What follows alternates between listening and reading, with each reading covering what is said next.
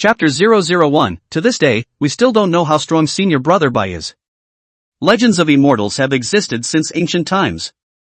Becoming an immortal is almost the obsession and dream of every cultivator. And today marks the welcoming ceremony for new disciples at the Qianshan Sword Pavilion within the ancient Immortal Dynasty.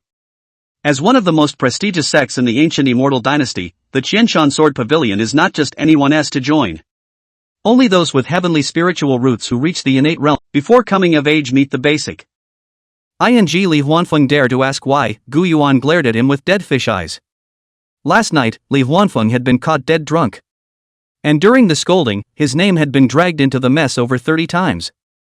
Sure, he had sneaked a few drinks with Li Huanfeng before, but this time, he absolutely hadn't been involved.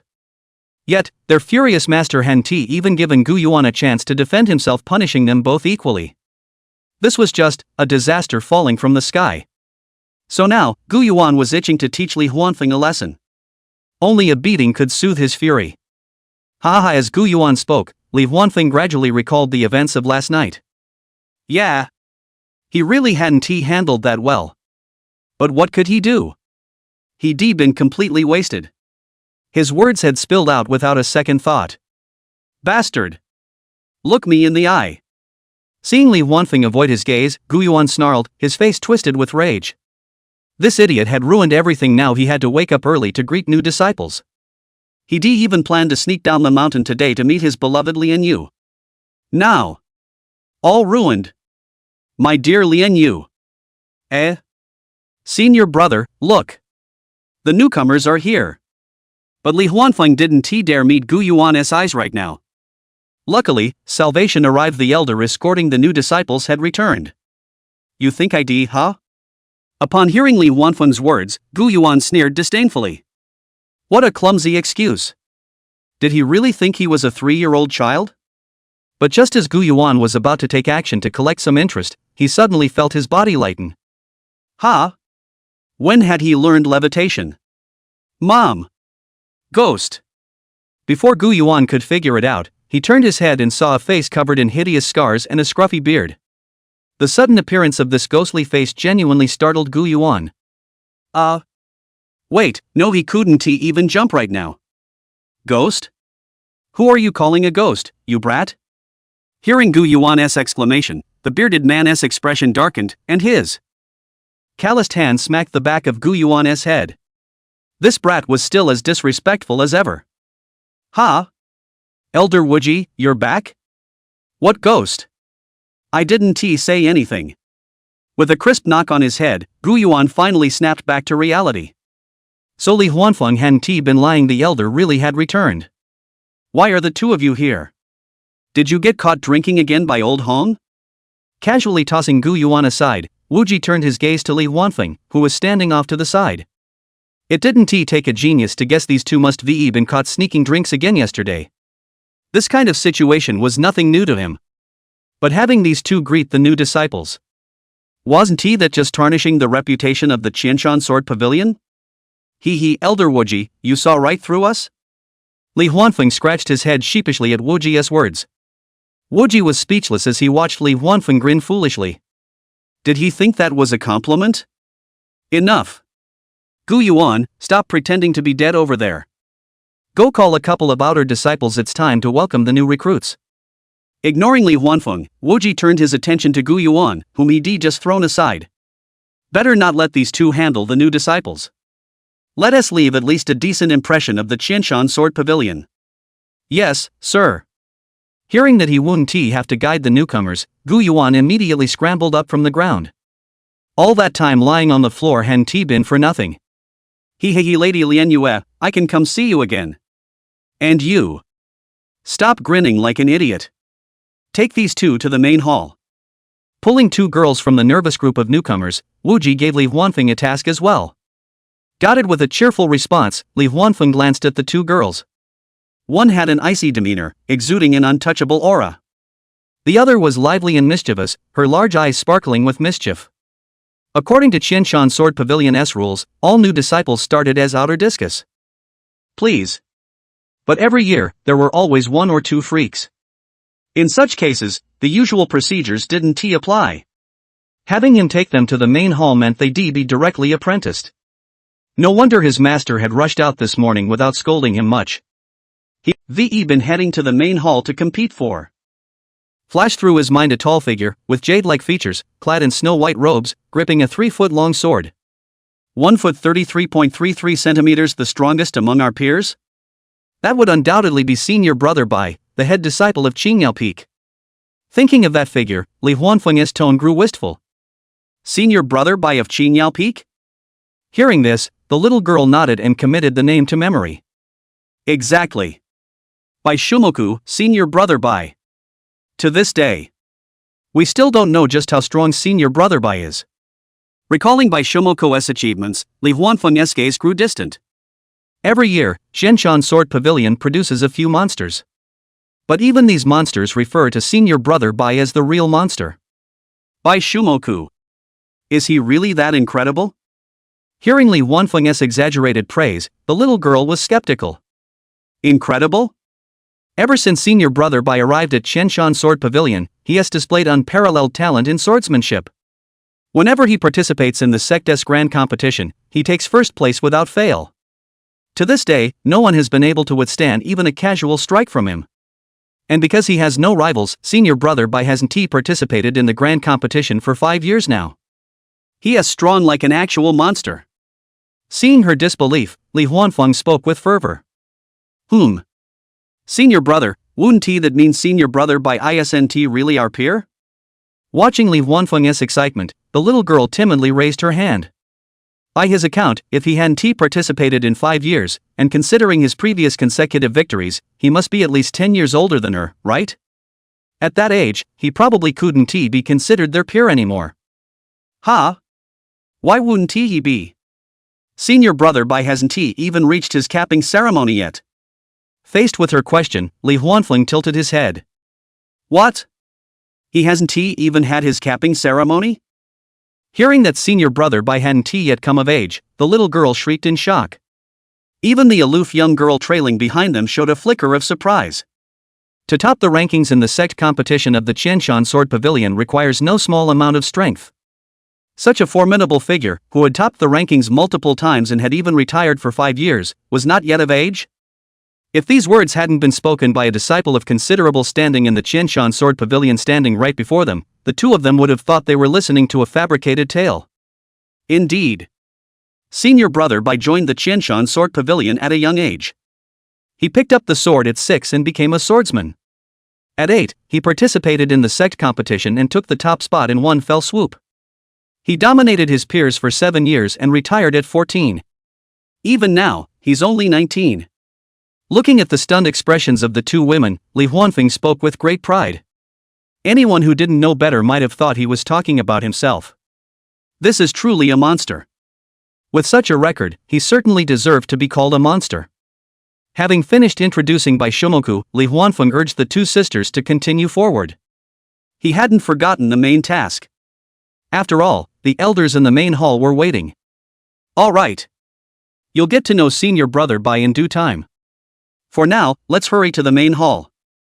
Chapter 002, Esteemed Elders, I wish to join Qing Yao Peak. At the very center of the Immortal Seeking Mountain, atop its highest peak, stood the Grand Hall of the sect, the Immortal Seeking Hall. Following the winding mountain path, Li Huanfeng led the two junior sisters to the entrance of the hall. With his task now complete, Li Huanfeng was more than happy to head back and catch up on some sleep. Watching as Li Huanfeng skipped away without a care, the younger girl was left dumbfounded. 8, he just left them here like that? Let's go. We'll go in. The aloof girl didn't pay much attention to Li Huanfeng. Calling out to the younger girl, she took the lead and stepped into the hall. The moment she entered, her gaze was immediately drawn to a massive portrait hanging at the far end of the hall. The painting depicted the back of a man standing atop a mountain peak. With his hands clasped behind his back, he gazed slightly upward into the distance. The distant sky was a sea of clouds.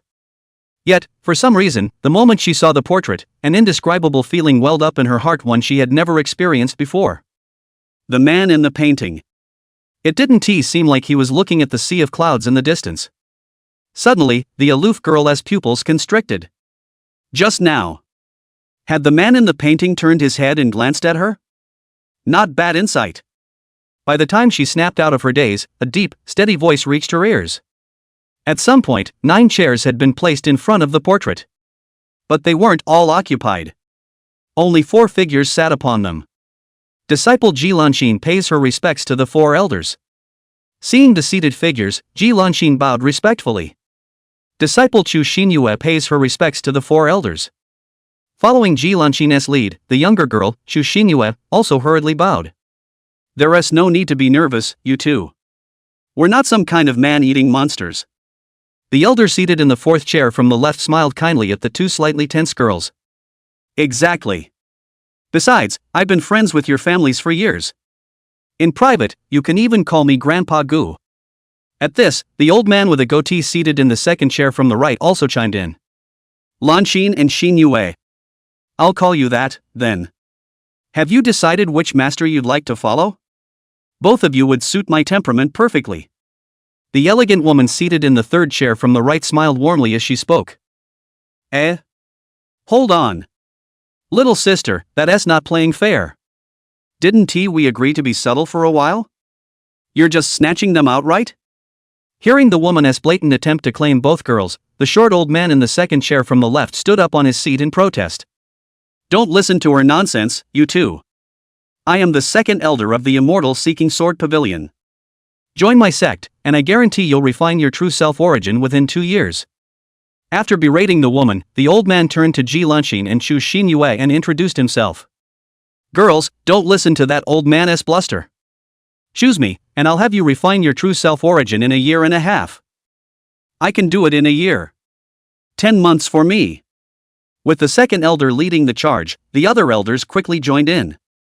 In no time, the entire hall erupted into chaos. Esteemed elders, I wish to join Qingyao Peak. Just as the elders were arguing fiercely, Chu Xinyue timidly raised her hand and spoke. Before entering the grand hall, Chu Xinyue had already decided who she wanted to apprentice under. Hearing Chu Xinyue's voice, the hall instantly fell silent. TSK wasted trip. Fine then. So both of you are the same? Hearing Chu Xinyue's words, the 2nd elder disappointedly sat back in his chair. If it were anyone else, even if they had the talent, it would still be the elder's choice. But Chu Xinyue and Ji Lanxin's backgrounds were anything but ordinary. They had the right to choose their own masters. No. I choose the strongest. Shaking her head, Ji Lanxin also spoke up to declare her stance. False hope.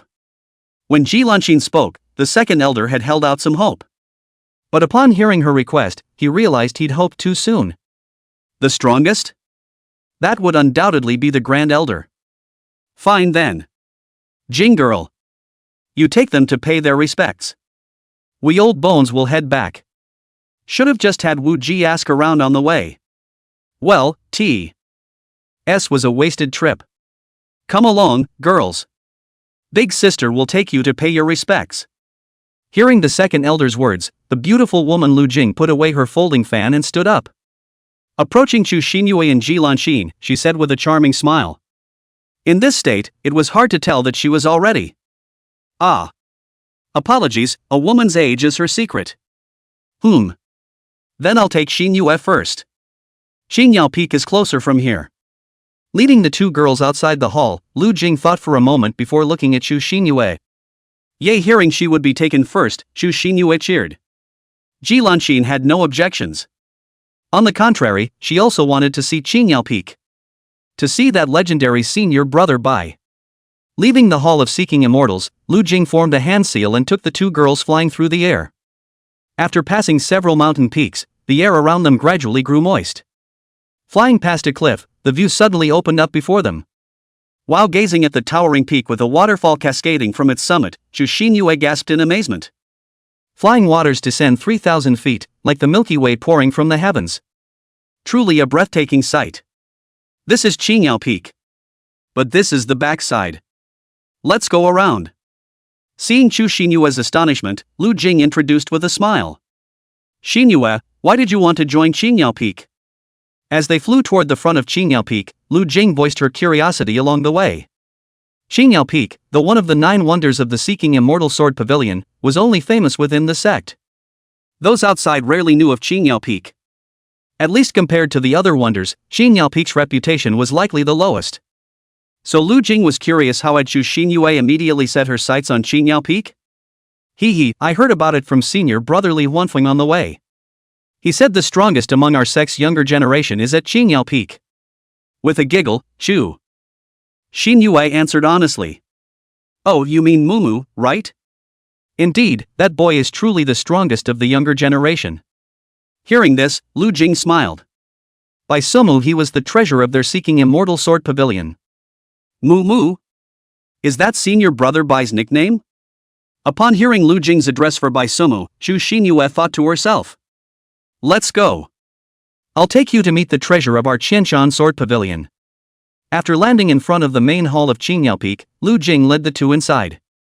Come to think of it, it had been a while since she last saw Bai Sumu. She kind of missed him. Senior sister. As soon as the three stepped into the hall, a cool voice came from within. Following the direction of the voice, a stunning beauty in plain white robes emerged from the hall. Junior sister Bai Miao. Where's our Mumu? Casually raising her hand in greeting, Lu Jing began looking around. Why wasn't her treasure here? She had sent Bai Miao a message when she left the main hall. Mumu will be here soon. Hearing Lu Jing's words, Bai Miao rolled her eyes helplessly. What do you mean our Mumu? He's mine. Mine. Alright then. Xinyue, Lanqin, you two can sit and wait for a bit. Taking Bai Miao's words in stride, Lu Jing naturally sat down. Picking up the teapot, she poured herself a cup, took a sip, and even remembered to invite the two girls to sit and wait with her. Oh dear, I almost forgot the main thing. But at that moment, Lu Jing suddenly felt a piercing gaze fixed on her. Looking in the direction of the gaze, she slapped her thigh and finally remembered. She wasn't here just to catch up. She was here to introduce new disciples to Bai Miao. Come here. Xinyue. This is Bai Miao, the master of Xingyao Peak. She's also the 9th elder of the Qianshan Sword Pavilion. From now on, you'll be her disciple. Pour the tea. Pulling Chu Xinyue back just as she was about to sit, Lu Jing began the introductions.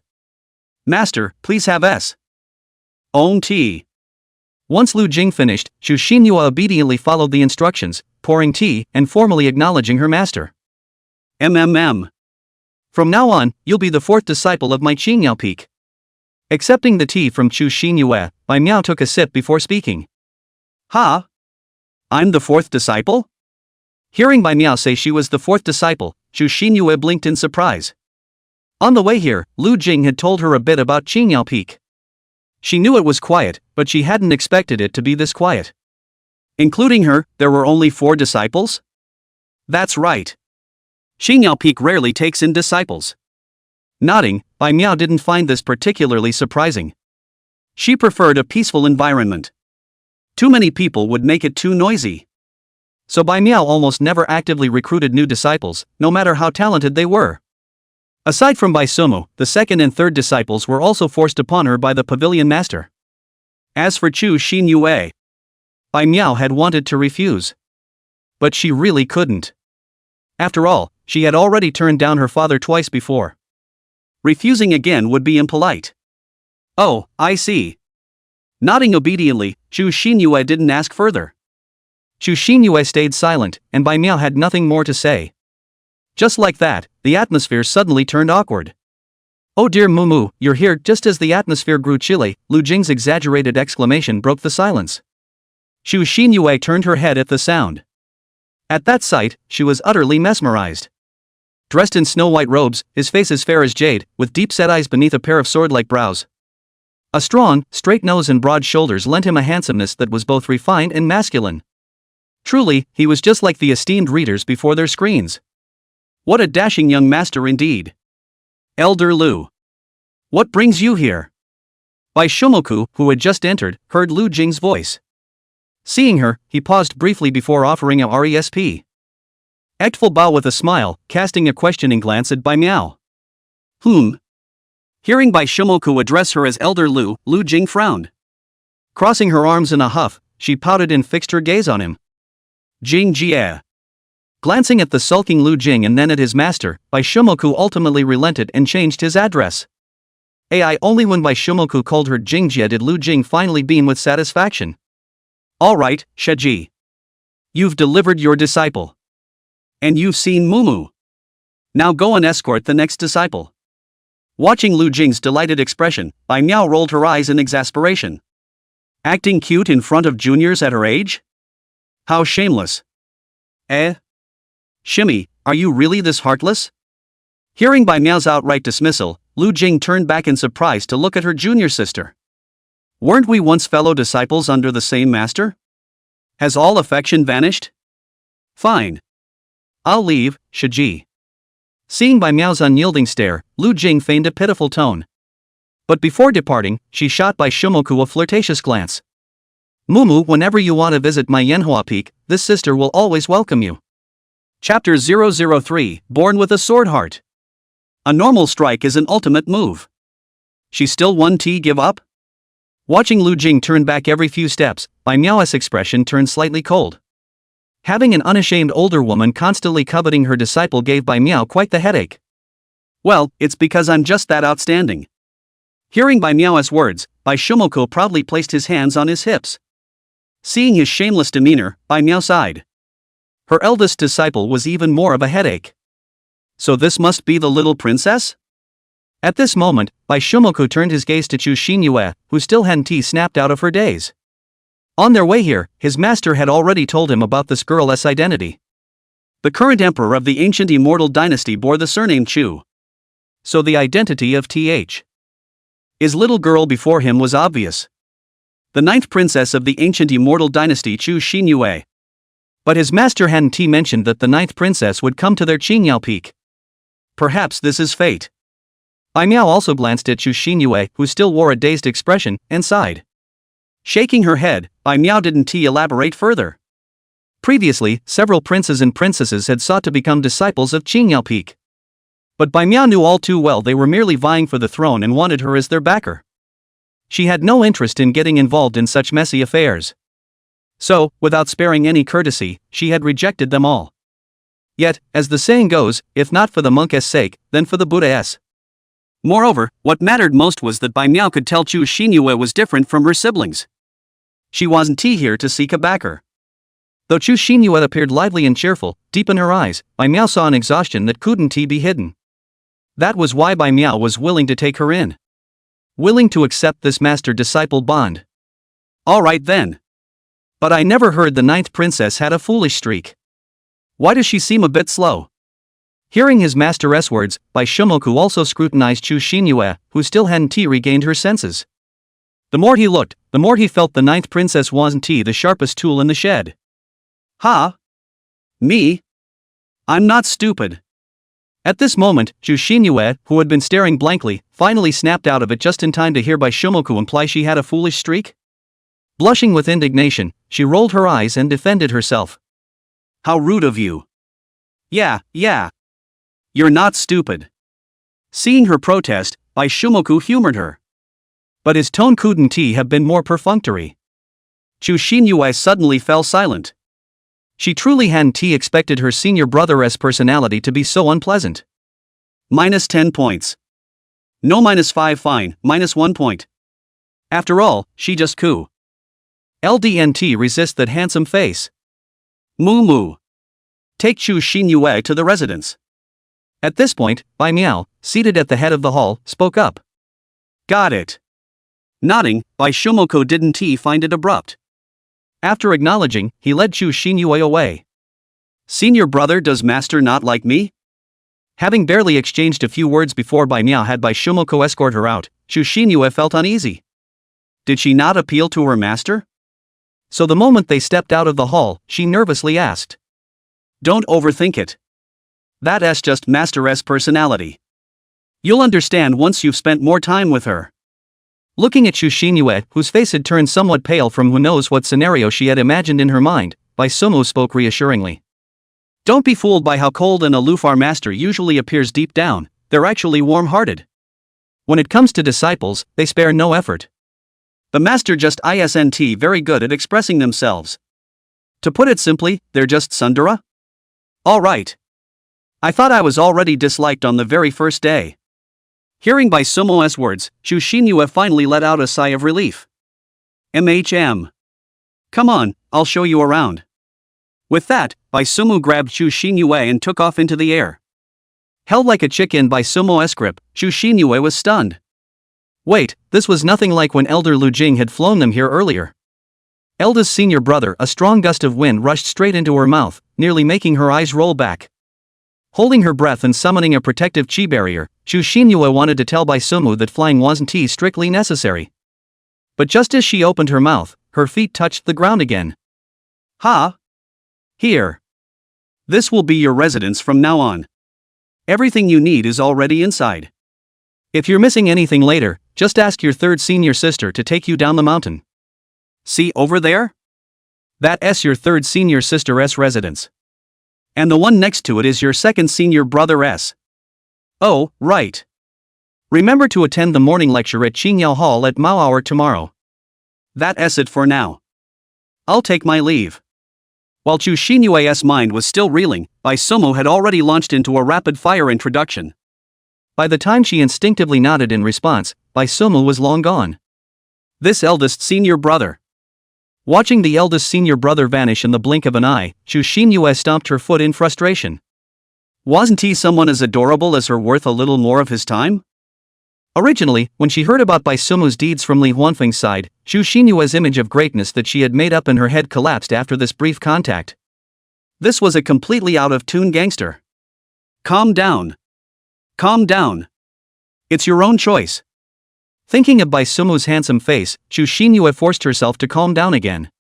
But thinking about it, Chu Xinyue's thoughts skewed again. What if? It would be good if eldest brother was a mute. 98. 99. 100. Early in the morning, in the mansion courtyard, Bai Sumu completed his 100th sit-up.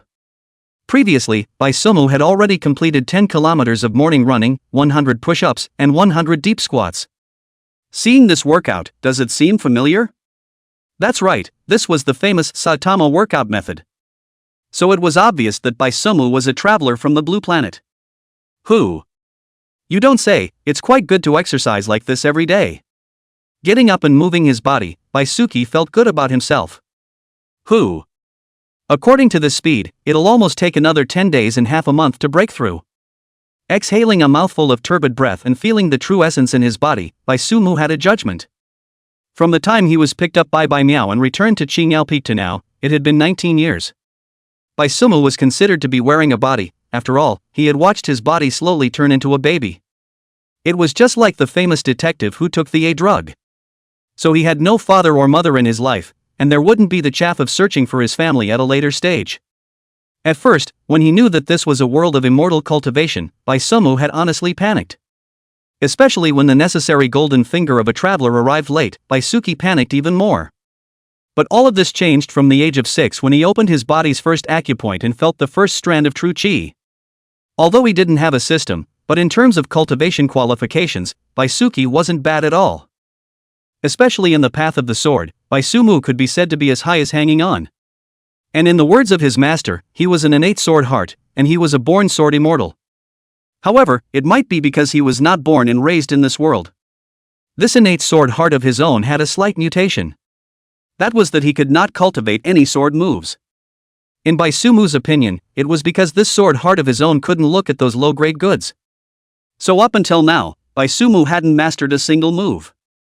But this was nothing in Bai Sumu's opinion.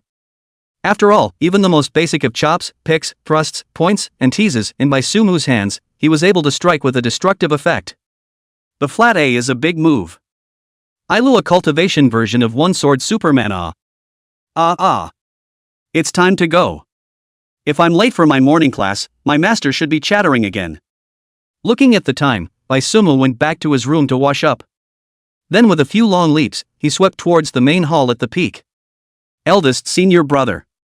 Eldest senior brother. Eldest senior brother. Just after walking into the main hall, 3 greetings rang out. A man with a cool face. A woman with a soft face. There was also Chu Xinyue. Good morning. Lan Dai, Yu Ting, Xinu. Seeing the 3 lovely senior siblings, Bai Sumu also greeted them with a smile. Lan Dai, who joined Qingyao Peak 8 years ago, was Bai Miao's second disciple. Chui Yuting, who joined Qingyao Peak 7 years ago, was the third disciple. Eldest brother, why didn't you bring your senior sister to my place yesterday to recognize me? I only realized this morning that senior has taken in another disciple. Looking at Bai Sumu, Chui Yuting said angrily. Ha!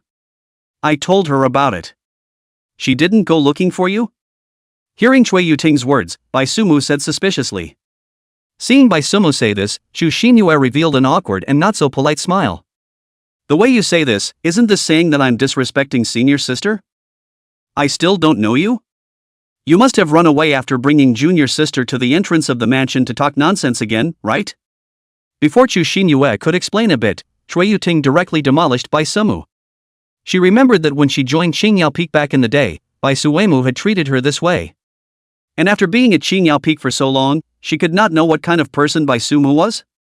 Senior sister. Hearing Chui Yuting's words, Chu Xinyue instantly had a feeling of finding a soulmate. Hiya. Isn't this me being a bit sociopathic?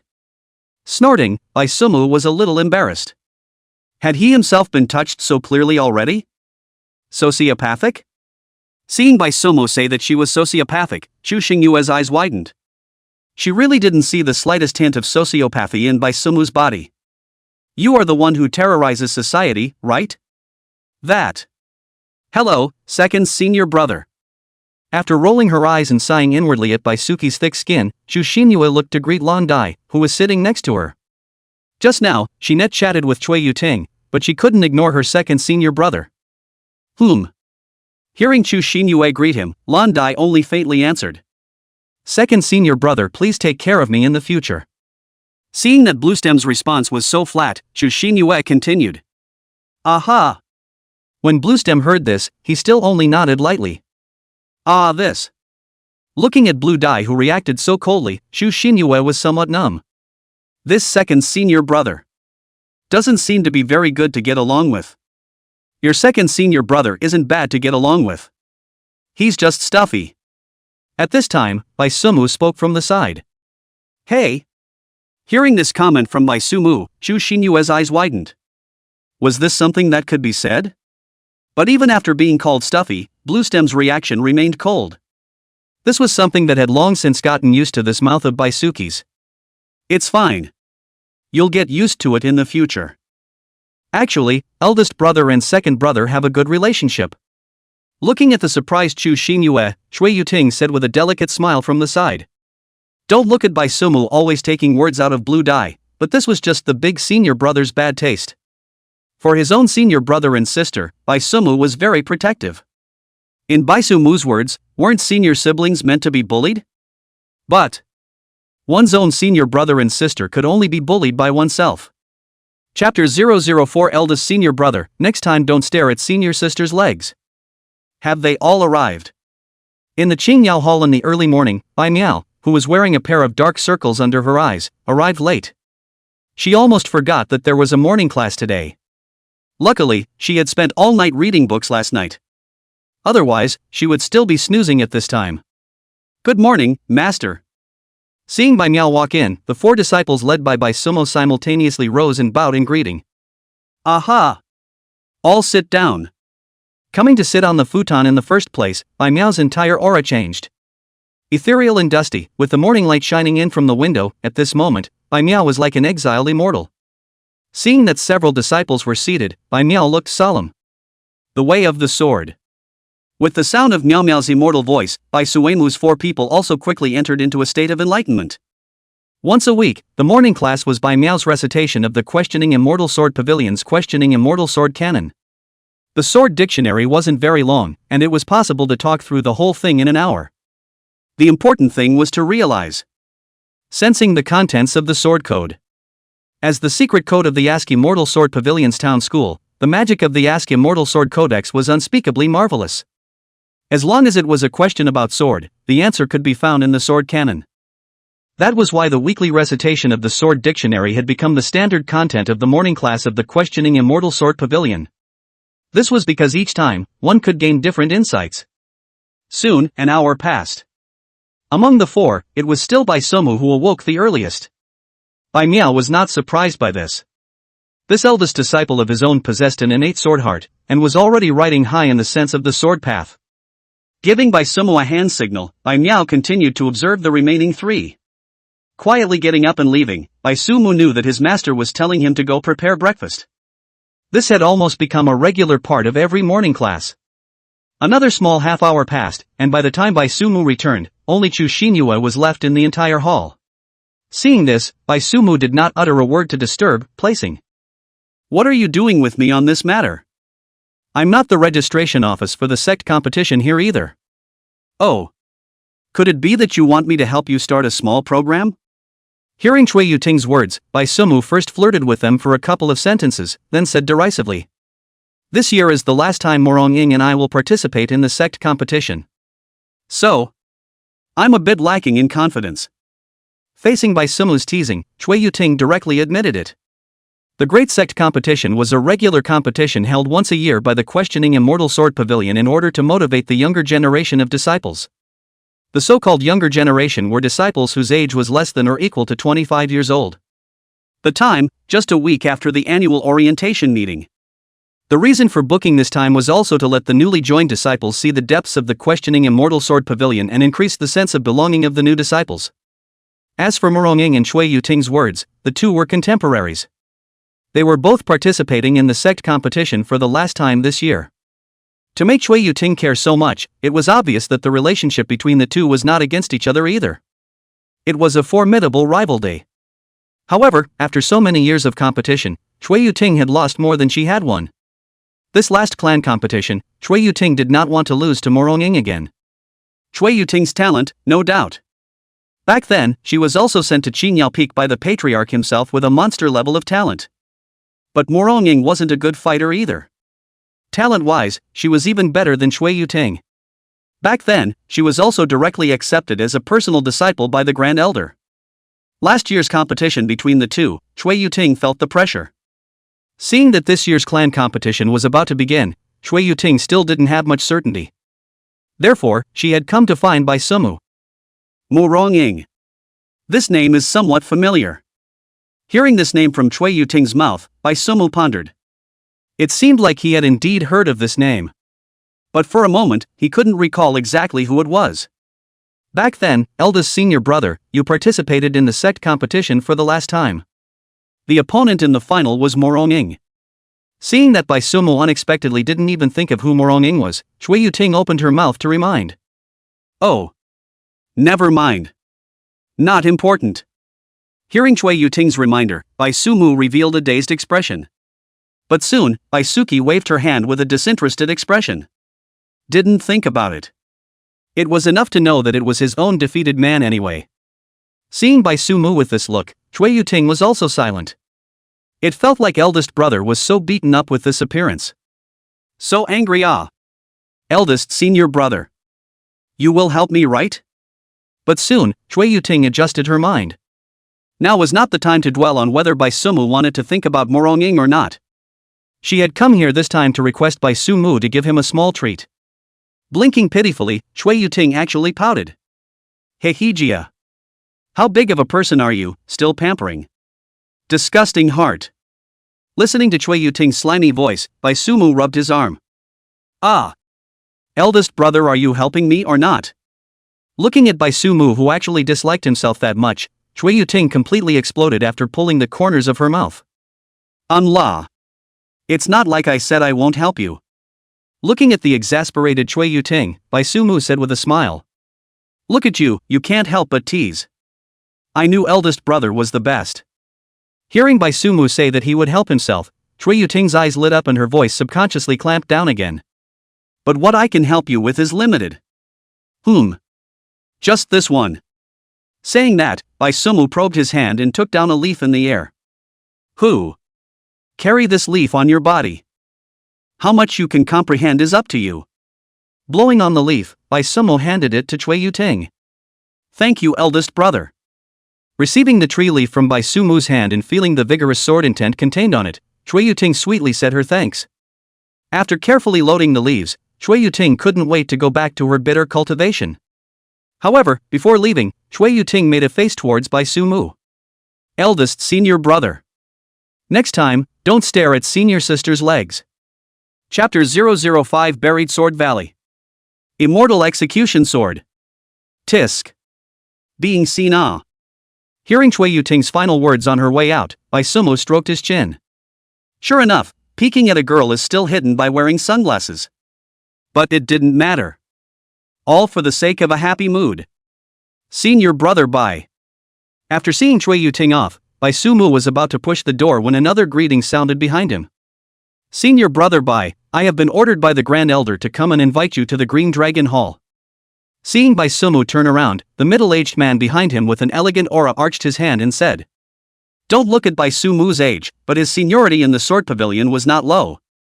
Most of the disciples, when they saw Bai Sumu, they would have to call out Senior Elder. Grand Elder? Okay. Lead the way. Hearing that it was the Grand Elder who invited him, Bai Sumu was a bit unresponsive at first. But soon, he also figured out what was going on. Time was flying by. It was day again. Qinglong Peak, the first of the 9 strange peaks of the Immortal Questioning Sword Pavilion. Compared to Qingyao Peak, Qinglong Peak could be said to be packed with people. Landing at the entrance of the Green Dragon Hall, Bai Sumu walked straight in. Came fast enough. In the main hall, the middle-aged man with a majestic face and wearing a strong suit looked at Bai Sumu, who walked in and laughed. This was the Peak Master of the Green Dragon Peak, the Grand Elder of the Immortal Questioning Sword Pavilion, Dongfang Xiong. That's for sure. Come early and you might even be able to catch the Grand Elder's morning meal. Looking at Dongfang Xiong, Bai Sumu casually pulled out a chair and sat down.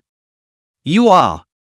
Looking at Bai Sumu's casual appearance, Dongfang Xiong smiled and shook his head. However, it wasn't that he didn't like Bai Sumu like this. On the contrary, Dongfang Xiong felt that this was the kind of spiritedness that a young disciple should have. Of course, this was Bai Sumu. Would you try it with other disciples? You'll see if Dongfang Xiong smacks him or not. Senior brother Bai. Seeing that the two were almost done talking, a veiled sister standing behind Dongfang Xiong slightly bowed towards Bai Sumu to greet him. Good day, senior brother Bai. Watching her senior sister greet, Ji Lanxin followed suit. All good, all good. Nodding, Bai Sumu said casually. Sumu. For this trip to the Burial Sword Valley, let Morongying and Ji Lanxin follow you. Seeing that both disciples had finished their greetings, Dongfang Xiong went straight to the point. The two of them will go with me? Good. Glancing at the two women standing behind Dongfang Xiong, Bai Sumu was a little surprised. The Buried Sword Valley was a dangerous place in the Immortal Sword Pavilion. In it stood the sword mounds of countless ancestors who had sacrificed their lives for the questioning Immortal Sword Pavilion. Those who were able to set up a sword mound in the Burial Sword Valley were all top-notch swordsmen who had amazed in era. So as the top swordsman's sword, even if the swordsman died, the sharp sword intent still remained in the sword. With the accumulation of time, the current Buried Sword Valley had been filled with all kinds of sword intent. Because of this, the danger of the Buried Sword Valley was no less dangerous than even other heavenly tribulation perilous places. However, since the Grand Elder, who was the gatekeeper, had spoken, Bai Sumu certainly wouldn't say anything more. Since he dared to let the two of them go in, he must have arranged a back way out. There was no need to worry about this. Even if one took a step back and said, wasn't he still following? Still so clean and sharp. But this time, old man, I have one more thing to ask of you. The two of them are not yet at a level where they can withstand the sword intent within the Burial Sword Valley. I'm afraid I'll need you to take care of them when the time comes. Hearing Bai Sumu promise so painfully, it in turn made Dongfang Xiong a little embarrassed. It's also possible. But there has to be an increase in money. Hearing Dongfang Xiong say this, Bai Sumu froze for a moment. Hoping that he was the back way prepared by the Grand Elder? But after thinking for a moment, Bai Sumu still agreed. Wasn't this just a good opportunity to knock on the bamboo stick? Ha! Ha ha ha! You kid Yes. This reply from Bai Sumu caused Dongfang Xiong to be stunned for a moment. Afterward, Dongfang Xiong, who heard and understood, smiled freely. This brat really doesn't need any losses at all. But being able to let Bai Sumu bring the two of them in, adding money to Dongfang Xiong would also be recognized. You too. Listen to Sumu's arrangements the entire time after entering the Buried Sword Valley. Don't have any objections, is that clear? Bai Sumu's side promised, Dongfang Xiong turned his head sideways towards the two women behind him and said solemnly. Disciple understands. Hearing Dongfang Shui's instructions, the two women also bowed their heads and answered. Take your seats and have your meal. Seeing the two girls respond, Dongfang Shui nodded. Coincidentally at this time, the breakfast meal was also delivered. After eating the breakfast meal, Dongfang Shui threw a token engraved with complex patterns to Bai Sumu. This was the key to open the door to the burial Immortal Valley. Grand Elder, then we will go over first. If it goes well, we'll be back before the evening meal. Receiving the key from Dongfang Shui's hand, Bai Sumu waved goodbye. There was one thing to say, the food at Green Dragon Peak was really good, and Bai Suki decided to whore himself out again. Hearing that at this time Bai Sumu still didn't forget to ask for one more meal, Dongfang Shui also cursed with a laugh. Brat! You really haven't taken enough advantage. But since you brat likes the food of this Green Dragon Peak of mine so much, then why don't you just transfer directly to my disciple? At that time, you'll follow old me every day to eat fragrant food and drink spicy food. After laughing and cursing, Dongfang Shui's words changed. Hearing Dongfang Shui's words, this time it was Bai Sumu's turn to be helpless. How come the elders were all thinking about themselves? However, it was impossible for Bai Sumu to leave Qingyao Peak. Cough. Then it's better to forget it. Great Elder, see you tonight. The buried Sword Valley, located in the southwest of Qinglong Peak. Bringing Morongying and Jilanxin in imperial flight, the three of them soon arrived in front of a towering bronze gate. Behind this huge bronze door was the buried Sword Valley. First, what sword did the Grand Elder ask you to obtain? In front of the bronze gate, Bai Sumi looked at Morongying and Jilanxin and asked. Inside the buried Sword Valley, buried within were the sword mounds of the Sword Pavilion's forefathers. The establishment of the sword mound not only represented allowing the forefathers to return their souls to their homelands, but also to leave the divine weapons to their descendants. As long as one could withstand the test of the artifact spirit within the sword, one could take the sword away. Of course, this test was not that easy to pass. First, one must be within 30 years of age. Secondly, one has to comprehend sword intent. Without mentioning the previous conditions, just the one of comprehending sword intent alone directly raised the difficulty to a hellish level. After all, only by mastering sword intent could one be called a true sword cultivator. But wanting to comprehend sword intent was not something that relied on cultivation. Sword intent could only rely on enlightenment. Some people were stuck at the doorway of sword intent for life. Some people were once enlightened, and their sword chi spread across 100,000 miles. Sword intent is the true measure of a sword cultivator's strength. But even if you meet these two conditions, this is only just barely reaching the threshold to enter the buried Sword Valley. If you want to be recognized to take the sword, you still need to reach a certain level of comprehension of sword intent. The closer you get to the center of the buried Sword Valley, the higher the requirements for sword intent. At the same time, the requirements of the precious sword for the successor would also be higher. So for so many years, there were only more and more precious swords within the buried Sword Valley. Until Bai Sumu joined the Immortal Questioning Sword Pavilion. Possessing an innate sword heart, on the first day of holding the sword, Bai Sumu grasped the sword intent. The buried Sword Valley, which was a dangerous place for others, was no different from a backyard garden in Bai Sumu's opinion. So every time he entered the buried Sword Valley, the Grand Elder had Bai Sumu follow along. With Bai Sumu, the disciples didn't have to worry about their safety within the buried Sword Valley. This was naked cheating. I want the Immortal Execution Sword. Chapter 006, You've come all this way. You want the Immortal Execution Sword? Hearing Morongying's words, Bai Sumu twisted his head to look over. He suspected that he had just heard it wrong. That's right. Immortal Execution Sword. Nodding, Morongying said with incomparable certainty. Okay. What about you? Looking at Morongying's so certain and confident appearance, Bai Sumi laughed lightly but did not say anything, turning to look at Jilanxin on the side. I don't know. Master said for me to follow my fate. Shaking her head, Jilanxin said faintly. Good. Nodding, Bai Sumu likewise didn't ask much. Taking out the key given by Dongfang Shui, Bai Sumu directly pressed it into the gap on the bronze door. Rumble. With the sound of a mechanism turning, the huge bronze door slowly opened towards both sides. Inside the bronze door, overriding sword intent spewed forth uncontrollably. This was the entrance to the buried Sword Valley. Stay close to me. With an admonition towards the two girls, Bai Sumu walked towards the bronze door. The two girls also didn't dare to be the slightest bit slow at hearing this, and followed closely behind by Sumu. The moment they walked through the bronze door, the two women felt a great pressure. That feeling was as if they had entered a muddy swamp composed of various sword intentions. Feeling the increasingly heavy pressure, the two women also didn't dare to slow down in the slightest as they activated their respective sword intent to resist. As one green and one white sword intent rushed up into the sky, Morong-ing and Jilanxin felt better.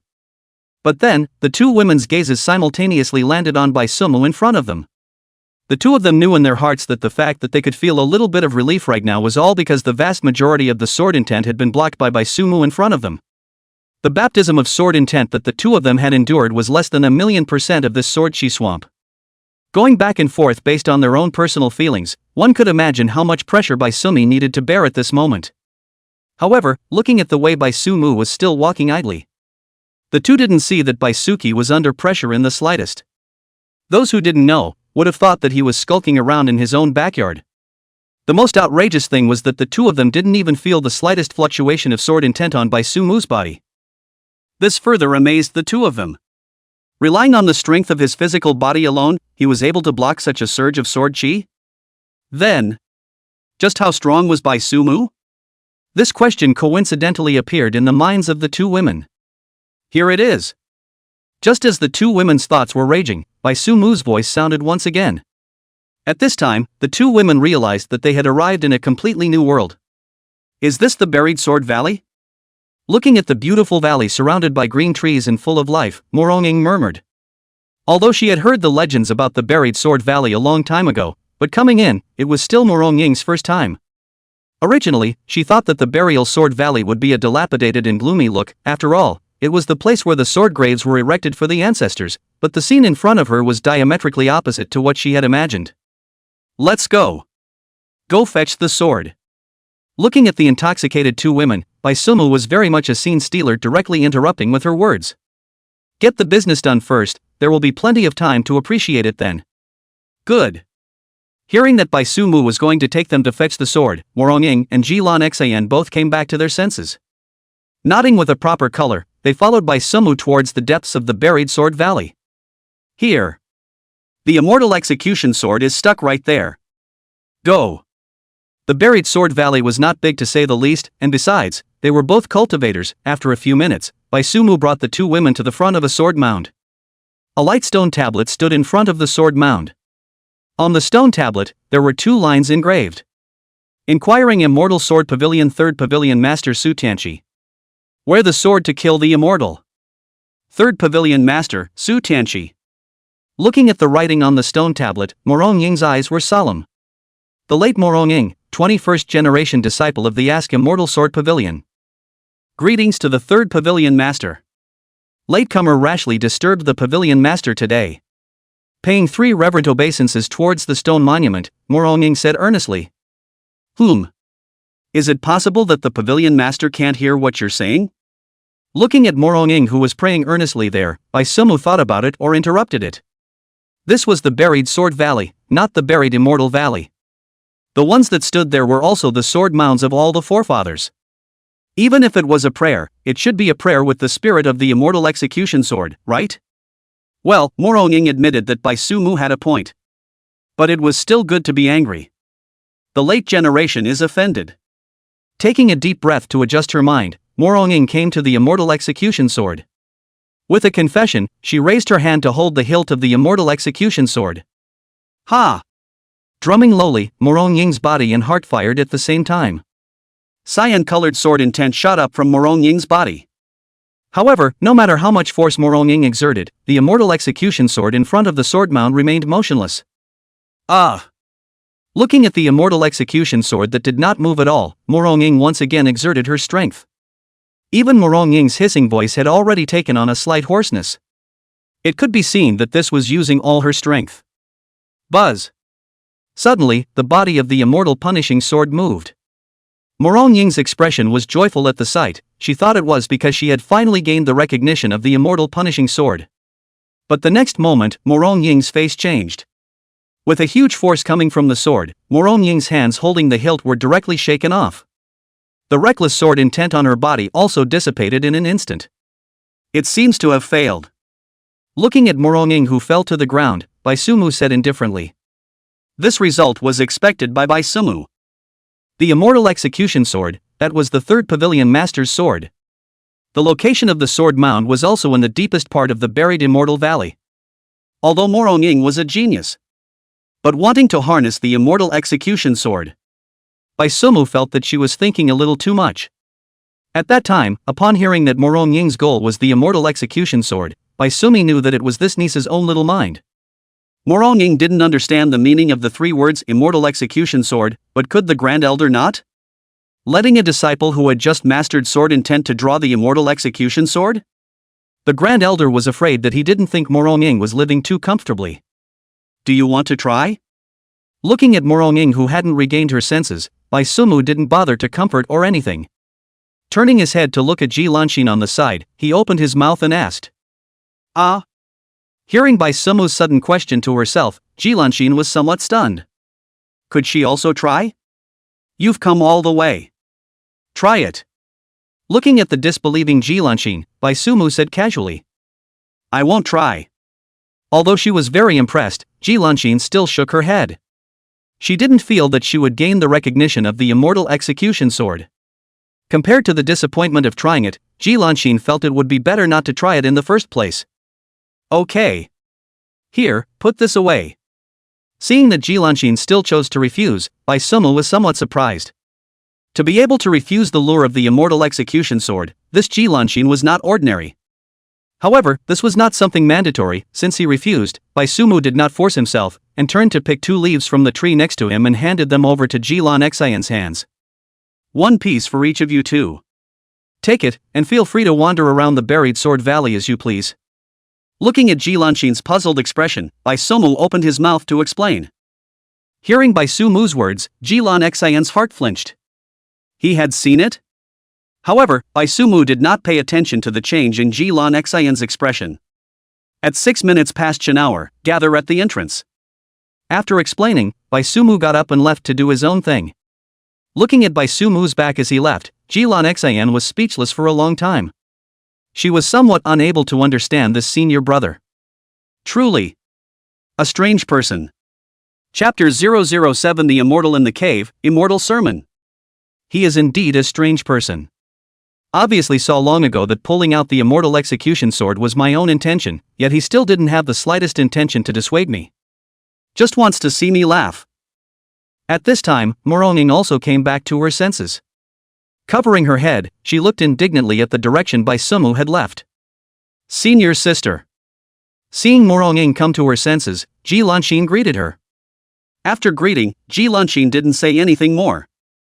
Baisumu was not something she could evaluate. She was just a newcomer who had just started. Give me the leaves. You go find your target, I'll go find mine. Seeing that Ji Lanshin didn't answer, Moronging didn't say anything more. Although she was in a bit of a trance just now, she could still hear the conversation outside. For this senior sister who could refuse the temptation of the Immortal Execution Sword, Moronging also had a high opinion of her. Still faintly answering, Ji Lanshin handed the leaves to Moronging. Looking at this cold attitude of Ji Lanshin, Moronging was somewhat silent. It was said that she had a cold nature, but compared to Ji Lanshin, Moronging felt that she was already warm enough. Moronging wouldn't feel that Ji Lanshin was not wanting to talk to herself. In fact, even when facing their master, Grand Elder Dongfang Xiong, Ji Lanshin still had this attitude. One could only say. The background was hard enough. Let's go. Old man. I'm here again. Meanwhile, deep in the burial Immortal Valley, up the crags, there was a hidden cave entrance where Baisumu arrived. Brat, no need to shout every time. You just came in and I could smell the stench on you. Baisumu's words had just fallen, when an exasperated voice came from within the cave entrance. Or else I would say that you are a dog immortal. Hearing this exasperated voice, Baisumu lightly laughed and said, lifting his feet towards the cave. There was a gap at the top of the cave, and sunlight shone down from the gap. It wasn't big inside, a small place of 2 square feet. Right in the center, there was a sword that was covered in notches. On the sword's hilt, 5 chains extend out, and the locking. It was a pudgy old man. Where is the wine? The old man didn't say anything more about Baisumu's address. His eyes were locked on by Sumu's hands as he searched for the fine wine that made his heart skip a beat. It's here. Looking at the old man's eager appearance, Sumu didn't whet his appetite. Taking out a jar of fine wine from his chinkuan pouch, he directly threw it towards the old man. Brat! The moment Sumu pulled out the fine wine, the old man's eyes went straight. Even saliva unconsciously flowed down from the corners of his mouth. But when he saw that Sumu even threw the wine altar directly towards him, the old man was furious and directly cursed angrily. If this fell for the fine wine, he would have to fight with Sumu. Kid! Next time, don't make it so exciting. Be sure to deliver the wine to me in one piece. Catching the wine altar without any danger, the old man smoothly licked up the few drops of wine spilled on the ground as well. Looking at Suemu, who still had that smiling look, the old man issued a warning. That won't do. You're going to kill me directly. Listening to the warning issued by the old man, Sumu was not the least bit moved and sat cross-legged at the cave entrance with a smile on his face. Ha! It's also the last time you kid had a good life. I didn't expect that after so many years, Ning Susumu would still leave a backhand inside the immortal questioning sword. But don't you let me catch the chance. Otherwise. I've been coveting this body of yours for a long time. Hearing Sumu say that, the old man's originally amiable face suddenly changed. Indignantly, he glanced at the questioning immortal sword that had locked himself in place, then his eyes salivated as he looked at Sumu. Of course. I definitely won't let you seize the opportunity. Hearing the old man's naked threat, the smile on Sumu's face remained unchanged. Even if this person in front of him was a true immortal. The old man's name was unknown to Sumu. He himself hadn't mentioned it either. Getting to know the old man was when Sumu first entered the buried sword valley. At that time, Sumu was only 8 years old, but his strength was already the best amongst the disciples, and even amongst the elder's personal disciples, he performed no less well. Therefore, Sumu deservedly obtained a place to enter the buried sword valley. After entering the buried sword valley, Sumu was guided here by the old man. The old man at that time wanted to take over Sumu. However, he was suppressed by the questioning immortal sword. After throwing Sumu out, the questioning immortal sword relied on the remaining immortal power of the sword to block off the entrance to the cave, and even manifested 5 chains to lock the old man's hands, feet, and neck, so that he could no longer affect the outside world. That's why Sumu escaped with his life. It wasn't until 2 years later that Sumu came back here with his increasingly refined sword intent. It was also from that time that an agreement was made between the two. Every time Sumu was at the opening of the burial sword valley, he brought 2 jars of fine wine. And as payment, the old man needed to give Sumu a sermon. After all, the old man was a genuine immortal. It was actually risky for Sumu to do so. The words of an immortal were not something that a mortal could listen to. If a normal person heard the immortal's voice, they would only have the one fate of exploding and dying. But Sumu had an innate sword heart. With regard to the old man's sermon, Sumu had a headache at the beginning, but later, he was able to understand it by all means. And it was this just-in-case scenario that allowed Sumu's innate sword heart to grow wildly, and his perception of sword intent was climbing all the time. It had better be so. Looking at Sumu's smiling face, the old man said with a cold smile. As the words left his mouth, he grabbed the wine altar and drank it boozily. All right. Drink and wait for me to leave, and you can drink slowly by yourself. It's sermon time now. Don't plan to muddle through. Looking at the old man who was drinking up, Sumu was not polite at all. The buried sword valley only opened once every 6 months. Each time it opened at the 6th hour, it only lasted 4 hours at a time. So Sumu couldn't afford to waste time. All right. There's no need to say the rest. Hearing Sumu say this, the old man put down the wine altar in his hand with extreme reluctance. He all knew what Sumu was going to say next. If you don't start, you won't bring him any wine next time. This sentence, his ears were getting calloused from hearing it. But there was no way around it. The old man could only rely on Sumu to bring him wine from outside to drink right now. Even if these wines weren't any jeweled liquors in his opinion, they were at least wine. Ask with the sword. After reluctantly glancing at the wine altar, the old man began to preach. The old man spoke earnestly, and Sumu listened attentively. Time passed so quietly. Soon, the 7th hour of the Shin hour arrived. Almost the instant the old man's voice stopped, Sumu came back from his senses. Let's go, dog immortal. Let's meet again next time. Calming the stirring sword intent in his body, Bai Sumu threw the second altar of wine to the old man. He then got up, waved his hand and left. Kid. Looking at Bai Sumu's back as he left, the old man's eyes were gloomy. But then, the old man raised his head to look at the sky outside his head, and a crazy smile appeared on his face. Soon. Chapter 008 Senior Brother and Sister, I'll definitely help clear up your misunderstandings. Has Senior Brother Bai not returned yet? At the entrance of the buried sword valley, sitting on a piece of broken stone, Moronging looked at the valley ahead with cold eyes. He said that he would gather at 6 minutes past an hour, but now it's already 7 minutes, and there's still no one in sight. There might be something delayed. Ji Lanxin also remained the same cold look. However, at this time, Ji Lanxin's face was sickly pale, clearly not in good shape. When she had just taken in the precious sword, Ji Lanxin had consumed too much sword intent. And the leaf that Bai Sumu had given her, the sword intent on it was also almost depleted. If Bai Sumu didn't come back, the current Ji Lanxin would even have the luxury of passing through the swamp of sword chi at the entrance. Who? I hope. Hearing Ji Lanxin's words, Moronging could only sigh helplessly. Senior sister, you don't seem to like Senior Brother Bai? Hearing Moronging's helpless tone with a few hints of annoyance, Ji Lanxin asked suspiciously. From the very beginning, Ji Lanxin had noticed that Moronging had an obvious hostility towards Bai Sumu. Ji Lanxin couldn't figure it out. Was there a feud between the two? But Senior Sister Bai usually had a very easygoing personality. Although it was true that he was a bit too easygoing at times, he should be a person who was very easy to get along with. And although Senior Sister Morong was cold and icy, her reputation among her fellow disciples had always been highly respected. Why would such two people create animosity? That's right. I don't like him. Hearing Ji Lanxin's words, Moronging spoke after a moment of silence. Do you feel that Bai Sumu is very easygoing and a good person to get along with? Without waiting for Ji Lanxin to ask, Moronging said to herself. Aha! Nodding, Ji Lanxin did think so. I've known Bai Sumu for a long time.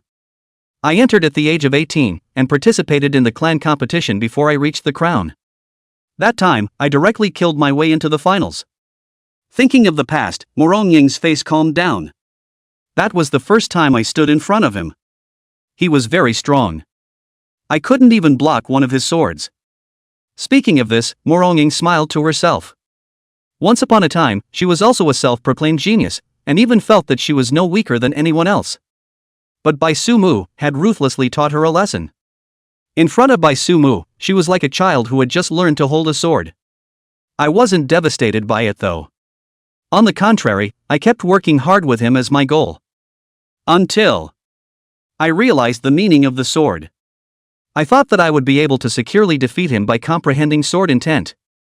So I challenged him again. I lost. Still didn't even manage to hold a single sword. Before comprehending sword intent, I didn't think he was so unreachable. But after comprehending sword intent, I realized that the gap between us is like a gap in the sky. As the words changed, Moronging's expression grew a few points colder. But all of these, I can actually accept. What makes me unable to accept is he can't even remember my name. I still remember to this day what he said that day. You're very good, and your sword intent is interesting. I'll remember you, Senior Sister Dongfang. Eastern's senior sister? Ha! In his world, I'm just an insignificant person who doesn't deserve to be remembered. So, I hate his arrogance. Saying that, Moronging's eyes reddened a little. Hearing these words from Moronging, Ji Lanxin fell silent. Don't look at how easygoing he usually is. That's all a mask he puts on. He is an extremely arrogant person. Such a person. Forget it. Smiling miserably, in the end, Moronging restrained herself. Senior sister. So you're in love, right? Ji Lanxin's words caused 3 question marks to float above Moronging's head. When I type question marks, it's not me who has a problem, but you, old sister, who has a problem. How did you associate this piece? I've read the talking books. Senior Brother Bai is the genius in the limelight. And you, Senior Sister, are a fellow sister chasing after Senior Brother Bai. With the feeling of wanting to share the joy of your progress to the person you like, that's why you went to challenge Senior Brother Bai. But because Senior Brother Bai didn't remember your name, that's why senior sister grew to hate you out of love.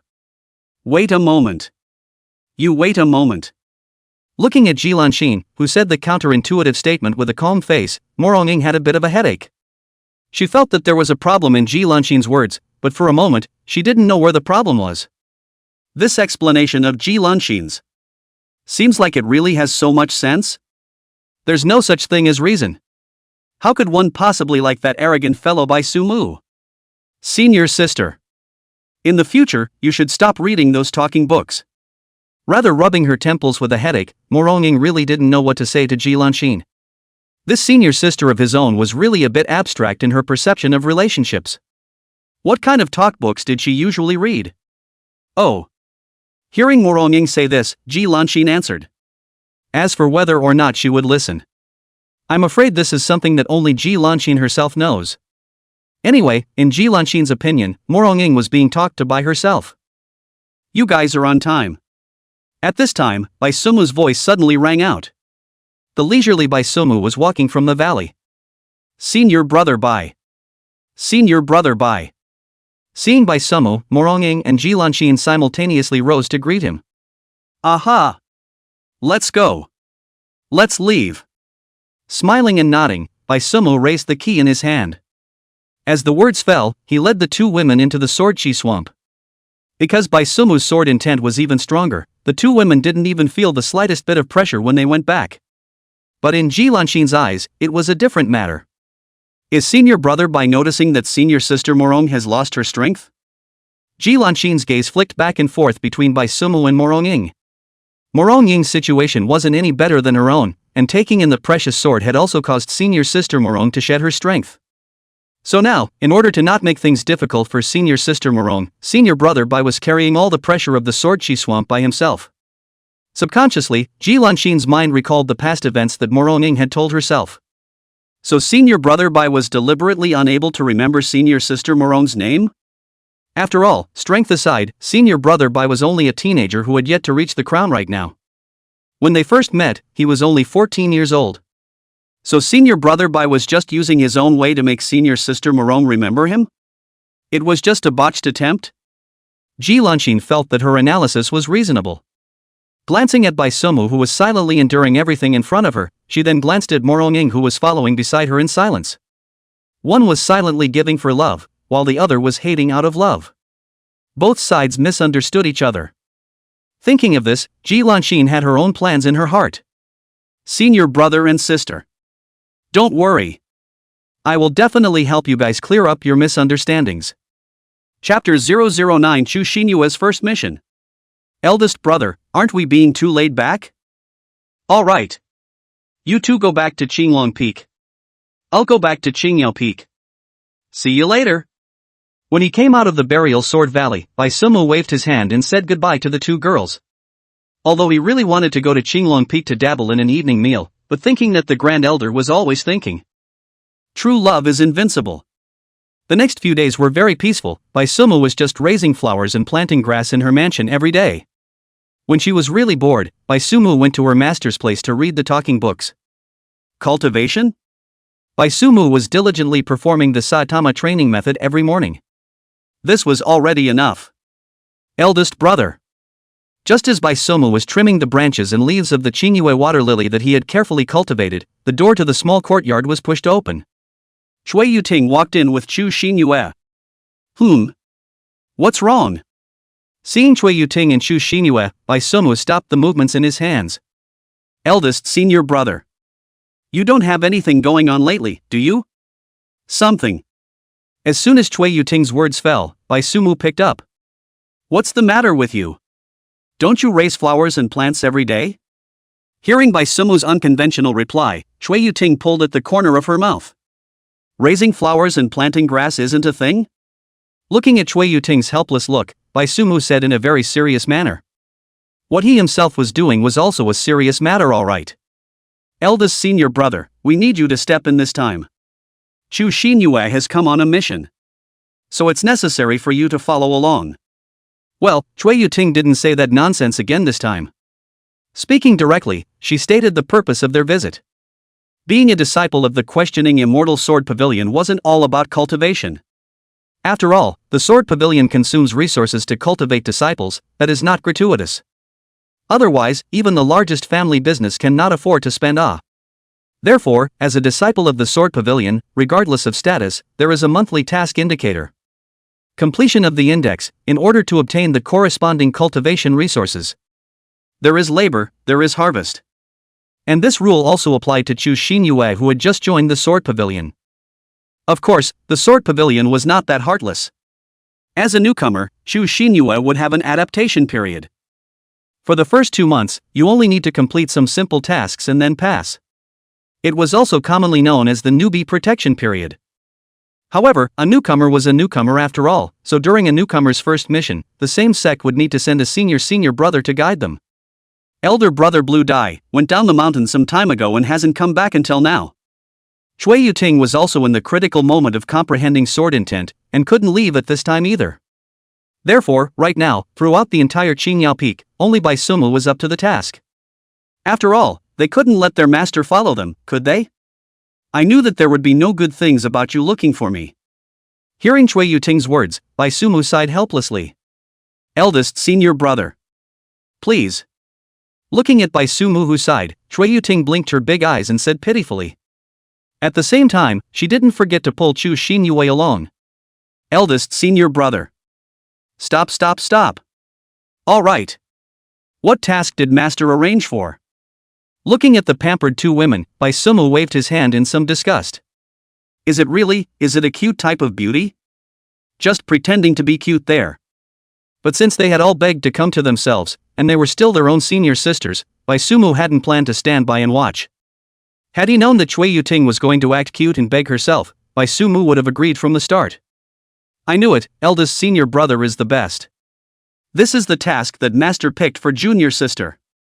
It's simple, just an investigation mission. Seeing Bai Sumu agree, Chui Yuting was also beaming with joy. She knew that eldest senior brother would definitely not leave them alone. Saying that, Chui Yuting handed a bamboo slip to Bai Sumu. Investigating the evil dens in Baitsong City? Okay. I see. After receiving the bamboo slip and roughly scanning it, Bai Sumu threw it to Chu Xinyue. Good. Eldest senior brother, then Chu Xinyue will be handed over to you. With the tasks all handed over, Chui Yuting didn't stay for a moment longer. With a wave of her hand, she went back to continue her bitter cultivation. Eldest senior brother. Standing beside Bai Sumu, Chu Xinyue was still a bit formal. Although she had joined Qingyao Peak because she longed for Bai Sumu, there weren't many interactions between the two of them. Adding Bai Sumu's identity as a senior brother, Chu Xinyue was really a bit unable to let go. Aha! Is everything ready? Looking at the restrained Chu Xinyue, Bai Sumu did not bother to flirt with her. Ready. Hearing Bai Sumu's question, Chu Xinyue stood up and replied loudly. Let's go. Talk while walking. Nodding, Bai Sumu greeted Chu Xinyue as she set off after putting her pruning tools away. Hearing Bai Sumu's words, Chu Xinyue froze for a moment. So dry and sharp? But reacting, Chu Xinyue also hurriedly followed Bai Sumu's footsteps. Hey! Eldest senior brother, wait for me. North Song City, located at the northernmost tip of the ancient Immortal dynasty. It was the first city in the north, bordering the Red Moon Imperial dynasty next door. And Mount Asking Immortal, it was also precisely in the northern realm. It wasn't very far from Baitsong City. If one was flying in the air, one could arrive in 2 hours. However, with Bai Sumu's speed. However, it didn't need such a long time at all. Originally, Chu Xinyue was already prepared to be picked up by Bai Suemu to hurry. But at this moment, Bai Sumu was leisurely lying in a luxurious and comfortable carriage. As for Chu Xinyue, was feeding Bai Sumu fruits. Eldest senior brother. Isn't it too leisurely? Chapter 010. As long as I become immortal, I'll be the strongest sword immortal. Leisurely? What's leisurely about it? Feed me some holy maiden fruit. Hearing Chu Xinyue actually say that they were too leisurely, Bai Sumu felt a little ridiculous. Aren't you the 9th princess of the Imperial dynasty? Why do you feel like you don't have any sense of enjoying life? It's not good to be too leisurely? Aren't we going on a mission? The time limit on the mission is only 5 days. if we go so slowly. It's a bit out of time. Hearing Bai Sumu's tone of voice was off, Chu Xinyue opened her mouth to explain while feeding the holy maiden fruit. After all, she had a mission on her hands, and she didn't know the specifics of that mission yet. Especially if she encountered any emergencies at that time that caused the mission to be incomplete, then how could she go back and explain to her master? You're a qualified cowhorse. Hearing Chu Xinyue's explanation, Bai Sumu said seriously after a moment of contemplation. Cowhorse? Hearing this unfamiliar vocabulary, Chu Xinyue somewhat did not understand. But looking at that expression on Bai Sumu's face, it didn't seem like it was a good vocabulary. Right. Ox horse. Complimenting you. Looking at the puzzled Chu Xinyue, Bai Sumu said without blushing. He. I'm also considering it based on the mission. Hearing that Bai Sumu was complimenting herself, Chu Xinyue laughed somewhat embarrassedly. Isn't the mission to investigate the evil den? The exact location of the den has already been marked in the details. When we get to Baitsong City and directly go skulking around, this mission is considered completed. So there's no need to rush. Looking at Chu Xinyue, who was heatedly giggling, Bai Sumu explained in the end. After all, it was Chu Xinyue's first quest, and Master definitely wouldn't give her options that were too difficult. That's why the investigation mission was appropriate. There wasn't even a need to fight and kill. As long as one grasps some information and submits it, this mission is even completed. And on the details of the mission, the places that should be labeled were clearly labeled. There was no need for Chu Xinyue to use her brain. To put it bluntly, it was just for her to go through the motions and feel the atmosphere of going on a mission, and then it was done. But what if there are any emergencies? After hearing this explanation from Bai Sumu, Chu Xinyue only then reacted as an afterthought. Was this the benefit of having a master? The tasks all came out so easily. However, Chu Xinyue felt that it was better for the mission to be a bit more exciting. She was well prepared for it. Unforeseen circumstances? How could there be unexpected circumstances? That gang of evil doors aren't little cuties either. Baitsong City is the mainland of the ancient Immortal dynasty, with a garrison of 150,000 alone. The major first-class forces within the dynasty also have offices in North Song City. That evil sect, unless its brain was caught in a door. Otherwise, how could it possibly cause trouble in Baitsong City? Looking at Chu Xinyue, who still had a worried look on her face, Bai Sumu said helplessly. Was this ninth princess unclear about her family's strength? 150,000 garrison troops, not to mention an evil sect nest. Even if the evil sect's main headquarters was here, it would still be flushed for you. All right. Hearing that Bai Sumu had made his words so blunt, Chu Xinyue could only sigh helplessly. Expecting in vain. Think of this mission as a trip out. What a great opportunity to travel at public expense. Tisk. You just don't know the blessings when you're in the midst of them. Looking at Chu Xinyue's dejected face, Bai Sumu shook his head. I don't know how this princess's brain circuits turned. Then, eldest senior brother. Can you tell me your story? The carriage moved smoothly towards Baitsong City, and on the way, Chu Xinyue was also really bored and looked at Bai Sumu to take the initiative to strike up a conversation. My story? What story do I have? Bai Sumu, who was preparing to take a nap for a while, couldn't sleep even after being stirred up by Chu Xinyue. But listening to his own story? He didn't have anything to say either. How low-key he was. Aren't you the strongest disciple of the younger generation of the Ask Immortal Sword Pavilion, eldest brother? Hearing Bai Sumu say that he had no story, Chu Xinyue was surprised. To be able to become the leader of the younger generation, Chu Xinyue did not believe that Bai Sumu did not have a story in his body. Just like what Li Wanfeng had said from his mouth back then, Bai Sumu's one man, one sword directly made the sect competition a stage for him alone. Wasn't that a story? What's so surprising about that? Actually, all those things you know are exaggerated by everyone. I'm just a cultivator with an interest. Waving his hand, Bai Sumu felt that he really didn't have anything to say. From the time he crossed over to now, 19 years, Bai Sumu, except for the fact that he would go down the mountain on a mission every month, spent the rest of his time nestled in his own small courtyard. Raising flowers and planting grass, fishing and reading, cultivating his body and mind. What Bai Sumu did every day was also normal. If you don't say it, don't say it. Hearing Bai Sumu say that, Chu Xinyue muttered in a small voice with her beak. Then what is your dream, eldest brother? Since there was no story, it was fine to talk about dreams. Chu Xinyue felt that Bai Sumu's dream should be great, right? After all, he was known as the most talented disciple in the history of the questioning Immortal Sword Pavilion. Dreams ah. Don't we all have the same dream? That is to become immortal. My dream is the same. Talking about dreams, Bai Sumu's eyes drifted for a moment. Eldest brother. Your answer is so ordinary. Don't you want to become the number one sword immortal? Bai Sumu's answer, Chu Xinyue felt was a bit too plain. First sword immortal ah. As long as I become immortal, I'll be the number one sword immortal. Looking at the childish Chu Xinyue, Bai Sumu said with a smile. At this moment, Bai Sumu's body displayed infinite confidence. Wow. I knew your dream wouldn't be so ordinary, eldest brother. First sword immortal hey. Looking at such a confident Bai Sumu, Chu Xinyue's eyes lit up. This was the way to be, this was the spirited eldest senior brother she remembered. The usual eldest senior brother was just a bit too abstract. It made Chu Xinyue unable to substitute the identity of the first person of the suppressed young generation at all. Now this was the right thing to do. Geniuses, that's what it meant to be spirited. Hey. That's a bit too fake for you. Looking at Chu Xinyue, who had an exaggerated expression, Bai Sumu couldn't help but cry and laugh. Good fellow, those who didn't know thought that they had spent money to invite Chu Xinyue to come over as a comic relief. This emotional value, it was really pulled full circle. Bai Sumu thought that he was thick-skinned, but at this time, he still felt a bit bashful on his face. Which is exaggerated. Not at all. Eldest senior brother will definitely become the strongest sword immortal.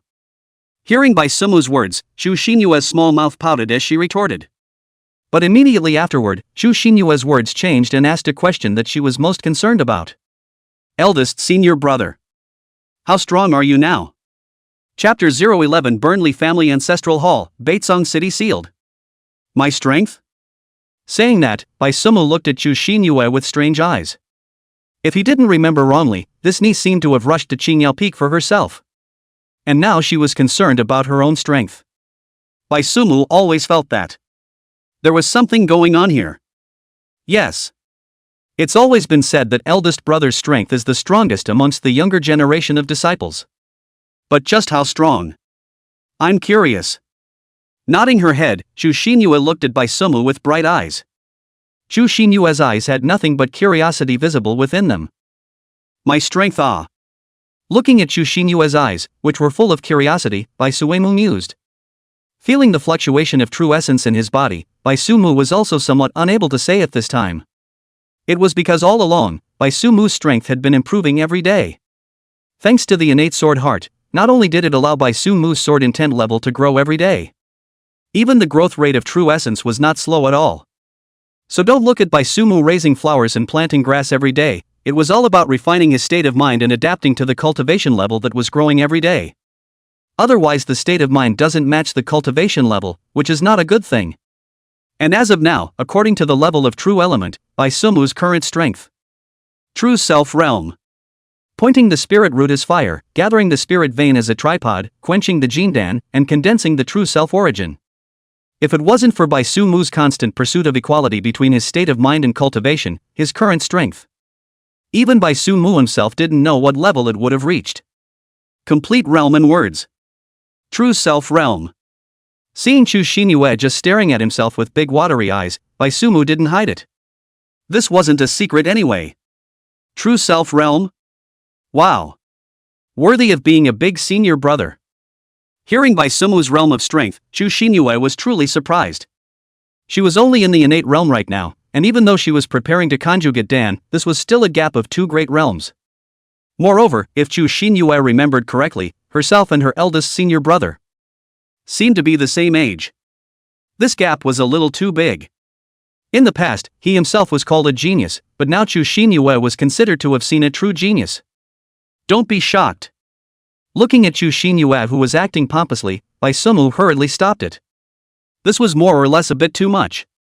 A few questions also completely opened Chu Xinyue's words. Bai Sumu even regretted it a bit. Had he known that Chu Xinyue was so talkative, he would have been better off not to talk to him in the beginning. Now well, want to squint for a while cannot. Time flickered, it was already noon the next day. Baitsong City was not far ahead.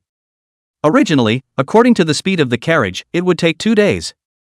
But Baisumu couldn't help urging him on. Rushing all night, fast horsewhip. The time was brought forward. Wow! Is this Baitsong City? At the entrance of Baitsong City, Chu Xinyue, who got down from the carriage, looked around in amazement. That look was like a country girl entering the city for the first time. Haven't you been to Baitsong City before? Looking at Chu Xinyue, who looked like a curious baby, Baisumu asked in surprise. Baitsong City is your family's important northern fortress. If I remember correctly, the emperor will bring the imperial prince and princess to come to console the border garrison every year at the beginning of spring. No. The first time I went out of town was to ask the Immortal Sword Pavilion. Hearing this question from Baisumu, a bitter smile appeared on Chu Xinyue's face for the first time. Seeing this, Baisumu was also stunned for a moment. It seemed that this ninth princess was the one with a story. Thinking like this, Baisumu realized that he really didn't know much about this junior sister. However, Baisumu did not ask more questions. Obviously, the story on Chu Xinyue was not something happy. It was better not to reveal these scars at this time itself. Routine inspection. At this time, it was also Baisumu and Chu Xinyue's turn to enter the city. However, the soldier guarding the gate raised his hand and stopped the two. This soldier master. Is something happening in the city? We are from the Immortal Sword Pavilion. Before Baisumu could speak, the horseman, who was an outer disciple of the Immortal Sword Pavilion, took the first step over and said, "People from the Immortal Sword Pavilion?" Receiving the token in the horseman's hand, the soldier checked it. After confirming that there was no mistake, he did ease his face a little. There is indeed something. The evil scoundrels set fire to the Li family ancestral hall yesterday. We were also following orders. Many offenses. Returning the token to the horseman, the soldier explained, and after arching his hand in apology, he began to inspect. However, it only swept over the three of them with the demon immersion stone. After all, the face of the Immortal Sword Pavilion still had to be given. There is no problem with the three of you. But if the three of you go in, you won't be able to get out in a short period of time. Sure you want to enter the city? After checking that there were no problems, the soldier inquired one last time. The city is closed? Hearing the soldier's words, Baisumu's eyebrows raised. This was a case of only being allowed to enter and not to leave. It seemed that it wasn't just as simple as the Li family ancestral hall being burned. Surprisingly, there really is an unexpected situation? Hearing about sealing the city, Chu Xinyue's expression was a bit exuberant. She told her that she hadn't been looking forward to it in vain. It seemed like her first mission wouldn't be so ordinary. You restrain yourself. Looking at the exuberant Chu Xinyue, the corners of Baisumu's mouth twitched twice. It really let this nymphette get it right. Let's go into the city. After saying Chu Xinyue, Baisumu looked at the horseman and said. Entering the city to pay, he didn't have any money on him. Passing through the city gates, the two of them rejoined the carriage. As a large frontier city bordering the Lin dynasty, the streets of Baitsong City were never bustling with activity. But today, there were only hurried pedestrians on the streets. Completely devoid of the usual booming crowd, it seemed exceptionally depressed.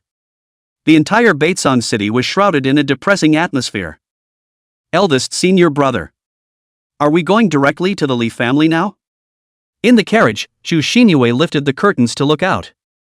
She had just heard that the evil sex people had burned down the Li family ancestral hall. Her mission happened to be to investigate the evil sex den. So now shouldn't they make a trip to the Li family? You want to get involved?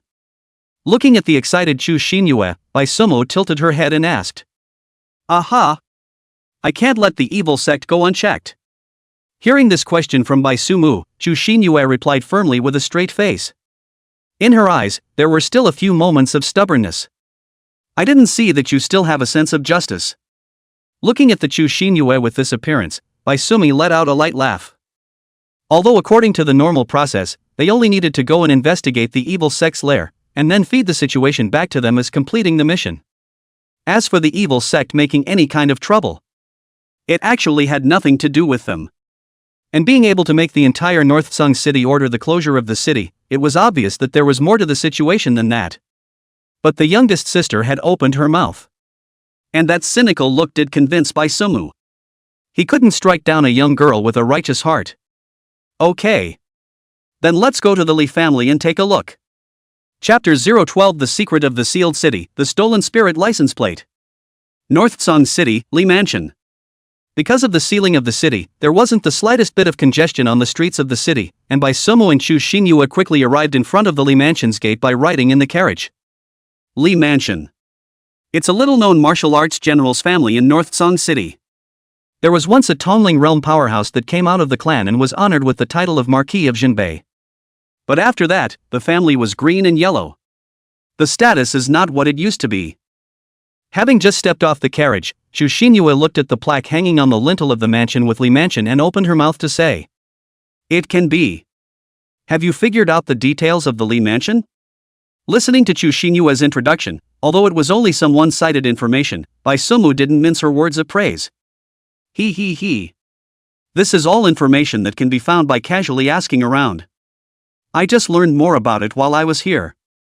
Being praised by Beksuki like that, Chu Xinyue scratched her head in some embarrassment. Although it was all said that this quest was just for a bit of formality, Chu Xinyue had still done her homework. At least the famous families within North Song City, Chu Xinyue had roughly understood a bit. In order to do so, it was hoped that it would come in handy when needed.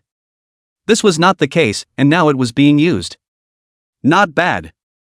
Just for this attitude alone, in the future, your mission completion rate won't be low. Applauding and clapping, other things aside, on this serious attitude of Chu Xinyue, Bai Sumu was recognized. Let's go. Let's go in and take a look. Compliment also complimented, the next thing is to do the right thing. Calling on Chu Xinyue, the two of them walked towards the Li Mansion's gate. Stop the comer. Just as they reached the Li Mansion's main gate, the two guards raised their hands to stop the two. Ask the Immortal Sword Pavilion. This is the token. We have a mission and need to see your family head.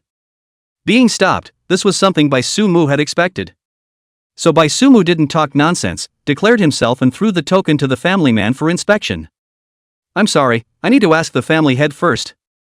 Receiving the token thrown over by Bai Sumu, the two houseguards came together and examined it, determining that it was the token of the Ask the Immortal Sword Pavilion, glancing at each other before arching their hands in apology. But even though they were certain that Bai Sumu and Chu Xinyue were cultivators of the Ask Immortal Sword Pavilion, the two house elves didn't directly let the people in. The order given to them by the family head was that no one would be received. It was impossible for them to overstep their bounds, and they still needed to go and ask for instructions first. As soon as possible. Nodding, Bai Sumu expressed his understanding. These two were just watchmen for the door, and they were only fulfilling their duties, so of course Bai Sumu couldn't force them to make a mistake. Besides, just waiting for a while wouldn't be any less of a piece of meat.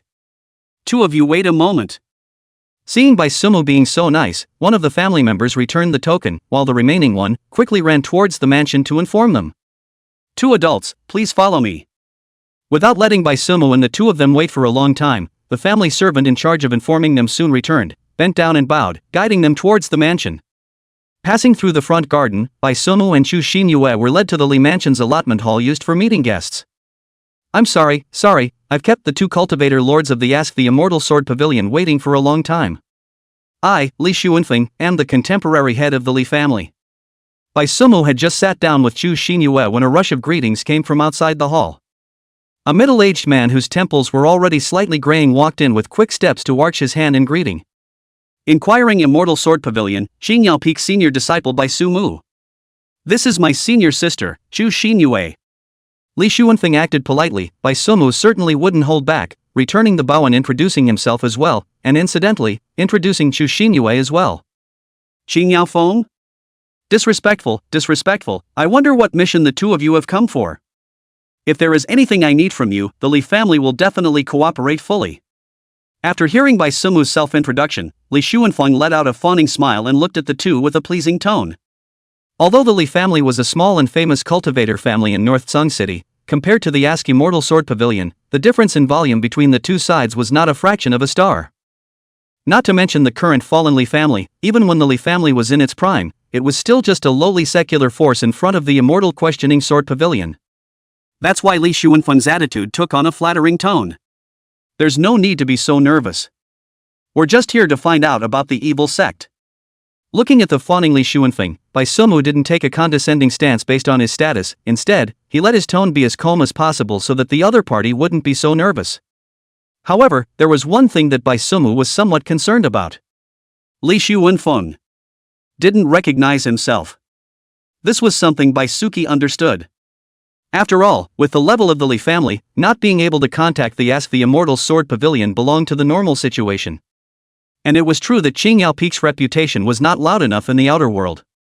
But Li Xuanfeng unexpectedly did not recognize Chu Xinyue. Chu Xinyue was the 9th princess of the ancient Immortal dynasty. As a martial family that served the imperial dynasty, it was surprising that they couldn't even recognize the princess of the dynasty. It seemed like there were quite a few mysteries on this junior sister. Evil sect? Hearing that Bai Sumu wanted to know about the evil sect, Li Xuanfeng's face revealed an angry expression. Sorry. Cultivator-sama, if there is anything you want to ask, feel free to ask. I will definitely know everything. But thinking that Bai Sumu and Chu Xinyue were still there, Li Xuanfeng also hurriedly controlled his emotions. Arching his hand and bowing, Li Xuanfeng said dryly. Maybe.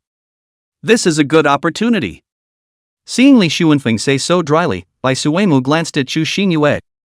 This was, after all, Chu Xinyue's mission, so it would be good to make a start on her own, and she would still have to do the rest on her own. Li family master. When we entered the city, eldest brother and I heard from the guards that the evil sect burned your Li family's ancestral hall. But just the ancestral hall was burned? Comprehending the meaning in Bai Sumu's eyes, Chu Xinyue pressed down her excitement and asked her first question. It's true that it wasn't just the ancestral hall that was burned. Because it was discovered in time, the ancestral hall didn't burn that badly. And I'm not afraid of the two lords laughing, but actually, it's because the old ancestor's spirit plaque was stolen by the evil sect. Hearing this question from Chu Xinyue, Li Xuanfeng let out a bitter smile and answered honestly. The burning of the ancestral hall, although it had a bad impact, it really wasn't so bad that it caused the Li family to use their authority to blockade the entire city.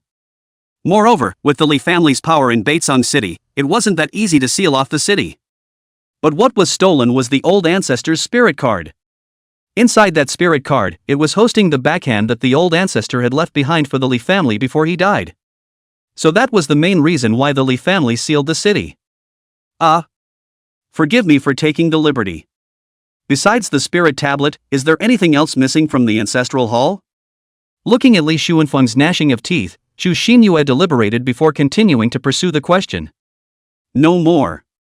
The entire ancestral hall only has the old ancestor's spirit tablet lost.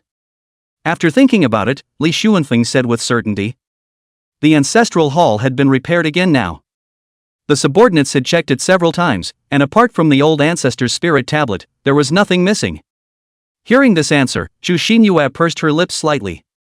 She was a little puzzled, tossing around so much just to steal a spirit tablet? Could it be that? Was there some evil coveted secret inside the Li family's spirit tablet? Chapter 013 The cruel color of blood is the true undercurrent of the cultivation world. Other than this explanation, Chu Xinyue really couldn't think of any reason why the evil sect would covet the Li family ancestor's spirit plaque. Moreover, the Li family's old ancestor's spirit plate, even if it was hosting the power it once had, could not be used by non-Li family bloodlines. Or there was someone from the Li family in the evil sect? Li family master, can you tell us about the information you have investigated about the evil sect? Thinking for a moment, Chu Xinyue did not come up with a reliable answer either. Solely, Chu Xinyue did not intend to continue dwelling on this issue for the time being, and first understood the evil information.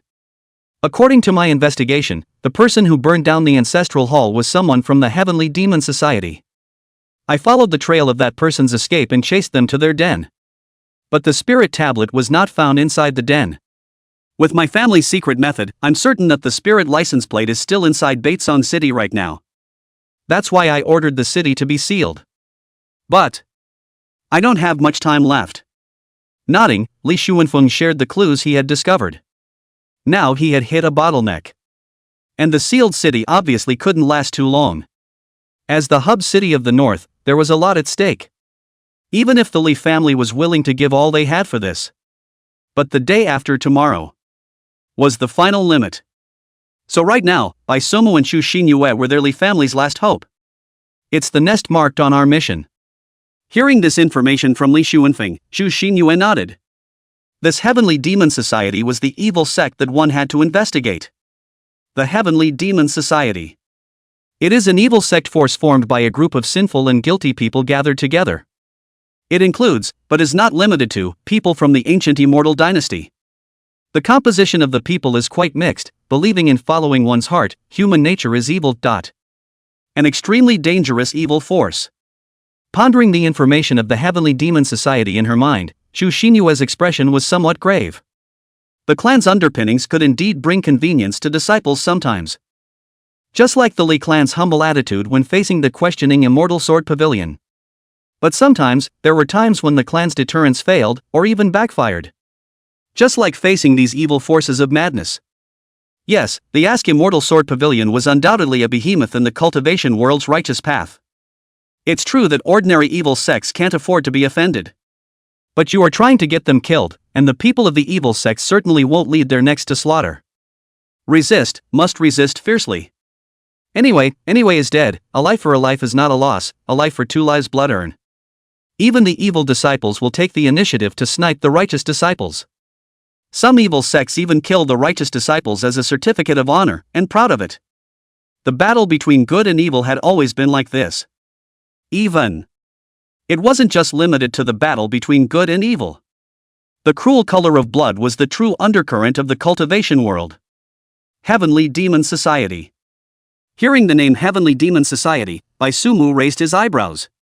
This name was somewhat familiar to him. Remember which mission it came from? Bai Sumu had dealt with this Heavenly Demon Society. It's convenient to go to the shrine, right? Looking at Li Xuanfeng, Bai Sumu opened his mouth and asked. Of course, the 2 lords follow me. Hearing that Bai Sumu wanted to go to the ancestral hall, Li Xinfeng agreed in one breath and got up to walk in front to lead the way. The Li family's ancestral hall was not small, after all, it was a family that had been passed down for hundreds of years. The ancestral hall had already been renovated, and there were no traces of anything left. The only thing that was left was the first place where the spirit cards were enshrined, which was empty at the moment. Was there a formation set up before? Standing at the gate of the shrine, Bai Sumu raised his hand and touched it forward. With a cool touch coming from his fingers, a ripple swept out of thin air, and the transparent boundary revealed a flickering outline. Yes. This formation has been there since the day the shrine was established. Unless one is a direct bloodline of the Li family, others simply cannot enter. Nodding, Li Xuanfeng opened his mouth to explain. Nodding, Bai Sumu looked around. The formation enveloped the ancestral hall without any dead ends. The strength of the formation wasn't bad either, it could at least block an all-out strike from the 10,000 phase realm. This was interesting. If one wanted to force their way through this formation boundary, the theoretical minimum requirement would be a 10,000 phase realm cultivator. But Li Xuanfeng had said before the fire burned up, there was no real chi fluctuation felt at all. Moreover, Li Xuanfeng rushed to the scene the first time the fire started. He saw a black shadow fleeing out at that time, and after ordering his men to put out the fire, he chased after it at the first opportunity. After chasing it to that stronghold, the black shadow disappeared without a trace. By the time Li Xuanfeng returned from destroying the stronghold, the fire in the ancestral hall had also been extinguished. The old ancestor's spirit tablet had also disappeared. But let's just say that if that evil person was really the 10,000 phase realm, there was absolutely no need for him to be so careful. And to steal the spirit tags?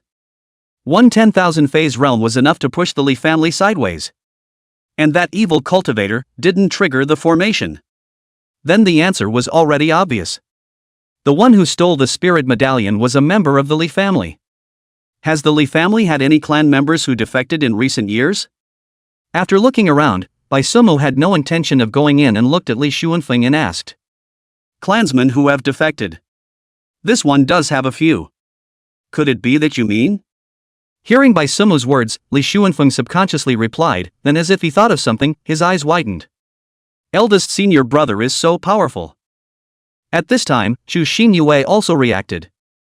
Yes, on the premise of not triggering the formation, the person who wanted to enter the ancestral hall had to be a member of the Li family. Previously, Zhu Xinyue suspected it was an inside job. But if it really was, after stealing the spirit tablet this person was probably exposed as well.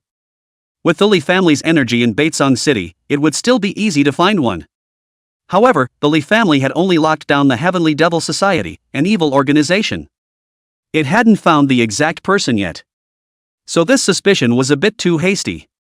Now that Bai Sumu said this, Chu Xinyue was enlightened. Yes, the defector. I won't hide it from you, there was indeed a rebellious son in the family some time ago. But I didn't think much of it since I had already expelled it to the southern wasteland. Li Xuanfeng also gritted his teeth at this time. Then this matter is considered settled. Looking at the dazed Li Xuanfeng and Chu Xinyue, Bai Sumu smiled faintly. 10,000 thanks. If we can recover our ancestor's spirit tablet, when the time comes, Mr. Li will definitely prepare a heavy gift to come to the door to say thank you. Hearing Bai Sumu's words, Li Xuanfeng directly knelt down on both knees and raised his hands high to kowtow. There's no need to perform such a great gift. Seeing this, Bai Sumu struck out a true chi to hold Li Sunfeng. I believe the rest of the matter can be handled by the Li family themselves. Xinyue, let's go.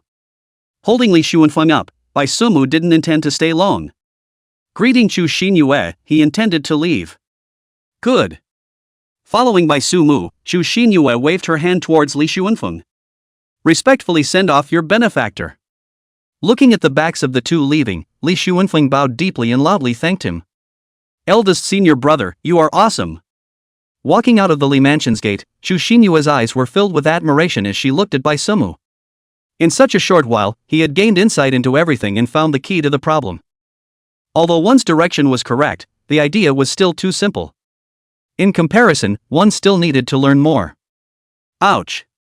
But just as Chu Xinyue was praising Bai Suemu in her heart, she suddenly bumped into a wall of flesh. Eldest senior brother, why aren't you leaving? Letting out a cry of pain, Chu Xinyue looked at Bai Suemu, who had stopped in his tracks, with some confusion.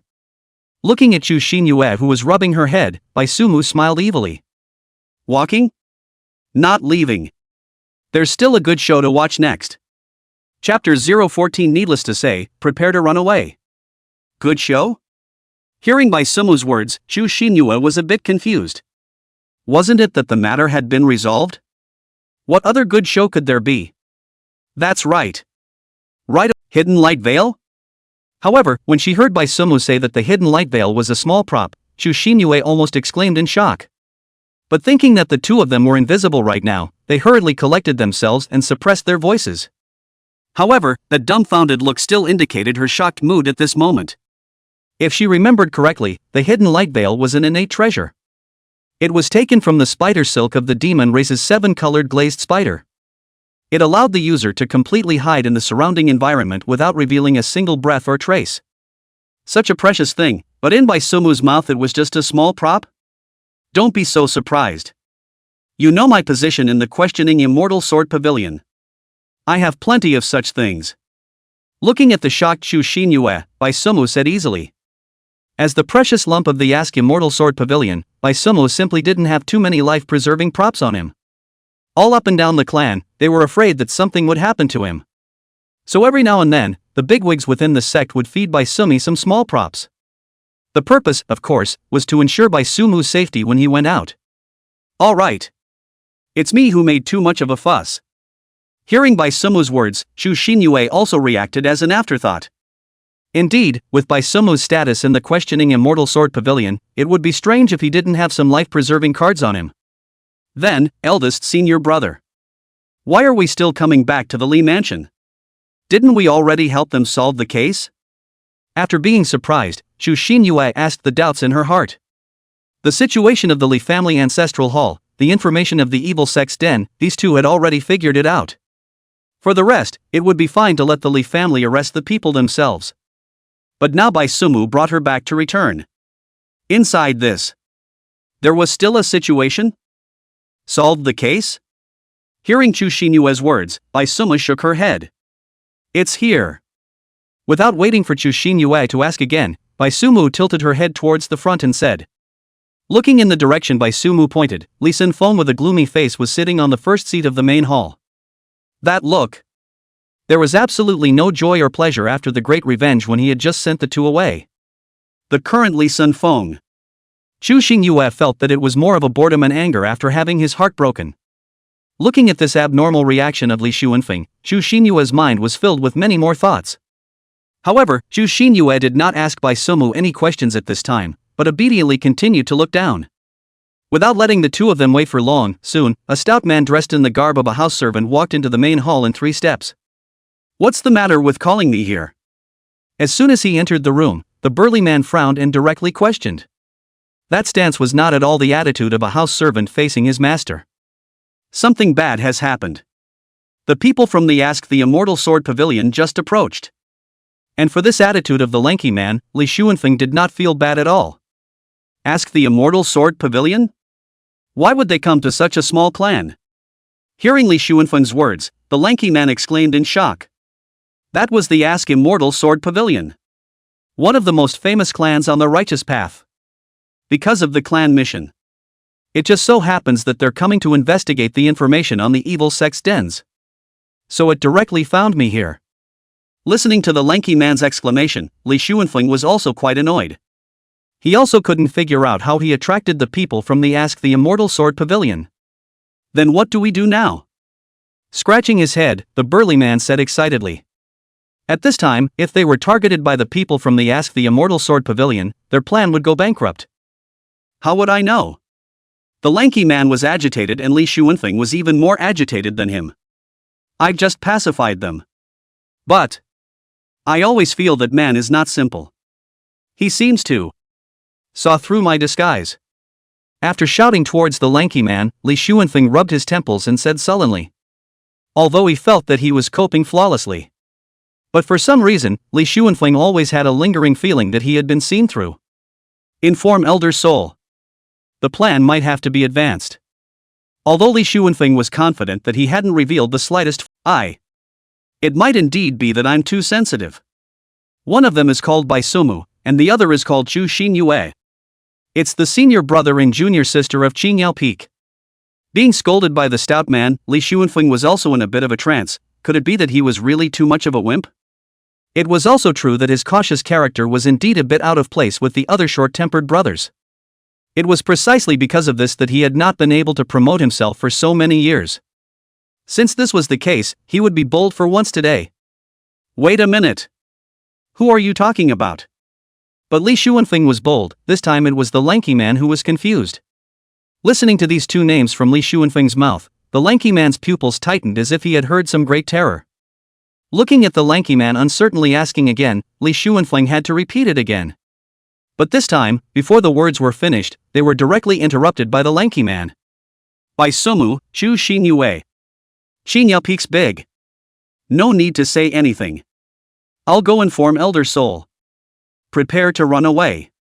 Chapter 015 Eldest Senior Brother, you can't be lying to me, right? What do you mean? Looking at the lanky man who had a big reversal of attitude before and after, Li Xuanfeng froze. What's going on? Just now he said he was too wimpy, now that he's hardened up, you've shriveled up?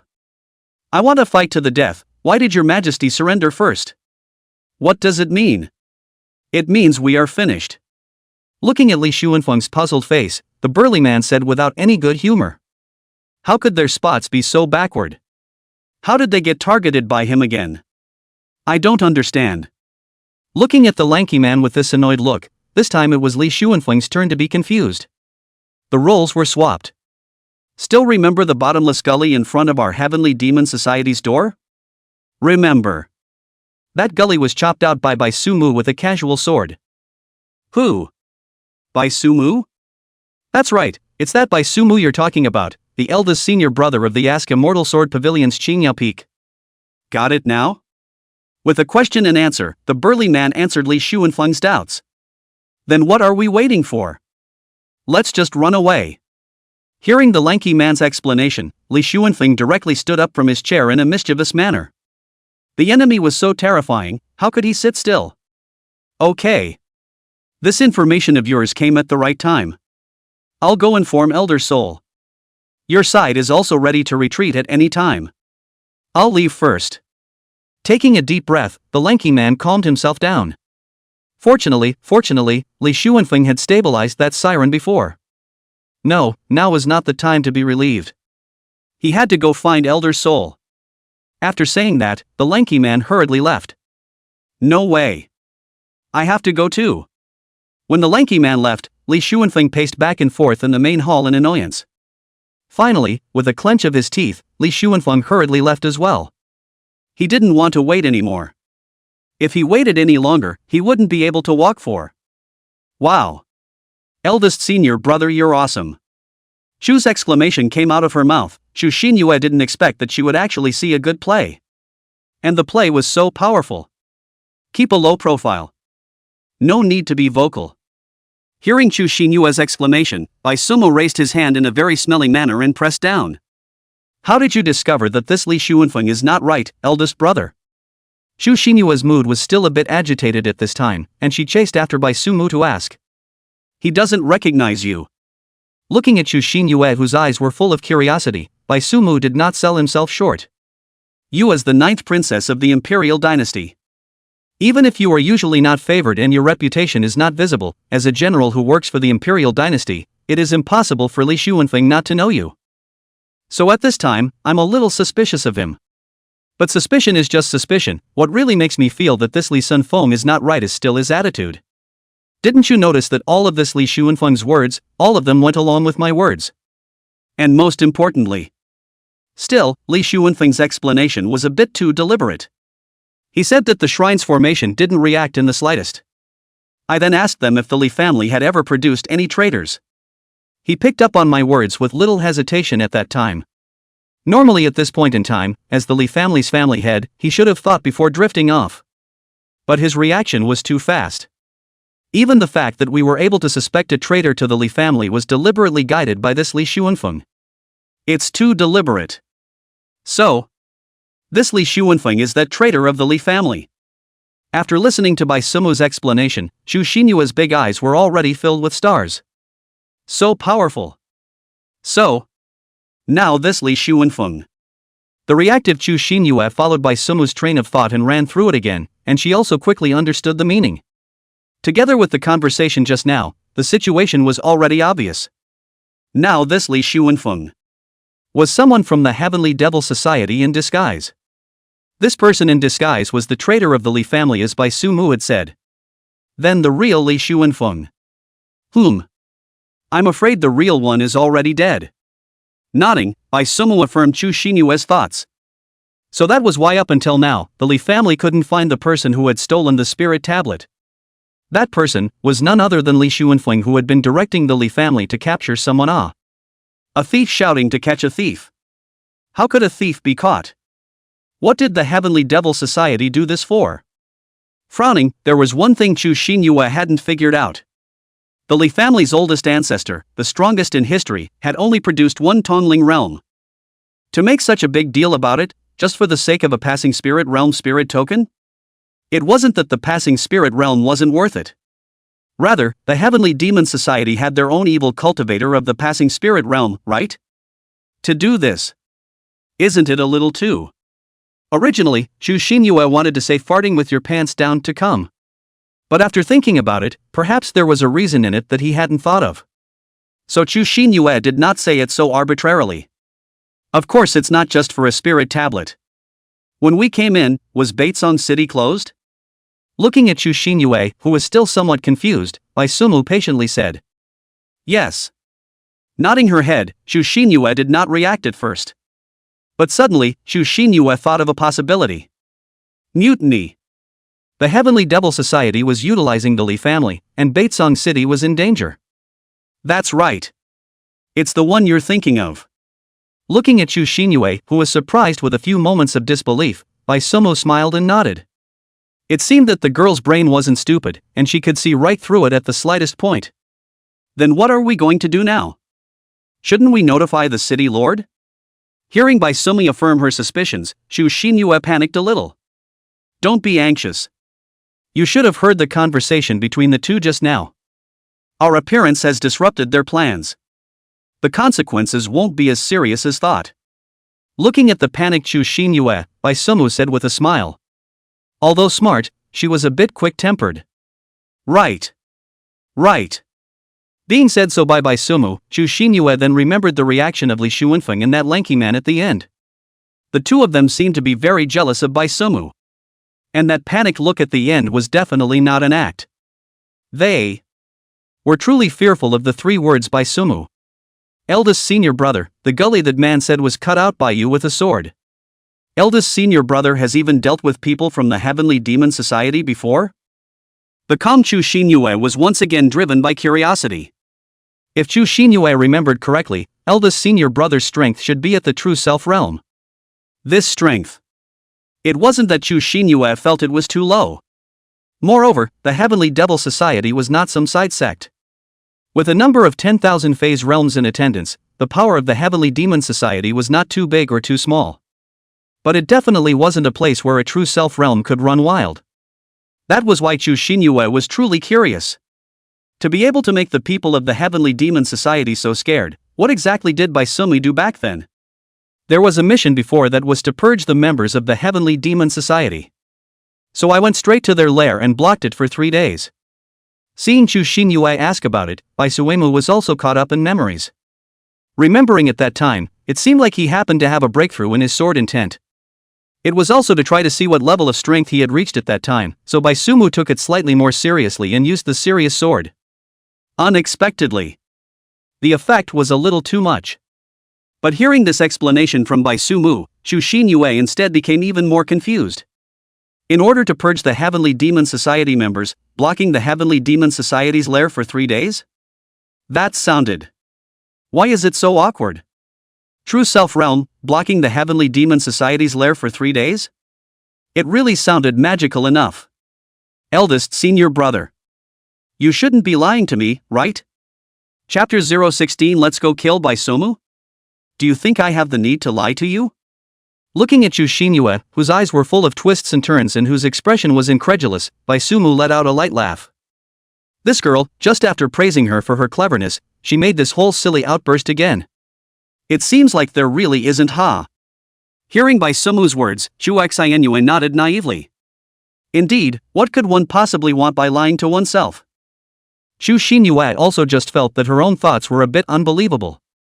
Let's go. The play is also finished. Go back and hand in your mission, and we can return.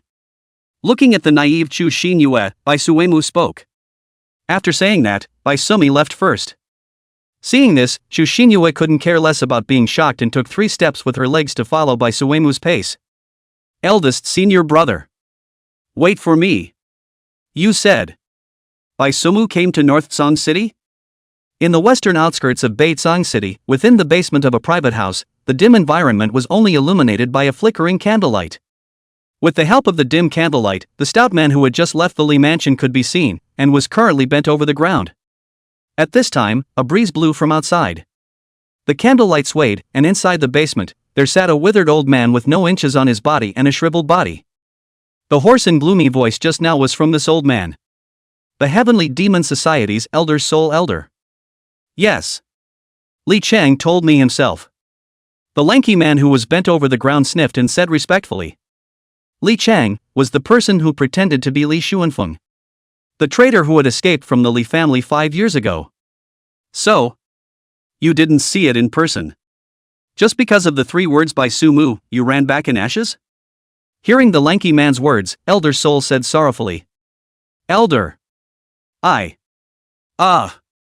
Hearing Elder Soul's words, the stout man's body suddenly winced. He was about to open his mouth to defend himself, but in the next moment, the lanky man suddenly covered his neck in pain. Tsk tisk tisk. Just because of the 3 words by Sumu. You're now asking me to give up the careful planning I've been doing for 3 years in North Pale City. Is that what the Heavenly Demon Society taught you? Looking at the lanky man whose face was bruised and already on the verge of suffocating, Elder Soul's eyes were grim in his sunken sockets. Humph. With a cold snort, Elder Soul did not get the lanky man killed after all. At the last second when he was about to suffocate, Elder Soul put him down. Ha ha. Cough cough cough. Taking a sharp, deep breath, the lanky man began to cough violently. Eyes fearfully looking at Elder Soul, he didn't dare to go and say anything more at this time. Go find by Sumu. If he is in North Song City, you live and he dies. If he's not in, Tilting his head to stare at the lanky man, Elder Soul said in a grim tone. Yes. Although Elder Soul didn't finish his words, the lanky man had already comprehended the meaning of the words. Thinking that if he really fell into Elder Soul's hands, the lanky man once again winced. After answering the question, he also hurriedly retreated. Even the lanky man didn't dare to get up, so he just bowed on his knees and crawled out all the way back. Until the burly man disappeared in the basement, the candlelight in the basement also went out. After a long time, the dark basement then resounded with a ghostly demonic voice that seemed to come from the nine hells. By Sumu. Finally let me catch you. Xiadong, you're such a wimp. Isn't it just Bai Sumu? It's all one body over one head, what are you afraid of him for? And Li Chang, I really believed him too. The lanky man who left from the basement, that is, Xiadong. At this moment, he was rubbing his neck while cursing and venting. Although he was cursing, the wimpy manner in which he cautiously looked towards his back from time to time formed a strange contrast. Bai Sumu. After cursing, Xiadong felt a lot more refreshed. However, the problem was still unavoidable. Find Bai Sumu. Kill him. Otherwise, the one who dies will be himself. When he thought of this, Xiadong felt a strong sense of suffocation come over him again. It was painful to curse. But to really let Xiadong face Bai Sumu. This was not much different from suicide in Xiadong's opinion.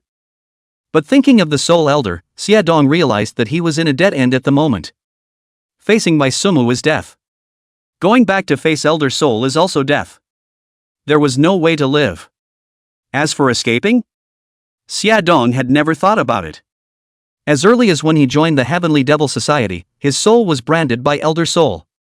No matter where he escaped to, Elder Soul would definitely find him. People die and birds fly, big deal, I'll fight with Bai Sumu. Scratching his hair in annoyance, Xiadong finally decided to go and fight with Bai Sumu. After all, death at the hands of Bai Sumu was just a matter of a sword to the throat. But if it fell into the hands of the Soul Elder, I'm afraid that death would only be a relief at that time. So Xiadong chose a decent death for himself. Coming out of the western suburb, Xiadong suddenly saw a sneaky figure. This person was none other than Li Chang, who had removed his disguise. Li Chang! Shouting at the top of his voice, Xiadong chased towards Li Chang with great strides. It was all because of this brat, Li Chang. If it wasn't for him, how could he be in a dead end right now? No way. He had to drag Li Chang to his back. Shoo! Don't call out my name in Baitsong City. Looking at Xiadong, who was walking fast, Li Chang had not yet realized the seriousness of the matter. Frowning and making a shushing gesture towards Xiadong, Li Chang sheepishly looked towards the surroundings. He had not forgotten his identity as a traitor. Is this your kid's attempt to escape? Coming to Li Chang's body, Xiadong grimaced and questioned. He had said it, right, and told this brat Li Chang to wait for his notice. This kid even ran away first by himself? What can we do if we don't run? Do we go and kill Bai Sumu? At this moment, Li Chang did not notice Xiadong's gloomy face in the slightest. He was still furtively and carefully checking the situation around him. He was afraid that Xiadong would shout out a few people who knew him just now. Right. You're right. Looking at Li Chang's goatishness, Xiadong sneered. You still want to run away after pitting yourself? If I let you run away today, you Li Chang is this be. If I let you run away today, I, Xiadong, am this Q. Not. Why don't I understand what you mean? It was at this time that Li Chang looked at Xiadong with an afterthought. Did he just get tinnitus? What did Xiadong say? The two of us, go and kill Bai Sumu. With a cold smile, Xiadong repeated it again with a grim face. Looking at Xiadong, who did not look like he was joking, Li Chang stretched his neck and pointed at himself with clear eyes, looking like you were teasing me. Let's go and kill Bai Sumu? Chapter 017, The Most Emotionless Imperial Family? But the cultivation world was even more so by more than one step. That's right, it's the two of us. Looking at Li Chang, who had a "you're teasing me" look, Xiadong just stared straight at him. Don't joke. If the two of us had that kind of ability, the Heavenly Devil Society would have to take our last name now. Seeing Xiadong's serious and non-joking eyes, Li Chang also stared back. Killing Bai Sumu? If the two of them really had that kind of ability, why would they still be studying how to run away? Wasn't it because they couldn't do it that they ran away? No way. This is an order from Elder Soul. You and I both know Elder Soul's methods in our hearts. Hearing Li Chang say this, Xia Dong unhurriedly moved Elder Soul out. Now, it was Li Chang's turn to be silent. Damn! Joining the Heavenly Demon Society in the first place was a mistake. After a long period of silence, Li Chang cursed and said. At first, it was because he was being chased by the Li family and didn't want to die that he joined the Heavenly Devil Society. Now that it was good, the Heavenly Devil Society couldn't protect him anymore. He even ended up dying because of the Li family. Then what was the point of him tossing it in the first place? Would it be better to die directly at the hands of the Li family? Is there a plan? Since there was no hope of escaping, Li Chang could only break the pot. He was dead either way, so he might have a chance of survival. Although this chance was also very slim. There is no plan. I also just came out from Elder Soul. Seeing that Li Chang had resigned himself to his fate, Xia Dong also said baldly. What plan could he have? Wait a moment. Hearing that Xia Dong did not have a plan either, Li Chang was a little annoyed. But suddenly, Li Chang seemed to have realized something. Until now. It seems like we're all scaring ourselves, right? Did Bai Sumu really discover my disguise? Does he understand our Heavenly Demon Society's plan? Looking at Xia Dong casting a puzzled look, Li Chang slowly said. From the time they discovered Bai Sumu's identity until now, everything was just speculation between the two of them. It seems like. Indeed? After hearing these words from Li Chang, Xia Dong also froze. Thinking about it this way, things seem to be really like this. That's right. That's it. From the very beginning, wasn't it your little brat who said that he was suspected? After reacting, Xia Dong growled towards Li Chang. He reacted to the fact that from the very beginning, it was this brat Li Chang who was saying something about being suspected. Then he said Bai Sumu's name. It was also because of this that he panicked and went to the Soul Elder. And finally to the point where he now forced himself inside a deadly situation. That's right. It all started when Li Chang said that he was suspected. So, we don't actually have to go and fight with Bai Sumu, right? A wise light flashed in his eyes as Li Chang stroked his chin and said in a deep voice. That's right, everything was based on the premise of being suspected himself. Then, if one was not suspected, did it mean that Bai Sumu really just happened to be passing by? That's right. There was no need to necessarily think of things in a bad light. Be cheerful, maybe he was just being too suspicious. Yes, right now, Li Chang would rather look for problems in himself than face that worst outcome. Indeed. Looking at Li Chang's calm and analyzing appearance, Xia Dong also pondered. Perhaps it really was that they were overthinking it. So, we just need to go and ascertain Bai Sumu's whereabouts. Seeing that Xia Dong also favored his idea, Li Chang spoke with confidence. It was as if they had truly found the silver lining in that certain death situation. No problem. Xia Dong was also moved by Li Chang at this moment and said with a clap of his hands in favor. After glancing at each other, both Li Chang and Xia Dong saw surprise in each other's eyes. Go! Let's go find Bai Sumu. That's right. Up to here, the mission is considered complete. Have you memorized this process? North Song City, asked the Immortal Sword Pavilion office. Bai Sumu guided Chu Xinyue through the quest process. At this point, Bai Sumu's mission was considered finished. Remember. Receiving the mission proof handed over by the office personnel, Chu Xinyue nodded her head obediently and said. Very good. Then take a day off today. We can go back tomorrow. Seeing Chu Xinyue nodding her head docilely, Bai Suemu followed suit. It wasn't in vain that he had explained everything in detail during the mission. Fortunately, Chu Xinyue wasn't a stupid beauty, and was able to comprehend the meaning of his words in one go. The comprehension was still good, which also allowed him to relax quite a bit. It would be fine if he took on a few more quests to hone it in the back. That. Eldest senior brother. At this time, Chu Xinyue suddenly looked at Bai Sumu with some squirming. What? Looking at the squirming Chu Xinyue, Bai Sumu twisted his head and asked. That. Do we really not need to care about the Heavenly Demon Society? Locking eyes with Bai Suemu, Chu Xinyue ended up voicing the worries in her heart. They had already learned the secret that the Heavenly Demon Society was preparing to mutiny. Since that was the case, why didn't they just take care of this threat? They were a righteous sect, right? When they encountered someone from an evil sect, shouldn't they get rid of the demons? I knew it.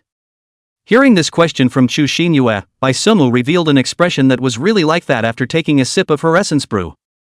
No matter what, Chu Xinyue was the ninth princess of the ancient Immortal dynasty. Now that there were evils in the dynasty that wanted to organize a mutiny, it was even if they hadn't come across it, but since they had come across it, it was obviously impossible to ignore it. First of all, you overestimated the Heavenly Devil Society and underestimated North Song City. So what if the Heavenly Demon Society mutinies? Baitsong City's garrison isn't just for show. Secondly, this is a mortal fight. Since Chu Xinyue was still in the novice tutorial, Bai Sumu also patiently explained. Mortal strife? After listening to Bai Sumu's teaching, Chu Xinyue also found the key words in it. You memorize. The change of dynasties doesn't have much to do with us. These words are said indifferently though. But 100 years from now, 1,000 years from now, the questioning Immortal Sword Pavilion will still exist, but what about the Imperial Dynasty? Will it still be surnamed Chu? Don't let mundane matters hold you back. My generation of cultivators, proving the Tao and becoming immortal is the proper thing to do. Looking at Chu Xinyue, Bai Sumu's eyes were extraordinarily cold. I know. Looking at such an indifferent Bai Sumu, Chu Xinyue was a bit startled. It was the first time she had seen Bai Sumu reveal such an indifferent expression. But, thinking of her mother's last instructions, Chu Xinyue pursed her lips or responded obediently. Seeing this, Bai Sumu did not bother to comfort Chu Xinyue. Since he had chosen to cultivate, these things were something he would have to face sooner or later. Bai Sumu was merely displaying the cruelty of the cultivation world in advance in front of Chu Xinyue. Chu Xinyue. Perhaps in your eyes, it's most mercilessly imperial. But the cultivation world. To be even more than just one step. Chapter 018. I didn't expect you to be like this, Chu Xinyue. I'm your eldest senior brother. Eldest senior brother. Listening to Bai Sumu's teachings, Chu Xinyue answered sullenly. Chu Xinyue had already realized that her thoughts were a little too naive.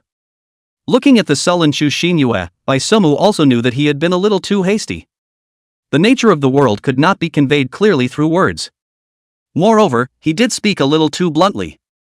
Although the impact was there, Chu Xinyue might not necessarily have really listened to it.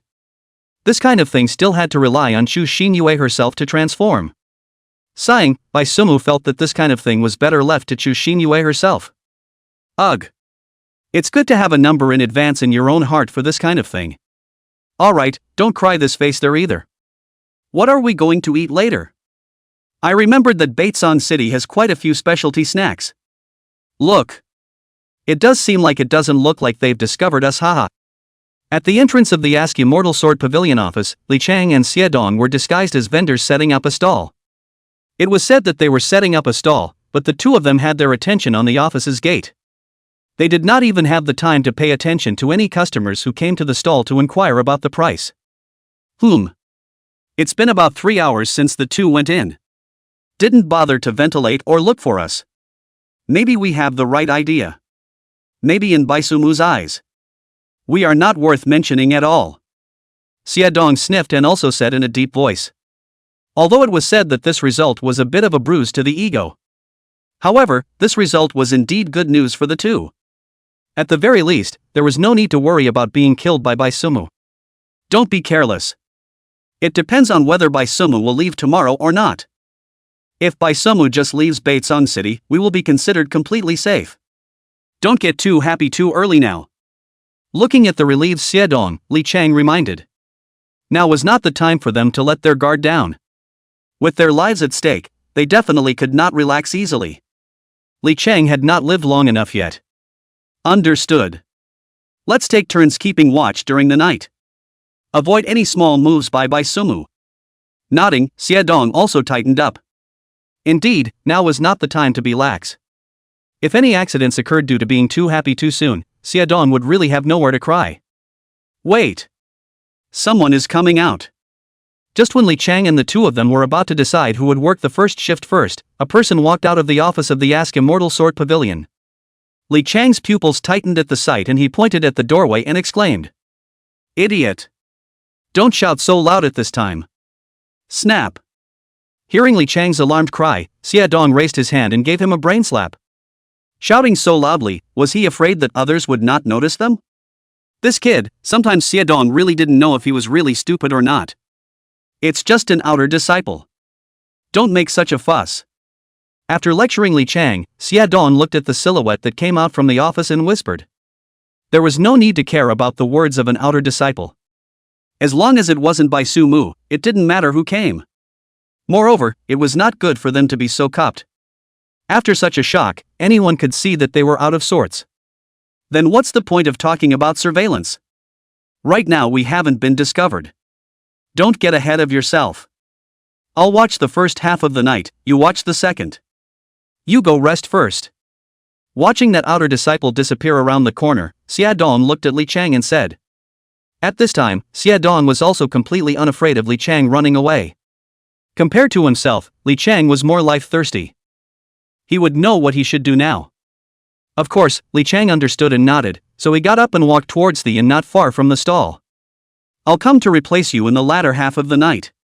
The sun rose in the east and set in the west, and the night passed calmly. Early the next morning, Bai Sumu thundered out of bed to complete his daily training. After some sweaty training, Bai Sumu turned around and prepared to go wash up. Eldest senior brother. What are you doing? Since when did you start snooping? Hearing the voice that suddenly rang out, Bai Sumu turned his head to see Chu Xinyue, who was picking at the wall and merely revealing a head. Looking at Chu Xinyue in this shape, Bai Sumu wrapped her hands around her. That look of weakness after being spoiled made Bai Suki express himself wonderfully. Not. What's that expression of yours, eldest brother? You're still wearing clothes all right. Looking at Bai Sumu's weak and emaciated appearance, Chu Xinyue frantically spat it out. Is this right? He himself had only just arrived all right. Who knows if I'm wearing clothes or not in your mind? In the face of Chu Xinyue's spitting, Bai Suemu pushed back quite righteously. You're silent. No. Chu Xinyue. I'm your elder brother. Looking at the suddenly silent Chu Xinyue, Bai Sumu's eyelids jumped. Good fellow, he had originally intended to flirt with Chu Xinyue. Crookedly actually let himself guess? I didn't expect you to be such a Chu Xinyue. I, a pervert, feel that you are perverted. I'm not. I'm not. Don't talk nonsense. I'm here to call eldest brother for breakfast. Aren't we going back today? Seeing Bai Sumu's disgusted face, Chu Xinyue hurriedly waved her hand to explain. It was only that reddened face that made Chu Xinyue's explanation really unconvincing. All right. Eldest senior brother, you quickly go wash up. I'll go back first. Looking at Bai Sumu still looking at herself with a thief-proof look, Chu Xinyue knew that it was useless to say anything now. After giving a final explanation, she prepared to leave first. Rushing me to wash up? You really want to peek after all? I'm not. I'm not peeking. You're slandering me. Chu Xinyue, who had just turned around, directly exploded when she heard Bai Sumu's words. Ah. Pissed me off. Why is eldest brother's character so bad? Ah. Why can't eldest brother be a mute? Ah. It doesn't matter. I'll set up a formation when I wash up from now on anyway. You can't see it even if you want to. I'm not going to let you see even an inch of me. Let's just say I won't peek at all. Ah. Bai Sumu's words caused Chu Xinyue to blow up even more. After roaring loudly, Chu Xinyue turned around and directly ran away. Continuing to stay, there was no telling what other shocking words Bai Sumu would say to come out. Chu Xinyue's little heart was already a bit overwhelmed. Tsk tisk tisk. Still quite shy. Looking at Chu Xinyue who fled, Bai Sumu smacked his lips. Occasionally flirting with a junior sister could really make one's mood happy. However, it's a pity. Chu Xinyue is not my favorite type. Chapter 019, Squeaky, Eat My Ordinary Sword. After having breakfast, Bai Sumu and Chu Xinyue rode on the carriage out of the city. Tsk tisk tisk. Eldest senior brother, please. Just 2 days, just be a mute for 2 days. On the carriage, looking at Chu Xinyue who didn't dare to meet his eyes, Bai Sumu smacked his lips. This side Bai Sumu just made a sound, Chu Xinyue directly swung her hands together, her tone full of begging. Cannot, Bai Sumu, this mouth Chu Xinu is thoroughly taught. Can't stand a little. Chu Xinyue cannot understand. Why big senior brother can say those words without fear? Don't you have to care about your own image? Looking at Chu Xinyue's face that was filled with helplessness, Bai Suemu let out a light laugh. Making a zipper motion around his mouth, he indicated that he wouldn't be able to speak. Appropriate bullying would be fine, any further bullying would give Chu Xinyue a bad game. Traveling smoothly along the way, the carriage left the city without being hindered in the slightest. Of course, all of this was without Li Chang's help. Who? Finally, I've sent this bogeyman away. At the city gates, Li Xuanfeng looked at the carriage that was traveling away and let out a long sigh of relief. God knows how much he was on tenterhooks last night. Afraid that Bai Sumu would react and directly kill the Li family. But fortunately, the bad situation didn't happen. Everything was moving in the desired direction. Yeah. Finally, I can breathe a sigh of relief. Xie Dong, who was following Li Xuanfeng's side, followed suit and relaxed. Finally, there was no need to. As soon as Xie Dong's words fell over here, he suddenly felt a palpitating sensation come over him. Before he could react, Xie Dong's entire body suddenly fell into a trance. Let's go. Let's go back. The plan can be carried out as usual as well. Patting his arm, Li Xuanfeng was completely relaxed. With the Furies also sent away, their Heavenly Demon Society's plan could also continue. Greeting Xie Dong, Li Xuanfeng then planned to go back. Xie Dong? What's wrong with you? But just after taking 2 steps, Li Xuanfeng noticed that Xie Dong did not follow. Looking back, Xie Dong was still standing frozen in place. Frowning, Li Xuanfeng came to Xie Dong's side. Raising his hand and pushing, he did not expect Xie Dong to just fall straight down. Dead? Looking at Xie Dong who fell straight down, Li Xuanfeng's pupils shrunk. The person who was fine just now, how did he suddenly die violently? Turning the body over, Li Xuanfeng noticed Xie Dong's furious eyes. This is... Seeing this bizarre death, Li Xuanfeng suddenly felt a cold wind traveling down his sky to his entire body. Elder Soul. 2 losers. You don't even dare to kill someone? Then you don't have to continue staying in the Heavenly Demon Society. The thoughts in his mind had just risen when a chilly voice sounded in Li Xuanfeng's ears. Elder Soul. Hearing this cold voice, Li Xuanfeng's pupils were filled with fear. But before Li Xuanfeng could explain himself, a violent choking sensation suddenly struck him. A soul-tearing pain instantly spread all over his body. Opening his mouth wide in pain, Li Sunfeng wanted to call for help towards the guards by the city gates. But Li Xuanfeng could no longer make any sound. At the end of his consciousness sinking into complete darkness, Li Xuanfeng once again heard a gloomy voice lingering in his ears. Bai Sumu. I've come to find you. On the dirt road that could not be seen at a glance, a luxuriously decorated carriage was traveling smoothly. In the car, Chu Xinyue was lying on the cushion on the left with her eyes closed. On the right, Bai Sumu was watching the talking book with great interest. Interesting. The finger that was turning the pages stopped, and the corner of Bai Sumu's mouth curled up slightly. There was a mouse chasing after him. With a flash of his figure, Baisuki came to the roof of the car. Looking up, a swarm of chirping bats was coming towards their carriage. Eldest senior brother. At this time, Chu Xinyue also lifted the curtain and poked her head out of the carriage. She also felt the cold, evil aura. Coupled with the fact that Bai Sumu was not in the carriage, Chu Xinyue then thought to see what was going on. It's fine. Stay honest in the carriage. It'll be resolved soon. Sitting down cross-legged, Bai Sumu waved his hand towards Chu Xinyue. Of course I can't watch you fight alone, eldest brother. However, Chu Xinyue did not sit back inside the carriage as Bai Sumu said. Leaping to the roof of the carriage in the same manner, Chu Xinyue flipped her wrist, and a sword that shone with a cold light was held in her hand. Although your courage is commendable. But the behavior is stupid. See the bats in front? Each one is equivalent to a Jiedan realm cultivator. It's enough for me to know your heart. After saying that, Bai Sumu got up and rubbed Chu Xinyue's head. Then, eldest senior brother, you take care of yourself. Hearing Bai Sumu's words, Chu Xinyue bit her lip unwillingly. But she also knew that she could only be helping here. Although it was true that eldest senior brother spoke a little bit straighter, that was just the way it was. All she could do was not let eldest brother be distracted by herself. Don't worry. Eldest brother but invincible. Looking at Chu Xinyue's worried eyes, Bai Sumu grinned and said confidently. Looking at Bai Suemu, whose face was filled with a confident smile, Chu Xinyue actually looked a little dumbfounded for a moment. This was the eldest senior brother of one's imagination. This was the eldest senior brother who suppressed the young generation of the questioning Immortal Sword Pavilion. Jia. Bai Sumu, do you still remember me? At this time, the bats that covered the sky had already surrounded the carriage. Sour voices resounded from all directions. Ah. Don't remember. Looking at the swarm of bats that had blocked the surrounding area, Bai Sumu's face did not show the slightest bit of panic. With a flip of his wrist, the scabbard appeared. The sharp sword came out of its sheath, and the sword's roar was loud and clear.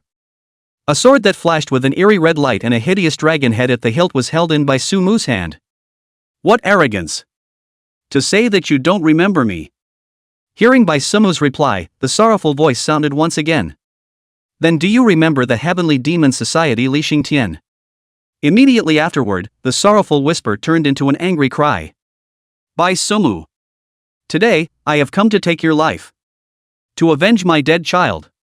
Wave after wave of angry cries followed, and the surrounding bat swarms let out bursts of chittering noise. The magical sound penetrated the ears, causing Chu Xinyue to have a splitting headache. However, Bai Sumu's face did not have the slightest expression of discomfort. The sword chi on his body shook, dispersing the demonic sounds around the carriage. Li Xingtian? No impression. The sword momentum on his body grew more powerful as Bai Sumu looked around. He had already discovered where the guy who was hiding his head was. At this time, the demonic sound resounded once again. But this time, Bai Sumu chopped out with his sword without waiting for him to finish. Well. Bai Sumu, you will pay for your arrogance. Gibberish. An ordinary sword. Chapter 020. The child is reckless. And dared to humiliate me like this. Ordinary. A sword. The powerful sword force penetrated through his body, blowing Bai Sumu's robes to bulge. Eyes narrowing slightly, the sharp sword returned to its sheath. Drawing the sword again, a clear, sharp sound rang out. Ding. This sword sound became the last sound of this world. Plop. Wherever the sword light passed, the bat swarm exploded without exception. A large amount of plasma spilled from the air, but they avoided it as they neared Bai Sumu's body. This was Bai Sumu's sword power. All defilements were not allowed to come close. Cough ha. The sound of vomiting blood rang out, and only a scattering of 3 or 2 bats remained from the originally sky-covering swarm. A translucent figure gradually appeared in midair. It was none other than the spirit elder in spirit form. Bai Sumu. Eyes resentfully looking at the white-clothed teenager on top of the carriage, Elder Soul's eyes were itching to kill him by 1,000 cuts. But this sword from Bai Sumu just now made him recognize the reality clearly. An ordinary sword? Elder Soul remembered the name of this move. Even if he couldn't remember it, just by relying on the sword momentum, he was able to cut such a terrifying sword. Elder Soul also knew that he was no match for Bai Sumu. He had to know that 2 years ago when Bai Sumu blocked the last day of the Heavenly Demon Society, that sword had carried supreme sword intent. Spirit body? Evil one? Looking at the soul elder floating in mid-air, Bai Sumu said indifferently. It wasn't that this kind of soul-related technique was something that only people from the evil sect could do. Rather, the body of this spirit in front of him carried a strong scent of blood. If this was a spirit body technique of a righteous sect, the spirit body should emanate a vast and righteous aura. It was still very recognizable. Heavenly Demon Society, Li Tianxing. Looking at Bai Sumu, Elder Soul said in a cold voice. Although he was surprised that Bai Sumu was now able to cut such a terrifying sword with just his sword momentum, Elder Soul didn't have the slightest intention of retreating. He still had his bottom card yet to use it. Li Tianxing. Lixing Tian. Are you two brothers? Hearing Elder Soul's name, Bai Sumu tilted his head and asked. I'm his father. With these words, Bai Sumu directly gave Elder Soul a question. Reacting, Elder Soul shouted angrily. He didn't understand, hadn't he said before that he had come to avenge his child's death? How could he still associate them as brothers? It doesn't matter. Do you still have a father? If I kill you today, your father won't come to take revenge on me too, right? How about you contact your dad now? I'll behead you all together. Pulling out his ears, Baisumu didn't really care about the relationship between the two. He just felt that this kind of beating up the younger one and coming to the older one was troublesome, similar to a condom. Giving you the opportunity to call someone just so the family is neat and tidy. Little child is unbridled. How dare you humiliate me like this? Looking at Baisumu's impatient appearance, Elder Soul directly exploded with anger. Good. Today, even if I fight to the death, I will definitely make you kid look good. 100 ghosts walk at night, swallowing the souls of the living. Soul-devouring art. With his hands clenched in magic, black smoke rose from Elder Soul's spiritual body. The black smoke gathered together in mid-air, and all of a sudden, the surrounding sky darkened. Roar! An ear-shattering harsh ghost hiss resounded, and a hideous, terrifying ghost face broke through the clouds. The glare in his eyes locked onto Baisumu, and his hideous mouth that dripped with saliva opened, and a terrifying suction force instantly erupted. The art of ghosts and monsters. Rather, it has allowed you to cultivate a few disciplines. Unfortunately. Raising his hand to block the whistling gale, while looking at the hideous ghostly face in the sky, Baisumu did not have the slightest panic. Even, there was a cozy comment. At this time, Baisumu also understood that this was called Lixingli Tianqing? Not important. Baisumu knew what his purpose was. This was the intention to directly attack his soul with the characteristics of the ghost art. The cultivation of the soul, but it didn't begin until the 10,000 phase realm.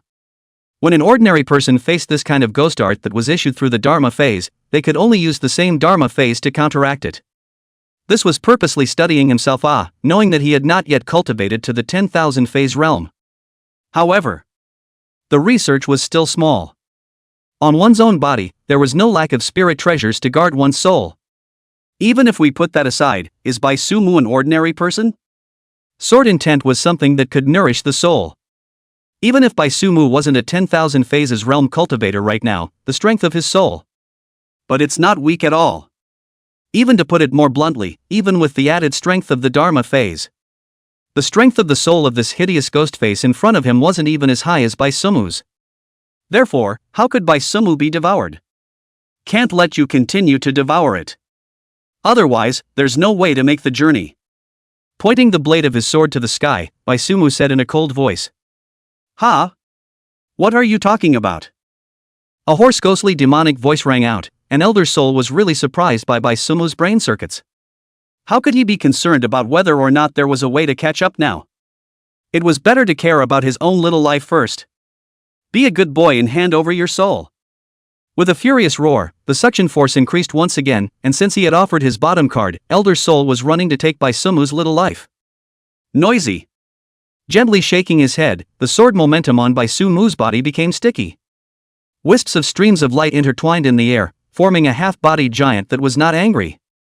In the giant's hand, he held a sword that was exactly the same as the one in Baisumu's hand. Chop! As Baisumu moved, the giant struck the same motion. The giant sword composed of sword intent directly cut through the sky. It directly split the Soul Elder's Dharma phase in two in the eyes of the Soul Elder, who didn't dare to believe it. How? At this moment, Elder Soul's eyes were still thick with disbelief. But before he could finish his shocked words, Elder Soul felt his eyes go black. He knew. This was his life coming to an end. Baisumu. Why is there such a monster in the world? At the end of his consciousness, Elder Soul stared dead on at the spirited young man on top of the carriage. At this moment, Elder Soul no longer had any resentment towards Baisumu. What there was only resentment towards God's injustice.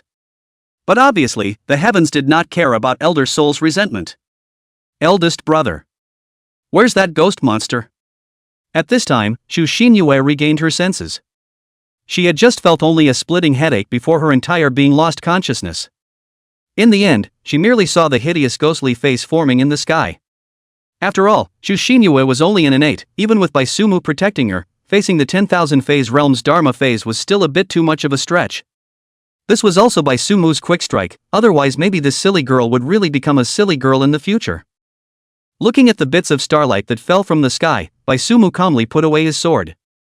After rubbing Shu Xinyue's head, he jumped off the roof. It's already been beheaded by me. Let's go. We still have to hurry. Chapter 021 by Sumu. What role will you play? Eldest senior brother. You're so strong. Eldest senior brother. That person just now was a 10,000 phase realm cultivator, right? A 10,000 phase realm cultivator was killed by you? Just what level of strength have you reached, eldest brother? On the carriage going back to the sect, Chu Xinyue kept talking non-stop. Obviously, Chu Xinyue was stimulated by the thrilling scene just now. The two of them were actually able to escape when facing the 10,000 phase realm? This directly broke Chu Xinyue's perception. After all, the 10,000 phase realm was an important watershed for cultivators. It wasn't said for nothing that all under the 10,000 phase were ants. Unexpectedly, Sumu had actually used his true self to cut down the 10,000 phases. How could this not make Chu Xinyue shocked? Stop. However, facing this series of questions from Chu Xinyue, Suemu was somewhat overwhelmed. Although he knew that Chu Xinyue was a cheerful personality, this was a bit too cheerful, right? And this chatterbox attribute was really too much to take. Sumu only felt her brain buzzing right now. Being rebuked by Sumu, Chu Xinyue commiserated and stopped talking. She was just curious. I'm only going to answer you one question. Think before you ask. Looking at the pitiful Chu Xinyue, Sumu sighed. Just one question, huh? Hearing Sumu's words, Chu Xinyue's eyes lit up, but then they became entangled again. Sumu sniffed and nodded in a serious manner. Then, what level has your sword intent reached, eldest brother? After thinking for half a day, Chu Xinyue felt that she was still curious about Sumu's strength. Moreover, a monster who had comprehended sword intent at the age of 6, Chu Xinyue was also really curious about what terrifying level Sumu's sword intent had reached now. You finished asking your questions. However, Sumu's reply once again caused Chu Xinyue to freeze. Blinking her big eyes, Chu Xinyue looked at Suemu with a face of disbelief. Are you joking with me? Eldest senior brother. At this time, Chu Xinyue also reacted. It turned out that Sumu had taken the sentence just one question that he had just asked him as the first question. Chu Xinyue, who figured it out, looked at Suemu in shame. Isn't this bullying an honest person? Change the question. Don't ask about cultivation matters. You will know in the future. After teasing Chu Xinyue and satisfying some of his own bad taste, Sumu did not continue. It wasn't that Sumu didn't want to answer this question.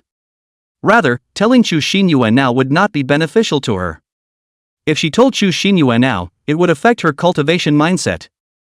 One who messed up would even go off the deep end. It was like a game character. What level to learn what skill? You have to fulfill the preconditions first.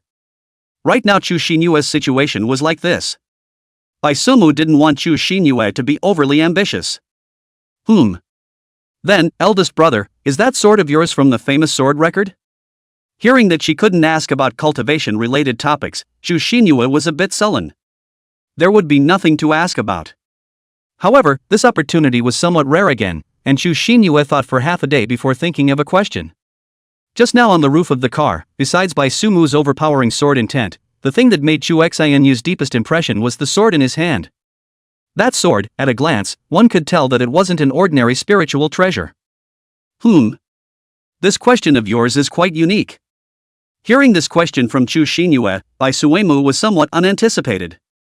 This sword isn't on the famous sword record. It was specially crafted for me by the elders of the Alchemy Pavilion. Now, it's still only an extreme spiritual treasure. But it's also about to be promoted to an immortal weapon. However, since Chu Xinyue had asked, Sumu also took the sword out and introduced it. Promoted. Hearing Sumu's introduction, Chu Xinyue froze again. As the 9th princess of the imperial dynasty, Chu Xinyue asked herself that she still had some insight. But she had never heard of a weapon that could be promoted in quality. That's right. For the sake of it, I've emptied out the Alchemy Pavilion's old reserves. Nodding his head, Sumu said proudly. Then this sword must have a resounding name, right? Well, now Chu Xinyue sort of knew that anything outrageous that happened to Sumu was considered reasonable. So Chu Xinyue didn't bother dwelling on it. Of course. Listen up. This sword is called the Red 14 Draconic Dust Remnant Taijutsu. Hearing Chu Xinyue ask about the name of her sword, Bai Suemu introduced it with great passion. Red 14 Draconic Remnant Dust? That name. Hearing this name, Chu Xinyue pulled at the corner of her mouth. So long? And there was something strange about this name. The back was okay. But Red 14. This Chu Xinyue was somewhat incomprehensible. That's right. But that's just its temporary name. Soon, it's going to evolve into Red 15 Holy Shine Redemption. Nodding her head, Bai Sumu said with a proud face. Amazing. Although she didn't understand much, Chu Xinyue was greatly shocked. But putting aside the prefixes, both names were very imposing then. All right. It's fine for you to view and watch. This is my precious lump. Putting the desolate ancient dust away, Bai Sumu said. This was a peerless divine weapon that had been refined by expending the depths of the questioning Immortal Sword Pavilion's refining pavilion. Just the attribute of being able to rely on the warmth of sword intent to continuously advance was destined to make this sword extraordinary. Cheap. Seeing Bai Sumu directly put back the desolate ancient relic dust, Chu Xinyue skimmed her lips. All right. What about the questions? I've already answered them for you as well. Next, you can't ask any more questions. I'll squint for a while. Lying on the soft cushion, Bai Sumu found a comfortable position. Finally, Chu Xinyue was dismissed. Good. Eldest senior brother. Good night. Bai Sumu. Baitsong City, City Lord's Mansion. A middle-aged man with a wide body and a kind face stood in front of the top-floor window of the City Lord's Mansion looking into the distance. This person was none other than the City Lord of Northsong City Jiang Beichuan. Have all the people from the Heavenly Demon Society been found? Retracting his sight, Jiang Beichuan spoke indifferently. As the City Lord of Baitsong City, what matters within the city did he not know? The Li family sealed the city. Without Jiang Beichuan's nod, how could the city be sealed? Jiang Beichuan has long been aware of the Li family's wrong. Just want to come a hand of yellow bird in the back. But he didn't expect that the sudden appearance of Bai Sumu would break the plan. Back to the City Lord. All found. Hearing Jiang Beichuan's question, in the room, the gentlemanly man wearing glasses respectfully replied. Whom? Kill them all. Responding, Jiang Beichuan directly pronounced the fate of the remaining members of the Heavenly Demon Society in a cold voice. Yes. Once again respectfully answering, the Sven man then retreated. Once again looking towards the gradually clearing sky in the distance, Jiang Beichuan's eyes gradually went out of focus.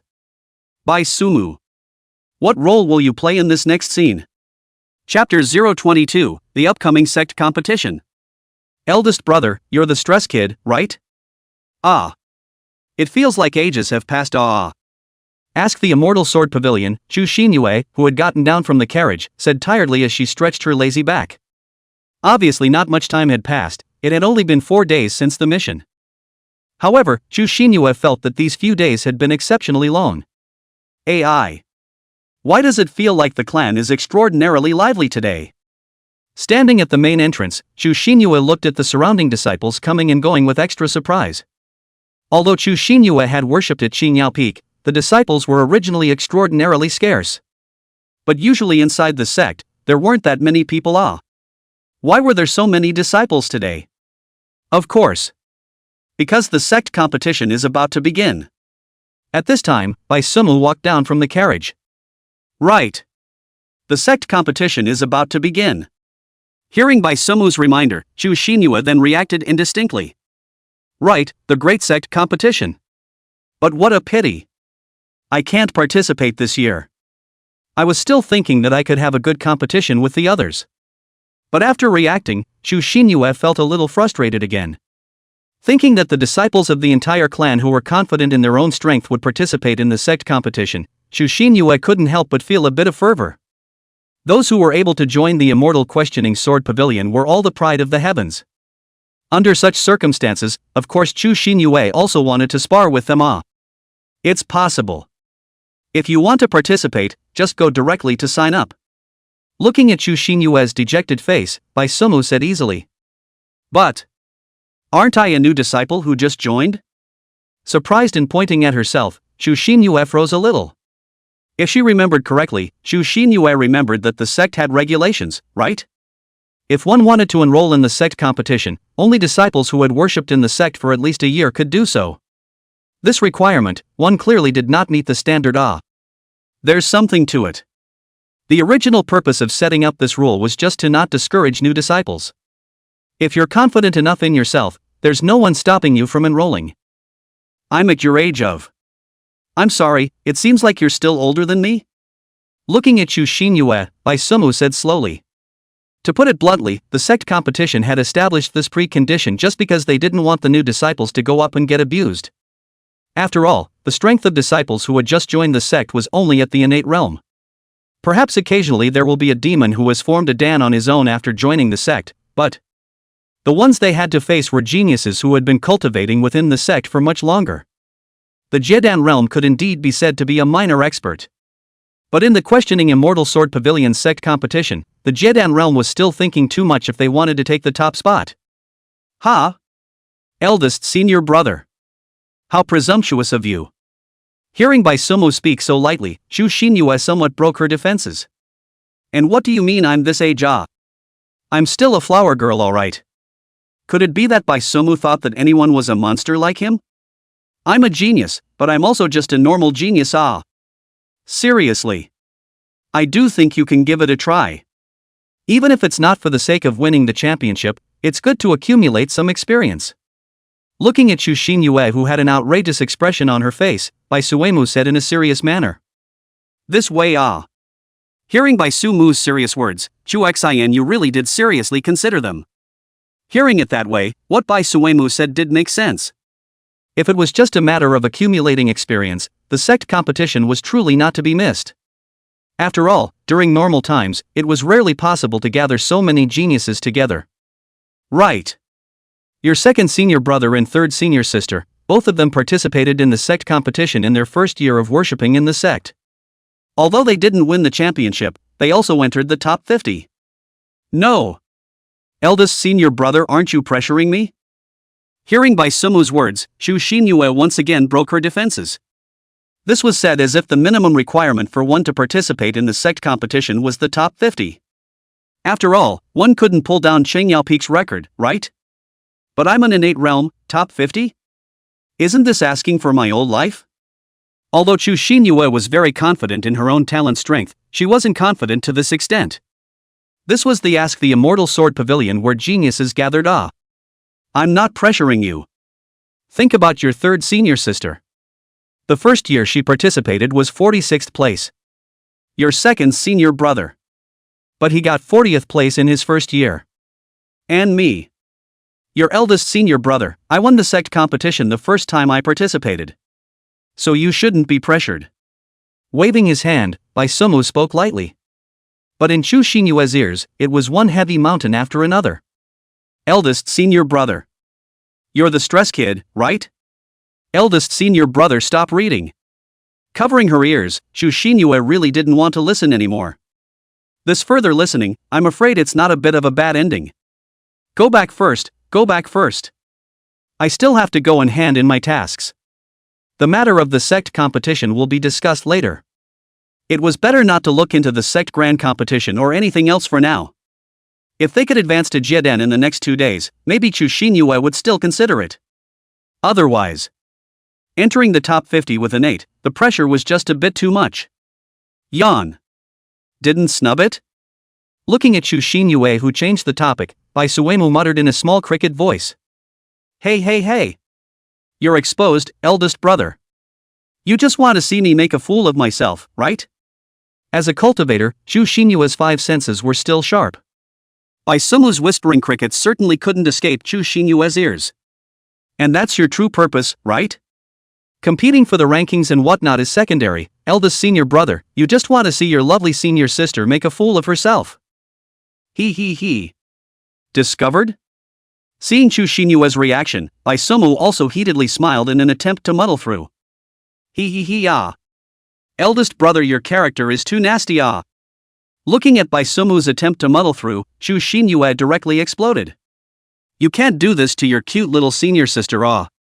Unla. This is just where it's at. Facing Chu Shinyue's spitting protest, Baisumu said with a smile. It doesn't matter if it didn't work, just continue next time. Let's go, hand in the mission. I won't be in a hurry in a while. Looking at Chu Xinyue still want to say something, Bai Suemu also directly does not give the opportunity. With a greeting, he directly flew away in the air.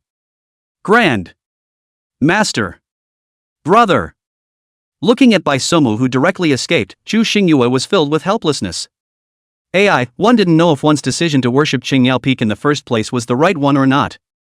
However, Chu Xinyue was really considering it seriously. If this was Qingyao Peak's tradition, she couldn't afford to drag her feet. Although the pressure of aiming for the top 50 was a bit much, it wasn't like one couldn't take a stab at it. It's decided. We'll intensify our seclusion after we return. Chapter 023, Better to tear down 10 temples than destroy one marriage. Qinglong Peak, after the morning meeting, the square in the main hall was still crowded with people. Compared to Qingyao Peak, Qinglong Peak was obviously even more crowded. Senior sister. Go for it in the sect competition. Yes. This time, the crown must be brought back to Green Dragon Peak. Senior sister. Definitely win. On the square, the disciples of Green Dragon Peak were cheering for Morong. After all, without Bai Suemu participating in the sect competition, their Green Dragon Peak had always been the favorite to win. Especially this time, the one who went on the expedition was also the strongest senior sister of their younger generation. With Morong Ying's strength, it was believed that the crown of this sect competition would again be taken by their Green Dragon Peak. Senior sister should also cheer.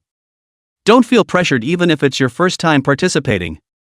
Just believe in yourself and play with style. Not only were they cheering for Morong Ying, there were also quite a few voices in the square cheering for Jilanxin. As a junior sister who had just joined this year, although the time she had joined was still very short, Jilanxin already had quite a reputation in Green Dragon Peak with her talent. There were even quite a few people who were optimistic about Jilanxin taking over Morong Ying's position, becoming the next leader of the younger generation of Green Dragon Peak. Jilanxin's response was still so cold. However, during this period of time, everyone was used to Jilanxin's attitude. So no one said anything. This year will be my last year to participate in the sect competition. The rest. The future of Green Dragon Peak is in your hands. Walking side by side with Jilanxin, Morong Ying said indifferently. She also recognized that Jilanxin could become her successor. So all this time, Morong Ying had brought Jilanxin around to learn as much as possible. She had provided Jilanxin with a lot of help in her cultivation. It was believed that in a short while, Jilanxin would be able to steadily advance into the Jedan realm. Good. Nodding, Jilanxin also accepted this favor. After all, although she had worshipped at the Green Dragon Peak, and the Grand Elder had paid enough attention to herself. But with so many disciples in the huge Green Dragon Peak, even if there weren't many personal disciples, it was impossible for Jilanxin to monopolize the Grand Elder. So for this favor of Morong Ying's teaching, Jilanxin kept it in mind. Don't be so cold in your reaction. Although everyone knows your character. But in the long run, I'm afraid that the junior siblings will have to respect you from a distance. Watching Jilanxin remain so cold, Morong Ying helplessly taught. She felt that her own personality was cold enough. But compared to Jilanxin, she was surprisingly even considered cheerful. This caused Morong Ying a great headache. Relying only on strong strength could not be embraced by everyone. The most obvious example is Bai Suemu. He's strong enough. But to be so popular in the questioning Immortal Sword Pavilion, his strength isn't the main reason. His disguised gentle personality is the key. Looking at Jilanxin, who still looked unimpressed, Morong Ying once again cited an example. And the best example was the popular character of the Ask Immortal Sword Pavilion by Sumu. I see. Hearing this vivid example, Jilanxin finally had a few reactions. Isn't Senior White Brother participating in this clan competition? And talking about Senior Brother Bai, Jilanxin also remembered her mission. To help Senior Sister Morong and Senior Brother Bai break the mirror. Him? Don't want to admit it though. But no one in the younger generation is his match. Even me. Seeing Jilanxin chatting about Bai Suemu, Morong Ying was in a trance for a moment. Even though she was unwilling, Morong Ying said very honestly. But if one can win the championship. Rather, I can continue to challenge upwards. In previous years, I've challenged senior brothers who returned from the chaotic ancient battlefield. This year, I want to try challenging Bai Sumu. But as the words turned, a determined expression appeared in Morong Ying's eyes. Before, she didn't challenge because she didn't have confidence in herself. But now, with the enchantment of that divine weapon, one might be able to win. No. At the very least, one could catch 2 moves from Bai Sumu. Chaotic ancient battlefield. Senior sister. Actually, you still care about senior sister Bai. Hearing the new term, Ji Lanqing didn't ask much. She was clear that it wasn't something her current self could understand. But sure enough, it was just as she had guessed. Senior sister Morong's heart still cared about senior brother Bai. When she was participating in the sect competition for the last time in her life, she still couldn't forget about senior brother Bai. Care? Perhaps. I just want to prove myself. Hearing Ji Lanqing's words, Morong Ying smiled. Therefore, Ji Lanqing was certain that senior brother Bai was also waiting for senior sister Morong. This was 2 lovers. Therefore, Ji Lanqing had already thought about how she would help senior sister Morong. She would do her best to make both of them have no regrets. What's this thinking about? Why does it feel like your emotions have risen quite a bit? Looking at the moody Ji Lanqing, Morong Ying smiled and asked. Was it the thought of competing on the same stage as a fellow disciple that made you excited? That's right. A cultivator, one should not lack the courage to shine. Possessing such a character, Ji Lanqing's future could still be something to look forward to. This time, the clan competition. I've also found my goal. Chapter 024 Big Lazy Branch Little Lazy. I wish old 3 and old 4 good results in the sect competition. Xingyao Peak, it was another early morning. It's better to sleep in my own hut. Pushing open the bedroom door, Bai Sumu moved his arms and legs. Yesterday's sleep was, well, comfortable. Moving his arms and legs, Bai Suki also started today's morning exercise. After the morning exercise, washing and eating, then watering the flowers and plants in the yard. After this set of processes, the time also came to the 6th hour. Come to the main hall. Just as Bai Sumu was planning to make a pot of tea and continue chasing after the talking books, a voice suddenly rang out in his head. It was a voice transmission from Master. Since Master had transmitted the voice, Bai Sumu did not delay. What's wrong, Master? Arriving at the main hall, Bai Sumu saw Bai Miao sitting at the first place drinking tea. Bai Sumu was also not formal, and after sitting down, he also poured himself a cup. Both of your senior sisters are in seclusion. Today is the last day. Looking at Bai Sumu, Bai Miao said indifferently. Righto. Okay. Then I'll go take a look later. Hearing Bai Miao say this, Bai Sumu nodded indistinctly. It had also been a while since he had returned. Tomorrow was the day of the clan competition. The oldest 3, Chui Yuting, was in seclusion to refine her sword intent.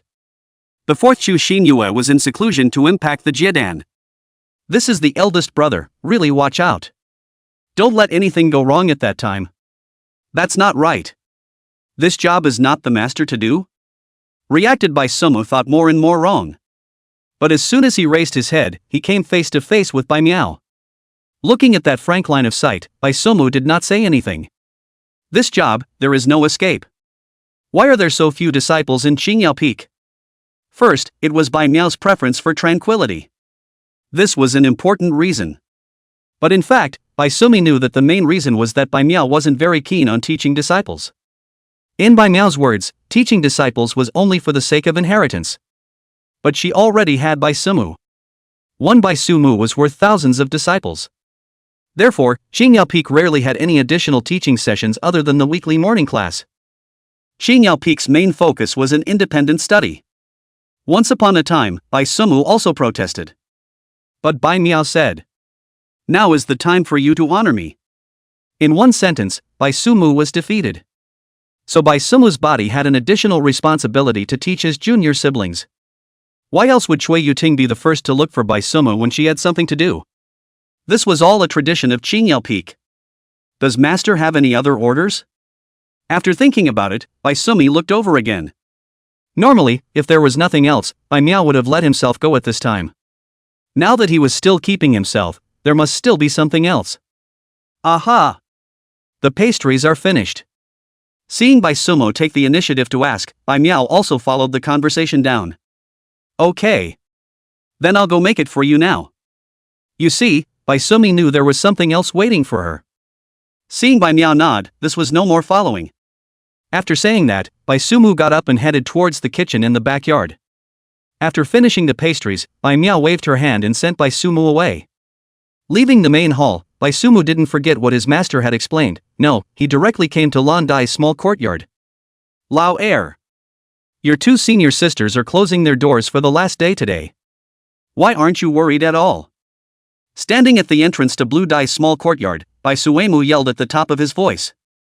Sure enough, without waiting a moment, a strand of blue flowing light flew towards Chu Xinyue's small courtyard. There was a policy from above, and a plan from below. Bai Sumu inherited Bai Miao's advantages very well. Big laziness supports little laziness. Going back to catch up with the talking books. As soon as the time shifted, it came to the hour of 5 o'clock. After a busy day, Master Bai made himself a bowl of beef noodles. But this side of the front foot just brought the beef noodles out from the kitchen. In front of the dining table, there were already 3 people sitting neatly. I knew it. The noodles are in the kitchen. Bring it yourself. Bring out the 2 small dishes by the way. Looking at the 3 people sitting neatly, Bai Sumu pulled the corners of his mouth. He told him that he hadn't moved for a day, so he must have been waiting for himself here. He. I knew eldest brother must have prepared our portion. Hearing Bai Sumu's words, Chui Yuting smiled sweetly.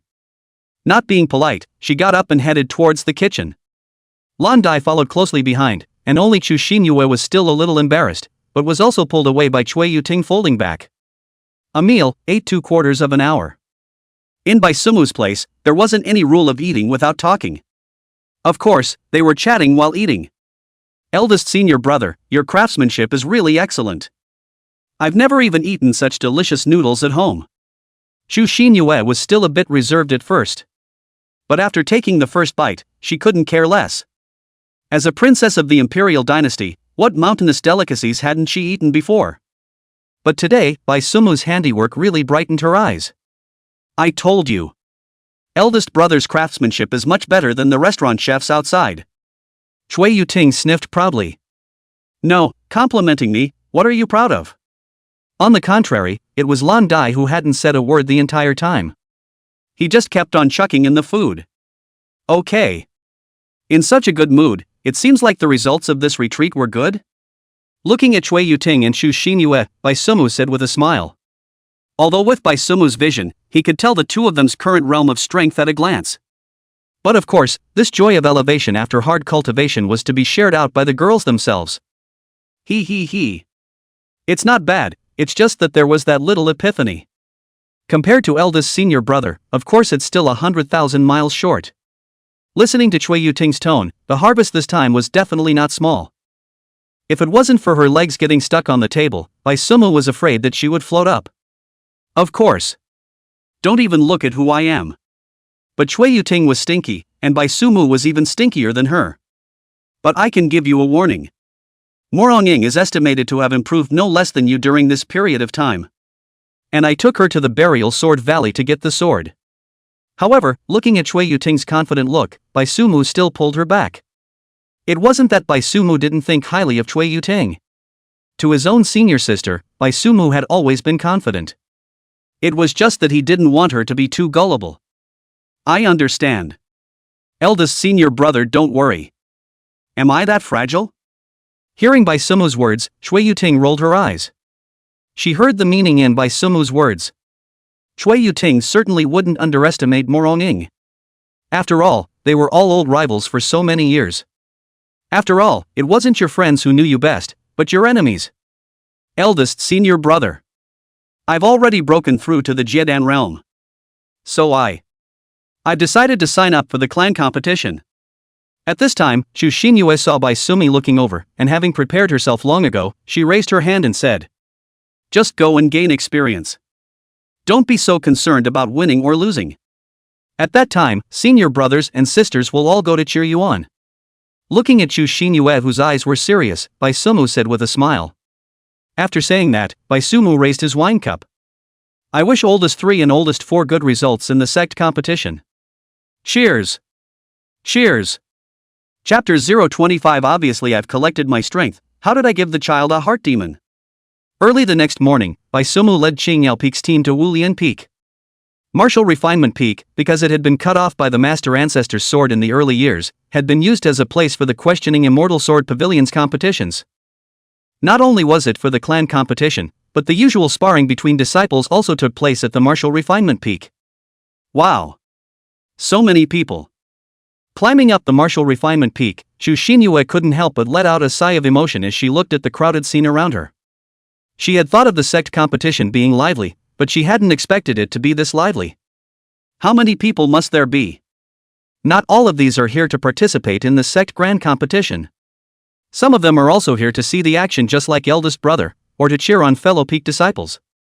Looking at the marveling Xu Xinyue, Chui Yuting smiled and explained. She had participated in many clan competitions. There was still enough experience in this area. Senior brother Bai. Good day, senior brother Bai. Senior brother Bai. Eldest senior brother is so popular. Hearing Chui Yuting's explanation, Xu Xinyue just wanted to respond. But before she could open her mouth, she was silenced by a burst of greetings coming from all around her then. Listening to that cry of good day senior brother Bai, Xu Xinyue intuitively felt Bai Sumu's popularity in the questioning Immortal Sword Pavilion for the first time. Then look. Seeing Xu Xinyue's look of amazement, Bai Sumu tilted his neck and said proudly. Eldest senior brother. Looking at the proud eldest senior brother, Xu Xinyue rolled her eyes. Although this is indeed the truth, shouldn't you be modest at this time? Just admit it in such a watery manner? Let's go. Ignore him. I'll take Yayayu to report for duty. Chui Yuting also rolled her eyes towards Bai Sumu at this time. He then pulled his little senior sister to report for duty. Good day, senior brother Bai. Chui Yuting had just left with Xu Xinyue in front of her, when a clear and cold voice sounded behind Bai Sumu in the back. Turning to look over, it was the Green Dragon Peak disciple that Morong Ying was leading. You are also good. Looking at Morong Ying, Bai Sumu smiled and nodded before saying anything more. And looking at Bai Sumu's polite look, Morong Ying was used to it. After bowing slightly, she intended to leave. Senior brother Bai. Can I have a word with you alone? However, as Ji Lanxin passed by Bai Sumu, she stood still. Yeah. Hearing Ji Lanxin's words, Bai Sumu was a bit puzzled. But in just an instant, Bai Sumu smiled and answered. Girls striking up conversations, this kind of thing Bai Suki had experienced too much. After all, with a face value comparable to that of a reader's lord, this was something that was justified. Coming to a corner with Ji Lanxin, Bai Sumu looked at Ji Lanxin and waited for her to speak first. Bai Sumu didn't feel that Ji Lanxin was trying to confess to herself or anything.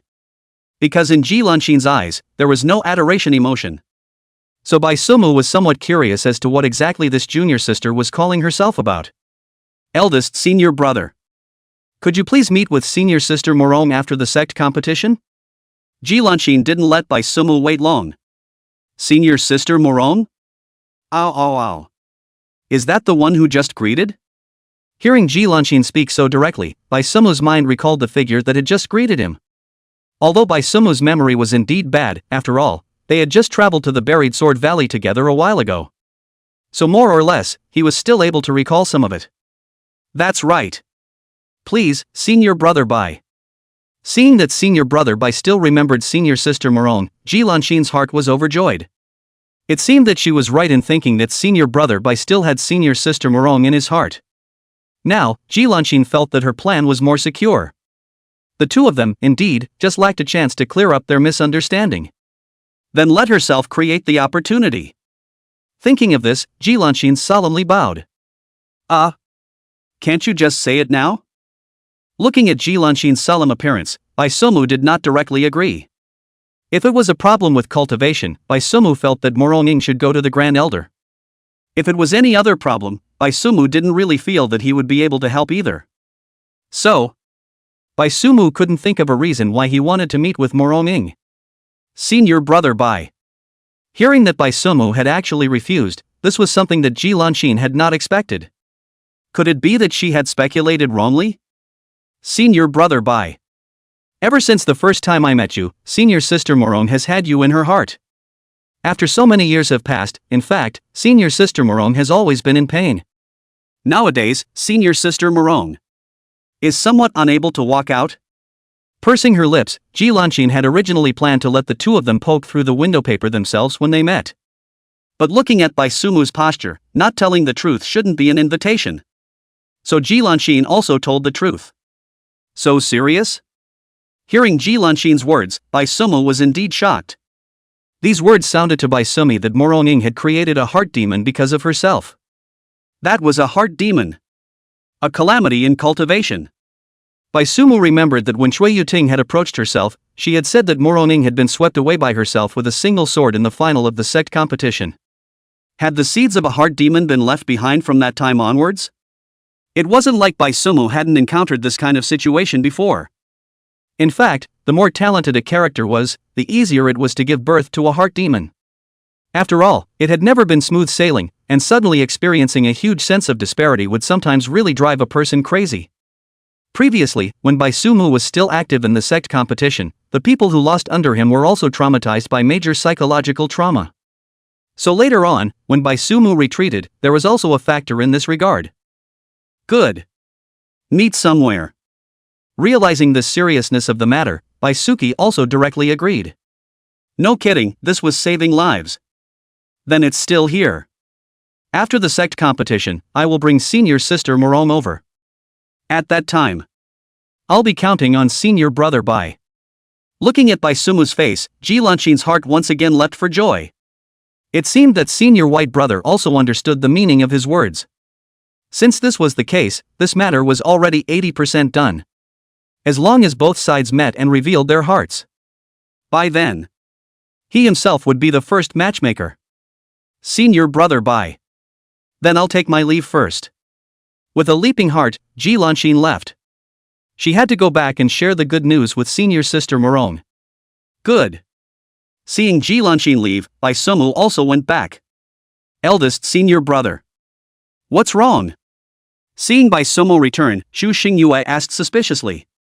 Why was there a sad look on his face? AI. Xin Yua. Why do you think my strength is so strong? Hearing his senior sister's concern, Bai Sumu sighed. Bai Sumu was also helpless.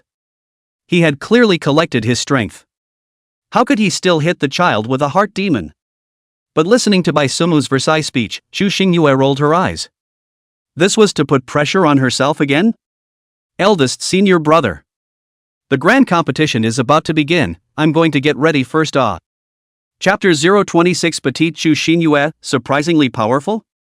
Ask the Immortal Sword Pavilion, the New Year's clan competition. There are no elders to address. The pavilion master also did not show up. It just directly started so watery. I'm so nervous. The entire martial refinement peak was divided into 10 small rings. Looking at the senior brothers and sisters exchanging blows in the ring, Xu Xingyue nervously clenched her small fists. There's nothing to be nervous about. As a senior sister, Chui Yuting took on the heavy responsibility of comforting her little sister. Actually, you can just treat this clan competition as an annual venting assembly. After a year of carrying out missions outside, coupled with the pressure they face while cultivating, it's very hard for the disciples of the great sections. So at this time, a good duel is needed to vent. After looking around to make sure that no one was paying attention to their side, Chui Yuting said as she pressed into Xu Xinyue's ear. Hey! Can it still be explained like that? Hearing Chui Yuting's alternative explanation, Xu Xinyue was somewhat dumbfounded. The sect competition could still be explained like this? However, hearing Chui Yuting say this, Xu Xinyue realized that the more she looked, the more wrong she became. No wonder the senior brothers and sisters in the ring were fighting so desperately. Originally, Xu Xinyue thought that they were respecting their opponents. But now, Xu Xinyue felt that it might not be that way. So that's why. When it's your turn to go on stage in a while, make sure you go all out. These guys don't strike lightly. Although no matter how heavy the injuries are, the disciples of the Alchemy Pavilion will be able to save you. But the pain is also really painful. Looking at this shocked look on Xu Xinyue's face, Chui Yuting admonished up. I understand. With a serious expression on her face, Xu Xinyue solemnly nodded her head to indicate that she understood. This indeed had to be done with full force, or else would she not be a punching bag? Please number 142, Qingyao Peak Chu Xinyue, ascend to ring number 3. Please number 142. Just as the conversation between the two had just ended, the disciple in charge of the broadcast also called Chu Xinyue's number. Who? Senior brother's sister. I'm going. Hearing her name called on the radio, Chu Xinyue exhaled deeply. Those who don't know would think that you went to war. Hurry up and go. We'll cheer you on later. Looking at Chu Xinyue, who had a generous look, Bai Suemu smiled and shook her head. Slightly. Making a face towards Bai Sumu, Chu Xinyue mounted the ring. Hello. Qingyao Peak Chu Xinyue. Arriving at the ring, Chu Xinyue arched her hand in greeting. Hello. Amazing Hua Peak Xiaoming. Hearing Chu Xinyue's self-introduction, Xiaoming also politely arched his hand. Please enlighten me. Drawing out her sword, Chu Xinyue took a defensive stance. The moment the words on Chu Xinyue's side had just fallen, a sword sound resounded across the room. Xiaoming's attack had already come. The 3-foot-long sword carried dots of glowing fire, which quickly zoomed in Chu Xinyue's pupils. Sneak attack? Exclaiming in her heart, Chu Xinyue's reaction was not slow. The green destiny sword in her hand was precisely beckoned, her true chi vibrating.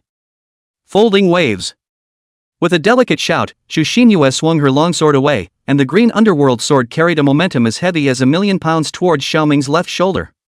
Facing Chu Xinyue's first wave, Xiaoming dodged sideways.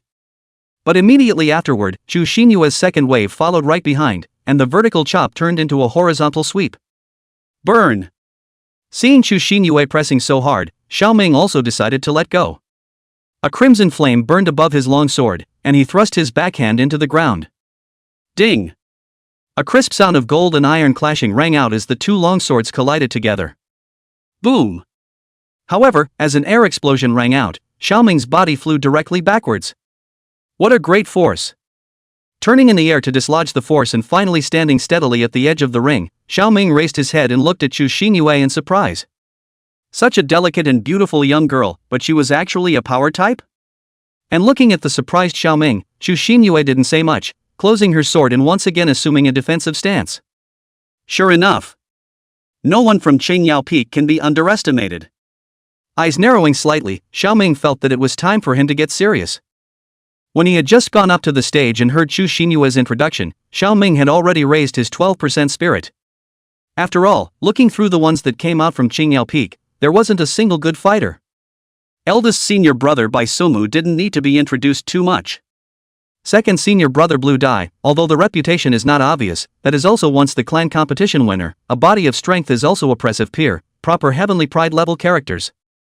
Third sister Cui Yuting, that is and now the strongest young generation Moronging competition are not equal to the main, the year before last is the pressure Moronging won the championship. As for why Moronging is the strongest young generation today? Because Bai Sumu had now been banned from participating in the clan's rankings. After all, with Bai Sumu, the various rankings were undoubtedly going to be swept by him. And then what was left was Chu Xinyue in front of him. Originally, he had thought that it was just a new disciple who had joined this year, and for the sake of the 3 words Qingyao Peak, it would be fine to give it proper attention. But now it seemed that it really was worthy of being a monster newcomer. If one wanted to win in battle, it seemed that one couldn't keep the bottom-loaded moves. Senior sister Chu, I'm offended. With a confession, Xiaoming crossed his longsword in front of him. Holding the sword in his right hand, his left hand scratched from the hilt towards the tip of the sword. As the palm of his left hand crossed, the sword burned with a layer of light red fire. It looked powerless, but the terrifying heat burned and distorted the surrounding air. With his eyes condensed, Xiaoming clenched his right hand. The ground under his feet suddenly collapsed, and in just a breath of effort, Xiaoming appeared in front of Chu Xinyue's eyes. Very fast. But it's not enough. Facing Xiaoming's lightning-fast strike, Chu Xinyue did not have the slightest surprise in her eyes. With a slight sweep of his eyes, Xiaoming's path of attack had already been seen through by Chu Xinyue. Bear! Raising his green destiny sword to block, as the sound of water pouring hot oil rang out, the next moment, a large amount of water vapor rose up, completely covering the two of them. Ping ping! Bang bang! Ding ding! Dang dang! A series of sounds of sword blades clashing came out from the white water vapor. The people around could only hear that the battle was fierce with the intense clashing sounds. But what exactly was the situation? It was really hard to see clearly with the naked eye. Yeah, one. In the rest area of Qingyao Peak, Bai Sumu coldly spoke. Junior sister's talent in fighting is pretty good then. That Xiaoming's strength already has a mid-Jiedan stage. The situation where the bottom cards were all out yet he was still countered by junior sister. Nodding her head, Chui Yuting followed suit and agreed. Regarding Chu Xinyue's performance in her first battle, Chui Yuting could be said to be very satisfied. Even the silent blue dye also nodded along at the side. It was clear that he also recognized this senior sister's talent. With all three of them finished analyzing, the battle in the ring was also divided into winners and losers. Boom!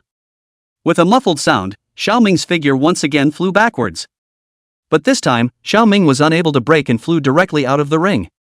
And with a breeze blowing through, the water vapor on the ring completely dispersed. Chu Xinyue lightly dusted off the dust on her sleeves and slightly arched her hand in the direction where Xiaoming flew out backwards.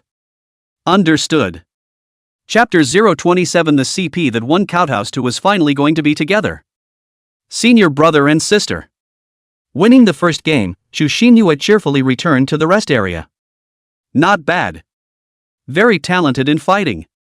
Looking at Chu Xinyue, who directly jumped into Chui Yuting's arms, Bai Sumo smiled and praised. One certainly couldn't skimp on compliments for a good performance. He. Not bad. Hearing that eldest senior brother had actually complimented himself, Chu Xinyue said with her head held high in a somewhat haughty manner. You're like this, simply exactly like eldest senior brother. Looking at Chu Xinyue's arrogant appearance, Chui Yuting teased. This energy was simply the same as usual when Bai Sumu was stinky. Agreed. Blue Dye followed at this time and nodded in agreement. Don't say it, this energy was really similar. You kid. Seeing that Blue Dye was still resonating there, Bai Suemu directly tackled him with a hand. Bastard, even the eldest elder brother to make fun of it. Okay. Yeah, you first go to the Dan Pavilion's disciples to recover. Elder sister, I'm going to go on as well. Rubbing Chu Xinyue's head, Chui Yuting said with a smile. Just now, in the broadcast, it was called for Chui Yuting to go on stage. Good. Then it's my turn to cheer for you, senior sister, this time. Obediently getting down from Chui Yuting's embrace, Chu Xinyue made a cheering gesture. Don't worry. I'll be back to accompany you in a while, senior sister. Looking at the well-behaved Chu Xinyue, Chui Yuting said with a smile. Having such a well-behaved and cute little senior sister, Chui Yuting felt that it was really a good thing. Walking out from the rest area, she ascended the ring. Qingyao Peak, Chui Yuting. Chui Yuting looked at her opponent and arched her hand. White Tiger Peak, Zhao Xian, please instruct me. Looking at Chui Yuting, Zhao Xian also smiled bitterly and arched his hand. He didn't expect that he would be so unlucky. He had encountered Chui Yuting in the first match. However, although he knew that he didn't have much chance of winning, Zhao Xian didn't choose to abstain. Putting his best foot forward and playing his best, that was what Zhao Xian was thinking at the moment. Be careful. Waking up, Chui Yuting directly drew out her own sword, the water-shedding sword. With a flick of her wrist, the body of the water-shedding sword shook as well. With a stamp of her foot, Chui Yuting directly attacked towards Zhao Xian. Great wave. The water-shedding sword traced a bizarre arc in the air, chopping at Zhao Xian's neck at a tricky angle. Bastard sword technique. Facing the incoming Chui Yuting, Zhao Xian raised his sword to block at the first opportunity. Racking Chui Yuting's attack, Zhao Xian lowered his body. The sharp, cold light of the longsword in his hand reflected on Chui Yuting's face. Zhao Xian's longsword struck directly at his face, and Chui Yuting dodged the strike by merely slightly sidestepping her head. It seemed light, but she had directly seen through Zhao Xian's attack path. After all, just now, Chui Yuting had told Chu Xianyu that she would be right back. So, Chui Yuting wasn't going to continue playing games with this senior brother. Heavenly Water One Sword. The sound of waves rolling in resounded in Zhao Xian's ears. Chui Yuting's sword made Zhao Xian feel as if he was in the center of the ocean, surrounded by monstrous waves that exceeded 100 meters and were unavoidable. Ah! Sword drawing style. Facing the huge waves coming from all directions, Zhao Xian let out a roar. Plugging his entire body's true chi into this final strike. Chant! A loud and clear sword chirp sounded out as the terrifying sword chi chopped at the giant waves coming from all around. With this strike, Zhao Xian poured out his all. But the sword chi chopping wave with high hopes did not help Zhao Xian break through the predicament. The giant waves around them merely caused a ripple and engulfed Zhao Xian's chopped sword chi. Ding! You lose. As a huge wave slapped down, Zhao Xian only felt a chill on his brow. It was none other than Cui Yuting's water-slashing sword pointing at his forehead. I lost. Looking at the tip of the sword that was near his eyes, the aura on Zhao Xian's body gave out cleanly. With a bitter smile, he said with a disheveled look on his face. Although this result was predictable. But when it came to actually facing it, Zhao Xian still felt a bit unwilling. However, Zhao Xian quickly adjusted his mindset. There was no shame in losing to Cui Yuting. Admit it. Hearing Zhao Xian open his mouth to admit defeat, Cui Yuting smiled and arched her hand. Before retiring from the stage, Cui Yuting looked towards the resting area of the Green Dragon Peak. Looking at Moronging, who was sitting in the center, Cui Yuting turned around and jumped down from the ring after letting out a light laugh. Childish. Looking at Cui Yuting, who still had to provoke herself a little bit on the spot, Moronging lightly grunted. Cui Yuting, Moronging admitted that 2 years ago she might have been a good opponent. But now, she only had Bai Sumu in her eyes. Senior sister Morong. After this clan competition, can I trouble you to accompany me to a place? At this time, Ji Lanxin had also completed her first battle. The opponent was a fellow sect member in the late Jiedan stage, and it took a little longer. Did you encounter something? Hearing Ji Lanxin's words, Moronging asked suspiciously. After so many days together, Ji Lanxin had always traveled alone. Letting someone accompany this kind of thing. This was the first time Moronging had heard of it. So Morongying's first reaction was that Ji Lanxin had encountered some kind of situation. Otherwise, this niece wouldn't have invited herself. Actually, I made an appointment for you with senior brother Bai. Seeing Moronging ask so directly, Ji Lanxin honestly said. A string of question marks floated above her head as Moronging looked at Ji Lanxin in confusion. Helped me make a date with Bai Sumu? Not. Why did you help me make a date? Didn't this niece know that she hated Bai Sumu? Senior sister Morong. I just think that you and senior brother Bai need an environment to spend time alone. Looking at the puzzled Moronging, Ji Lanxin gave her own explanation. Ji Lanxin knew senior sister Morong's plan. After winning the championship, she would challenge Bai Sumu. On the point of whether senior sister Morong could win the championship, Ji Lanxin's confidence was still very high. But in the ring, would senior sister Morong be able to confide in senior brother Bai? Ji Lanxin felt that it wouldn't. That was why Ji Lanxin said that senior sister Morong and senior brother Bai needed a quiet environment. That way, the two could bear their respective hearts without other people disturbing them. After all, Ji Lanxin had already confirmed it. Both people had each other in their hearts. So as long as the two were given a chance to arrange a solitary moment, things would definitely fall into place. Looking at Ji Lanxin, Morongying's eyes were slightly dazed. She guessed her thoughts? Morongying was indeed preparing to ask Bai Sumu out once after the clan competition. Because she wanted to see Bai Sumu's full strength. Not the playfulness of the clan competition, but the full strength. But this idea, Moronging had never spoken to anyone.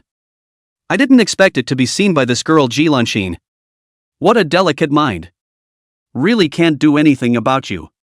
Alright then. I'll accompany you once. Thinking about this, Moronging brushed her eyes away and said in a casual manner. Coldly being cared for by her senior sister, Moronging was still a bit uncomfortable. Watching Moronging turn her head away, Ji Lanxin took it all as her senior sister being shy. However, hearing that Moronging agreed, Ji Lanxin was still very happy. The CP that she knocked herself out would soon be together. Senior sister. You must be frank when the time comes. Chapter 028, a little outrageous, but reasonable. The Great Sect competition was in full swing. Soon, the top 100 were decided. 2 people from Qingyao Peak participated and 2 people advanced. I wonder how the next opponent will be. It feels a bit overwhelming. Sitting in the rest area, Xu Xinyue said with some worry. The opponent in the last match had already made her feel a little tricky. Late-stage Jiedan, half a step short of condensing the true self-origin. In the end, even if he was victorious, he had only won by half a move. How could this make Chu Xinyue not worry about her next opponent? Hey there's nothing to worry about. Put your mind at ease. It's not like anyone wants you to have to be in the top 50 anyway. It's just that our Qingyao Peak's record it might not be preserved. Looking at the worried Chu Xinyue, Baisumi comforted from the side. Eldest senior brother. You're comforting me? Listening to Baisumu's consolation, Chu Xianyue looked up with an absurd face. Everyone come and listen, is this something to say when comforting someone? How outrageous. Just don't put pressure on her. At this time, Chui Yuting also pouted and rolled her eyes at Baisumu. Which one of you is so comforting? Don't put so much pressure on yourself. Go as far as you can. Touching Chu Xinyue's head, Chui Yuting softly comforted. Second senior brother Lan Dai, at this time, also nodded along. A ranking was just a ranking, it didn't matter. Good. You guys ostracized me. Looking at the senior brothers and sisters who stood on a united front, Baisumu was hurt. Stop. There are so many people. Don't play the whole worthless thing. Hearing Baisumu's words, Chui Yuting directly came over and blocked his mouth. As she said that, Chui Yuting also looked around sheepishly. After spending so much time with Baisumu, Chui Yuting knew too well what Baisumu was going to do next. It was also because of this knowledge that Chui Yuting directly stepped in to interrupt. Although I think I've honed my cheeks thick enough. But I still ask eldest senior brother to be merciful with his mouth. You see, giving Blue Dye a rush to speak. Your hands are quite fragrant. What is smeared? After the god exchange reached a consensus, Chui Yuting loosened her hand. Nothing was smeared. Elder brother, don't molest me. Molest me again and I'll make you responsible. Doubtfully looking at her palms, Chui Yuting said without a trace of anger. Looking at Baisumu's casual look, she knew that she was joking about herself again. It really was, just knowing how to light a fire without knowing how to put it out.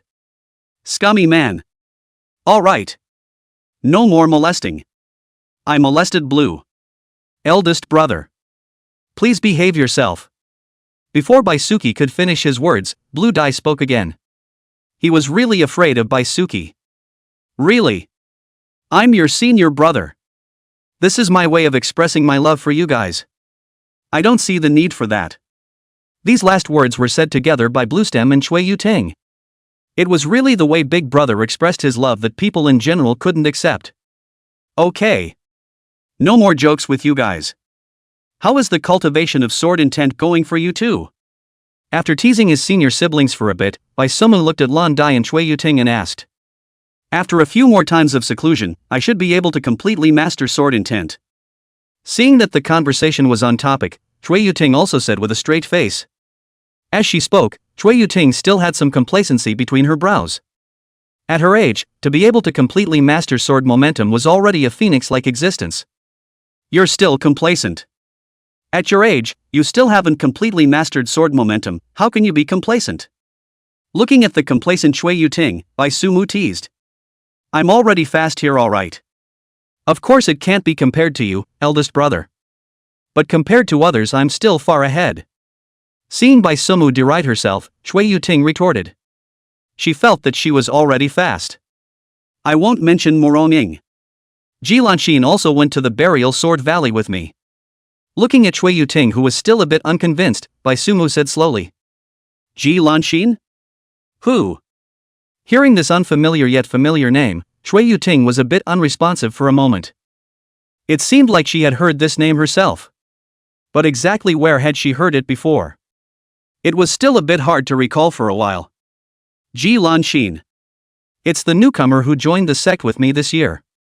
At this time, Chu Xinyue, who was at the side, raised her hand and said. Ha? Newcomer? Hearing that this one called Ji Lanxin was a newcomer, Chui Yuting was truly surprised to this point. If you say Morong Ying's, although she was a bit resentful as an arch-enemy, the other party was indeed more outstanding than herself in this aspect of sword intent comprehension. It wasn't a big deal to admit it. But Ji Lanxin, a newcomer. She was even able to enter the Buried Sword Valley? The minimum requirement to enter the Buried Sword Valley was to completely master sword momentum. Although sword momentum was only the first realm of sword intent, it wasn't something that anyone could completely master. Otherwise would Chui Yuting, who could immediately master sword momentum, be as complacent as she was? It's a bit outrageous. But it's also reasonable. Originally, Chui Yuting felt that this matter was indeed a bit too outrageous. It was as if the same table that you went to elementary school with suddenly told you that he scored perfect marks in the college entrance exam and was going to college next semester. It was unbelievable. However, when the line of sight swept over by Sumu, Chui Yuting didn't feel outrageous anymore. After all, there was an even more demonic eldest senior brother here, and this speed of Ji Lanxin's. It wasn't unacceptable anymore. You're adjusting quite quickly here. Looking at Chui Yuting, who had changed her tone, Bai Sumu teased. I know. Don't be proud in the future. Hearing Bai Sumu's teasing, Chui Yuting rolled her eyes. Really, you don't even know to praise me after getting good grades. Yuting, you're already very strong. A very strong genius now. Looking at Chui Yuting, who was in a small temper, Bai Sumu smiled and coaxed. Senior sister was still very good at coaxing. No, hearing Bai Sumu's words, Chui Yuting's mouth couldn't even be suppressed. Sword momentum. Seeing Bai Sumu and Chui Yuting's interaction finished, Lan Dai also opened his mouth to report his realm. As a senior brother, Blue Dai was a bit stronger than Chui Yuting. He had now completely mastered the sword potential. Do you want to follow me into the Burial Sword Valley to retrieve the sword? Nodding, Bai Sumi looked at the two and said. Aha! This time, Bluestem spoke along with Chu Xinyue. Going to the Burial Sword Valley to fetch a sword, first of all, you could obtain a divine weapon that was at least at the upper grade spirit treasure level. Secondly, you could rely on the sword intent left behind on the divine soldier to refine yourself. This could make the sword intent of the person who fetched the sword climb rapidly, and was considered a gift from the predecessor to the successor. This kind of gift was completely positive and could be interpreted as a transmission of merit. So of course no one would miss out on such a good thing. It wasn't that Bai Sumu just didn't draw his sword. The main reason was that Bai Suki's cultivation was now rising fast enough just by relying on his innate sword heart. Adding another speed, Bai Sumu was really afraid that he would go berserk. In the end, Bai Sumu also landed his gaze on Chu Xinyue. The Buried Sword Valley still has half a year to open. Yeah, do you want to go together? Chapter 029. I can't believe I see the shadow of senior white brother in her. Me? I can come along too? Hearing Bai Sumu ask herself, Chu Xinyue asked, pointing at herself in surprise. You're pretending? Looking at Chu Xinyue pretending to be stupid there, Bai Sumu raised her hand and made a gesture to give her a brain slap. Ah! Senior brother, don't hit. I was wrong. Seeing that the slap was getting closer and closer to her, Chu Xinyue directly held her head and crouched down. She had no doubt that if she continued to keep her mouth shut, Bai Sumu's slap would definitely come down solidly. He. That, I'll come along too. Hearing this answer from Chu Xinyue, both Lan Dai and Chui Yuting cast curious gazes. Good fellow, a genius is actually by my side? Yes. Yeah, you hit it from me so hard. As soon as she pulled Chu Xinyue into her arms, Chui Yuting began to rub her hair. It was a loss that she usually taught this girl carefully. It turned out that this girl had hidden it so deeply? Don't! I was wrong, senior sister, spare me. Being ravaged by Chui Yuting, Chu Xinyue also hurriedly begged for mercy. After all, Chui Yuting was not only messing up her hair, but also tickling herself. This Chu Xinyue was truly unable to suffer. Eldest senior brother. Just as the two sisters were laughing and joking, Blue Dai came to Bai Sumu's side. Although he didn't say anything, Blue Dai believed that Bai Sumu could understand what he meant. Don't worry. I've got everything. Looking at Bluestem's gaze, Hakusumo smiled faintly. Good. Hearing Bai Suki's answer, Bluestem didn't continue to pursue the matter. All right. Time to go eat. After the lunch break, the clan competition continued. Those who were able to stay now were the absolute heavenly figures of the younger generation of the questioning Immortal Sword Pavilion. Green Dragon Peak Ji Lanxin, please proceed to ring number 2. Qinglong Peak Ji Lanxin. The afternoon's field opened, and the first battle was Ji Lanxin's appearance. Cheer well. In the Green Dragon Peak rest area, Moronging heard Ji Lanxin's name and cheered for her. Cheer on, senior sister. Don't have too much pressure, senior sister. We're all proud of you. After Moronging, there were the other senior brothers and sisters of Green Dragon Peak. For Ji Lanxin, who had participated in the sect competition in her first year of entering Green Dragon Peak, they had high hopes. Aha! Senior brothers and sisters. I'll go up first. Feeling the enthusiasm of her senior brothers and sisters, Ji Lanxin's face also revealed a smile. This was what Moronging had taught her, to smile in the face of kindness. Hey! Did I just see junior sister smile? This smile of Ji Lanxin's really impacted the senior brothers and sisters. Since Ji Lanxin had joined the Green Dragon Peak, they had yet to see a smile from this little senior sister's face. Originally, they thought that Ji Lanxin was an iceberg beauty like Moronging. But now it seemed. It doesn't seem to be that way. And Ji Lanxin's smile is so sweet. Ignoring the comments of her senior brothers and sisters, Ji Lanxin slowly ascended to ring number 2. Green Dragon Peak, Ji Lanxin. Arching her hand towards her opponent, Ji Lanxin then drew out her sword. A sharp sword with a snow-white body, the sound of its sheath sounded like a dragon's roar. This sword was the lower-grade immortal artifact Dragon Spring sword that Ji Lanxin had brought out from the buried Sword Valley. Xuanwu Peak, Shuri. As Ji Lanxin's opponent, Shuri similarly arched his hand in greeting. The thick right arm then drew out his own sword from behind himself. A 2-finger thick blade less heavy sword. Please teach me. Looking at Shuri's sturdy body, and then at this thick and heavy bladeless heavy sword, Ji Lanxin's mind already had an initial response strategy. After greeting him, she took the lead in launching her attack. With the Longquan sword in her hand, Ji Lanxin raised her hand and swung it, and the greenish-blue sword chi chopped toward Shuri. As the sword chi stirred, Ji Lanxin also began to run. In an instant, the sword net composed of greenish-blue sword chi trapped Shuri in the center. Heavy sword chopping wave. Facing the sword chi coming from all directions, Shuri's face remained unchanged. As a disciple of Xuanwu Peak, horizontal training skills were a must. Simply by tensing his muscles, Ji Lanxin's sword chi was blocked as much as possible. At the same time, Shuri's eyes were locked on Ji Lanxin's body at all times, which was capturing the pattern of her movement. Finally, Shuri caught the gap in Ji Lanxin's movement, and the heavy sword in his hand cut out a heavy pitch-black chopping wave. Watching Shuri launch a counterattack so quickly, Ji Lanxin's willow brows frowned. With a light step of her feet, the air under her feet spread a ripple, and Ji Lanxin just directly leapt over Shuri's chopping wave. Tear. Ordinary sword chi chopping waves shouldn't have much effect on Shuri. Since this was the case, Ji Lanxin raised the intensity of her attack. A faint fluorescent light lit up her body, and her sword potential exploded. With the addition of the sword momentum, this chopping attack from the Longquan sword unexpectedly plowed a furrow directly into the ring. Heavy sword sweeping 1,000 armies. Looking at the attack that had been raised a notch, Shuri's pupils tightened. Sword power? A disciple who had just joined the sect had actually mastered sword momentum? However, Shuri knew that now was not the time to be shocked. With the same thick sword momentum surging up in his body, Shuri was about to start getting serious as well. Ding! Boom! The two sword chi that were augmented by sword momentum clashed together, and violently, a violent explosion directly collapsed the entire ring. Smoke and dust rolled in the sky, but Shuri moved at this time. Heavy sword Tarzan drop. Sensing Ji Lanxin's position with his true chi, Shuri quickly approached over. Don't look at Shuri's large physique, but his speed was not slow at all. Almost in the blink of an eye, Shuri arrived in front of Ji Lanxin. Swinging the heavy sword in his hand, Shuri's right arm muscles bulged, and with the momentum of 1,000 pounds, he heavily smashed down. Boom!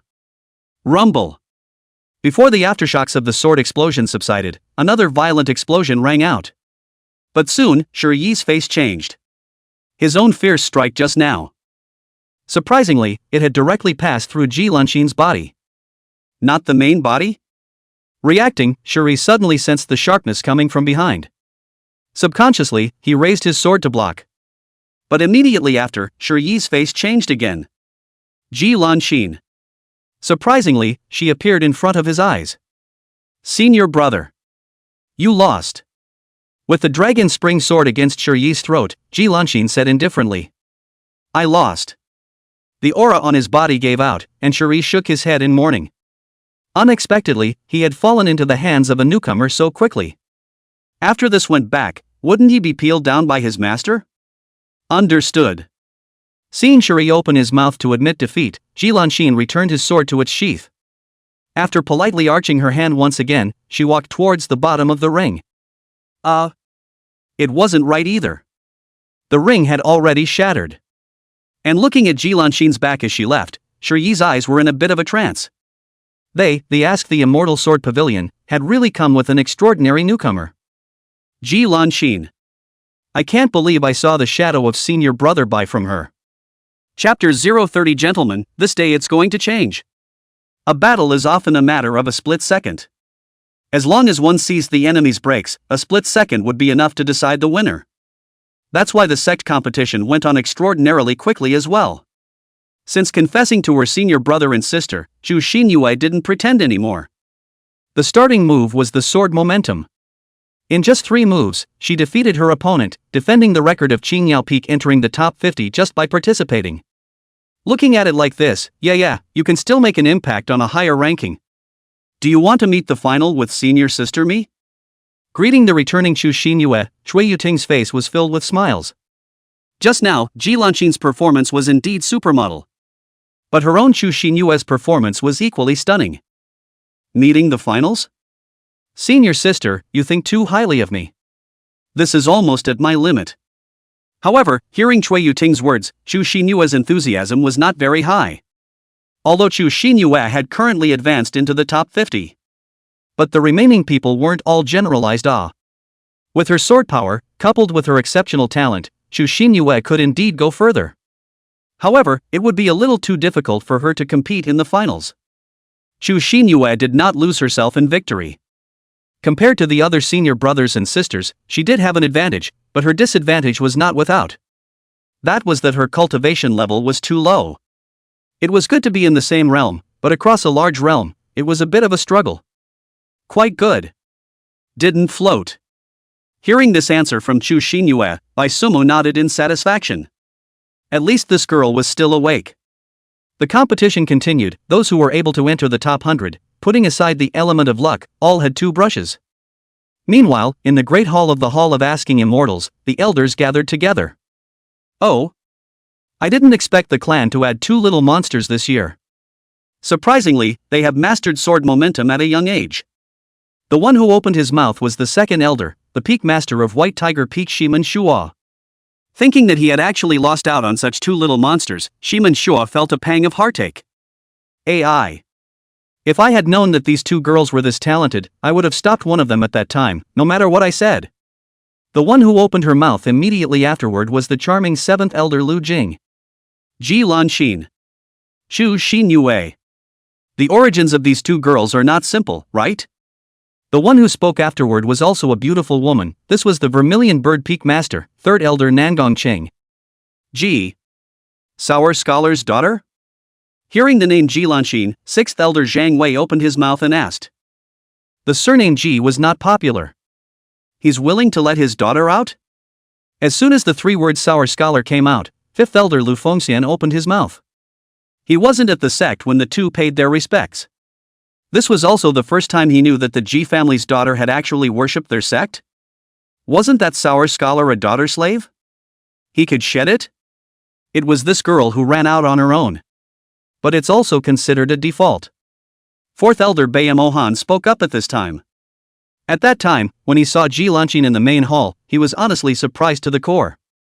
With his understanding of that Sour Scholar, how could he possibly be willing to send his daughter out to suffer? Grand Elder, 9th Elder. The 2 of you have harvested your beloved disciples, so you have to treat them. 8th Elder Shirlei opened his mouth at this time. How could they, Kuan-Ling Peak, not be able to harvest this good seedling?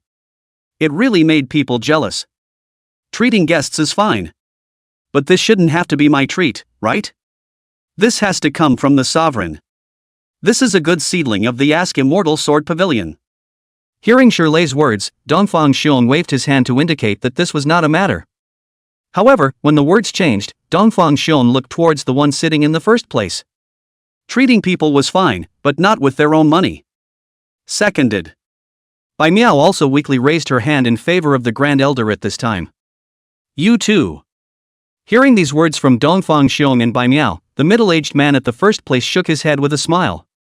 This person was the contemporary pavilion master of the questioning Immortal Sword Pavilion Shin Tsong. Then let the pavilion master take quite a bit of trouble. Watching Shin Tsong respond, Dongfang Xiong said with a smile. Okay. The clan getting this disciple is a great prosperity for the clan. Set a banquet tonight. Seeing Dongfang Xiong directly put words to death, Shen Song simply waved his hand and agreed. With the relationship between the two, this little matter was harmless. I told you that Pavilion Master is generous. Dongfang Xiong said, leading the applause. Seeing this, the others followed suit and applauded in agreement. All right. On to business. Over at the chaotic ancient battlefield.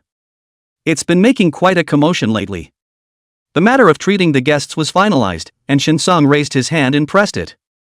Gathering the elders together was not just to review the growth of the disciples.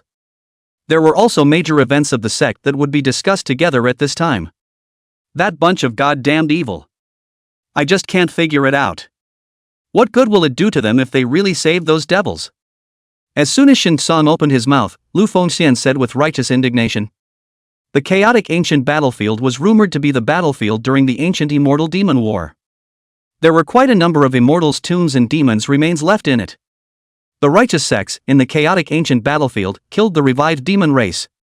The villainous and evil sects, on the other hand, tried to find ways to resurrect those dead demon clans. Lu Fengxian didn't come back to accept disciples before because he went to support the chaotic ancient battlefield. I'm afraid I'll have to ask those evil sect scumbags about this. But it's true that the evil sect has been a bit too active lately.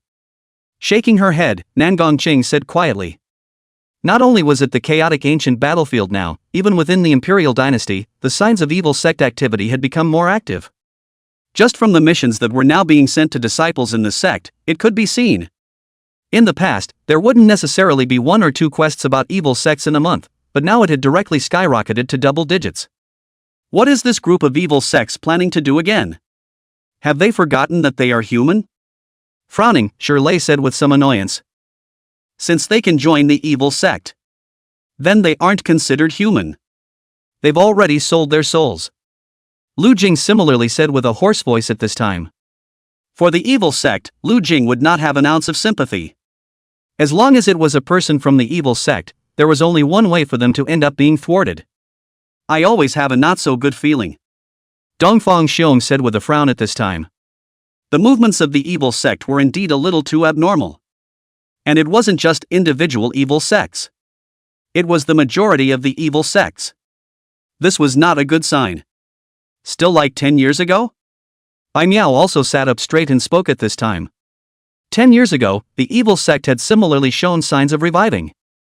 At that time, the righteous path joined forces and directly came up with a major purge. Only then did the evil sect's people subside again. Now, isn't this situation the same as 10 years ago? Since this is the case, let's kill again until these evil sects don't dare to venture out. I'm afraid it's not that simple this time. After listening to the crowd's discussion, Shinsong however shook his head. After scanning the circle, his deep gaze looked at the sky outside the temple. Gentlemen. This sky.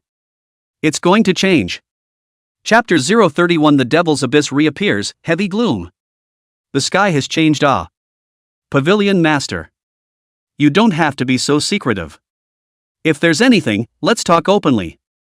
If the sky collapses, the big deal is to chop it up. Listening to Shinsong's low tone, Dongfang Xiong, an acute person, couldn't wait any longer.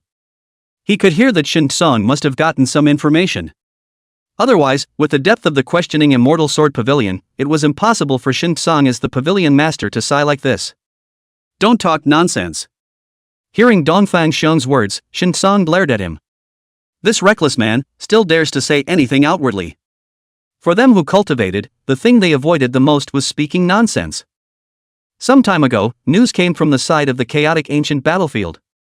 Wu Feng of the Heavenly Sword sect fell. The last news Wu Feng sent back to the Heavenly Saber sect was, the passageway to the Devil Abyss is open. However, since Dongfang Xiong had said so, Shinsong also opened his mouth and spoke the information he knew. Sooner or later, these were going to be known to the world anyway. Devil's Abyss? Hearing these two words coming out from Shinsong's mouth, Dongfang Xiong directly stood up from his seat in a mischievous manner. The other elders were also looking at Shinsong with unbelieving eyes. Everyone here knew what the two words Devil Abyss stood for. Devil Abyss. The Devil Race's base camp. The Immortal Devil War in the ancient times was the war between the Immortal Realm and the Devil Abyss. But since the Immortal Devil War, both the Immortal Realm and the Devil Abyss had completely disappeared from the earth. But now, the passageway to the Devil Abyss opened up. Although with the existence of the chaotic ancient battlefield, the human race was no stranger to the Devil race. But the Devil race on the chaotic ancient battlefield were the wreckage left behind after the fierce battle with the Immortals. The strength was not even 1 in 100. Even so, because of the existence of the remains of the demon race, it made the chaotic ancient battlefield the most dangerous place on Earth. One could imagine how powerful the demon race would have been if it was in its heyday. That was an existence that could fight the legendary Immortals until the world collapsed. How much time do we have left? After being surprised, Dongfang Xiong asked with a grave expression. This news came too suddenly. This is something we can't be sure of. By the time the Heavenly Saber Sect received the news and went to the scene to check, the passageway to the Devil Abyss had already disappeared. Why this passageway was opened, when it was opened, how long it lasted, and so on and so forth, all of these we don't know right now. Shaking his head, facing Dongfang Xiong's question, Shen Song did not give an answer. Right now, the area where the Devil Abyss passage appeared had been blocked off by the Heavenly Sword Sect's people, monitoring it throughout the day. However, up until now, there was still no sign of any windfall. If it wasn't for the thick demonic aura left behind at the scene at that time, the Heavenly Saber Sect even felt as if the Devil Abyss had never come. Then what do we need to do now? Dongfang Xiong's face became even more gloomy as he sniffed. A demonic blade that wanted to take your life was suddenly suspended above your head. This kind of feeling wouldn't be good for anyone else. All we can do is to give everything we have. If the demon race comes back. Shin Song's words were only half spoken. But everyone could understand the meaning. Fight to the death and don't retreat. But everyone shouldn't be so pessimistic. Everything in this world has its own destiny. The Devil's Abyss is capable of coming back. Immortals are not yet able to descend. Looking at the heavy-faced elders, Shin Song said with a turn of phrase. This is not yet the time for a life and death duel. And every time there is a great struggle, there will always be a person born in response. We. Not necessarily the losers. Have you all not noticed? The aura in this heaven and earth is quite a bit thicker? Seeing that the atmosphere was still subdued, Shin Song spoke again. Patriarch said this. Hearing Shin Song's words, the atmosphere of the scene then livened up a few points. Bayamohan then said why it felt like the aura had filled up quite a bit recently. At first, he thought it was because some spirit medicine had matured over at the pill refining pavilion. Now after hearing Shin Song say this. Yes. 6 days ago, the aura between heaven and earth began to be active. That day was exactly when the demonic abyss appeared in the chaotic ancient battlefield. Nodding his head, Shin Song said with certainty. The aura of heaven and earth on earth was active, mostly because the Devil Abyss had opened the passageway, and the aura of the Devil Realm circulated to the earth, which led to the rise of the aura on earth. So we still have a chance. If the aura of heaven and earth can be plucked up a few more notches, perhaps the earth can become an immortal realm as well? Lu Fengxian suddenly thought of something at this time and said with a somewhat excited expression.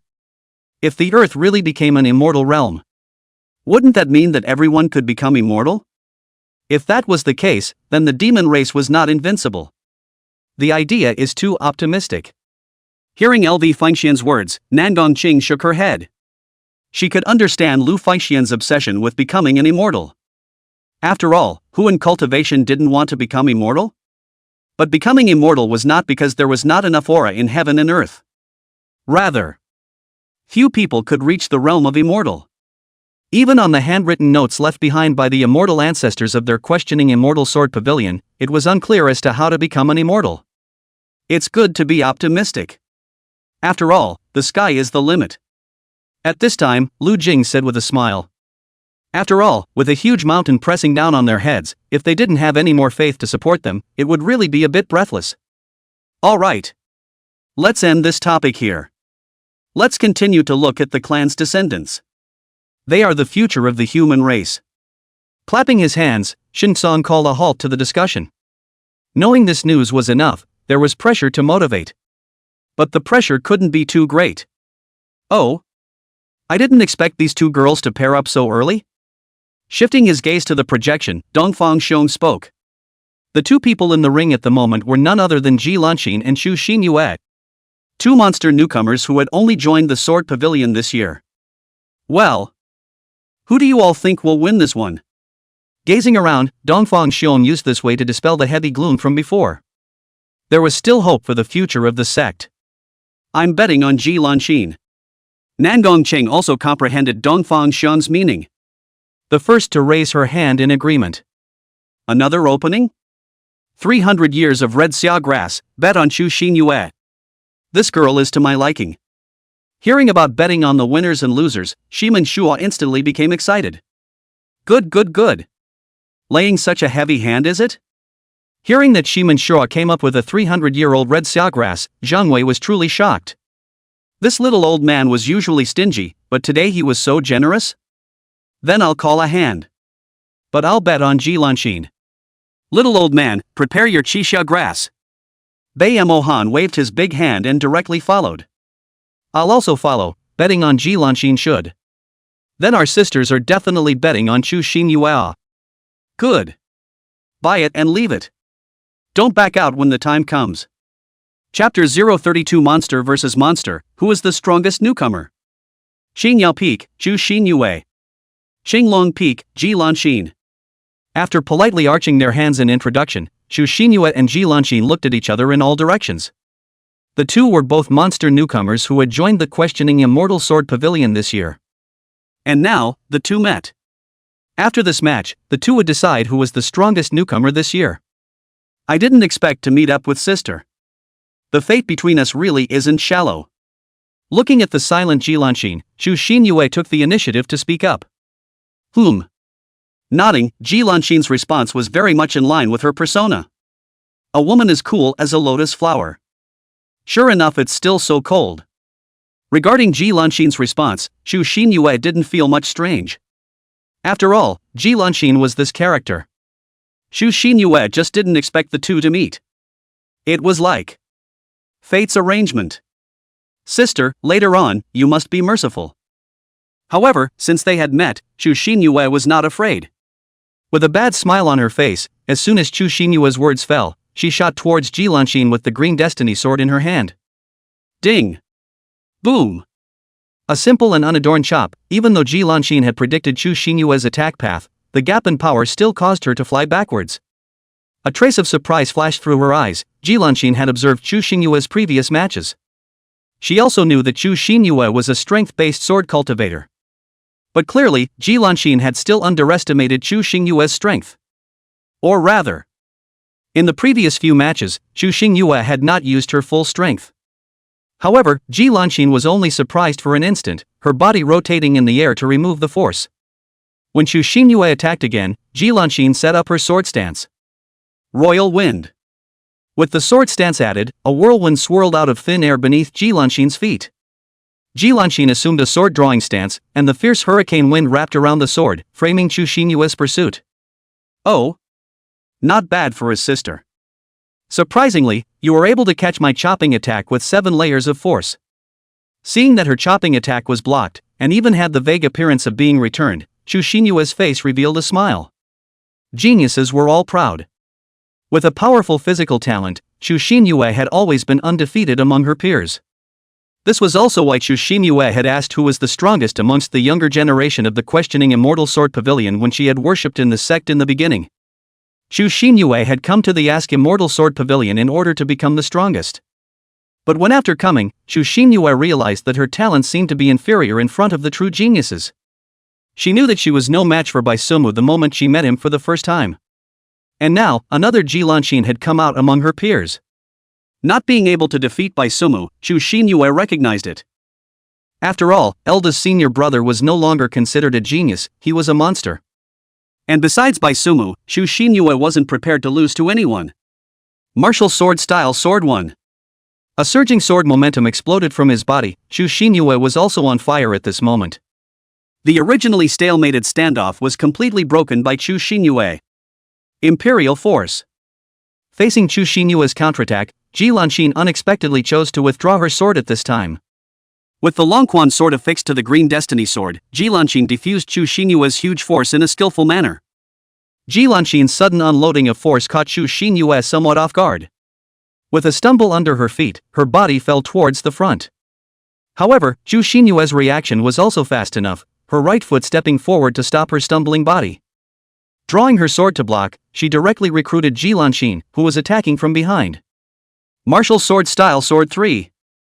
The veins on her white wrist rose, and Chu Xinyue's sword, with the strength of her flesh alone, caused wherever the blade passed to be reduced to pieces.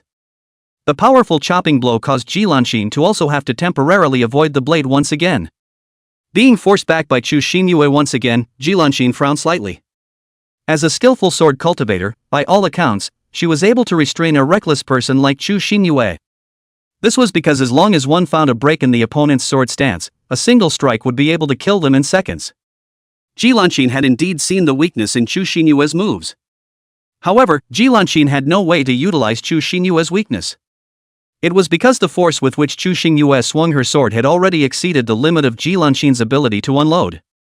She couldn't catch Chu Xinyue's sword move, so the current situation was that she was in turn being restrained. In the duel between the 2,000 kilograms and the 1 force over 10 duel, Ji Lanxin had temporarily fallen into a disadvantage. But Ji Lanxin also found a way to crack the situation. Sword momentum. Her own sword momentum was more skillfully mastered than Chu Xinyue's. This was the key to breaking the situation. Martial Sword Stance Sword 5. While Ji Lanxin was silent, Chu Xinyue was not idle. Kneading his own sword momentum into the Green Destiny Sword, with this strike, Chu Xinyue was about to blast Ji Lanxin off the ring. Who? Green Lotus Sword Cannon 1 Stance Proud Frost. Taking a deep breath, at this moment, Ji Lanxin's sword was at full power. A white lotus quietly blossomed as Ji Lanxin took the initiative to meet Chu Xinyue with the Longquan sword in her hand.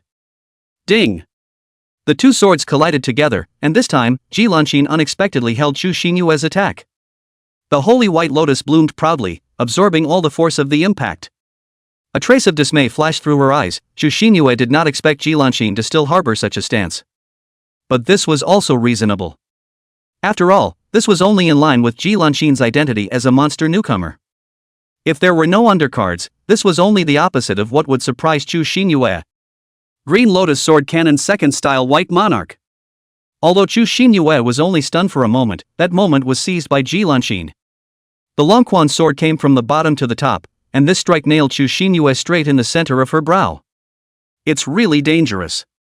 With a stabbing pain in the center of her brow, Chu Xinyue hurriedly exploded back. Just now, if she had reacted a little slower, I'm afraid that at this point, she would have already been able to tell the winner from the loser. The move didn't win. Ji Lanxin wasn't in a hurry. Although Chu Xinyue's sword power was inferior to her own, her powerful physical talent made up for this gap. What a monster! Ji Lanxin, you have to be careful next.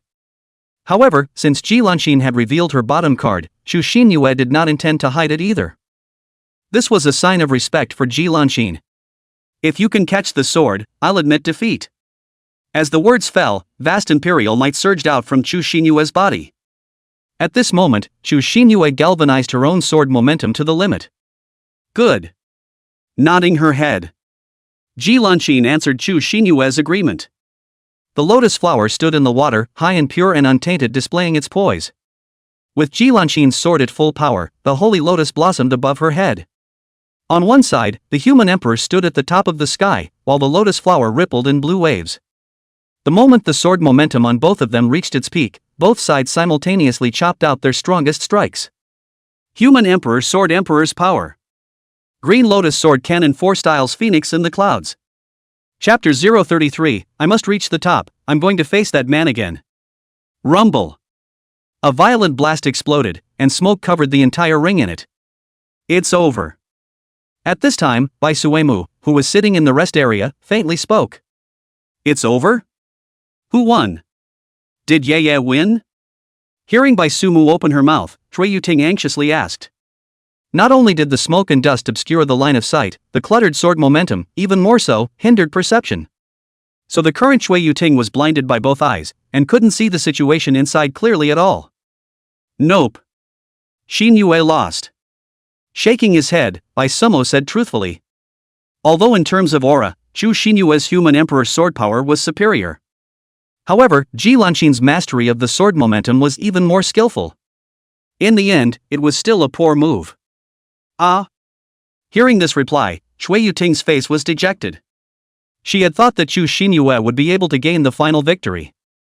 Although this result was different from what she had expected, but since it was spoken by Su Mu, Shui Yuting would not question it.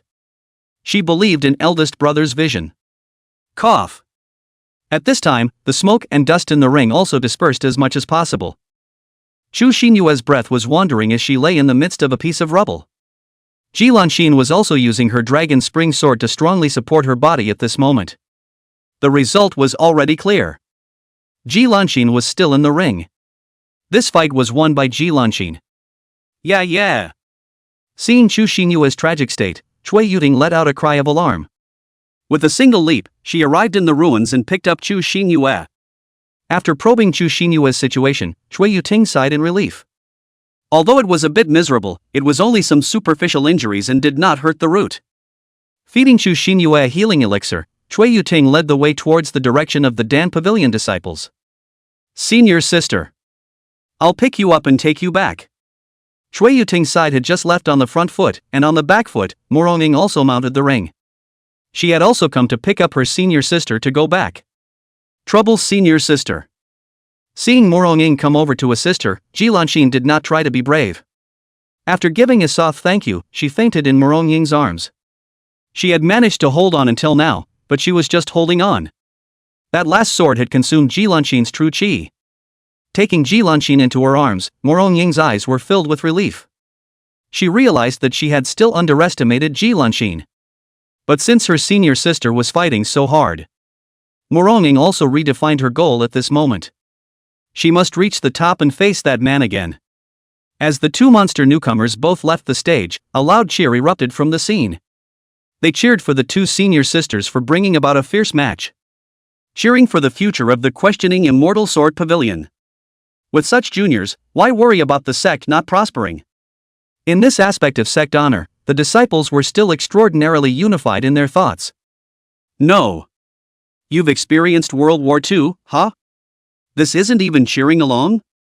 In the rest area of Qingyao Peak, Baisumu also cheered and shouted along with the crowd. But turning his head to see Blue Dai, who still had a calm face, Baisuki bumped this kid with his shoulder. Can't you be moved by such an enthusiastic atmosphere? Quack quack quack. Being bumped by Baisuki like this, Blue Dai rolled his eyes. Although Chu Xinyue and Ji Lanxin's match was truly shocking, Bluestem didn't feel like he needed to be surprised. He had seen a true genius. And this genius, at the moment, was giggling beside him. But since Baisumu had spoken, Bluestem also clapped his hands twice for good measure. If he didn't obey Baisuki at this time, he was afraid that he wouldn't have any good juice to eat in a while. How perfunctory. Looking at how perfunctory Blue Dai was, Baisuki was disgusted. Eldest senior brother, Yeya's side will have to be taken care of by you in a while. At this time, Shui Yuting also returned from the Alchemy Pavilion side. Chu Xinyue had already undergone emergency treatment, and her body wasn't in any serious trouble anymore. However, Shui Yuting was still a bit uneasy. Therefore, it was necessary to arrange a person around to watch over her. Okay. Don't worry. With me here, the package will live. Patting his chest, Baisumu said confidently. When she used her spiritual sense to perceive, Baisumu had understood Chu Xinyue's situation. It was all some superficial injuries. The fainting was also because the aura was exhausted. Since it was thrown to the Alchemy Pavilion, not to mention just this injury, even if there was only a breath left, it could be saved. Good. Nodding, with Baisumu's words, Shui Yuting was relieved. However, Shui Yuting was not relieved about Baisumu. Rather, she was relieved about Blue Dai. After all, Shui Yuting knew her own eldest senior brother's nature. Although she had asked him to, she was afraid that this matter would still end up falling on her second senior brother's shoulders. I'll go over. You see, without even needing Baisumu to take the initiative to ask, Lan Dai took the initiative to go over to the Alchemy Pavilion. Hey! You! Young people are just too eager to make a mark. Yuting, you saw that. I didn't say I'd let him go, it was this kid Blue Dai himself who wanted to go. There's nothing I can do about it. After all, as a senior brother, I have to know how to be humble. Watching Blue Dye get up and fly directly towards the alchemy pavilion, Bai Suemu put on a distressed look and fiercely condemned Blue Dye's behavior. Tsk tisk. Looking at Baisuki's lame performance, Chui Yuting shook her head. Could she not know what Baisuki was thinking? Since Blue Dye had passed, Chui Yuting wasn't going to stay and accompany Baisuki. She still had to go and prepare for her own bout. Good. It was second senior brother himself who wanted to go. Then I won't accompany you, eldest senior brother.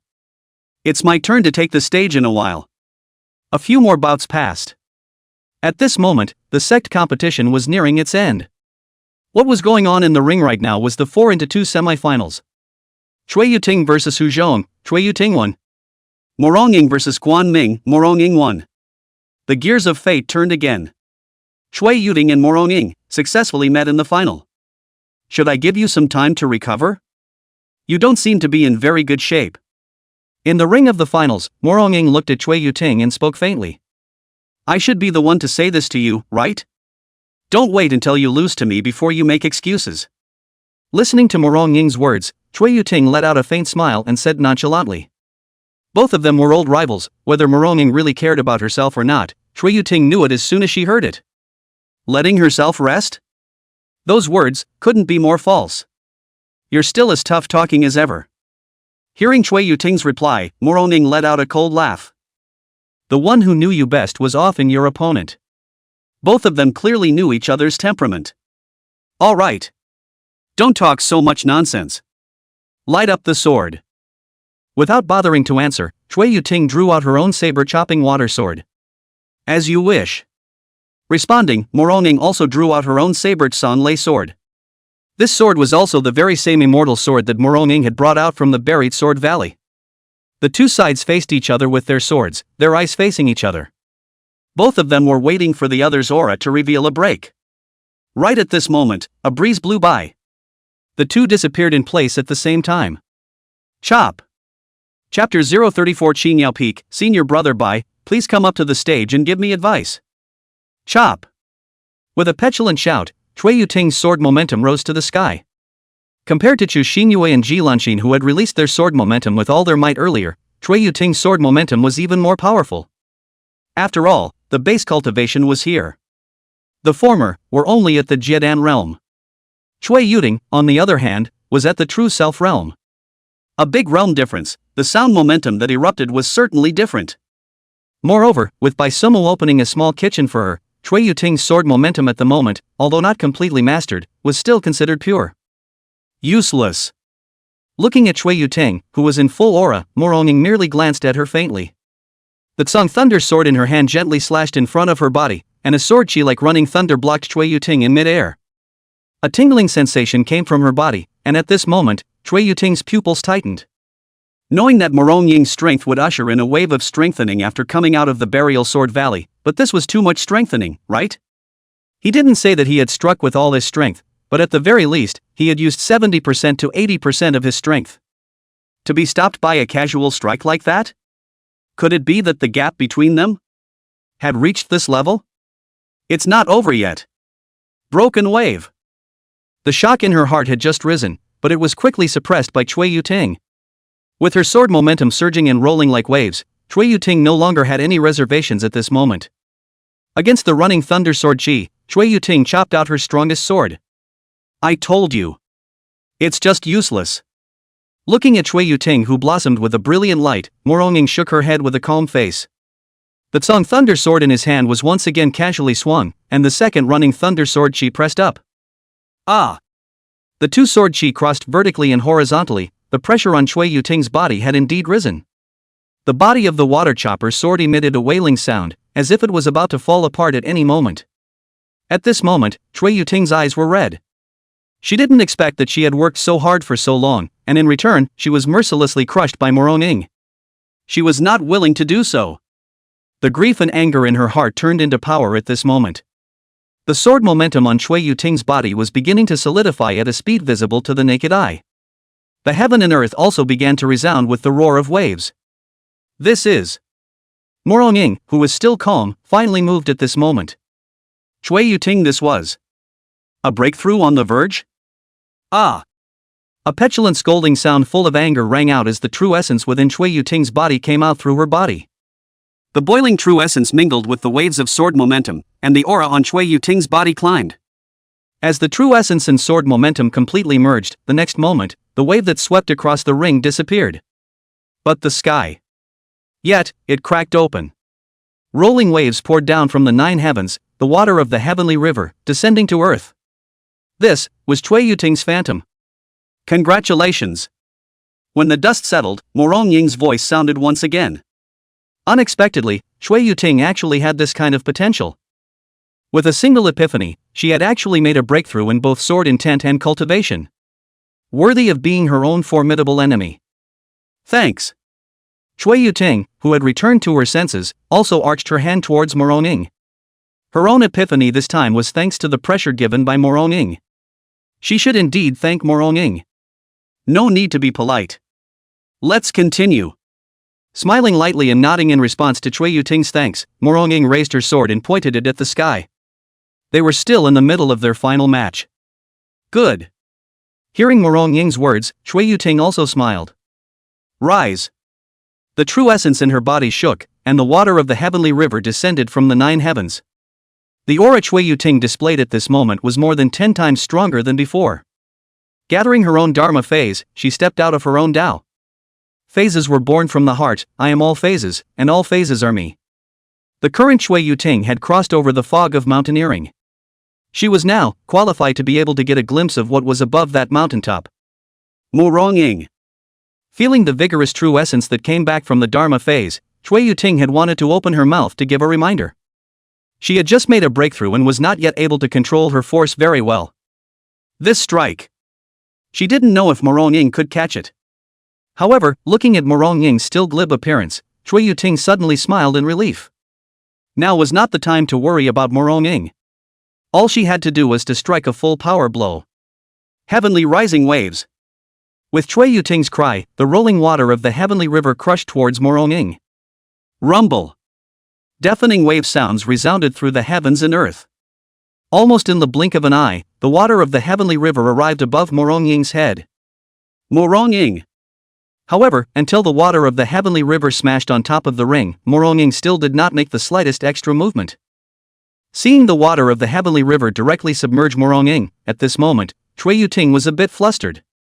Previously, she felt that Morong Ying was so emboldened because her realm strength was at the same level as her own.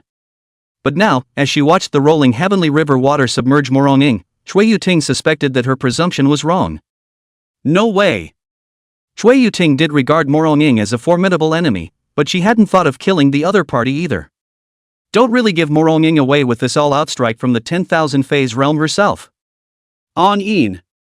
Just as Chui Yuting wanted to withdraw her Dharma phase, a loud and clear dragon's roar suddenly rang out.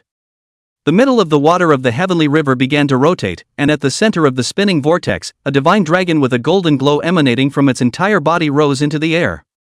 I knew it. Seeing the golden dragon that rose up in the air, Chui Yuting let out a sigh of relief.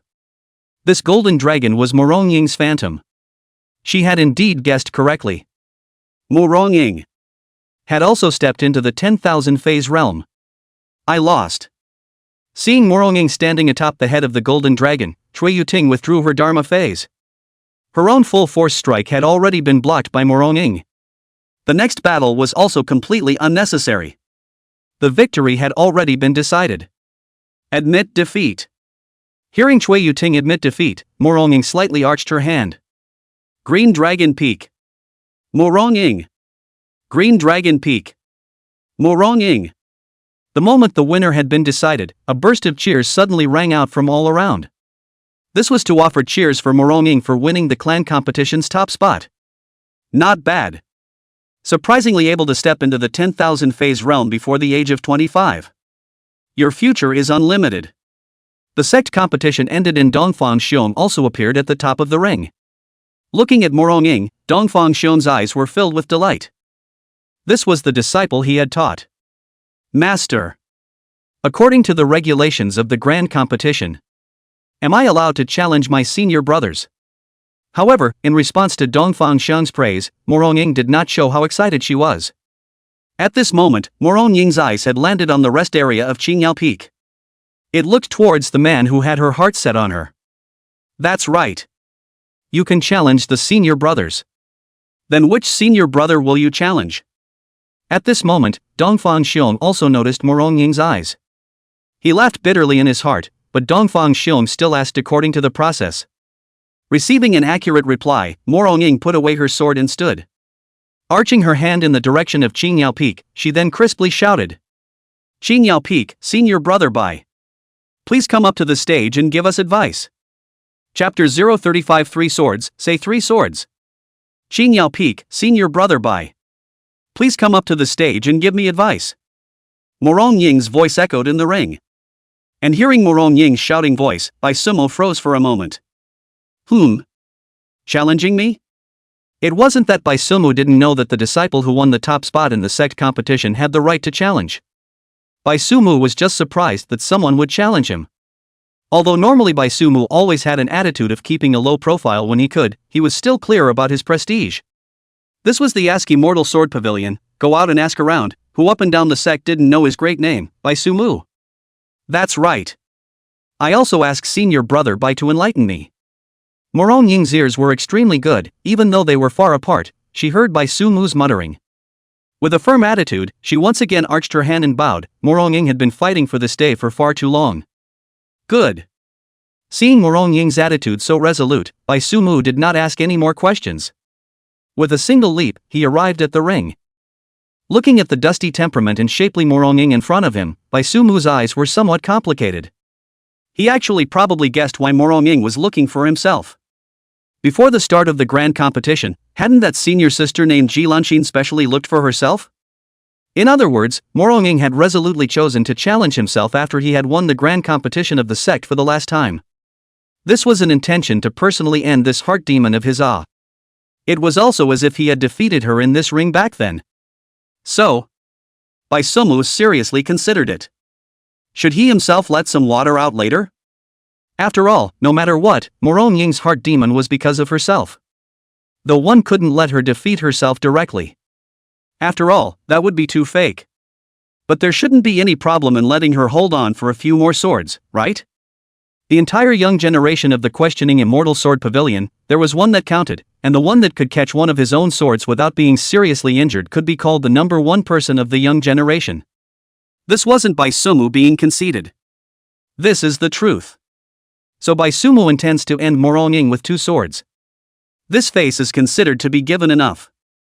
At the same time, this was also Bai Sumo's way of ending this karma. Qing Yao Peak, Bai Sumo.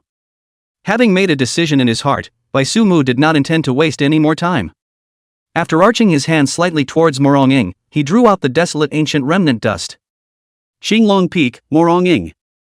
Seeing that Bai Sumo had drawn his sword, Morong Ying immediately also drew her sword in defense as if she was an enemy. Even when he introduced himself, he forgot to arch his hand. After all, Qing Yao Peak's fighting style, Morong Ying was aware of it. As long as one could win, one could use all means. This reaction. Looking at Morong Ying's excited reaction, Bai Sumo slightly narrowed his eyes. It seems like the trauma he left behind back then was deep. Forget it, just let one more sword go. Go all out. Looking at Morong Ying, who looked as if she was facing an enemy, Bai Sumo faintly opened his mouth. Attacking first, he didn't want it himself. This time, Bai Sumo's purpose was clear. It was to help Morong Ying alleviate her own heart demons.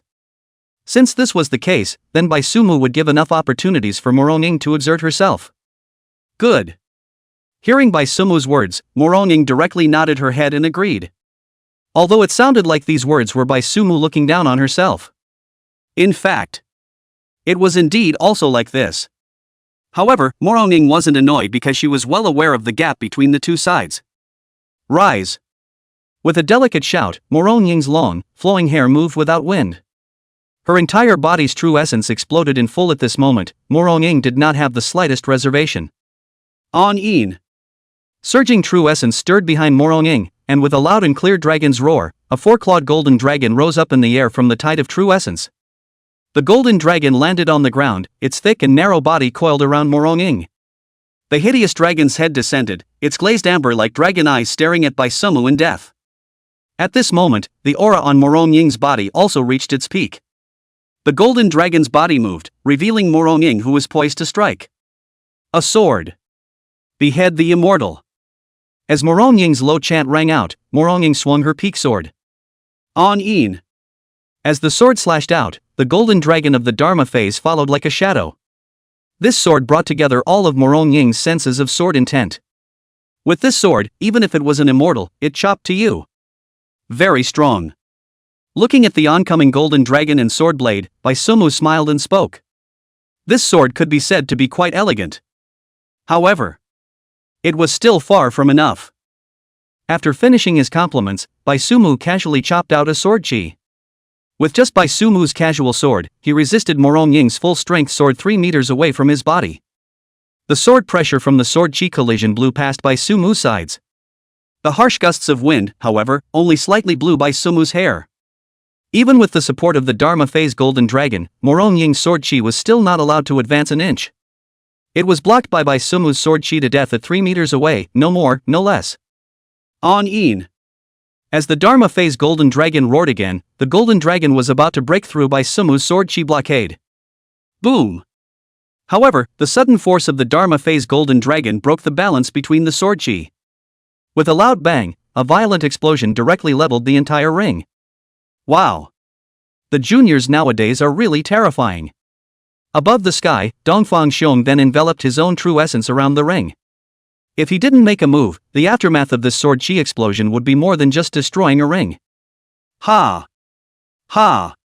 The smoke and dust from the explosion dispersed, although Morong Ying was safe and sound under the guardianship of the Dharma phase golden dragon. However, her own true essence had dried up to the bottom. Fortunately, she had a magic treasure on her body that helped her true essence recover. Otherwise, she might have been lying down by now. Second sword. Just as Morong Ying was spitting out her breath to recover her true essence, Bai Sumu's voice suddenly came from the front. In the next moment, Morong Ying's gaze froze as a sword chi that was exactly the same as the one she had just seen once again came towards her. On Een. Using his body to withstand the aftershocks of the sword chi explosion, this caused the Dharma phase golden dragon's figure to dim quite a bit.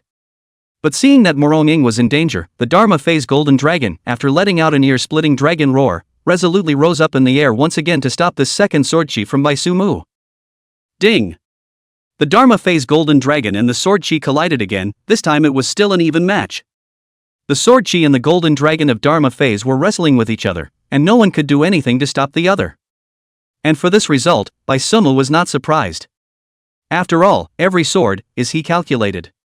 When he said 3 swords, it was 3 swords. Boom! With another muffled sound, the figure of the Dharma phase golden dragon completely dissipated. Humph! At the same time, Morong Ying similarly let out a muffled hum. When the Dharma phase was destroyed, Morong Ying was also subject to a backlash. After all, the Dharma phase was another Morong Ying. Cough! Ha! With a stuffy chest, Morong Ying coughed out a mouthful of blood. Blood was hanging from the corner of her mouth, but Morong Ying stared dead ahead at Bai Sumu. And just at this time, Bai Sumu's voice sounded once again. Third sword. Chapter 036 Big Brother has an appointment? Stalking. Must track. Third sword. As Bai Sumu's whisper rang out, the third sword was chopped out with his hand. This time, the sword chi was not as sharp as the previous 2. Instead, it gave off a feeling of weakness in the aftermath. However, the speed of the sword chi was not slow at all. In the blink of an eye, it arrived in front of Morong Ying. Chop! There was the intention to draw her sword to block, but at this moment, Morong Ying really couldn't exert any strength. She could only watch as Bai Sumu's sword chi rapidly approached. Closing her eyes in despair, Morong Ying only felt a breeze brush past her face. When she opened her eyes again, there was no more sword chi in front of her. All that could be seen was a strand of black hair, slowly falling from before her eyes. That was her hair. At this moment, the result of this challenge had been revealed. She lost. Although she had prepared for this result. But when it came to actually facing it, Morong Ying realized that she had still prepared too little. Defeat. It really wasn't that easy to bear. Especially losing to Bai Sumu in this situation. Dang Lang. The Tsung Thunder sword held tightly in her hand fell to the ground, and Morong Ying's expression was somewhat disheveled. But soon, Morong Ying came back from his trance. Picking up that Song Thunder sword that had fallen to the ground, at this moment, Moronging understood why Jilan Xin had made an appointment for herself to meet Bai Sumu. Senior brother Bai, thanks for the advice. Getting up and shaking the dust off her body, Moronging arched her hand towards Bai Sumu and bowed. Understood. Seeing this, Bai Sumu similarly bowed back politely. Looking at Morongying's current state, there should be a bit of recovery, right? What could be done, one had done. In the end, whether or not you can get out of your heart's demon, it still depends on Morongying herself. Well. Anyway, he had already done his best. After saying that, Bai Sumu waved his hand and walked out of the ring. The next time was the awarding ceremony for winning the sect competition. To be able to win the sect grand competition's leader, in addition to the fame, there were also quite a few heavenly materials and treasures as rewards. Even the top 100, all of them would be able to receive a considerable amount of rewards. Cultivation, immortal cultivation, and wealth couple Dharma land were all missing. This was the main reason why a sect competition could gather so many disciples to participate. It was not just for the fame of making a name for themselves, but also for an extra share of resources. However, for these tedious awarding ceremonies, Bai Sumu did not have any interest. He had long since gotten tired of this set of processes. Let's go. Go back and eat a bowl of noodles. I'll give the beef this year. Nope. I can't go back yet. Sitting there a bit bored, Bai Sumu was just about to call his senior brother and sister to leave, but he was suddenly stunned. It was only then that he remembered that he seemed to have promised Ji Lanxin that he would meet with Moronging after the clan competition. Since he had promised, he would definitely do it. This was Bai Sumu's life creed. So he still had to wait for Moronging to finish attending the award ceremony. Eldest brother is making beef noodles again? At this time, Chui Yuting's little head came over. She had heard it for real just now. What Bai Sumu was going to say was to soak up the beef, right? Although she didn't finish, the words that followed had already been added by Chui Yuting on her own. After all, this wasn't the first time eldest senior brother had made beef noodles. Beef noodles? Chu Xinyue sniffed and also brought her head over. Ever since she had rubbed her nose in Bai Sumu's place once, Chu Xinyue had been conquered. And looking at how excited Chui Yuting was, this beef noodles wouldn't be bad. Wanted to eat it. So excited at the mention of eating? You guys are afraid that you're not pig demons reincarnated.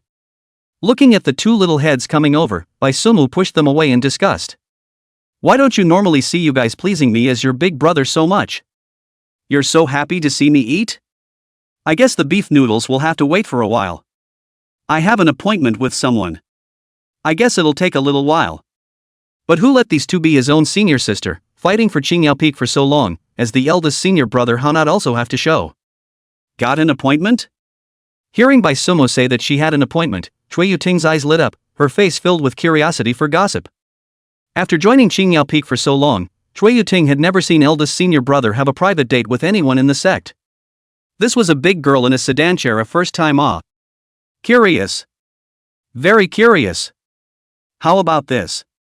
You guys go to my small courtyard first. The beef and small dishes are in the kitchen. You guys eat first if you're hungry. I should have to delay a bit on my side.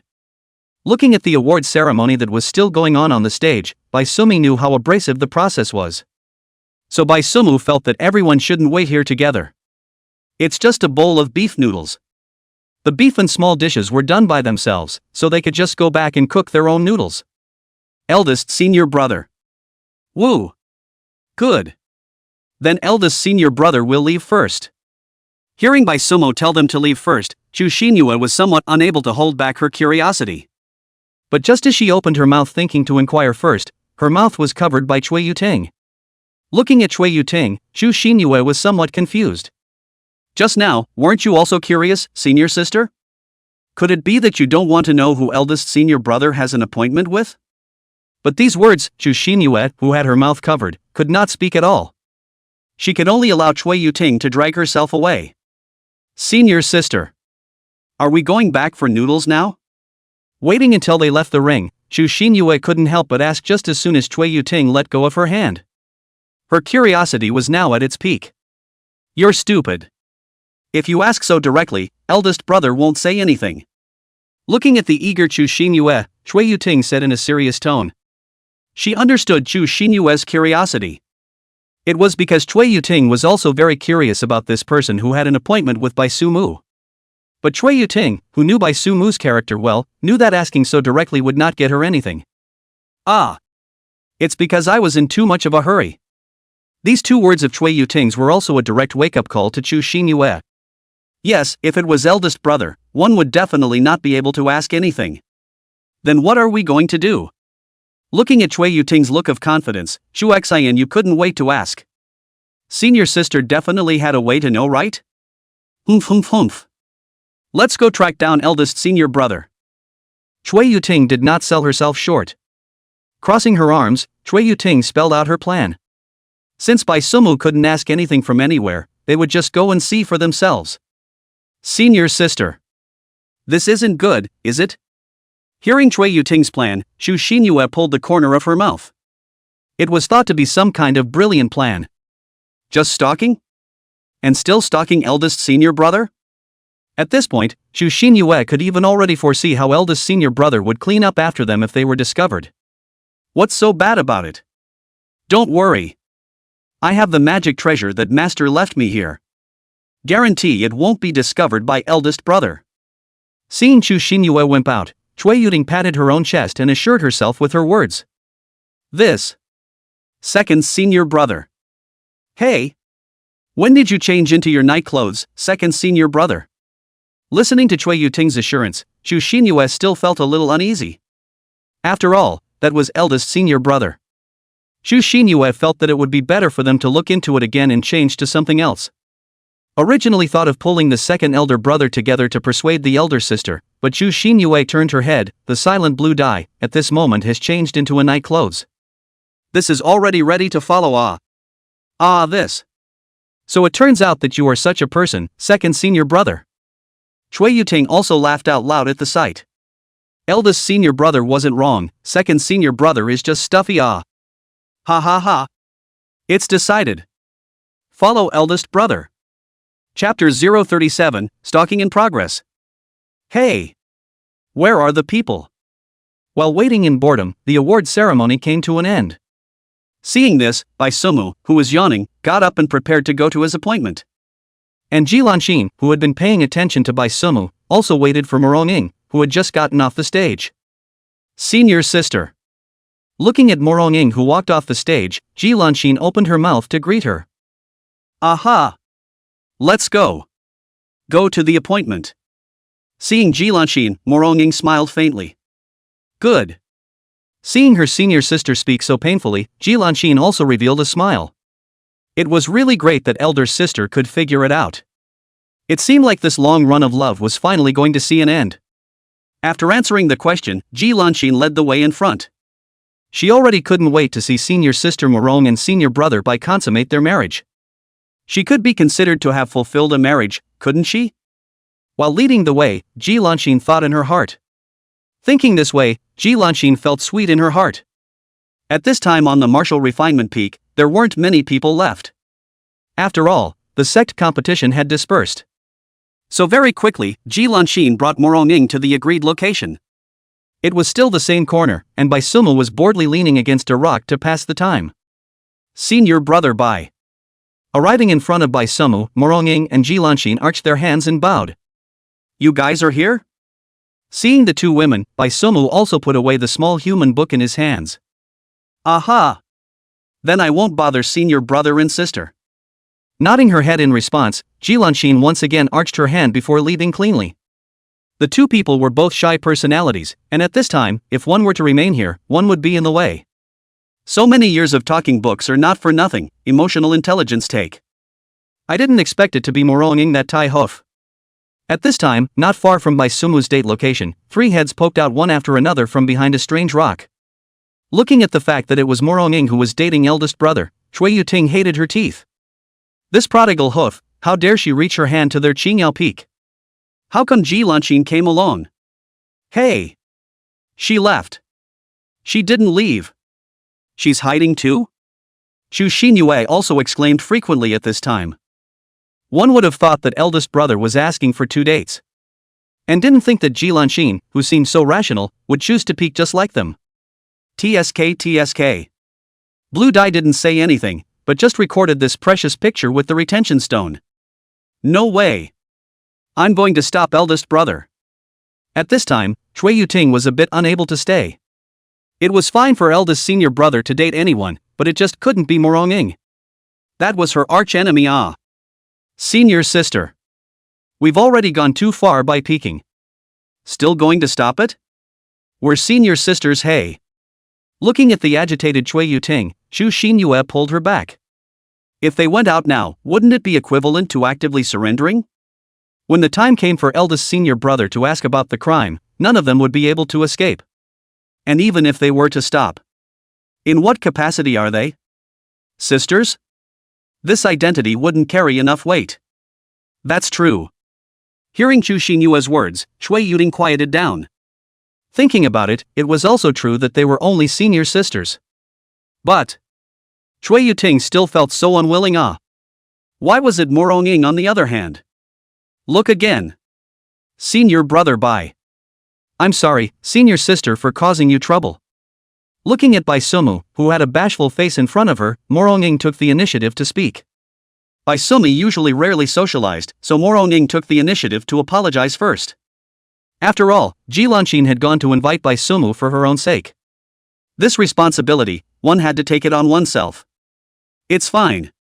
Waving her hand, Bai Sumu didn't care about these small matters. After a conversation, silence followed. Bai Sumu and Morong-ing were wide-eyed, and no one spoke again. Bai Sumu felt that she had already done what she needed to do. This time, he had also come because he had promised Ji Lanxin beforehand. Now that his own people were here, it was also considered a fulfillment of the agreement. Morong-ing, on the other hand, was a little unsure of how to speak. She could see that when she was in the ring, Bai Sumu had let go of the water. So to speak up now and tell Bai Suemu to use his full strength to fight with him again? This was said as if he wasn't very convincing. So Morong-ing was torn.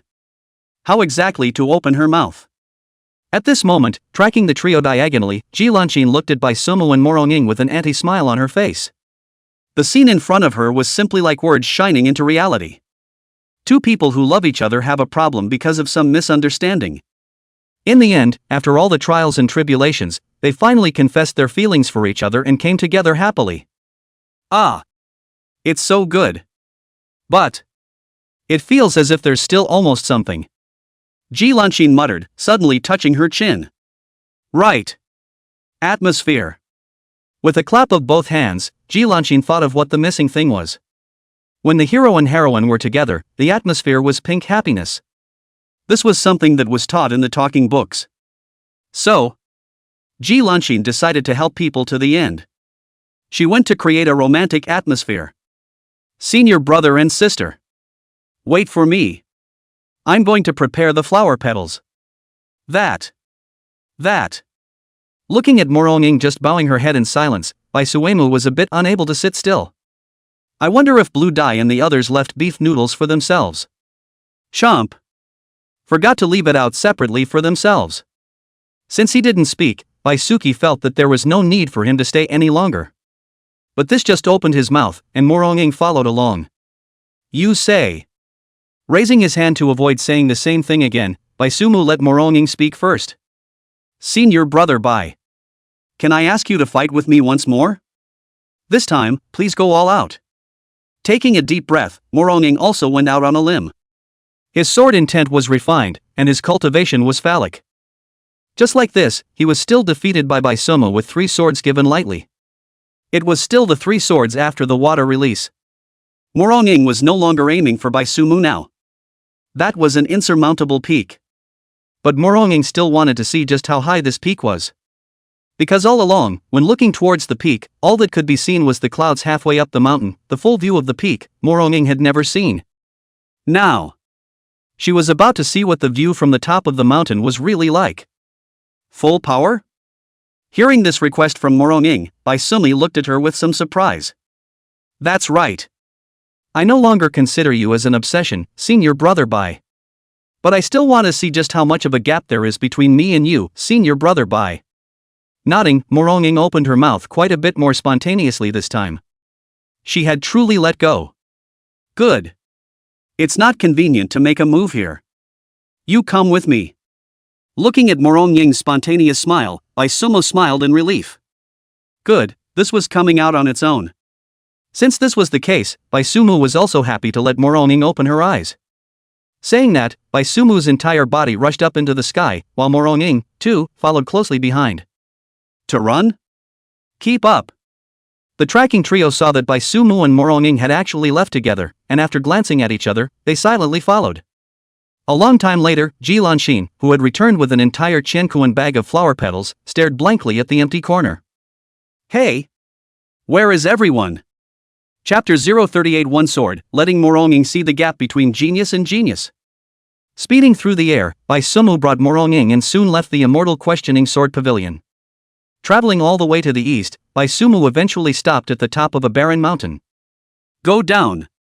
Glancing at Morong Ying who was following behind him, Bai Sumu fell down rapidly. Looking at Bai Sumu who was falling sharply, Morong Ying also followed closely behind. At first, Morong Ying thought that this place was just a plain, barren mountain. But soon, she realized that things were not as simple as she had imagined. Just as the descent began, Morong Ying didn't have the slightest sensation, and only felt that the pressure around this barren mountain was quite a bit greater than an unusual place. But soon, in addition to the unusual pressure, Morong Ying felt an overwhelming sword power rushing towards her from the bottom up. At this moment, Morong Ying actually had the feeling of when she stepped into the buried sword valley again. And as her body continued to fall, the sword momentum that Morong Ying endured became stronger and stronger. When she was about to land, Morong Ying had to let go of her sword momentum to fight against it. This place is. Finally landing on the ground, Morong Ying felt the sword momentum coming from all directions, and only then did she truly feel the unusual nature of this place. This is where I usually practice my sword. Hearing Morong Ying's question, Bai Sumu faintly opened his mouth to answer. That means. Hearing this answer from Bai Sumu, Morong Ying's eyes widened. So, the stern sword momentum around them was all left over after Bai Sumu practiced swordplay? Then to what extent had Bai Sumu's sword intent reached? This place has been set up by the sect master. It's sort of my private training ground. After all, if I were to train at the sect, it would be more or less a bit of a letdown. Looking at the surprised Morong Ying, Bai Sumu touched his nose in a small pretense. The place is also here. I don't think a competition is necessary. I'll throw out a sword. You'll naturally be able to see the gap between us. After pretending, Bai Sumu didn't forget about the main event. With his own full strength, Morong Ying would never be able to fight against it. This was Bai Sumu's confidence in his own strength. Indeed. Morong Ying could definitely be called a once-in-a-century sword Dao genius. But there was a gap between geniuses. Good. Feeling the heavy pressure around her, Morong Ying didn't try to be brave at this time. The leftover sword intent alone could make it somewhat difficult to breathe. Morong Ying didn't dare to think what a scene would be if Bai Sumu was on fire. If this continued to demand a match, Morong Ying felt that she was afraid that she had really lived long enough. Then I'll make my move. Seeing Morong Ying answering, Bai Sumu didn't delay. Drawing out the desolate ancient remnant dust, the raging sword intent directly penetrated his body. With his eyes looking far ahead, Bai Sumu set out his starting stance. Chop! A softly spoken word, yet it echoed in Morong Ying's ears like an explosive thunder. As the desolate ancient dust sliced through the air, wherever the sword energy passed through, the clouds parted in both directions like ocean waves. Bai Sumu's sword had actually directly combed the sky with a center parting. Even in the center where the sword chi struck, gusts of distortion could still be vaguely seen. It could be imagined that Bai Sumu's casual sword had what kind of might? This. Looking at Bai Sumu's sword, Morong Ying's eyes widened. Morong Ying's body, unexpectedly, subconsciously began to tremble. Fear? Yes, Morong Ying was fearing this sword of Bai Sumu. Such a casual, offhand sword could actually strike with such power. Turning her stiff neck, Morong Ying looked at Bai Suemu, who was standing at the same spot with a breezy demeanor. Was this the first genius of the questioning Immortal Sword Pavilion? If such a talent was a genius, then what does she count as? Hey. Come back to your senses. Not knowing how much time had passed, Morong Ying, who had returned to her senses, saw Bai Sumu waving his hand in front of her eyes. Sorry, senior brother Bai. I was just a bit dazed. Returning to her senses, Morong Ying said as she looked at Bai Sumu with some restraint. This time, the senior brother bite was something Moronging sincerely shouted out. She had seen the gap between the two. To even say a self-deprecating word.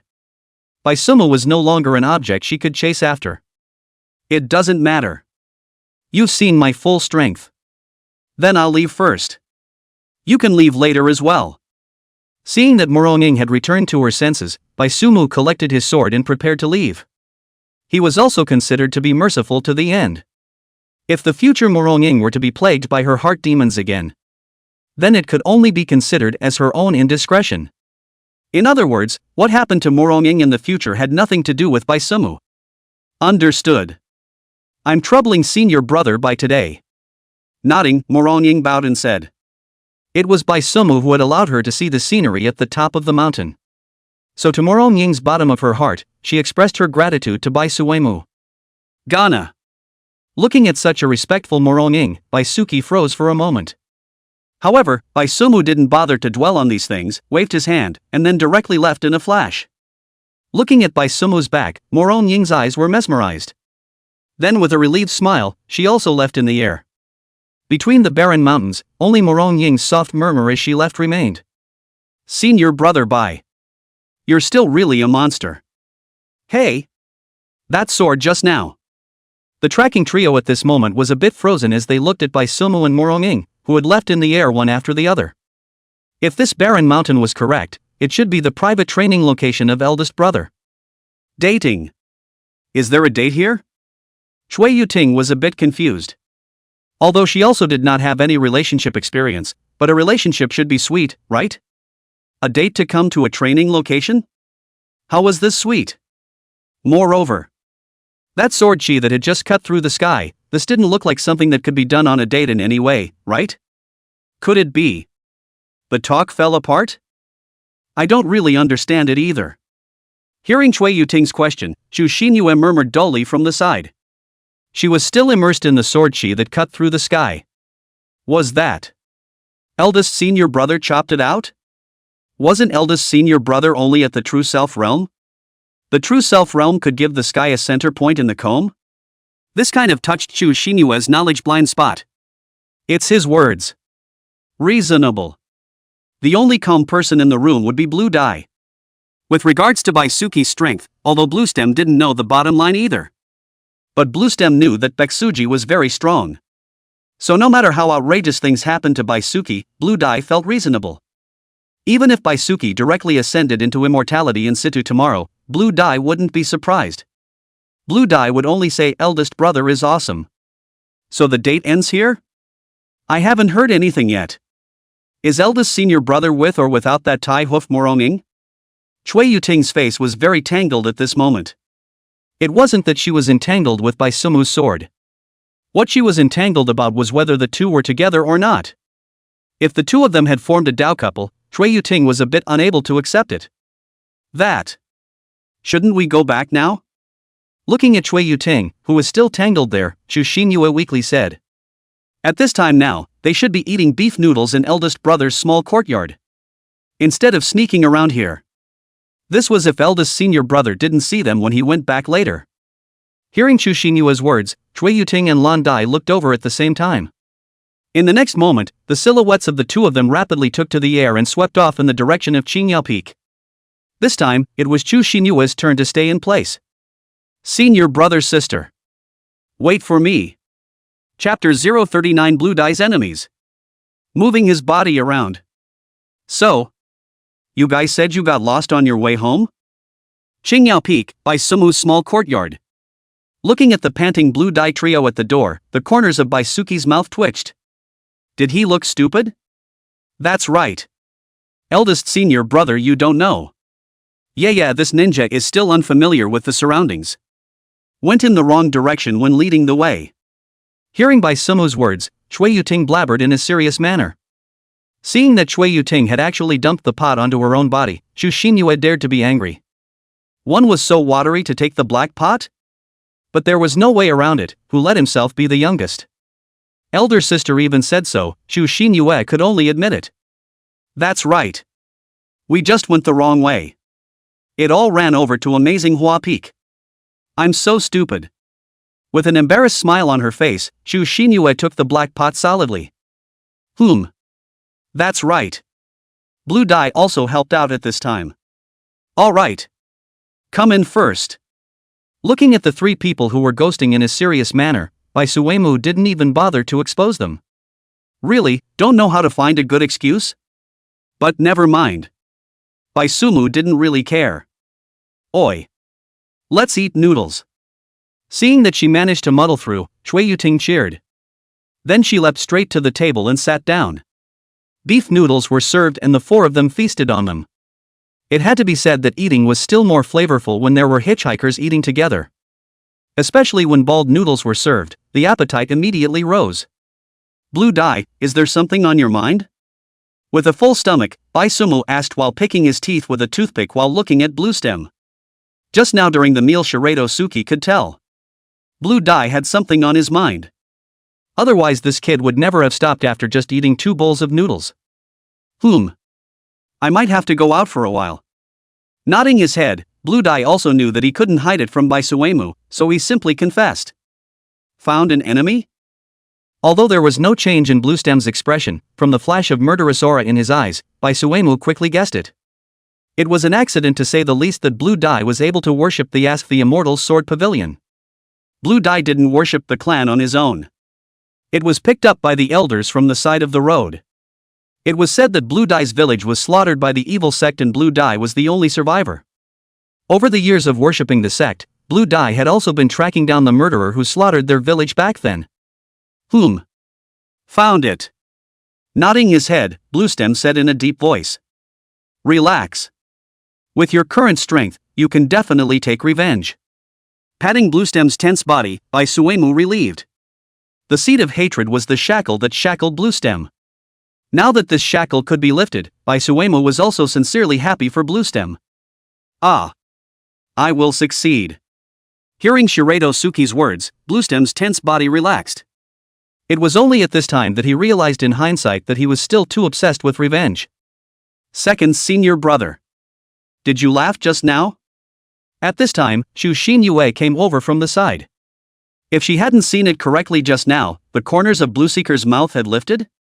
That was a smile, right?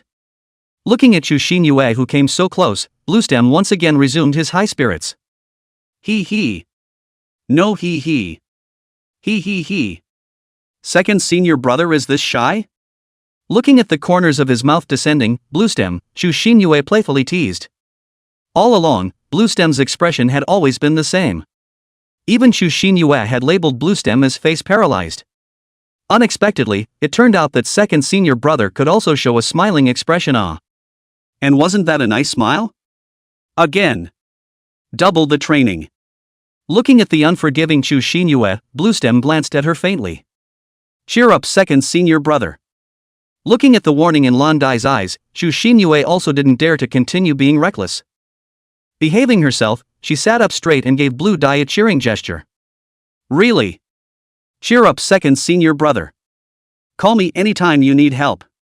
On call, oh. Chui Yuting, who was still showing off her 4th bowl of noodles at this moment, also raised her hand and said. It was Blue Dye's own business that he was going to take revenge. Revenge, of course, had to be taken personally. Of course, if they encountered special circumstances, they wouldn't just sit back and do nothing. Hearing the concern of his senior brothers and sisters, the corners of Bluestem's mouth slowed down once again. These people, they were their family. I will. More than a month had passed since the end of the sect competition. Bai Sumu's life remained leisurely. There wasn't much change. Chui Yuting and Moronging, too, were working hard to hone their respective sword intentions. Everything was so peaceful. Suddenly, I feel a bit bored. Under the large tree in the small courtyard, Bai Sumu closed his talkbook with some boredom. Although this peaceful swinging life was very comfortable. But after a long time, Bai Suki also wanted to move around. It just so happens that this month's mission hasn't been completed yet. Let's go out for a walk. Getting up and stretching, Bai Sumu planned to go out for a spin. Relieve your boredom and consider it a trip out. Eldest brother. Just as Bai Sumu had just pushed open the door to the small courtyard, a delicate shout came from the side. Chui Yuting waved her hand and bounced towards the small courtyard. You've come at a really good time. Looking at the bouncing Chui Yuting, Bai Sumu pulled the corner of his mouth. This niece had always been running towards herself for 3 days recently. Every time she came, she even asked some strange questions. It caused Bai Sumu to want to hide when he saw Chui Yuting now. He. Isn't this missing big senior brother? Coming in front of Bai Sumu, Chui Yuting smiled happily. You think you're a cute girl? Be normal, alright. I have goosebumps.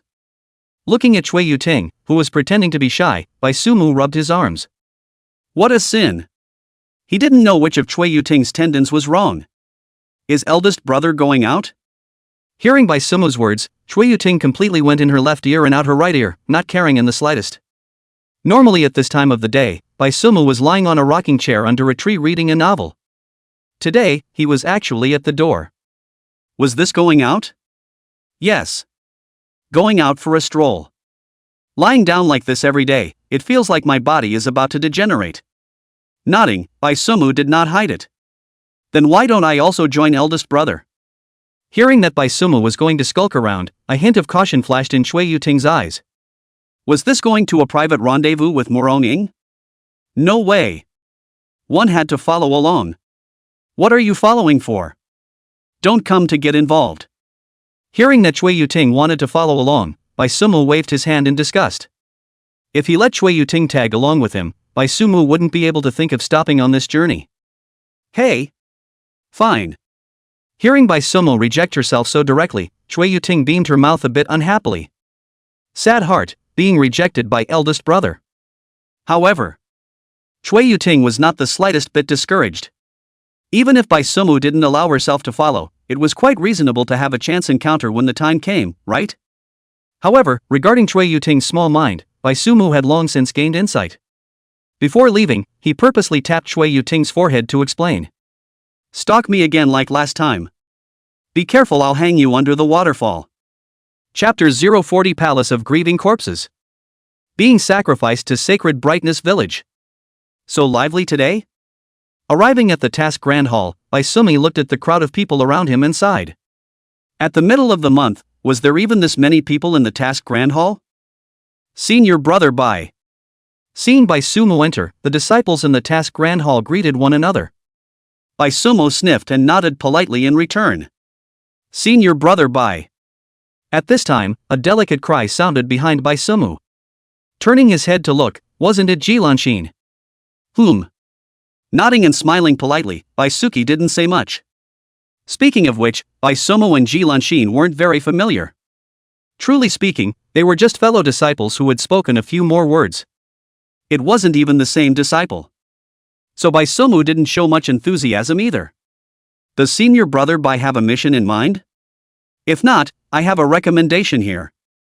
Although Bai Sumu acted blandly, Jilanshin was enthusiastic. Taking the initiative, she invited Bai Sumu to join her on a mission.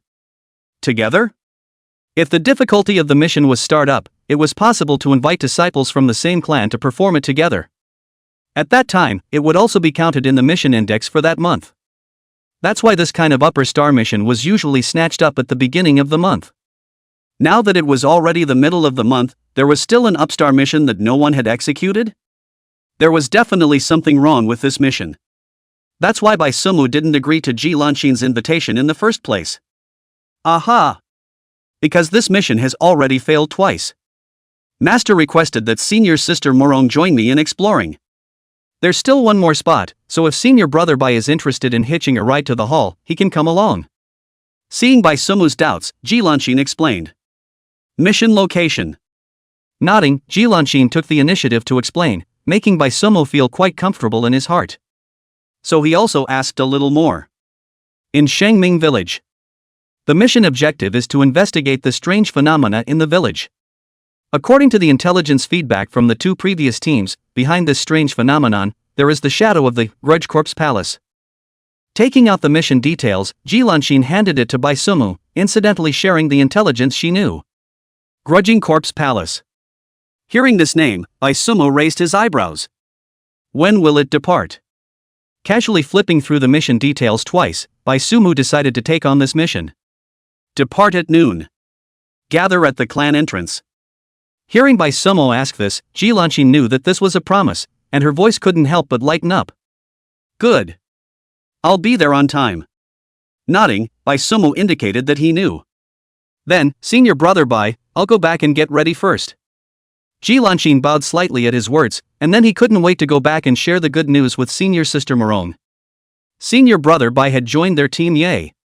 Speaking of which, ever since the last sect competition, Ji Lanshin had noticed that Morong Ying's entire person had glowed.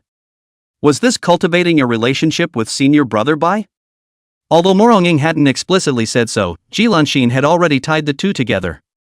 Now that she was going to be on a mission with her CP, Ji Lanshin was still a little excited just thinking about it. What could be more enjoyable than knocking CPs up close and personal? Not good. Some of them couldn't hold it down.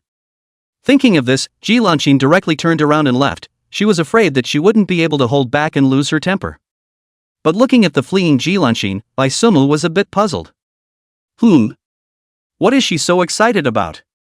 When there was still a quarter of an hour before noon, Bai Sumo arrived at the clan's entrance.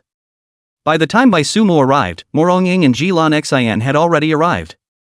Senior brother Bai. Seeing Bai Sumo come over, the two of them greeted each other with an arch of the hand and a bow. Came early.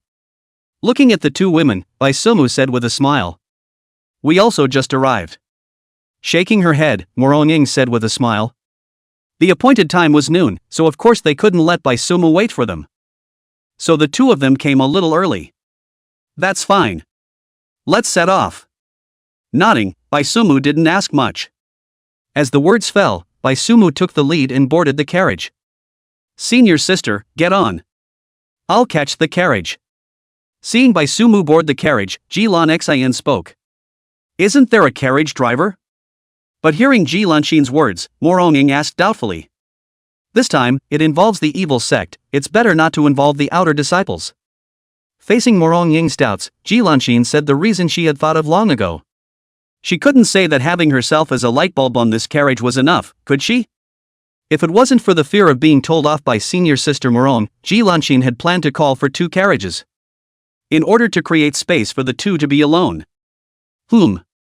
That makes sense. It's still you, senior sister, who's thoughtful. Then it will be hard on you, senior sister. I'll rotate with you at that time. Hearing Ji Lanshin's explanation, Morong Ying nodded. Indeed, it was indeed a bit dangerous to have the outer disciples face the people of the grieving corpse palace with them. Patting Ji Lanshin's shoulder approvingly, Morong Ying also got into the carriage. Seeing Morong Ying enter the carriage, Ji Lanshin also sat down on the horseman's seat. Then with a tug on the reins, the carriage ran down the main road. Shangming Village. It was a small village under the banner of Green Willow City. Green Willow City wasn't that far from the mountain gate of the Immortal Questioning Sword Pavilion. At least it was closer than the northern Sung City that Bai Sumo went to last time. The journey was peaceful, and since the carriage Ji Lanshin rented this time used a 1,000-mile horse, the three of them arrived at their destination before sunset. I can smell the rotting odor of this place from a long distance away. Stepping off the carriage, Bai Sumo squinted at the small village in front of him. Grudging Corpse Palace, from the name, one could tell that this was a group of evil sects that played with corpses. And this grievous Corpse Palace was the same group that had slaughtered Blue Dye's village back then. Since Blue Dye went down the mountain a month ago, he hasn't come back until now. This kid also did not use the sound transmission note to report a letter. If it wasn't for the fact that Blue Dye's fate card inside the clan was still bright, Bai Sumo would have thought that this kid had died outside. Coincidentally, this mission is involved with the grieving Corpse Palace. That was why Bai Sumo agreed to Ji Lan Xian's invitation. It was also a way to see how his senior brother was doing. The entire village is no longer alive. At this time, Morong Ying, who had just closed her eyes to use the scrying technique, opened her eyes. As her spiritual sense swept over, the entire situation of the Shangming village was captured by Morong Ying's eyes. In the current Shangming village, there were only unconscious wandering corpses left. There were absolutely no sense or traces of living people left inside. This gang of grumbling corpses palace of. Surprisingly, they had sacrificed the entire Sacred Brightness village. Go inside and take a look. Clean up these corpses first. Nodding, Bai Sumo drew out the desolate ancient remnant dust. However, just as Bai Sumo's trio was planning to enter the village to clean up, a dignified voice with a precious appearance came from behind them. 3 monks, please stay. Chapter 041 Angry Vajra Dharma. Stitching Monster. 3 monks. My name is Myriad Green, from the Clear Spirit Temple on Linging Mountain. Arriving in front of Bai Sumu's trio, Monk Miao Qing courteously introduced himself. Buddhist sect? You guys also took on the mission of Shangming village? Looking at the small monk in front of him with the solemn appearance of a treasure, Bai Sumu raised an eyebrow and asked. The sect's quests were all from various parts of the folklore. Of course, a mission, too, wasn't only entrusted to one place. So it wasn't uncommon to run into people from other sects during a mission. Not really. The young monk went down to the mountain to preach, and when he came here, he found a heavenly grudge, which is why he came to check it out. Shaking his head, Myriad Green said truthfully. Then you called out to us? Going down the mountain to preach? Nodding his head, Bai Sumu didn't ask too many questions. The poor monk wants to overpass the sacred brightness village. Bowing slightly, Myriad Green looked at Bai Sumu and said. Understood. You please. Hearing Myriad Green say this, Bai Sumu smiled. This was coming to be free labor. Transcending, that was to let all these corpses pass on to the next life and reincarnate. At that time, this sacred brightness village would also be considered purified. That way, their mission would be considered complete. The young monks have merit. They have a mission. A win-win situation. Thank you, monks. Once again bowing towards Bai Sumu, Monk Miao Qing then walked towards Shangming village. With his right hand erected in front of him, his thumb pressed on his palm, his left hand twirled his rosary beads, and he chanted Buddhist scriptures under his breath. With every step, a golden lotus was created underneath Monk Myriad Green's feet. The Buddha's light behind him shone brightly, and the dark clouds above the sky of Shangming village began to melt away at a speed visible to the naked eye. I didn't expect to meet someone from the Buddhist sect. This is an easy job. The Buddhist sect's Dong methods were considered the nemesis of most evil sects. Although sword cultivators with righteousness also had a restraining effect on evil sects, it was far less direct than the Buddhist sect's Gong methods. This Myriad Green monk. I'm afraid it won't be able to purify the sacred brightness village. But at this time, Moronging shook her head from the side. That can also evolve some wandering corpses. It's easier for us too, isn't it? Hearing Moronging's words, Bai Sumu was not surprised.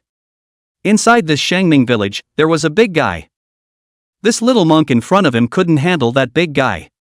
Don't you think it's strange, senior brother Bai? Refining an entire village into wandering corpses, yet there isn't a single person from the grieving corpse palace here.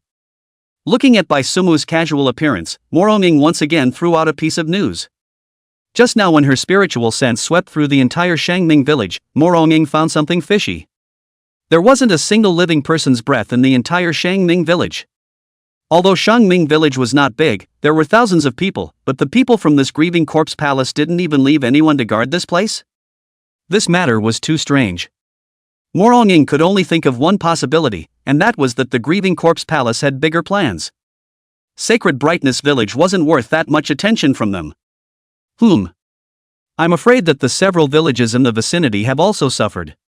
Nodding, Bai Sumu agreed with Moronging. The grieving corpse palace's intentions were definitely not small. It seemed like this mission wouldn't be completed so easily. Roar! Just as Bai Sumu was discussing the grieving corpse palace with Moronging on his side, inside the sacred brightness village, a hoarse roar suddenly came out. The sound wave visible to the naked eye spread to the surroundings, collapsing a piece of the houses in Shangming village. Coming out. The sudden roar interrupted the conversation between the two. Bai Sumu looked at the monstrous monster that had broken out of the ground and smiled faintly. The big guy, showing up. This is.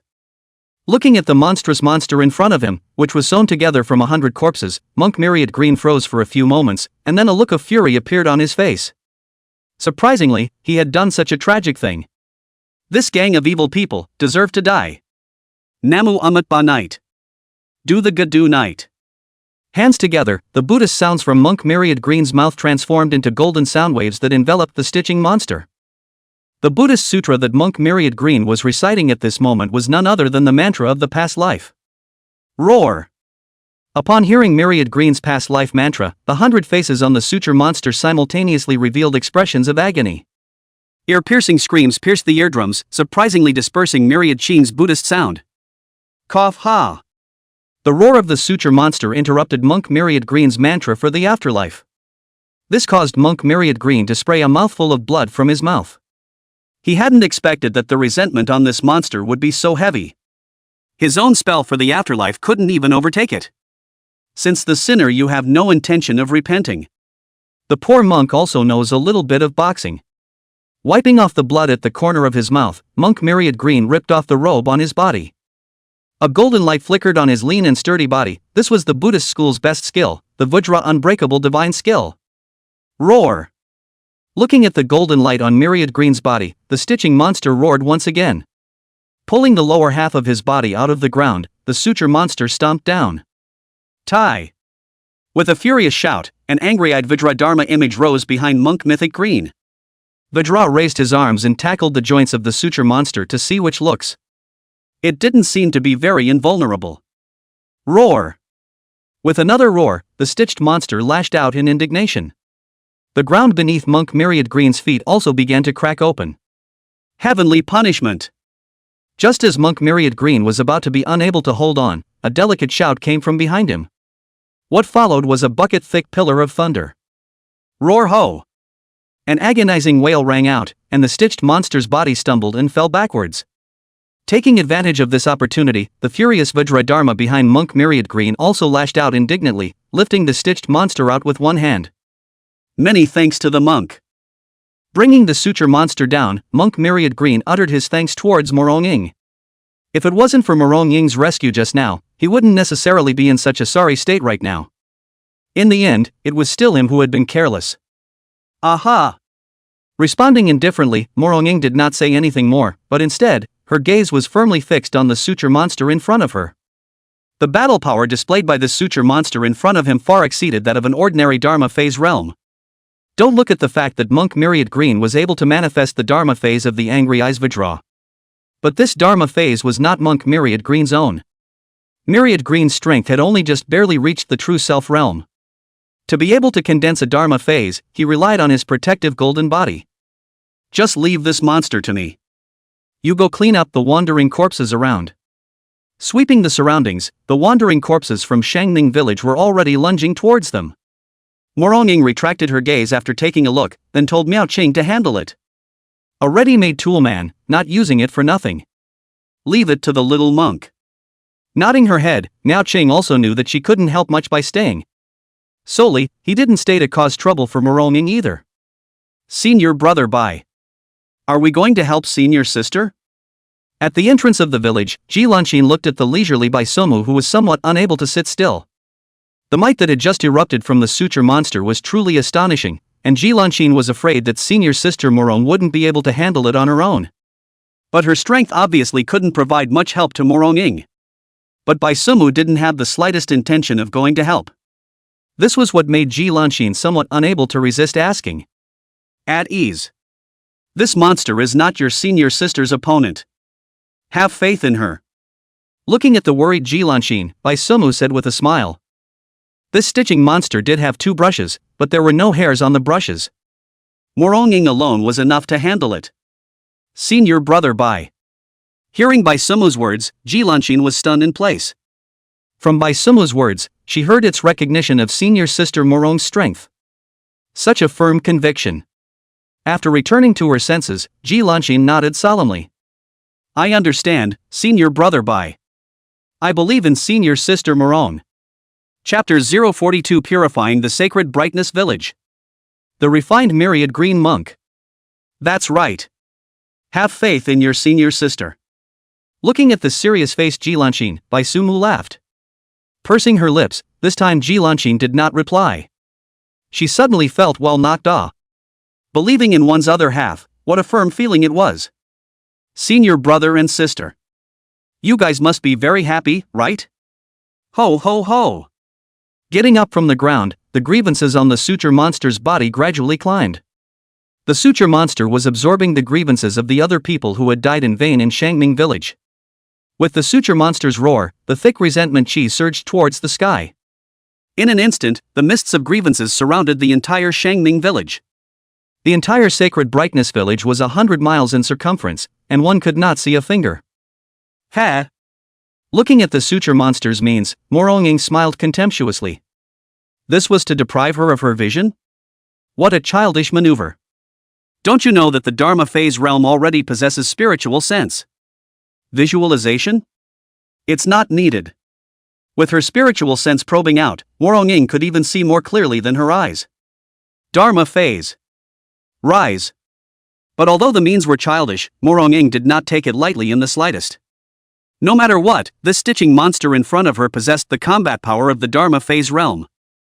Moronging mobilized his entire body's true essence and summoned his own Dharma phase. On-een. A loud and clear dragon's roar rang out as the golden dragon hovered around Moronging. The golden light reflected from the dragon's scales even directly illuminated the surrounding side of the world. Roar! Looking at the golden dragon phantom that suddenly appeared, the roar of the stitching monster became even more furious. It did not like the golden light. One sword beheading Immortal. Without pulling any more punches with the stitch monster, Moronging directly chopped out his strongest sword with the Tsung Thunder Sword in his hand. In a blink of an eye, heaven and earth changed color. It was as if the only thing left in the entire heaven and earth was this sword light that Moronging wielded. Miso. After a sword sound, Moronging appeared behind the stitching monster. Roar ho!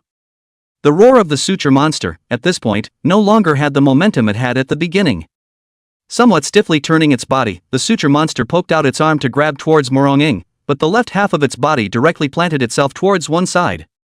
Rumble! With a loud bang, the left half of the suture monster's body smashed heavily on the ground. One sword, two breaks. As the suture monster fell, the grievous fog around it dissipated. Moronging collected her sword and stood, her face still slightly flushed. This was the aftereffect of having just used too much true essence. The sacred brightness village side has been terminated. At the instant the stitching monster died, 1,000 miles away in an extremely shady place, a figure shrouded under a black robe spoke in a hoarse voice. As the words fell, the black-robed figure turned his head to look in the direction of Shangming village. Those wandering corpses in Shangming village were all refined by him. The black-robed man was aware that Sacred Brightness village had recently been targeted by those righteous sects. After all, the backhand he had left behind in Shangming village had already repelled several sets of righteous disciples who had come to investigate. But he didn't expect that this backhand of his had been taken care of so quickly. It seems like a big fish has come this time. Then let me personally meet you. As the words fell, the black-robed man disappeared into a black mist. This way the Holy Brightness village is considered purified, right? At this moment, the Sacred Brightness village was no longer as gloomy as it was when it was first seen. The corpses of the entire village had all been transcended by monk Myriad Green. The grievances that had gathered but not dispersed had also completely disappeared. The poor monk has already transcended all the dead souls of Shangming village. At this moment, monk Miao Qing's face was pale. With his true qi, it was still a bit too much of a stretch to transcend thousands of dead souls. Fortunately, with his golden body protection, monk Myriad Green was still able to stand now. I didn't expect the people of the Grumbling Corpse Palace to be so cruel. More than 1,000 people were actually all refined into wandering corpses. Ji Lanqing frowned tightly. This group of evil people really deserve to be killed. Since the matter of Shangming village has been resolved, the young monk will also continue to wander away. 3 monks, farewell. Swallowing the elixir that restored his true qi, monk Myriad Green bowed slightly towards Bai Sumu's trio. See you again sometime. Hearing that monk Myriad Green was about to leave, Bai Sumu had no intention of stopping him and said after returning the bow. Nodding his head, monk Myriad Green then planned to go on his way once again. However, before leaving, monk Myriad Green glanced deeply at Bai Sumu. Don't say it. I have no affinity with your Buddhist sect. That was a polite statement just now. Looking at monk Myriad Green who was staring at him, Bai Sumu said before he could speak. The tones of these Buddhist monks, Bai Sumi knew too well. Hearing Bai Sumu's words, monk Myriad Green was a little embarrassed. Amit Ba Buddha. Scholar, we'll meet again sometime. However, monk Myriad Green was still able to quickly adjust his emotions. After reciting a Buddha's name, monk Myriad Green turned around and left. These monks are really something. It's as if all the gifted people under the sky are related to their Buddhist sect. Looking at Myriad Green's back as he left, Moronging opened her mouth to spit it out. In the past, when she went down the mountain to do a quest, she had also met someone from the Buddhist sect. That person had said that she and the Buddhist sect had a not-so-shallow karmic connection, and had urged her to leave the Immortal questioning sword pavilion and convert to the Buddhist sect. This is the Buddhist sect. Letting out a light laugh, Baisomu was obviously well aware of the pissy nature of these people from the Buddhist sect as well. Otherwise, he wouldn't have said that just now. Senior brother and sister. Are we going to proceed to investigate the Palace of Grieving Corpses? Ji Lanqing didn't care about how the people of the Buddhist sect were doing, she was still more concerned about their mission. Although the mission said that it was to investigate clearly the visions of the sacred brightness village, but subsequently, because the disciples of both teams had been defeated here, the mission had also added an additional line to find the culprit. Now they had indeed purified the sacred brightness village, but none of the people from the Grieving Corpse Palace had been seen yet. No need. We'll just wait here. The people from the Grievous Corpse Palace will come to us. Hearing Ji Lanqing's words, Baisomu shook his head.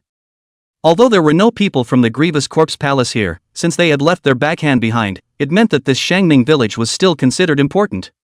They were now purifying the entire Sacred Brightness village, and the people from the Grievous Corpse Palace would come back to check it out. I see. Wait for the enemy with ease. Nodding, Ji Lanqing quickly understood the meaning of Baisumu's words. Revealing a look that the children could be taught, this Ji Lanqing was not stupid. Coming. At this time, Morongying spoke out from the side to remind. As Morongying's words fell, the originally clear sky was once again shrouded in a layer of gloom. A gust of gloomy wind blew from the front, and a clear sound of footsteps came from far and near. That's. Following the direction the footsteps came from, Ji Lanqing quickly found the source of the gloom. But upon seeing clearly who the visitor was, Ji Lanqing's eyes widened. Monk Miaoqing? Chapter 043 The Demon Race Appears. Via Demon Nilai. At this moment, the monk Myriad Green, where was the dignified appearance of the treasure when he had just purified the innocent souls? His entire body was emitting a gust of evil black light, and grievances visible to the naked eye were hovering above his head. He has been refined. Looking at the Myriad Green monk with such an image, Baisumu spoke indifferently. Is this the means of the Grudge Corpse Palace? Obviously, Morongying also saw that this was the Grieving Corpse Palace's means. Not all.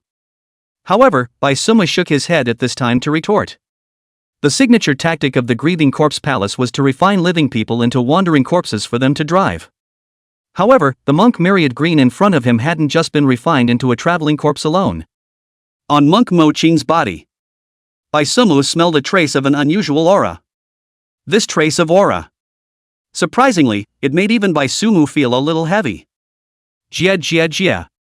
I didn't expect that the ones who could break the backhand I left behind in the Sacred Brightness village would be just 3 little dolls. Just at this time, a burst of strange laughter suddenly rang out from the sky. A black-robed man appeared in front of the trio as a gloomy wind blew. Looking at the black-robed man that suddenly appeared, Morongying and Ji Lanqing were like enemies. Surprisingly, neither of them had the slightest bit of awareness. Who are you? Looking at the black-robed man in front of her, Baisumu narrowed her eyes slightly. Who am I? Good question. Who do you think I am? Hearing Baisumu's question, the black-robed man asked back after giving a strange laugh. You're not someone from the Grieving Corpse Palace. Holding the desolate ancient remnant dust in his hand, Baisumu spoke softly. Although his voice was very soft, his tone was very certain. Oh yo. This little brother's intuition is very sharp. Hearing Baisumu's tone so certain, the black-robed man said frivolously. Then tell me who I am. Being poked and prodded in his identity, the black-robed man was not the slightest bit nervous. With a flash, he arrived in front of Baisumu and asked softly. Senior brother Bai. Seeing the suddenly approaching black-robed man, Morongying and Ji Lanqing nervously shouted. The feeling this black-robed man in front of them gave them was just too dangerous. Don't be nervous. Your senior brother Bai is not that easy to kill. Baisumu didn't speak, but instead, the black-robed man spoke first. Slowly retreating backwards, Morongying and Ji Lanqing only saw at this time that the tip of Baisumu's desolate ancient relic dust sword was resting against the black-robed man's heart. It's really dangerous. If I had gotten a little closer, would this sword have been inserted? Retreating to a safe distance, the black-robed man's tone was rather sultry. Dangerous? I was just trying to protect myself. You just had to kill me too, didn't you? Hearing that the black-robed man was actually evil, Bai Suemu said with a faint smile. He. Discovered? Hearing Bai Sumu's words, the black-robed man smiled playfully, and his voice unexpectedly turned into a coquettish female voice. As the words fell, the black-robed person stretched out her jade hand from her sleeve, and in her hand, she was holding none other than a poison-hardened dagger that was flickering with purple light. What is your name? The dagger flipped in yet another jade hand. The black-robed man opened his mouth and asked. Before asking someone their name, you should tell me your name first. Without answering such a jumpy question from the black-robed man, Shirasagi's eyes stared dead at her. So, my name is Vaya Demon Nilai. Hearing that from Shirasuke, the black-robed person put on a serious thinking look before saying her name. Hearing Via's name, Bai Sumu's brows furrowed. Morong Ing and Jilanshin were even more wide-eyed. This name. You're a demon race? Narrowing his eyes, Bai Sumu stared intently at Weya. I didn't think that there would be anyone in the lower realms who remembered our demon race. Well, want to join us? Hearing Bai Sumu speak out her identity as a demon race, Weya exclaimed in feigned surprise. A slender tail stretched out from under her black robe, and then Via extended an invitation to Bai Sumu. Really? Looking at the tail behind Via, Bai Sumu let out a light laugh. The demon race. What a long ago name. If it wasn't for the Ask the Immortal Sword Pavilion having ancient documents, I'm afraid Baisuki wouldn't have been able to recognize Via's identity. Invite me to join. What can you give me? After determining the identity of Weiya's demon race, Bai Sumu was relaxed in turn. Senior brother Bai. Hearing Bai Sumu's words, Moronging and Jilanshin simultaneously exclaimed in shock. What did senior brother Bai mean by this? He wouldn't be trying to defect to the demon race, would he? This was a great sin. Bai Sumu's words, in turn, gave Weya a whole won't. Wasn't the demon race in the lower realm everyone's enemy? Knowing her identity as a demon race, she didn't even directly strike out at her, but instead was curious about what she could obtain after joining? Looking at the dress of Bai Sumu's trio, they were clearly disciples of a famous sect. Is this how famous sects educate their disciples nowadays? What can I give you? Anything you want, I can give you. The evil face under the black robe revealed a playful smile, and Via's pair of amber-colored pupils stared tightly at Bai Sumu. You can give me whatever I want? Hearing Naya's words, Bai Sumu smiled. I want you. A single sentence directly silenced the three people. No way. Before Weya could speak, Jilan Xin spoke up first to stop it. Absolutely not, senior brother Bai CP could only be senior sister Morong. Want me? Giggle. Weya didn't bother with the agitated Jilanshin, her eyes looked at Bai Sumu playfully, and she slowly walked towards him. Are you sure? Want me? Walking up to Bai Sumu, Via removed the black robe on top of her head. With two horns on her head and a seductive face, licking her lips, Via's pair of narrow fox eyes stared intently at Bai Sumu with a wink. Phantom demon. Of course. I want you. Looking at the nearby Weya, Bai Sumu's face still had a faint smile on it. Che. Before saying that, you should remove your sword from my heart. Hearing Baisuki reply so affectionately, but Via rolled her eyes in disinterest. Without knowing when, Bai Sumu's desolate ancient remnant dust was once again against Weya's heart. Who? Hearing this, Jilanshin was the first to breathe a sigh of relief. It turned out that she was scaring herself. She had said so, senior brother Bai would definitely not fail senior sister Morong. Bai Sumu, right. I'll remember you. Putting her hood back on, Weya took a deep look at Bai Sumu. Then without waiting for Bai Sumu to say anything, Weya directly disappeared into thin air. Along with the refined myriad green monk, she also disappeared along with her. Phantom demon. Weya. Until the sky of Shangming village cleared up again, Bai Sumu was still looking at the direction where Weya disappeared with his eyes lost in thought. He didn't expect that an ordinary mission would result in the appearance of a demonic figure. Senior brother Bai. We have to report this situation to the sect. At this time, Moronging spoke solemnly. It was not good news that the devil race had appeared in the world. Moronging had to go back and report it to the sect so that the sect could make early preparations. Nodding faintly, Bai Sumu also agreed with Moronging's approach. You two go back and report first. I'm going to a place. Chapter 044, I'm asking you to answer, not to ask. Ha? Aren't you going back with us, senior brother Bai? Hearing Bai Sumu agree, Moronging first nodded, but then asked in surprise after hearing clearly. I won't go back with you guys. Shaking his head, Bai Sumu did not intend to go back with the two women. The fact that there were actually people from the demon race in the Palace of Grieving Corpses made Bai Suki very concerned. Bai Suki was a bit worried about Blue Dye's situation. Then, senior white brother, take care of yourself. Seeing that Bai Sumu was unwilling to say more, Moronging didn't pursue the matter. Arching her hand in farewell, Moronging pulled Jilanshin along and left. Shortly after the two women left, Bai Sumu pulled out the voice transmission jade talisman from his Chinkuan pouch. Lan Dai. Tell me where you are now. I didn't expect. There's even such a monster in the lower realm. At the same time, in a barren mountain 1,000 miles away from St. Bright Village, Via showed up here. At this moment, Via took off her hood, and her seductive face was filled with a look of shock. What had she just sensed in Bai Sumu's body? The innate Tao heart. That was a top-notch talent that could make the immortal realms people seethe. Such a person would even appear in the lower realms? When did this world become so crazy? This news. No way. At this moment, Via's face was filled with a tangle. She wanted to spread this news back to the clan. At that time, she would definitely be a great success. But, in that case, the innate Tao heart would have nothing to do with her. That was an innate Tao heart.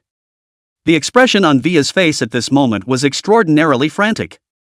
As long as she could transplant the innate Tao heart into her body, then she. A sickly smile appeared on Weiya's face as she thought of herself possessing an innate Tao heart. Bai Sumu. You are mine. Her eyes gazed out in the direction of the sacred brightness village, and Via revealed an infatuated look.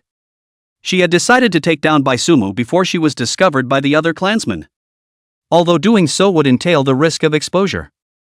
But those who braced the bold would starve the timid. As long as she could get her hands on the innate Tao heart, her future self would be a demon sovereign. Or the #1 demonic father in the demonic world. At that time, the entire third realm would be his own possession. It's just that. It's still a bit too much to eat if I just rely on myself. But soon, Vaya began to get entangled again. Upon realizing that Bai Sumu was actually an innate Tao heart, Weya had planned to go straight for it. But the few times she tried, she was stopped by Bai Sumu. Weya had the feeling that if she made a move, she would be the one to die when the time came. Regarding this feeling, Weya did not feel ridiculous. After all, that was the innate Tao heart. Getting help? Just as soon as this thought rose in her mind, it was dismissed by Vaya. The demon race was not a united race. The cruelty of competition between the same race was even greater than that of humans. If the other demonic races knew about the news of the innate Tao heart, their own small bodies would not be able to withstand it at that time. It seems like what we need to do now is to recover our body first. After pondering, Via finally made a decision. To take it all by herself. Just relying on her current body, there was really no way to help Bai Sumu, but it didn't matter, she could still evolve. As long as she evolved one more time, the innate Tao heart would be her own possession. He. Innate Tao heart. Thinking of this, a demented smile appeared on Via's face. Could she be the heavenly destiny of this era? Surprisingly, the lower realms had allowed her to encounter the innate Tao heart. This kind of thing was something that she really didn't even dare to dream about. Innate Tao heart? What is that thing? Just as Vaya hysterically thought about her future picture of ruling the three realms, a voice interrupted her. Returning from her thoughts, Via's demonic aura rose. Bai Sumu? As her demonic aura shook, Via's pupils tightened as she looked at the man dressed in white in front of her. What was going on? How did he chase after himself? It's me. Can you answer my question? What is the innate Tao heart? Looking at the wary Weya, Bai Sumu faintly opened his mouth and asked. He had come a little late. He only heard Weya say something about the innate Tao heart and then unifying the three realms or something. It was a bit confusing to hear. Adhering to the fine virtue of asking questions when he didn't understand, Bai Sumu intended to let Weya clear up his confusion. You don't know? Hearing this question from Bai Sumu, Weya frowned tightly. But soon, Weya figured it out. Indeed, it was normal for Bai Sumu, a person from the lower realms, to not know about the innate Tao heart. If he knew about it, that would be problematic. Why should I answer your question? With a slight smile, Wei looked at Baisumu nonchalantly and said. Although it was true that he himself could not do anything about Baisumu right now. But in the same way, Baisumu had no way of taking herself either. Fighting might not be what they phantoms were good at, but escaping, Wei was still quite confident. Don't think about running. You can't run away. Looking at this emboldened look of Wei, Baisumu faintly spoke. Question mark. Frowning slightly, a strange feeling suddenly rose in the bottom of Via's heart. Spiritual sense extended out towards the surroundings, and immediately afterward, Via's face changed drastically. You. Looking at Baisumu, Wei gritted her teeth. This brat had actually completely blocked off the surrounding space with his sword intent? Was this a tactic that someone from the lower realms should have mastered? So can you answer my question now? Looking at the panicked Wei, Baisumu once again opened his mouth and asked. This time, Via was silent. In her heart, she began to calculate up what percentage of certainty she had that she would be able to break through Baisumu's sword intent blockade. But after doing the math, with the power she could exert in this current body, the chances of being able to escape were less than 20%. This result. It could basically be said to be a dead end. Pursing her lips, Via's face was ugly. Unexpectedly, her own hallowed demon race would one day fall into the hands of a human race. And it was still a one-on-one situation. A strange shame. Not going to say? Looking at Wei, who didn't speak for a long time, Baisumu's patience was running out. Sword intent vibrating on his body, Baisumu slowly walked towards Wei. Don't! I said. Looking at the undisguised killing intent in Baisumu's eyes, Wei wimped out when Baisumu took the third step. She could sense that if she didn't give in again, Baisumu would really kill herself. Why? Didn't he want to know the secret of the innate Tao heart? How else would he know it if he killed himself? Speak. Stopping his steps, Baisumu looked at Wei with a faint smile. Who? Exhaling a breath, Wei looked at Baisumu with complicated eyes. Which one of the two of us is the demon race? You actually want to kill me? Don't you want to know the secret of the innate Tao heart? Looking at Baisumu, Wei didn't answer the question but asked her doubts first. Me so. Swish. Ah. Just as Via's voice fell, a sword chi directly chopped off her right arm.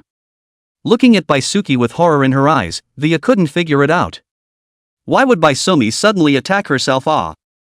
Looking at the terrified Wei, Baisumu still had that faint smile on his face. I am asking you to answer. Not asking you to ask. Chapter 045. Inexplicably, there was one more demonic slave. Hearing Baisumu's reply, Wei was speechless for a long time. She didn't expect Baisumi to be so strong. But inexplicably. In addition to fear, Via's heart was actually a little tickled. Shoo!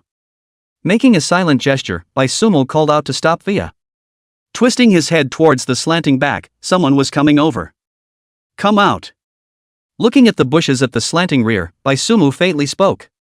Within 100 kilometers in a radius, it was all within the blockade of his sword intent. Of course, in order to show his importance to Wei, this sword intent blockade was only able to go in and not out. Shedding in, strengthening out. Kid. Perception is very sharp. Surprisingly able to discover old me.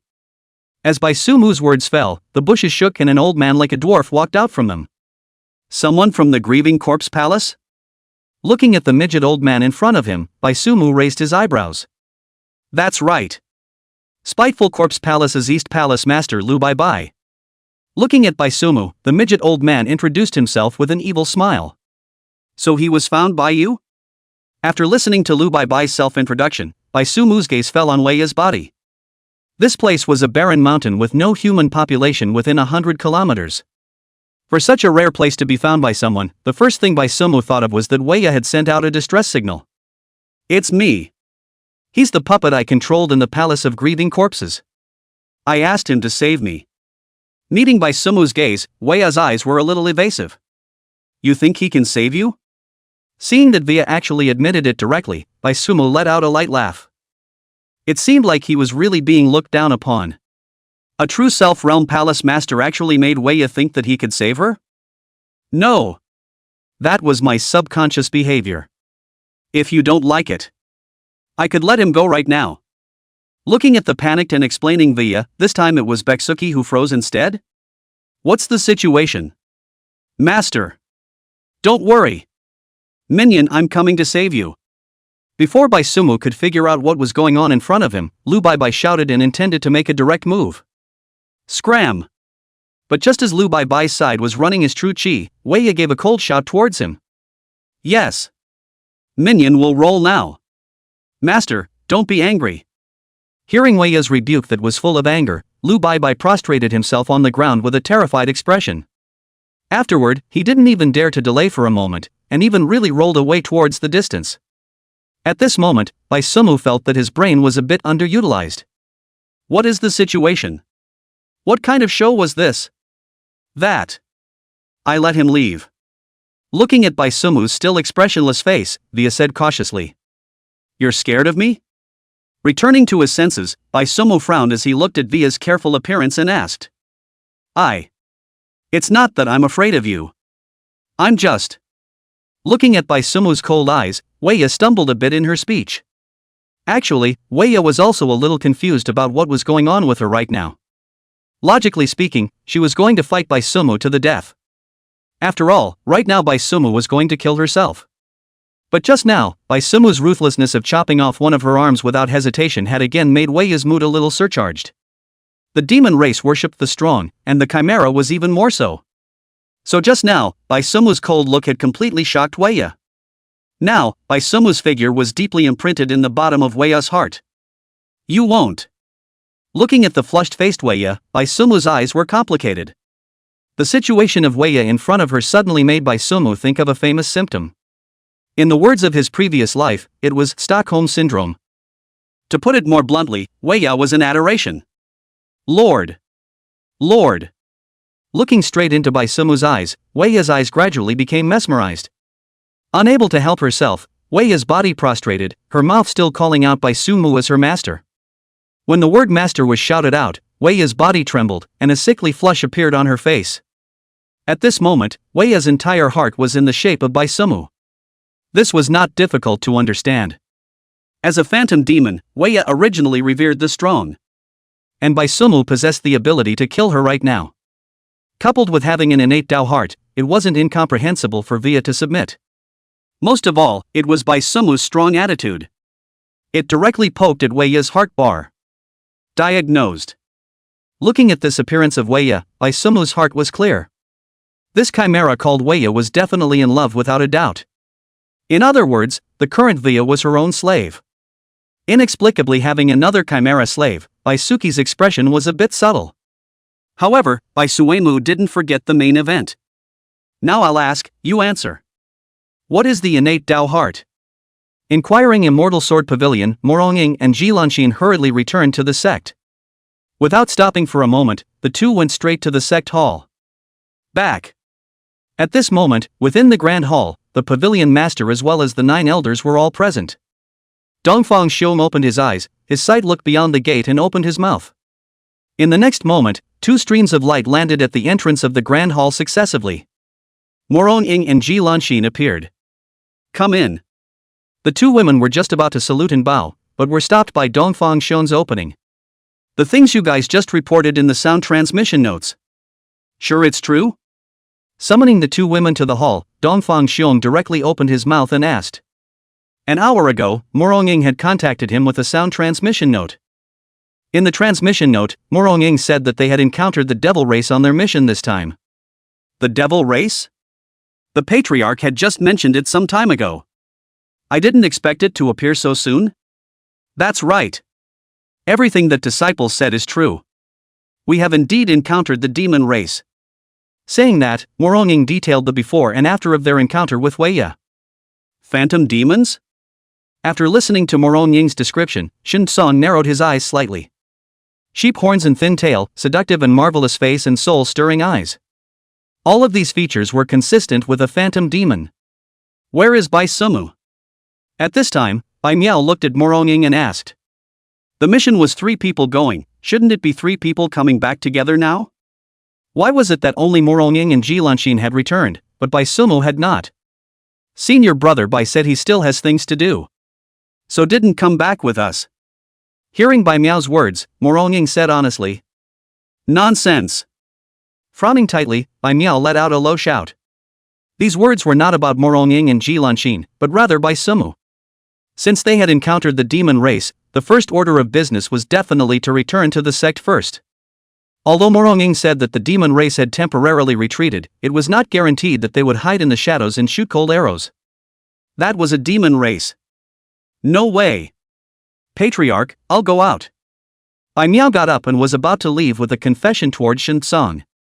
She really couldn't worry about Bai Sumu. At this time, Lu Jing also stood up along with her.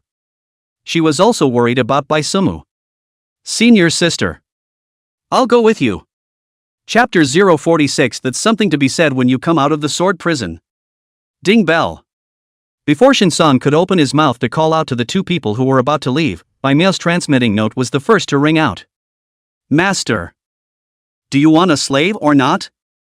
The transmission note rang. Looking at the spiritual power pattern on it was by Su Mu's. Bai Miao connected without saying a word. But as soon as he connected, listening to Bai Sumu's voice inside the transmission note, a row of question marks floated above Bai Miao's head. What do you mean? She wants slaves or not? Mumu, where are you now? Without bothering about the slave, Bai Miao frowned and asked. She was only concerned about Bai Sumu's well-being right now. Me? I'm heading back to the sect right now. Oh. Arrived. As the words fell, the transmission note was hung up and a stream of light landed at the entrance of the Great Hall. Mumu. Seeing Bai Sumu, Bai Miao rushed out with an arrow step. What's wrong, master? Looking at the nervous Bai Miao, Bai Sumu was a bit puzzled. It's good that it's okay. Just be fine. After checking that there were no injuries on Bai Sumu's body, Bai Miao was relieved. Previously, when she had heard that traces of the demon race had appeared in the chaotic ancient battlefield, Bai Miao had actually not taken it seriously at that time. But now, the demon race had actually been encountered by her disciple. It was like a car accident. When it didn't happen, everyone didn't think it was a big deal. It was only after they really encountered it that they started to panic. Bai Miao was really afraid that Bai Sumu had been targeted by the demon clan. Right. Master, I brought back that demon race. Looking at Bai Miao's frightened appearance, Bai Sumu hurriedly changed the topic. He was afraid that Bai Miao would cry again in a while. Then it would not be easy to coax. Ha! Bai Sumu's words instantly attracted everyone's attention. The demon race? Brought back? Why did these few words sound so niche? Come in. Stretching the hemp rope in his hand, immediately afterward, a seductive figure climbed in from outside the hall. Looking at Vaya, who climbed in from the entrance of the hall, everyone's heads went down at this moment. Not. What is this situation? What's wrong with you guys? Looking at the frozen crowd, Bai Sumu asked suspiciously. Why are all of you frozen? Mu-mua. I didn't expect you to like this kind of tune. TSK tisk tisk. That's wild. The one who was the first to come back to her senses was Lu Jing, looking at Weya, who climbed in, then looking at the hemp rope in Bai Sumu's hand, and associating it with the slaves that were said to be in the transmitting note just now at the beginning. Lu Jing instantly brainstormed a big scene. It's not. Sister Jing, this isn't something I tuned out. Her factory settings are like this. She's a chimera. Listening to Lu Jing's words, Bai Sumu reacted with hindsight. Good lord, his own worldly reputation ruined. All ruined. It's fine. Who doesn't have a special hobby? It's not something to be ashamed of. Listening to Bai Sumu's explanation, Lu Jing covered her mouth and laughed. Sovereign, this is the demon race. No longer bothering to explain anything to Lu Jing, Bai Sumu landed his gaze on Shen Tsang's body. This is indeed the demon race. You see, the pavilion master is the pavilion master. Thinking about problems never gets to the point. Mu-mua. You've made a great achievement this time. Looking at Bai Sumu, Shen Tsang said with relief. This child that he had watched grow up since childhood was getting better and better. It was really gratifying. This is all what I should do. Hearing Shen Tsang's praise, Bai Sumu said coyly. But Mumu, can you untie her first? I won't be able to untie her with this tying method of yours. But immediately afterward, Shin Song's words turned and said in a derisive tone. "I." Hearing Shin Song's words, the expression of Baisumu, who had just been coy, changed. "Pavilion Master. Is that you can't solve it? You are just flirting with me." Baisumu didn't want to explain anything else at this point. Tired. Destroy it all. Ahem. Okay. No more jokes. Mickey, leave this demon to us. We can definitely pry her mouth open. If we can get valuable information out of her mouth. Mumu, you are a great favor to the entire human race. Looking at Baisumu's squirming appearance, Shin-san lightly coughed and said with a straight face. No need to pry. She can say whatever you ask. When it came to business, Baisumu was equally serious. Question mark. Looking at Baisumu's words, how did Shin-san feel like he couldn't understand? Ask anything and say it? That's right. Master has already explained. As long as I know, I will tell you whatever you ask. At this time, the prostrate Via spoke. Hearing this from Baya, the great hall once again fell into the midst of silence. If they had heard correctly. This chimera called Master Baisumu? How long had passed since Baisumu's trio encountered this chimera? 1 hour? And it was given a tune like this? At this moment, Baisumu looked at the several elders looking at him strangely, and suddenly felt like he had a lump in his throat. He really understood that saying now. Jumping into the yellow river couldn't wash him away. You shut up. But there was no way around it. Who made those present their elders? Since this was the case, Baisumu could only take his anger out on Weya. Glaring at her, Baisumu really hated to sew up Via's mouth. It's all because of you. Now I can't even explain myself with 100 mouths open. Master. Please punish the slave girl. But Baisumu didn't expect that in the face of her own chiding, Via actually revealed an expression of anticipation. Especially when paired with a face full of flushing, it looked very colorful. Destroy it. Hurry up. Ahem. All right. Mumu, this demon clan you send directly to the sword prison. I'll arrange for someone to interrogate him at that time. Looking at Baisumu's defeated face, Shin-san also felt that it was almost time. It was better to let the child go. Good. Responding breathlessly, Baisumu took Weya and retreated. He could not stay in this great hall any longer. Even now, Baisumu was already planning to live on a different planet. Social death. And just as Baisumu stepped out of the hall door, bursts of laughter suddenly came out from within the great hall. Hearing this sound, Baisumu's footsteps quickened a few points. Ha ha ha ha ha. The sword prison was the place where the Immortal Sword Pavilion imprisoned traitors. This place was also known as the most terrifying place of punishment in the entire questioning Immortal Sword Pavilion. Arriving at the deepest part of the sword prison, Baisumu led Weya to the innermost cell. Master. Can I still see you? Climbing inside the cell, Weya looked at Baisumu and asked reluctantly. Her entire heart was now in the shape of Baisumu. I suppose I will. Looking at Weya, Baisumu said indifferently. For Weya, Baisumu did not have the slightest emotion of pity. No matter how pitiful Weya acted, Baisumu's heart didn't fluctuate in the slightest. Even the so-called secret stories that Weya had told herself, Baisumu didn't believe all of them. Then Master. You must wait for me. I'll come back for you. Looking at Baisumu, who turned away without hesitation, Weya's eyes were filled with infatuation. Hearing these words, Baisumu smiled faintly and waved his hand with his back to Weya. Those words. Let's wait until you can come out from inside the sword prison. Chapter 047, The World of Chaos is Rising. What role will I play in it? Baisumu had read the volumes about the ancient period inside the clan's bookstore. The most colorful of them was the ancient war between the demon race and the immortal race. According to the scrolls, during the ancient times, both the immortal and demon clans lived in the human realm. The human realm at that time was called Chaos. At the beginning of the ancient war, immortals and demons each defined their respective territories.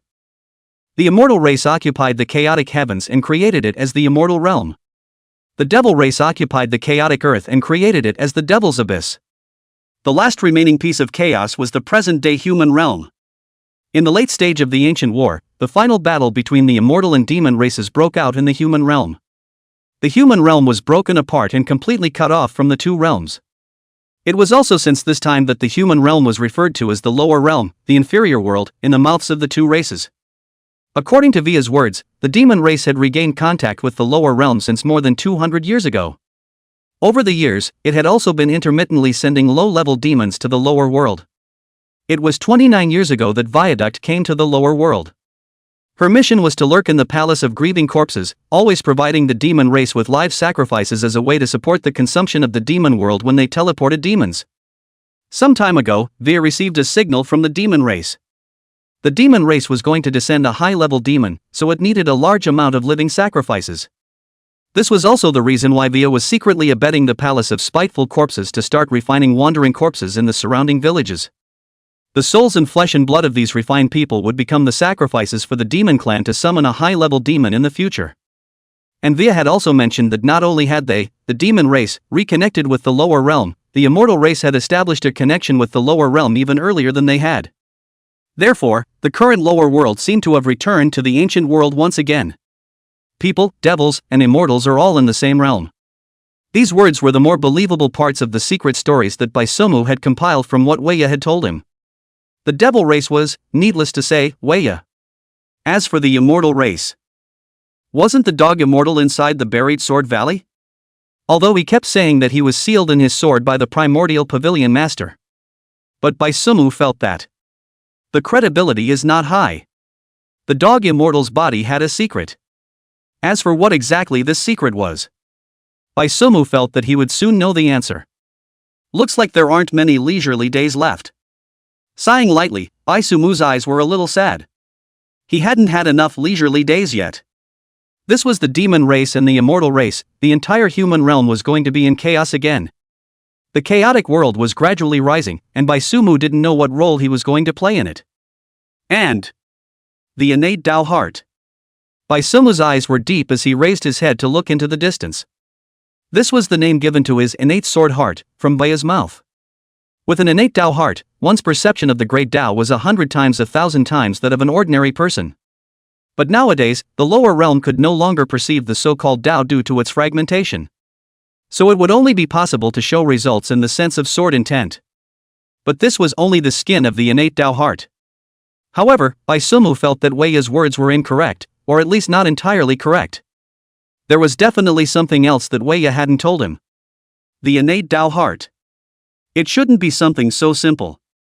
This was his own golden finger for crossing over. But there was one thing that Baisumu was still in favor of. To display the full power of the innate Tao heart, one needed to travel to a higher level world. This was something Baisumu had always clearly known. He had also always believed that he would ascend to immortality. But now, Baisumu's thoughts had changed somewhat. Right. Forgot to contact Blue Dye. Thoughts jumping around, Baisuki suddenly remembered that there was something he had been ignoring. According to what Via had said, the entirety of the Grievous Corpse Palace had been completely under her control. So before returning to the sect, Baisuemu asked Weya to notify the people of the Grievous Corpse Palace to look for Blue Dye. After all, the strongest people in the entire clan were the 5 true self realms, and with such a configuration, Blue Dye could slaughter them all by himself. So Baisumu now had to contact Blue Dye and ask him about the situation on his side. Da. Blue Dye? What's the current situation on your side? The transmission note was picked up after ringing twice, and Baisuemu directly opened his mouth to ask. Eldest senior brother. I'm on my way back to the sect. At this moment, Blue Dye's voice sounded a lot lighter. Although the tone was still cold, at least there was emotion in the words. Blue Dye. The haze called vengeance that hung over Bluestem's heart. The rain cleared up.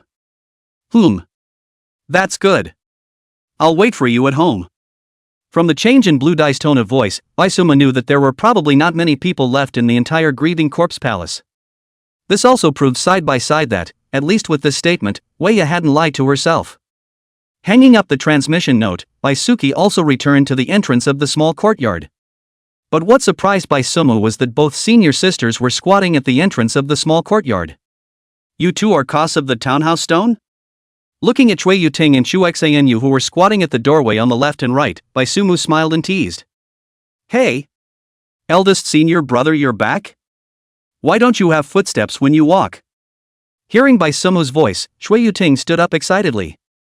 Just now, Bai Miao had told them that Bai Sumu had encountered the demon race during his mission. Hearing this, both of their hearts were in their throats. If it wasn't for Bai Miao stopping the two of them, they would have gone to Shangming village to look for Bai Sumu. Now that they saw Bai Sumu return safely, the two women were finally relieved. What? Worried about me? Looking at the two girls' somewhat reddened eyes, Bai Sumu said with a smile. Normally, he really didn't love the two girls for nothing. They still knew to worry about themselves when they were in danger. Who's worried about you? The two of us just came here to dally with you. Hearing Bai Sumu's flirtation, Chui Yuting harumphed and looked away. That's right. Elder sister and I are here to rub our noses in it. Xu Xinyue was certainly on a united front with Chui Yuting at this time. With the same haughty face, she said. Okay. Just in time, your second senior brother will be back in a while. I'll make you guys a good meal today. Looking at the arrogant two women, Bai Sumu did not poke them. Hey! A good meal? He. Hearing Bai Sumu say a good meal, Xu Xinyue's eyes lit up. The time she had been dabbling with food was still short, so she didn't know what exactly was the standard for this eating well that Bai Sumu was talking about. But thinking of eldest senior brother's cooking skills, Xu Xinyue knew she was blessed with a mouthful of food. Thinking about it, Xu Xinyue let out a burst of demented laughter.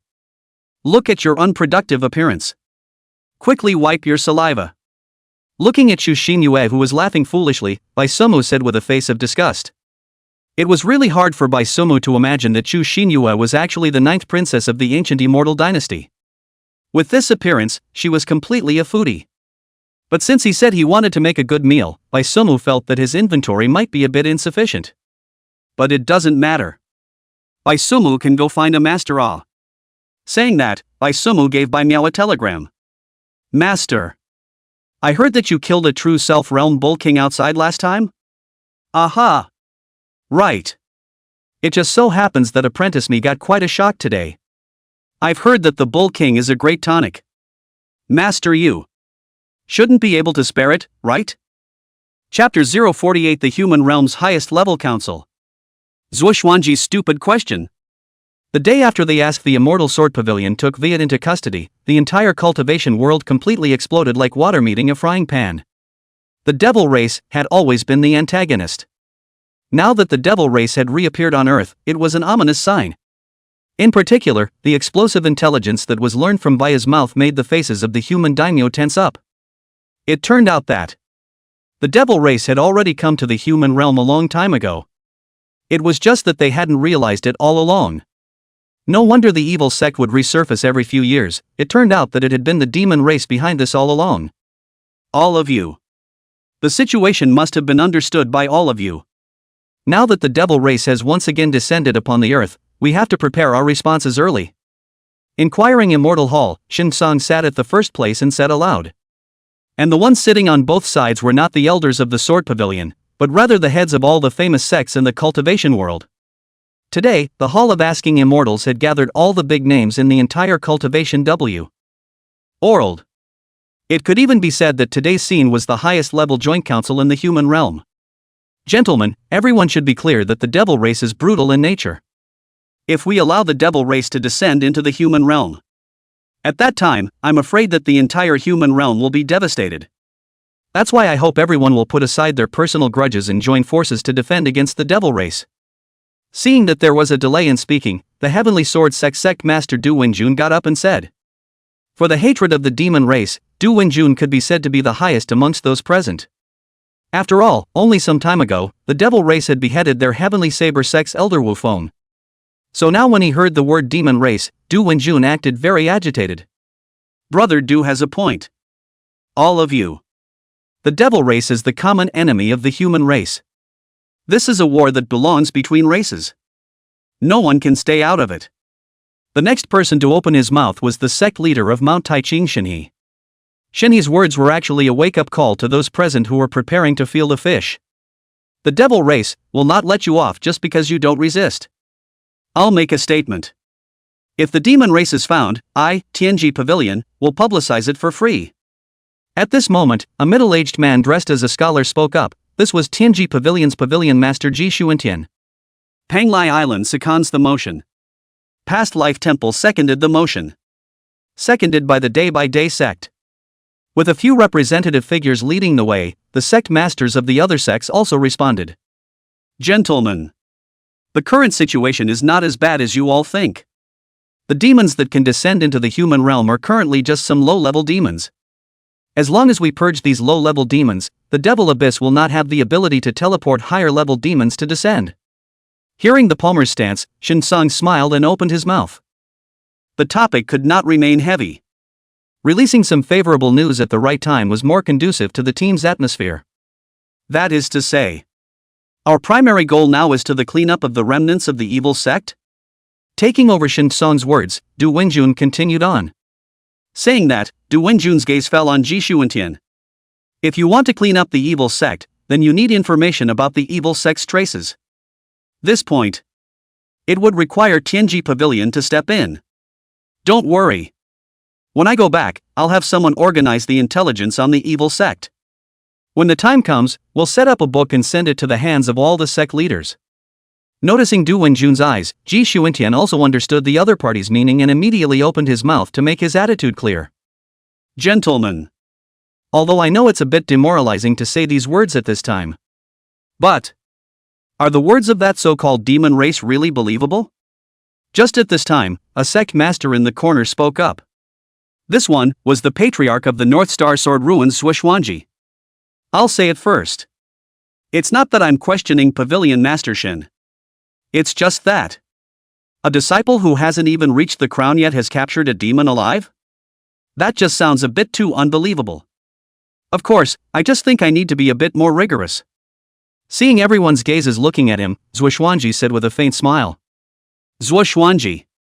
Hearing Zhuoxuanji's eerie speech, Shinsong smiled faintly. He knew that this parliament could not be that smooth. See, isn't this someone jumping out? Shinseng clearly knew that not all races were normal people. I can answer your question. The news about my Sword Pavilion disciple by Sumu capturing the demon race alive is 100% true. As for whether or not the words of the demon clan are believable, at least I do believe Elder Tianhui of the spiritual Tao.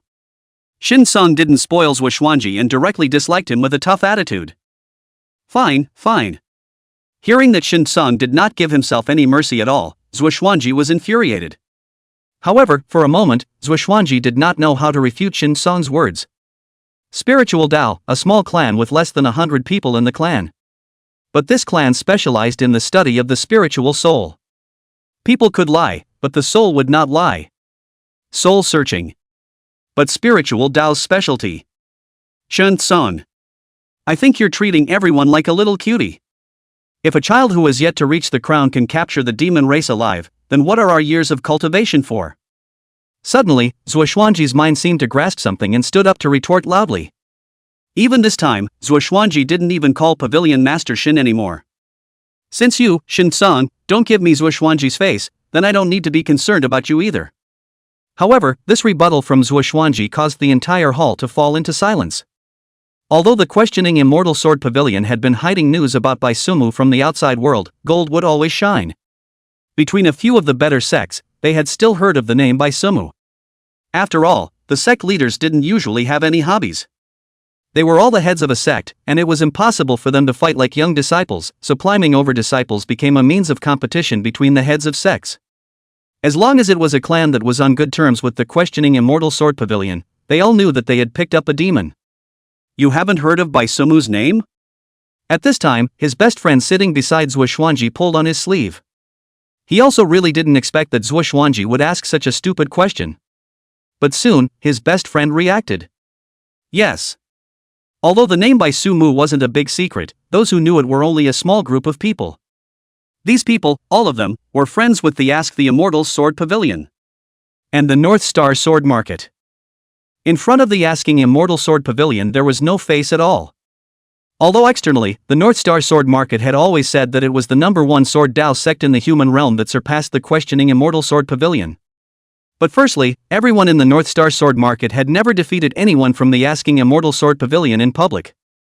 Secondly, to put it bluntly, if it weren't for the fact that the questioning Immortal Sword Pavilion only recruited so many 10 disciples every year, North Star Sword Market, wouldn't even be able to recruit anyone. This is not an exaggeration at all. If you casually ask anyone in the North Star Sword Market, 8 out of 10 people would only choose to join the North Star Sword Market after being eliminated from the Immortal Questioning Sword Pavilion. Therefore, the North Star Sword Market had a long-standing grudge against the Ask Immortal Sword Pavilion. The relationship between the two sects naturally couldn't be any better. Therefore, it was normal for Zhuoxuanji to not know Bai Sumu's name. He was not qualified enough. Looking at his best friend who called out to him and wanted to speak, Zhuoxuanji's face was a bit ugly. He felt. It seemed like he had asked a stupid question. But what exactly was stupid about this question? Currently, Zhuoxuanji did not know. But now that everyone's eyes were looking at him, Zhuoxuanji knew that he couldn't wimp out. Hu Lin, if there's anything you want to say, just say it. Chapter 049 Opponent? Please call the elders of your clan over. 049. Xuanji. Looking at the obstinate Zhuoxuanji, Hu Lin was a bit reluctant to speak. He didn't know that if he said this out loud, he would really be clowning his best friend. But not opening his mouth. Zhuoxuanji had also framed himself now. So Hu Lin was now very torn. What to say? Or not to say it? Aren't you curious about the strength of Mumai Sword Pavilion disciples? Yes. But before Hu Lin could open his mouth on his side, Shin Song was the first to speak. People had stuck their faces out for themselves to hit. If this didn't give him a mouthful, Shin Song was sorry for him. Da. Without waiting for Zhuoxuanji to reply, Shin Song directly called Bai Sumu with a transmitting note. Mushi. It's rare for you to call me, senior. Did you buy good wine again? Wait, I'll fry 2 dishes and come over. As soon as the transmission note was connected, a series of Bai Sumu's voice came from inside. It was only these few words from Bai Sumu. Shin Song listened in silence. Ahem. Mumu, you come to the main hall. Coughing twice, Shin Song hung up directly after he finished speaking. He was afraid that Bai Sumu would say something amazing again in a while. Ha. It seems like Brother Shin is doting on this disciple. But if there is good wine, I am also able to bring over dishes. Looking at Shin Song's deflated look, Ji Xuantian laughed twice and flirted. Normally looking at Shin Song's thick eyebrows, he didn't realize that he was a drunkard in private. This information must be included properly. When the time came, there would be one more reason to flirt with Shin Song. Ahem. Alright, Bai Sumu will be here soon. By then, Zhuoxuanji, you'll know why he was able to capture the demons alive. Glaring at Ji Xuantian, Shin Song looked at Zhuoxuanji and spoke. Good. I want to see if this disciple of yours really has 3 heads and 6 arms. Hearing Shin Song's words, Zhuoxuanji snorted coldly. He had vaguely sensed that something was wrong. But at this time, he could only pretend hard. However, in Zhuoxuanji's heart, he still didn't believe that a disciple who hadn't yet reached the crown could capture a demon race alive. Even if it was only a low-level demon race, it was still equivalent to the 10,000 phase realm among cultivators. A youngster who had not yet reached the crown could capture a strong person of the 10,000 phase realm alive? Zhuoxuanji expressed his disbelief. The fight between the two came to an end, and no one spoke in the Great Hall next. Everyone was waiting for Bai Sumu to arrive. 1/4 of an hour. 2/4 of an hour. No silhouette had appeared at the entrance of the Great Hall. At this time, the corner of Zhuoxuanji's mouth was already about to grin behind his ears. In Zhuoxuanji's opinion, this situation has basically concluded that Shin Song has just been bluffing. What is it to capture the demon race alive before the crown? This is just a gimmick blown out of proportion. Genius disciple? Genius again, there has to be a limit. So Zhuoxuanji is not in a hurry at all. He wanted to see how Shin Song was going to end up. Senior uncle. I'm coming in. Sorry for disturbing you all. I'll come back later. Just as Zhuoxuanji's side was memorizing his belly, preparing to dislike Shin Song dumbfounded in a while, a light voice suddenly interrupted his thoughts. Only to see, a young man with a face like a jade carrying a vegetable basket in his hand stepped over the threshold of the Great Hall, but very quickly, the young man put his foot back. Bai Sumu was a bit confused at this point. What is this situation? Senior uncle didn't say that there were so many people today. And just now when he stepped over the entrance of the Great Hall, Bai Sumu realized that the entire Great Hall was surrounded by a boundary. No wonder he didn't feel the slightest breath when he was just at the entrance. Moo moo. Come to me. Looking at Bai Sumu, who was about to exit, Shin Sung opened his mouth and called out to him. Master. Pavilion Master. Hearing Shin Sung call out to him, Bai Sumu stopped his steps. Behaving well, he came to stand beside Shin Sung and smoothly placed the vegetable basket on the table. Bai Sumu. Still recognize me? Seeing the well-behaved Bai Sumu standing by Shin Sung's side, Tianyin Pavilion Master Ningyin, who hadn't said anything all this time, opened her mouth with a smile. Sister Ning, how could I forget you? Hearing Ningyin call herself, Bai Sumu responded with a faint smile. Cluck cluck cluck. Your mouth is still so sweet. Hearing Bai Sumu call herself Sister Ning, Ningyin laughed heartily. After all, who could refuse a younger brother under the year calling himself sister? All right. Sister Ning, you guys will talk later. Looking at the two who were about to chat, Shin Sung opened his mouth and said. Moo moo. The ones here today are all the heads of various sections. We are discussing about the way to deal with the demon race. But one of the sect leaders has some questions about your capturing the demon race alive, moo moo. That's why I called you here to prove it. Saying that, Shin Sung briefly explained the situation at hand to Bai Sumu. Understood. Nodding, Bai Sumu heard and understood. This was the time to punch himself in the face. Speaking of which, after traveling through this world for so long, Bai Suki hadn't encountered this kind of bridge yet, and thinking about it was still a little exciting. Then how do I need to prove it? Is it to have a match with someone? Sweeping his eyes across the field, Bai Sumu saw quite a few acquaintances, and after nodding and saluting one by one, he finally looked at Shin Sung and asked. A match. This is also a good way. Competing in a fight, it's more intuitive to see. Nodding his head, Shin Sung agreed to this suggestion from Bai Sumu. Zhuoxuanji. How about this proposal? Gazing at Zhuoxuanji, Shin Sung asked with a faint smile. Good. It also lets me see a genius of your pavilion. But Shin Sung, you also know that I cherish talent and am willing to mentor my juniors. Let this genius and I have a couple moves. Seeing Shin Sung asking himself, Zhuoxuanji said with a fake smile on his face. In Zhuoxuanji's opinion, Shin Sung was merely bluffing. Trying to arrange an actor to set off this genius? Old rival, I've seen through all of your little thoughts. Today, it's my turn to win. You? Before Shin Sung could speak, Bai Sumu spoke first. His eyes looked Zhuoxuanji up and down. Such a gaze made Zhuoxuanji frown. But just as he was about to snap, he saw Bai Sumu shake his head. The competition is still somewhat dangerous. Your strength won't do. Call the elders of your clan. Looking at Zhuoxuanji, Bai Suemu said in a serious manner. Of course he knew that Zhuoxuanji was the sect leader, and this was something Bai Sumu said on purpose. After all, people have let loose to their doorstep, can Bai Sumu spoil you? And also Yin and Yang, do not know that the Yin and Yang people do not have chrysanthemum eyes? However, Bai Sumu is not a dead face.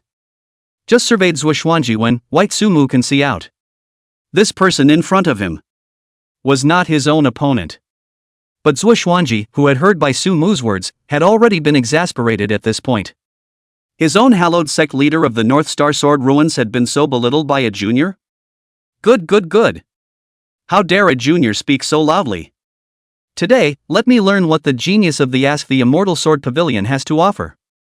P.S. New book validation, thank you for the support of all bosses, trouble bosses point and click to urge more, cast free gifts, small grateful. Chapter 050 Sword Heart Passage. Below the bait, just waiting for the fish to take the bait. In a hurry? Look, I'm doing this for your own good. Swords and knives have no eyes in a competition, so you'll get hurt again when the time comes. What? Your clan paid your medical insurance? Looking at the exasperated Zhuoxuanji, Bai Sumu said with a light smile. Sharp-tongued brat. Exasperated me.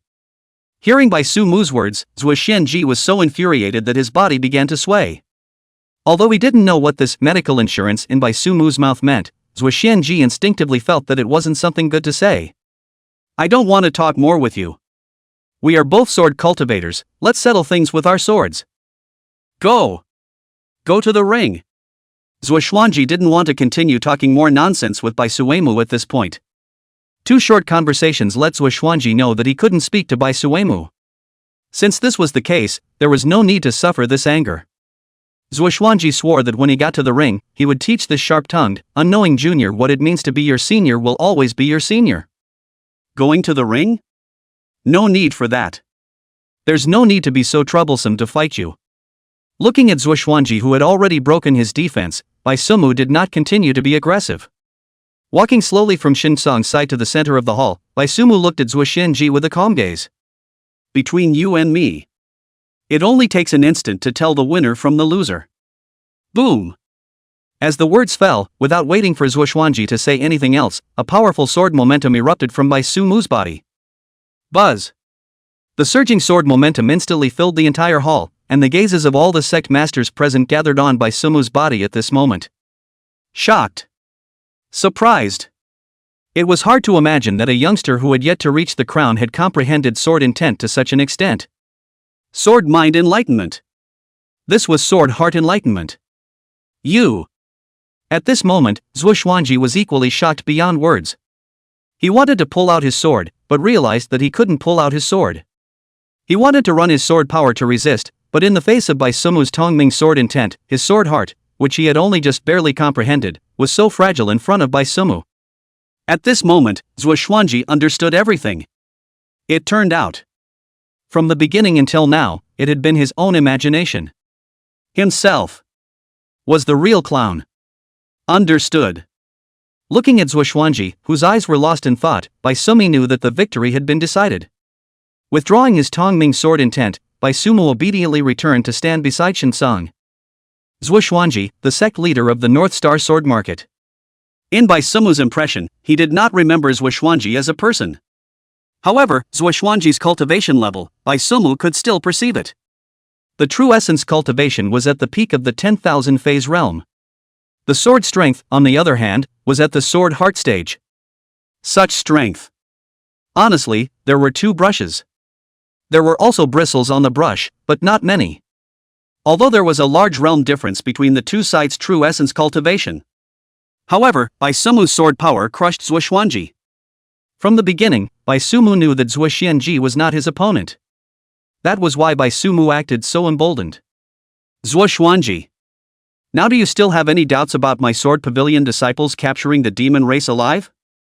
Looking at Zhuoxuanji, who was unable to return to his senses for a long time, Shinsong opened his mouth and asked. And no. Shinsong's voice, like a thunderbolt, resounded in Zhuoxuanji's mind. After coming back to his senses, Zhuoxuanji muttered a sentence in a jar, then greatly retreated to the corner and stopped talking. Seeing Zhuoxuanji's softening, Shinsong also did not hold on to him. The meeting continued. However, this time, the topic of all the sect leaders began to center around Bai Suemu. Seeing that the other sect masters were about to start digging in front of him, that gave Shinsong an angry blowing beard and eyes. Just like that, in the end, Shinsong directly drove all these palmists away.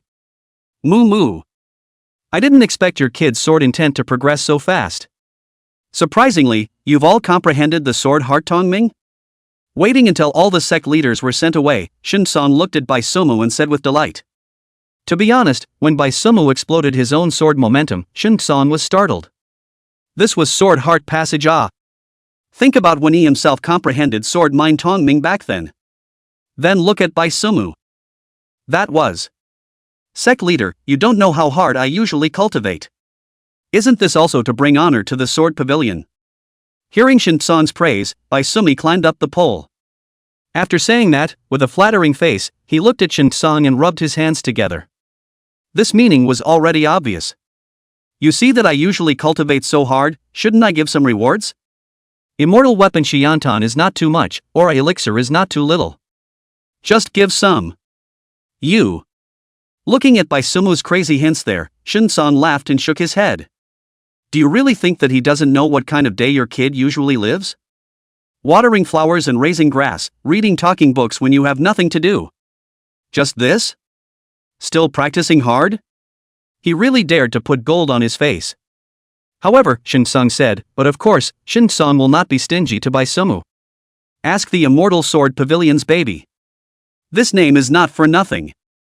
The bait has been spread out. Moo moo. Pay attention to safety when you go out on missions during this period of time. Casually throwing a storage ring to Baisomu, Shinsang then instructed with a straight face. Shinsong called Baisomu over, but not only to prove something to Zhuoxuanji. To be honest, as far as Zhuoxuanji's questioning is concerned, Shinsong didn't even bother to respond. Shinsong just used this excuse to push Baisomu to the front of the stage. As for the purpose of doing so, of course it is to catch fish. Bracket, this fish refers to the demon race, bracket back. The demon clan was lurking in the human realm, helping the demon abyss to collect blood, flesh and souls while at the same time gathering intelligence on the geniuses of the human realm. Genius. In the entire human realm, who else could be more genius than Baisomu? Of course, for this plan, at first Shinsong did not agree. In the end, it was Baisomu who took the initiative, saying that an eagle that doesn't experience the wind and rain will never dominate the sky, and only then did he convince Shinsong. But even so, Shinsong had upgraded all the life-preserving magic treasures on Baisomu's body. The immortal pills were even stuffed with an entire storage ring. There was no way around it, this was the precious treasure of the Ask Immortal Sword Pavilion. Just rest assured, senior. If the other side comes with just low-level demons, I'll capture as many as come. Listening to Shinsong's instructions, Baisomu also said with a straight face. This was Baisomu's confidence in his own strength. Although he had just demonstrated the sword heart passage in front of the crowd. But who said this was Baisumu's full strength? The bottom card was never exposed in front of the living. I'm only afraid that it's not just the demon race that's coming. Looking at the confident Baisomu, Shinsong however shook his head worriedly. The demon race, on the contrary, was the least of Shinsong's worries. What Shinsong was worried about? It was the others of the same human race. People's hearts are hard to predict. These 4 words Shinsong had long experienced. However, Shinsong did not say anything more after mentioning it. Or that sentence, Shinsong has not reached the age where he cannot lift the sword. Alright, let's not talk about this. Come. Accompany Master Me to drink 2 cups. Chapter 051, Baisomu, I hope you like the gift I prepared for you. Piss me off. Piss me off. Boom. Boom chow. Crackle. At the North Star Sword Market, Zhuoxuanji, who had returned from the Ask the Immortal Sword Pavilion, returned to the sect and began to lash out. This time in the Ask Immortal Sword Pavilion, Zhuoxuanji could be said to have lost face. When had he ever been so angry at the sect head? Surprisingly, he had allowed a junior to suppress him so much that he couldn't raise his head. In the future, how would they North Star Sword ruins be able to raise their heads in front of other sects? Once upon a time, the North Star Sword Market had been known as the inferior pinnacle of the Immortal Questioning Sword Pavilion. Now it's good, it's directly gone from being a flat replacement to a second-rate clan. The head of the clan can't beat a disciple of the Ask the Immortal Sword Pavilion. Bravo! Good. Sect leader, calm down. What is it that doesn't warrant such an outburst? At the entrance of the Great Hall, a middle-aged man with a blonde figure and a goatee comforted. This was none other than the Grand Elder of the North Star Sword Ruins Yen Bei. Looking at the furious Zhuoxuanji, Yen Bei was also terrified. It was mainly because he didn't know what had happened. After all, he hadn't followed Zhuoxuanji to this clan meeting either. He was not qualified enough. Even Zhuoxuanji, in fact, had gone on his own initiative with a stiff upper lip. Who? Hearing Yen Bei's words, Zhuoxuanji slowly calmed down. Since things had already happened, it was useless to say anything else. Now, Zhuoxuanji had to think about how he could salvage his lost face. How could he make Baisumu disappear? Having seen Baisumu's sword intent, Zhuoxuanji was not only shocked, but also deeply jealous. Why? Why was such a talented person not one of them from North Star Sword Market? Why was it that the Immortal Sword Pavilion could make so many heavenly prides clamor to join it? Where exactly was his North Star Sword Market inferior? Sovereign. Let's discuss anything. You first have a sip of tea to moisten your throat. Watching Zhuoxuanji calm down, Yen Bei walked into the Great Hall with the tea that had been prepared long ago. This set of slipping up was Yen Bei's specialty. You said. How can one kill a person afterward and still not be suspected on us? Without drinking the tea, Zhuoxuanji looked at Yen Bei with a grim gaze. Zhuoxuanji had already made up his mind. Bai Sumu must die. Such a heavenly pride, since he could not obtain it, he would simply destroy it. How about inviting the Shadow Alliance to take action? Upon hearing this question from Zhuoxuanji, Yan Bei gave his answer after a moment of contemplation. Shadow Alliance. Reciting this name under his breath, Zhuoxuanji's fingers lightly tapped on the desktop. Ta. Ta. Ta. After contemplating for a moment, Zhuoxuanji's heart had already made a decision. You go. Release the quest at 2 times the price of the Dharma Phase realm. I want to ask Immortal Sword Pavilion for Bai Sumu's head. The Shadow Alliance, an assassination organization that no one in the entire cultivation world knew about. It claimed that as long as there were enough chips, immortals could be killed. Of course, not many people really believed in this gimmicky propaganda. But the record of the Shadow Alliance is real. From ancient times to the present, as long as the Shadow Alliance to take over the task, without exception, all completed. 100% win rate, battle records can be checked. Relying on such a reputation, the Shadow Alliance became the #1 assassination organization in the human world. Understood. I'll get on with it. After hearing Zhuoxuanji's command, Yan Bei nodded and responded before retreating. He would not ask Zhuoxuanji too much about the purpose of doing so. All he had to do was to follow Zhuoxuanji's instructions to get things done. Moreover, Yan Bei could see that this one called by Sumu, he was afraid that he was the source of Zhuoxuanji's fury today. So at this time, how could he possibly touch Zhuoxuanji's mold? Keeping his mouth shut, this is a necessary skill for a qualified lapdog. When Yan Bei retreated, only Zhuoxuanji remained in the entire hall. Bai Sumu. Bai Sumu.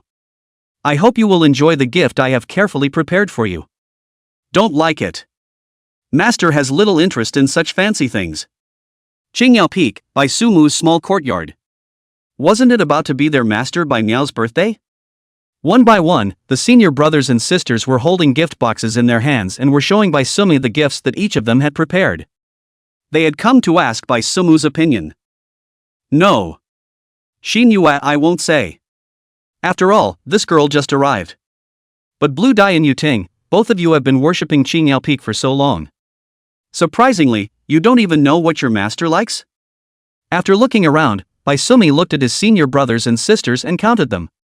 Then do you know what master likes, eldest brother? Hearing Bai Sumu's words, Shui Yuting rolled her eyes. Words. Besides talking books. Bai Sumu's side had just opened his mouth when Shui Yuting interrupted. You let me think about it. Hearing that it wasn't counting the talking books, Bai Suki was a bit baffled for a moment. Thinking about it this way. Aside from talking books, it seems like Master has no interest in anything else. Right. We've been giving away talking books for several years. What do you say we change it this year? And that scribe Master likes didn't release a new book this year. Master's requirements for dialogue books are very demanding. Looking at Bai Sumu, who was stumped by the question, Chui Yuting spread her hands. When you say it like that. Hearing Chui Yuting say this, Bai Sumu then reacted as an afterthought. Every year on their birthdays, the three of them had used that scholar's new book as a birthday gift. It wasn't like Bai Sumu and the others hadn't given any other heavenly treasures or anything like that. But Bai Miao said that she didn't lack anything, so it was better for them to keep these things for their own use. Bai Miao doesn't have any other hobbies, but loves reading books. So sending a talking book as a birthday gift not only expressed her feelings, but also made her master happy, which had become a Qingyao Peak tradition. No. Why doesn't this scholar release a new book this year? You say you don't come out with a new book, what do they send on master's birthday? Who says it's not? So eldest brother, you'd better think about whether master has any other hobbies. Spreading her hands, Chui Yuting said that she didn't know either, and then began to urge up Bai Sumu again. But master usually doesn't have any other hobbies. Every day, it's just the leisure time when I can read a talking book. The rest of the time is spent cultivating. After thinking about it, Bai Sumu really couldn't remember what other hobbies Bai Miao had. Even though he had followed Bai Miao since he was a child. However, Bai Miao was an otaku fairy who was dedicated to cultivation, and reading talking books was her only leisure activity. How else could Bai Miao have become the youngest elder? It's all because of years of hard work. Although Bai Miao would sometimes read talking books all night, it was a rare occurrence after all. That was a normal person who practiced cultivation. Someone like Baisumu. That was the rare few.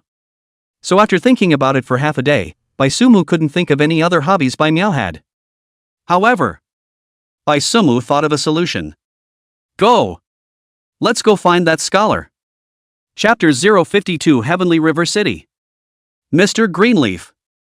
Ancient Immortal Dynasty, Tianhe City, Baisumu entered the city in a carriage with his senior brothers and sisters. Eldest senior brother, I think we're still a bit too presumptuous. On the carriage, Shui Yuting looked at Baisumu and said somewhat awkwardly. No, just because the scholar doesn't write words, you're directly coming to the door? To get real with him offline, right? Shui Yuting felt that this behavior was a little too. Then what? Or else can you think of a gift to give master this year? Looking at Shui Yuting's tangled face, Baisumu acted very casually. It wasn't out of the question. Take it that I didn't say that. Hearing Baisumu say this, Shui Yuting finally compromised. Yeah? What's wrong with you? I've been distracted since the beginning. At this time, Shui Yuting looked at Chu Xinyue beside her. From the moment she entered the city, Chu Xinyue's eyes were a bit dazed. What's wrong with this? Getting seasick? I'm fine. I just thought of something just now, making senior sister worry. Hearing Shui Yuting's call, Chu Xinyue came back to her senses. Smiling, she waved her hand to indicate that she was fine. Something's not right. Looking at Chu Xinyue's smile, Shui Yuting was staring at her closely. This smile was a little too forced. It didn't look like it was fine at all. It's really nothing. Looking at Shui Yuting, who was getting closer and closer, Chu Xinyue moved towards the side. It was almost pasted on. All right. Don't keep anything to yourself. Senior brothers and sisters are all here. We are family. Seeing Chu Xinyue's reluctance to speak, Shui Yuting patted Chu Xinyue's shoulder and said, Aha! Don't worry, senior sister. Hearing Shui Yuting's words, Chu Xinyue's heart warmed. A bright smile also appeared on her face. Right. That's the smile of Ye. Seeing this smile, Shui Yuting also smiled with satisfaction. This was their little sister. Here it is. This is it. At this time, the slow car slowly stopped. Pulling open the curtains to look out, what came into view was a golden plaque engraved with Heavenly River Tea House. Seeing this plaque, Baisumu smiled and opened his mouth. This was the place where that scholar usually talked about books. Go. Let's go in and take a look. After getting off the bus, Baisumu took the lead and walked towards the inside of the tea house. But just as he reached the door, he was stopped by the boy. Several guests, I'm really sorry, the tea house is closed for business today. Raising his hand to stop Baisumu's 4 people, the little boy said with a smile. Someone has chartered the venue? Hearing this from the boy, Baisumu raised his eyebrows. Yes. Mr. Lee from the city has chartered the tea house today. Nodding his head and fawning, the little boy said. Looking at Baisumu's several people's lines, the boy guessed that several people's identities were afraid that they were not simple either. But there was no way, Duke Lee was not something he could offend. It would be good to be honest at this time. So then I'll ask you about it, when is Mr. Aoba free? Since it was wrapped up, it really couldn't be helped. But they weren't here to drink tea either, they were mainly looking for Mr. Aoba. I won't hide it from you, Mr. Lee is here for Mr. Aoba. This one has already wrapped up the tea house for 7 consecutive days. So, seeing that Baisumu was running towards Mr. Qingyi, the boy's face was a little difficult, but he still opened his mouth to explain. Good. We're clear. Hearing the little guy's words, Baisumu narrowed his eyes. He then pulled out a gold ingot from his sleeve and threw it to the boy. My lord? You are? Subconsciously, he raised his hand to receive the gold ingot, but then the boy's face became somewhat terrified. Could it be that this guest official in front of him wanted to force his way into the tea house? It's fine. Your tip. I'll let you go and tell your boss, just say that Ask Immortal Sword Pavilion Baisumu is looking for him. Looking at the terrified boy, Baisumu said with a smile. Then this is too much. There's no change in your pocket, go pass the message. Not waiting for the boy to finish, Baisumu waved his hand. Seeing this, the boy ran into the tea house after bowing deeply. Tsk tisk tisk. It's still eldest senior brother who is generous. The moment he strikes, it's a gold ingot. Chui Yuting, who had watched the whole thing down, looked at Bai Sumu and rolled her eyes at this moment. Tipping a gold ingot? Aren't you a pure loser? Really don't have any change. Spreading his hands, Bai Sumu said helplessly. It wasn't that he was trying to act tough. He couldn't ask the boy to give himself change, could he? Immortal great frame. I'm sorry to have missed you. I hope immortals will not be offended. At this time, a rush of footsteps came from within the tea house. The sound came before the person arrived, and immediately after, an old man with white hair quickly trotted over towards the entrance of the tea house. Old man, there is no need to perform this great honor. Looking at this old man's posture, it was obvious that he wanted to give him a salute. This Bai Sumu could not afford it. It will break his life. He casually struck out a true essence and lifted it up. I don't know if the immortal's great frame is. Being propped up by Bai Sumu, the old man asked cautiously. Asking the immortal sword pavilion, who in the entire ancient immortal dynasty did not know about it? I've come today with an ungrateful request. I hope you can help me introduce Mr. Qingyi. There are some matters that I need to trouble Mr. Qingyi with. Bai Sumu didn't beat around the bush and stated the purpose of the trip. Good. Immortal, don't worry. I'll go and call Mr. Qingyi over here, old immortal. Hearing Bai Sumu speak so politely, the old man's mood relaxed quite a bit. Saying that, he turned around and prepared to go upstairs to call Mr. Aoba. Mr. Aoba. That said, I'm quite curious about what this Mr. Aoba looks like. Seeing the old man go upstairs to call someone, Chui Yuting said with some curiosity. Although she bought Mr. Aoba's books every year, Chui Yuting had never actually seen Mr. Aoba. Moreover, Mr. Qingye's books were extremely popular in the entire ancient immortal dynasty. Now that there was a chance to see the real person, Chui Yuting was really looking forward to it. Curious? When the time comes, I guarantee you'll be surprised. Looking at Chui Yuting's curious look, Bai Sumu said with a smile. He thought of the image he had when he first met Mr. Qingyi. Oh? Then I'm looking forward to it. Hearing Bai Suki say that, Chui Yuting became even more curious. At this time, however, Bai Sumi suddenly frowned. Immediately afterward, a crisp smashing sound suddenly came from the tea house. Bai Sumu's face sank, and his entire body leapt directly to the entrance of the second-floor private room. Boom! A foot kicked the door of the private room open, and everyone in the room all looked over. Unbridled. Chapter 053, that's right, oh, I'm betrothed to Mr. Bai. Plus one more time. Unbridled. Seeing the door of his private room being kicked open, a person in the room who looked creature that didn't really match up with a human suddenly opened his mouth and bellowed. What the hell? Following the voice, even with Bai Sumu's boldness, he was startled. Boom! Purely subconscious stress reaction, with a lift of his foot, Bai Suki kicked this meatball out. The huge force directly smashed a big hole in the wall of the private room. The meatball, moreover, was kicked somewhere. If it wasn't for the fact that this thing doesn't have a demonic aura on it, I would have thought that this was a demon race. Only after seeing Bai Sumi send that thing flying, did Chui Yuting open her mouth. Just now, if it wasn't for Bai Sumu's strike, Chui Yuting would have drawn her sword. Alright, let's not talk about that obscure thing. Mr. Qingyi. Long time no see. Waving his hand, Bai Sumu didn't want to mention that abstract thing right now. Walking into the private room, he arched his hand towards the back of the screen and said, Mr. Bai. Long time no see indeed. At this time, a clear and pleasant voice came from behind the screen. Hearing this voice, Chui Yuting and Chu Xianyu looked up at the same time. The female? Wait. She's Mr. Aoba? Chui Yuting felt like her mind was a bit unspun. Wasn't it Mr.? Why is it a woman? Mr. is just a title. You can understand it as a pen name. Looking at Chui Yuting's puzzled look, Bai Sumu explained. Mr. Bai, come in for a moment. At this time, Mr. Qingye's voice sounded once again. That's a good feeling. Just in time to purify my eyes. Hearing Mr. Qingye's invitation, Bai Sumu readily agreed. With that, he walked in around the screen. Mr. Bai is still in such a good humor.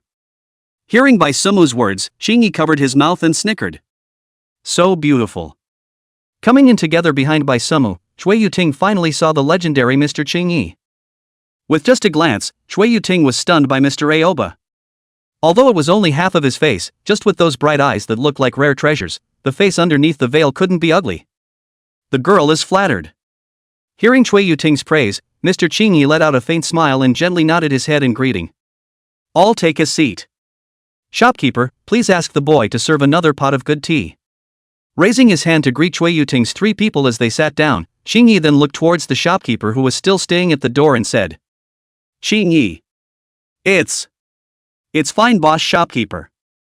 Hearing Ching Yi call out to himself, the shopkeeper then came back to his senses. However, at this moment, the shopkeeper's face was so shocked that it did not have a single bit of blood color. Seeing this appearance of the shopkeeper, Ching Yi smiled and shook his head, then softly comforted. That abstract ball of flesh that I just kicked down. It's that what's his name, Mr. Lee? Hearing this conversation, Bai Sumu also reacted. Meatball? Ha! That's right, he's the Lee family's son Lee Xiong. Mr. Aoba almost didn't laugh out loud at this title in Beksuki's mouth. An abstract meatball? It was really an apt description. Boss, don't worry. You go down and prepare a pot of good tea. I'll even this out for you. Nodding his head, Bai Sumu indicated that he knew. Then he looked at the shopkeeper and opened his mouth. A male son of a secular family, kicking it was fine. Good. Then I'll trouble Immortal. Hearing Bai Sumu's words, the shopkeeper's face then regained some blood color. Although the Lee family was powerful, in front of the Ask Immortal Sword Pavilion.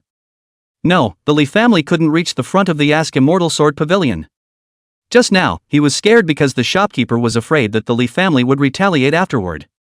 But now, since Bai Sumu said that he would resolve this matter, what else did the shopkeeper have to be afraid of? Eldest senior brother. Pay attention to your image. Looking at the gangly Bai Sumu, Chui Yuting reminded from the side. They were a prestigious sect, wasn't this look a little too out of character? What? Don't I look like a rascal? Seeing Chui Yuting's whispered reminder, Bai Sumu pointed at herself and asked suspiciously. Bai Sumu's question directly gave Chui Yuting dry silence. Did she mean what she said? LOL. And looking at the interaction between Bai Sumu and Chui Yuting, Mr. Aoba sitting in the front just couldn't hold back his laughter this time. I'll let Mr. Ching Yi laugh. This senior sister of mine just came out to hang out, she's still too shy. Hearing Mr. Ching Yi's laughter, Bai Sumu also chuckled. Mr. Bai, don't make me laugh. Shaking her head, Mr. Ching Yi poutingly rolled her eyes at Bai Sumu. She was aware of Bai Sumu's identity. Ask the Immortal Sword Pavilion, Qing Yao Peak's eldest disciple. Mr. Bai came here this time for Immortal Master Qing Yao's birthday gift? This time, without waiting for Bai Sumu to speak again, Mr. Ching Yi took the lead. If Bai Sumu was allowed to speak again, there was no telling what else he would say. That's right. How come Mr. Aoba didn't produce any new talking books this year? Seeing Mr. Aoba talking about this, Bai Suki also said with a straight face. Wasn't he here this time just for his master's birthday gift? As for the title of Immortal Master Qing Yao, it was Bai Miao's honorific title outside. Sorry. I'm afraid there's no way to come up with a new word book this year. Seeing that Bai Sumu had indeed come for this reason, a trace of disappointment flashed through Mr. Ching Yi's eyes. She had thought that Bai Suki had come specifically for her. Did you encounter any obstacles? If there's anything I can help you with, just ask. Hearing Mr. Aoba's words, Bai Suki asked with concern. Any favor you can do? Seeing Shiredo Suki say that, the corners of Mr. Aoba's mouth under his veil lifted slightly, and his voice leapt. You first say what kind of favor it is. Listening to this tone of Mr. Aoba's voice, Shirasaji said after a moment of contemplation. All that could not be done was promised, and all that could be done was refused. Then do you still remember what Immortal Master Qing Yao said back then? This reply from Bai Sumu was met with a blank stare from Mr. Ching Yi. However, Ching Yi smiled wryly and got up and came in front of Bai Sumu. It's not. You're not still thinking about me, are you? Back then that was Master's joke. It can't be taken as true. Looking at Mr. Aoba who was getting closer and closer, Bai Sumu's eyes were strange as he moved back while saying. Can't be taken seriously? Immortal Master Qing Yao has given me the marriage certificate. Lying on the ground, he continued to approach towards Bai Sumu until he forced Bai Sumu to retreat, Mr. Ching Yi then teased and said. What is it? A marriage certificate? Mr. Ching Yi's words directly caused the three people watching and eating from the side to burst out in surprise. Hearing the three people's exclamations of surprise, Mr. Aoba smiled sweetly. That's right-o. But I'm betrothed to Mr. Bai. P.S. Thanks to the support of the bosses, this chapter is counting yesterday's extra. Chapter 054, I still like the way you were just untamed. Doll's marriage? Mr. Ching Yi's words caused Chui Yuting to directly shriek in shock upon hearing them. Eldest senior brother, the pride of the Immortal questioning sword pavilion, had actually set up a doll's marriage with Mr. Writer from the mortal world? At this moment, Chui Yuting was truly incredulous. After all, the difference between the two people's identities was just too great. One was a supreme heavenly pride who was expected to ascend to immortality. 1. Afraid that she had sensed wrongly, Chui Yuting probed the Mr. Ching Yi in front of her again. There wasn't the slightest fluctuation of true qi in his entire body, and there were no traces of cultivation in his flesh. That's right, Mr. Ching Yi was just immortal. So will there be a result between a human and an immortal? Yes. But most of the time, the result is not a good one. Other things aside, the most intuitive is the issue of longevity. Although some heavenly treasures can renew a mortal's life, there is still a limit after all. But as soon as a cultivator formed a dan, his lifespan would directly increase by 100 plants. True self realm 200 plants. And so on and so forth. That was why Chui Yuting found it hard to believe that their eldest senior brother, who had grown up in the questioning Immortal Sword Pavilion since he was young, would be betrothed to a mortal. But if this matter had something to do with their master, Chui Yuting then felt reasonable again. After all, the fact that eldest brother was so unreliable nowadays was mostly learned from their master. Don't listen to her nonsense. The doll's marriage was a joke that master said after drinking in order to rush the book. The marriage certificate was also written by herself. Seeing that Chui Yuting seemed to be about to believe it, Bai Sumu rolled her eyes and interrupted. He then glanced at Mr. Ching Yi somewhat grudgingly. You're still really watching the fun, aren't you? He. I can't believe I didn't fool you. Hearing Hakasuji tell the truth, Mr. Aoba smiled playfully. Mr. Aoba thought he could fool Bai Sumu. After all, this was an old story from many years ago. At that time, Baisuki was still young, only 3 years old. Mr. Aoba thought that Bai Sumu hadn't remembered anything yet. But unfortunately, Baisuki was born knowing. All right. Not messing with you. Although I didn't publish any new talking books this year, but instead, I've prepared a birthday celebration gift for Immortal Master Qingyao. Saying that, Mr. Ching Yi opened the cabinet inside the private room and took out an exquisitely wrapped gift box from it. This is the birthday celebration gift I prepared for Immortal Master Qingyao. Then I'll trouble Mr. Bai to pass it on to Immortal Master Qingyao on my behalf. Placing the gift box in front of Bai Sumu, Mr. Ching Yi said with a smile. What's wrong? Seeing Bai Sumu look at the gift box and then look at himself, but never said anything. Forcing down his smile, Mr. Aoba tilted his head and asked. It's not. You're preparing it for yourself. Then what about my gift? Looking at Mr. Aoba's puzzled look, Shirasagi didn't hint there with her eyes. There was only one gift box in front of him, which made it obvious that Mr. Aoba had only prepared his own share. What about the 4 of them? It's indeed a bit difficult to do then. While looking at Shirasagi's anxious look, Aoba-san remained in that nonchalant manner. Good sister. You have to think of a way for us. Master, she really doesn't have anything else she likes besides your word book. Just think of it as for the sake of my little brother's little life, you save me. Seeing that Mr. Aoba just sat down leisurely and looked at himself with a smile, Bai Sumu rolled his eyes. He had found out, these individual women around him, there wasn't a single one with a normal personality. Mr. Aoba, who looked as gentle as water, was actually dark. There was no way around it. For the sake of the birthday gift, Baisuki could only give in. Heijiya. Eldest brother, let's not go that far, right? Listening to the good sister that Bai Sumu shouted, Chui Yuting rubbed her arms on the side. This voice was too crispy. Hearing Chui Yuting's goosebumps rose. Then what other options do you have? Seeing that Chui Yuting still dared to dislike herself, Bai Sumu twisted her head to look at her and asked. Good sister. Please help us. Hearing Bai Sumu's words, Chui Yuting then reacted that they really didn't seem to have any other options. Since that was the case, Chui Yuting also came to Aoba-san's side to pamper herself. Good sister. Good sister. Please help us. Seeing this, the remaining Chu Xinyue and Blue Dai also came over to show their attitude. But it was just. Blue Dai, don't pout for a moment. Cluck cluck cluck. Looking at the 4 children who were pampering themselves around him, Mr. Aoba let out a burst of laughter. As expected, teasing the children when there's nothing else to do is just too much fun. Be good siblings. Can my sister really forget it for you guys? Wait. Having heard almost enough, Mr. Aoba then opened his mouth. Under the 4 little ones' expectant gazes, Mr. Aoba took out 4 more gift boxes from the cabinet behind him and placed them in front of the 4 little ones in turn. Sister is the best. Looking at the gift boxes in front of her, Chui Yuting's eyes widened in surprise. Eek ja. Almost got it. Hearing that gives me goosebumps. However, at this time, Bai Sumu, who was next to her, rubbed her arms in disgust.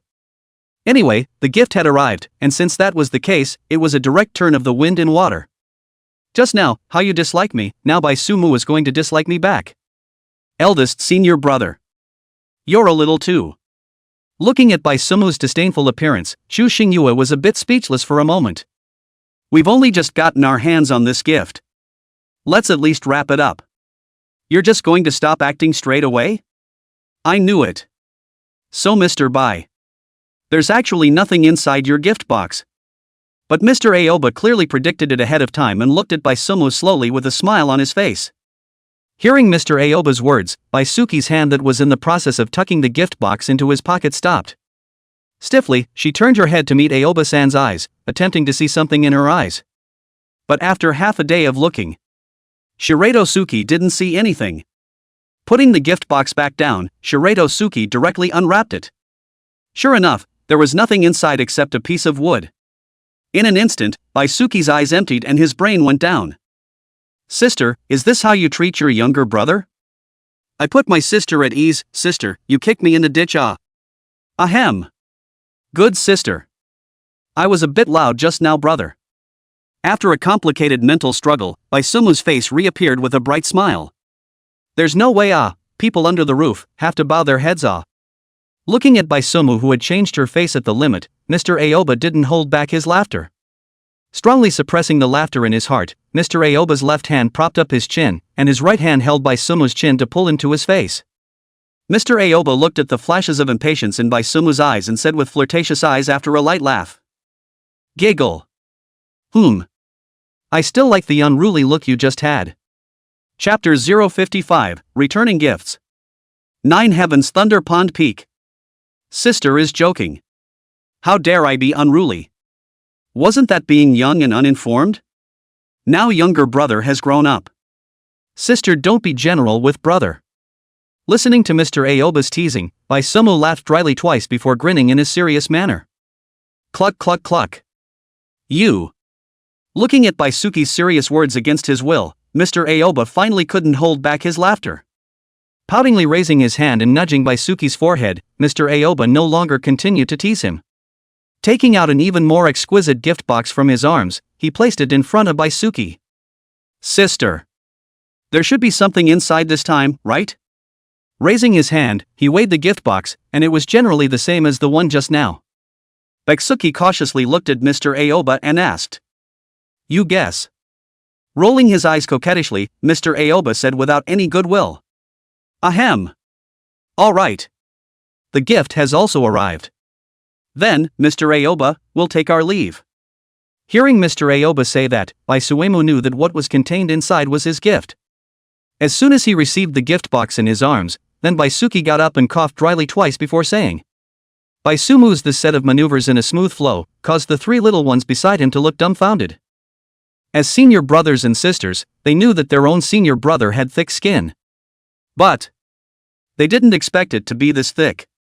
If this matter were to be replaced by them, they really couldn't do it. Worthy of being an eldest brother. Brat. Hearing Bai Sumu's words, Mr. Qingyi let out a laugh and cursed. Go go go. Don't forget to say hello to the Li family. Otherwise this little tea house of ours won't be able to continue. However, Mr. Qingyi did not retain Bai Sumu. He just reminded Bai Sumu to not forget the Li family. Don't worry. Waving his hand and greeting his senior brothers and sisters, Bai Sumu's few people got up and left.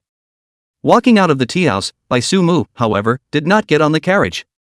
Instead, after throwing his token to him, he asked the carriage driver to make a trip to the Immortal Sword Pavilion's office in Tianhe City. After all, he had promised Mr. Qingyi to warn the Li family. What was promised, Bai Sumu would never miss an appointment. Eldest senior brother. What are we going to do here? Watching Bai Sumu send the carriage away, Chui Yuting asked suspiciously. Shouldn't they be riding the carriage back to the sect by now? To fetch something. Greeting his senior brothers and sisters once again, Bai Sumu led the way towards the outside of the city. Eldest senior brother, what are we going to fetch? Following behind Bai Sumu, Chui Yuting asked curiously. Didn't they all have gifts prepared by Mr. Qingyi? Pig brain ah. Mr. Aoba prepared gifts for us. Of course we have to prepare gifts in return. Hearing Chui Yuting's words, Bai Sumu rolled her eyes. Oh. Hearing Bai Sumu say this, Chui Yuting then reacted. Chui Yuting's heart was then filled with guilt. In Chui Yuting's opinion, Mr. Aoba was just immortal. To be able to help them, it was Mr. Qingyi who had immortal fate, and it was deserved. If it wasn't for Bai Sumu's reminder, Chui Yuting hadn't even thought about returning the gift. When you return, go to the back of the mountain and face the wall for 3 days. Seeing Chui Yuting react, Bai Sumu gently nodded. To treat everyone equally was what Bai Miao had taught them. Yes. Hearing Bai Sumu's words, Chui Yuting answered back. She didn't feel the slightest bit unconvinced, it was indeed she who was at fault first. It seemed that her own cultivation was still too impetuous during this period of time. It was also good to be able to meditate. Eldest senior brother, where are we going to prepare a return gift for Mr. Qingyi? Seeing that the atmosphere was a bit dull, Zhu Xinyue spoke up at this time and asked. If they wanted to give Mr. Qingyi a return gift, shouldn't they go to the bazaar? But looking at this direction Bai Sumi led, how did it look like they were going out of the city? Aha! We're going to the Nine Heavens Thunder Pond Peak. Nodding his head, Bai Sumu said with a smile. What? Nine Heavens Thunder Pond Peak? Bai Sumu could laugh out loud, but the 3 little ones couldn't laugh out loud when they heard this name. Even Chui Yuting, who was still reflecting on herself, and the always stoic Blue Dai all cast surprised gazes towards Bai Sumu. The Nine Heavens Thunder Pond Peak was one of the 3 most wondrous mountains in the human realm. The entire peak is covered in purple robberies all year round, and there is even a legend that there are cultivators who have failed to cross the robberies wandering around the mountain as thunder spirits. It is important to know that those who are able to survive the tribulation are all at least great powers of the spirit realm. Such an existence, even a wisp of residual soul, is not something that a few of their tiny true self-realm cultivators can touch. Even if they couldn't encounter wandering thunder spirits, even the robbery cloud that enveloped the entire peak wasn't something their small bodies could resist. That was a purple color robbery cloud. It's not like we're climbing the peak. We're right at the foot of the mountain. Looking at the panicked trio, Bai Sumu said with a smile. Look at your little guts. This gives you a fright? Eldest brother, you're going to look for the Thunder Spirit Stone? Only then did the 3 of them breathe a sigh of relief when they heard Bai Sumu say this. Luckily, it wasn't to climb the peak.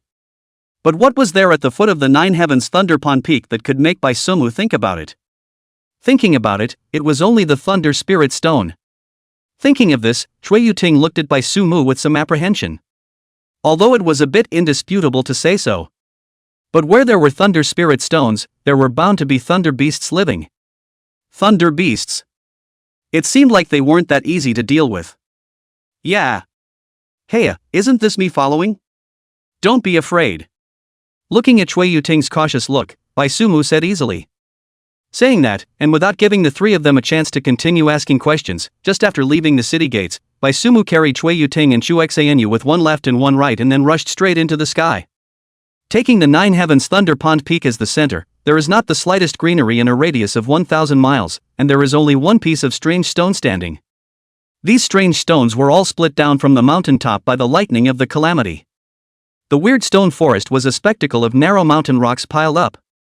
At this moment, in the weird stone forest, a group of people clad in black robes with pure black masks on their faces were constantly jumping between the gaps in the weird stone forest. Ahead is the Thunder Beast's lair. There are still 3 hours until the Thunder Spirit Stone is born, so we will still act according to the plan at that time. Sprinting along, the leader suddenly stopped on the stone platform. Understood. Answering yes in unison, then without the leader's command, the black-robed people hid themselves with the help of the surrounding strange rocks. Seeing that his men had all hidden, the leading black-robed man looked up and looked around. Just as the leader was about to hide himself as well, a stream of light in the sky suddenly caught his attention. What kind of person is so heroic? How dare they fly over the monstrous stone forest? Chapter 056 Weird Stone Forest. Thunder Beast. Eldest senior brother. If I remember correctly, the 9 Tribulation Thunder Pond Peak is forbidden for 100 miles around, isn't it? We just flew straight in? Above the sky, Shui Yuting opened her mouth with some urgency. She tried to keep her voice as low as possible, afraid of disturbing Bai Sumu. This if one misses and throws herself down. Looking at the differently shaped mountains and rocks below, it wouldn't be one piece to the left and one piece to the right. I cannot know? Isn't this a protective spell? And we're in a hurry. Thunder Spirit Stones are a hot commodity. I don't know how many people are watching. You won't be able to grab it if you go late. Hearing Shui Yuting's reminder, Bai Sumu rolled his eyes. Was he that reckless? Speaking of which, eldest senior brother, you've made a breakthrough. But isn't it a bit too early to prepare Thunder Spirit Stones? At this time, Shu Xinyue also opened her mouth to ask. Thunder Spirit Stones, Heaven and Earth Spirit Stones that were nourished by heavenly thunder. Its greatest function was to be able to help a cultivator share the heavenly tribulation when he or she crossed the threshold. If Chu Xinyue remembered correctly, Bai Sumu's cultivation should be at the true self realm. Even if he had broken through, he had only just reached the 10,000 phase realm. Although the 10,000 phase realm was just one realm away from the passage realm. However, after the 10,000 phase realm, small realm breakthroughs were extremely difficult. Starting to prepare the Thunder Spirit Stones now. Wasn't it a bit too early? Who said it's for me to prepare for myself? This is a return gift for Mr. Qing Yi. Hearing Chu Xinyue's words, Bai Sumu said indifferently. This is a return gift for Mr. Aoba? Bai Sumu's words caused Chu Xinyue's eyes to widen. Mr. Qing Yi, Immortal, could use Thunder Spirit Stones? But after the surprise, Chu Xinyue's mind turned quickly. Chu Xinyue had also probed Mr. Cheng Yi. Like Shui Yuting's conclusion, Mr. Qing Yi was immortal. But if Mr. Qing Yi was truly immortal, why did eldest brother choose the Thunder Spirit Stone as a return gift? So, there was only one truth. It was known that if one couldn't detect the true chi fluctuations in the opponent's body, there were 3 scenarios. Firstly, it was that the other party was truly immortal with no cultivation qualifications, so naturally, they couldn't detect it. Secondly, is the other party's cultivation is much higher than the person who probes, as long as not actively exposed, is also talk about the true chi fluctuations. Finally, it is with the help of a special magic treasure to cover up the true chi fluctuation. According to the current situation, it was obvious that this Mr. Qing Yi could not be immortal. Plus being able to use the Thunder Spirit Stone. Case solved.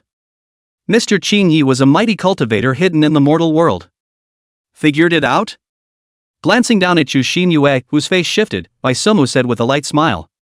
Obviously, Bai Sumu guessed Chu Xinyue's mental activities. Alright. You guys shouldn't think too much about Mr. Qing Yi's identity.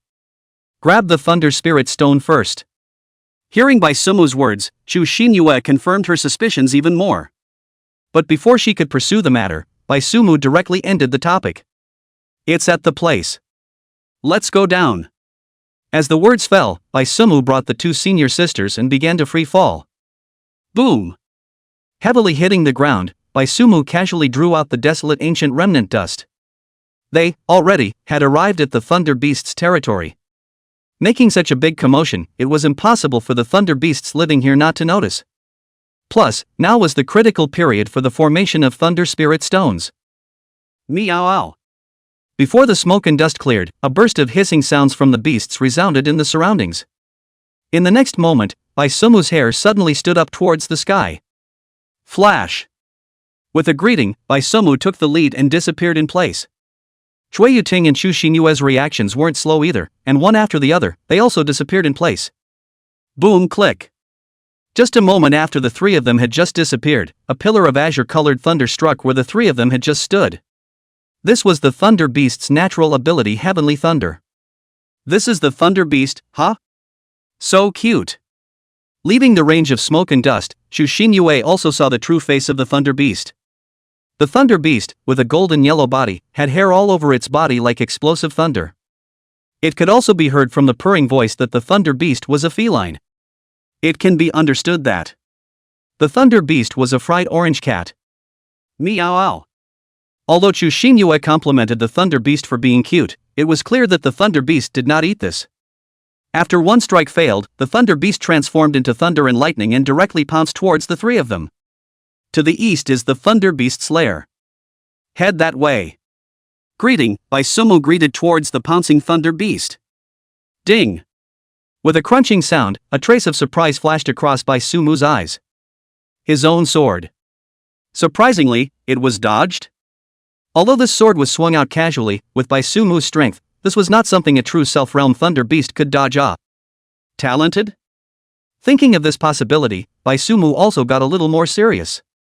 Quickly dodging to avoid the Thunder Beast's sharp claws, followed by another sword thrust. Meow.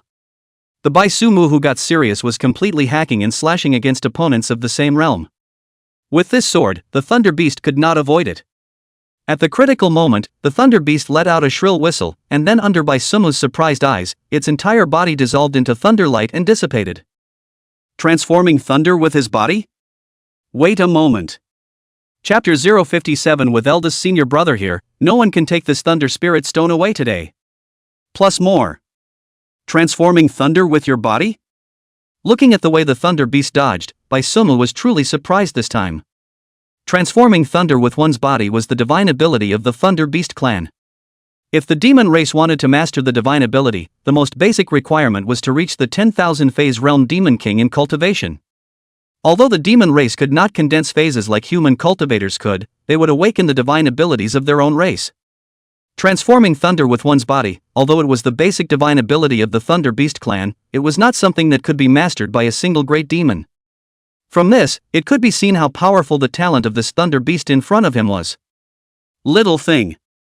Looking at the Thunder Beast that was reassembling its body on its flanks, a smile appeared on Baisumu's face.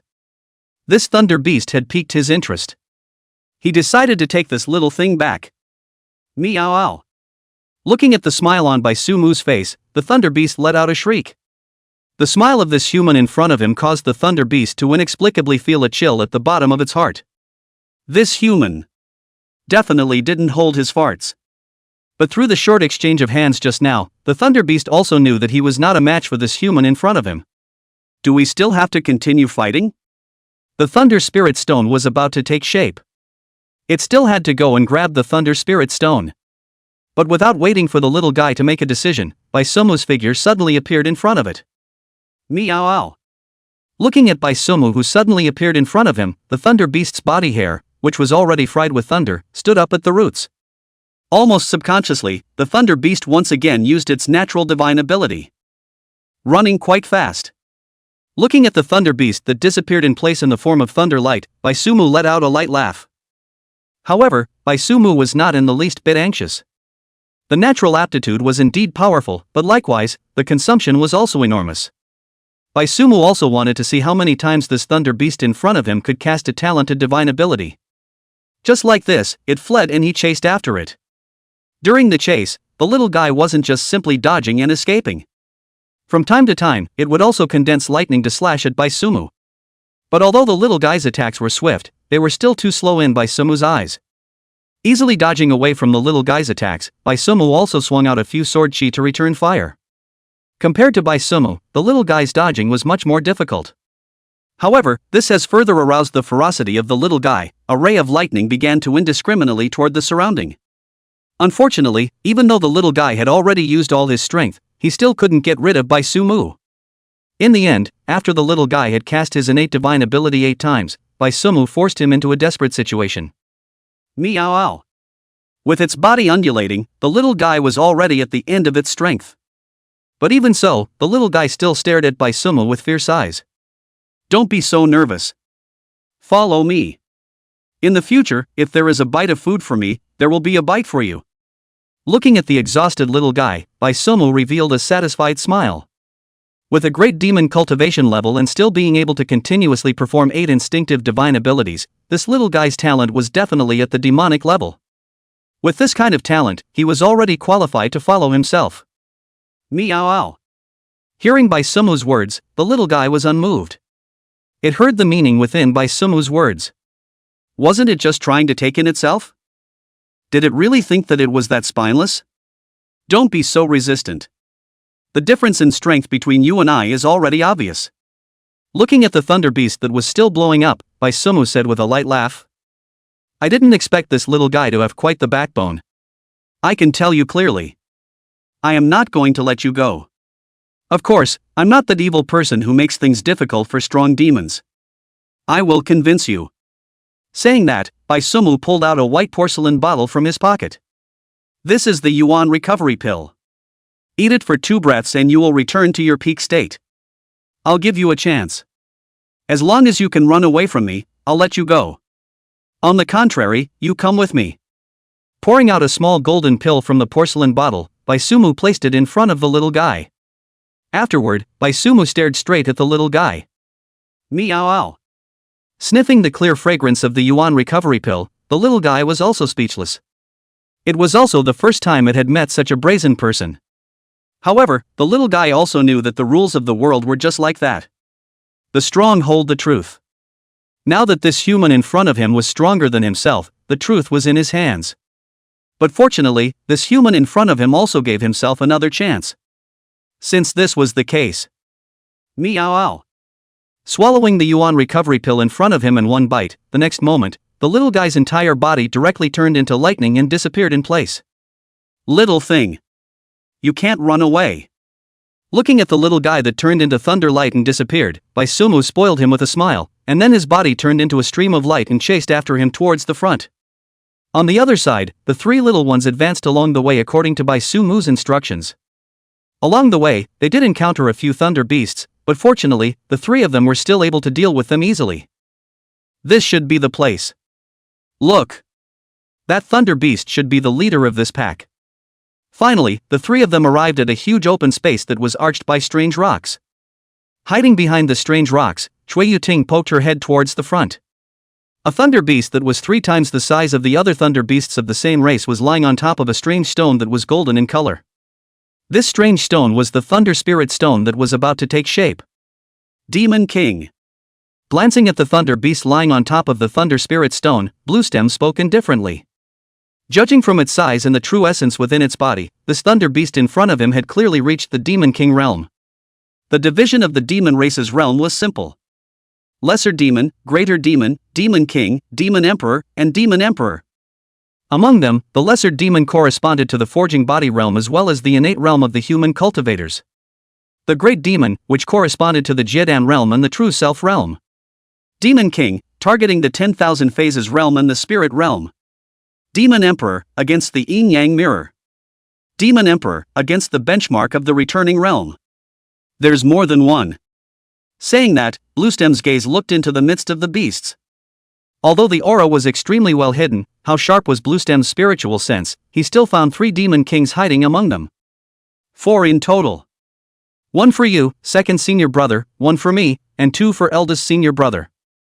Enough to share. Nodding, Cui Yuting also noticed the other 3 demon kings that were hiding. But it was only 4 in total, and they could completely handle it. Should these thunder beasts have noticed us? At this time, Shu Xinyue spoke in a low voice.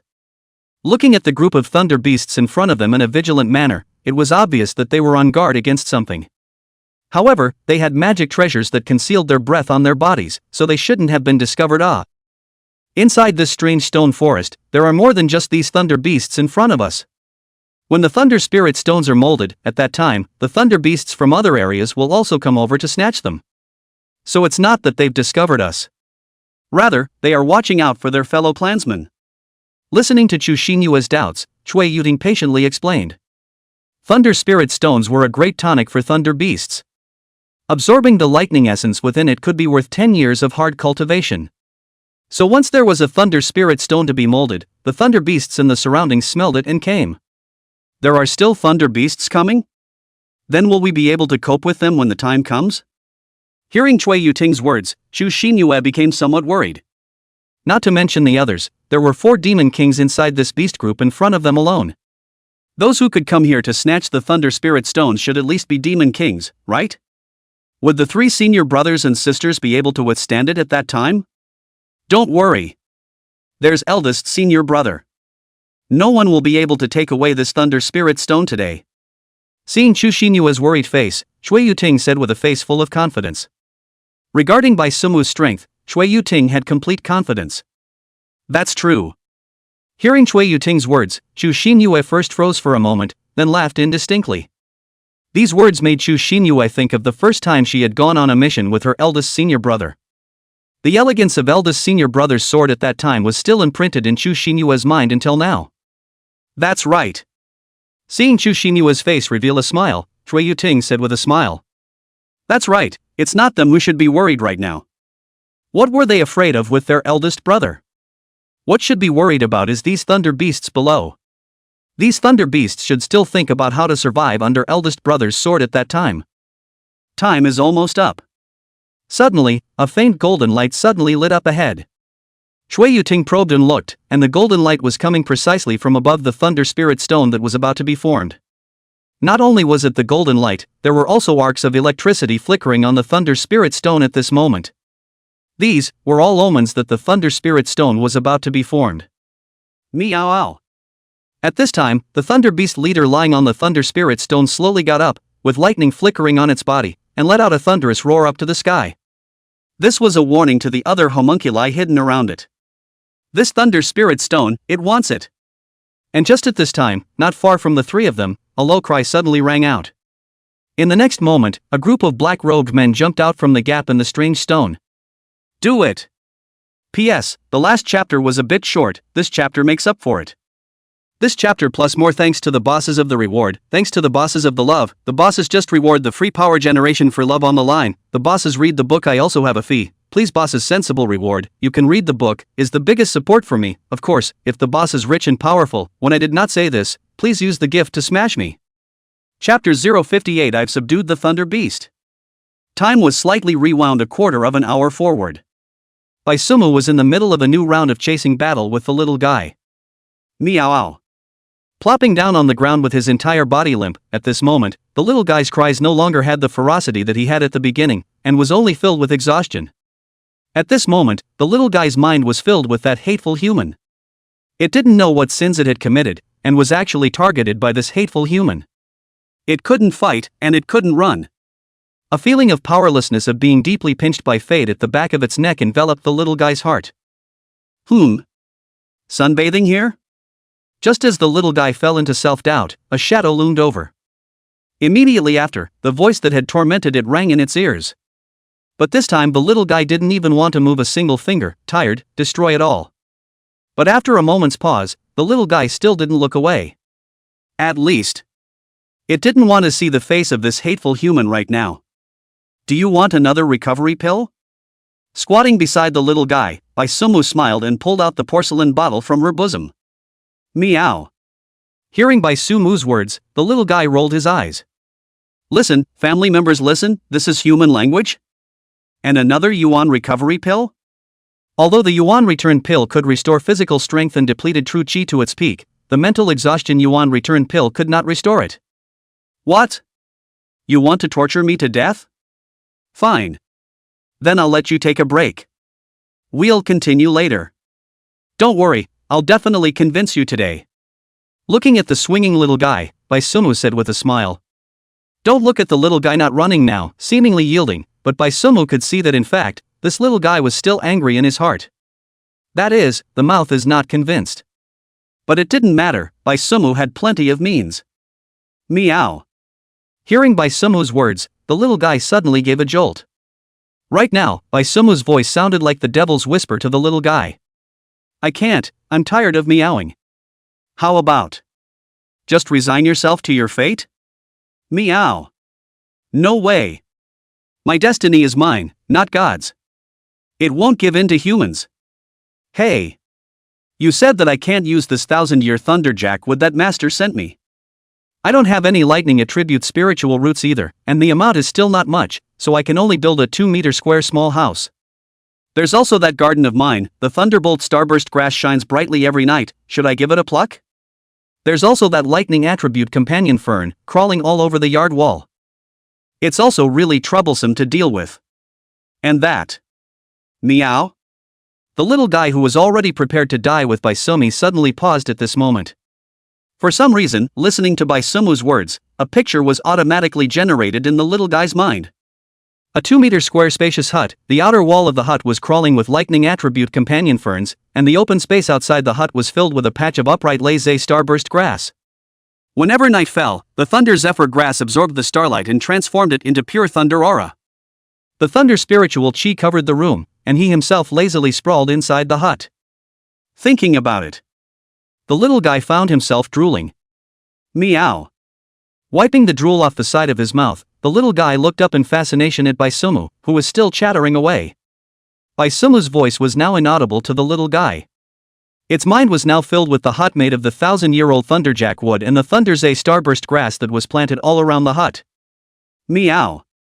After a strong thought struggle, the little guy made a decision to go against its ancestors. Getting up and coming to Baisumu's feet, the little guy affectionately rubbed against Baisumu's calf, and a purr with a pleasing meaning came out of his mouth.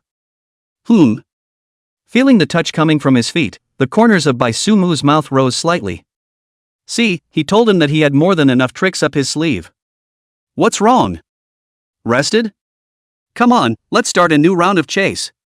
But looking at the little one rubbing against his pants leg, Baisumu suppressed the corner of his own mouth and stood up with a big wave of his hand. Meow. Hearing Baisumu's words, the little guy was speechless. Pretend. You continue to pretend. But thinking about the Thunderjack Woods house, the little guy endured. Meow. Lying on the ground, all 4 feet facing the sky, the little guy revealed his soft belly, and then softly called out. Making this action, the little guy was still a little embarrassed, and somewhat shamefully twisted his little head to the side. What's wrong is this? Is the body still soft? Come on, try this bottle of energizing pill, and we'll fight another 300 rounds. Looking at the little guy who was exposing his belly, Baisumu forced a smile and took out the porcelain bottle containing the yuan returning Dan and said boldly. Meow. Hearing that Baisumu was still pretending to be confused, the little guy rolled over and directly exploded. Well, playing around like this, right? Scholar can be killed. Not to be insulted. Shouting in annoyance, the little guy directly catapulted up and waved his claws towards Baisumu's face. I'll fight with you. Ha ha ha. Alright, no more fooling around. Although the little guy's catapult start was fast, Baisumu was even faster. Both hands directly grabbed the little guy in mid-air, and no matter how much the little guy struggled, Baisumu didn't let go. Meow. Hearing Baisumu's words, the little guy screamed in aggravation. Alright, my fault. Looking at the little guy's aggrieved appearance, Baisumu's heart instantly softened. Holding the little guy in his arms, he rubbed his chin against the little guy's head. Sniffing the scent of Baisumu's body, the little guy gradually calmed down. From now on, you'll be my first spirit pet. Seeing that the little guy had calmed down, Baisumu gently tapped on its forehead. The little guy squinted his eyes and let out a soft chirp, and soon, Baisumu could sense the little guy in his mind. Spirit Beast contract, signed successfully. I've taken in the Thunder Beast. Signing the contract, Baisumu also smiled and compared it to a yacht. After all, it was the first time taking in a spirit pet, a sense of ceremony was still necessary. Let's see, I need to give you a nice name. After the celebration, Baisumu smoothed the little guy's fur while also starting to think. As his first spirit pet, he definitely needed a loud name. After thinking for half a day, Baisumu's eyes lit up. From now on, you'll be called Big Orange. Big Orange for the greater good. Holding Big Orange up to her eyes, Baisumu said with a smile. Meow. Hearing this name, the little guy answered back. The big picture? Not bad, a very loud name. Orange. Meow. Big Tangerine. Meow. After just a few barks, the smile on Baisumu's face grew wider and wider. In the future, he was also someone with a spirit pet. At this time, Isumi suddenly thought of something. While Big Orange was still a bit confused, he directly gave it a high lift. Come on, hey! Let me see if our Big Orange is a boy. Or a girl. Meow. Meow. Chapter 059, so lively? Do you mind adding the two of us? Odd Stone Forest. The Golden Thunder Spirit Stone had reached maturity. The various parties who coveted the Thunder Spirit Stones had also shown up as the Thunder Spirit Stones were being molded. Senior brother and sister. This. It seems like we're not the only ones eyeing the Thunder Spirit Stone? Behind the strange stone, Chu Xinyue retracted her footsteps as she looked at the group of black-robed men who suddenly jumped out. So it seemed that it wasn't just the demon race that coveted the Thunder Spirit Stone, there were quite a few coming from the human race side as well. Don't be hasty. Heavenly treasures, it's normal for someone to miss them. If no one comes out, only then should we be careful. Looking at the eager Chu Xinyue, Chui Yuting smiled and spoke. There was no fear of those who came out brightly to snatch them. Fear is afraid of those who play dirty tricks in the dark. The former, as long as you are strong, come and go. The latter. You'll have to be on your guard at all times. Maybe at some point, this group of people towards you to put cold arrows. That would be called a defense. The formation of Thunder Spirit Stones still needs a process. It's just that during this time, we'll sit back and watch the tigers fight. When the Thunder Spirit Stone is formed, that's when it's time for us to strike. Pacifying Chu Xinyue, Chui Yuting said indifferently. In Bai Sumu's absence, Chui Yuting was the captain within the squad. After all, Blue Dai, this second senior brother, didn't like to talk. Of course, if Landai felt that something was wrong, he would remind Chui Yuting when the time came as all. Oh. The praying mantis catches the cicada, the yellow sparrow is at the back. Hearing Chui Yuting say that, Chu Xinyue revealed an expression that understood in seconds. That's right. Just wait. It shouldn't just be this group of people who are coming. Giving Chu Xinyue a knowing look, Chui Yuting took out a small table and 3 small benches from inside her Qiankuan bag. Hiding behind the strange rocks, along with having an extreme spiritual treasure to conceal their breath, the 3 of them directly watched the show in situ. As for whether or not the strange rocks would block the line of sight, the water curtain technique understands. With a large 100-inch high-definition screen, you won't miss any of the wonderful shots. Meow. With a deafening roar, the Thunder Beast leader's body was covered in violent thunder. The Thunder Spirit Stone was about to be molded. It was agreed in the beginning that the item would be whoever's territory it was in. But obviously, this agreement was nullified at this moment. But the Thunder Beast chief was used to it, the demon race believed in the law of the jungle. The heavenly materials and treasures, those who can do it, live in it. As long as you have the strength, grabbing it is considered to be your ability. The Thunder Beast leader had already prepared for a fierce battle. But obviously, the Thunder Beast leader's preparations had been lacking. Looking at the black shadows that kept jumping out from the gaps in the strange rocks, the Thunder Beast chief let out a burst of low roars. It didn't expect that the Thunder Spirit Stone would attract so many human races this time. Usually, when the Thunder Spirit Stone was molding, although it would also attract quite a few human cultivators, 3 or 2 sets of them would be almost enough. After all, it wasn't like Thunder Spirit Stones were the only thing that could be produced by the monstrous stone forest, there were still quite a few dangerous places with lightning attributes in the human realm. But the human race that rushed in this time. For the ones that had jumped out so far, judging by their scent alone, there were already more than 6 waves of people. Grab the spirit stones. At this moment, one of the human cultivators shouted. He then drew out his accompanying weapon, a ring-headed greatsword with 9 golden rings on its blade.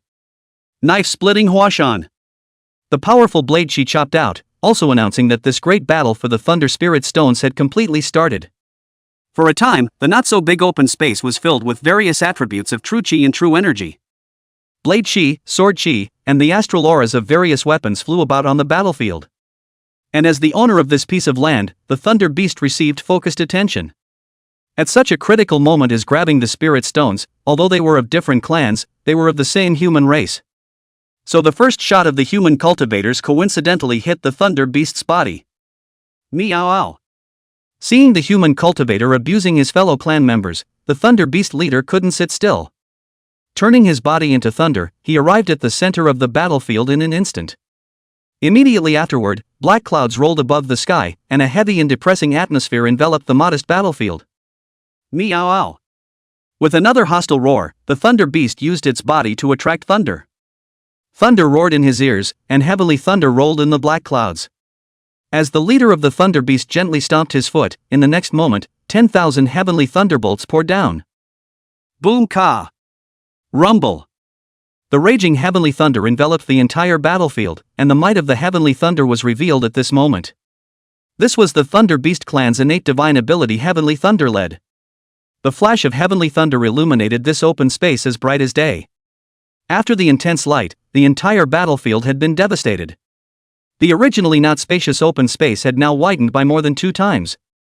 Wherever the heavenly lightning reached, everything was completely destroyed. In the deep charred black pits that were still flickering with electric arcs, there lay corpses whose outlines could still be vaguely seen. There were demon races, but more of them were still human races. After all, the Thunder Beast leader's strength was that of a powerful lightning attribute Demon King. Adding to the fact that he was in a strange stone forest, and above his head was the 9 Tribulation Thunder Pool Peak. The timing was all right, and with this heavenly thunder lead, even a 10,000 phase realm cultivator wouldn't dare to say that they would be able to follow it unharmed. How fierce! In the entire battlefield, there weren't many places that were still intact. The surroundings of the Thunder Beast leader. The surroundings of the Thunder Spirit Stone. The rest was Chui Yuting's trio's surroundings.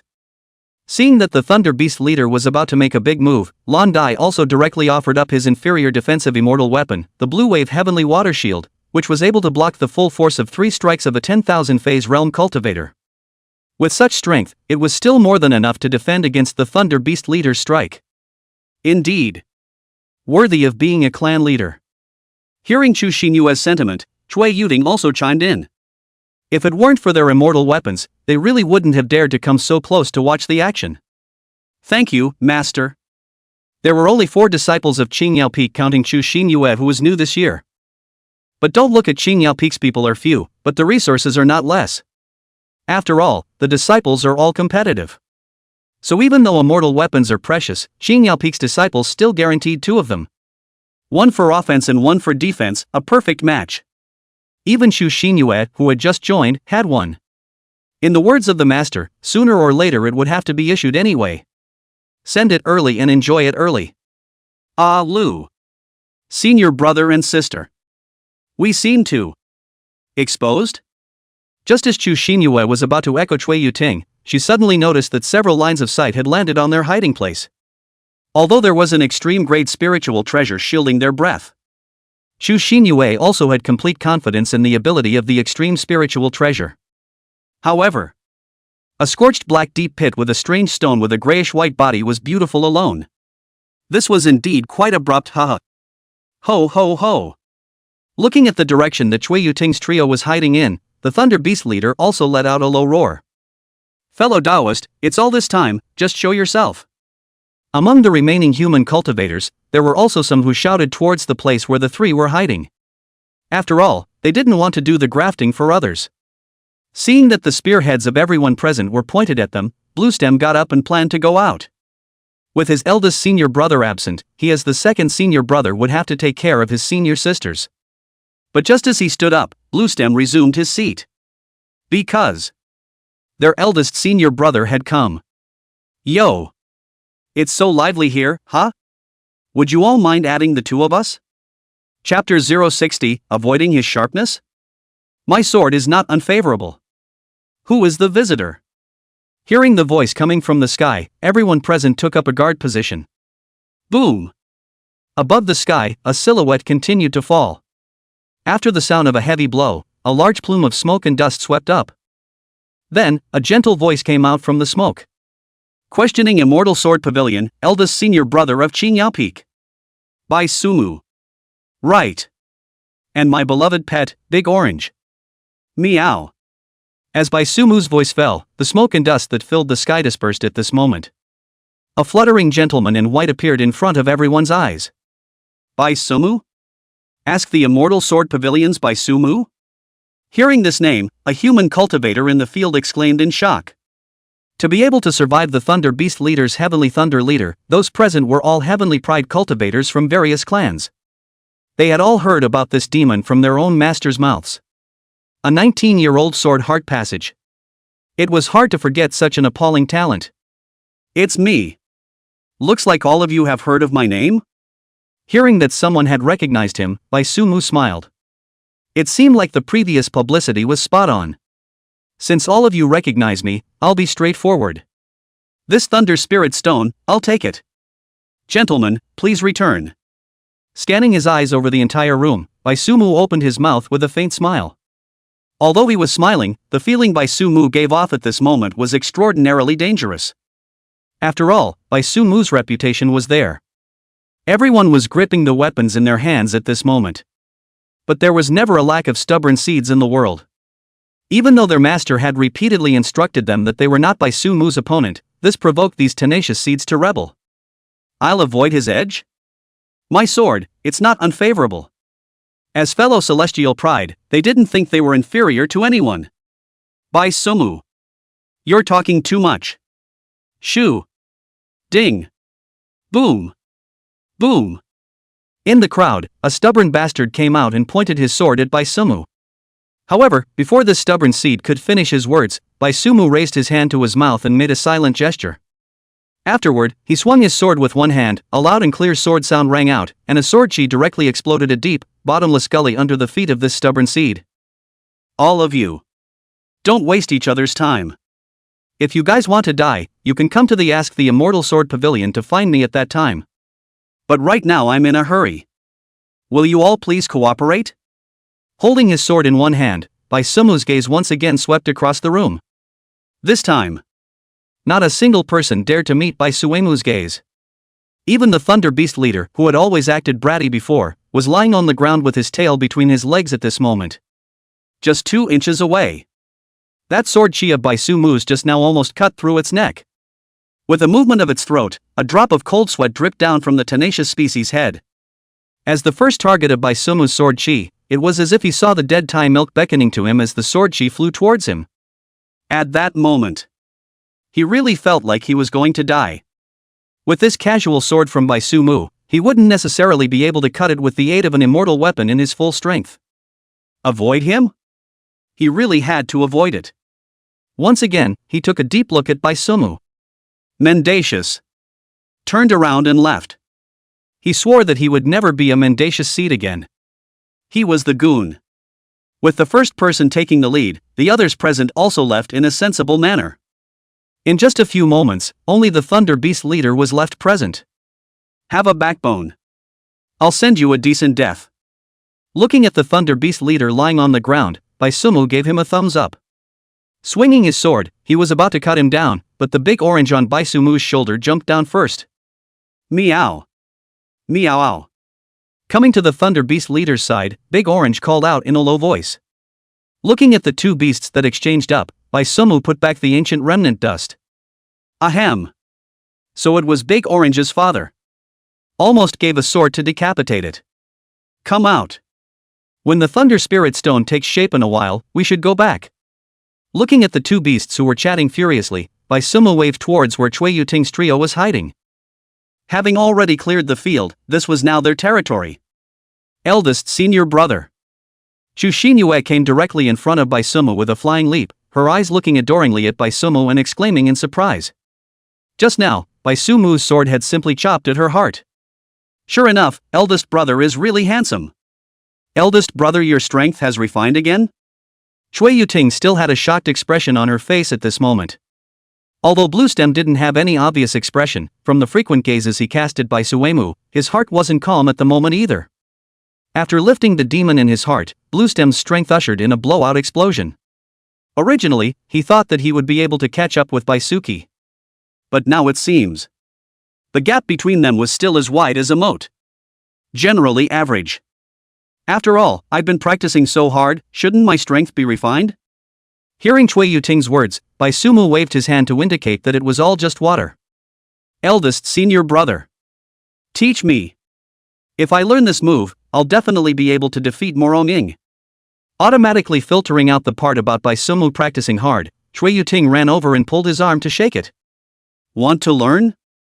Looking at the pampered Cui Yuting, Bai Sumu asked with a smile. Aha, aha. Nodding her head with a serious face, Chui Yuting really wanted to learn. Simple. As long as your sword intent reaches the level of sword mind, you can achieve this effect with a random sword. Under Chui Yuting's expectant gaze, Bai Sumu slowly spoke. Grand. Master. Brother. Hearing Bai Sumu's words clearly, Chui Yuting's face changed from a hee-haw to a non-hee-haw. Taking a deep breath, Chui Yuting growled and slammed her small fist onto Bai Sumu's chest. Luckily, she had thought that Baisuki was going to pour it on. Look at that. You're still not happy even after teaching you. So hard to serve. While dodging Chui Yuting's small fists, Bai Sumu said. It's just that look that made Chui Yuting's fists squeeze tighter. Buzz. Just as Chui Yuting was about to whack Bai Sumu with whatever she said, a dazzling golden light exploded in front of the eyes of several people. The Thunder Spirit Stone. It was going to be molded. Prepare.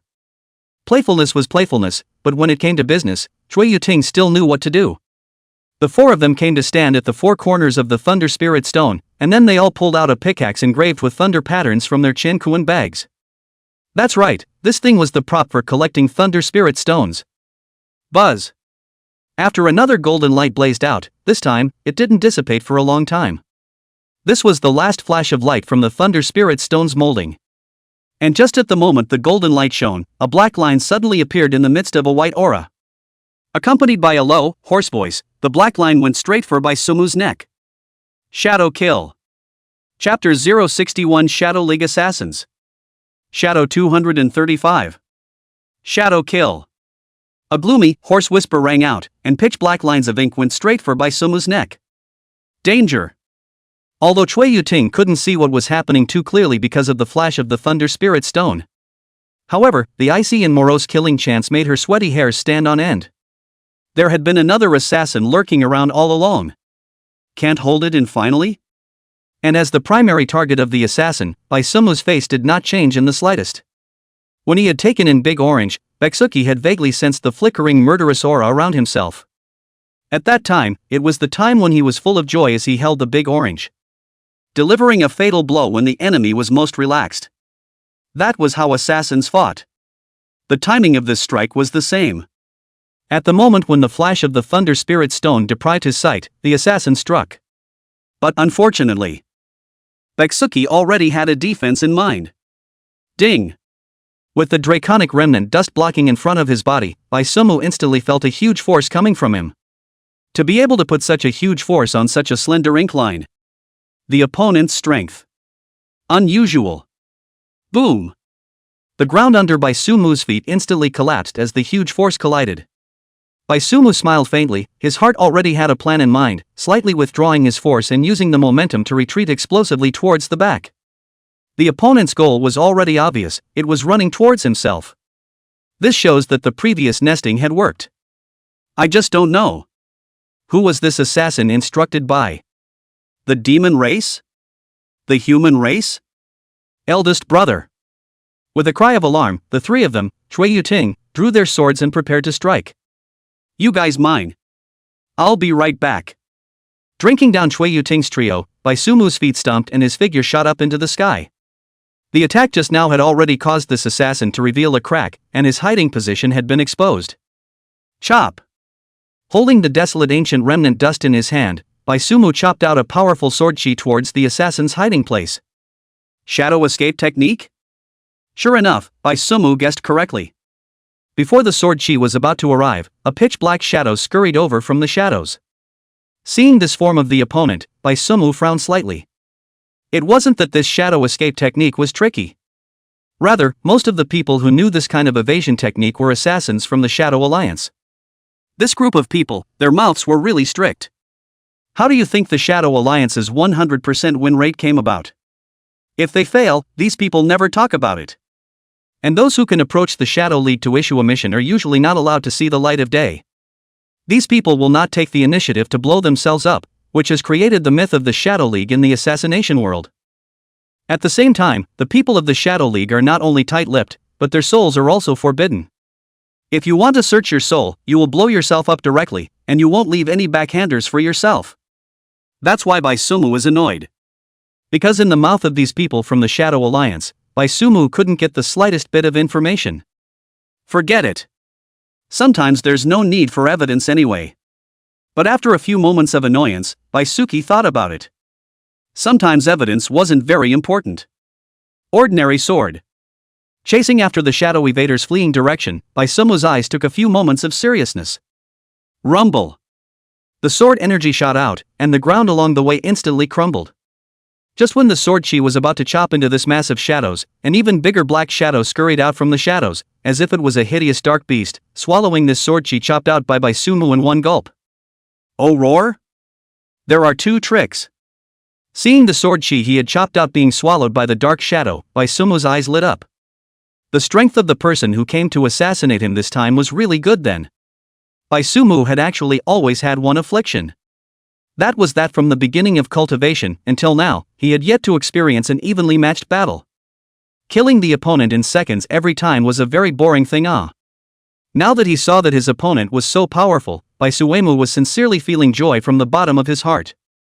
At least this way, he himself would be able to let go and have a big fight. Brother! You have to hold on. Consecutive normal one sword. With an excited smile on his face, Baisumu continuously chopped out several more powerful sword chi. With a stomp of his feet, Baisumu followed after the sword chi and quickly approached towards the assassin. Looking at the rapidly approaching Baisumu, the assassin was stunned in place. Several consecutive sword chi had blocked all the directions he could dodge. The only thing left was this passage facing Baisumu from the front. Taking Baisumu's bounty, it wasn't that Shadow 235 hadn't thought that this mission was tricky. After all, the target was the now infamous Baisumu, the first genius of the Ask Immortal Sword Pavilion. With Baisumu's status in the questioning Immortal Sword Pavilion, if he killed him, he was afraid that he would be hunted down to the end by the entire questioning Immortal Sword Pavilion. But the assassins of the Shadow Alliance never think about this, they only care about whether the price given by the employer is suitable or not. And this time, the price given by the employer was twice that of a 10,000 phase realm cultivator. Even if the mission was tricky, the risk was worth it.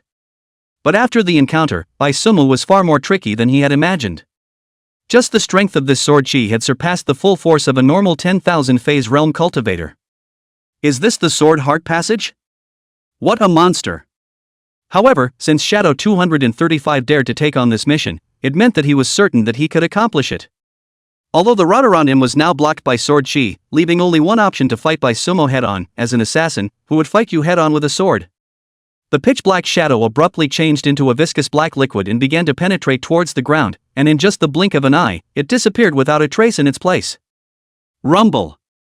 In the next moment, the sword chi smashed down, and the raging sword chi directly churned everything around it into pieces. When the dust cleared, the original spot only left behind a huge pit that was too deep to see the bottom. Dude! This is no fun for you. Looking at this deep pit in front of him, Baisumu's expression was somewhat helpless. Baisumu could see that this assassin did not have the slightest intention of fighting him head-on. The other party only intended to use the characteristics of the shadow escape to give Baisumu a fatal blow from the shadows. Baisumu admitted that the Shadow Alliance's ability to escape and hide was truly exceptional.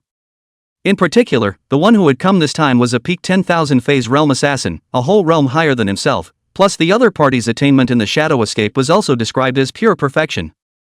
Baisumu admitted that it would take a lot of effort to find the other party's trail. Therefore, there was only one way to kill this assassin. That was to kill him with a single strike. And as for the strength of his attack, Baisumu had a clear perception. As long as a sword chopped solidly, the peak of the 10,000 phase realm could also be killed.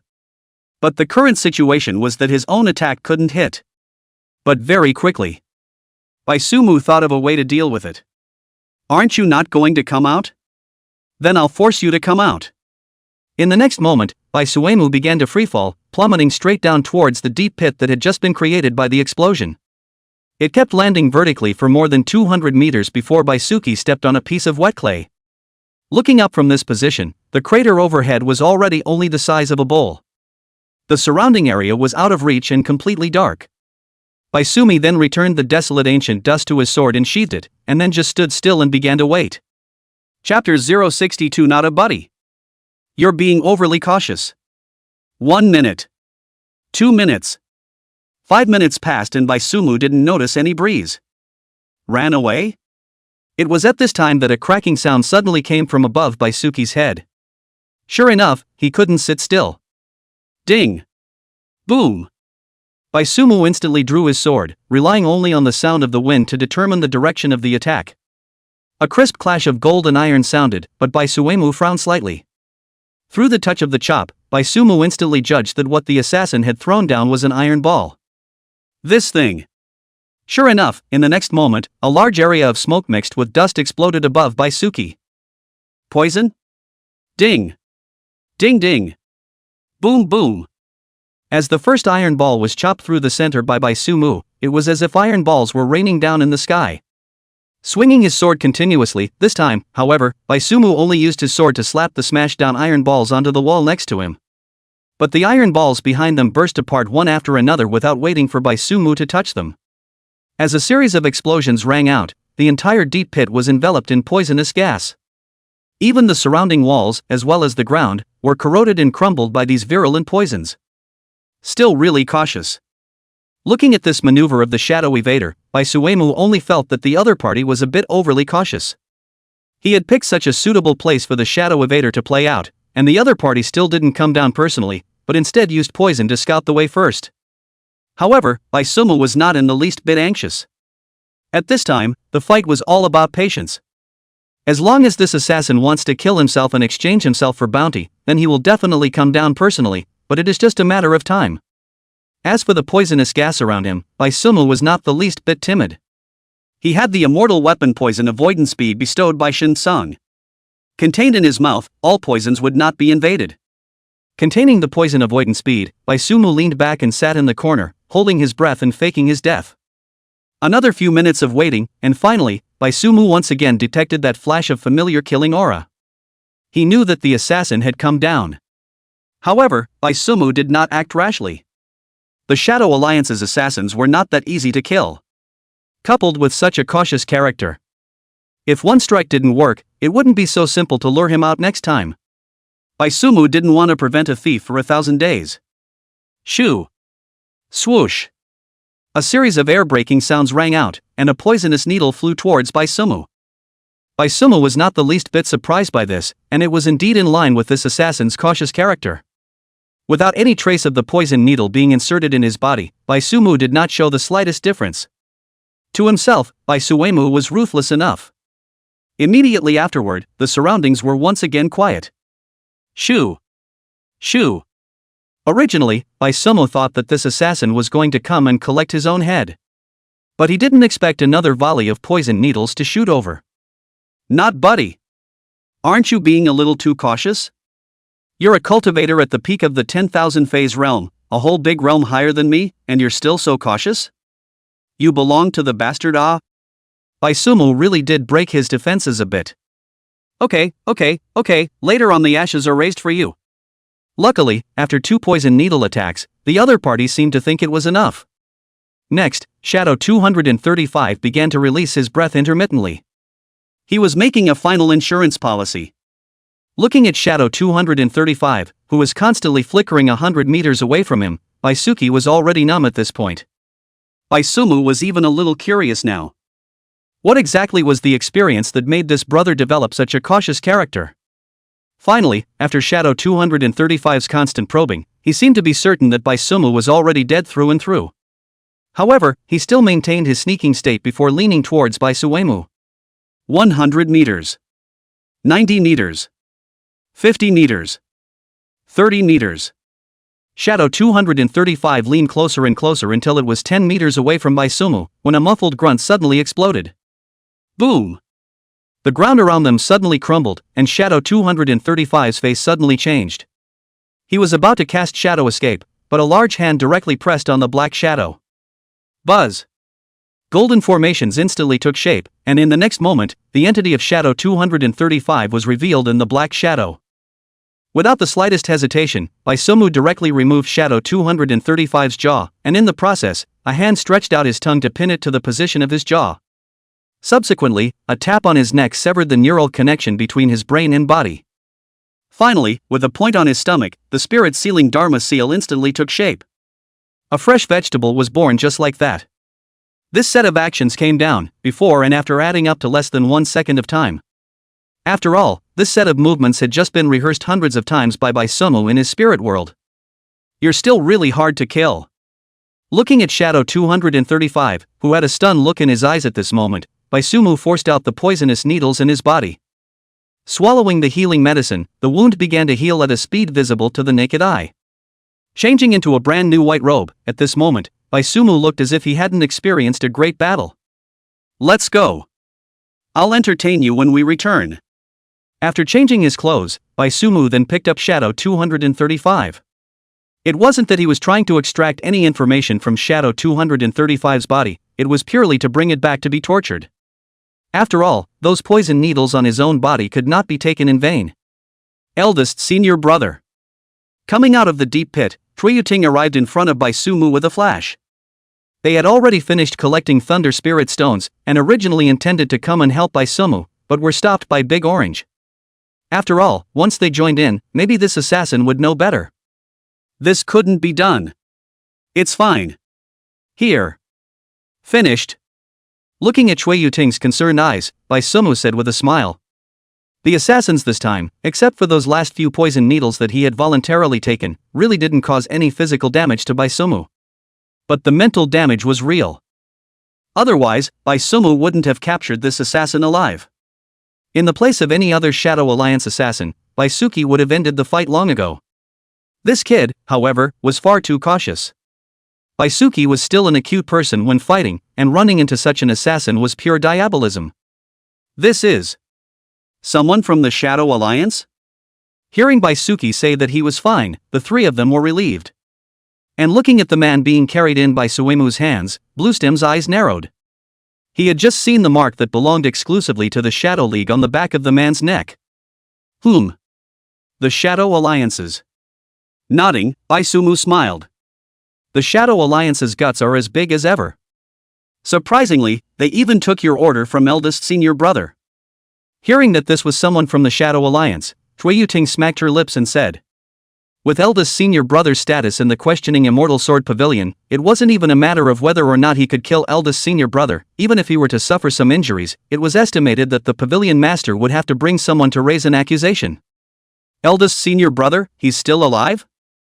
At this time, Shu Xinyue cried out in alarm. She had just heard the sound of breathing coming from this person. People from the Shadow Alliance didn't have a good reputation in the cultivation world. Moreover, people from the Shadow Alliance were notoriously strict with their mouths, so what was the use of keeping such a person? Still alive. Nodding, Sumu did not say much. Afterward, he greeted the three of them, and then directly rose up in the air. Let's go. Go back and give Mr. Aoba a return gift. Chapter 063. If you really want to repay me, then obey me. Tianhe City, Tianhe Tea House. Sumu's 4 people returned here before dark. On the Li family's side, with the warning from the Immortal Sword Pavilion, even if they gave that Li Gongzi 2 more guts, they wouldn't dare to continue to make trouble. So now the Heavenly River Tea House was already operating normally. Immortals? Sumu's 4 had just stepped into the tea house when they heard the boy's exclamation of surprise. Turning his head to look, it was none other than the boy who had been rewarded with a tip by Sumu in the morning. Take me to the private room on the 2nd floor. Seeing the boy who ran towards him, Sumu said with a smile. Okay, Lu. You follow me. Hearing Sumu's words, the little boy excitedly led the way in front. During the daytime, the boy had heard the shopkeeper say. This was a big shot from the Immortal Sword Pavilion. In particular, he was so generous, so he had to serve him well. Several immortals, this is our tea house's heavenly character room. The shopkeeper said, in the future, this private room will be reserved for the immortals. Arriving at the 2nd floor, the little man kept bringing Sumu several people to the innermost private room. While opening the door, the boy also said according to the shopkeeper's explanation. Aha! Have a heart. Nodding, Sumu did not reject this good intention. Serve 2 pots of good tea, then call Mr. Chingy for me. After sitting down, Sumu beckoned towards the boy and ordered. Immortal, wait a moment. Upon hearing Sumu's command, the little boy arched his hand and then went down to make arrangements. Eldest senior brother. Should we be in such a hurry? We've only just returned from the monstrous stone forest. And to meet Mr. Qin Yi, we should at least change into clean clothes, right? Waiting for the boy to retreat, Chui Yuting looked at Bai Sumu suspiciously and asked. Coming back from the strange stone forest, they had come straight to the tea house without stopping. Earlier, Bai Sumu had said that this Mr. Qin Yi was not an ordinary person. And to be able to make Bai Sumu pay so much attention to it, it was clearly a reclusive senior. Since this was the case, did Chui Yuting feel that they had to pay a little attention? To just come over here in such a dusty manner? Would it be a little too rude? What do you know? It has to be like this. Hearing Chui Yuting's words, Bai Sumu rolled her eyes. Gift giving. Not only do you have to choose the right gift, you also have to have the right attitude. It's only when we're so dusty that we can reflect the hard-won thunder spirit stones. Looking at Chui Yuting, who was still a bit unconvinced, Bai Sumu taught in a serious manner.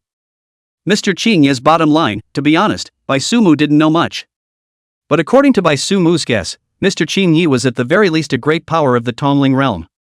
Because when Bai Sumu first met Mr. Qin Yi when she was a child, she said that she had just come back from the tribulation, and Master Bai Miao was even concerned about it. From this, it could be inferred that Mr. Qin Yi's cultivation level was at least at the beginning of the passing spirit realm. Therefore, based on this, Bai Sumu set the return gift as a thunder spirit stone. Although the grade of the thunder spirit stone was a bit lower, it was the most helpful heavenly material that Bai Sumu and the others could obtain right now for the heavenly tribulation. Of course, if Bai Sumu wanted to, he could of course send heavenly materials and treasures of a higher grade. But did Mr. Qin Yi lack these things? She didn't lack them. That was why Bai Sumu said that attitude was important. The other heavenly materials and geomancers, even if they were of a higher grade, they were all obtained by Bai Sumu from the elders. But the thunder spirit stones, they themselves went to the monstrous stone forest and snatched them back with great difficulty. Which is more important, isn't it immediately distinguishable? This was the attitude that Bai Sumu was talking about. Eldest senior brother? At this moment, Chu Xinyue's face looked at Bai Suemu in surprise. As the ninth princess of the imperial dynasty, Chu Xinyue was the first to comprehend the meaning of Bai Sumu's words. Bai Sumu's words were something she had learned from her teacher. Understood. Nodding, Chui Yuting stated that she had learned.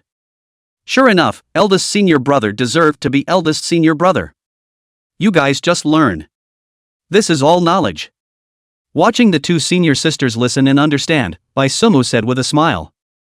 This piece of human affairs, there were many twists and turns in it. Tisk, tisk. Then shouldn't I thank you properly, Mr. Bai? And just at this time, a ghostly voice suddenly sounded behind Bai Sumu. The sudden sound startled a few people. Turning their heads to look, Mr. Aoba had already come over at some point. Ahem. No need for words of thanks. It's just that I'll let Mr. Aoba take more trouble with the birthday gifts from now on. But who was Beksuki? Even if he was crashed on the spot, as long as he wasn't embarrassed, the ones who were embarrassed were others. In terms of cheek, Baisuki had never lost ah. Poof. What a cheeky ah. Looking at Baisuki's as if nothing had happened, Mr. Aoba pouted and nodded his head. However, Mr. Aoba's heart didn't mean to blame. After all, Baisumu and the others did go to the monster stone forest to retrieve the thunder spirit stones. This sentiment, it was real. Come over and let me see if there are any injuries. Skipping this topic, Mr. Qin Yi waved towards Baisumu. Not going. You want to eat my tofu again? But hearing Mr. Aoba's call, Shirato Suki shook her head and moved to the side. Whether he was injured or not, Mr. Qin Yi could see clearly with a sweep of his divine sense. Calling himself over now was just to mooch off of him. Baisumu had already seen through everything long ago. Hearing Baisumu reply so bluntly, Mr. Qin Yi was infuriated and laughed. Fine, you kid is actually not happy about it? Come here. With a smile on his face, Mr. Aoba called out Baisuki again. Not going. Shaking his head, Baisumu's attitude remained firm.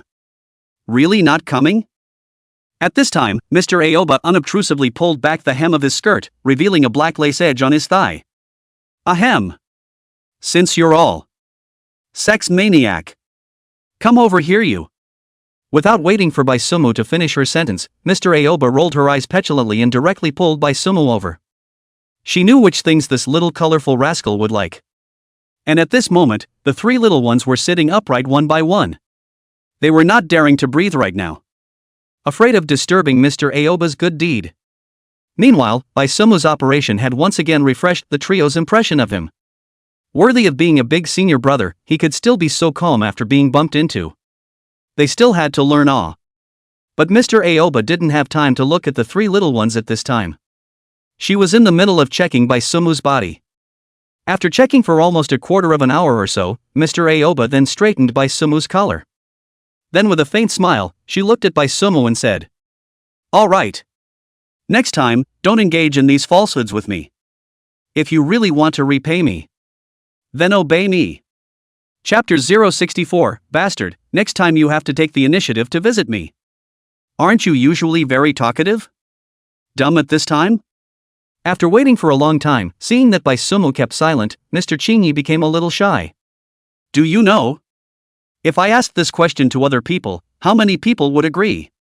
Breaking Baisuki's head over to look straight at himself, Mr. Aoba asked with serious eyes. But you won't be asking this question to anyone else. Locking eyes with Mr. Aoba, Baisuki said with a faint smile. You. Hearing this answer from Shirado Suki, Mr. Aoba froze. Noticing the clarity in Shirado Suki's eyes, Mr. Aoba smiled again. Yeah, how could he himself ask someone else such a question? Brat. You really think you're holding me, don't you? But Mr. Aoba grabbed Shirasagi's ear in shame again at this time. Brat, do you really think you can be emboldened just because you're favored? Ouch. Ouch, ouch, ouch. Being grabbed by Mr. Aoba's ear, Baisuki also cooperated by letting out a pained cry. Stop acting. I didn't exert myself at all. Looking at Baisuki's pompous performance, Mr. Aoba pouted without any good reason. However, hearing Baisumu cry out in pain, Mr. Aoba still loosened his hand that was holding his ear and gave it a rub instead. Okay. Brat, you're still enjoying it? Hurry up and go. Looking at you is annoying. Seeing that the brat even revealed an expression of enjoyment at this time, Mr. Chingy was so angry that he directly gave Baisumu a push-up. Ouch. Isn't this a rare occasion to enjoy your sister's care? Hearing Mr. Aoba's petulant scolding, Baisuki was not the least bit flustered. He could hear that Mr. Aoba was not really angry. All right. You're really leaving. If you stay any longer, I won't be able to continue being Mr. Aoba. Looking at the playful Baisuki, Mr. Aoba shook his head and said helplessly. Good. Then I'll stay a little longer. Let me lie down for a while longer. Hearing Mr. Aoba say that, Baisuemu nodded. Then without waiting for Mr. Aoba to say anything, he once again laid back down. Really oh you. Looking at Baisuki who was once again lying on his lap, Mr. Aoba smiled. Although he said this on his lips, his hand still pressed on Shirasugi's head to help him relax. 2/4 of an hour passed just like that quietly, and Shirasugi opened his eyes. Just now he really fell asleep comfortably. Mr. Aoba, then we'll go back first. Having stayed long enough, Baisuki got up and was ready to say goodbye. Let's go. Getting up and helping Baisuki straighten his wrinkled sleeves, Mr. Aoba said with a smile. Brat. Next time you have to take the initiative to come see me. Until the four of Baisumu walked to the door, Mr. Aoba didn't hold back his words after all. Hearing Mr. Chinya's words, Baisumu's footsteps lurched. Then his footsteps did not stop as he walked outside once again. Seeing that Baisuki did not respond to himself, a trace of loss flashed through Mr. Aoba's eyes. However, at this time, Baisuki's voice came from outside the door. Got it. Hearing Baisuki's voice, Mr. Aoba broke into a smile. Brat. He stayed in Tianhe City for the night.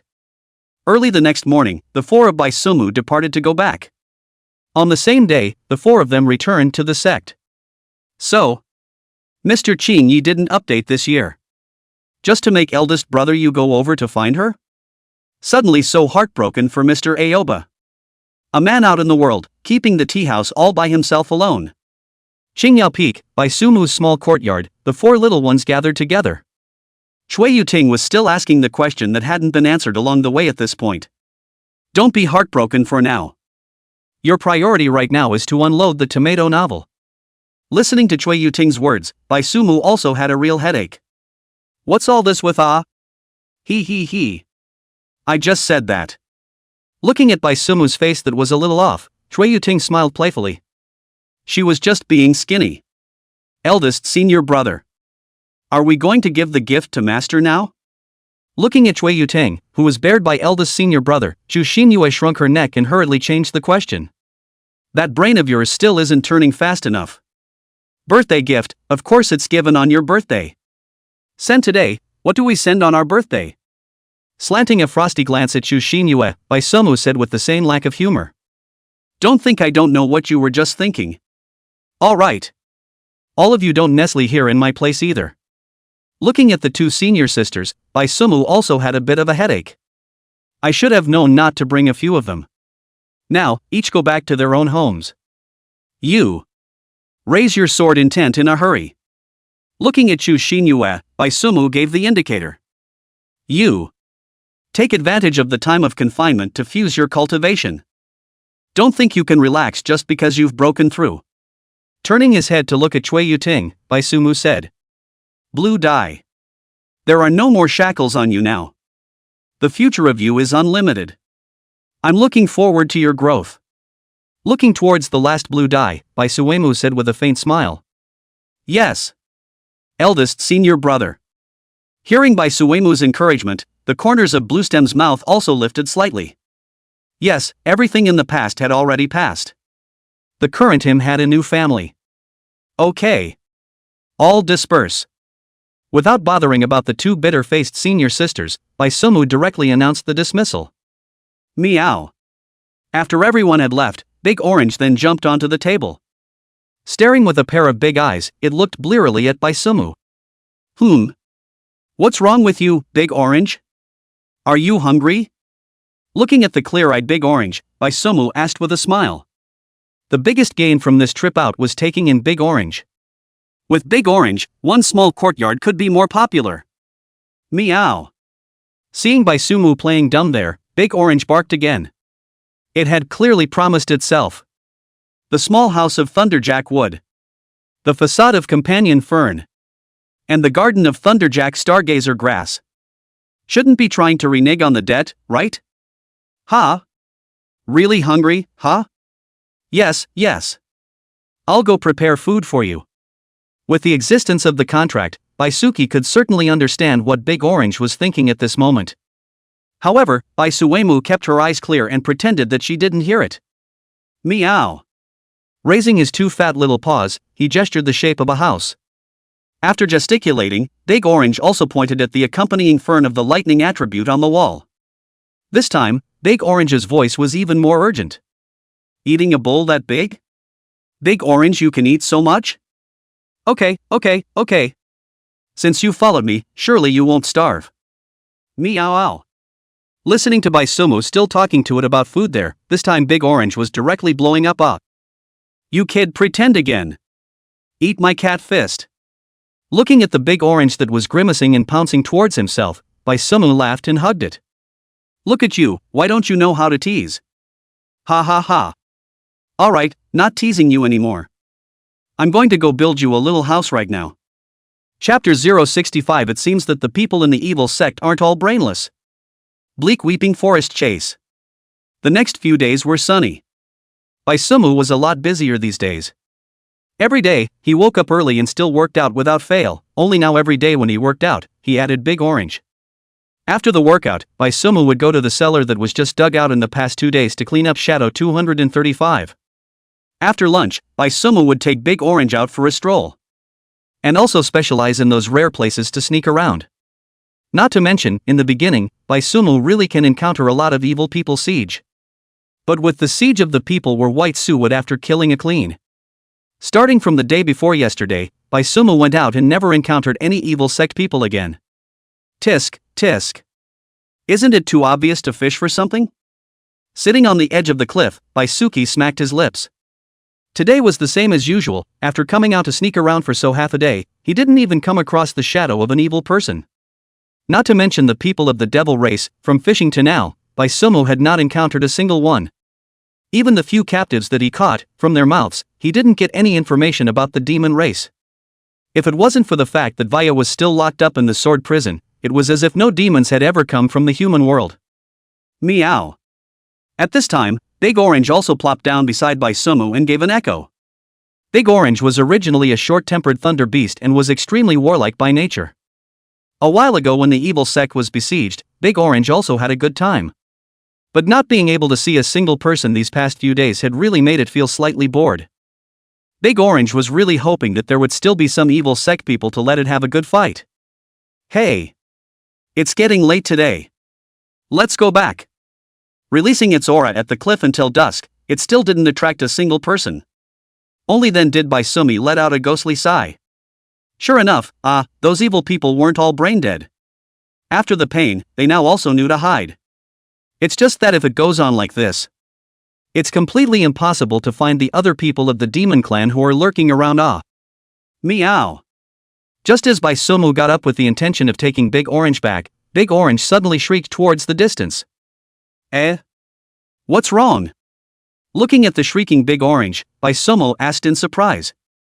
Baisumu's divine sense was always paying attention to the surrounding movements, and he didn't find anything unusual. Meow. Calling out again towards Baisumu, Big Orange pointed to the east with its paw. The smell of blood? Hearing the meaning of Big Orange's words, Baisumu's eyes narrowed, then he sniffed in the air. The demon race's nose was indeed better than his human race's, and he didn't smell anything. However, Baisumu believed in Big Orange. Holding it in his arms, Baisumu stepped on his feet and directly rushed up to the sky. In the bleak weeping forest, a man and two women were fleeing in a panic. From time to time, they glanced behind them, from the eyes that revealed fear, as if there was some horrible monster behind them. Senior brother and sister. Leave me alone. You guys quickly leave. Just at this time, one of the women tripped over a branch and fell to the ground. Instead of bothering to call out to her companions to turn back and save herself, she told them to leave quickly. No way. I won't give up on you, senior sister. But looking at the fallen woman, senior brother did not turn around and run away. With an arrow step, he ran back and put the woman on his back before running again. Elder sister, I still have a healing pill here, take it first. The senior sister next to her also pulled out an elixir from her bosom at this time and fed it over. Senior brother. Senior sister. Glancing at her senior brother who had fled behind her back, and then at her senior sister who had fed her the elixir, the woman's eyes moistened. She now really hated that her usual cultivation was not hard enough. At times like this, she could only become a drag on her senior brother and sister. Nower. It's fine. We are all in the same sect. You're our junior sister. Looking at Meower, who was about to burst into tears, her senior sister softly comforted her. That's right. The senior brother, who was rushing along sullenly, also spoke out at this time. Roar ho! Boom! Boom! Just when the atmosphere over here was cozy, not far behind them, an ear-piercing hissing sound suddenly came out.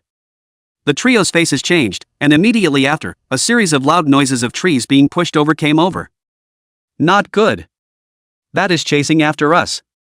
Hearing the sounds coming from behind him, senior brother's face changed. I didn't expect that after escaping into the bleak weeping forest, I hadn't been able to get rid of that person. Elder brother, you guys go first.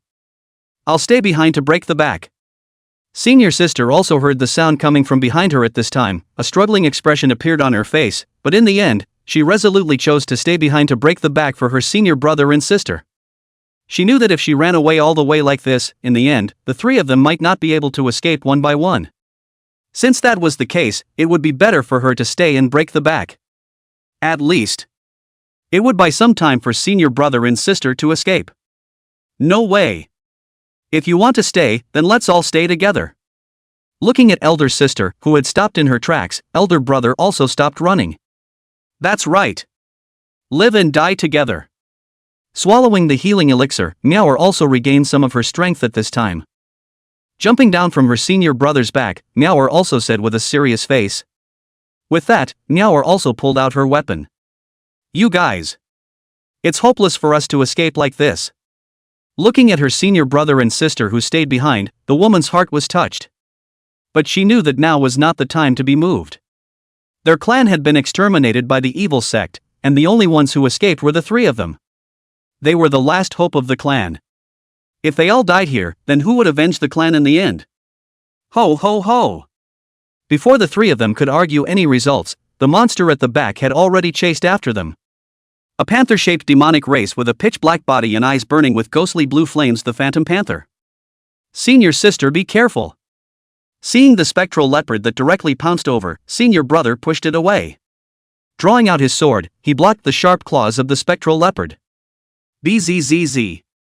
The sharp claws collided with the sword, splashing a string of sparks. Just when elder brother thought he had blocked the blow, a huge force suddenly came. Boom! Cough! With a muffled sound, the senior brother's body was directly slapped out. It kept crashing through 3 large trees in a row, only to be stopped at the 4th tree. Senior brother! Elder brother! Seeing her senior brother being slapped out, Manhwa and her senior sister cried out in shock at the same time. Roar ho! But the spectral leopard didn't give them a chance to care about their senior brother, and with a turn, it killed towards the 2 women. Sinful animal! Looking at the spectral leopard that was killing towards her, the senior sister drew out her sword and struck out indignantly. But, having already gone through a big battle and escaping and running for a long time, she didn't have much physical strength left. Ding! In just a single glance, the underworld leopard slapped the sword in the hand of the senior sister away. With a sweep of its tail, it directly sent it flying out. Seeing this, Manhwa on the side gritted her teeth and poured all the remaining true chi in her body into the mixed yuan bell in her hand. Pouring her best into the blow, she wanted to buy breathing time for her senior brother and sister. Swinging demon bell sound. Chapter 066, The Source of the Bloody Odor. Woji sword sect leader Duani. Swinging demon bell sound. With a shout, Manhwa infused her entire body's true chi into this strike. Ding bell. As her true chi was mobilized, the mixed yuan bell in Manhwa's hand emitted a burst of ethereal ringing. The sound waves visible to the naked eye directly suppressed the spectral leopard in place. Roar ho! With its entire body crushed to the ground, the spectral leopard let out an angry hiss. With all 4 limbs firing, the spectral leopard fought against the swinging demon bell sound. Ah! Manhwa was also shouting to cheer herself up at this moment, but nay, the true chi in her body was already depleted. Even if she shouted with more vigor, she couldn't add power to the moves anymore. Manhwa could only watch as the spectral leopard broke through her suppression bit by bit. Senior sister! I'll help you. Just as the spectral leopard was about to break through the suppression, senior brother had already snapped himself out of the tree trunk. Picking up the sword that had fallen aside, elder brother rushed forward once again with his hand on the sword. Heavenly water, 1 color. Running quickly, the sword in elder brother's hand quickly cut across the body of the spectral leopard. Clear sword marks remained on the body of the spectral leopard, and in the next moment, a large amount of blood spurted out from the wound. Roar ho! An angry hiss mixed with pain rang out. The spectral leopard didn't expect these 3 people to even be able to injure themselves. Blood splattered down, and the ferocity of the spectral leopard was completely aroused. Breaking free from Suzuka's suppression, the spectral leopard's body burned with an ethereal blue flame. Roar ho! With another angry roar, the spectral leopard stopped teasing the 3 this time. The spectral flames that could burn souls instantly engulfed the surroundings, and it wanted to make all 3 of these people's souls fall apart. Bzzz. Just as the 3 people were about to be devoured by the underworld flame in despair, in the sky, however, there was a sudden burst of electric current. Boom ka! In the next moment, a heavenly thunder struck down from high in the sky. The terrifying heavenly thunder struck the spectral leopard squarely, and the spectral flame dissipated into bits of starry fire at this moment. The sudden change caused the 3 to simultaneously widen their eyes. At this moment, the 3 of them were still somewhat unresponsive. This was. The heavens saw their pity and stepped in to help them? Senior brother. It's a thunder beast. At this time, the smoke and dust generated by the landing of the heavenly thunder dispersed, and Manhwa got a good look at the situation inside. That spectral leopard that had chased them and fled in a mess was now being trampled under the feet of a demonic beast whose entire body was glittering with lightning. Seeing the image of this demonic beast, Manhwa instantly thought of the thunder beast. However, the surroundings of the bleak weeping forest had never heard of any sign of thunder beast activity either. Where did this thunder beast come from? Thunder beast? Just sent away the jackal, and here comes the tiger. God is trying to make us die. Hearing Manhwa's exclamation of shock, senior brother smiled miserably. Even in their heyday, the 3 of them together wouldn't have been able to deal with a phantom leopard, let alone a thunder beast that could easily kill a phantom leopard. Today, They were afraid that they would have to be accounted for here. Master is above. The rebellious disciple Chui Xin failed to escape with his senior sister. If there is an afterlife. Meow. Chui Xian's side had already prepared his last words. After all, in front of the Thunder Beast, escape was absolutely impossible. No matter how fast they couldn't run away from the heavenly thunder. However, before Chui Xian could finish his last words, the Thunder Beast in front of him suddenly interrupted it with a bark. Eh? There's only one phantom leopard? Where is this doing me? Big Orange. Discern the strength of your target next time. There's absolutely no need to waste time with this kind of small demon. At this time, a stream of light once again descended from the sky, and a helpless voice followed at the same time. The visitors were none other than Bai Sumu and Big Orange, who had traveled from afar. And at this time, the three siblings who heard Bai Sumu's tirade fell silent. Little demon. There's no need to waste time. It was as if each of those words had taken a needle and stuck it in their hearts. Stabbed in the heart. Ah. Sorry, your true chi was too low to notice. It was only at this moment that Bai Sumi noticed that there were 3 other people beside him. With an apologetic smile, Bai Sumu really didn't notice. After all, the true chi in the 3 of them at this time was not as dense as a random weed in the Ask Immortal Sword Pavilion. It was justifiable to be overlooked. Hearing these words from Bai Sumu, the 3 of them shattered once again. Greetings, Senior. We are disciples of the Wuji Sword Sect. Thank you, Senior, for saving our lives. But fortunately, Chui Xian quickly adjusted his mindset. Kneeling down with both knees, he directly bowed down towards Bai Sumu. Seeing this, the 2 senior sisters also followed Chui Xian and knelt together. All right. After receiving your great gifts, the karma between us is settled. Seeing this, Bai Sumu did not stop. It wasn't until after the 3 had kowtowed that Bai Sumu propped the 3 up with his true chi. Where there was cause, there was effect, and since he had saved them, Bai Sumu could afford to accept this great gift. But the Wuji Sword Sect. Who is the head of your sect? After helping the 3 people up, Bai Sumu opened his mouth and asked. The name Wuji Sword Sect sounded somewhat familiar to Bai Sumu. But for a moment, he couldn't recall where he had heard this name before. Back to Senior. The headmaster is Wuji Sword Duan Yi. Hearing Bai Sumu ask, Chui Xian hurriedly arched his hand and returned. Duan Yi. Oh. Hearing this name, Bai Sumu then nodded in a daze. He remembered why he was familiar with the Wuji Sword Sect's ears. Duan Yi, true self-realm sword cultivator. Bai Sumu had met the other party on a mission before. Although Duan Yi's cultivation level wasn't high, he had his own unique insights in the path of sword intent. The infinite sword intent, even Bai Sumu had a high opinion of it. Something happened to your clan? Looking at the woeful appearance of the 3, Bai Sumu once again opened his mouth and asked. That's right. We just escaped from the sect. The sect. It was exterminated by the soul refining sect. Seeing Bai Sumu ask, Chui Xian's expression was heavy. Extinguished? Impossible. But hearing Chui Xian's words, Bai Sumu shook his head. Soul refining sect, this name Bai Sumu did not have the slightest impression. Obviously, it was a small sect that didn't have much fame. With Duan Yi's methods, there was absolutely no way that he would be exterminated by this small sect. Elder? Hearing Bai Sumu answer with such certainty, Chui Xian froze. When he escaped, his master had already said that the sect had fallen. How was it that in Senior's mouth, it seemed like there was still room to raise the dead? I recognize your sect master. Someone who can make me remember names. Definitely won't die so simply. Looking at the fire called hope flickering in Chui Xian's eyes, Bai Sumu nodded. Duan Yi, Bai Sumu still had an impression of him in his mind. Such a person who had created his own infinite sword intent would definitely not die just like that. Without continuing to explain to the 3, Bai Sumu greeted them and planned to go to this Wuji Sword Sect to take a look.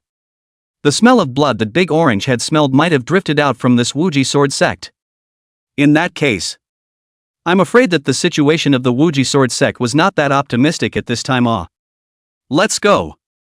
Take me to your clan to take a look. Chapter 067 Burning the Origin. Duan Yi and Nye Xingyun. Plus more. The Wuji Sword Sect, located directly north of the bleak Weeping Forest. Although the Wuji sword sect didn't have much fame in the entire human realm in this Bishan city, it still had a few points of popularity.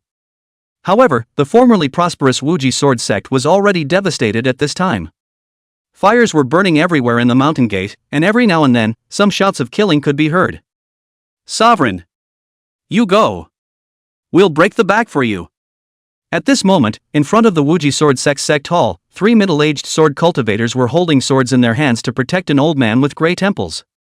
The 3 of them were the only elders left in the Wuji sword sect today.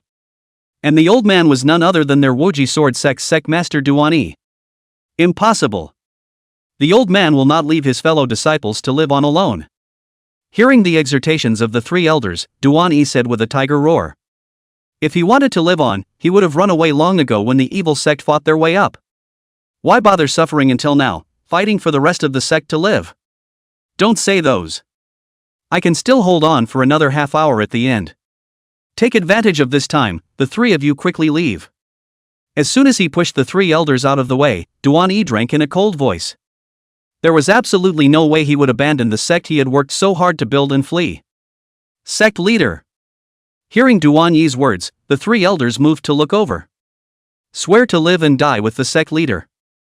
The 3 elders were able to hold on until now, and they obviously stayed with the idea of living and dying with the sect as well.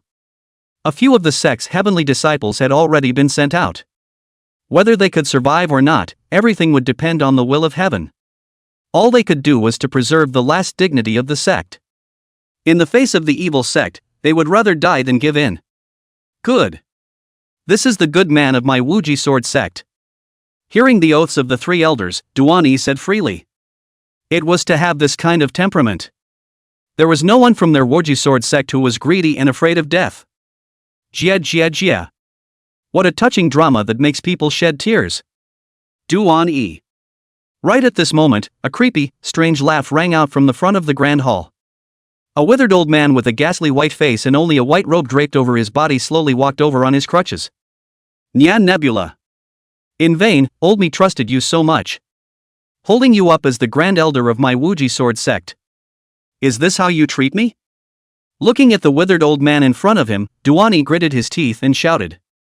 Nie Xingyun was once his most trusted partner. It could even be said that this Wuji sword sect was built by the 2 together. But Duan never expected that one day in the end, he would be backstabbed by Nie Xingyun. Even the entire Wuji sword sect was destroyed by Nie Nebula. Duan. You don't have to hate me so much. These are all karmic consequences you've planted yourself. Don't forget. You're the one who killed the soul refining sect's male son. You planted the cause, so you can only get this kind of evil consequence. However, listening to Duan questioning, Nie Xingyun said with a sneer on his face. I have no shame in killing him. Hearing Nie Xingyun's words, Duan said with a straight face.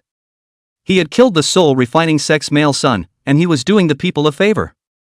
Tsk tisk tisk. Good. You have a clear conscience.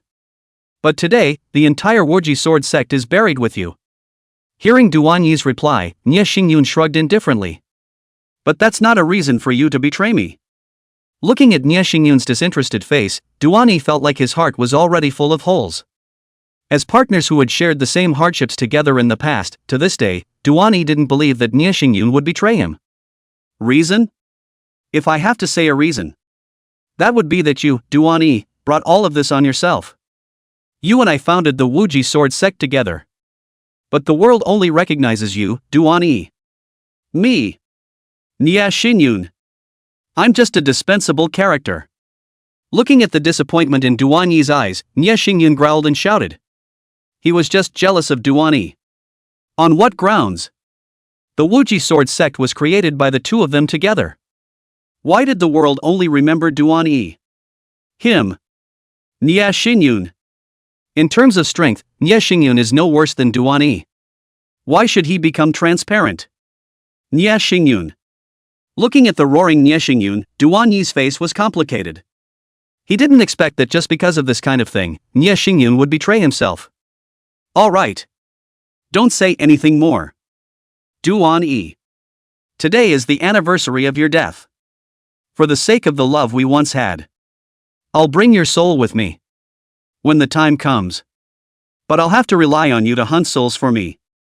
Pacifying his agitation, Nie Xingyun's face once again put on a smile.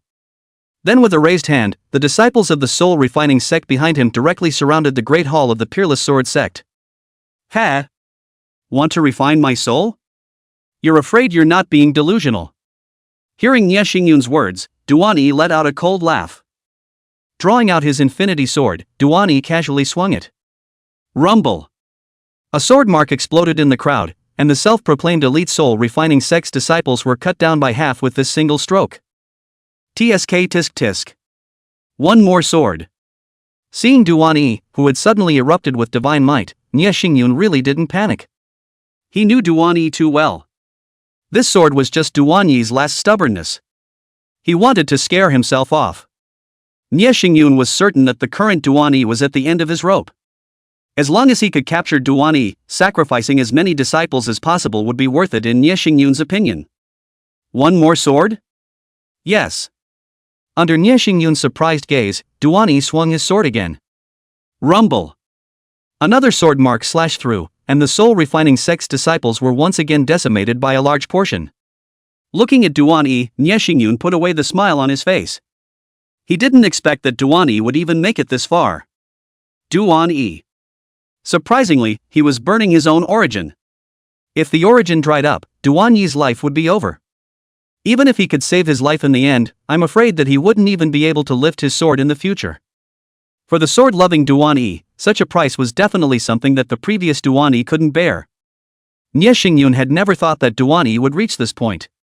It seems that he still didn't know this old friend of his well enough. Let's go. But it didn't matter. Since he had chosen to burn his origin, there was only one final end for Duan Yi. Although it was said that the lives of the soul refining sect's disciples weren't lives, it wasn't such a waste. The current Duan Yi had absolutely no more value for him to stay.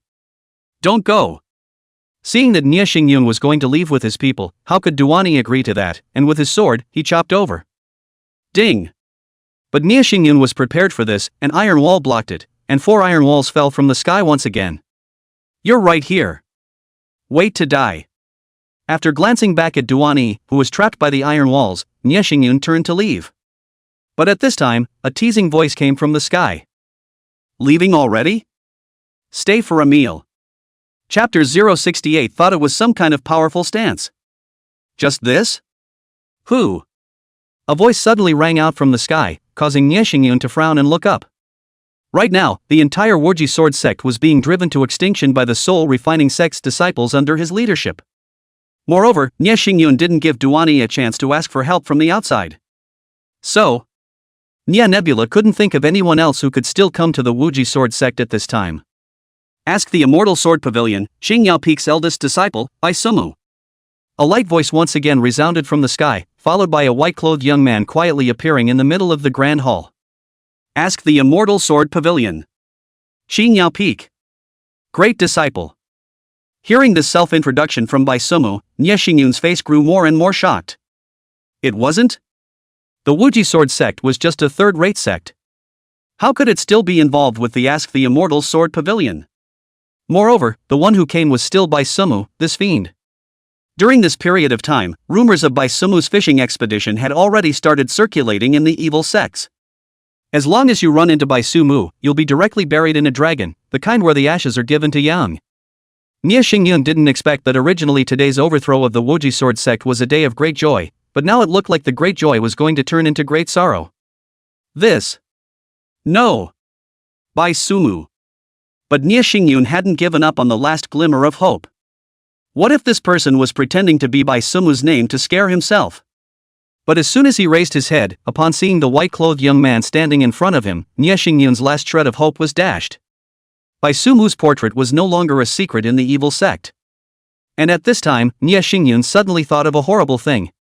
As far as he could remember, Duan Yi had once mentioned a teenager named Bai Sumu to him more than once. At that time, the name Bai Sumu didn't have much of a reputation. But in retrospect, it turned out that Bai Sumu and Duan Yi had known each other a long time ago? Bai Sumu. What are you doing here? Calming down, Nie Xingyun looked at Bai Sumu and opened his mouth to ask. While taking the time to speak, Nye Xingyun was secretly mobilizing the true chi in his body. As for fighting by Sumu to the death? That option was never within Nye Xingyun's scope of consideration.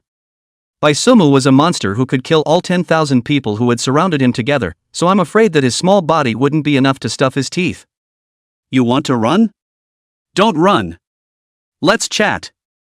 Nye Xingyun's small movements, of course, could not be hidden from Bai Sumu. However, Bai Sumu didn't make a move to interrupt Nye Xingyun. After all, the gap between the two sides was there. Even if Nye Xingyun were to prepare himself, he wouldn't be able to run away from Bai Sumu's eyes. Meow. Just as Bai Sumu's words fell, Big Orange jumped onto the gravel beside Nye Xingyun and sat down. Letting out a soft cry, Big Orange licked its paw. Big Orange's meaning was already clear: don't try to run, I'm staring at you. Bai Sumu. Looking at Bai Sumu in this stance, Nye Xingyun clenched his back teeth. He certainly wasn't someone who obediently obeyed. Otherwise, Nye Xingyun wouldn't have done something to betray Duani. Right now, reason told him that with such a desperate situation, he could only make a last-ditch effort. But feeling the pressure around him if anything, and then seeing Bai Sumu's face with a smile on it, Nye Xingyun realized that he now unexpectedly did not have the courage to show his sword to Bai Sumu. Right now, all that remained in Nye Xingyun's heart was fear. In it. Is there anything you want to say to me? Hearing Nye Xingyun call her name, Bai Sumu answered. Ah. Looking at Beksuki's appearance that was so relaxed that she didn't put herself in the least bit, Nye Xingyun fell silent. But this time, Nye Xingyun exploded in silence. He was originally an extremely sensitive person. Otherwise, it wouldn't have been possible for him to betray Duani because of all the gossip outside. And now, that look of Bai Sumu looking down on him once again poked the soft spot in Nye Xingyun's heart. Him. Nye Xingyun. It was because he was looked down upon by others that he betrayed Duani. Before betrayal, you looked down on me. After betraying me, you still look down on me? Then didn't I betray Nye Xingyun for nothing? Phantom Star Sword. A withered and dried palm stretched out from under the white robe. The hand gripping the sword even made the bones beneath the skin clearly visible due to the force exerted. With this sword, Nye Xingyun had exerted all his strength. After all, Nye Xingyun's heart knew that if he didn't put his best foot forward with this sword, he wouldn't have had the chance for a second sword. In the face of Nye Xingyun, Bai Sumu stood still without the slightest intention of striking. Nye Xingyun was not angry, but rather happy to see Bai Sumu being so arrogant. It's good to be generous, it's good to be generous. Meow. But just as Nye Xingyun felt that he was going to score with this strike, a beastly roar suddenly came from his ears. In a flash of lightning, Big Orange blocked Nye Xingyun's body with a flash. Meow. With another howl, the lightning on Big Orange's body let out a crackling sound. Violent thunder power erupted, hitting the sprinting Nye Xingyun squarely.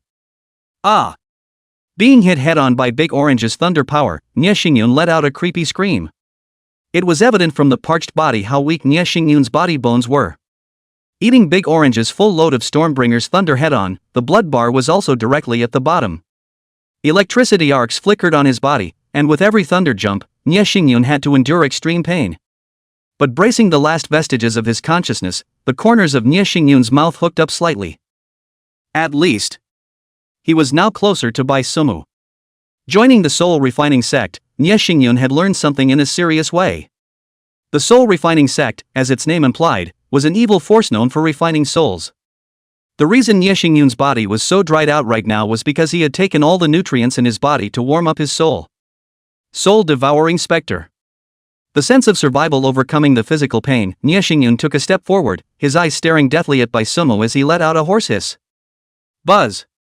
As Nye Xingyun hissed, his already dried-out body shrunk once again, leaving only a skeleton of skin and bones.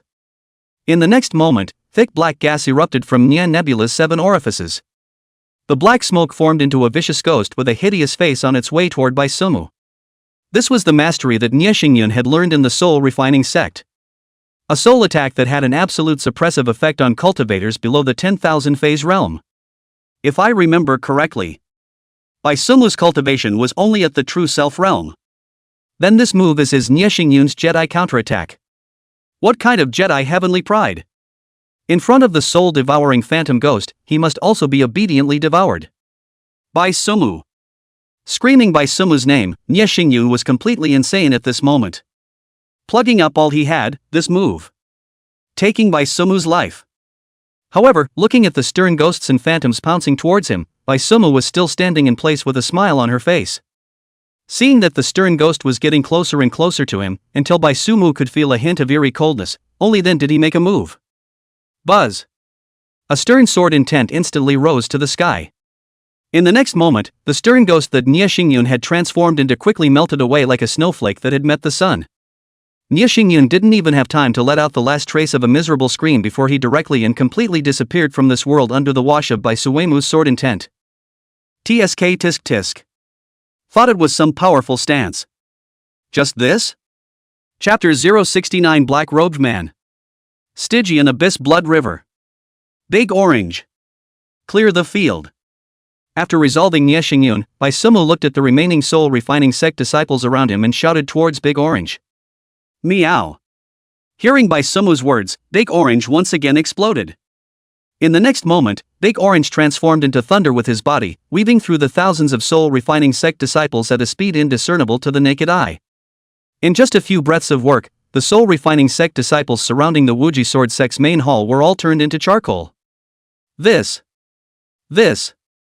At this moment, the several elders of the Wuji Sword sect who stood at the entrance of the hall only managed to come back to their senses. They had all been prepared to fight to the death. But who had thought that a divine warrior would descend from the heavens? With one cat, Bai Sumu directly wiped out all of the culprits who had annihilated their entire clan. Their brains were even now a bit unresponsive. Was this a dream? If this was a dream, I hope to never wake up. Elder Brother Duan. Still not coming out? After clearing out the people of the evil sect, Bai Sumu looked back at this iron box behind him. When Bai Sumu had just rushed to the Wuji Sword sect, he had seen Duani being trapped inside by Nie Xingyun with 5 iron plates. Of course, the iron plates were just a name. Bai Sumu could still tell the good from the bad.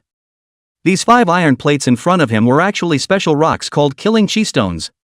The chi killing stone emitted a metallic luster all over its body and had an extremely terrifying defense. However, the main function of the chi killing stone was that it could absorb astral energy. Sword chi, too, was a type of astral energy. Therefore, this was a cage that was specially created for Duani. But even though this cage made up of killing chi stones was very tough, it was still too easy to think of trapping Duani. Sword intent was the root of a sword cultivator. Sure enough, as Bai Sumu's words fell, a burst of dull striking sound suddenly came from the cage in front of him. In the next moment, a white light slashed past Bai Sumu's eyes, and the cage made up of killing stones was also split in two. Nie Xingyun. The cage had just opened, when a roar filled with rage exploded like thunder. At this moment, Duani's eyes were filled with blood, and his eyes filled with fury scanned the surroundings. But after just one sweep, Duani's eyes were filled with disbelief. What did he see? The corpses of the soul refining sect's disciples were everywhere. What had happened in this little while of being trapped? Are you Bai Sumu? Without waiting for Duani to think too much about these questions, in the next moment, his line of sight landed on Bai Sumu's body. Turning from disbelief to surprise, Duani's eyes lit up. And the moment he saw Bai Sumu, all the things that he just couldn't figure out were also figured out. Heaven will not kill the Wuji Sword sect. Elder Brother Duan, long time no see. Looking at Duani, Bai Sumu smiled and greeted him. Long time no see. Your sword intent has refined again? Duani also responded with a smile. However, after sizing up Bai Sumu, Duani suddenly let out a cry of surprise. This thing called sword intent was not the same as true chi cultivation. With true chi cultivation, you just need to cultivate every day, and you'll make progress every day with each passing day. Of course, except when you encounter a bottleneck. But sword intent is not something that you can improve over time. Sword intent, what you know is what you know, and what you don't know is what you don't know. There was no point in burying your head in the sand and practicing hard. Even if you are too stubborn, you may end up going off the deep end. Sword intent relies on the word enlightenment. Duani thought that he had already overestimated Bai Sumu's talent enough. But now it seemed that he had still overestimated less. It was rumored in the outside world that Bai Sumu's sword intent had reached the level of sword mind. This was already a very stunning level. But just now, when Duani took a glance, he knew that Bai Sumu was not far from that final step. A fluke of some enlightenment. Don't talk about me. Elder brother Duan, your state. Hearing Duanyi's exclamation of surprise, Bai Sumu waved his hand, not intending to say much. Instead, he steered the topic to Duanyi's body. Although at this moment, Duanyi's true chi was full and his sword intent was in full swing. However, Bai Sumu could see that Duanyi was already weak at the moment. All of this was just an appearance. This situation made Bai Sumu think of a possibility. Burning the origin. But Bai Sumu couldn't figure it out. If it was just the Nye Nebula from just now, it shouldn't be enough to force Duanyi to the point of burning his origin, right? After all, Duanyi's limitless sword intent wasn't a vegetarian. Status? Ha ha ha. You see it? Looking at Bai Sumu frowning lightly, Duanyi was smiling sagely. Burning the origin, the consequences were extremely serious. This Duanyi knew clearly. But Duanyi didn't care. Even if he might not be able to hold a sword anymore in the future, if he could preserve the Wuji sword sect, Duanyi would not hesitate to do so. Who forced you to this point, old brother Duan? Looking at Duanyi's sprightly demeanor, Bai Sumu pursued. Inside the soul refining sect, there shouldn't be such a character. However, Bai Sumu quickly thought of a possibility. The demon clan lurking inside the soul refining sect. If the demon race had intervened in the Wuji sword sect's extermination this time, then everything would make sense. He had been fishing for so long and hadn't even found a single shadow of the demon race. This time, it was just a whim, but I found the shadow of the devil race? It was really a case of planting a flower with a good intention, but a willow without a good intention. I didn't see it clearly exactly. The other party's entire body is shrouded under a black robe. The body type is burly, and the weapon used is a double-edged giant axe. Looking at Bai Sumu's eager appearance, Duanyi also told him the truth. Now what about this person? Hearing Duanyi's description, Bai Sumu was brightening up. I wasn't this person's opponent. But in the end, when the other party beat me to the brink of death, he suddenly stopped. I was in a trance at that time. Only heard. Stygian Blood River? Yes, that's right. It was the Stygian Abyss Blood River. I only heard those 4 words. Frowning, Duanyi was caught up in his memories. The Wuji sword sect, although it was only a third-rate sect, Duanyi's strength was not third-rate. In the beginning, when the soul refining sect hit the door, the Wuji sword sect quickly organized a counterattack. At one point, it even repelled the soul refining sect. But unexpectedly, just as the soul refining sect was about to be routed, a tall figure clad in a black robe suddenly appeared on the battlefield. Without saying a word, the other party launched an indiscriminate attack on the disciples of the Wuji sword sect. Seeing this, Duanyi of course couldn't possibly let him continue to slaughter the disciples under his sect, and immediately engaged the black-robed man in a fierce battle. However, Duanyi didn't expect that even though he was fully utilizing his infinite sword intent, he still didn't have any advantage over the black-robed man's hands in the end. In the end, he was even beaten to the brink of death by the other party.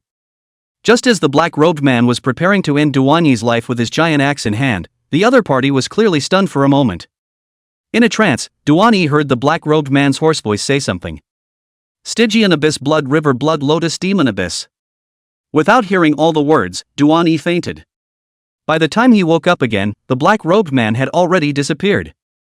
After listening to Duanyi's description, Bai Sumu was certain in his heart that this black-robed man who had attacked Duanyi was definitely someone from the devil race.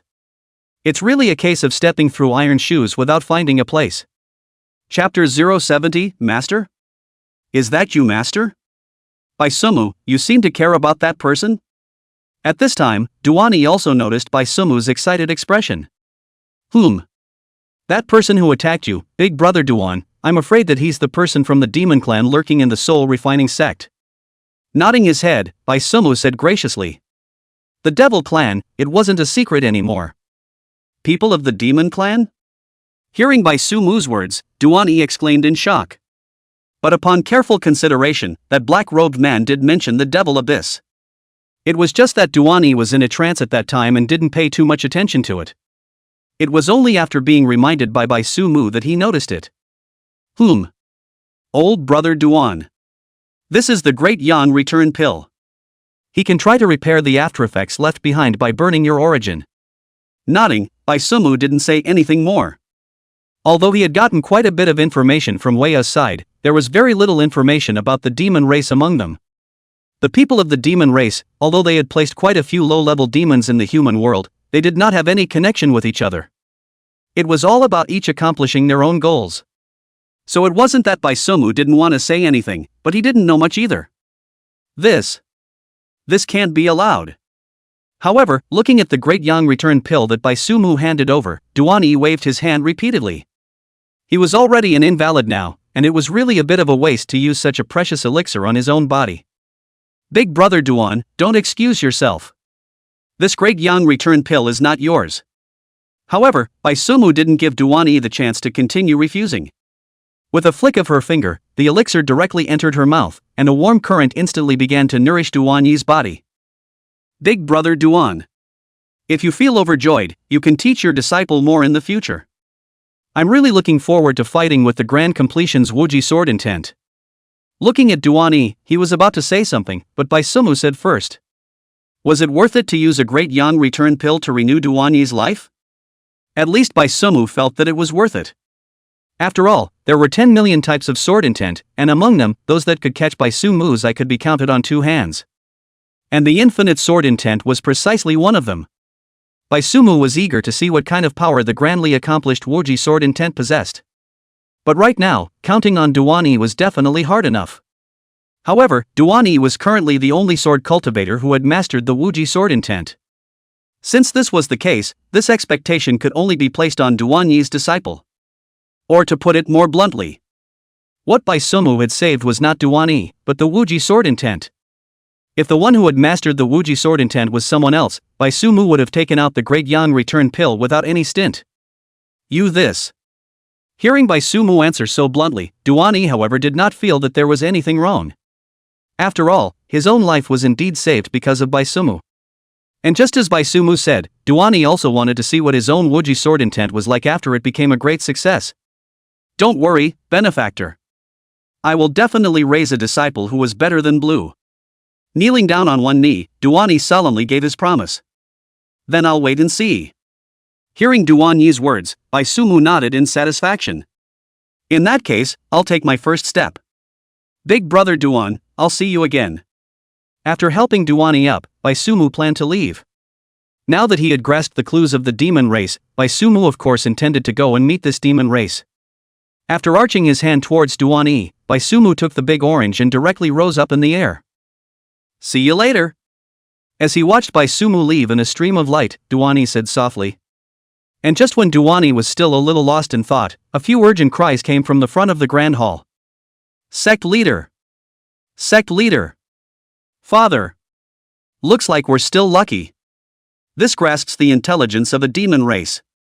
Leaving from the Wuji sword sect, Baisumu flew with his sword. The devil race that was on his mind, he came. Meow. Lying on Baisumu's shoulder, Big Orange followed suit. It hadn't fought with the demon race yet, so this time it was just the right time to get a taste of saltiness. Wait a minute. At this time, the extremely fast-flying Baisumi suddenly came to a sharp stop. He suddenly remembered an extremely grim problem. Meow? Seeing Baisuki suddenly stop, Big Orange suspiciously tilted his head to look over. What's wrong? Wasn't it still on fire just now? Why did it still stop? Big Orange, do you know where the Stygian Abyss Blood River is? Looking at Big Orange, Baisuemu sent out a soul torture question. Meow? Hearing Baisumu's words, Big Orange also froze. Where would it know? It hadn't even been out of the strange stone forest since it grew up, so how would it know about the Stygian Blood River? Meow meow meow? Looking at Baisumu, whose face was getting heavier and heavier, Big Orange also reacted at this time. No, you don't even know the place, why are you running so fast? I wasn't in a hurry. But it's okay. I don't know, but there must be someone who does. Let's go ask. Hearing Big Orange's tirade, Baisumu scratched his head awkwardly. This matter had made a mess, and it did invite some laughter. However, Baisumu didn't bother about that. The main thing right now was to first figure out where the Stygian Abyss Blood River was. Da. What is it? The transmitting note rang 3 times, and a clear and cold voice came from inside. The owner of the voice was Bai Sumu's master Bai Miao. Master, do you know about the Stygian Abyss Blood River? The transmission note was connected, and Bai Sumu went straight to the point. Stygian Abyss Blood River? Never heard of the name. In a hurry? I'll go to the Hidden Scripture Pavilion right now to check it out for you. Bai Miao on the other end of the transmission note shook her head. She hadn't heard of this name. However, hearing the urgency in Bai Sumu's words, Bai Miao had already set off for the Scripture Collection Pavilion as she spoke. Master, you don't know either. Hearing Bai Miao's reply, Bai Sumu's heart sank. Although Bai Miao was the youngest elder, he had a lot of experience. The books inside the Hidden Scripture Pavilion, Bai Miao didn't say that he had read them all, but he had read them all. Therefore, Bai Miao's first reaction was that he had never heard of it, so the odds were that he wouldn't be able to find the answer inside the Tibetan Scripture Pavilion either. Master, don't go to the Hidden Scripture Pavilion. Go to the Sword Prison. But very quickly, Bai Sumu reacted. Stygian Abyss Blood River. This name came from the mouth of whichever person of the demon race. That is to say, this might be a special location known only to people of the demon race. And wasn't there a demon race being locked up inside the sword prison right now? I see. Hearing Bai Sumu's words, Bai Miao reversed his direction and headed straight for the sword prison. With the elder token in hand, Bai Miao made his way to the lowest level of the sword prison. In the corner of the lowest floor, Bai Miao saw a haggard figure. Phantom Demon Vaya, I have something to find you. Bai Miao called out, but Wei Ya didn't respond in the slightest. Wei Ya. But at this time, Bai Sumu's voice rang out from the soundtrack. Clash. The sound of chains colliding rang out, and the just now emaciated Wei Ya instantly arrived before the cell door. Grasping the cell door with both hands, she looked at the transmission note in Bai Miao's hand with an agitated expression. Master? Is that you, Master? Chapter 071 Underworld Blood Abyss. Blood Demon Vine. Vulgarity rectified. Master. Did you come to see me, Master? With her hands grasped on the railing, Wei Ya's face was agitated as she cried out towards the transmitting note in Bai Miao's hand. After such a long time had passed, she was finally able to hear this voice that she had been thinking about day and night once again. Tell me the location of the Stygian Abyss Blood River. Hearing Wei Ya's voice through the transmitting note, Bai Sumu's heart didn't fluctuate much. Instead, he went straight to the point and asked about the location of the Stygian Abyss Blood River. Master. Don't you even want Nuormi? Hearing Bai Sumu's voice, a resigned expression appeared on Wei Ya's face. In this dark and sunless sword prison, Wei Ya was thinking about Bai Sumu all the time. Now, it was so hard to hear Bai Sumu's voice, and she hadn't yet had the chance to pour out her thoughts. Tell me the location of the Stygian Abyss Blood River. However, listening to Wei Ya's aggrieved voice, Bai Sumu repeated the question he had just asked once again. And this time, Bai Sumu's voice took on a bit of coldness. The Underworld Blood River, in the Underworld Blood Abyss. From the Underworld Blood Abyss straight into it, at the very bottom is the Underworld Blood River. Hearing Bai Sumu's voice with a cold intent, Wei Ya's body subconsciously trembled twice before answering in a hurried voice. Her body was one that still had memories. The master's rules, but Wei Ya clearly remembered them. Again and again and again. What's inside the Stygian Abyss Blood River? Silently memorizing the location of the Stygian Abyss Blood River in his mind, Bai Sumu asked again. There are blood demon vines. The blood demon vine can bear blood vine fruit by sucking the cultivator's essence blood. It has the function of breaking boundaries. Hearing this second question from Bai Sumu, Wei Ya spoke out all the information she knew. Blood vine fruit. Breaking boundaries. On the other end of the transmission note, Bai Sumu nodded after listening to Wei Ya's words. He vaguely guessed what the demon race was going to use these things for. Master, I'm done asking. After organizing his thoughts, Bai Sumu spoke again, this time, to his master, Bai Miao. Master? Are you leaving here? Before Bai Miao could reply, Wei Ya's side was anxious first. She had finished answering her questions. Where was the reward? Master. Please put the transmission note here. Come back for it in a quarter of an hour. Listening to Wei Ya's eager voice, Bai Sumu's side was first silent for a while, then somewhat embarrassedly said to Bai Miao. Good. Hearing Bai Sumu's words, Bai Miao's tone was subtle. After handing the transmission note to Wei Ya, she consciously left first. Obviously, she guessed that the ensuing conversation might not be too suitable for her to be present. Master. Receiving the transmission note handed over by Miao as if it was a treasure, at this moment, Wei's face was filled with a look of infatuation. Just by hearing Bai Sumu's voice, she was already on the verge of arriving. Ha! Forgot my rules? However, listening to Wei's pleasing voice, Bai Sumu let out a cold laugh. Noor didn't. Noor just missed her master too much. Hearing the warm anger in Bai Sumu's tone, Wei panicked and sat down on her knees, her tone humble as she complained about her grievances. This is not a reason for you to make a mistake. You should know what to do at this time. But Via's aggravation didn't soften Bai Sumu's attitude. Yes.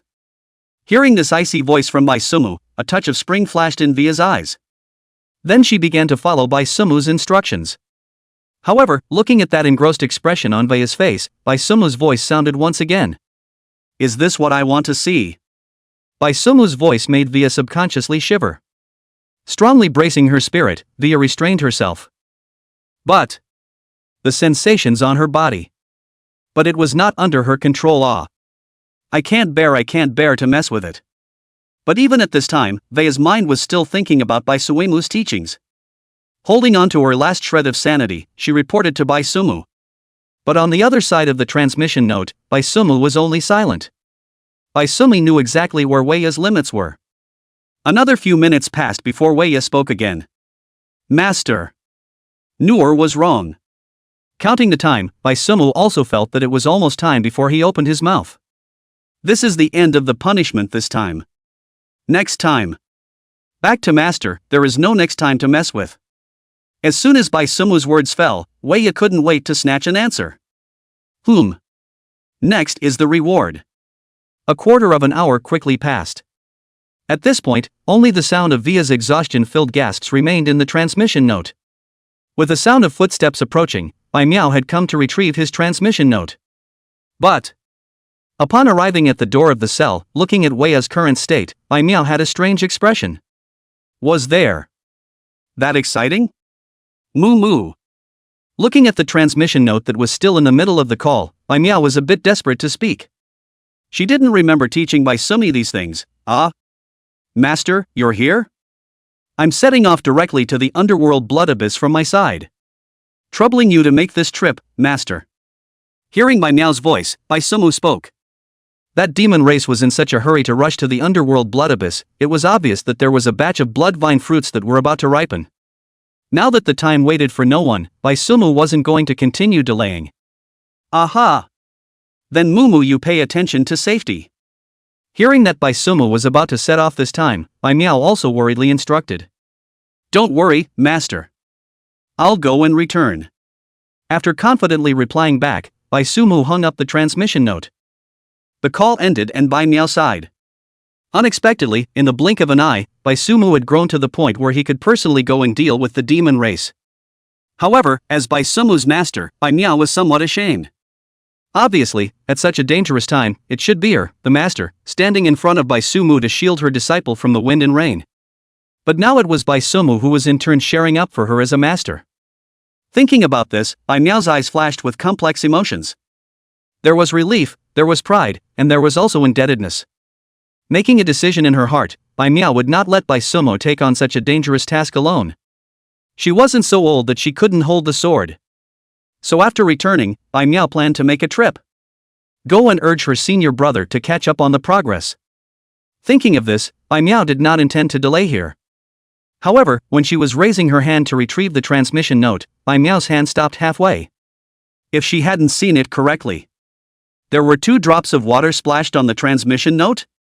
Thinking of something, Bai Miao's expression was strange. Then glancing at Wei, who was staring straight at him, Bai Miao already knew what was going on in his heart. Sending you off. After leaving behind a sentence, Bai Miao directly turned around and left. After hearing the desired answer, Wei collected the transmission note into her bosom as if it was a treasure. Feeling the cool touch of the transmission note against her skin, and then thinking about the reprimand her master had just given her, Via's breathing also became more and more rapid. Finally, a murmuring moan from Via once again resounded in the darkness. Master Man. Chapter 072 Bai Sumu, I've been waiting for you for a long time. The underworld blood abyss was one of the three major dangerous places in the human realm. It's a bottomless chasm located at the junction of the two imperial dynasties of the human realm, and because of the reddish light under the night and the wailing of the souls that can be heard from time to time, it got the name of the underworld blood abyss, which means the blood-colored abyss that leads directly to the underworld. After determining the destination, Baisumu brought Big Orange with him. By the time one person and one cat arrived at the underworld blood abyss, it was already midnight. That's just me, the laborer. Who else would be fine with breaking into the underworld blood abyss late at night at midnight? Standing in the sky above the underworld blood abyss, Baisumu smacked his lips. Of course, Baisuemu was also afraid of missing the ripening time of the blood vine fruit, otherwise there would be no need to rush so much. Meow. Hearing Baisumu boasting there, Big Orange cooperatively chimed in. Who would have ever thought? This underworld blood abyss actually has a river of underworld blood hidden beneath it. With his eyes staring at this bottomless chasm, Baisumu frowned slightly. The underworld blood abyss was rumored to be bottomless. There were once cultivators of the Tonling realm who went down to explore it, but never returned. This was also why it was one of the three most dangerous places in the human realm. Sounds pretty dangerous. Let me see what's going on. Saying that, Baisumu no longer hesitated and directly plunged into the underworld blood abyss with a jerk. All the way down, all around was the red light reflected up from the bottom of the blood abyss. After falling for almost a quarter of an hour, Baisumu suddenly felt something was wrong. Although the cliffs on both sides were indeed rapidly flying by, Baisumu inexplicably felt a trace of strangeness.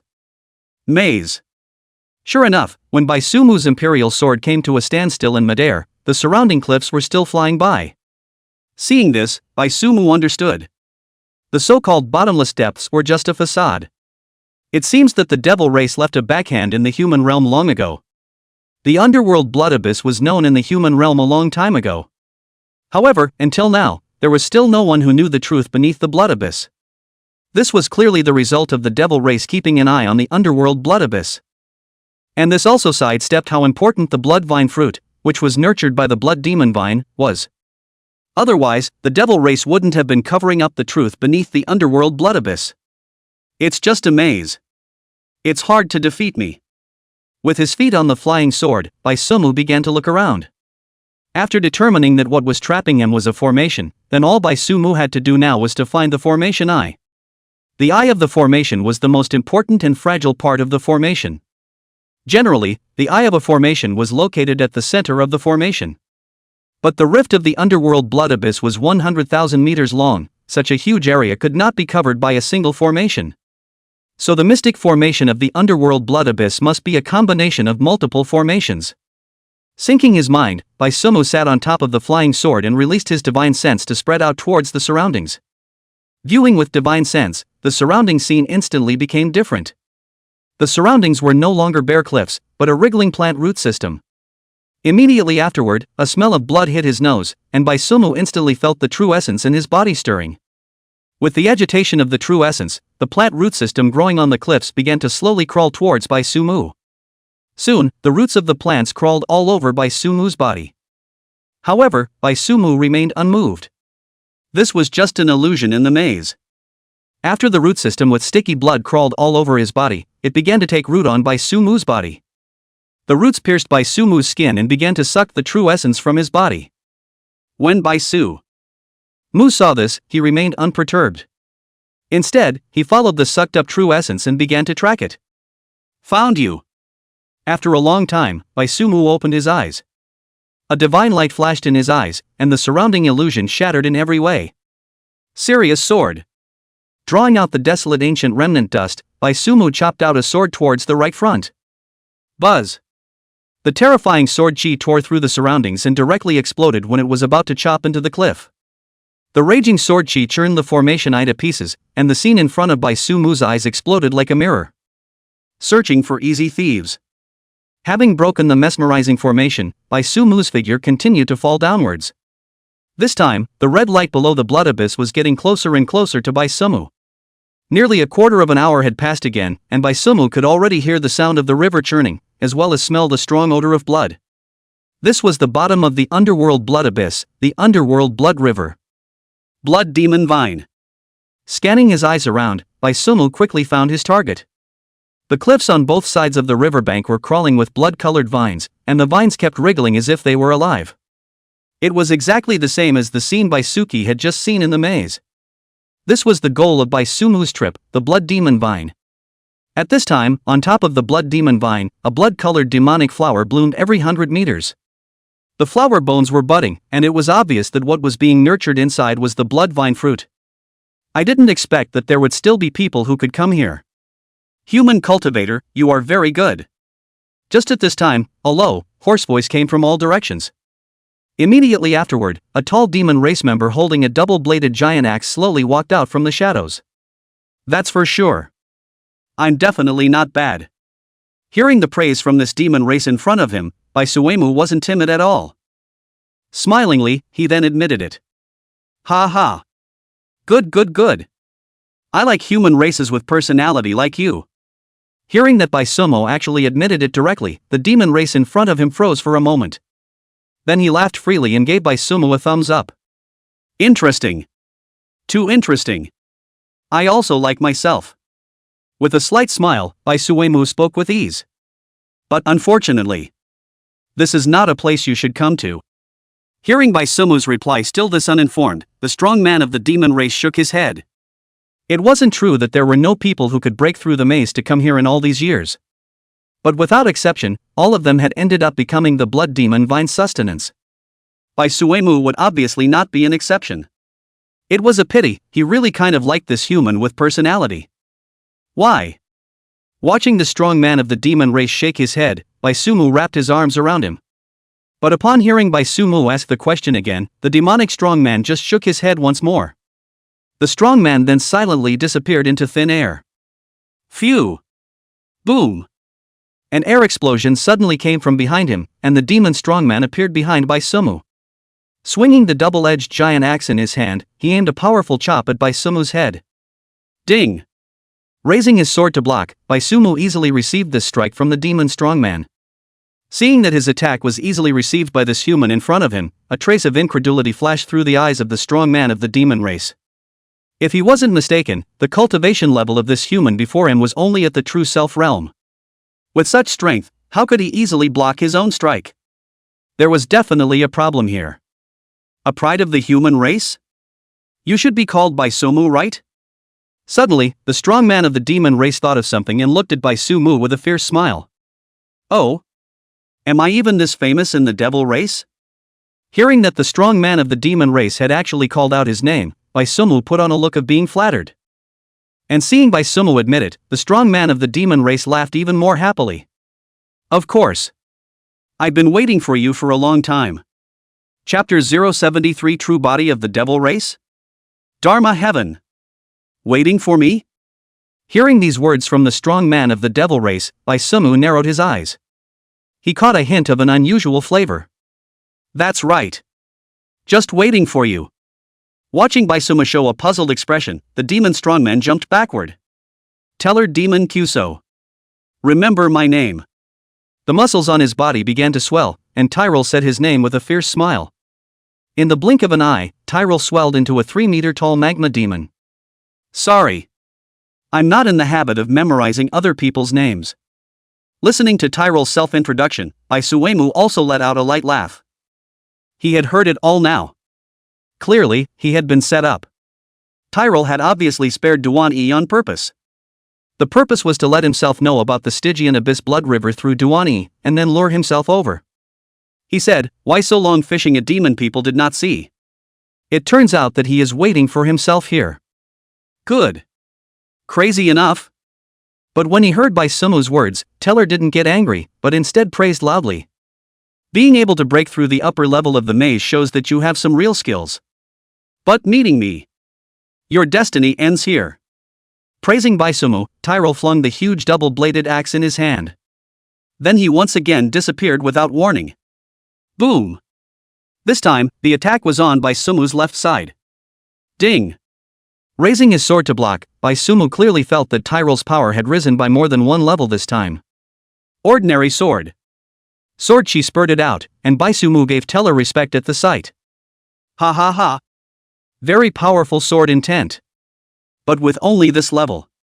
It would only be able to tickle me. The overpowering sword aura raged, but a mocking expression appeared on Tyrell's face. Although he did feel some pain as well, at this time, of course it was impossible to say that. What a tough mouth. Looking at Tyrell's look as if nothing had happened, Baisumu grinned.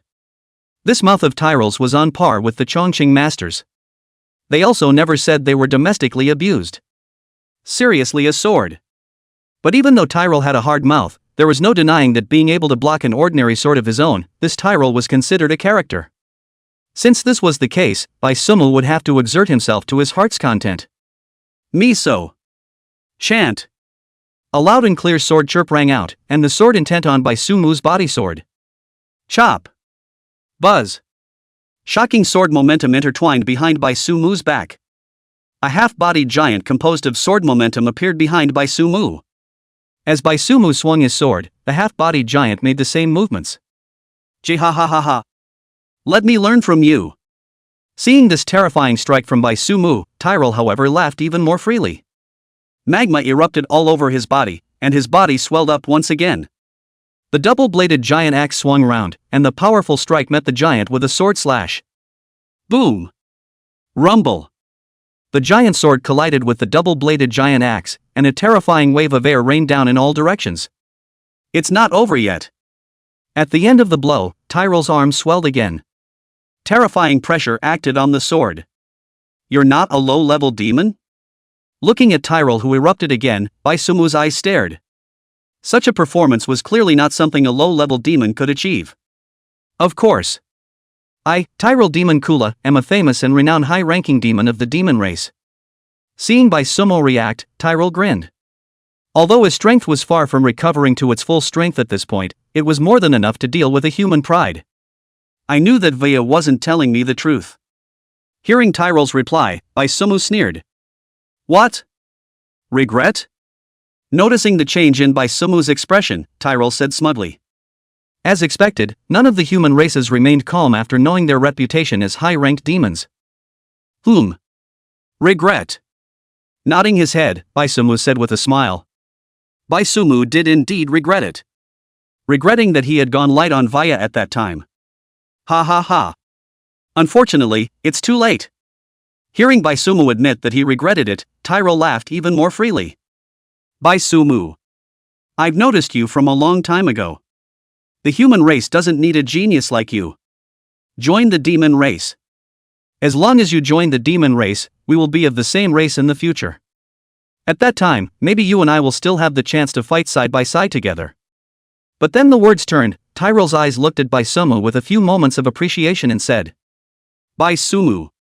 You don't know yet, do you? Your trail has always been within our grasp. And this information. But they were all told to us by your fellow human. Ha ha ha. Seeing Baisumu bowing his head in silence, Teller continued. At the end of his words, he even scoffed loudly. As long as you join the demon race. I can even tell you who betrayed you. Well. With both arms exerting force, swinging away Baisumu's sword-intent giant sword, Tyrell said as he slung his double-bladed giant axe over his shoulder. Don't play dumb. Baisumu. Other than joining my demon clan, you have no other way back today. You are a smart person, you should know how to choose.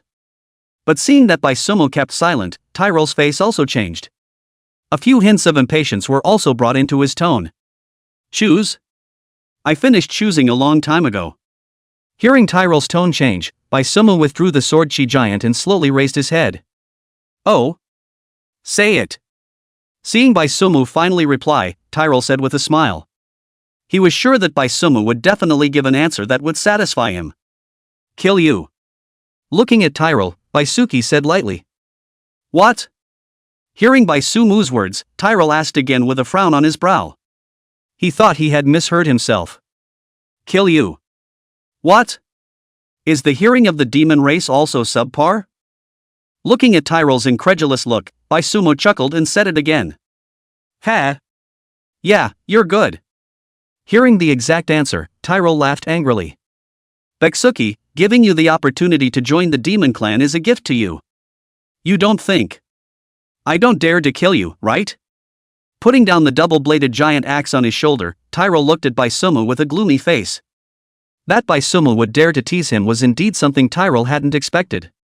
Since this was the case, he wasn't going to leave Baisuemu alive either.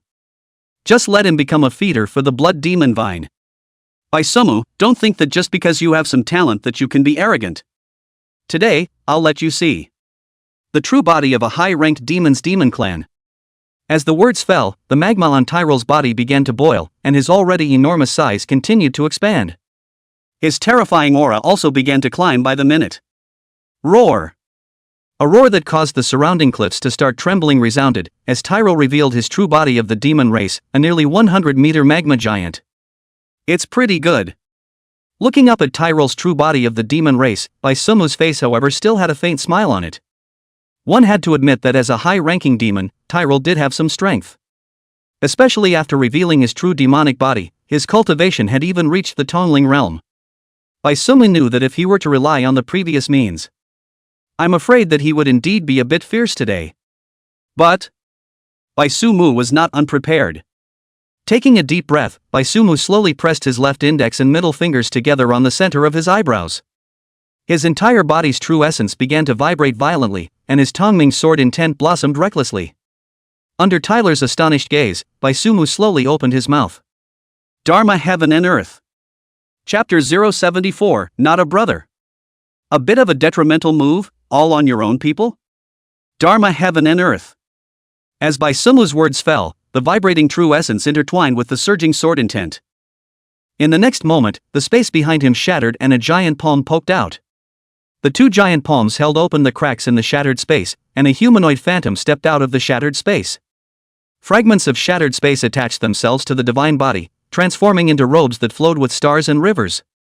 The Dharma phase had the sun and moon on its head, its feet stepped on the 9 ghosts, and a golden wheel of Dharma was generated behind its back. Opening his right hand, surging sword intent formed into a divinely shaped sword, and thus, the Dharma phase was accomplished. Dharma Heaven and Earth. Looking at the Dharma phase giant 1 zhang 3.33 meters that stood behind Baisumu and was as high as 100 zhang, Tyrell's eyes were round and full of disbelief. Dharma Heaven and Earth? This was a divine ability that the human race could master? It's finally done. Without bothering about the dumbfounded Tyrell, Baisumu nodded his head in satisfaction as he looked at the huge Dharma phase standing behind him. It was not in vain that he had honed his sword for 10 years. 10 years ago, Baisumu had already reached the peak of the true self realm. However, when he was about to break through to the 10,000 phases realm, Baisumu had a realization in his heart. The method he realized was the divine ability of Dharma Heaven and Earth. This was also one of the major reasons why Baisumu would be stuck in the true self realm for 10 long years. After all, even with the help of the innate Tao heart, the Dharma Heavenly Image Earth was not that easy to comprehend. Even now, Baisumu didn't say that he had completely mastered the divine ability of Dharma Heavenly Image Earth, he had only comprehended some of the skin of it, and was barely able to exert 1% of its power. After all, the real Dharma Heavenly Image Earth was to transform into 10,000 feet, transforming into heaven and earth. Now, Baisumu was only taking the trick and presenting it in the form of a Dharma phase. But this, Baisumu was already content. After all, with his current cultivation level wanting to perform a complete Dharma Heaven and Earth, it was really a bit of a fool's errand. You actually know how to perform the heavenly law? Looking at the 100-foot Dharma phase with the sun and moon on its head and the 9 ghosts on its feet, Tyrell's voice trembled a little. Originally, he thought that everything was one, but he didn't expect Baisumu to hold a big one for him in the end. You know Dharma Heaven and Earth, you said it earlier. If I had known that you would know this, why would I still cast my demonic true body? Thank you. If it wasn't for the realization from watching your demon true heart, I wouldn't have been able to cast this Dharma heavenly body. Looking at Tyrell, Baisumu said with a light smile. Of course, these words were purely said to zap Tyrell's heart. Sure enough, hearing Baisumu's words, Tyrell was now so angry that his body began to tremble. Why was he so indebted? For what reason did he have to use his true body as a demon? Because if he didn't use his demon true body, he couldn't beat Baisuki. After some serious thinking, Tyrell came up with an answer. This is insoluble. Thinking about it, Tyrell cursed indignantly. Whether he cast his true body of the demon race or not, the end result would be the same. To thank you. I'll go easy on you. Looking at Tyrell, who complained about himself, the corner of Baisumu's eye twitched. This Tyrol doesn't seem too smart. But it didn't matter. It was time to put an end to this battle. Chop! As Baisumu raised his sword, the Dharma giant behind him made the same move. Wherever the giant's sword crossed, space shattered. With an unstoppable momentum, this sword directly struck Tyrol's true body of the demon race and completely disintegrated it. Boom! Boom! A huge roar rang out, and the Stygian Abyss blood river was all cut off under this sword. As for Tyrol, I'm afraid that by this time, he was already preparing to follow the large army across the Naiha bridge. So strong. With such a mediocre strike that managed to achieve such an effect, Baisumu had a clear perception of the Dharma heaven and earth. A high-ranked demon with its true demonic body on couldn't block a casual sword strike from Fa Tian Xiangdi. The power was so over the top, but this was Fa Tian Xiangdi. This feels so good. Withdrawing Fa Tian Xiangdi, Baisumu was still immersed in the feeling of omnipotence he had just experienced. Even more, Baisumu was willing to exchange another 10 years for his complete mastery of the divine ability of Dharma Heavenly Image Earth. 10 years wasn't enough, 20 years would be fine. Hopefully, the innate Tao heart would understand something. Meow. Watching Baisumu withdraw Dharma Heavenly Image Earth, Big Orange, who was hiding at the side, then dared to give a soft meow. The Dharma Heavenly Elephant Earth that Baisumu had just conjured up had really shocked the little guy. In particular, Baisumu's pupils that flashed with the same divine light as the Dharma phase. That pair of divine pupils seemed as if they could directly see through the essence of everything in the world. It caused Big Orange to generate thoughts of worship from the bottom of his heart. At this moment, Big Orange was incomparably glad that he had signed a contract with Baisuemu in the first place. Don't be afraid. Big Orange, come here. Hearing Big Orange's voice, Baisumu then snapped back from his imaginings. Sheathing his sword, he opened his hands towards Big Orange with a smile on his face. Meow. Looking at the restored Baisuemu, Big Tangerine, after double-checking, gathered enough courage to jump into Baisuemu's arms. Sniffing the familiar smell, Big Orange then gradually calmed down the agitation in his heart. Look at how timid you are. Smoothing Big Orange's fur, Baisumu teased with a smile. Meow. Hearing Baisumu teasing himself, Big Orange defended himself. Once your Dharma heaven and earth is open, who dares to look at it? I can adjust so quickly, I'm already considered bold. Fine, fine. You're bold. Hearing that Big Orange was defending himself, and even started to gesture with his two small paws in a hurry, Baisumu also very facetiously concurred. Meow. With his head resting on Baisumu's shoulder, Big Orange rolled his eyes. Didn't anyone say that this answer of yours is perfunctory? We've only been together for a few days? You're running out of patience with me now? Go away. Going to finish up. These blood vine fruits are a good thing. We can't leave them for the demon race. Looking at Big Orange, who was still throwing a small temper tantrum, Baisumu directly pinched the back spine of its destiny. Meow. For paws fluttered in mid-air in protest, but alas, the protest was ineffective. With a fling, Baisumu directly threw Big Orange inside the blood demon vine pile. Come come come. Let's race. As the words fell, Baisumu also came to the other side of the cliff, drew out the desolate ancient remnant dust, and with a flick of his wrist, a freshly formed blood vine fruit fell into his pocket. Meow. Watching Baisumu start straight away, Big Orange gave a disgruntled yelp. You don't even yell out a start? Sure enough, I'm not human, but you're a real dog. But complaints aside, Big Orange's speed was not slow at all. Turning his body into thunder, he harvested a blood vine fruit with every flash. The speeds of the two sides were indistinguishable for a while. But soon, Baisumu found a way to win. Big Orange didn't have a Chinkuan bag to hold things, so Baisumu followed Big Orange. When Big Orange harvested one, Baisumu collected one into his own Chinkuan bag. Of course, in order to not let Big Tangerine notice, Baisumu even performed his stance to the extreme. By the time Big Orange reacted, the blood devil vine that spread over 10 kilometers had already been harvested by it. After working hard for a long time, there was no harvest. Looking at the clean aisle behind him, Big Orange looked at Baisumu. It's not the oldest brother. A little bit of a detrimental trick to use on his own people? Meow. Chapter 075. Go on, go prove your worth. Tisk, tisk. Still angry? Returning to the questioning Immortal Sword Pavilion, Bai Sumu looked at Big Orange, who was lying on the gazebo table and sulking, and teased. Coming back from the underworld blood abyss, Bai Sumu had already coaxed all the way. But this time, the little guy was also really pissed off. In its words, Bai Sumu should be of the same race as it. The dog clan. To dog. That little underhanded trick was all used on his own people. AI. Since Big Orange is still angry, then this thunderjack fruit will have to be given to Don't. Meow. Before Bai Sumu could finish her sentence, Big Orange scurried directly over from the table in a mischievous manner. As soon as he jumped into Bai Sumu's arms, he blinked his big eyes and looked at him. That look was clearly saying that he wasn't really angry. How could it be angry with Bai Sumu? Reality. Looking at the Big Orange that changed its face in a second, Bai Sumu also fed it the thunderjack fruit in his hand. After all, this was what was prepared for the little guy. No matter what, Big Orange had also helped Bai Sumu harvest so many blood vine fruits, the reward definitely had to be there. Alright. You stay well at home. I'm going out. After throwing down 2 more thunderjack fruits for Big Orange, Bai Sumu planned to go out. He still had a score to settle with Vaya. Meow. Shrieking obediently, Big Orange indicated that he was the most well-behaved. With a few long leaps, it came to lie down inside its own nest. So well-behaved. I'm off. The lowest level of the sword prison. Bai Sumu arrived here unhindered with his token. Master. Master, you're back. Just after arriving at the lowest level, Bai Sumu heard Weiya's shouts. It had to be said that Weiya's nose was truly spiritual. She had just arrived herself, and she had caught her scent.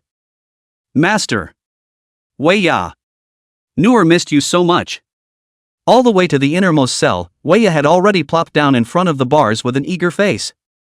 Looking at Bai Sumu, who was approaching step by step, Weiya's face was filled with flushing. Do you have nothing to say to me? However, listening to Via's tone that was full of curtness, Bai Sumu let out a cold smile. After running into Tyrell at the underworld blood abyss, Bai Sumu had already confirmed his previous suspicions. Weiya hadn't told herself the truth. Even Bai Sumu suspected that this plan of luring himself to the underworld blood abyss, Weiya was also involved. What do you want to hear, Master? As long as it's what Master wants to hear, slave can say it. Hearing Bai Sumu's words, Weiya was first stunned, then said fawningly. Seeing this, Bai Sumu did not say anything, but only coldly glanced at Weiya. Opening the door of the cell, Bai Sumu walked in. Poof. Via, who had just crawled over, was directly picked up by Bai Sumu by her hair. Afterwards, drawing out the desolate ancient remnant dust, Bai Sumu didn't even hesitate for a second and directly stabbed through Via's stomach. Lord. Looking at the desolate ancient remnant dust that had penetrated through her body, as well as Bai Sumu's ice-cold eyes, Weiya's eyes were filled with disbelief. She didn't know what she had done wrong. Vaya. Do you have something to say to me?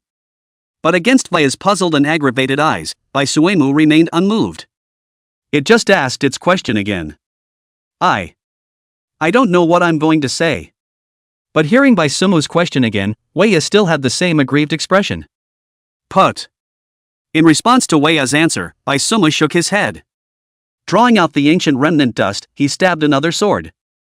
Cough. Cough. Master. Why? Coughing out 2 mouthfuls of blood, Weiya looked at Bai Sumu accusingly. Vaya. Repeat your name. Drawing out the desolate ancient remnant dust, Bai Sumu wiped it clean with the only fabric left on Weiya's body.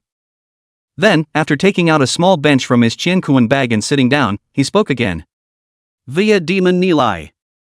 A low-level demon? Hearing this question from Bai Sumu, Vaya subconsciously replied. However, Baisuki's immediately following rhetorical question made Via freeze. Tell her demon Kara. Recognize? Looking at the frozen Via, Baisuki continued to ask. Recognize.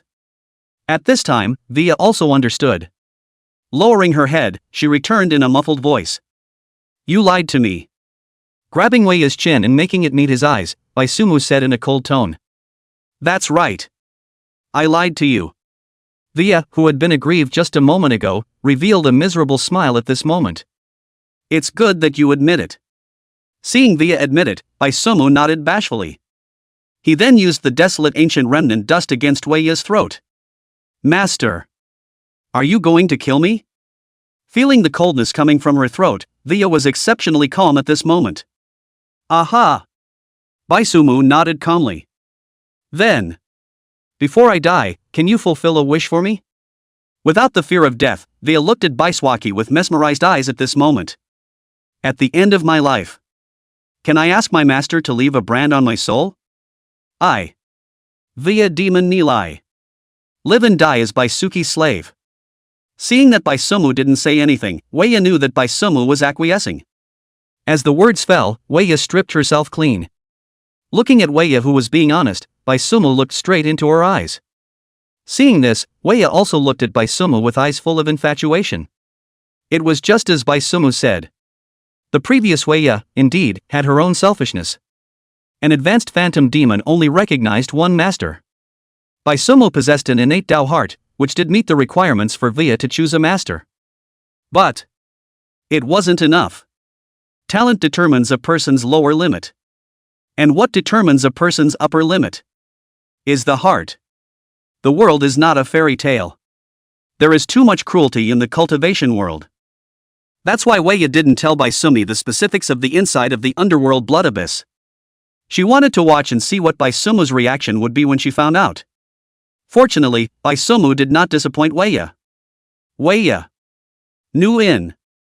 Hearing Baisumu call her name, Weya softly answered. You want to be my slave that badly? Using the tip of his sword to pick up Via's chin, Baisumu asked. Aha! In life and in death, Via is the master's person. Responding without hesitation, at this moment, Weya had already been completely conquered by Baisumu. Good. Hearing Weya's reply, Baisumu smiled faintly. Weya's face was delighted at the sound, but just as she was about to plan to accept Baisumu's soul brand, she only felt a coldness in her neck. The ancient remnant dust pierced her throat. Lord! Eyes stunned, looking at Baisumu, Via didn't understand. The test you put me through, I completed it. Now, it's your turn. Drawing out the desolate ancient remnant dust, Baisumu said blandly. My men, even a dog must have her value. Go. Go prove your worth. Baisumu said, slowly getting up. Without bothering about the lax-eyed Weya, after saying that, he turned around and left. While looking at Baisumu's departing back, Weya's eyes did not have the slightest bit of complaint. What she was looking for. Wasn't it this kind of master? Master. Weya will prove herself. Chapter 076 Eldest Brother. I guess there's no need for that, is there? Coming out of the sword prison, Baisumu saw Shinsong waiting for him at the entrance. Senior brother. Seeing Shinsong, Baisumu respectfully arched his hand. After all, this trip to the sword prison, Baisumu was there to kill Weya. And Weya was the only demon race captured by the human race right now. The value. There was still something. So before going down to the sword prison, Baisuki did ask Shinsong for permission.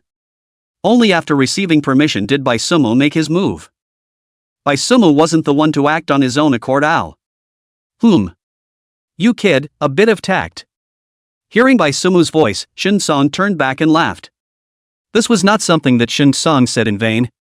The day before Baisumu came back, Via had a confessional with him, telling all the things she knew. Even in order to prove the authenticity of the information she said, Via had someone special search her soul. At first, Shinsong didn't know why Weya suddenly turned her temper. One must know that before, even when they had exhausted all means, other than using Baisumu as a pretext to get out some information, other times, Via had not said a single word more. Even the information that was confessed was useless information that could be found in the dossier. But after Baisumu found himself today, Shinsong understood. Weya was aware that she was going to die. Shinsong had to admire Baisumu. To be able to make a high-level chimera go to her death willingly. What kind of tuning did this have to give? Senior, don't flirt with me, right? However, listening to Shinsong's praise, Baisumi let out a bitter smile. Good. I won't flirt with you. Seeing Baisumu's bitter smile, Shinsong did not say more. From Via's memories, we have found the hiding places of 16 demons. In the near future. We're just going to do it. Talking about the main topic, Shinsong's face became serious. If he hadn't seen it with his own eyes, Shin-sung would indeed find it hard to believe. The hiding places of the devil race were not just the evil sects. Even among the righteous sects, they had been infiltrated by the devil race. This discovery made Shin-sung shudder. Think of it as the rent paid by the demon race living in the human world for so many years. Nodding, Baisumu said. Do you want to share two of you to practice? Turning his head to Baisumu, Shin-sung said with a smile. In a flash, Baisumu had grown so big. The current Baisumu no longer needed too much protection from them. It could completely stand on its own. It was also time to let Baisumu go through some things. After all, a fledgling eagle couldn't conquer the sky if it didn't experience the storm. Forget it. I just came back here. But hearing that Shin-sung was going to assign work to himself, Baisumu waved his hand back and forth. These demons that Vaya had given up were all her underlings, that is, low-ranked demons. Tossing a trip to clean up two low-level demons? Baisumu didn't have that much free time. You brat. Hearing Baisumu's words, Shin-sung cursed with a laugh. However, since Baisumu was unwilling, Shin-sung did not force him. He. I'll leave this kind of thing to senior uncle. I'll go back first. With a he smile, Baisumu displayed the emboldened by favoritism to the fullest. Get lost, brat. Shaking his head and smiling bitterly, Shin-sung once again cursed with a laugh. Baisumu arched his hand and saluted at his words, and then ran off in a frenzy. But suddenly Baisumu thought of something and turned back and shouted toward Shin-sung again. Senior! Don't forget that my master's birthday is coming up. You'll have to bring more goodies over by then. The next few days were sunny. However, the entire cultivation world was greeted with a major earthquake. With Via's intelligence support, all 16 demonic pawns were eliminated in one fell swoop. Not only did they include the evil sects, but even the righteous sects and secular families. This operation was led by the Immortal Sword Pavilion. When the 16 devils were beheaded together, the Immortal Sword Pavilion's reputation also saw a surge. But those things had nothing to do with Baisumu. Xingyao Peak, Xingyao Hall, Baisumu was leading his senior brothers and sisters to decorate the hall with colored lights. After all, tomorrow was Bai Miao's birthday. A sense of ceremony was definitely needed. Eldest senior brother. Where did you buy this painting? At the entrance of the main hall, Chui Yuting looked with a complicated face at the painting that was hung right in the middle by Baisumu. How can I say this? It was hard to imagine that this painting was drawn by hand. It was too abstract, right? What's wrong? I drew this myself.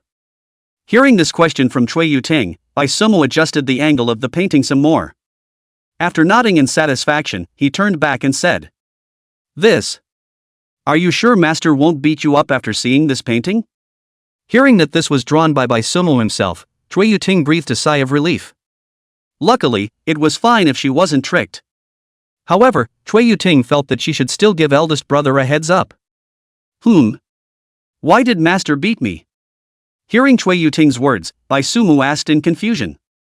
Turning his head, he glanced at his painting. It was very much in the style of Picasso. Seriously, it was definitely a work of art, alright. Eldest senior brother. Why don't we just use red silk instead? This painting can be used as an egg? At this time, Xu Xinyue raised her hand and said. She had also admired it for half a day, and to be honest, if it wasn't for Chui Yuting opening her mouth, Xu Xinyue wouldn't have known that this was Master drawn by Baisumu. If this painting were to be seen by Master. Hehegia.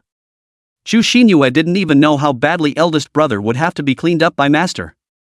Although eldest brother usually did not bully her much, but after all, the crime was not to death. Xu Xinyue didn't want to only be able to meet with eldest senior brother in the small dirtbag in the back of the mountain in the future. Eldest senior brother. Change it. Blue Dye expressed his meaning succinctly at this point. This painting. The aesthetic was a bit too forward. Che. You guys really don't understand art. Hearing the trio think so uniformly, Baisumu bristled. Although there was nothing the senior siblings could do if he was obstinate. But after thinking about it, Baisuki decided that it was better to leave himself a way out. After all, there were other elders coming tomorrow. If they were all his own people, then it wouldn't matter. But in front of the other elders, Bai Sumu still had to consider his master's face. All right.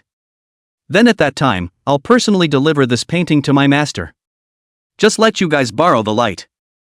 At that time, I'll say that the four of us created it together. Putting the scroll away, Bai Sumu said magnanimously. It couldn't be helped, who made him the eldest senior brother? When there were good things, of course he was thinking of his senior brothers and sisters. But hearing Bai Sumu's words, Cui Yuting's three people all changed their faces. Eldest senior brother, I don't think there's a need for this, right? That's right, eldest brother, how can we share your credit? Right. Chapter 077 Envious Elders. Bai Miao's birthday. After Bai Sumu's few people's arrangement, the entire hall was directly refreshed. Festive red silks were hung all over the beams of the room, and one by one, the flowers were placed in their proper places by Cui Yuting and Chu Xinyue. How does it feel? It doesn't feel like a birthday? When everything was finished being arranged, at the entrance of the grand hall, Bai Sumu stroked his chin and looked up and down. After a long time, Bai Sumu said with strange eyes. Although the festive atmosphere was indeed in place. But how come it doesn't feel like a birthday at all? It's more like Master's big wedding today? When eldest senior brother says that, it does seem a bit awkward.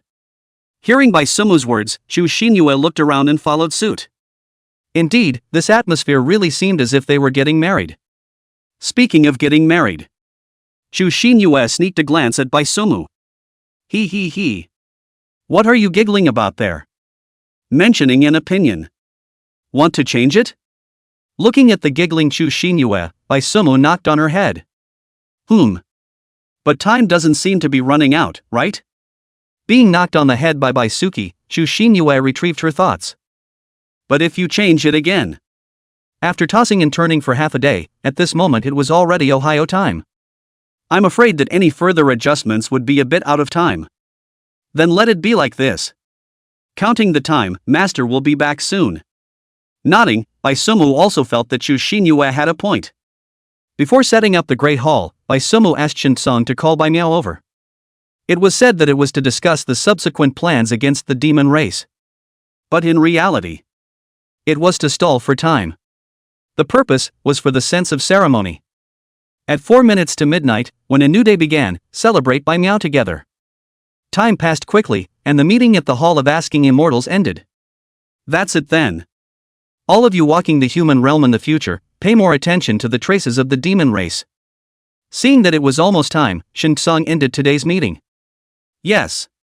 As soon as Shin Song's words fell, the elders in the hall answered. Senior sister. Is there anything you want to do when you go back in a while? As the meeting ended, Lu Jing looked at Bai Miao and asked with a smile. Me? I don't know. Shaking her head, Bai Miao said with a faint smile. Going back in a while would mean washing up and resting. Tomorrow, during the day, Bai Miao would have something to do. After all, Bai Miao hadn't forgotten her birthday. Several children in her family would celebrate her birthday on time every year. Then have a drink later? Looking at Bai Miao shaking her head, Lu Jing said with a bad smile. Lu Jing was aware of Bai Sumu's plan. Since Bai Miao didn't know about it yet, Lu Jing didn't mind teasing her. Of course, Lu Jing would never admit that she was envious. After all, those disciples of her family hadn't given her a birthday as attentively as Bai Sumu and the few of them. A small drink, ah. Yes. It's been a long time since our sisters drank together. Hearing Lu Jing's invitation, Bai Miao agreed after some thought. After all, it had indeed been a while since they had gotten together. Yeah. Then go to my place in a while? I happened to get a jar of good wine from the wine fairy 2 days ago. Seeing Bai Miao agree, Lu Jing said with a smile. All right. It's better to let Bai Miao go back and rest early. I'll be the host next time. Let's all get together then. Watching the two of them make a date just like that, Shin Song opened his mouth at this time and said. If I really let you guys make a date, then wouldn't the surprise that Bai Sumu prepared be in vain? Okay. What a pity. Hearing that Shin Song had opened his mouth, Lu Jing didn't continue to tease Bai Miao. If she really messed up Bai Sumu's surprise, Lu Jing didn't want Mumu to complain about herself. Let's go. I'll go back with you. Just right. I have some whispers I want to say to you, senior sister. Saying that, Lu Jing took Bai Miao's arm. Without a second thought, she led Bai Miao towards the outside. She was the one who was responsible for bringing Bai Miao to Qingyao Hall. Ah! Being held by Lu Jing's arm, Bai Miao stumbled 2 steps to keep up with Lu Jing's footsteps. How did she feel? There was something wrong with senior sister Lu Jing's mood? And the other elders felt strange today as well. Envious? That's right. Bai Miao felt actual envy from the eyes of the other elders. The key was that Bai Miao didn't know where this envy came from. He himself hadn't gotten any heavenly treasures recently. Just as Bai Miao was thinking, Lu Jing had already brought her to the Qingyao Hall. Senior sister. Why are we here? Looking at the Qingyao Hall in front of her, Bai Miao was a bit resistant. After all, Qingyao Hall was where she went to work. Now that it was off-duty time, Bai Miao was truly unwilling to come to Qingyao Hall when she was off-duty. There was a kind of feeling of total body fatigue. Senior sister. Do you have to come to the main hall to say anything in whispers? Standing at the entrance of Qingyao Hall, Bai Miao said in a twisted manner. If she could, she really didn't want to walk into the Qingyao Hall during off-duty hours. Of course. Looking at the resistance on Bai Miao's face, Lu Jing still said with a smile. When the words fell, she pulled Bai Miao inside without any further ado. Seeing this, Bai Miao also stopped struggling. What's that saying? It's all here now, right? Boom! Boom! Happy birthday! Bai Miao's front foot had just stepped into the door of the temple, and the sound of a ceremonial flower blooming resounded in her ears in the back foot. The sudden sound was not so much of a shock. But looking at the 4 children who jumped out, Bai Miao felt her eyes get a little moist. Bai Miao had realized what was going on. Senior sister. Happy birthday. At this time, Lu Jing also took out her own gift from her Qinkuan bag. Thank you, senior sister. Receiving the gift from Lu Jing's hands, Bai Miao said with a smile. Bai Miao. Happy birthday. Senior sister. Happy birthday. Happy birthday, white girl. At this time, the door to the hall was pushed open once again. Shin Song walked in with the elders. Thank you. Looking at Shin Song and the others, Bai Miao first froze for a moment. After reacting, Bai Miao took the gifts and thanked them one by one. Then she looked at Bai Sumu, who was giggling in front of her, and glared at her. Good, the whole clan is hiding it from her. She was the only one kept in the dark. He. Master, this is the gift we prepared. Also, Mr. Qingyi asked me to pass the gift on to you. Being glared at by Bai Miao, Bai Sumu heatedly smiled. What a thick skin he had. Saying that, Bai Sumu's few people also took out their respective gifts from their Qinkuan pouches. Have a heart. Receiving the gifts from Bai Sumu's several children, Bai Miao didn't open them at first. Sweeping her eyes over the several children, Bai Miao's heart was filled with emotion. This birthday was the most memorable one she had ever had. Looking at Bai Miao's face, Bai Sumi knew that the few of them hadn't prepared in vain. Then the birthday party could also be officially opened. Master. Come cut the cake. P.S. A little selfishness for the mother's birthday at home. Chapter 078 Young Lord of the Devil Race.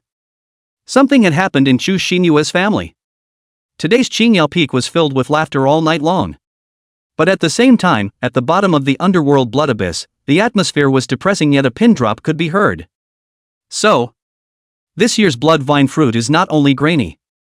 Even the blood demon vine has now been destroyed to the point that there is very little left. After a long time, a young demon race member with a double-horned head and mysterious lines on his face spoke softly. Hearing this young man's voice, the few black-robed people around buried their heads even lower. Good Yes. Check for me. Who the hell is it? Looking at the fact that not a single person dared to respond to him in the middle of the day, the young demonic clan coldly shouted. Who? A bunch of trash. Seeing that there was still no one uttering a word, the young demon race's voice grew a few points colder. Raising his hand to the black-robed man in front of him on the left, a cloud of blood mist exploded with a bang sound. Lily AI. After Tyrell is resurrected, have him come to me. Wiping the beads of blood splattered on his face, the young demon spoke. Yes, young lord. Hearing the young lord call to himself, Lily AI half kneeled on the ground and answered. This is the first time. I also hope this is the last time. Leo. This place will be yours from now on. If something like this happens again. The young lord didn't finish his words, but the meaning expressed within was clear to everyone present. Yes. Young lord. Leo also half kneeled on the ground and respectfully answered at his words. Although Leo himself did not want to take over this mess. But he knew that he didn't have the right to refuse. Xavier. Contact the family and ask them to send over another batch of blood demon vine seeds. Nodding, the young lord casually threw the handkerchief he was wiping his face with onto the ground. After the final command, the young lord once again swept the room. For the demon race.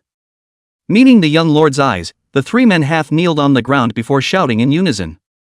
After venting, the young lord's mood calmed down quite a bit. Seeing this, he no longer rebuked the several people. With his right hand resting on his heart, the young lord said in a cold voice. For the sake of the demon race. Time passed, and it had already been half a month since he had given Bai Miao his birthday. With nothing to do today, the four siblings of Qing Yao Peak gathered once again at Bai Sumu's small courtyard. Yeah.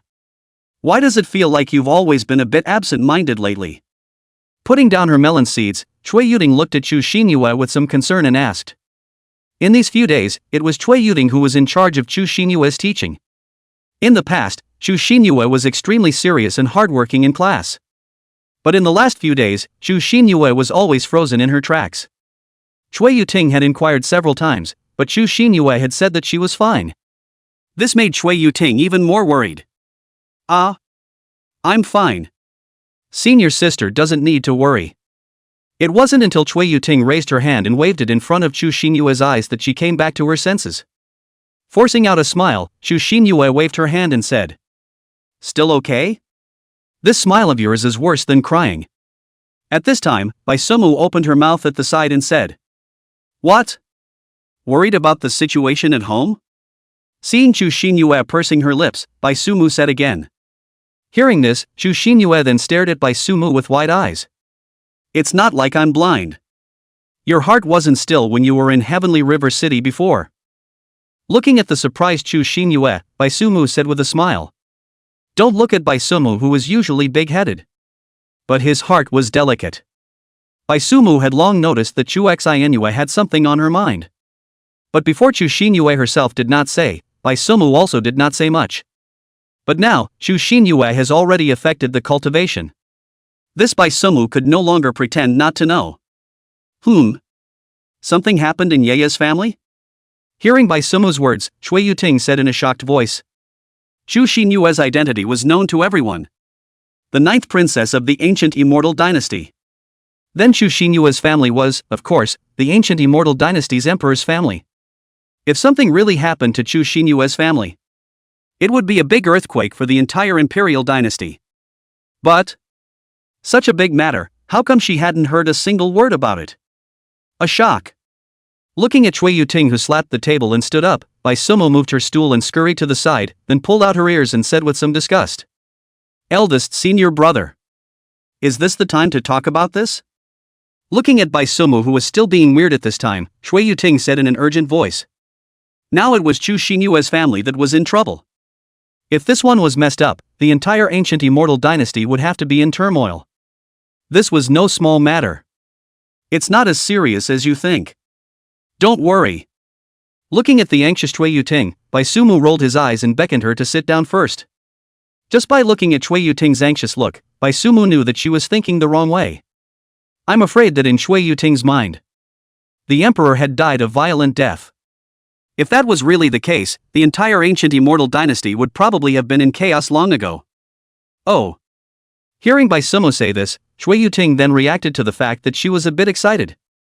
Thank you for your concern, senior brother and sister. But I'm really fine. At this time, Chu Xinyue smiled and spoke. We are a family.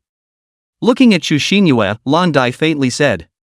Hearing Lan Dai's words, Chu Xinyue's entire person was stunned. Her eyes moistened, and then she directly plopped down on the table. Tisk, tisk. Giving someone a cry. Seeing Chu Xinyue, who was lying on the table with her shoulders shrugged, Bai Suemu stared at Blue Dai with dead fish eyes. Hearing Baisuke's words, Bluestem tugged at the corner of his mouth. He was just trying to comfort his senior sister.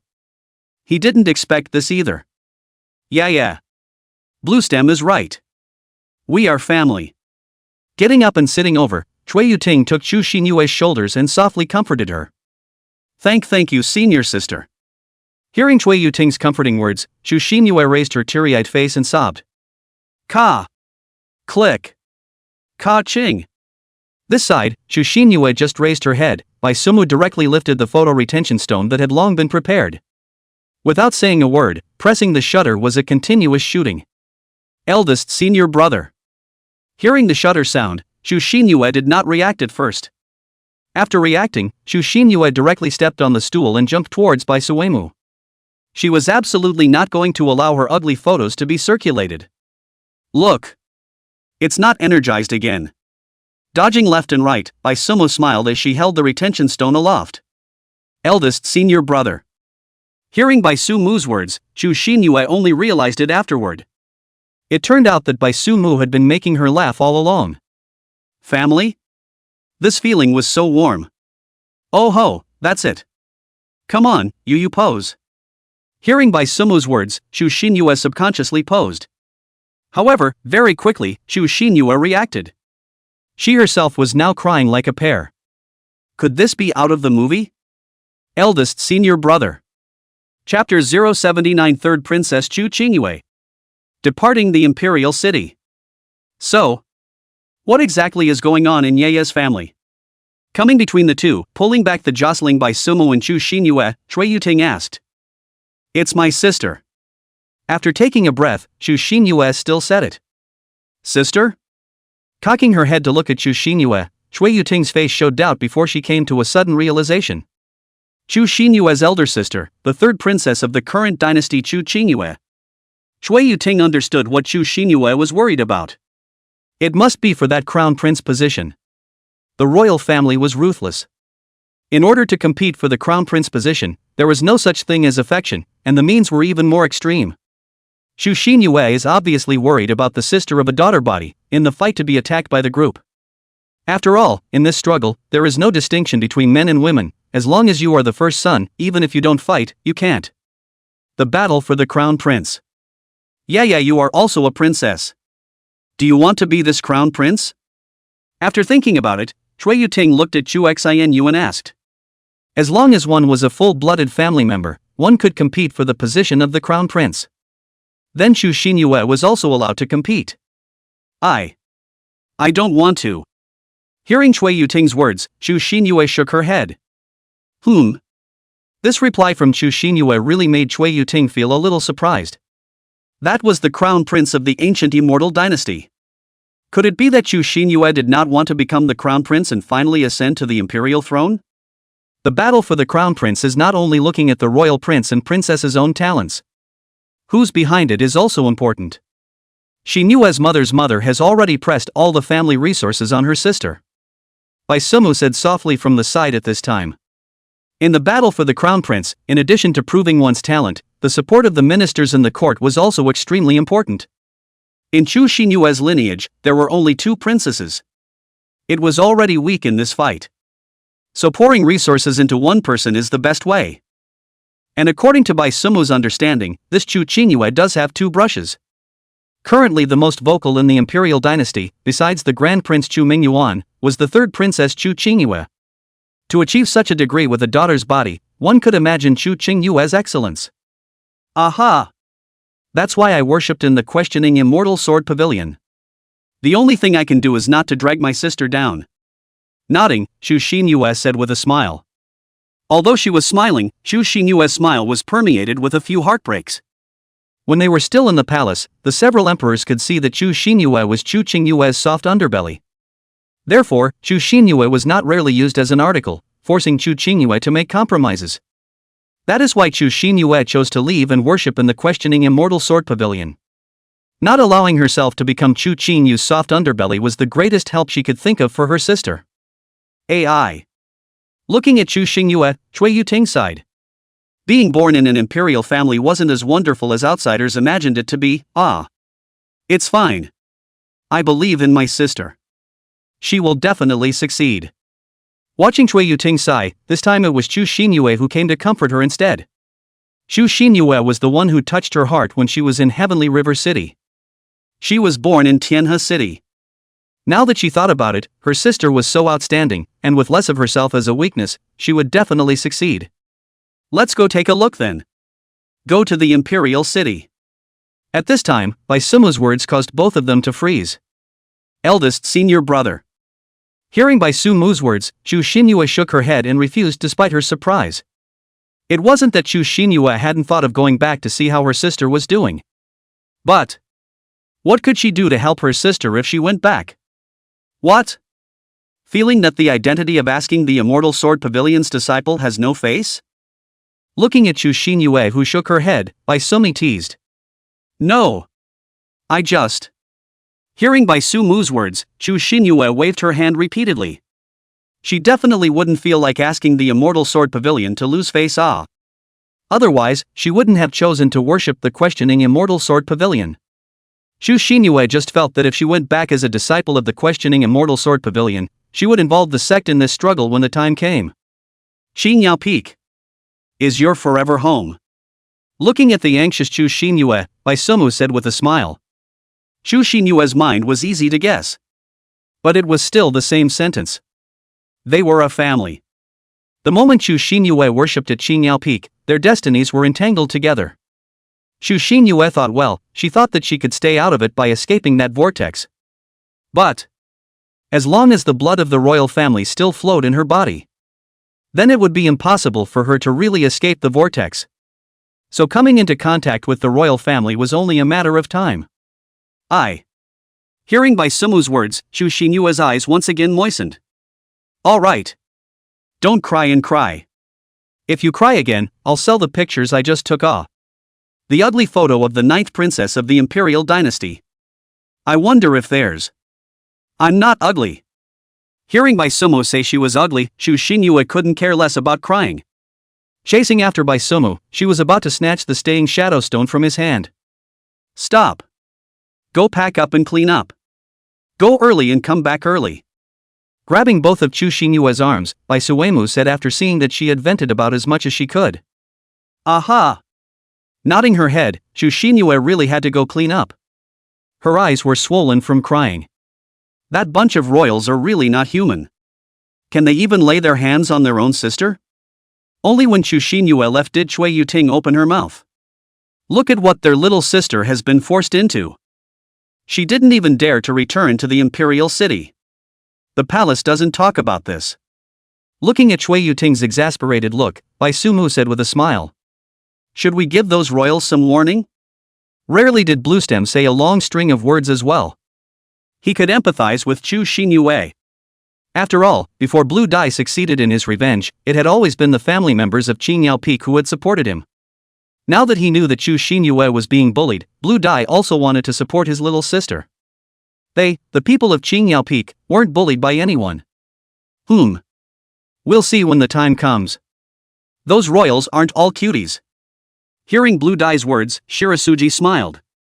In Bai Sumu's opinion, the warning was completely unnecessary.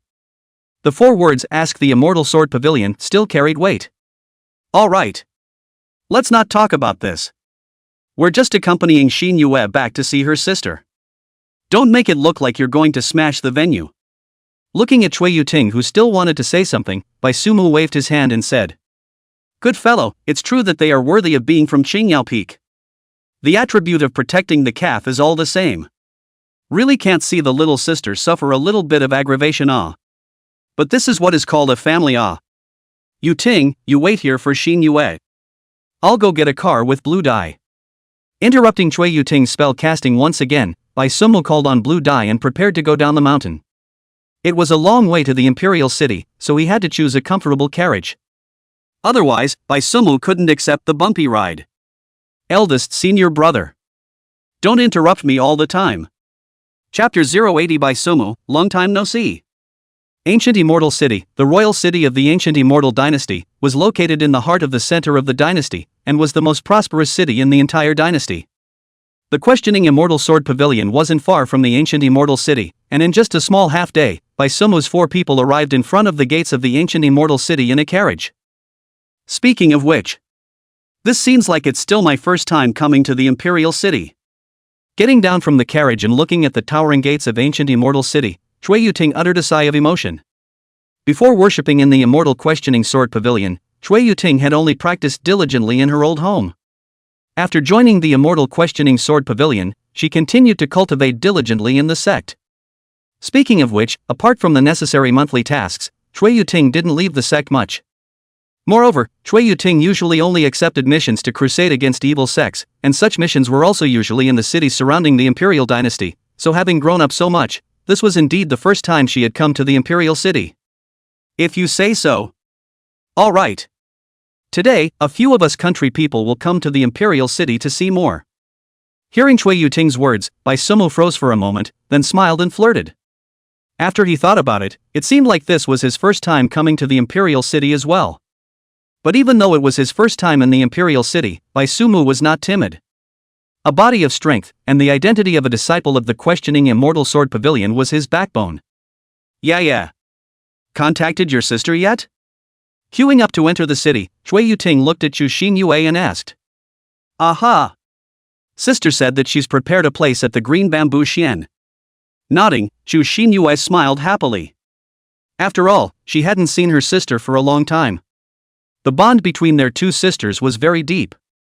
Green Bamboo Xian? It seems like I have the blessing of seeing it today. Hearing the name Green Bamboo Xian, Baisumu said with a smile. Green Bamboo Xian was the largest chain of restaurants in the entire ancient Immortal dynasty. For the dishes of Green Bamboo Xian, Baisumu was not interested. What he was interested in was Green Bamboo Xian's performance. Eldest senior brother. Looking at Baisumu, who was so interested, Chui Yuting rolled her eyes. I knew you were a colorful rascal. What? I didn't book this seat either. Seeing Chui Yuting rolling her eyes at herself, Baisumu spread his hands in a very wronged manner. Don't worry, senior sister. We're just going to eat.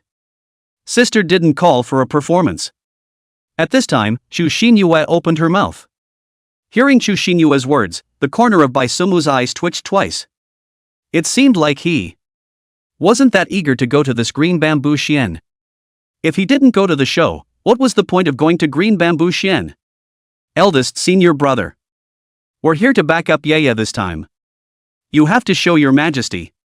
Looking at Baisumu's face of disappointment, Chui Yuting also cried and laughed. It's business now, you have to branch out. Don't worry. As long as I stand there, that's Xinyue's biggest bottom line. Patting her chest, Baisumu raised her eyebrows and said. This was not an exaggeration at all. With the Immortal Sword Pavilion gaining fame some time ago, Baisumu's name could now be said to be a household name in the entire cultivation world. Titles such as the first genius of the cultivation world, the future sword immortal, and so on had already been arranged for Baisumu. That's true. Hearing Baisumu's words, Chui Yuting smiled after reacting. It was true that she couldn't refute these words. While joking, the 4 of them also passed the inspection of the guards at the entrance and entered the ancient Immortal City. It had to be said that it was worthy of being the imperial city of the ancient Immortal dynasty. After entering the city, the entire road was paved with lapis lazuli. The stores on both sides of the road were decorated in a luxurious manner. The first impression one got was that it was as luxurious as it could be. Tsk tisk tisk. Worthy of being an imperial city. Sitting in the carriage, Baisumu smacked his lips and sighed as he looked at the luxurious scenes around him. Luxurious indeed. Even Blue Dye, who had always been quiet, also commented out loud at this time. Right. The stores on the roadside are all decorated so luxuriously. Then what kind of beauty must the girls of Qinzhouxian be? Hearing Baisumu's next exclamation, the carriage fell silent. When do you still think about the Green Bamboo Xian's performances? Why are you all looking at me with those eyes? Noticing that the atmosphere in the carriage was not right, Baisumu turned back to look at the 3 of them. What? Did he say something wrong? Arrived at the place. Go. But before Chui Yuting and the others could say anything, Baisuki directly scurried out with an arrow step. Let's follow suit. Looking at Baisumu even getting out of the car, Chui Yuting pulled the corner of her mouth awkwardly. Dancers are just dancers, what's there to see? Where's Senior Blue Dye? But just after greeting him, Chui Yuting then reacted to the fact that Blue Dye had disappeared. All that was left beside herself was Chu Xinyue. Senior brother Bluestem. He went down with eldest brother. Looking at the dumbfounded Chui Yuting, Chu Xinyue smiled and pointed outside. Sure enough, looking in the direction of Chu Xinyue's finger, Bai Sumu and Lan Dai had already gone in under the leadership of the green bamboo Xian's boy, talking and laughing. Holding her forehead with one hand, Chui Yuting was speechless at this point. It's even if eldest brother is like that. What in the world is wrong with you, elder brother Blue Dye? Could it be that eldest senior brother's claim that your stuffy is true? Let's go. Let's go in too. It's worthy of being the Imperial City's green bamboo Xian. The girls inside are truly mind-blowing. In the hall of Green Bamboo Pavilion, Bai Sumu walked towards the second floor under the leadership of the boy. On the way, Bai Sumu looked at the girls who walked past him, holding fans in their hands to cover their faces. True to his words, the quality of the girls in the Imperial City was really high. Aha! Following behind Bai Sumu, Blue Dye also chimed in. It had to be said that the girls here were indeed quite good-looking. 2 guests, this is the private room reserved by the third princess. Just as the two lamented, their destination arrived. Pushing open the door of the private room, the boy made a gesture of invitation. Tough. Nodding, Bai Sumu did not go in first. After all, this time they were here to accompany Chu Xinyue to see her sister. Of course they had to go in with Chu Xinyue. Senior brother Blue Dye. You're walking really fast. Without letting the two wait long, Chu Xinyue and Chui Yuting walked up the stairs. Looking at Bai Sumu and Lan Dai standing in the doorway, Chui Yuting rolled her eyes. Looking at Chui Yuting's resentful eyes, Lan Dai, however, only gently nodded his head. Eldest senior brother, let's go in together. At this time, Chu Xinyue greeted the last few people and walked into the private room. Crossing over the screen in front of the private room, the 4 of them came to the inner room, only to see a woman who resembled Chu Xinyue 7 times, but was even more flavorful, sitting on the main seat quietly sipping tea. This was Chu Xinyue's own sister with the same father and mother, the third princess Chu Xinyue. Sister. Seeing Chu Xinyue, Chu Xinyue's eyes lit up, and after calling out in surprise, she directly pounced towards her sister. You girl, still so fussy. Getting up to catch Chu Xinyue who pounced over, Chu Qingyue's eyes were filled with doting. After embracing Chu Xinyue for a moment, Chu Qingyue's eyes landed on the Bai Sumu trio. Or rather, Chu Qingyue's eyes only had Bai Sumu in them. At this moment, Chu Qingyue's eyes flashed with complex emotions. There was fascination, there was remembrance, there was touching, there was disappointment, but in the end, there was only relief left. Seeing Chu Qingyu looking at herself with those complicated eyes, Bai Sumu was a little puzzled. Just as he was planning to say hello first, Chu Xinyue spoke first. Bai Sumu. Long time no see. Chapter 081 I told you to get lost, don't you understand human language? Long time no see? We have met? Hearing Chu Qingyue's greeting, Bai Suemu asked suspiciously. In his impression, it seemed that he and this third princess had not crossed paths before. This is indeed the first time we have met. It's just that little sister didn't mention you, the eldest senior brother, much after joining the questioning Immortal Sword Pavilion. That's why I'm also considered to be a long-time divine friend of yours. That's why I said we haven't seen each other for a long time. Facing Bai Sumu's doubts, Chu Qingyue said with a very natural smile. Sister. Hearing that Chu Qingyue had directly lifted the lid on her old self, Chu Xingyue cried out with some pout. She didn't just mention eldest senior brother, second senior brother Lan Dai, third senior sister Chui Yuting. She didn't say much about By you saying that, it seems like there is something between me and eldest senior brother. Oh. So that's how it is. Listening to Chu Qingyue's explanation, Bai Suemu also nodded with a smile. As for believing it or not, Bai Sumu expressed that he did not believe a single punctuation mark. Just now, with that complicated look Chu Qingyue gave herself, Bai Sumu was certain that she knew herself. As for where she knew her, in Bai Sumu's memory, there was no impression about Chu Xingyue. But Bai Sumu's heart already had speculations. Gentlemen, please take your seats. Seeing that Bai Sumu did not pursue the matter, Chu Qingyue did not say anything more. Nodding her head in greeting with a smile towards Lan Dai and Chui Yuting, she greeted the several people as they took their seats. Thank you all for taking care of little sister during the week. Since there is still official business to come, I'll replace the wine with tea. When everyone was all seated, Shu Qingyue raised her teacup to express her gratitude to the Bai Sumu trio. Third princess is polite. Xin Yue and us are family. In the face of Chu Qingyu's thanks, of course it was Bai Sumu, the eldest senior brother, who returned the favor. A family. Hearing Bai Sumu's title, Chu Qingyu's eyes were somewhat dazed. However, very quickly, Shu Qingyu adjusted her mood, and after clinking glasses with Bai Sumu, she tilted her head and drank the tea in her cup. Seeing this, Bai Sumu similarly smiled and drank the wine in her cup in one go. The next time, there was not so much politeness, and the few people spoke freely. Shu Qingyue would from time to time talk about Chu Xinyue's embarrassing stories from her childhood, and the private room was filled with laughter for a while. The cheerful atmosphere had lasted for almost an hour before slowly descending. It's already this time. Looking at the sky outside, Shu Qingyue's tone carried a few points of reluctance. Sister. Are you going back? Chu Xingyue sniffed, and a look of reluctance also appeared on her face. Grasping Chu Qingyue's arm, Chu Xinyue still wanted to talk to her sister again. Yes. I have to go back. There are still a lot of things waiting for me to go back to deal with. Looking at Chu Xinyue, who was showing reluctance, Chu Qingyue smiled and pacified. She also couldn't let go of her sister, but there was no way around it. All right then. Although unwilling to part with her, Chu Xinyue still understood things. Sister's day-to-day life was so busy that she could spare time to meet with herself. Chu Xingyue was already content. Next time I have time, I'll go to ask Immortal Sword Pavilion to see you. Looking at Chu Xinyue's aggrieved appearance, Chu Qingyue's heart softened in the end. Really? Hearing Chu Qingyue's words, Chu Xinyue's eyes lit up. Of course. When has sister ever lied to you? Tugging at Chu Xingyue's face, Chu Qingyue said with a smile. That's good. It's a deal. Heaving a smile, Chu Xingyue said happily. Good. A promise is a promise. Favoringly looking at Chu Xingyue, Chu Qingyue stretched out her little thumb. Seeing this, Chu Xingyue also similarly stretched out her little thumbs hooked together, and the two sisters' agreement was reached.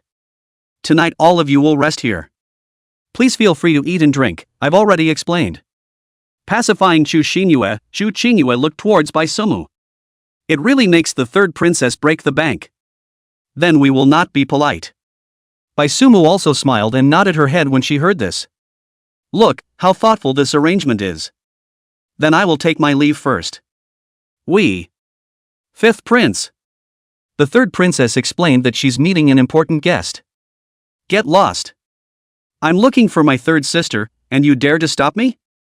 Smiling and nodding, Chu Qingyue was about to get up to say goodbye when a burst of noisy clamor suddenly came from outside. Immediately afterward, the door of the private room was heavily pushed open from outside. Chu Qingyu, who had just been wearing a smile, at this moment, her face directly sank. This was a slap in her face. Yo! Third sister, eating? With a sound of footsteps ringing out, a man in fancy clothes with a gangly face walked in. The fifth prince of the ancient immortal imperial dynasty Chu Lingxian. Ouch! Ninth sister is also here? Third sister, you said earlier that you were here to see ninth sister. If I had known, I would have brought gifts over. Ninth sister, do you want to miss fifth brother me? Seeing Chu Xinyue, Chu Lingxian's face revealed a pompous smile. Chu Lingxian. You came at a very bad time. Looking at Chu Lingxian, Chu Qingyue's face was as cold as ice. How did I come at a bad time? Come on, buddy, make way. Hearing Chu Qingyue's icy voice, Chu Lingxian was not the least bit moved. Coming to Lan Dai's side, he was about to sit down. Dude, you didn't hear me? He was just about to sit down, but Lan Dai did not move in the slightest, which caused Chu Lingxian's tone to go a little cold. He was the fifth prince of the ancient immortal dynasty, and this was still the imperial city, ancient immortal city. Here, who wouldn't give him a few moments of face? Scram! However, hearing Chu Lingxian's words, Bluestem only returned one word. What did you just say? Hearing Blue Dai's words, Chu Lingxian was first stunned for a moment, then asked again with a look of disbelief. In ancient immortal city, no one had ever spoken to him like that before. Scram! Slanting a glance at Chu Lingxian, Bluestem spoke again. Snapped. Roll when I tell you to roll. Can't understand human language? Blue Dye actually really dared to repeat himself again, which was something Chu Lingxian did not expect. But just as Chu Lingxian was about to make a move, a loud slap preceded him on the face. Looking at the man who had switched seats with the kid just now at an unknown time, at this moment, Chu Lingxuan's eyes were filled with shock. He actually dared to make a move? Who are you? Getting up from the ground in a sorry state, Chu Lingxian licked the blood from the corner of his mouth and looked at Bai Suemu. Been beaten, silly? You don't know who I am?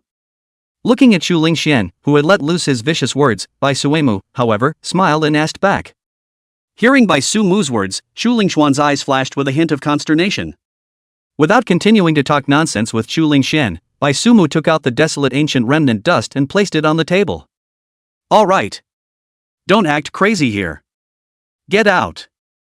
Otherwise. Chapter 082 Big Dipper Thunder Sect Lingwui. It's a pleasure to meet you, fellow Taoist. Make-up shift. Listening to the ultimatum given by Bai Suemu, Chu Lingxuan's eyes shifted. For a moment, Chu Lingxian unexpectedly did not know what to do. He was indeed feigning madness. But how could Chu Lingxian not expect that Bai Suemu would be so strong? After all, no matter what, he was the fifth prince of the ancient Immortal dynasty. This identity, wasn't it worth Bai Suemu's scruples? Surprisingly came up with a big sinus? Do you know how much damage a big sinus would do to his mind? Good. Just roll.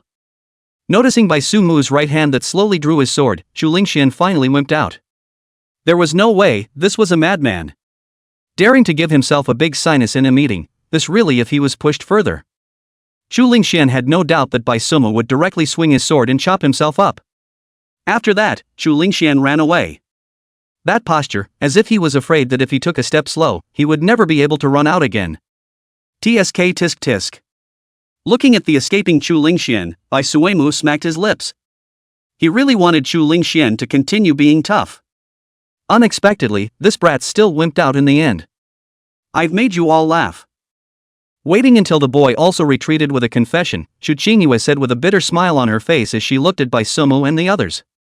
This matter has indeed caused her, the third princess, to lose face. In this acre of land in the imperial city, even someone directly barged into her private room and scorned her guests. This was undoubtedly a hard slap in her face. Never mind. Think of it as a booster program. Smiling faintly, Bai Suemu did not care. Chu Lingxian, in the end, was nothing more than a cutie who was being used as a gun. As for who was standing behind him, this point, Bai Suemu did not care. His own attitude had already made it clear that whether you were a prince or not, there was no picture at all in his place, and if he dared to come back next time, worthy of being Prince Bai. Looking at the smile on Bai Suemu's face, Chu Qingyue said in admiration after being stunned for a moment.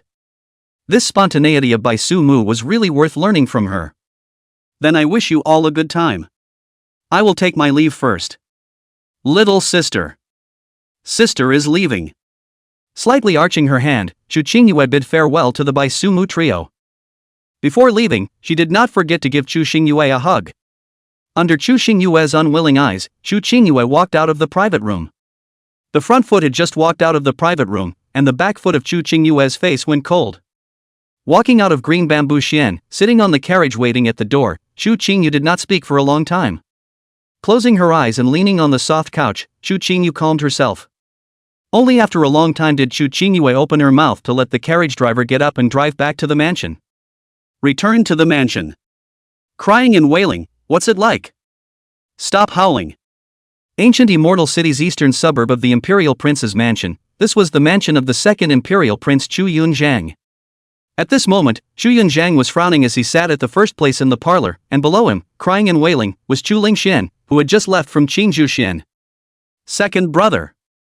You have to make a decision for me. You don't know how arrogant and domineering that Bai Suemu is. He's going to kill me. Hearing Chu Yunzhang's rebuke, Chu Lingxuan's crying voice did get a little smaller, but it was still complaining. That pitiful appearance as if he had suffered a great deal of wrongdoing outside, allowed Chu Lingxian to interpret it in a subtle manner. All right. I will additionally prepare some more payment for you.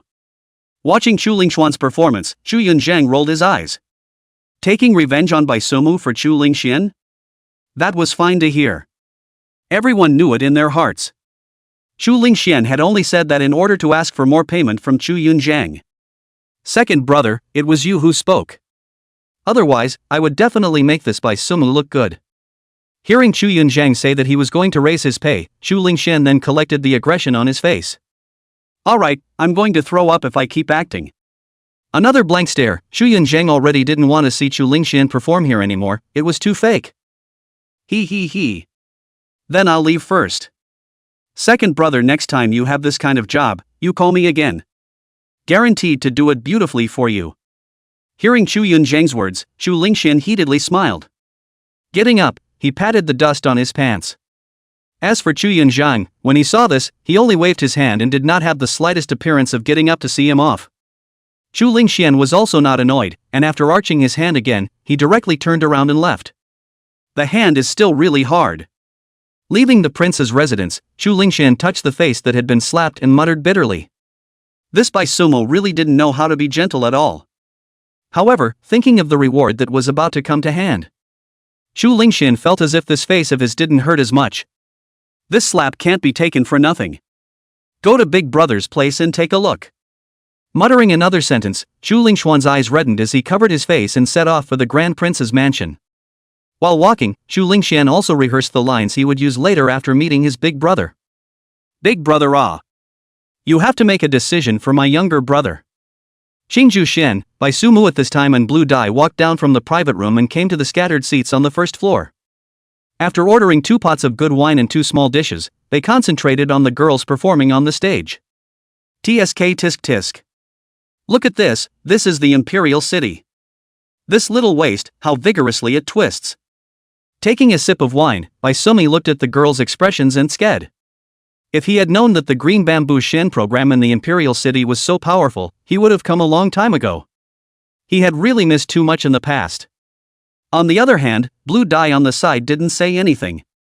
He just took out the shadow retaining stone at some point and found an unobstructed angle to record this mind-blowing program. 2 fellow Taoists, mind letting me share a table?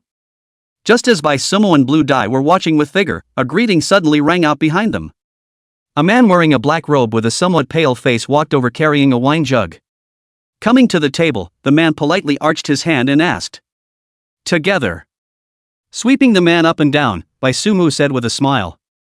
Many thanks, fellow Daoist. Under the Heavenly Dipper Thunder Sect Ling Wujia, nice to meet you. After sitting down, Ling Wujia introduced himself. Ask the Immortal Sword Pavilion, Bai Sumu. Ask Immortal Sword Pavilion, Blue Dai. Bai Sumu sniffed and also arched his hand to introduce himself. Bai Sumu? Brother Bai's great name, I have heard it like thunder. Hearing Bai Sumu's introduction, Ling Wujia was somewhat surprised. If one were to say who had the loudest name in the younger generation of the cultivation world recently, it would definitely have to be Bai Sumu. At first, he had come over to strike up a conversation. He just thought that Bai Sumu didn't look simple, so he wanted to come over to make friends, but Ling Wujia really didn't expect that it would be so uncomplicated. Just a false name. Looking at the surprised Ling Wujia, Bai Sumu waved his hand to show his modesty. Of course, if the corners of his mouth, which were about to grin to the base of his ears, were to be restrained for a bit, I'm afraid it would be a bit more convincing. Ha! Ha ha ha. Brother Bai is truly unconventional. Looking at Bai Sumu's behavior, Ling Wui laughed aloud after being stunned for a moment. This Bai Sumu doesn't seem to be too different from the rumors. Wow. However, just as Bai Sumu was planning to continue with his modesty, a burst of exclamations suddenly rang out from the surroundings. In the next moment, Beksuki looked towards the stage just like the people around him. Immediately afterward, his mouth followed with a burst of exclamations. Wow. Chapter 083 Green Bamboo Xian Flower Leader. The Mysterious Myriad Fairy. Plus more. Hearing Bai Sumu's exclamation of surprise beside him, Ling Wui similarly looked towards the stage. However, after just 2 sweeps, Ling Wui withdrew his gaze. Brother Bai. These are just Rouge fans. The guests that will appear later are the climax of the night. Looking at Bai Sumu, whose eyes were focused, Ling Wui raised his eyebrows and said rather mysteriously. Oh? Tell me in detail. Hearing these words from Ling Wui, Bai Sumu instantly became interested. The blue dye beside him sniffed and similarly came over. I received exact news. The guest of honor for tonight's performance program is none other than Green Bamboo Shin's flower leader Meowing Fairy. I came here specifically for her. Seeing Bai Sumu reveal an interested expression, Ling Wui whispered after giving a mysterious smile. Surprisingly, it's Fairy Meowing? We're really lucky then. Hearing Ling Wui's revelation, Bai Sumu was actually pleasantly surprised. Fairy Myriad Sound. Regarding this name, Bai Sumu surprisingly still had some vague impression. It was enough to see how loud this myriad sound fairy's name was. That's right. Since her debut at maturity, Fairy Meowing has been the reigning flower leader for 5 consecutive years now. And Fairy Myriad Voice is still a purveyor until now. Including those big shots in the cultivation world, how many people have thrown away money in order to get a glimpse of her true face under the veil? But no one has succeeded so far. There are even quite a few people from the evil sect who have succumbed to the sound of Fairy Meowing's zither. This is the #1 flower girl in the human realm. Speaking of the myriad sound fairy, Ling Wui couldn't stop talking about it. Clearly, he was an avid fan of Fairy Myriad Voice. Then I'm looking forward to Fairy Myriad Voice's performance next. Hearing Ling Wui's introduction, Bai Suemu also became interested in this myriad sound fairy. However, what Bai Suemu was curious about was not Fairy Miao Yin's talent, but her identity. After all, being able to be elected as the flower leader for 5 consecutive years in Green Bamboo Shin, and still being a purveyor to this day, this meowing fairy's background was not simple, I'm afraid. Don't worry. Definitely won't let you down. Ling Wui sniffed and also patted his chest to assure him. He had 100% confidence in Fairy Miao Yin's skills. As long as one wasn't deaf, but whoever had heard Fairy Myriad Voice's zither would definitely be convinced by it. Having been piqued by Fairy Meowing, Bai Sumu was a bit unable to watch the next performance. But fortunately, this myriad fairy didn't keep Bai Sumu waiting for long. As the dancer's performance ended, the lights on the entire first floor suddenly dimmed. Immediately afterward, a gentle zither sound rang out from the stage. The strings of the zither were like spring silkworms spitting out silk, softly weaving a curtain of moonlight. Then the sound of the zither flowed. In the low notes, it was like the ripples in an ancient well, and in the high notes, it was like the first crunching sound of a baby bird. The continuous flow of zither sounds drew a beautiful landscape in Bai Sumu's mind, mesmerizing him deeply. As the last note dripped down, Bai Sumu slowly came back to his senses. Myriad Fairy. Sure enough, there is no staggering of titles. Looking around at the others who were still immersed in the sound of the zither, Bai Sumu softly sighed in admiration before gazing at the stage. To be able to immerse himself in it, one could imagine what kind of magic this myriad fairy's zither sound had. If it was on the battlefield. Bai Sumu even felt that the sound of the myriad fairy's zither could stop the soldiers of the 2 countries that were fighting. Ha! At this moment, a soft eek rang out from the stage. The myriad fairy, who was already preparing to step down, noticed Bai Sumu, who was gazing down at the stage. She didn't expect that someone would be able to come to their senses so quickly from the sound of her zither. Curiously sizing up Bai Sumu, a hint of curiosity rose in Fairy Myriad Voice's heart. Interesting. Remembering Bai Sumu's appearance in her mind, Fairy Myriad Voice smiled faintly and got up to leave the stage. If there was fate, they would meet again. Interesting? Bai Sumu, whose divine sense had already locked onto the stage, of course heard Fairy Myriad Voice's whisper. Originally, Bai Sumu was planning to get a glimpse of this myriad sound fairy's true appearance. But unfortunately, the myriad voice fairy's body was bound to have an immortal weapon that isolated her divine sense. Bai Sumu was unable to get a clear look at the myriad sound fairy in the end. This further confirmed Bai Sumu's previous suspicions. This myriad voice fairy was definitely not simple. It was only until the myriad voice fairy left that Bai Sumu withdrew his divine sense. With his hand on his head, his eyes were empty. Bai Sumu was recalling the sound of Fairy Miao Yin's zither just now. It really fulfills the saying. This song should only be found in heaven, and is rarely heard on earth. As the myriad fairy left the stage, nearly a quarter of an hour had passed before the people in the field came back to their senses. After a short period of disorientation, with one person taking the lead, thunderous applause rang out in the arena. Worthy of being a myriad sound fairy. Such a heavenly zither sound, it really does go around the beam for 3 days and the aftertaste never ends. Yes, we are truly fortunate today to have heard Fairy Miao Yin's zither music. Along with the applause was a torrent of chatter. It's worth it. It wasn't worth it to sneak out from the sect on purpose. To be able to hear Fairy Miao Yin's zither music, even if I were to marry her and go home, I would be willing 100 times over. At this moment, Ling Wui's face still had an expression of intent. Even Blue Dai, who was on the side, was still in the midst of reminiscing at this point. You brat! Why are you still even eating? Bai Sumu sniffed and cursed with a laugh. This kid really doesn't eat any losses at all. Ha ha! Come on! Brother Bai! Brother Lan! Let's fill this cup. Smiling freely, Ling Wui raised his glass. This trip out not only heard Fairy Miao Yin's zither, but also made the acquaintance of Bai Sumu. It was truly a worthwhile trip. Good, fill this cup. Bai Sumu and Lan Dai sniffed and followed suit by raising their wine cups. Clink. The wine cups clashed, and the three of them tilted their heads back to drink a toast.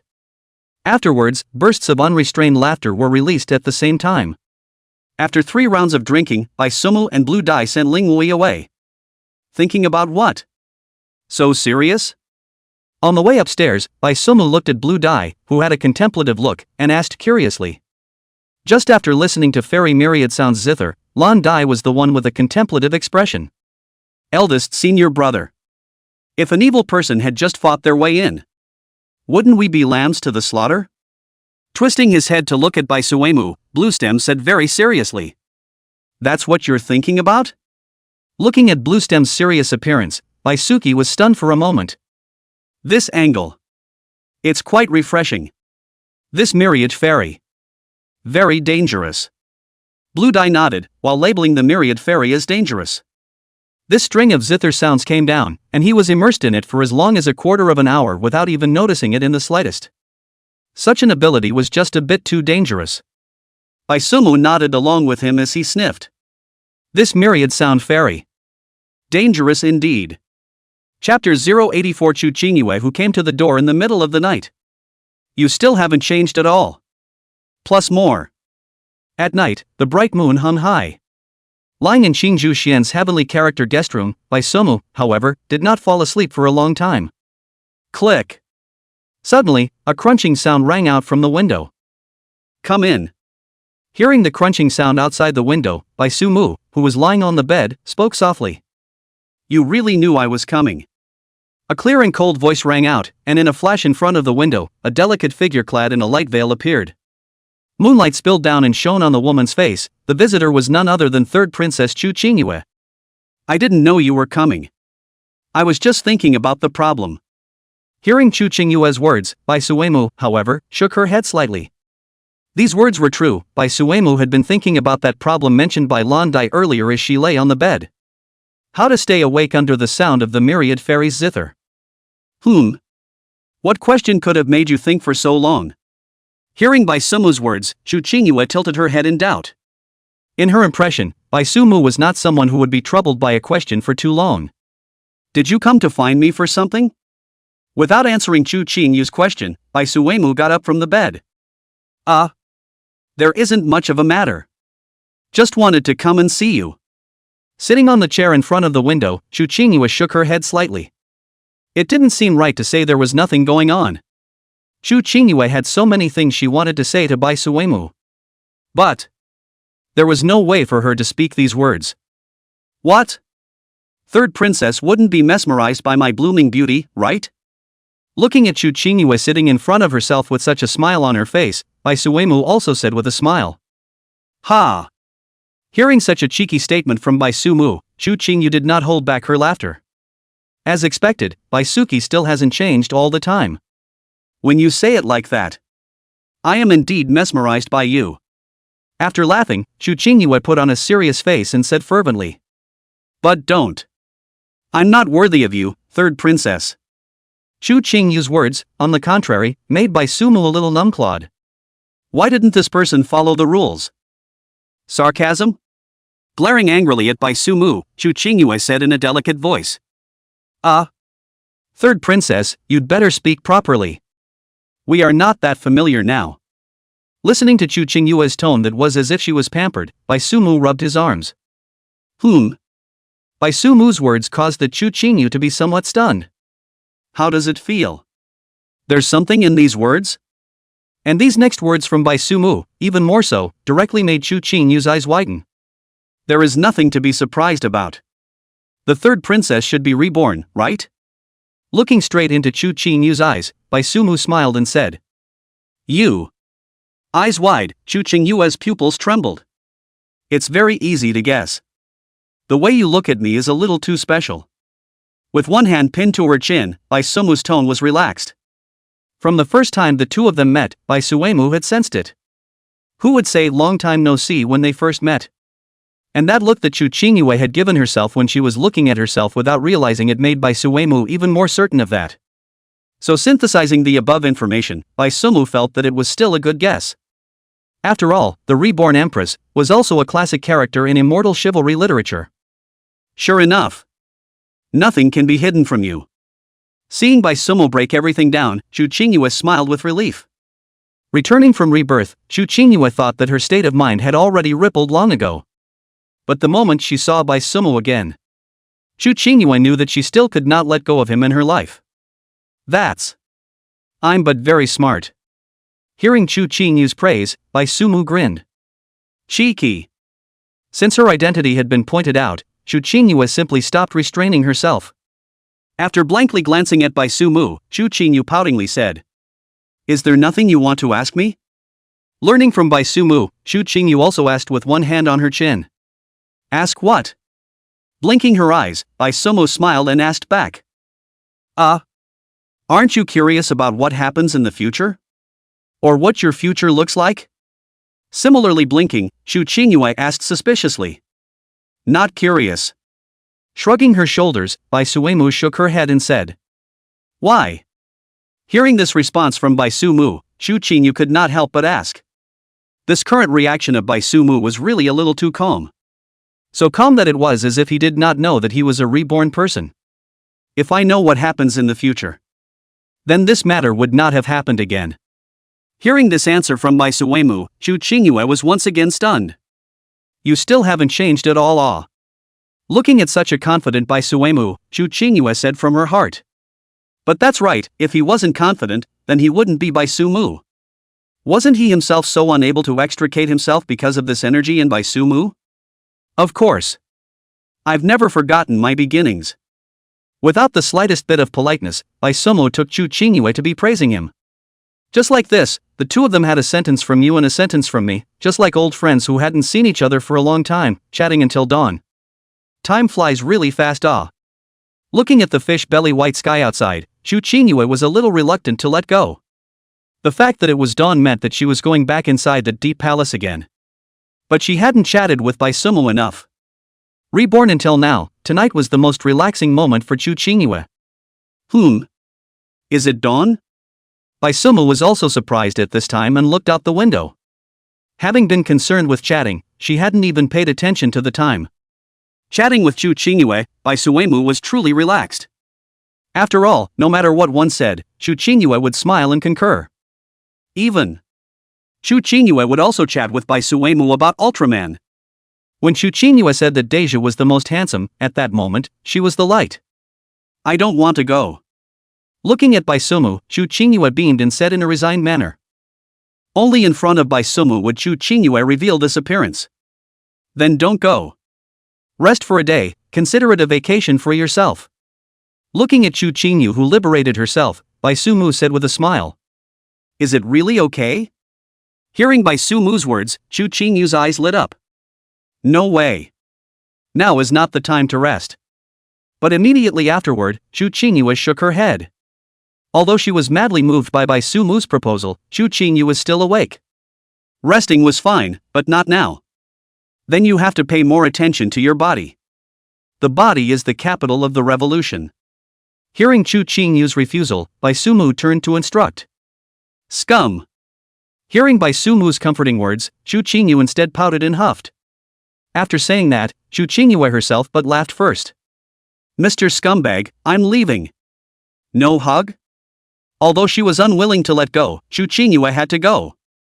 Before leaving, Chu Qingyue looked at Bai Sumu and opened her arms. And looking at Chu Qingyue who took the initiative to beg for a hug, Bai Sumu rolled his eyes.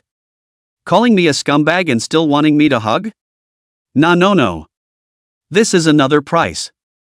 Chapter 085, Morning Funnies. Departure. Going home. I slept so comfortably yesterday. The warm morning sun shone through the window, and Chui Yuting stretched her back, feeling her whole body relaxed like never before. It's already this time? Chui Yuting, who was still enjoying the warm morning sun, was suddenly stunned for a moment, and then pushed open the door of her room and quickly stepped downstairs. She had said that she would combine shopping at the morning market this morning, but she didn't realize that she had slept until now. It's going to be bad. It's going to be bad. Hey! Coming downstairs, Chui Yuting gradually slowed down her steps. On the empty first floor, there was only Bai Sumu sitting alone in front of the table at the entrance. Looking at the few remaining pastries on the table, it was obvious that Bai Sumu had been sitting here for a while. Eldest senior brother, it's just you? Somewhat sheepishly coming over, Chui Yuting carefully asked. You woke up early enough. It wasn't until Chui Yuting's voice rang in his ears that Bai Sumu reacted. He had just gotten a little carried away thinking about things. I'm still early here? Hearing Bai Sumu's words, Chui Yuting looked around in surprise. Even Chui Yuting purposely poked her head out to look at the sun in the sky. The sun had risen to 3, it was about to be noon. Of course. Can't you see that your second senior brother and junior sister haven't come down yet? Nodding his head, Bai Sumu said affirmatively. They haven't woken up yet, huh? Subconsciously, she nodded, but after reacting, Chui Yuting looked at Bai Sumu in surprise. Eldest senior brother, you're not teasing me, are you? If you were to say that the youngest senior sister was late getting up, Chui Yuting could understand that she was too happy to see her sister yesterday and slept late last night. But Blue Dai didn't get up? That's tantamount to saying that Bai Sumu doesn't have a talent for swordsmanship. One must know that Blue Dai was the most diligent person in the entire questioning Immortal Sword Pavilion. Every day the rooster crows and gets up to practice his sword. All year round, without fail. How could senior brother Blue Dai be late? Here. Your senior brother Blue Dai is coming down. Ask him yourself. Seeing Chui Yuting's surprised face, Bai Suemu was clearly not prepared to explain anything more to her. Nudging in the direction of the stairs, Bluestem also happened to have just come out of the room. Senior Blue Dai. Looking at the still somewhat sleepy-eyed Blue Dai, even if Chui Yuting didn't believe it anymore, she could only choose to believe it now. Senior brother Bluestem. Surprisingly, he was really late because he overslept? The sky had collapsed. Senior brother Blue Dai, did you oversleep as well? Looking at Blue Dai, who was walking down slowly, Chui Yuting asked with the last glimmer of hope. Aha! I encountered something yesterday. As much as Chui Yuting wanted to hear that Bluestem could give her a reasonable explanation. For example, today's morning exercise was already over, and he had just returned to his room to simply wash up. But reality was cruel. Senior Blue Dai, surprisingly, had really overslept? The aftereffects of yesterday's myriad fairies' zither sound are still a bit too great. Coming over to Bai Suemu's side, Bluestem spoke. After all, everyone had arranged to go to the morning market together. Getting up late yourself, you have to give the others an explanation. Myriad fairy? Chui Yuting, who had just looked as if her idol had collapsed and her soul was shattered, bounced up from the ground again after hearing these words from Bluestem. She vaguely seemed to have heard that someone had mentioned the myriad fairy. That was Chui Yuting's idol. Yesterday's guest of honor was her. Nodding, Blue Dai returned. What? The guest of honor for yesterday's performance was actually Myriad Fairy? If I had known that it was Myriad Fairy, I wouldn't have slept so early last night. At this moment, Chui Yuting's mind was filled with remorse. She felt like she had missed out on $1 billion. For the sake of a readily adjustable biological clock, Xu Xinyue had actually given up the opportunity to meet with the Myriad Fairy? Wasn't this typically picking up the watermelon and losing the sesame? Look at you. Crying and sniveling, what does it look like? The Myriad Fairy is here to hold down the fort. Not to hold a funeral. Looking at Chui Yuting, who was about to start dropping her little pearls, Bai Sumu teased. And since you're upstairs, you should also be able to hear and see the performances on the first floor stage. Or even less. You should have always heard that sound yesterday when the Myriad Fairy opened the show. This is also considered participating. Seeing the small pearls hanging from the corners of Chui Yuting's eyes grow bigger and bigger, Bai Sumu hurriedly changed his words. It was indeed a bit of a pity not to have heard Fairy Myriad Voice's heavenly music. But it wasn't like the Myriad Sound Fairy only performed in the Imperial City. If they were lucky, they might even encounter it at the next stop when the few people went back.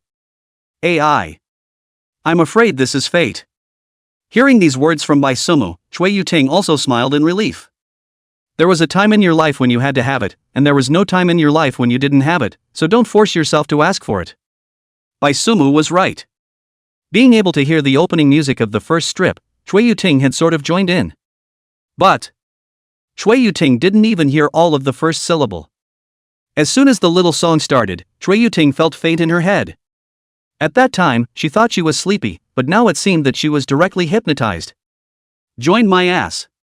Eldest senior brother, where did Miaoyin run away from yesterday now? I'll go chase her back. My myriad fairy. Towards the end, Chui Yuting couldn't help herself again. Her eyes were red and her little pearls were ready. Sorry. I slept too late yesterday. Just as Chui Yuting was complaining there was another rush of voices from the second floor. Classmate Chu Xinyue, who had tied the buttons on her clothes wrongly, ran down from upstairs in 3 steps. Take it easy. Take a breath. Your senior brothers and sisters all just got up. Looking at Chu Xinyue, who was huffing and puffing, Bai Sumu said with a smile. As he spoke, he also carefully passed a glance to Chui Yuting. After all, those wrongly fastened buttons on Chu Xinyue's body were not good enough to get up and undo themselves. At this moment, Chui Yuting was still immersed in the sadness of not being able to meet with the Myriad Fairy, and she didn't even see the look passed by Bai Sumu. All right. Stop sniveling. Rolling his eyes, Bai Sumu pulled a hand on Chui Yuting. When there was something going on, Bai Sumu believed that his senior sibling had the ability to solve problems. But when there was nothing going on, they were the biggest problem. This one and this one, none of them let him save his mind. Being ferocious, Chui Yuting's eyes looked at Bai Sumu with a grimace. Yuting. Go fasten Xinyue's buttons. Looking at Chui Yuting's sultry eyes, Bai Sumu directly gave the task. Lan Dai. Go talk to the shopkeeper about checking out. After explaining to Chui Yuting, Bai Sumu looked at the nearby blue dye. Finally, Bai Sumu waved his hand towards the carriage driver who had been waiting at the door. Depart. Go home. Chapter 086, The Great Orange That's Going to Break Through. Shadow 235. It was hard for the human realm to have peaceful days, a pot of dragon tea set for a day. Since returning from the Imperial City, Bai Sumu returned to his usual leisurely days. Every day, in addition to watering the flowers and repairing the grass, is to sip tea and read books. Oh, no. There was one more item to add. What's the turn to use torture today? I see you're quite capable of holding out. Mix it up a bit today? Both together? In the back body of the small courtyard, in the cellar that Bai Sumu had newly dug, a thing that could vaguely still be seen in some human form was hanging on a cross. This person was the assassin Shadow 235 that Bai Sumu had brought back from the strange stone forest. It had to be said that it was worthy of being a professionally trained assassin. Bai Sumu came back from the monolithic forest and tortured him until now. This brother froze and didn't say a word. With this kind of willpower, Bai Sumu was willing to call this brother a man. Meow. However, just as Bai Sumu was about to try a combination of criminal laws, at the mouth of the cellar, Big Orange called out. What? Hearing Big Orange's call, Bai Sumu put down the torture device in his hand. Meow. Calling out again, Big Orange raised his hand this time and gestured again. Didn't I prepare a lot of cat food for you? Don't tell me you ate it all? Seeing the meaning of Big Orange's gesticulation, Bai Sumu looked at it incredulously. Only yesterday, Bai Sumu had prepared a week's worth of rations for Big Orange. How long has it been? It hasn't even been a full day yet, and it's all eaten? Big Orange. You're not a thunder beast. You're a Tao Tai. Meow. Hearing Bai Sumu's somewhat ferocious tone, Big Orange plopped down on the ground in aggravation. It didn't want to eat everything at once either. But it couldn't help it, it was hungry all the time alone. It couldn't go hungry, could it? Alright. It's not like I said I blame you. Looking at Big Orange's aggrieved look, Bai Sumu's heart was also softened. Isn't it just cat food? Do it again. Hey! Just as Bai Sumu was about to take off his gloves to go make cat food for Big Orange, he suddenly thought of a good idea. Big Orange, come down. Putting his gloves back on, Baisuki greeted Big Orange. Meow?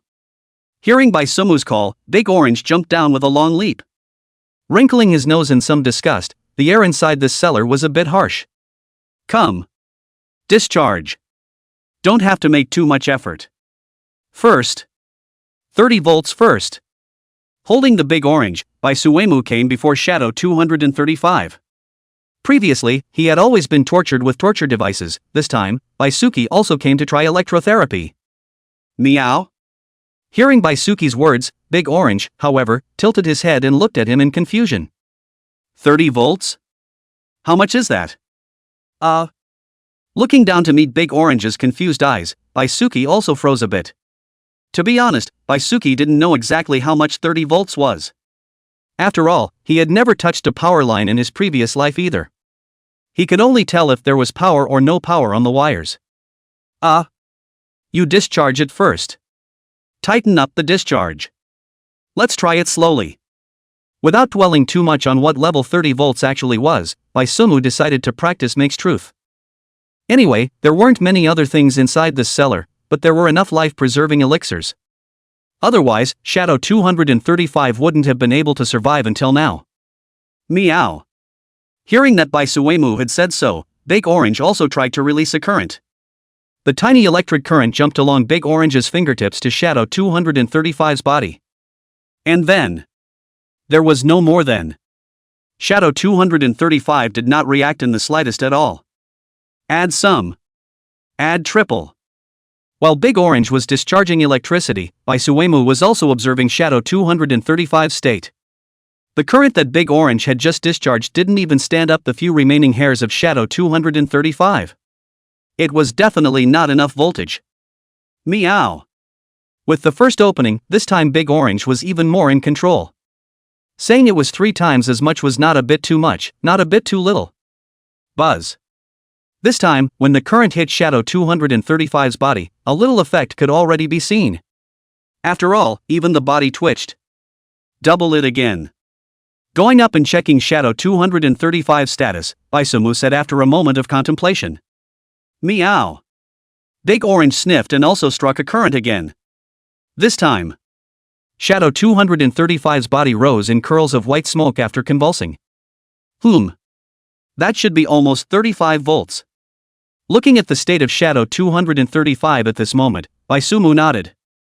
The surface flesh had been completely electrocuted, but Shadow 235 was not dead. Bai Sumu remembered. The limit of the human body's ability to withstand voltage was 36 volts. Now that Shadow 235 still had a breath, let's count it as 35 volts. Anyway, it is not a rigorous scientific experiment, so it is not too bad. Bai Sumu seemed to have forgotten. He remembered that the limit of the human body's tolerance was based on the standard of the blue star common. And the shadow in front of him, 235.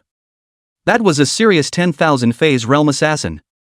Between the two then the physical quality? Completely irrelevant. Big Orange, you're pregnant? The experiment was over, and Bai Sumu was satisfied. Taking off his gloves and holding Big Orange in his arms, Baisuki suddenly picked up the little guy. Okay, after coming here for so many days, Big Orange has gained 2 whole circles of weight. Now the little belly was already round. Oh. Not pregnant. Fat. Touching the rounded little belly, Bai Sumu breathed a sigh of relief. Fortunately, it wasn't pregnant. Meow. Hearing Bai Sumu talking to herself there, Big Orange began to struggle violently. Surprisingly, it said it was fat? No way. I'm going to sue Master. Alright. I'll go make cat food for you in a while. You should be breaking through. Looking at the struggling Big Orange, Bai Sumu smoothed its fur. Bai Sumu felt that she was also really free with nothing to do. Always teasing Big Orange to blow up first and then coaxing it. Wasn't this just making himself suffer? But it couldn't be helped, who made it humans' nature to torture themselves. Meow? Hearing Bai Sumu's words, Big Orange looked up in surprise. It was going to break through? It's not. You're about to break through yourself, you don't feel it? Looking at the surprised Big Orange, Bai Sumu followed suit. Was this right? Meow. Meeting Bai Sumu's eyes, Big Orange looked away somewhat sheepishly. It was indeed inexperienced awe. Your primary task now is to eat more. After accumulating enough energy, you should be able to break through. Unexpectedly, his own Big Orange was actually a dumbass. Since this was the case, it could only be that Bai Sumu could watch more. After all, with Big Orange's talent, this breakthrough was a qualitative leap. With the Great Demon Realm, he was able to grasp the innate divine ability, and if he breaks through again. Thinking about this, Bai Sumu was already looking forward to it. However, before going to make cat food for Big Orange, Bai Sumu also didn't forget to throw a life renewal pill to Shadow 235. If this died, Baisuki would have one less toy to play with in the future. And just as Bai Sumu turned around with the intention of leaving the cellar, a sound of chains rubbing together resounded behind her. Immediately afterward, a low, hoarse, ear-piercing sound like glass scratching a blackboard followed. Wait. Wait. Chapter 087, each has his own calculations. Chess. You can talk? Hearing the voice coming from behind him, Bai Sumu raised his eyebrows. He remembered that when he captured Shadow 235, he had sealed all the main veins in his body. The only thing that was retained was the sense of pain, as well as the brain's perception of the outside world. But now, this dude could even speak? Worthy of being a professional assassin. Were you planning to rush me into working overtime for you today? Politely declined, haha. I have to go make cat food for Big Orange later. Have fun today, I'll give you a half day off.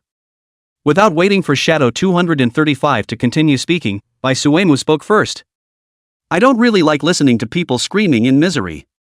It's too cruel. That's why I sealed your vocal cords again. Coming in front of Shadow 235, Bai Suemu quickly found the reason why he was able to speak. It turned out that the seal responsible for the vocal cords had broken a corner. This was what allowed Shadow 235 to be able to make a sound again. Wait. Release me. Me. You. Looking at Bai Suemu, who was preparing to make another move to add additional seals to himself, Shadow 235's potential exploded at this moment. Using the last of his strength, he let out 5 syllables. What do you mean? You're not convinced? Listening to these 5 syllables coming out from Shadow 235's mouth, Bai Suemu sneered and asked with a raised eyebrow. Well, so arrogant, huh? It seems that if you are not given some intensity, you really think you are a tough guy, No. Spare me. Me. It's you. Looking at the coldly smiling Baisuki, Shadow 235's body instinctively shivered. The fear of Bai Suemu had already penetrated into Shadow 235's bone marrow at this moment. As long as Baisuki smiled, he had a stress reaction. You have a dragon yan? Die for master. Shadow 235 did speak a bit more coherently this time, but it sounded even more awkward. No, this Shadow 235 wouldn't be suffering from that Stockholm syndrome, right? Thinking of this, a layer of goosebumps rose on Bai Sumu's body. If he had known that Shadow 235 had this fetish, he would have already clicked him with a sword. You kept me. It means I'm still useful. Spare me. My life is yours. Shadow 235 proved once again that people have no limits. You see, when the tip of Bai Sumu's sword was about to break him in two, Shadow 235 once again broke through. Just this? Then it wouldn't be over if you had said so earlier. This time, Bai Sumu understood what Shadow 235 meant. Hearing Baisuki's words, Shadow 235 protested silently. He wanted to say it instead. But could he say it? Just the mere act of blasting such a small gaping hole in the seal on his vocal cords had consumed so much of his time. Today, he had just achieved something, and Shadow 235 had directly expressed his attitude. He had already done this, what more did he want? Okay. Your matter, wait for me to come back. Looking at the silent Shadow 235, Bai Sumu smiled and patted his shoulder. It wasn't easy. Finally, he had gnawed down this piece of hard bone. From the first day of locking Shadow 235 in the cellar, Bai Sumu's purpose was not to kill him. Of course, it wasn't purely to torture him either. Bai Sumu's main purpose was to let Shadow 235 be used for himself. It was still the same saying, not afraid of thieves stealing, but afraid of thieves thinking about it. The Shadow Alliance, as the #1 assassination organization in the human world, had members in all corners of the human world. Therefore, given Shadow 235's incomparably cautious character, Bai Sumu felt like taking the initiative. Placing undercover agents in the Shadow Alliance. And the candidate. Obviously there was no one more suitable than Shadow 235. That was why Bai Sumu had gone out of his way to take time out of his day to brainwash Shadow 235. Now it seemed that all the persistence was worth it. Good. Hearing Bai Sumu's words, Shadow 235 answered in a muffled voice. As an assassin of the Shadow Alliance, Shadow 235's backbone naturally did not need to be mentioned. Of course, the main reason for this was still because of the prohibition that the Shadow Alliance had placed on them. As long as there was the slightest thought of leaking information about the Shadow Alliance, they would directly die violently. That's no way to have a backbone. And during this nearly 1 month of torture, Bai Sumu didn't have the slightest intention of asking him for information about the Shadow Alliance. Every day was just pure torture. Torturing the Shadow 235 spirit had collapsed more than once. To tell a cold joke. During this nearly 1 month in the cellar, Shadow 235's divine sense had more than doubled in size. It was also because of this that Shadow 235 was able to break through the vocal cords prohibition at the end. In fact, according to common sense, after undergoing such inhuman torture, if it were anyone else, they would have already had the idea of dying. But Shadow 235 was not an ordinary person. From his incomparably cautious character, it could be seen that this kid cherished his life. He even cherished his life to a degree that would make one's hair stand on end. Shadow 235's motto was better to die than to live. So as long as there was a sliver of hope for life, Shadow 235 would fight for it at all costs. Okay. For the sake of you being lost. Here, add a life renewal pill for you. Wait for me. I'll be back in a while. You mustn't pull any tricks on me. Seeing that Shadow 235 answered, Bai Sumu once again threw him a life renewal pill. This stuff, Bai Sumu managed enough. He could even eat it as a meal. After explaining to Shadow 235, Bai Sumu really left this time. Closing the door to the cellar, Bai Suki went straight to the kitchen. Today is a good day. Anything the heart desires can come true. Humming a pleasant ditty, Bai Sumu was in a great mood.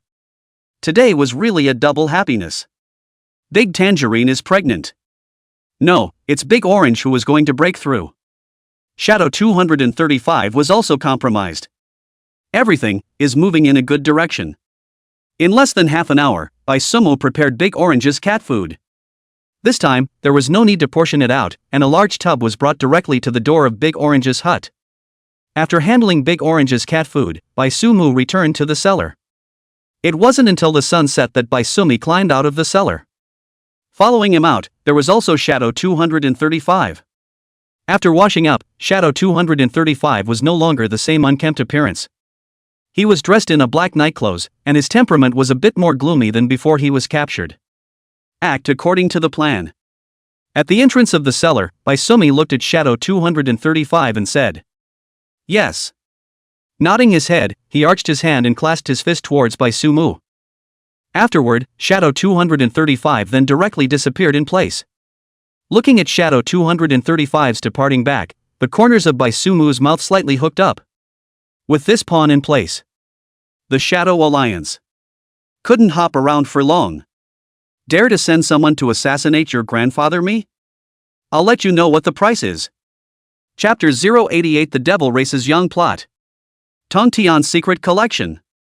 It feels like there's something fishy going on over at the evil sect. Within the hall of the Immortal Questioning Sword Pavilion, the Immortal Questioning Hall, several sect leaders were once again gathered together. At the head of the table, Shin Song was holding the recent mission report in his hand, and there was a touch of dissolving doubt between his brows. With the added intelligence from the Heaven's Opportunity Pavilion, there had been no end to the missions of the major sects to crush the evil sects. This was originally an excellent phenomenon, but Shin Song, however, felt that there was something fishy here. Although this time, it was a crusade against the evil sect by gathering the power of all the righteous sects in the human realm. But in the past, the actions against the evil sect had not stopped either. The headquarters of the evil sect, which used to be hard to find, were now placed in front of them one after another. What? Is it because they don't want to die fast enough? I was just about to say the same thing. In the recent intelligence searched by my men, 7 more evil sect headquarters have been discovered. I've read the detailed mission reports and found that some of them were even actively exposed.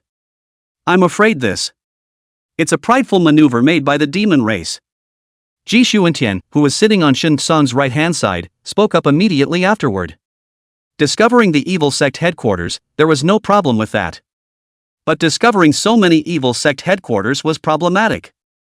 And although the plan was to surround the evil sect, their real target was those demons hidden in the evil sect. Ordinary evil sect disciples, even if they killed as many as they could, it wouldn't be of any significance. However, in so many evil sect headquarters that had been discovered so far, there were no more figures of the devil race to be seen. It was as if the people of the devil race had already disappeared cleanly from the human realm. But Ji Xuantian knew that this was impossible. The demon race was confusing them with evil. Everyone, listen to me. There are quite a few negative voices coming out from below now. If it continues like this, our team won't be far from disbanding. Immediately after that, Shen He also spoke up. Although on the surface, their righteous alliance had won victory after victory in their battles against the evil sect. But likewise, they were not without consumption. The consumption of various weapons and elixirs, all of these could only be considered a small head. The big head was the disciples of the various sects. After all, the evil sects were not lambs to the slaughter, they would also resist. What is the most important thing about the sect? Strong ancestors? Countless resources? All of these were indeed important. But even more important are the disciples who can serve as the sect's legacy. If a sect didn't have a legacy, then he couldn't be called a sect. After rough calculations, from the time the righteous path formed the alliance until now, the number of casualties of disciples from all the major sects had even reached 5 digits. Among them, there was even a lack of some of the sect's pride of heaven. These people were the flame that had been passed down from their respective sects. Now, the flame was broken. Could they not be anxious? After all, this gang of devils are no little darlings. If we make such a big deal out of it, it's unlikely that they will take the initiative to stick their heads over. Hearing Shen He's words, Shen Song also looked helpless. Deaths and injuries were inevitable things. Even the asking Immortal Sword Pavilion had lost many disciples in this operation. So Shen Song also understood their feelings. This is the devil race's young plot. I have also followed several crusades against the evil sect's headquarters. Those people from the evil sect specifically just targeted people from small and medium-sized clans. The purpose is to provoke conflicts within us. Ji Xuantian's face was also gloomy at this time. This mighty demon-slaying operation was about to become a joke by now. The demons hadn't killed a few, but had lost quite a few people. And the ones that were lost were all the human race. The demon race had played too dirty with this trick. Now I'm afraid there's only that way left. Shen Song on the main seat pondered for a long time and spoke with a heavy face. Is it necessary to go this far? Looking at Shen Song with a heavy face, Ji Xuantian understood his old friend's meaning after a little thought. But in Ji Xuantian's opinion, they hadn't reached that point yet. Shen Song, you intend to open the secret stash? Next to him, Shen He also reacted at this time and looked at Shen Song and asked with a frown. Aha! Open the secret stash and let the demon race take the initiative to come to your door. Nodding, Shen Song said solemnly. The devil race was lurking on Earth. Apart from accumulating strength to reopen the passage between the human realm and the devil abyss, it was to pay close attention to the human race's heavenly pride. Otherwise, before, Bai Sumu would not have been able to attract Teller. And now, one Bai Sumu was clearly not enough weight. After all, most of the demons that could cross the barrier to the human realm were low-ranked demons. Even if it was a high-ranking demon, without the nourishment of demonic energy for a long period of time, it would not be able to exert its full strength.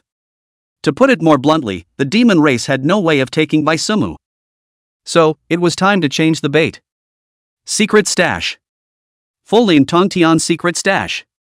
It is a secret realm jointly held by several major clans of the righteous path. It is opened once every 20 years.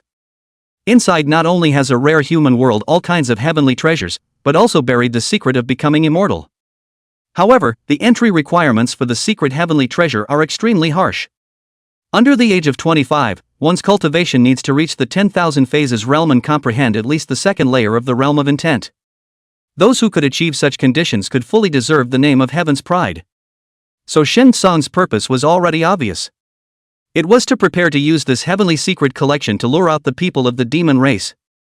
If we do this, isn't it a bit too risky? Listening to this plan of Shin Song, Shin He frowned slightly. After all, those who were able to participate in the Tongtian secret collection were all true top-tier heavenly prides. The loss of a single one here would be a loss for the human race. If we don't do this, we can't afford to waste time with the demon race. Sighing, Shin Song also knew that his method was risky. But there was no way around it. It was the demon race that was taking the initiative now. They could only go for broke. This bunch of damn evil. The same human race, how dare they revere the devil race? They are human in vain. Ji Xuantian slammed the table at this moment. It was suffocating. It was too suffocating. Old Ji, don't be angry either. Just do as I say. What about you informing the others when the time comes, old Ji? The resources consumed by opening the secret stash early this time. I will ask the Immortal Sword Pavilion to bear it all. Appeasing Ji Xuantian with a sentence, Shin Song finally clapped his hands and said, the reason that the secret stash was opened once every 20 years was to allow the stash to have enough recovery time. Now that it was opened earlier, there was certainly a need to fill the gap with resources. And since this plan was put forward by him, Shin Song, then take out an attitude.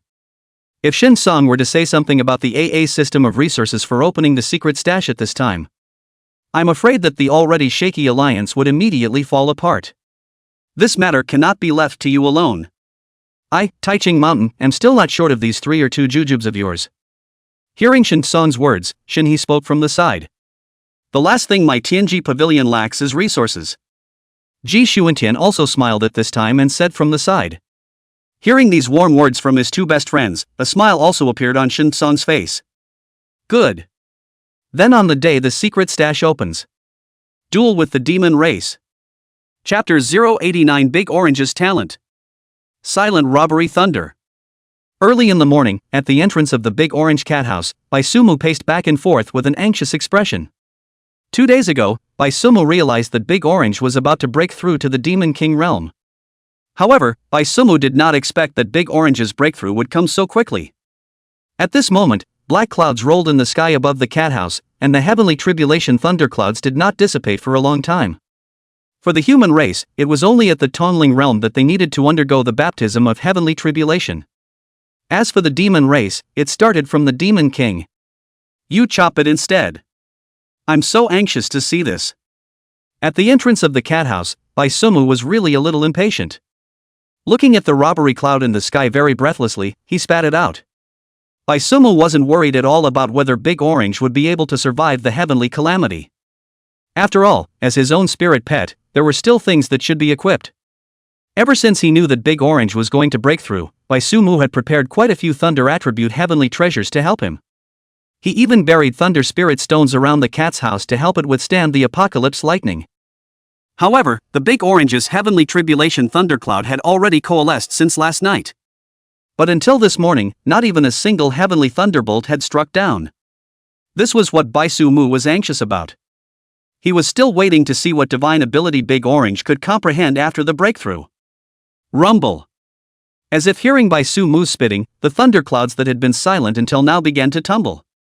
Bursts of thunder resounded through the sky, and a purple robber's thunder wandered through the thunderclouds. Boom ka! When it was too late, a bucket-thick robber thunderbolt struck straight down towards the cat house. Boom! With a roar, the Big Orange cat house instantly collapsed under the bombardment of the calamity lightning. Meow. In the ruins of the cat house, Big Orange was compressed to the ground by the heavenly thunder. Strongly bracing his body to stand up, Big Orange let out a howl with rage. As the howl rang out, Big Orange's originally petite size began to expand, and soon, it came to the size of a calf. The hair on its entire body exploded, and Big Orange began to absorb the energy of the robbing thunder. As more and more energy was absorbed, Big Orange's size began to expand once again, and the thunder traveling on its body became even more violent. Meow. Another roar rang out, and Big Orange looked up to the sky and opened his mouth to strike out a pillar of thunder. This pillar of thunder actually directly dispersed the robbing clouds in the sky. Meow. The calamity cloud dissipated, which represented Big Orange's successful promotion. Letting out a victor's roar, from this moment on, Big Orange was a proper demon king. Awesome! Seeing that Big Orange's transition was complete, Sumu smiled and applauded. Worthy of being his own spirit pet, he had a few moments of his own divinity. Meow. The joy of successfully crossing the tribulation did not last long. At this moment, Big Orange looked at the ruins of the cat house that had become a ruin in a gloomy manner. This was its favorite cat house. It was just gone. In the future, it would never cross the lightning tribulation in the cat house again. It's okay. We'll build another cat house if it's gone. I'll build you a better one this time. Looking at the dejected Big Orange, Sumu comforted at the side. Sumu was also crying and laughing a bit. You've become a generation demon king. A cat house is just a cat house, is it necessary? Meow. Hearing Sumu's words, Big Orange came over in surprise. Really? When have I ever lied to you? Looking at the excited Big Orange, Sumu said with a smile. Come. Forget about the cat house for now. Let me see what divine abilities you've mastered after you've been promoted to Demon King. Greeting Big Orange, Sumu came to the small courtyard's practice field. Meow. Arriving at the practice field, Big Orange's face was also full of battle spirit. With this breakthrough, it had really comprehended a good divine ability. Attack over here. Waving towards Big Orange, Sumu had a relaxed demeanor. Meow. Hearing Sumu say that, Big Orange wasn't polite at all. Transforming thunder with his body. Transforming his body into lightning, Big Orange disappeared in a flash. When it reappeared, it was already on Sumu's side. Meow. Purple thunder heavenly punishment. Opening his mouth and roaring, the dense power of thunder and lightning quickly converged, and in the next moment, the tyrannical pillar of thunder and light directly blasted towards Sumu. Oh! Looking at the pillar of thunder that Big Orange had struck, Sumu's eyes lit up. This move was the divine ability that Big Orange had just used to break the robbing clouds. Therefore, Sumu didn't hold back and drew out the desolate ancient remnant dust, and he slashed out with his sword. Boom! Boom! The thunder pillar collided with the sword chi, and a large area of dust swirled up on the practice field. In the smoke and dust, thunder flashed, and Big Orange arrived in front of Sumu's eyes in an instant. Meow! Booming thunder roared. Big Orange stuck his face with a roar, but in Sumu's ears, it was the sound of thunder and lightning roaring. The sound of thunder hit the soul, and a momentary trance flashed in Suki's eyes. Ding! The body subconsciously reacted to block Big Orange's sharp claws. At this time, Sumu had already returned to his senses. Spiritual attack? Very strong. Another compliment exited, and Sumu said with a smile. Big Orange's talent really didn't let him down. Surprisingly, it could also comprehend a divine ability that directly attacked the soul? Meow. With a backflip, Big Orange landed on the ground. Dispersing the thunder on its body, it exited combat mode. Is it over? Looking at Big Orange, who exited battle mode, Sumu cocked his head and asked. This promotion, only 2 divine abilities were comprehended? Although a normal demon king could only comprehend 1 divine ability per promotion, Big Orange had already exceeded the standard to complete this. But Sumu felt that this shouldn't be Big Orange's limit. Meow. Shaking his head, Big Orange raised his paw and pointed to the sky. This is. Following the direction of Big Orange's paw, Sumu looked up. This look really gave Sumu a shock. The robbery clouds that had just dispersed were actually converging once again. A terrifying pressure descended, and the ground under Sumu's feet began to crack. Great guy. Big Orange, you're awesome big time. Nodding in satisfaction, Sumu gave a thumbs up towards Big Orange. This mass of plunder clouds in the sky was clearly what Big Orange had summoned. Although the feeling that this cloud gave Sumu was not as intimidating as when Big Tangerine broke through, it was still a proper robbery cloud, and the lightning that came down was a robbery thunderbolt. Even if the power is a little bit worse now, but as Big Orange's strength breaks through, these aptitudes will also follow along and become stronger. If this allows Big Orange to break through to Demon Emperor. Moreover, what made Bai Sumu envious the most was that the rotting thunder acted as punishment on behalf of the heavens, but it wasn't tainted by karma. Meow. Shrieking proudly, Big Orange tilted its head. Then while Bai Sumu's attention was on himself, he directly maneuvered the rotting thunder to strike down. Silent robbery thunder. Boom ka. Purple pillars of thunder descended, directly enveloping Bai Sumu. Meow. Seeing Bai Sumu being hit by the pillar of thunder, Big Orange's eyes lit up. Let you kid tease me so much in the monstrous stone forest. Today, it can also be considered to have its revenge. Not bad. It's quite comfortable. Just when Big Orange was complacent, Bai Suemu's voice resounded from within the thunder pillar. And hearing this leisurely voice of Bai Sumu, Big Orange's eyes widened. It wasn't. This was the robbing thunder. A proper robbery thunder.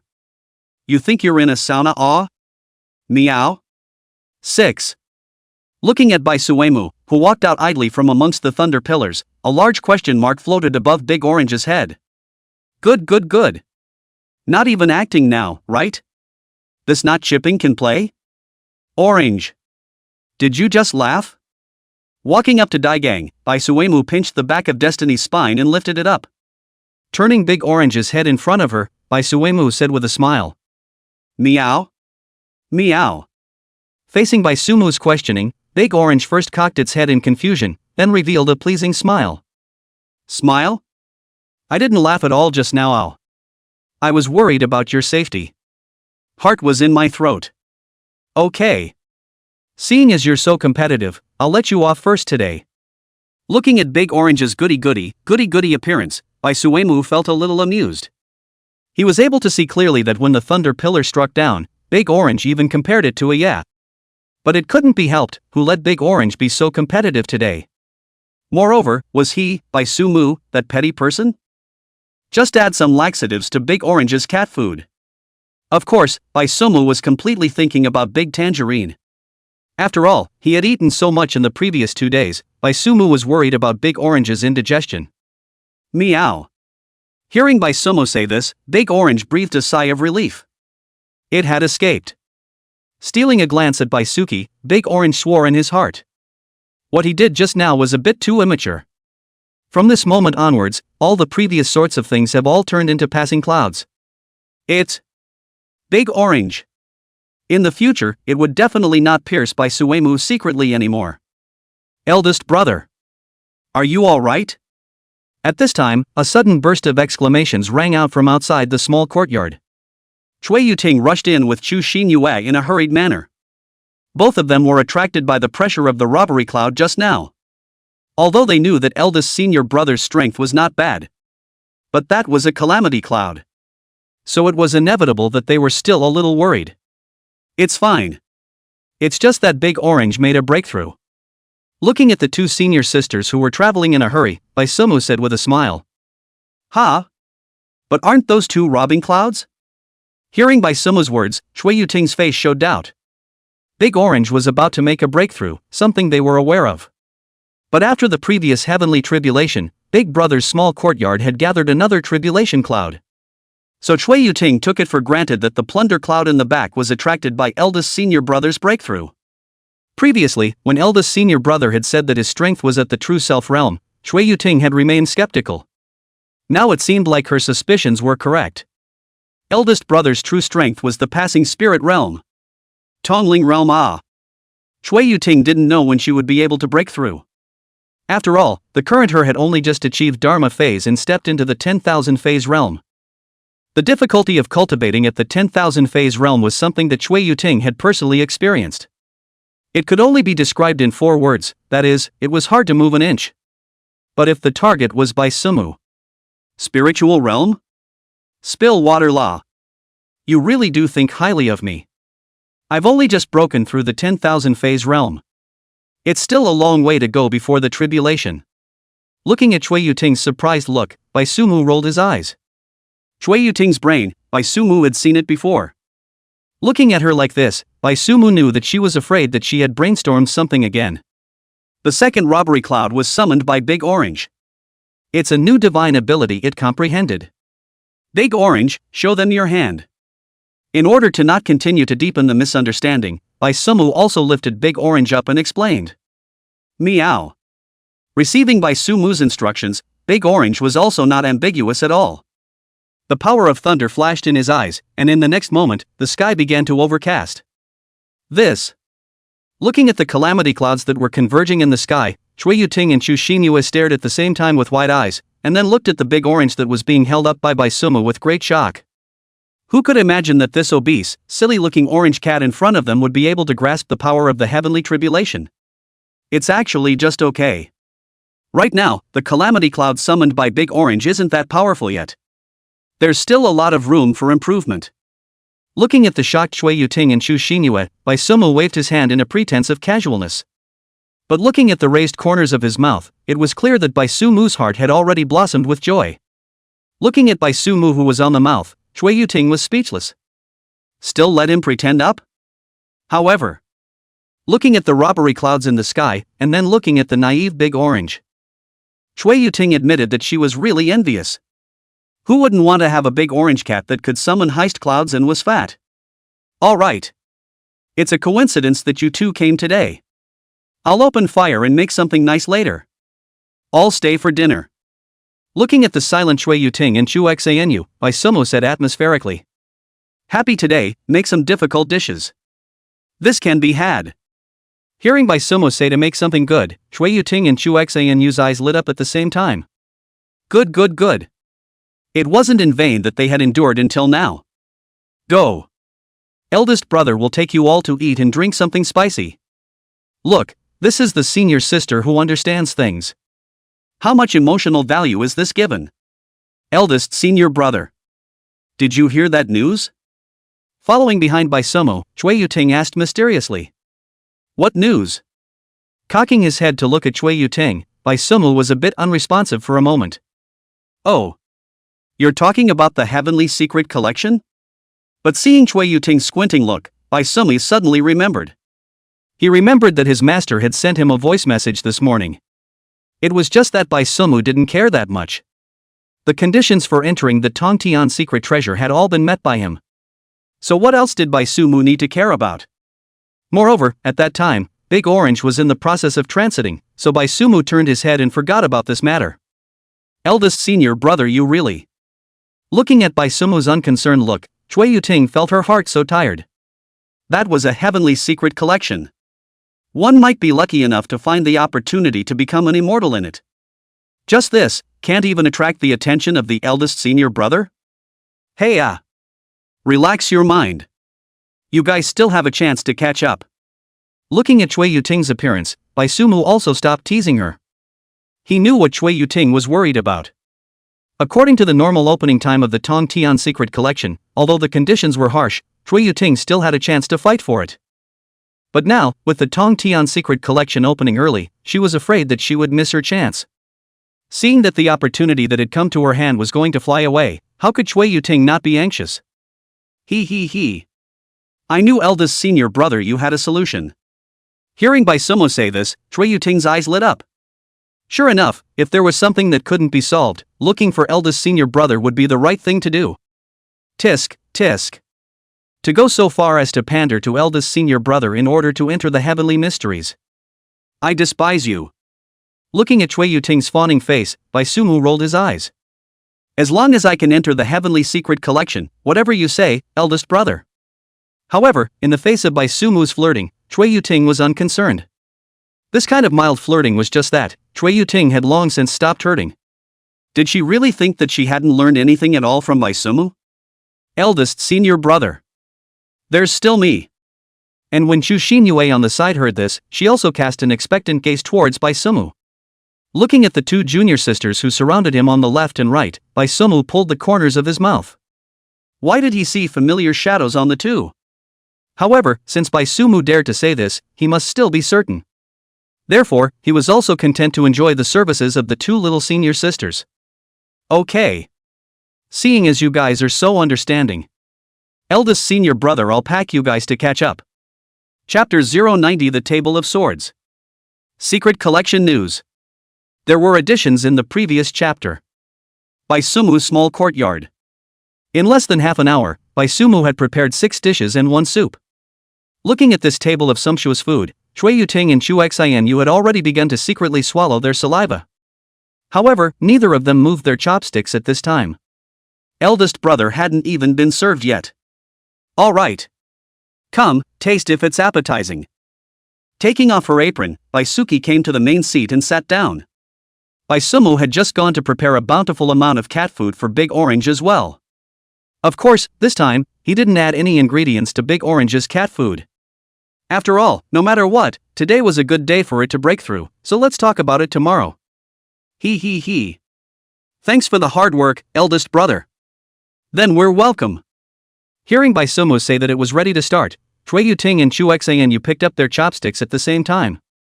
After thanking Bai Sumu, the 2 sisters were about to move their chopsticks when the door to the small courtyard was pushed open at this time. Boom! The door to the small courtyard was pushed open, and the dusty blue dye land walked in. Good boy. You do know how to hurry. Wash your hands and serve. Looking at the dusty blue dye, Bai Sumu said with a smile. This time stuck, it was really just right. Good. Nodding his head in response, Bluestem ran into the kitchen with a flash. This was followed by another flash, appearing directly in front of the dining table. Open up. Don't even be polite. Seeing Blue Dye sit down, Bai Suemu spoke once again. This time, Chui Yuting and Chu Xinyue couldn't care less about being polite, picking up their chopsticks and simultaneously chucking them at the most fatty and crispy ribs. The 2 of them had been staring at this piece of ribs since it was served. Ding! The 2 of them moved quickly, but Bluestem's movements weren't slow either. Almost at the same time, the 3 pairs of chopsticks collided above the ribs. Second senior brother. You're not going to grab the ribs with the senior sisters, are you? Looking at Lan Dai who joined in, Chui Yuting looked at Lan Dai with a smile. There were no siblings at the dinner table, and this piece of ribs, Chui Yuting was determined to win. Will. Hearing Chui Yuting's condemnation, Blue Dye was not the least bit moved. If he could eat this piece of ribs, Blue Dye couldn't dare to imagine what a cheerful big boy he would become. So letting was out of the question. Senior brother and sister. I'm your little senior sister. Don't you all know how to let me be? Chu Xinyue also said softly at this time. This wave of teeming words could be said to have brought her identity as a junior sister into full play. Today, you're not a junior sister for the time being. If you can let me have this piece of ribs, I'll call you junior sister today. Hearing Chu Xinyue's words, Chui Yuting also did not falter in the slightest. It was completely a look of oil and salt. Really not allowed? Secretly exerting her strength, Chu Xinyue looked at Chui Yuting and Lan Dai with a smirk. Not allowed. Chui Yuting and Lan Dai answered with a resolute voice. Good. Then we'll each rely on our own abilities. As soon as the words fell, Chu Xinyue's body rose with a stern sword momentum. With the addition of the sword momentum, Chu Xinyue broke free of Chui Yuting and Lan Dai's restraints in an instant. The chopsticks reached out and headed straight for the ribs. But although Chu Xinyue's sneak attack was successful, the reacting Chui Yuting and Lan Dai also offered their respective sword potentials. For a time, the 3 sword potentials intertwined together, and the entire dining table was enveloped in a storm of sword intent. You 3 are truly useless. Looking at the 3 of them who even used their sword momentum, Bai Sumu's mouth was also twitching. How did he end up with such 3 foodies? If you guys had used this energy in your cultivation, wouldn't you have casually broken through? I am not going to back down. Rise. Unable to attack on the sword intent for a long time, a divine light flashed in Chui Yuting's eyes. The heavenly river water Dharma phase bloomed behind Chui Yuting's back. Cheating. This is cheating. Seeing Chui Yuting directly sacrificing her own Dharma phase, Chu Xinyue directly jumped to her feet. She was still just a little munchkin who had just formed a Dan. Rise. Lighting up her Dharma phase, Chui Yuting raised her eyebrows. And just as Chui Yuting was planning to collect the fruits of her victory, the blue dye on the side also opened his mouth indifferently. The heavenly river Dharma phase, which was generally the same as Chui Yuting's, presented itself behind Lan Dai. Second senior brother? Looking at the Tianhe Dharma phase that was generally different from Chui Yuting's, Chu Xingyue was a little dumbfounded. Wasn't it said that everyone's Dharma phase was different? This is your second senior brother's Dharma phase. Mirror Flower Water Moon. Looking at the surprised Chu Xinyue, Bai Sumu took up the role of narrator on the side. Mirror Flower Water Moon? Hearing Bai Sumu's explanation, Chu Xinyue stared in surprise. Second senior brother. Looks like senior sister is going to have to show some real skill. At this time on the dining table, the battle for the ribs had already entered a white heat. Looking at Lan Dai, who had mimicked his own Heavenly River Dharma phase, Chui Yuting's face was gloomy. Please. Opening his mouth indifferently, Bluestem even made a pleased gesture with his free right hand. If he couldn't take down Chui Yuting here, then this second senior brother of his would really be for nothing. Running stream. Secretly raising her chi, Chui Yuting's body vibrated with true essence. But even though Chui Yuting had already pushed her true essence to its limit, she still couldn't do anything about Blue Dai. I'm losing. Once again, she exerted her strength, but she still couldn't shake Bluestem. Seeing this, Chui Yuting could only withdraw her Dharma phase in frustration. This battle for the ribs. It was her who had lost. Understood. Seeing Chui Yuting give up, Lan Dai smiled faintly. With a flick of his chopsticks, he caught his victor's prize. You guys are also really having a boring time. Seeing that this rib fight had finally come to an end, Bai Sumu then spat breathlessly. Those who didn't know would have thought that you guys were fighting over some heavenly material. It's just a piece of ribs, is that so? In the next few moments, the dining table was once again filled with swords and daggers. And seeing the senior brothers and sisters enjoying their own cooking so much, Bai Sumu was quite happy. In the end, a table of dishes was also eaten clean. Second senior brother. This mission came back really fast. With the wine and food, several people also leaned back on their chairs and rested up. It was at this time that Chui Yuting remembered to ask Blue Dai about this mission. I did hear some news. That's why I came back a bit earlier this time. Nodding, Bluestem sipped his tea and said. Eldest senior brother. The Tongtian secret treasure is going to open early. Looking at Bai Sumu, Lan Dai said with a serious expression. I knew it. Looking at Blue Dai, who had a serious expression, Bai Suemu had an expression of I knew it. How did you know, Senior Blue Dai? Isn't this top secret information? But when Chui Yuting sniffed, she looked at Bluestem in surprise. Bluestem had been running missions outside the sect for a while. This news, he shouldn't have known about it yet. I heard the news from a disciple of Mount Taiching. And now basically all the disciples of the major clans know about this news. Frowning slightly, Bluestem stated his source of information. Hearing Lan Dai's words, Chui Yuting and Chu Xinyue frowned slightly. They smelled an unusual aura. Looking at the atmosphere of silence, Bai Sumu smiled and shook his head. Top secret information? Bai Sumu didn't believe it. If it was truly top secret, it was impossible for them to know. Therefore, this news was deliberately put out. After a little thought, Bai Sumu also understood the deeper meaning. Don't think so much. There's no need for us to care about these matters. What you guys have to do now is to fulfill the entrance requirements before the opening of the Tongtian secret treasure. Chapter 091, Cruel Rules. It wasn't certain who was the yellow bird. There are a lot of things that need to be prepared when opening the Heavenly Secret Collection in advance. That's why you guys don't need to rush. The time left for you guys is definitely enough. Seeing the gazes of his senior brothers and sisters looking towards him, Bai Sumu spoke. Enough time. Why do I feel that it's somewhat insufficient? Hearing Bai Sumu's words, Chu Xinyue, however, said somewhat sheepishly. Just now, she and Chui Yuting had determined the entry conditions for the Tongtian mysterious treasure. This condition made Chu Xinyue feel somewhat suffocated. 10,000 phase realm, second layer realm of intent. Every single condition made Chu Xinyue feel like there was a huge mountain pressing down on her. She had just formed a dam right now. Hello. You are indeed still close. But you don't have to worry too much. You'll be able to reach the true self realm by then. Looking at Chu Xinyue's bitter look, Bai Sumu was smiling. The Immortal Questioning Sword Pavilion, as the sect that held the Tongtian mystical treasure, there were quite a few secret stories that were not known to outsiders that were recorded on the relevant volumes.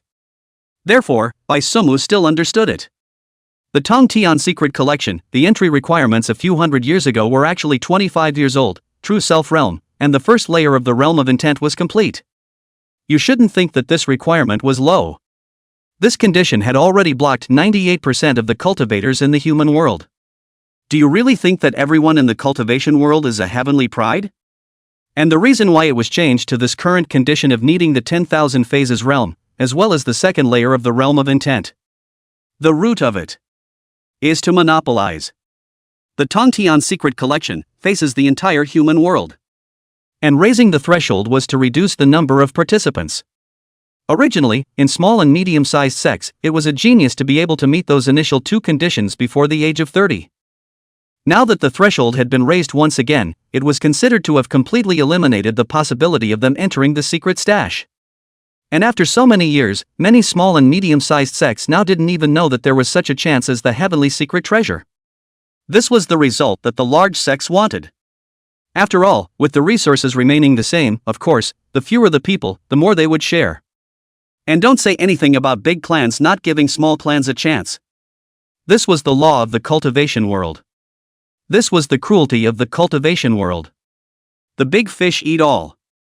And now, if one wanted to open the heavenly secret collection in advance, one would need to lower their requirements. After all, there were not a few other large clans like Chui Yuting who were originally able to enter the secret stash, but now couldn't. This was all a loss. Therefore, lowering the requirements was inevitable. Really? Hearing this explanation from Bai Sumu, Chu Xinyue asked in surprise. But then, Chu Xinyue was somewhat skeptical. True self realm. Was it enough? She had deliberately gone to the hidden scripture cabinet to rummage through the news about the Tongtian secret collection. The 10,000 phases realm, the second layer of the realm of intent, was written clearly. Tisk. When has your eldest senior brother ever lied to you? Looking at Chu Xinyue's disbelief in herself, Bai Sumu smacked her lips and raised her eyebrows. Those information you went to check, can it be the same as what he saw? The authority on Bai Sumu was equal to Pavilion Master Shen Song. I believe in eldest brother. Hearing Bai Sumu's words, Chu Xinyue said firmly after being in a trance for a while. Indeed, eldest senior brother never promised anything he wasn't sure of. So, believing in eldest senior brother must be correct. Looking at Chu Xinyue's resolute eyes, Bai Suemu then nodded with a smile. That's right. All right. Then, before the opening of the secret stash, the three of you will practice extra together. Young lord. Got the exact news. The human race does intend to open the heavenly secret treasure in advance. Meanwhile, in a suburban manner, Lily AI was half kneeling in front of a youth. They're in a hurry. Nodding, the youth revealed a smug expression. It seemed that his plan had worked. The human race was now on the verge of not being able to hold on. But their intentions are just too obvious. Is this trying to attract us over? The youth then sneered. Of course he could see what the true purpose of this wave of maneuvers was. Gathering all the heavens' pride together. The purpose could only be to seduce them, the demon race, into making a move. Then, young lord, are we going to act? Looking at the coldly smiling youth, Lily AI asked in a low voice. Of course. Such a good opportunity. Of course we can't miss it. Hearing this question from Lily AI, the youth said without hesitation. The chance to annihilate so many people's heavenly pride in one fell swoop wasn't something that usually came along very often. But, hearing that the youth was actually still planning to make a move, Lily AI was a little puzzled. Since they all knew that this was a trap, the human race would definitely lay a dragnet. To still choose to make a move in such a situation, was it any different from throwing oneself into a trap? The Tongtian secret treasure. It was left on this land when that supreme being fell. Do you know what that means? Looking at the puzzled Lily AI, the youth, however, did not explain, but asked in return. I don't know. Hearing this question from the youth, Lily AI lowered her head. The Tongtian secret collection is a small world. Let me put it this way. Can you understand it now? Seeing Lily AI lower her head, the youth did not blame. Instead, he slowly opened his mouth to answer for him. Small world. Young lord, I understand. Hearing the youth's explanation, Lily AI then raised her head in a daze. The reason why they, the high-ranking demon race, had been mainly lurking was because they couldn't utilize their true strength in the human world. To the demon race, the current lower realm was a low-ranked world. The aura of the human realm simply couldn't replenish the consumption of demonic aura. The small world, on the other hand, had a higher level of aura in it. In other words, as long as they were able to enter the Tongtian secret collection, they would be able to utilize 100% of their full strength. She understood what the young lord meant. It's not too stupid. Then I'll leave this matter to you. Seeing that Lily AI understood his meaning, the youth smiled in satisfaction. These foolish humanoids still didn't realize just how big of a mistake they had made. Originally, he had plans to serve a massacre to the human race when the Tongtian secret treasure opened. But now, he hadn't expected that these human races would even be impatient to send themselves to their deaths in advance. Since that was the case, then he could only reluctantly choose to fulfill it. Want to be the yellow bird? It wasn't certain who was the yellow bird right now. Yes. Hearing the youth entrust this matter to himself, Lily AI solemnly responded. The heavenly secret treasure wasn't that easy to enter, but their demon race's thousands of years of lurking wasn't a joke either. If they wanted to enter, there was still a way. Right. The person I asked you to look for last time, have you found him yet? After explaining the matter of the heavenly secret treasure, the youth suddenly thought of something. Although so much time had passed since the last time the blood vine fruit was stolen. However, this matter was something that had been nagging at him for a long time. Hearing this question from the youth, Lily AI revealed a smile on her face. She had come to report this time, but she had prepared for it long ago. Back to young lord. The person has been found. The one who stole our blood vine fruit. It's by Sumu from the Ask the Immortal Sword Pavilion. Chapter 092. You are no threat to me in the cultivation world, but you can make me lose face in the education world. By Sumu? Hearing this name, the youth frowned slightly. It seemed like he had heard this name somewhere. Young lord. This is by Sumu's information. Seeing the youth frown, Lilith duly handed over the report in her hand. Oh. It's him. Receiving the file in Lilian's hand, the youth checked it out. After scanning it twice, the youth nodded indistinctly. He said why it sounded familiar. Wasn't this the first genius of the human realm who had been rumored to be a sword intent passage some time ago? The first genius of the human realm? The name is very loud. Laughing coldly, the youth's gaze was filled with disdain. It wasn't that he didn't believe that Bai Sumu hadn't mastered the sword intent passage. He was just mocking the human realm's eyesight as being too low. Intent realm? The higher devil race's realm of intent was perfected the moment they held a weapon in their hands. This kind of thing was also a capital that could be used to brag about? Lily AI. Are you calling me a genius? Throwing the information of Bai Suemu aside, the youth looked at Lily AI and opened his mouth to ask. Of course. Young lord, you are definitely the most shining genius the demon race has ever seen. Hearing this question from the youth, Lily AI opened her mouth after being stunned for a moment. Snap. As soon as Lily AI's words fell, the youth dodged and arrived in front of her, raising his hand to slap her. Your boasting is a bit too much. I still know my own weight. Looking at Lily AI with cold eyes, the youth said in a cold voice. He was indeed a higher demon race. But the higher devil race was also divided into 3, 6, 9 classes. His family could only be considered a minor name in the demon race. The most shining genius? It wasn't his turn yet. Yes. It was my subordinate who slipped up. Hearing these words from the youth, Lily AI lowered her head in fear. But in her heart, Lily AI rolled her eyes fiercely. She remembered that the last time she was asked this question, she had given an objective and detailed evaluation. But she was still slapped that time. Now, she had already chosen to kiss ass with a clear conscience, but she still had to be slapped? His grandmother. What the hell are you going to do about it? Aha! Pay attention next time. Looking at Lily AI, who had a sincere attitude, the youth did not pursue the matter too much. Go down. Resuming his seat on the chair, the youth waved his hand indifferently. Yes. Lily AI sniffed, and after prostrating herself on the ground and performing a great salute, she got up and retreated. As Lily AI retreated, the youth was left alone in the hall. The youth leaned back in his chair with his eyes closed, a sickly smile slowly appearing on his face. Human race. Bai Sumu.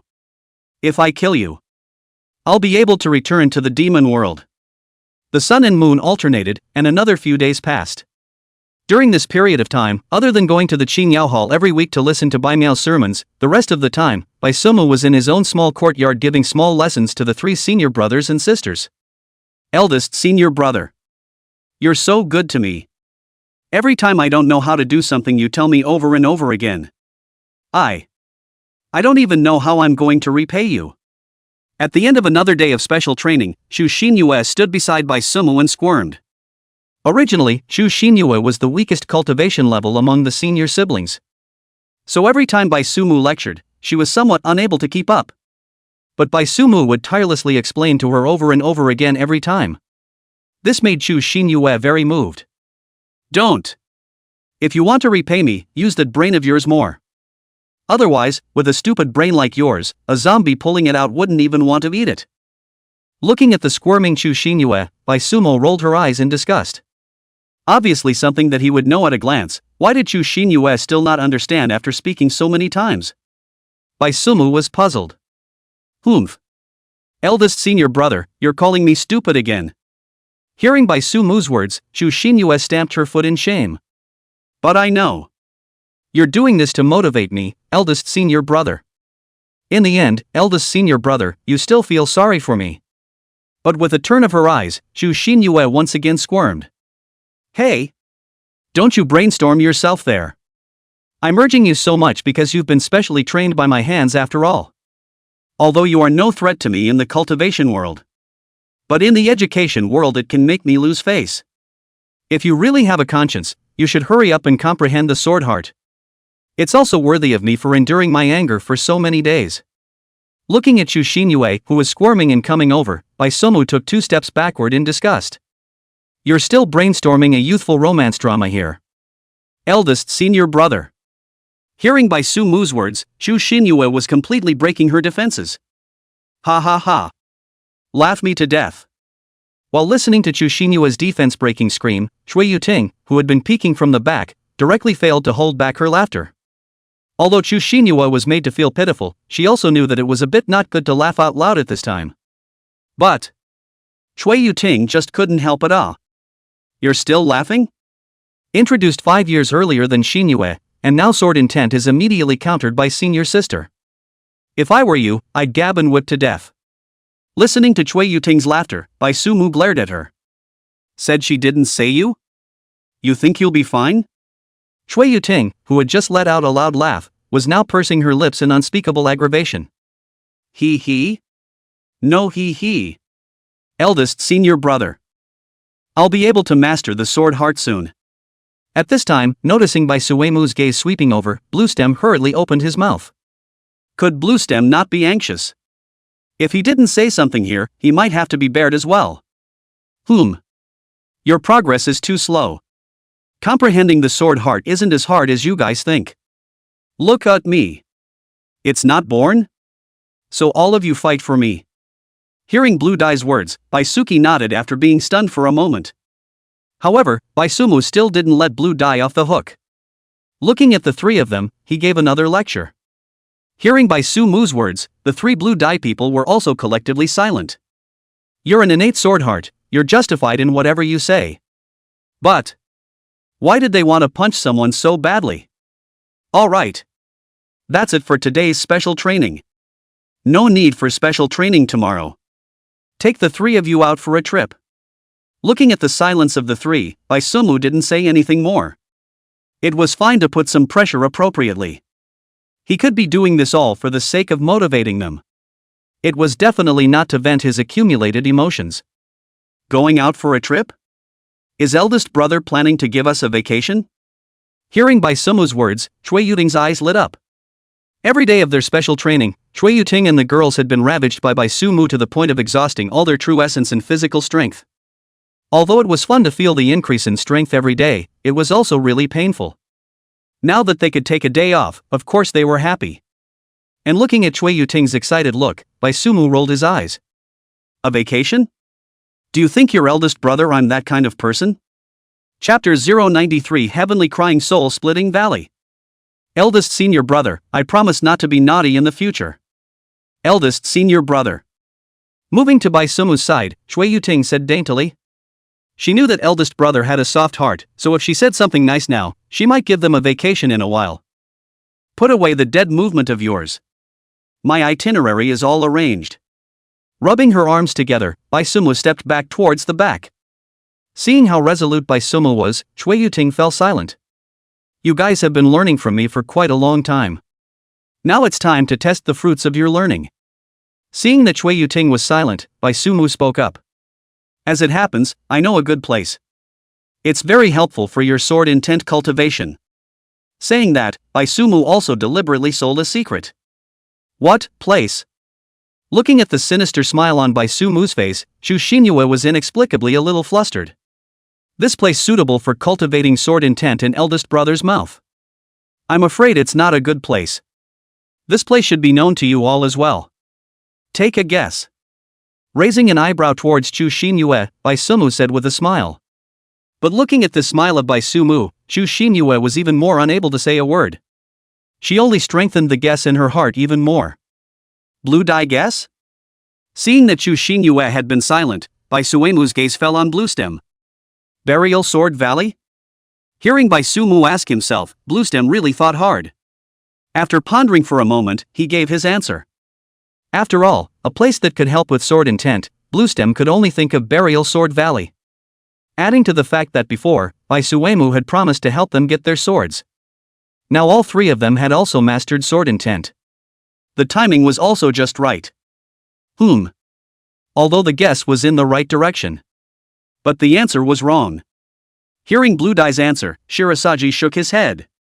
Buried Sword Valley, this was indeed also one of the cultivation locations that Bai Suemu had chosen for them. But it was not the location for this time. After these few days of Bai Sumu's teaching on everything, the three's progress in the path of sword intent was quite fast.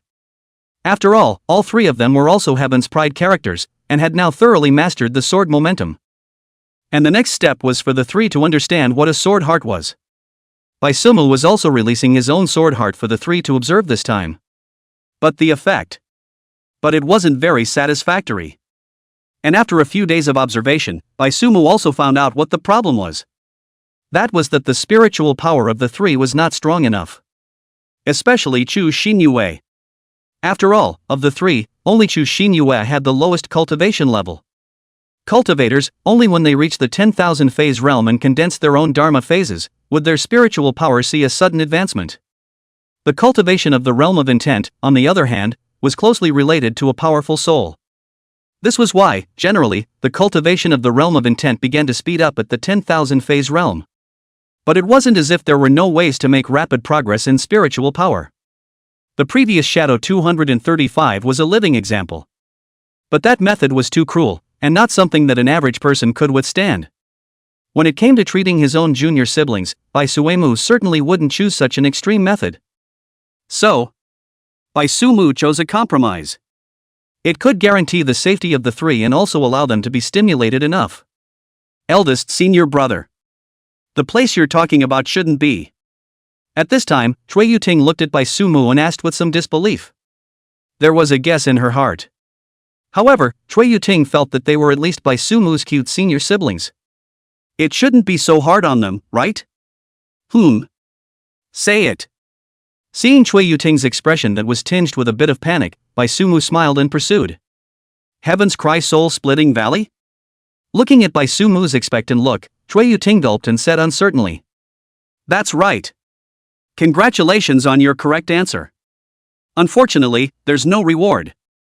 Hearing Chui Yuting say the name of the heaven-crying soul-splitting valley, Bai Sumu applauded for it. See, senior sister really did share her heart. No. Eldest senior brother. Although it's true that we're usually a bit naughty and abstract. But it's not as bad as sending us the heaven-crying soul-splitting valley, right? I promise to be good from now on, okay?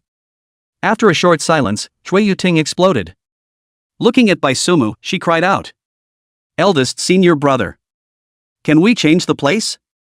Upon hearing the name heaven-crying soul-splitting valley, Chu Xinyue's heart thumped. Sure enough, that bad premonition in her heart had come true. This place that eldest senior brother was looking for really wasn't simple Heaven's Cry Soul-Splitting Valley. It was equally ranked as one of the 3 great dangerous places in the human realm along with the underworld blood abyss. Inside the valley, the mournful sound of harsh winds echoed all year round, as if 10,000 ghosts were mourning. At the bottom of the valley, there are countless corpses left over from ancient battlefields buried. After the precipitation of time, the monstrous grievances emanating from the corpses at the bottom of the valley had already turned into substance, filling the entire heavenly crying soul-splitting valley with the harsh winds. These monstrous grievances that have been dormant for an unknown number of years can directly tear apart the divine sense of the intruder. Even a strong person at the spirit realm wouldn't dare to go deeper into the heavenly cry soul-splitting valley. If they went in with this small body, would it be any different from sending them to their deaths? Look at you guys now. Is your eldest senior brother the type of person who disregards the deaths of his junior siblings? Looking at the crying Chui Yuting and Chu Xanu, Bai Sumu revealed a sad look. You guys really think too badly of eldest senior brother me? Not quite sure. Looking at the sad Bai Sumu, Chui Yuting honestly said. But as soon as the words fell, Bai Sumu's fist smashed into her head. Ouch! Is this how you maliciously speculate about your eldest senior brother? Since I brought you all there, I definitely have a way to preserve you. Don't think that you guys are progressing quickly now. Right now just comprehending a sword heart is so laborious. If this were to be spread out, I would be embarrassed. Hearing these words from Bai Sumu, the 3 little ones all fell silent. Eldest senior brother's lesson was right. During this period of time, eldest senior brother had done his best for them to catch up with the heavenly secret collection. Yet, they still didn't compete. It really was a waste of eldest senior brother's hard work. Eldest senior brother. We'll go with you. Condemning herself fiercely in her heart, Chui Yuting looked at Bai Sumu with firm eyes. Aha! As soon as Chui Yuting's words fell, Shu Xinhui and Lan Dai followed suit and nodded in response. That's right. Don't worry and leave it to eldest senior brother. Definitely let you guys come back alive. Looking at the determination in Chui Yuting's trio's eyes, Bai Sumu nodded in satisfaction. People who practiced cultivation, if you didn't have this fighting spirit, you shouldn't practice cultivation either. Then I'll give you guys a small half-day vacation. We'll gather at night to leave. Looking at the time, Bai Sumu finally said. Surprisingly, there's still half a day of vacation? Hearing Bai Sumu's words, Chui Yuting's eyes lit up. Unexpectedly, the longed-for rest had finally come. Although it was less, it was better than nothing. Looking at Chui Yuting cheering up there again, Bai Sumu helplessly shook his head. This Chui Yuting had her heart university 100%. But there was nothing wrong with this, at least it wasn't easy to breed heart demons. After laughing, Bai Sumu clapped his hands. All right. Do what you need to do and go. Gather at the sect entrance at night. Chapter 094 Mice? No, they were pioneers. It was hard to usher in a half-day vacation, so Chui Yuting's trio ran off without a trace after greeting Bai Sumu. These 3 little heartless ones. Looking at the 3 little ones running fast, Bai Sumu cursed with a laugh. Now, then, Bai Sumu was left alone in the courtyard. Just in time to take advantage of this time to get the business done. After a moment of contemplation, Bai Suki licked the corner of his mouth. What he had just said to Chui Yuting and the others, Bai Sumu had a way to preserve them in the heavenly crying soul-splitting valley. Those words were indeed not false. However, Bai Sumu also only had a preliminary idea.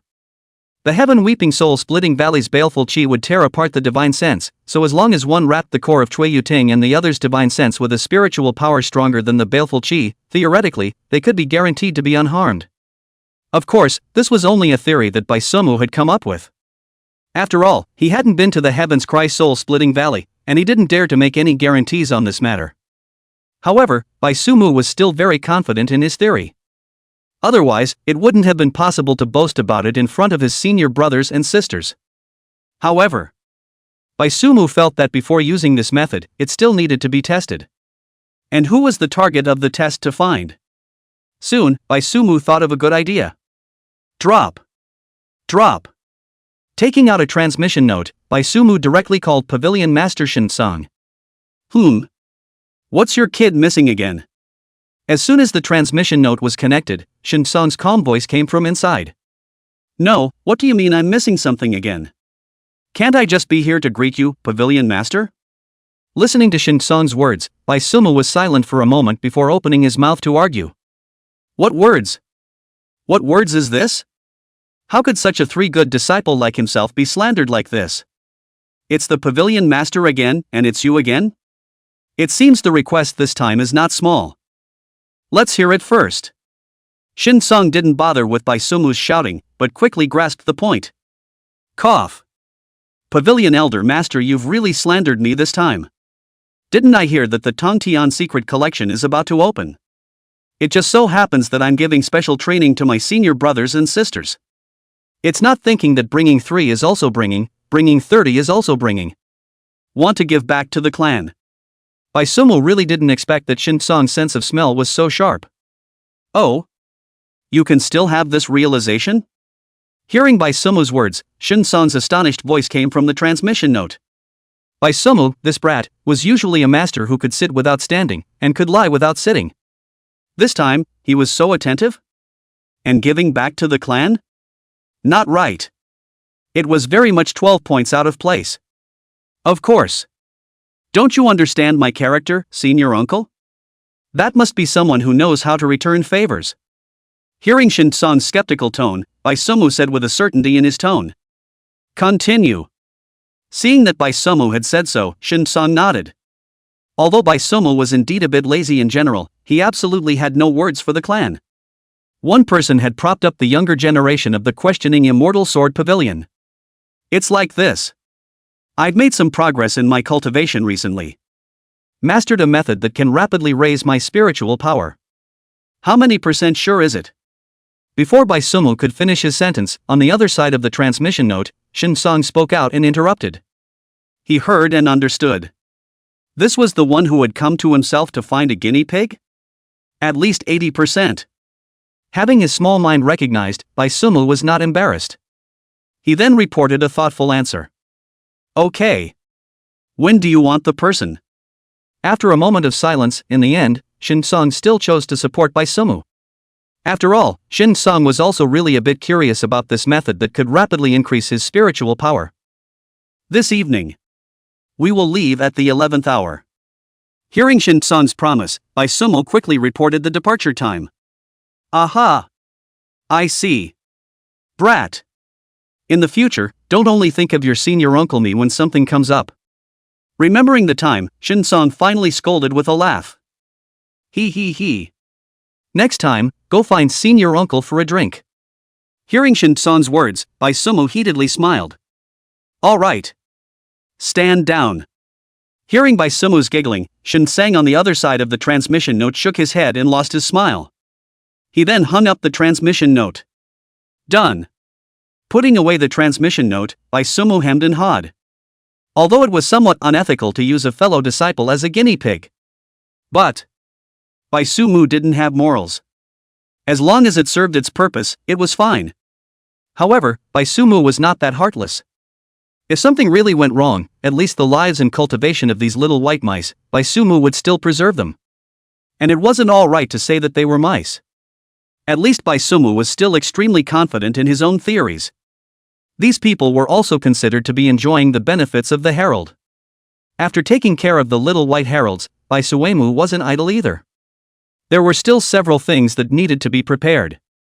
Go to the Alchemy Pavilion and take a turn. Ask the Immortal Sword Pavilion, Green Dragon Peak. Morong-ing, who was immersed in cultivation, suddenly received a voice transmission from her master. Snapping her eyes open, Morong-ing was somewhat puzzled. Master called himself to the main hall? Just in time. Consider it a rest between groups. After the last circumference was completed, Morong-ing also got up and walked out of the cultivation room. The past few days had been spent in seclusion, but the results were unsatisfactory. For mastering the sword heart, Morong-ing felt that she was just short of the final kick in the door. But it was this final kick in the door that Morong-ing was unable to break through. So it was good to go out for some fresh air. Senior sister? Having just arrived at the entrance of the Green Dragon Hall by air, Morong-ing saw Jilanshin. Senior sister Morong? Hearing the familiar voice, Jilanshin turned around. Sure enough, it was senior sister Morong. During this period of time, Morong-ing was in seclusion, and the two of them didn't have time to have afternoon tea. Senior sister Morong. You were also called by Master? After standing in place and waiting for Morong-ing for a moment, the two of them walked in parallel towards the door of the hall. Yes. Did Master tell you what it was about? Nodding, Morong-ing asked. No. Master just sent a voice message to call me over. Shaking her head, Jilanxin didn't know what Master had called them over for this time. It should be for the sermon, right? After all, it's time to open the Tongtian mysteries ahead of schedule. Seeing that Jilanxin didn't know either, Morong-ing guessed. Although Dongfang Xiong had many disciples, he did claim to be devoted to his favored disciples. And Morong-ing and Jilanxin could be considered the two disciples that Dongfang Xiong was most pleased with. Therefore, Morong-ing guessed that right now, with the Tongtian secret collection opening early, they were still a little bit away from the threshold. At this time, it was reasonable to give them a small opening. Nodding, Jilanxin also felt that this guess from Morong-ing was reasonable. The conversation came to an end for the time being, and both cold beauties fell silent. Senior sister, if you have something to say, just say it. Between you and me, there's no need to be so formal and outgoing. Seeing that she was about to reach the entrance of the grand hall, Morong-ing looked at Jilanxin, who looked like she was about to speak, and said with a smile. Hearing Morong-ing's words, Jilanxin was a little embarrassed. She indeed had some words she wanted to ask Morong-ing. However, she felt that it was a bit bad to ask directly. But now since Morong-ing had said so, then Jilanxin didn't squirm anymore. That. How are you and senior brother by doing, senior sister Morong? Chapter 095 Recognizing Reality, the weak will inevitably suffer neglect. Me and senior brother by? Hearing Jilanxin ask this after holding back half a day, Morong-ing tilted her head to look over. Oh. In a flash, Morong-ing reacted. I'm afraid that Jilanxin was worried that she hadn't gotten out of Bai Sumu's shadow yet. Don't worry. I've already let go of Bai Sumu. I won't cling to him anymore in the future. Smiling and touching Jilanxin's head, Morong-ing's tone was incomparably relaxed. After seeing the elegance of Bai Sumu's sword, Morong-ing knew that she was afraid that she would never be able to catch up with him in her entire life. Moreover, Morong-ing had also heard about that rumor some time ago. Sword Heart Passage. This was even more of a direct way to snuff out Morong-ing's last thoughts. Hearing this answer from Morong-ing, Jilanxin froze in place. It wasn't right, was it? Hadn't she gone through all that trouble just to help Morong-ing and Bai Sumu get together? And wasn't the atmosphere quite good the last time they met? Why did she turn around and drop it? I'm knocking the CP. What's wrong? Seeing Jilanxin's delay in speaking, Morong-ing asked suspiciously. Senior sister Morong. Why did you put down senior brother Bai? Looking at Morong-ing, Jilanxin asked with a straight face. Why? Of course it's out of reach. Hearing Jilanxin's follow-up question, Morong-ing gave a spontaneous smile. Out of reach. Jilanxin understood. Indeed, senior brother Bai's talent was truly somewhat appalling. Not yet crowned, sword heart clear. These 8 words, I'm afraid, had already become a huge mountain in the hearts of all contemporary young cultivators. Putting herself in Morong-ing's position, Jilanxin felt that she was afraid that she would end up making the same decision. After all, such a gap really kinda made people feel inferior. Sorry. Senior sister Morong. You must be in a lot of pain right now, right? After figuring out the reason, Jilanxin bowed slightly and apologized to Morong-ing. Jilanxin felt that her pursuit was somewhat revealing senior sister Morong's scars. It was clear that she was the one who was most unwilling to part. One's own bias was still asking so clearly. Pain? It's definitely a lie to say there isn't. But one has to recognize reality after all, doesn't he? Hearing these words from Jilanxin, Morong-ing let out a bitter smile. Morong-ing saw the gap between the two clearly and gave up the idea of trying to catch up. Looking into her heart, Morong-ing was definitely unwilling in her heart. Relief must be accompanied by pain. But there was no way, there were people outside of people. The world didn't just revolve around her after all. Senior sister. Looking at Morong-ing, who was suffering in her heart but still held up a smile, Jilanxin resonated fiercely. There was even a feeling in Jilanxin's heart at this moment. She felt that she had set up senior brother Bai and senior sister Morong. It seemed like a wrong decision. Previously, Jilanxin only felt that people who were in love with each other could be together. But now, when Ji Lanqin saw Morong-ing at this moment, she realized that love didn't seem to be just two lovers. Just like what senior sister Morong said, the gap between her and senior brother Bai was out of reach. In such a situation, even if the two did get together, would they really be happy? Senior sister Morong said that people should recognize reality. This reality. It should refer to the world's vision. Two people with such a large difference being together, the weaker of the two would inevitably have to suffer indignities. What's wrong? Why are you still crying? Looking at the suddenly moody Ji Lanqin, Morong-ing was somewhat at a loss for words. It was the first time she had seen such an emotional Ji Lanqin. For a while, Morong-ing was still a bit at a loss for words. It's fine. It's just that the wind and sand have gotten in my eyes. Hearing Morong-ing's concern, Ji Lanqin shook her head. Good. Then do you want senior sister to help you blow? Hearing Ji Lanqin's words, Morong-ing of course didn't believe her. However, she didn't poke at it, and instead followed Ji Lanqin's words down the line. No need. I'm really fine. Looking at Morong-ing who suddenly came over, Ji Lanqin was startled. Panicked, she took 2 steps backward. Let's go. Let's go inside, don't let master wait impatiently. Seeing that Ji Lanqin was really fine, Morong-ing was also relieved. She really wasn't very good at coaxing people. Good. Nodding, Ji Lanqin followed Morong-ing's footsteps and walked into the main hall. You guys are here? Having just walked into the grand hall, Dongfang Xiong was already waiting inside. Seeing his 2 most pleased disciples of the younger generation, Dongfang Xiong smiled and waved. Master. Seeing Dongfang Xiong, Morong-ing and Ji Lanqin respectfully saluted. Don't be so polite. Come and sit. This time, it's a good thing to call you all here. Waving his hand, Dongfang Xiong said casually. Aha! The 2 responded and obediently came to sit not far from Dongfang Xiong. You guys ah. Looking at his 2 disciples, Dongfang Xiong shook his head. The 2 were good at everything, it was this nature that was too cold. Then let's get straight to the point. There is a chance. This evening at the 11th hour, gather at the sect entrance. Look for your senior brother Bai. Dongfang Xiong spoke succinctly. Looking for senior brother Bai? Hearing Dongfang Xiong's words, it was Ji Lanqin who first looked over in surprise. This.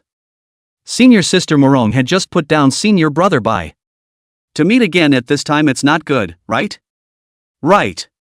Mumu has mastered a way to quickly break through spiritual power. You guys were the first ones I thought of. Dongfang Xiong didn't care about Ji Lanqin's surprised tone and opened his mouth to explain. Was it senior brother Bai who found the master? Hearing Dongfang Xiong's explanation, Ji Lanqin opened her mouth again and asked. It was the pavilion master who told me. It said that boy Mumu wanted to contribute to the sect. So each family is contributing 2 people. Shaking his head, Dongfang Xiong spoke. Afterwards, Dongfang Xiong looked at Ji Lanqin with some surprise. There were a bit too many words from Ji Lanqin today. So it's like this. Not caring about Dongfang Xiong's astonished eyes, a trace of sudden realization flashed through Ji Lanqin's eyes. Ji Lanqin understood. It turned out that it wasn't just senior sister Morong who was having a hard time. Senior brother Bai's heart was just as bad. The reason he painstakingly researched a way to raise his spiritual power was so that senior sister Morong could catch up with himself. And in order not to cause offense, senior brother Bai had still notified them through the pavilion master. He really? I'm crying my eyes out. Even with 1,000 difficulties, it still couldn't stop the hearts of 2 people from being together. Is this the love that runs in both directions? Thinking about this, Ji Lanqin's eyes moistened. What's wrong with you, senior sister? Seeing Ji Lanqin whose eyes were suddenly moist, Morong-ing pulled her hand. Why were you suddenly crying? Senior sister. I know all about it. Looking at the concerned Morong-ing, Ji Lanqin said in a muffled voice. Ha? You know what? A question mark floated above her head. Morong-ing was baffled. The way this was said, why was it so pre-verbal? Without answering Morong-ing, Ji Lanqin wiped her eyes with a handkerchief. Then her eyes firmly looked at Morong-ing. Senior sister Morong. I will always support you. Don't let the world's eyes defeat Ah. Chapter 096, I always believe in one sentence. True love is invincible. Senior sister you. Looking at Ji Lanxin, whose eyes were firm, Moronging opened her mouth for a moment, not knowing what to say. She was a little confused by what Ji Lanxin said. What did it mean to not be defeated by the world's eyes? Don't worry, senior sister Morong. With my experience for so many years, I've always believed in the saying, true love is invincible. Looking squarely at Moronging, Ji Lanxin said with conviction. This was the experience she had summarized from reading the words for so many years. Although senior brother Bai and senior sister Morong almost be. But wasn't this a peak turnaround? According to the plot, they would definitely break the world and be happy together in the end. Ji Lanxin firmly believed in this. Did you misunderstand something, senior sister? Looking at Ji Lanxin, Moronging frowned and asked. How did this come back to true love? Senior sister, I haven't misunderstood. Let's not talk about this. Shaking her head, Ji Lanxin decided not to say anything more. Just in the bottom of her heart, Ji Lanxin had already made up her mind that this pair of CPs she would lock up. Master. Then we'll go back and get ready first. Without giving Moronging the chance to ask another question, Ji Lanxin turned towards Dongfang Xiong and bowed. Afterward, she pulled Moronging, who was still a bit confused, to leave. Hey! Leaving just like this? Looking at the two women who directly left, Dongfang Xiong raised his hand. But when he wanted to call out to the two women again, the people had already run out of sight. Smiling and shaking his head, Dongfang Xiong was not a calculating person. Truly the heavens have blessed my questioning Immortal Sword Pavilion. Surprisingly, a Bai Sumu has come out. With a sigh of emotion, Dongfang Xiong did not intend to sit alone in the Great Hall. As the head of a peak, he still had quite a few things to be busy with. However, this time, after taking such a big favor from this kid Mumu, gotta stop giving him resources. At the 11th hour, a crescent moon hung high in the sky. However, the mountain entrance of the Ask Immortal Sword Pavilion was bustling. 10 or so carriages were parked in front of the mountain gate in order, and more than 20 young celestials were gathering in twos and threes to chat about something worthy of being senior brother Bai. Surprisingly, he was able to research a way to quickly allow spiritual power to advance. We've also gotten the light. Standing in front of the carriage, Li Huanfeng voiced out his emotions. Even if they were in the same immortal questioning sword pavilion and were both heavenly prides, Bai Sumu was still out of reach for them. Unexpectedly, today, he was able to be chosen by Bai Sumu. That's right. The two of us just got lucky with that. At Li Huanfeng's side, Gu Yuan similarly spoke out with emotion. Seriously, he didn't expect that he would be chosen either. Fortunately, he didn't go down the mountain yesterday to find Miss Lianyu for a rendezvous. Otherwise, this heavenly chance would have made him miss it. Who says otherwise? You said that in a while, senior brother Bai will come. Should I go kowtow to him twice? Touching his chin, Li Huanfeng looked at Gu Yuan and asked seriously. Li Huanfeng really felt that this time, he was the one who took advantage of the situation. Kowtowing too wasn't excessive. If in the future, this kind of good deed senior brother Bai still called on him, Li Huanfeng even went so far as to directly worship him as his righteous father. No. Can you be a little outgoing? If you want to kowtow to senior brother Bai twice, it also depends on whether or not he is willing. Hearing Li Huanfeng's words, Gu Yuan rolled his eyes. If he wanted to kowtow, he should be the one to kowtow first. This kind of thing, can you let Li Huanfeng take the lead? You see, it is said that things come together. If not, the two of them would be able to play together. That makes sense. So what should we do? We can't just show nothing, right? Hearing Guara's words, Li Huanfeng, however, nodded fervently. Indeed, what if we directly make a sliding knee in a moment and give senior brother Bai a fright? Wouldn't that become a bad thing with good intentions? Why don't we take senior white brother to Green Bamboo Xian for a stroll?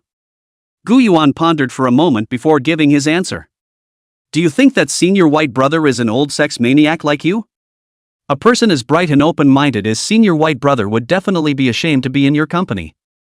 Hearing Gu Yuan's approach, Li Huanfeng skimmed his mouth in disgust. How could senior brother Bai, who was so magnificent and honorable, go to Green Bamboo Xian? Even if he did go, it would be simply to sip tea. There was absolutely no way he would have those dirty thoughts. Let me clarify. I'm not old. Right at this time, a voice suddenly rang out coldly behind Li Huanfeng and Gu Yuan.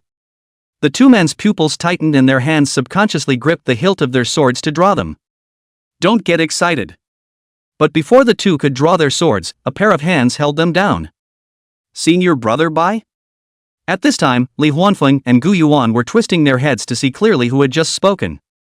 Bai Sumu's face was indeed too recognizable. It's me.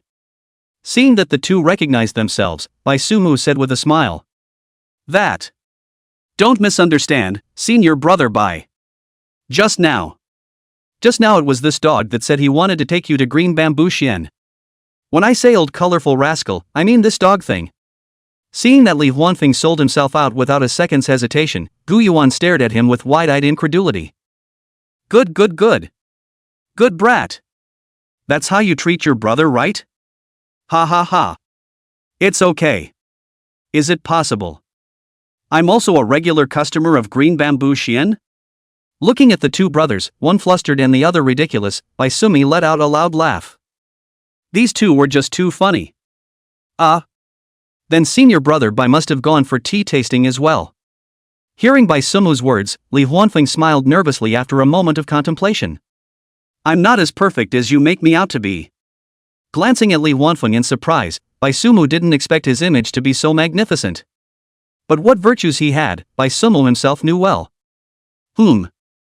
Senior brother Bai is true to his character. After another short moment of silence, Li Huanfeng later said with a straight face. Lick it. Who can lick over you? Hearing this series of speeches from Li Huanfeng, Gu Yuan beside him clapped and applauded with an expressionless face. Good brat. Ha ha ha. This reply from Li Huanfeng? Heard Bai Sumi laugh out loud. Unexpectedly, the questioning Immortal Sword Pavilion had such a great talent. Your name is? Senior brother Bai. My name is Li Huanfeng. Next to me is my senior brother Gu Yuan. We are all White Tiger Peak disciples. My mansion door number, White Tiger Peak Gate 786. Single so far, no bad habits in general.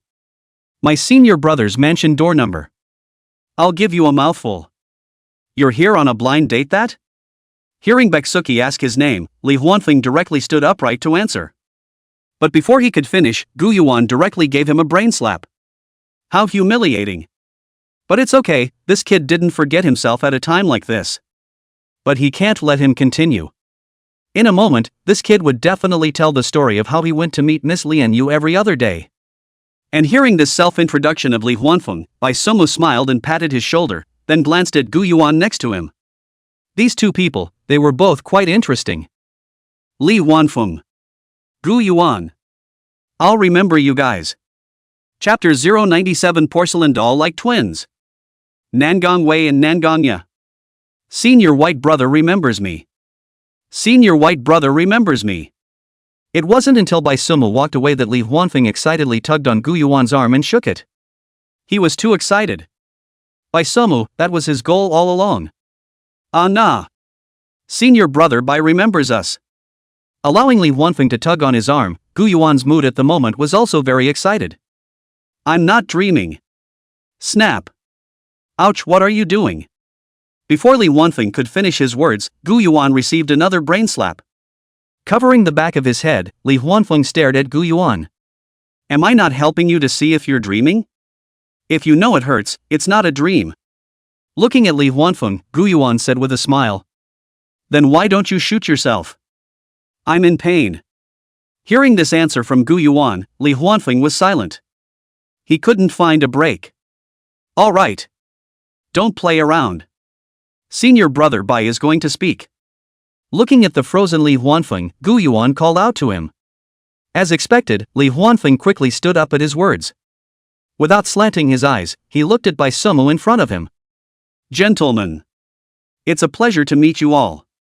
In these next few days, you guys will be accompanying me for special training. The special training will last for a total of 10 days. Our destination this time. It's the Heavenly Cry Split Soul Valley.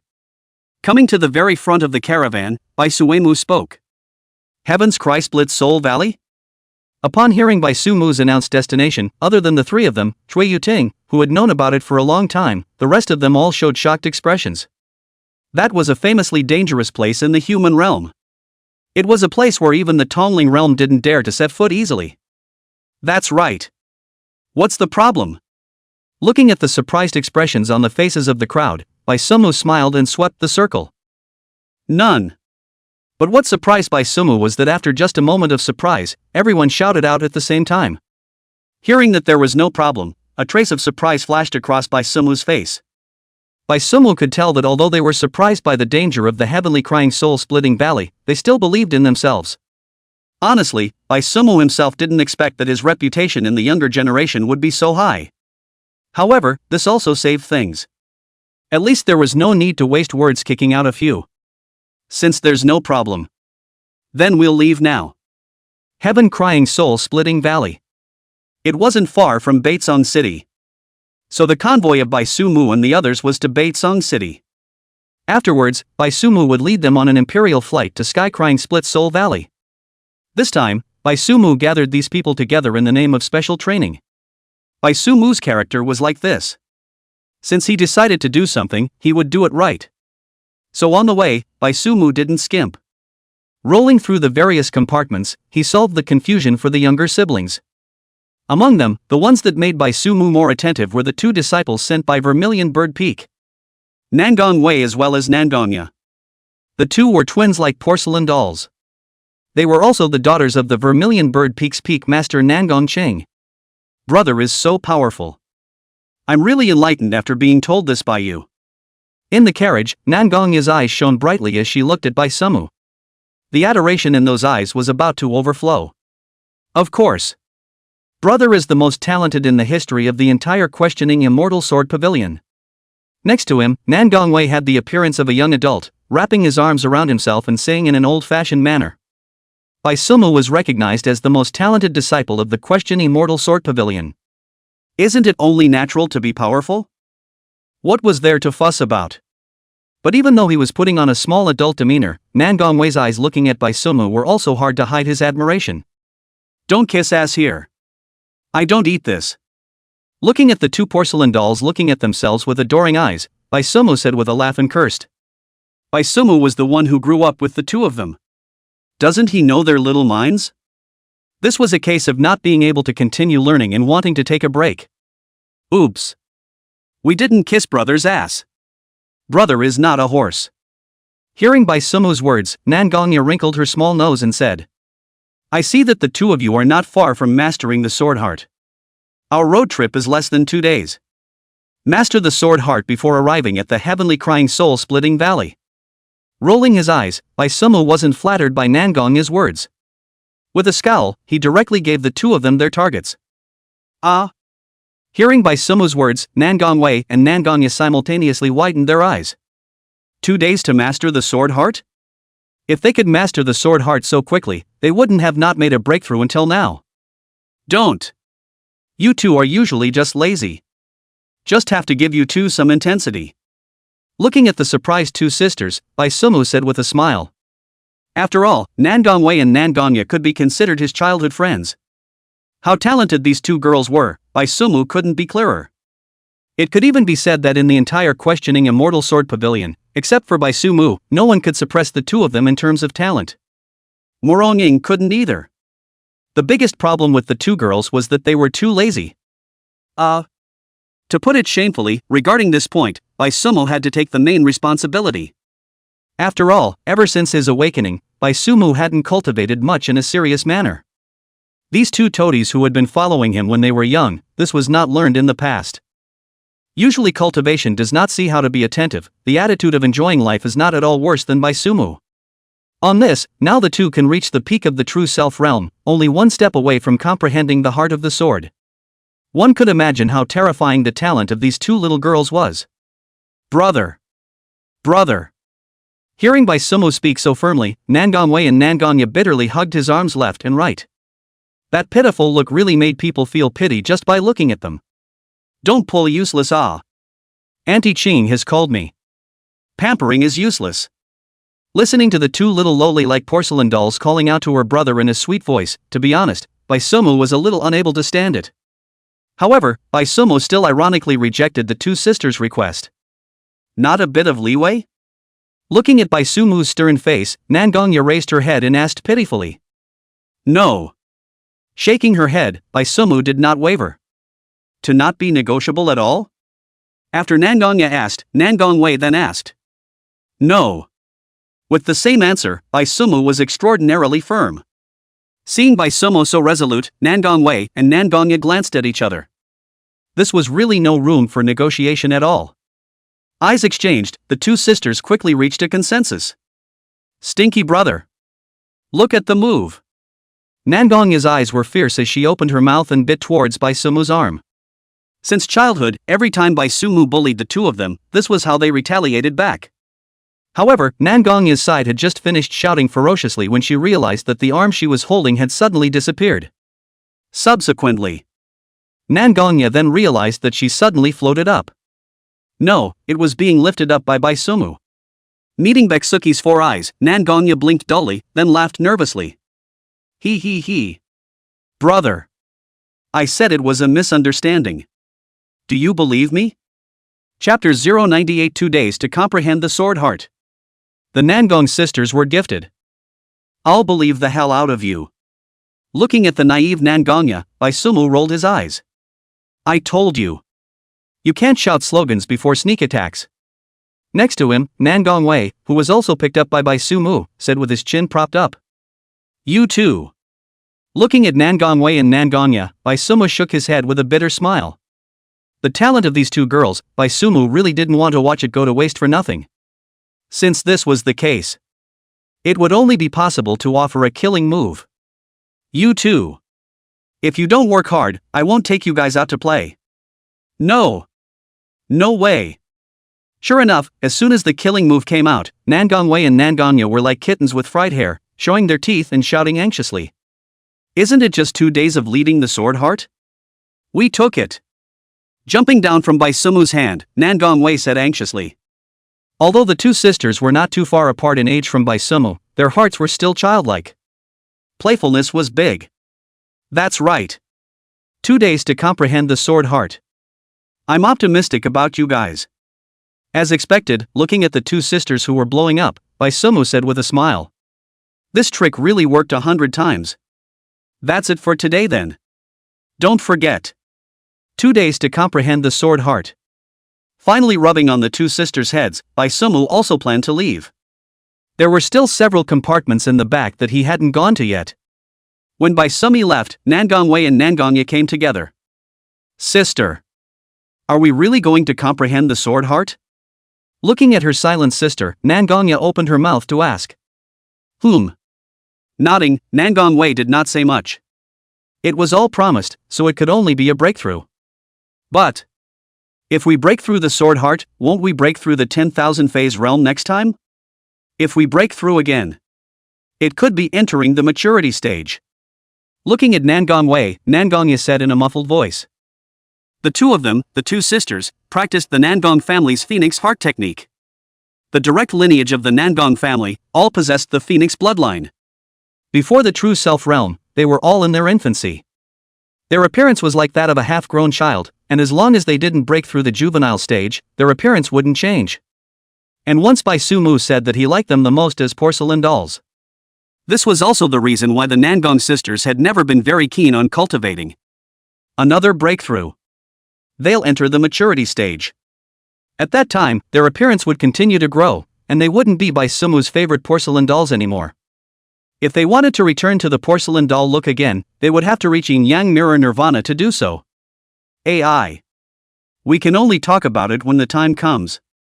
Hearing these words from his sister, Nangongwei sighed. Shaking his head with some annoyance, Nangongwei did not intend to continue thinking about this. Let's break through the sword heart first. We'll talk about it when the time comes. The night passed quietly, and at dawn, Bai Sumu returned to the lead carriage. Eldest senior brother, you're back? Hearing the commotion, Chui Yuting, who was meditating, opened her eyes. Aha! Tossed around all night. Tired me out. Pounding his arms and waist, Bai Sumu said pompously. Of course, with Bai Sumu's cultivation, it was impossible to be tired. Saying this was to get Chui Yuting to press his shoulders. As expected of Bai Sumu's senior sister, she immediately heard the meaning of his words. Rolling her eyes, she massaged Bai Sumu's shoulders. You guys need to have some sense of urgency. The ones who are training with us this time are all about to comprehend the sword heart. You guys fight for me and strive to take the 3rd, 4th, and 5th. Enjoying Chui Yuting's massage, Bai Sumu looked at his junior siblings and spoke. Yes. Eldest senior brother. What about 1st and 2nd? He was just about to answer, but after opening his mouth Chu Xinyue reacted. Struggle, shouldn't it be the 1st, 2nd and 3rd? How did it become 3rd, 4th and 5th? Similarly, Bluestem also cast an inquiring gaze. 1st and 2nd, you guys don't want to think about it. Shaking his head, Bai Suemu said with a smile. The 1st and 2nd had basically been booked by the Nangong sisters. Buzz. Sure enough, as soon as Bai Sumu's side of the conversation fell, blazing sword intent erupted in the caravan.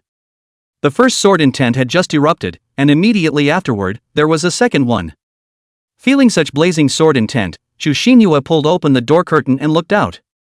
Chui Yuting couldn't be bothered to continue massaging Bai Sumu, and looked outward with the same shock. The intensity of these two sword intent. It could be far beyond the realm of sword intent. Look.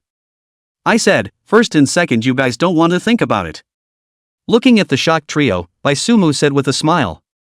The Nangong sisters' talent, Bai Suemu still trusted it. This is Nangong Wei and Nangong Yi's carriage. Looking at the compartment where the sword intent was spewing out, Chui Yuting opened her mouth and said.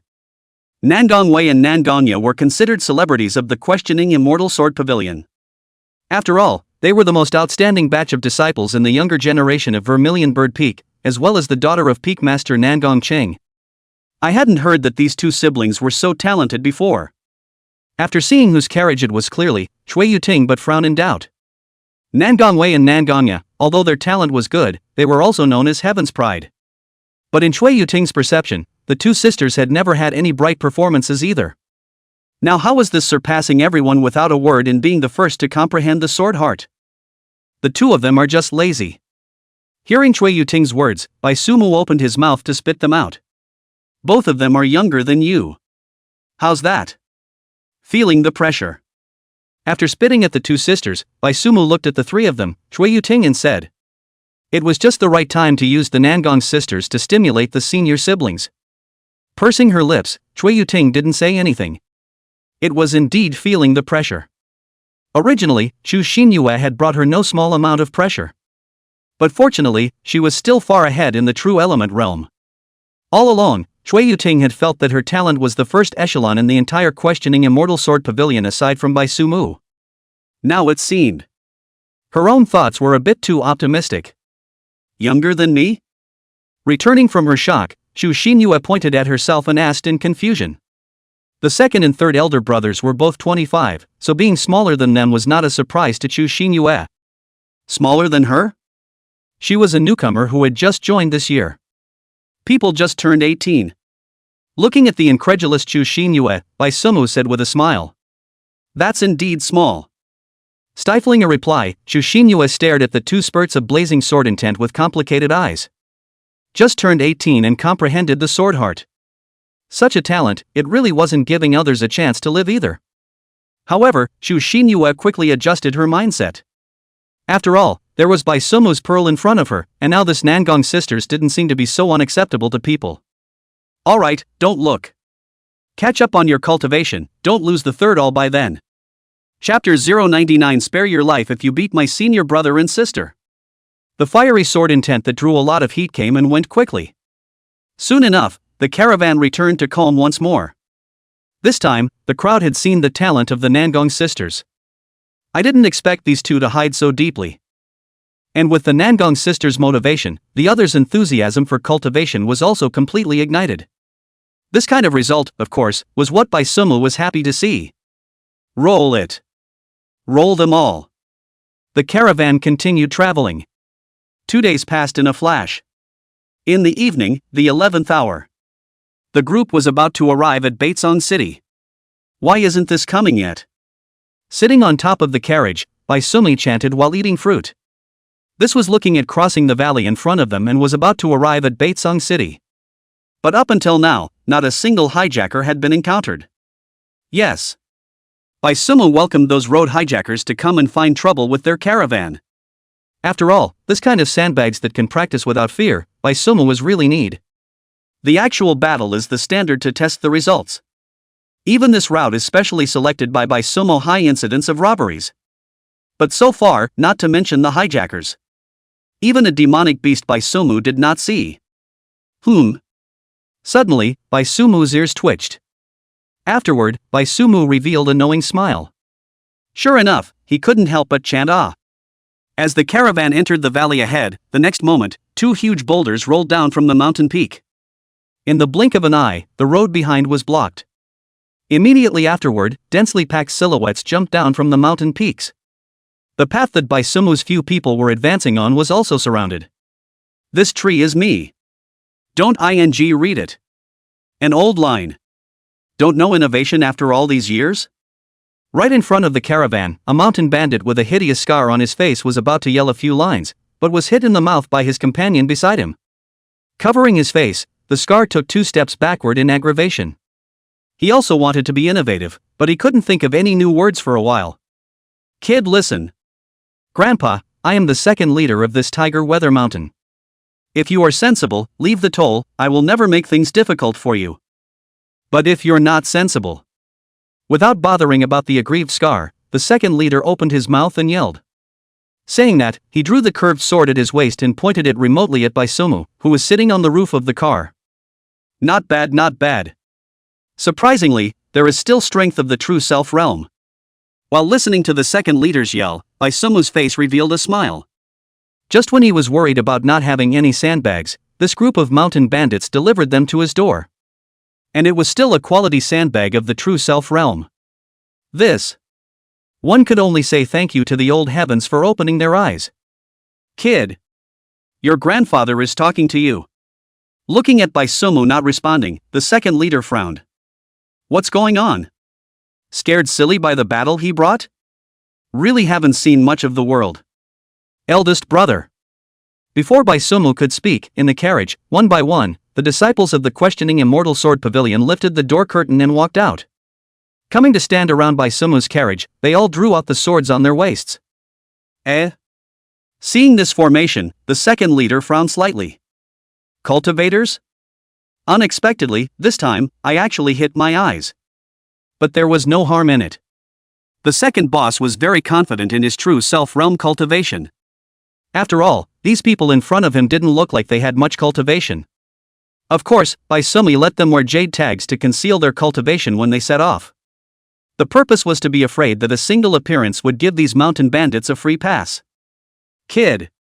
If you were an ordinary person, seeing me is like a frog in the bottom of a well. But since you're cultivators, I'm sure you've heard of the name of our Tiger Weather Mountain. If you don't want to suffer flesh and blood, just hand over all the treasures you have on you. With a cold smile, looking at the crowd in front of him, the second leader said contemptuously. Although these people's cultivation level was a bit lower, and they couldn't fish out anything good. But a mosquito leg was also meat. Second boss didn't want to waste it. What confidence! Hearing the second boss's statement, Baisumu smiled and said, Yu Ting. You go and have a couple moves with him. Looking at Cui Yu Ting, Baisumu said. Yes. Nodding her head in response, Cui Yu Ting arrived in front of the second leader with a single leap. Good guts. Seeing that Cui Yu Ting dared to face herself alone, the second boss shouted. Other aspects aside, just this courage alone, the second boss recognized it. But it's a pity. Your grandfather, I don't have the character to pity women. Since you chose to be defiant. Then don't blame me for being cruel. All of you. Drawing out the machete studded with gold rings behind his back, the second lord sneered. Slightly raising his hand, he made an offensive gesture. Buzz. But the next moment, a terrifying pressure like an abyss or a prison descended. The mountain thieves who were just about to hiss and charge, without exception all fell to the ground and fainted. The terrifying pressure instantly caused the second lord to wake up. What kind of might was this? Surprisingly, it had such a terrifying might. With his cultivation at the true self-realm, he actually had a vague feeling that he was going to be unable to resist. You're from that clan? Looking at Cui Yu Ting, the second leader asked in a deep voice.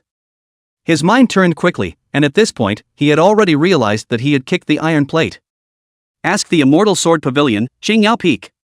Hearing the second boss ask, Cui Yuting raised her sword and replied. Oh.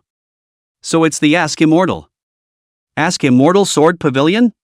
Hearing this reply from Cui Yuting, the second headmaster's eyes widened violently. He hadn't heard it wrong, had he? He had cut off the Ask Immortal Sword Pavilion's convoy? Unbelieving eyes looked towards the carriage behind Cui Yuting. On the carriage, there was no Ask Immortal Sword Pavilion's logo either. Of course there couldn't be. Something that conspicuous would have had by Sumo ask someone to tear it down long ago. It's really the Dragon King's temple. So it's a fellow Taoist from the Ask Immortal Sword Pavilion. I am the true self-realm cultivator Li Yan. I've heard a lot about your clan's name. His face shifting, Li Yan arched his hand towards Cui Yuting and bowed. The Asking Immortal Sword Pavilion, he definitely couldn't afford to mess with it. Right now, he can only hope that the Asking Immortal Sword Pavilion would let him off for the sake of his true self-realm cultivation. Though he also knew that this was unlikely.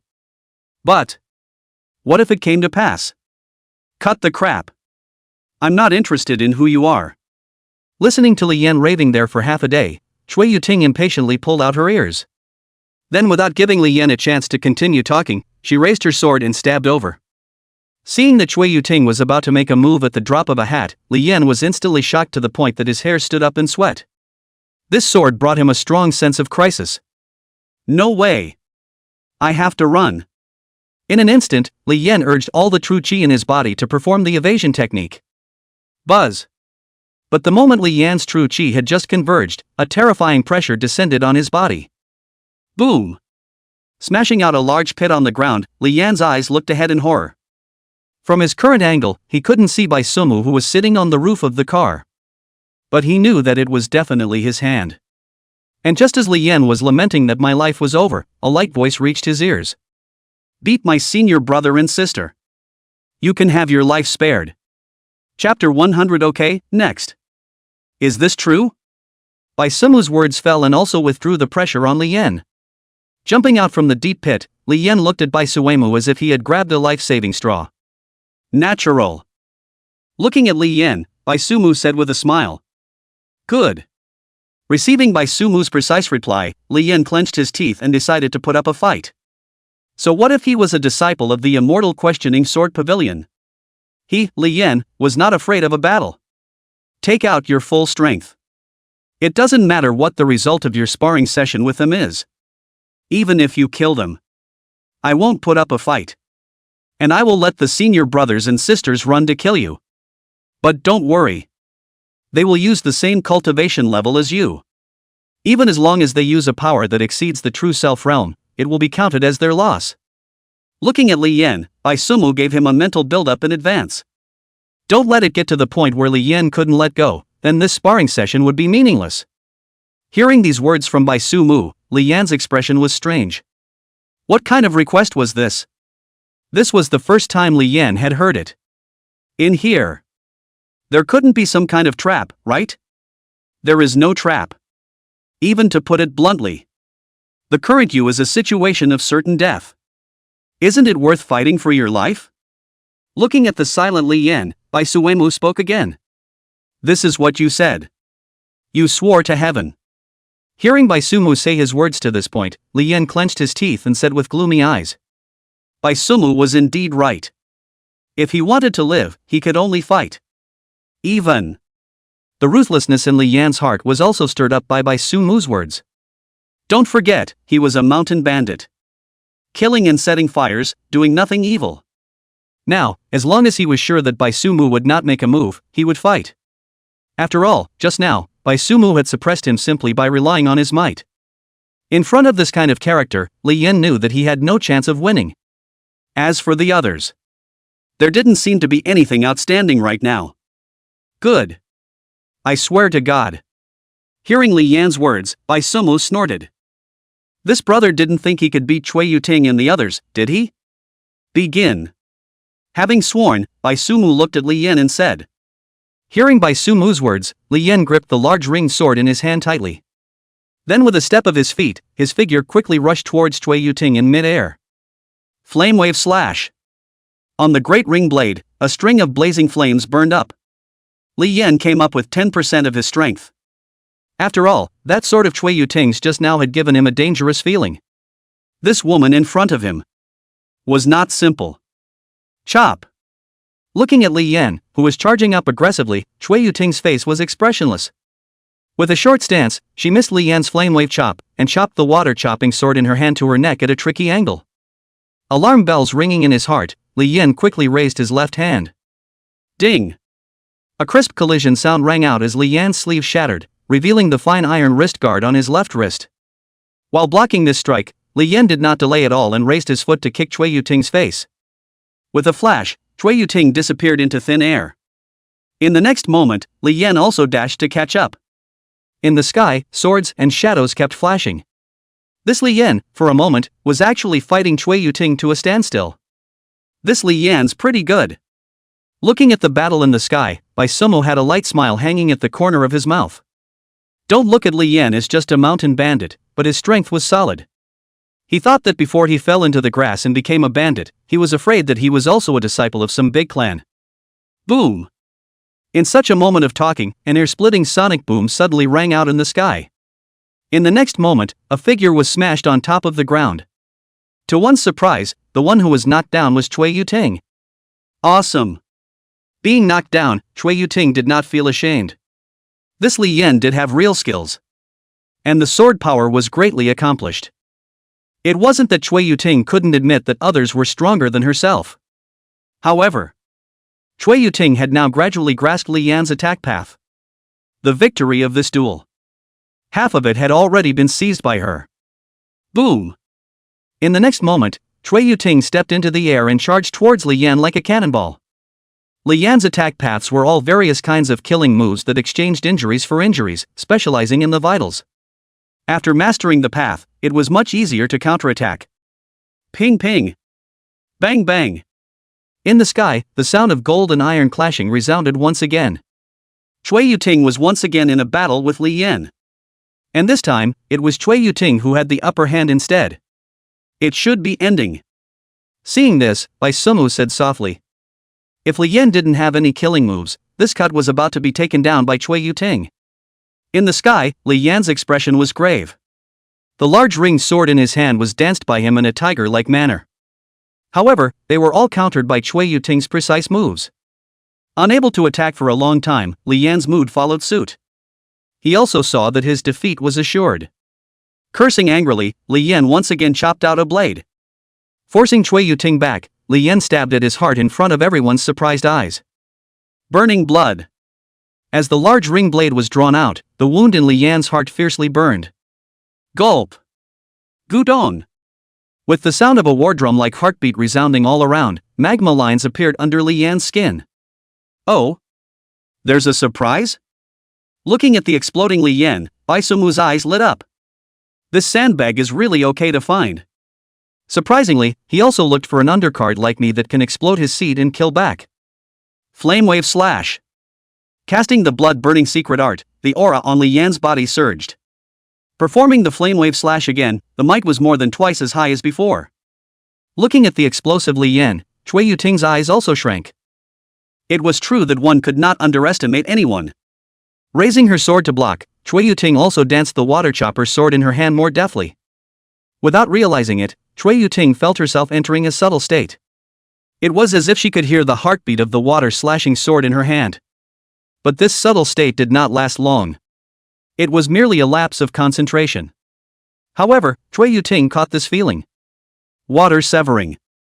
With a low chant, the next moment Cui Yuting's figure disappeared. When it reappeared, it was already behind Li Yan. As Cui Yuting sheathed her sword, the Li Yan behind her directly planted himself out of the air. Boom! The blood-burning secret technique on his body receded, revealing a hideous wound on his chest. Lost. With his eyes in a trance, Li Yan felt that his life was rapidly passing away. Unexpectedly, he had lost to a hairy girl in the same realm. But there was no way around it. Losing was losing. And he was also going to die. Just as Li Yan was preparing to meet his death, he suddenly felt something extra in his mouth. Without waiting for Li Yan to feel it carefully, a warm current filled Li Yan's entire body. The flow of life was stopped, and the wound on his chest was rapidly healing. Just as Li Yan was in a daze, Beksuki's voice rang out.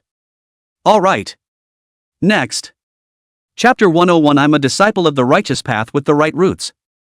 You're thinking of me as too dirty. No. Wait a while. Hearing Bai Sumu's voice, Li Yan felt a little delirious. What the hell? Didn't he lose? What's wrong? Is it because you feel uncomfortable somewhere on your body? Just tell me straight if there's something going on. Hearing Li Yan call for a halt, Beksuki curiously jumped down from the carriage. She came over to Li Yan's side and looked around. After walking for half a day, he only came across such a suitable sandbag. Bai Sumu couldn't let him retire just like that. At least. The value before death has to be drained off. That. Why did you save me? Looking at Beksuki, Li Yan's expression was still a bit confused. Why else? Look, there are still so many junior siblings behind me in line. I'm swiping resurrection coins for you. To give you hope to live again. Aren't you touched? Hearing the explanation given by Bai Sumu, Li Yan fell silent. Completely silent. After just hearing Bai Suki shout next, Li Yan's eyelids jumped straight up. Now, it was completely fulfilled. This white-clothed young man in front of him didn't treat himself as a human being. Is that the next thing? Turning his head and sweeping a glance at the young boys and girls leaping behind him, Li Yan felt his heart ache.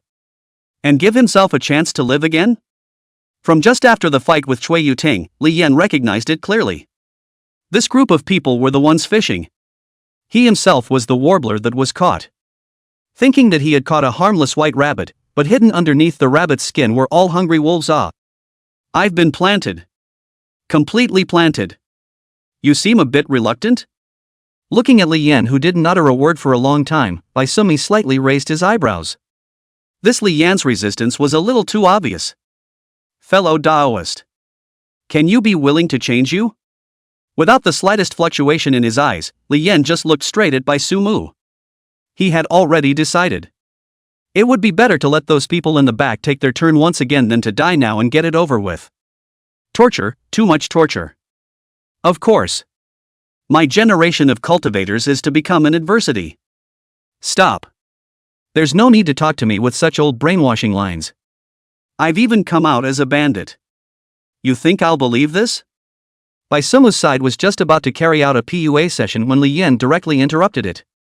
Li Yan was really a bit tired of hearing this kind of words and techniques that he had heard for I don't know how many times inside the sect before. If he really had this kind of character, he wouldn't have ended up here as a mountain bandit. Hearing these two words that Li Yan disliked back, Bai Sumu blinked. This. Ran into one with a brain. Really can't continue? Aha. No discussion at all? Aha. Kill me.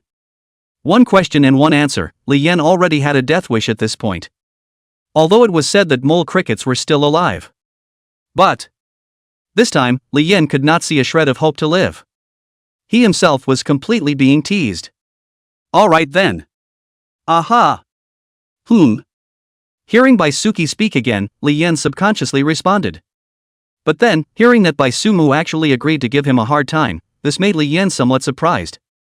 But Li Yan didn't bother to look deeper into anything. Just right. It could be a relief. It hurts a bit. Bear with it. Hearing this from Bai Sumu, Li Yan smiled sagely and closed his eyes.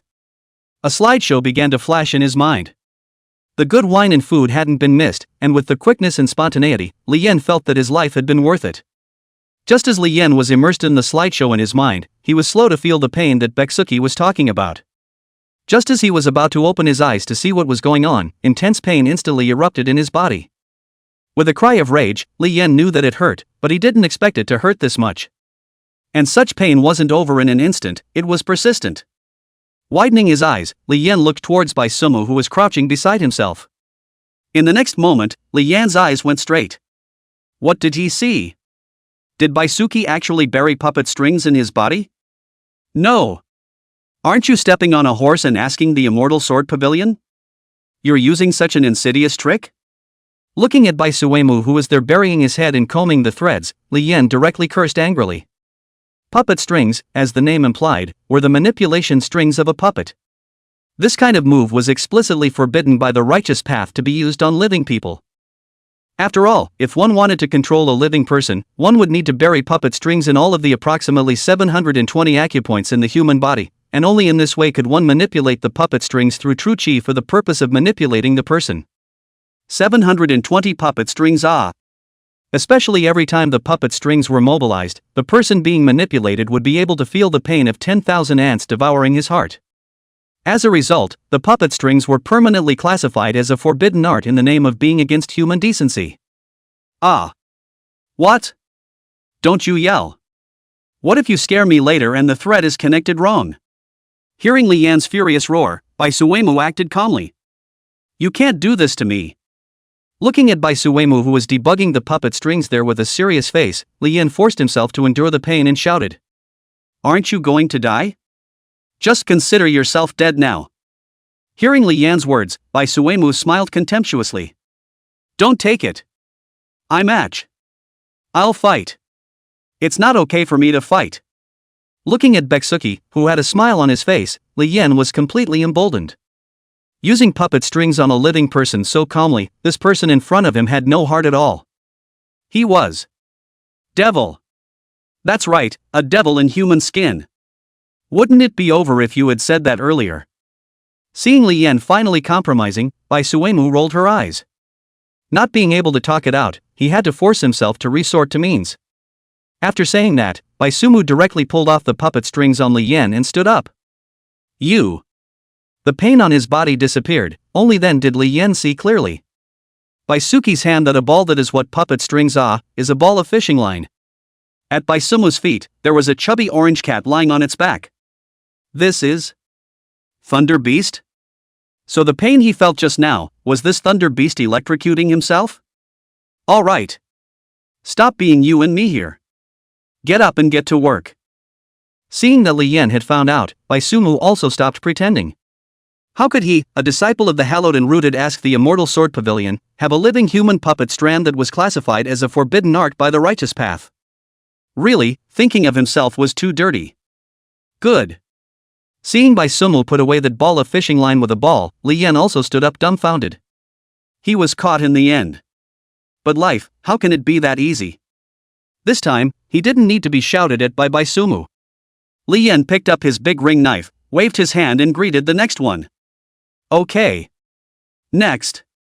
Chapter 102. If I'm here, nothing will happen. Next. 2 hours. 2 whole hours. At this point, Li Yan's eyes were clearly numb. After all, whoever was ravaged for 2 hours could still have light in their eyes? Tough. The one just now is the last one. Hearing Li Yan subconsciously call out the next person after resurrecting, Bai Suemu didn't hold back and almost laughed out loud. But after thinking about it, the human Li Yan was so miserable, it would be a bit too unseemly for him to be laughing. Eh? Is it finally over?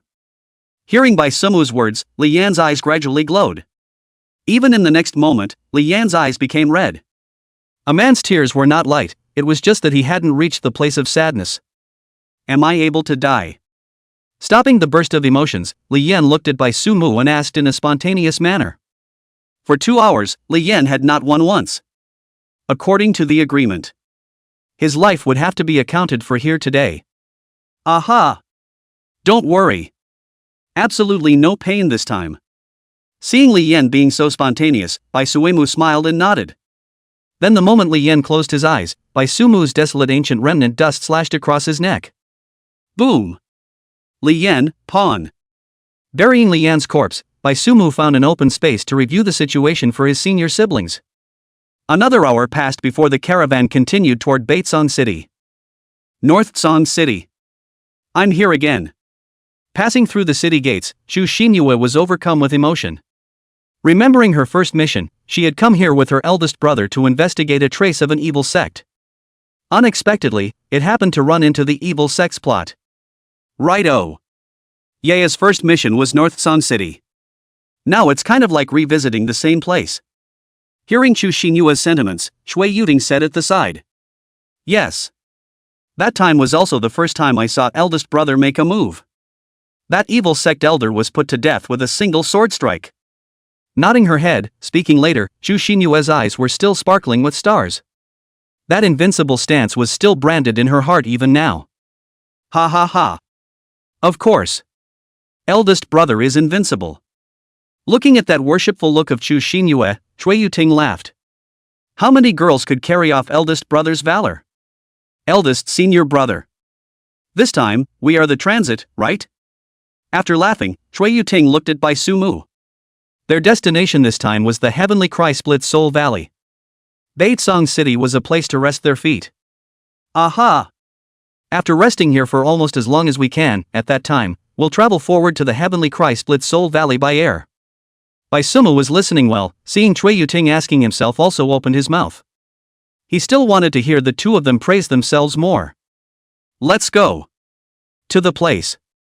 But without waiting for Bai Sumu to guide the two women to continue discussing their own gallantry, the carriage stopped.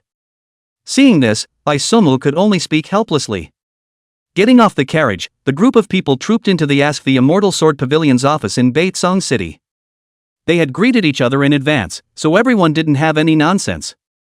Just about all went back to their respective rooms to rest. City Lord. Bai Sumu and the others have entered the city.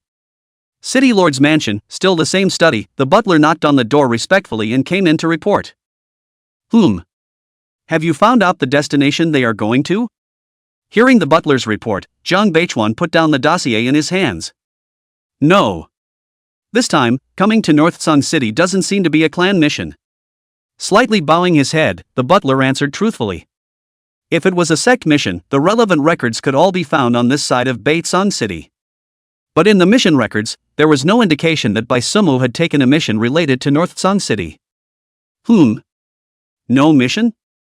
Hearing the butler's report, Zhang Beichuan raised his head and frowned. What was the point of coming to his Baitsong City for no reason? And still so many disciples. Based on the information he had investigated, Bai Sumu didn't seem to be a hard-working person. There's something. There was definitely something going on in there. Send someone to keep an eye on it first. Pay attention to their movements. If there's a situation, report to me at the first opportunity. After thinking for a long time, Zhang Beichuan didn't expect the purpose of Bai Sumu's people. Since this was the case, he could only have people keep a secret eye on them first. After all, no matter what, they were disciples of the Ask Immortal Sword Pavilion, and he couldn't be so blatant about it. Understood. Nodding, the butler answered and retreated.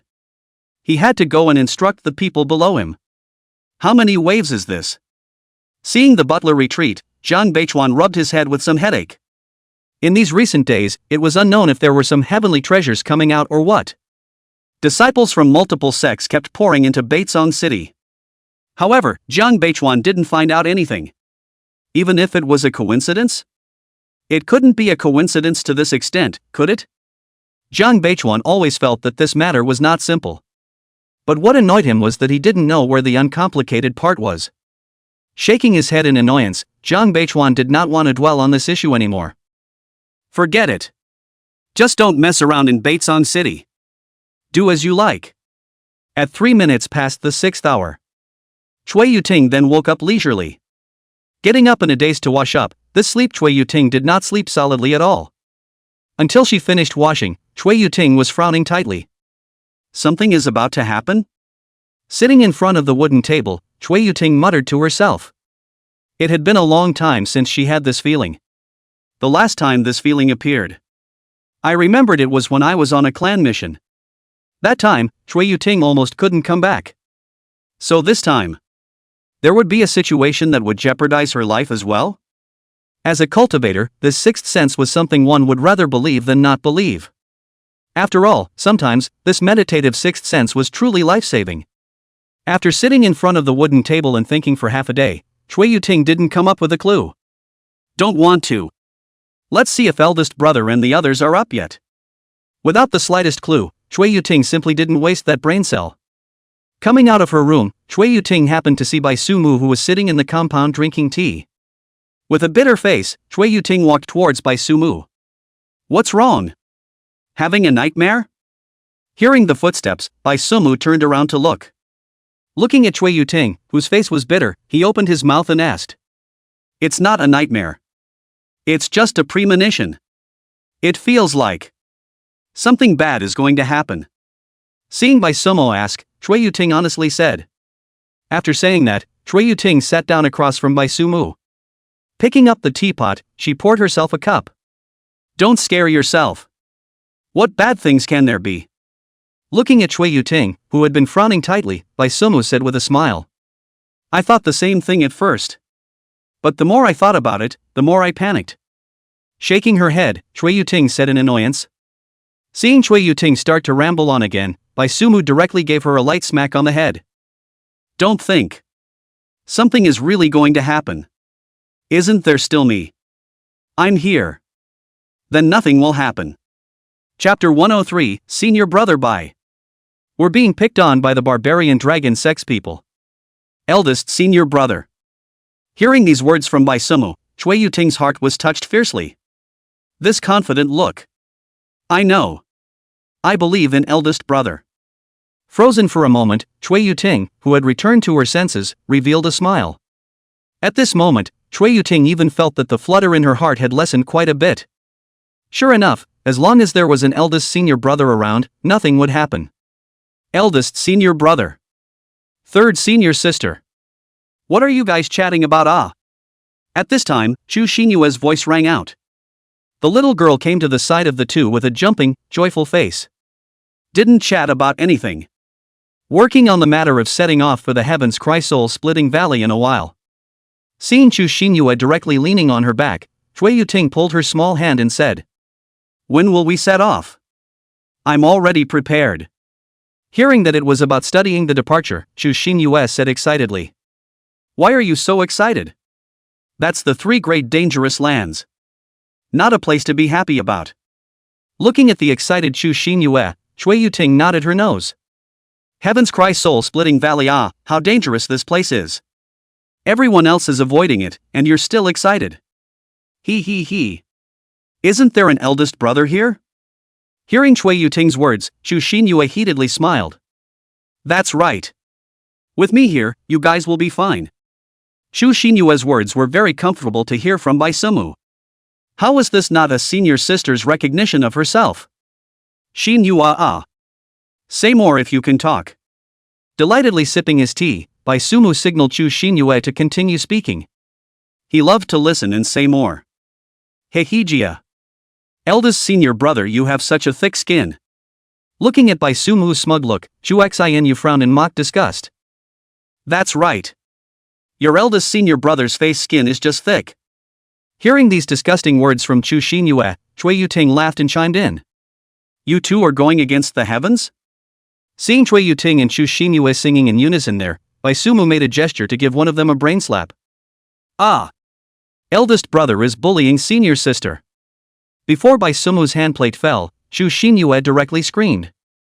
It was just that scream.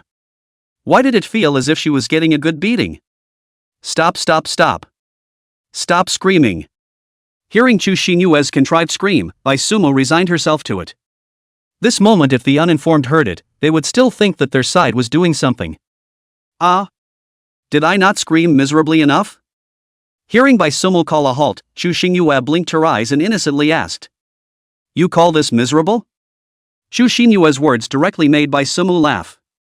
Even Chui Yuting, who was next to him, looked like she couldn't hold back her laughter. Not tragic? Looking at Bai Sumu and Chui Yuting, who were amused by herself, Chu Xinyue scratched her head awkwardly. She felt that her screaming was already tragic. Previously, when they were in the palace, when her father punished those concubines, they were all called like this. Right. Have you guys seen blue dye? Looking at the dumbfounded Chu Xinyue, Bai Sumu did not continue to discuss more on this topic. Obviously, Chu Xinyue's perception of miserable scream was a bit skewed. So Bai Sumu changed to another topic. Senior brother blue dye? He should have gotten up long ago. Hearing Bai Suki ask about blue dye, Chui Yuting tilted her head and said. It's true that he got up long ago. But I didn't see it in the courtyard. Nodding, Bai Suki knew that blue dye had woken up. But where blue dye went after waking up, Bai Suki didn't know. He had been sitting in the courtyard for half a day and didn't see blue dye. There are other people. Can't be awake at this hour, right? Looking at the guest rooms next to him, Baisuki asked suspiciously. Some of the room doors were left open, so it was obvious that no one was already inside. Baisumu certainly couldn't use his divine sense to look inside. Eldest senior brother said this. Hearing Baisumu's words, Chui Yuting said indistinctly. Buckle up. Chui Yuting got up and went to the guest room where her senior sister was resting and knocked on the door. Before anyone could answer, the room door opened on its own. Senior sister. Excuse me. Looking at the room door that opened automatically, Chui Yuting softly shouted before walking in. There's no one. After looking around and not seeing any silhouettes, Chui Yuting came out and shook her head towards Baisumu. Should have gone out. Baitsong City is quite lively today. Maybe she got up early and went out shopping. Chu Xinyue expressed her opinion at this time. Arigato. Senior brother bye. Hearing Chu Xinyue's words, Baisumu was just about to nod his head in agreement when a sudden clamor came from outside the courtyard. Immediately afterward, a figure in a hurry ran in. Are you Li Huanfeng? Seeing this hurried figure that suddenly ran in, Baisumu thought for a moment and called out the other party's name with some uncertainty. It's me. Senior brother bye. Seeing that Baisumu had actually memorized his name, Li Huanfeng nodded. Earlier, he had heard from the other disciples that senior brother Bai was so arrogant that he couldn't even remember the names of his fellow sect brothers and sisters. Now, it seems clear that it's because you guys aren't good enough. Look, didn't senior brother Bai remember my name? No. Senior brother Bai is in bad shape. We've been picked on by the barbarian dragon sex people. But Li Huanfeng's face changed immediately afterward, and he then remembered that he had come back to report a message. Barbarian dragon sect? Hearing this name, Chui Yuting was a little confused. Hadn't heard of this sect. Senior sister, don't think about it. Eldest senior brother has already departed. But before she could think about it in detail, she was directly pulled by Chu Xinyue and ran out. Just now, as soon as Li Huanfeng's words left his mouth, he was directly tugged by Baisumu and flew out. If the two of them didn't set off, they wouldn't be able to keep up. In the sky above Baitsong City, a burst of sonic booms suddenly rang out. The pedestrians on the road simultaneously looked up with wide eyes, wanting to see just who was that such a brave person who dared to fly in the forbidden Baitsong City. What a bold surprisingly daring to fly through the air in Baitsong City. Who says otherwise? I'm afraid it's another fledgling who doesn't know the heights of heaven. The chatter on the streets was clearly heard by Baisumu. But he was in no mood to care. Divine sense was fully open, locking onto Blue Dye's location. In the next moment, Baisuki once again increased his speed. A few more sonic booms sounded, and Baisuki arrived at the entrance of a bazaar in the northern city. At this time, at the entrance of the bazaar, two parties were facing each other. On one side, there was a group of big men without tops and full of bulging muscles. Obviously, they should be the people from the barbarian dragon sect that Li Huanfeng was talking about. On the other side, it was Baisumu's senior brothers and sisters. As Baisumu arrived at the top of the bazaar, everyone looked up at the same time. After all, Baisumu's appearance was really a bit high profile, and it was hard not to be noticed. Senior brother Bai. It's senior brother Bai coming. Chapter 104, I hope your last words will be shorter. Senior white brother? It seems like there's even an extraordinary character here. Hearing Blue Dye's several people's exclamations of surprise, on the barbarian dragon sex side, a burly man at the head of the group flirted with a sneer on his face. Just by looking at your appearance alone. Boom. Flirting with a sentence, the burly man continued to speak. But this time, before he could finish his words, his body directly flew backwards. It was Baisumu who had struck. Get him. The burly man who was suddenly sent flying out caused the barbarian dragon sex group to freeze in place. No, you've just arrived and you're just going to do it straight away? Shouldn't there be a self-introduction first at this point? This big brother of ours hasn't even said his name yet. But the barbarian dragon sex people couldn't afford to think about these things in detail right now. With their eldest brother being beaten, they definitely couldn't stand still and watch. One by one, their muscles bulged as they rushed up and were about to fight Baisumu for their lives. Buzz. In the next moment, a terrifying aura rose from Baisumu's body. A divine light flashed in his eyes as he emotionlessly swept towards the barbaric dragon sect disciples rushing towards him. As the terrifying pressure descended upon themselves, the disciples of the barbarian dragon sect all stopped in their tracks one by one. Standing in place, they slowly swallowed a mouthful of water. At this moment, they felt that the one standing in front of them was not a white-robed swordsman. Rather, it was an ancient ferocious god. This appalling aura directly destroyed their minds to resist. What a situation. Seeing these people from the barbarian dragon sect being honest, Baisumu then turned his head to look at Blue Dai and asked. He had heard Li Huanfeng say that the barbarian dragon sect was looking for them to pick a fight, but what exactly had happened, Give hadn't had time to ask about it yet. It's like this, eldest senior brother. Hearing Baisumu ask about it, Lan Dai spoke about what happened. In a nutshell, it was that when Blue Dai came out to buy breakfast, the barbarian dragon sect's people wanted to forcefully buy and sell. Those breakfasts that were bought by force were still all bought by Blue Stem. Of course, Blue Dai was not used to this problem, and the two of them immediately got into an argument. Li Huanfeng called in the rest of the questioning Immortal Sword Pavilion. But the barbarian dragon sect's leader of the eldest brother is not a good guy. A blood force froze to suppress the people of the Ask Xian Sword Pavilion. In the end, it was Li Huanfeng who went back to call Baisumu to save the day. I see. Nodding his head, Baisumu heard and understood. His own side had the upper hand. Just remember this. Nothing else mattered. Ah. It hurts. Right at this moment, the savage dragon sect senior brother, who had just been kicked out by Baisumu, let out a gurgling cry of pain. He then covered his waist and stood up from the messy stall that had been knocked over. While covering his waist, the barbarian dragon sect senior brother cried out in pain. However, looking at this appearance with a smile, it didn't look like he had been hit and hurt. Instead, it was as if he had found some interesting toy. Happy to see the hunt. That's right. You are very good. My name is Wukuwei. Tell me your name. Covering his waist and walking back up to Baisumu, the barbarian dragon sect's eldest brother opened his mouth and asked. Sorry. I don't have the habit of tilting my head to talk to people.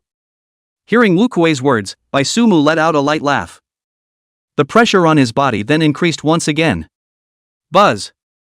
Boom. The floor beneath Wukuwei's feet cracked with a crunch, and Wukuwei's entire body disappeared into the ground, leaving only a head exposed. Baisumu. Asked the Immortal Sword Pavilion Qingyao Peak's senior brother. Lowering his head, looking at the shocked Wukuwei with a shocked face, Baisumu said with a smile. Ha ha. Ha ha ha ha. Ha ha ha ha ha. Hearing Baisumu's self-introduction, Wukuwei's laughter gradually rang out. Interesting, too interesting. In just an instant, when he didn't even react, he was short of him?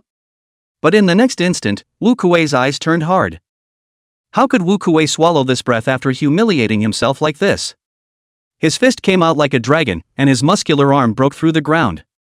The wind of the fist was bitterly cold, and one could see how much power Wukuwei's punch carried. Boom! However, Baisumu predicted Wukuwei's action. Raising his foot, he directly stepped on Wukuwei's fist. Good! As his fist was blocked, Wukuwei let out a violent shout. With his left hand, he propped up the ground, and his entire body directly rose up. In the next moment, the muscles of his entire body bulged, and Wukuwei's double fist smashed down like rain. However, in the face of Wukuwei's dense fists like rain, Baisumu didn't even need to draw his sword. Again, he just met them with his bare hands. Boom! Boom, boom, boom. Boom, boom, boom. Just like that, Baisumu and Wukuwei had a fist-to-flesh clash of real men. A man. With praise in his voice, Wukuwei didn't expect Baisumu, a sword cultivator, to spar with his own fists. However, from the force coming from Baisumu's fist, it was obvious that this sword cultivator usually did not desert his physical cultivation. The strength was also considered respectable. After all, it was able to be on par with his normal self. But Shanjun. As another bellowing cry rang out from Wukuwei, his power surged once again. With a punch that shook Baisumu back, gouts of yellowish-brown beast hair began to grow on Wukuwei's body. As the sound of sinews and bones resounded, Wukuwei's body swelled by more than 2 circles. Roar! A roar resounded all around, and at this moment, the Wukuwei unexpectedly turned into a bipedal standing fierce tiger. Oh! Demon God transformation? Seeing the greatly changed Wu Kuei, Bai Sumu raised his eyebrows. He could see what technique this Wu Kuei in front of him was cultivating. However, wasn't the demon god transformation the demon god sect's treasure? How did it allow this great disciple of the barbarian dragon sect to learn it? You actually know about the demon god transformation? Hearing Bai Sumu recite the name of his feat, Wu Kuei narrowed his eyes. The demon god sect was a small sect with a low reputation. And it wasn't within the territory of the ancient Immortal dynasty. Unexpectedly, Bai Sumu, a person from the ancient Immortal Imperial dynasty, could know about it? Is this your full strength? Without answering Wu Kuei's question, Bai Sumu asked rhetorically as he looked the tiger beastman up and down. Since you know about the demon god transformation, then you should know the power of this feat. And now you're still not running. I can only say that you have great courage. Hearing this so confident, even arrogant statement from Bai Sumu, Wu Kuei sneered and said, Demon god transformation, carrying the power of the demon god in his human body, cultivating to the end, he was the demon god. Last words are too long. Hearing these words from Wu Kuei, Bai Sumu however shook his head. He then slowly drew out the desolate ancient remnant dust at his waist. Ding! In the next moment, a sharp cold light flashed, and the expression on the face of the Wu Kuei, who had just been wearing a sneer, seemed to freeze. Immediately after that, a bloodstain slowly surfaced on Wu Kuei's neck. As for Wu Kuei's head, it slowly slid to the ground. Boom! Poof! As Wu Kuei's head fell to the ground, it was the broken open neck that spewed out a large rain of blood. Everyone present was shocked by the scene in front of them at this moment. Allowing the rain of blood to drip down on his body, Bai Sumu's gaze swept around the crowd of the barbarian dragon sect who were frozen in place before he opened his mouth and said, I hope that your last words can be shorter. Chapter 105 Their fault is being too weak. Eldest senior brother. You're flying too fast. At this time, Xu Xinyuet and Chui Yuding panted as they ran to the entrance of the bazaar. They didn't dare to fly directly through the air like Bai Sumu. Instead, they ran along the road. Hey! Why does this ground feel sticky? With both hands on her knees, Chui Yuting was planning to take a breather, but she suddenly felt some awkwardness in the touch of her feet. Opening her eyes, Chui Yuting saw the blood flowing past her feet. Eldest senior brother. It was then that Chui Yuting noticed why the surroundings were so quiet. Nearly 30 headless corpses were lying not far in front of her. As for Bai Suemu, who was originally dressed in white, his entire body had been dyed dark red with blood at this moment. The entire person stood in the middle of a pile of corpses with a calm expression. It was almost like an evil villain. Eldest senior brother. Why don't you use your true essence to block this blood? The clothes are all dirty. However, after a short period of shock, Chui Yuting rolled her eyes towards Bai Sumu. Bai Sumu's clothes were all washed by her hands. With so many blood stains on these clothes, how many times did she have to rub them herself? Ha! Ha ha ha. Sorry Yuting. It's not like I was thinking of looking more handsome this way. Hearing Chui Yuting's complaint, Bai Sumu broke in a second. The cold-faced killing god just now had a naive smile on his face. Next time you pay attention to me. Washing clothes is tiring. Hearing that Bai Sumu had stained his clothes with blood just to play it cool, Chui Yuting once again rolled her eyes widely. Understood. Hearing Chui Yuting's words, Bai Sumu stood at attention and saluted. It couldn't be helped, after all, his own clothes were all washed by Chui Yuting. It was fine to nag her for a couple sentences. All right. Have you finished buying breakfast? Sold out and went back to eat. Without waiting for Chui Yuting to continue spouting off, Bai Suemu looked toward Blue Dai and greeted him. Finished buying. Blue Dai still had the same calm expression, not the slightest bit uncomfortable by the bloody scene in front of him. When he heard Shirasaji ask, he nodded and opened his mouth to reply. Go. Go back and eat. Hearing that breakfast had been bought, Bai Sumu waved his hand and greeted the senior brothers and sisters before heading back. Eldest senior brother. Don't you try to change the subject. I brought you just a change of clothes this time. Watching Bai Sumu trying to run away, the reactive Chui Yuting chased after him. Seeing this, Xu Xinyue looked at the hell ahead and then at her senior brother and sister who were acting as if nothing had happened, before finally lifting her feet and chasing after them. Eldest senior brother. You guys wait for me. Senior brother by just left? The 4 siblings from Qingyao Peak left just like that. But the others from the Immortal questioning sword pavilion were still frozen in place. They still hadn't recovered from the shock they had just experienced. From the time Bai Sumi came, to the time Bai Sumi left. It was less than 2 minutes before and after, right? He came, crunched all the people, and then left as if nothing had happened? Is it so cruel? Senior White is so handsome. Looking at Bai Sumu's back, Li Huanfeng's eyes were filled with yearning. 1 man, 1 sword, not a single living soul left behind. Too dashing. I've long heard that senior brother Bai protects his calf. Taking a look today, it's true to his name. Gu Yuan's eyes were also full of sighs at this time. Just by asking for the reason, he had directly gated all the people who were looking for trouble. He really didn't let his senior brother suffer a little bit of aggression. But isn't senior brother Bai a little too?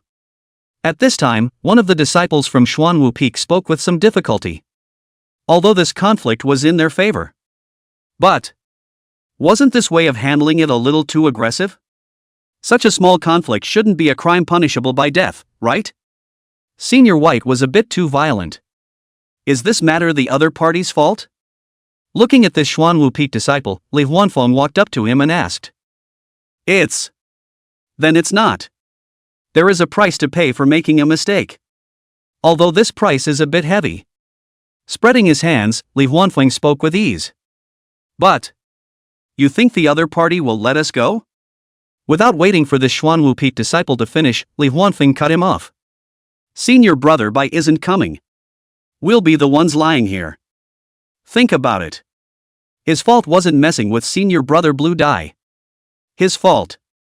It's that they're too weak. This is the rule of the cultivation world. Li Huanfeng finished speaking and patted the Xuanwu Peak disciple's shoulder. He then greeted Shang Gu Yuan and planned to go back. Let's go.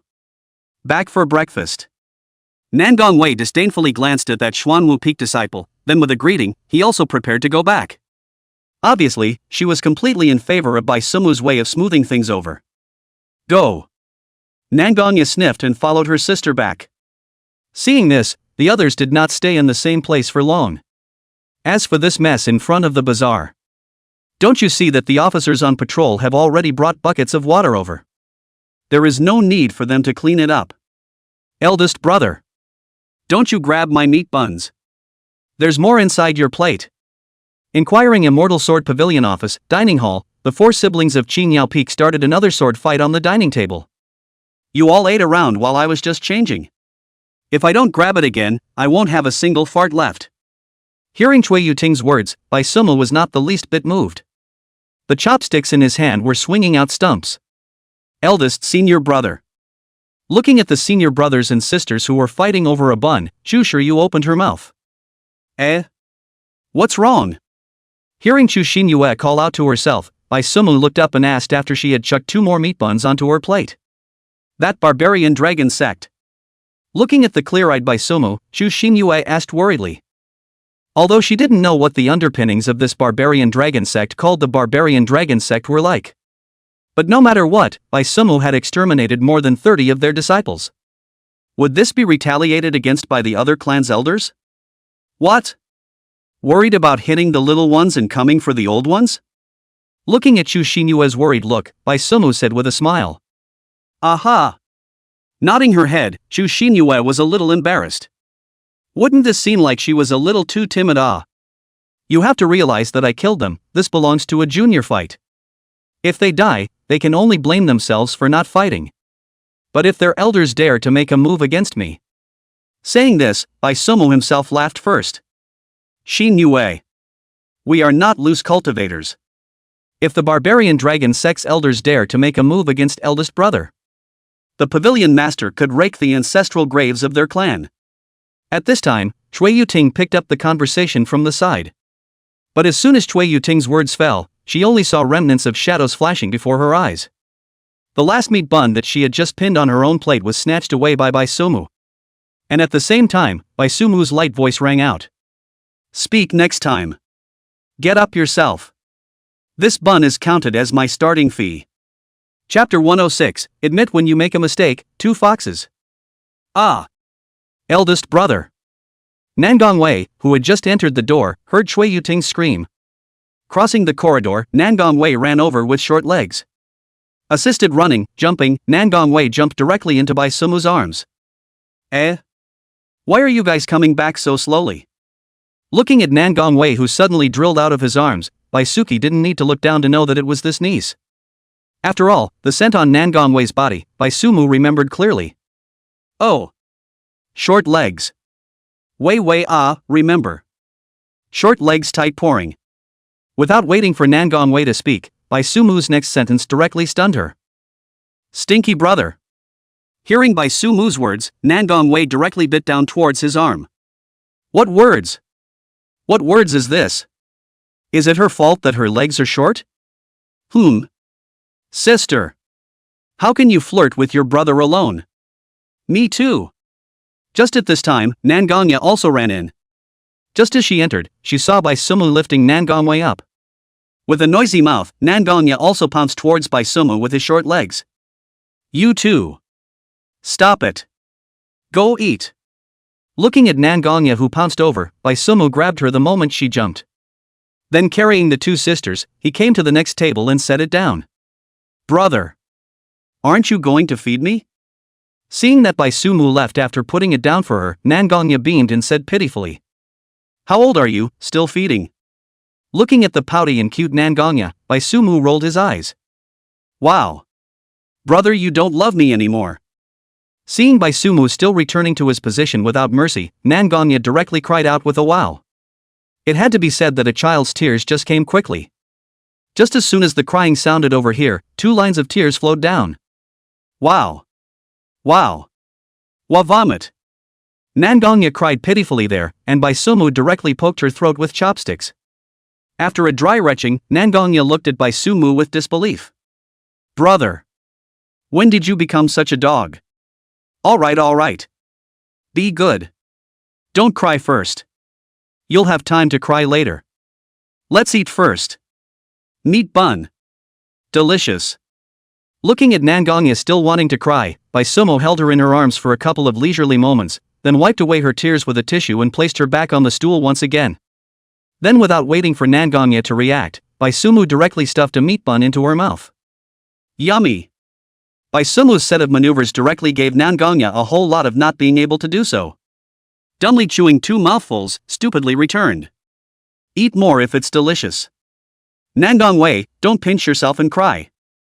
I won't coax you when the time comes. Giving Nangongya a drooling scarf, the next moment Baisumu twisted his head to look at Nangongwei next to him. This girl's small hand was resting on her thigh. What she was going to do, Baisuki knew exactly. Cut. I'm not going to cry. Seeing that her trick was recognized by Baisumu, Nangongwei snorted coldly. Then obediently adjusted his stool and started eating. I should have known to start faster. She just didn't believe it. If she really cried out, Baisumu could not care about herself. As the 2 sisters began to eat breakfast, the other junior siblings also came back one after another, one by one settling down to eat. Seeing this, Baisumu went towards Blue Dai and gave him a look. After the latter nodded, Baisumu walked towards the outside. After leaving the office, Baisumu went straight to the city lord's mansion. After all, he had just broken the rules of the city lord and killed someone on the street under his rule. In reason, he should apologize at the door.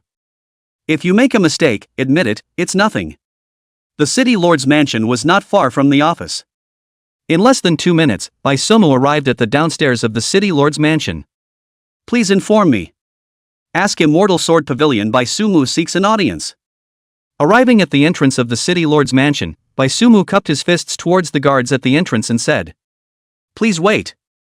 Hearing Baisumu report the name of the questioning Immortal Sword Pavilion, the guards didn't dare to be slow, and after returning a salute, they turned around with the intention of going to inform.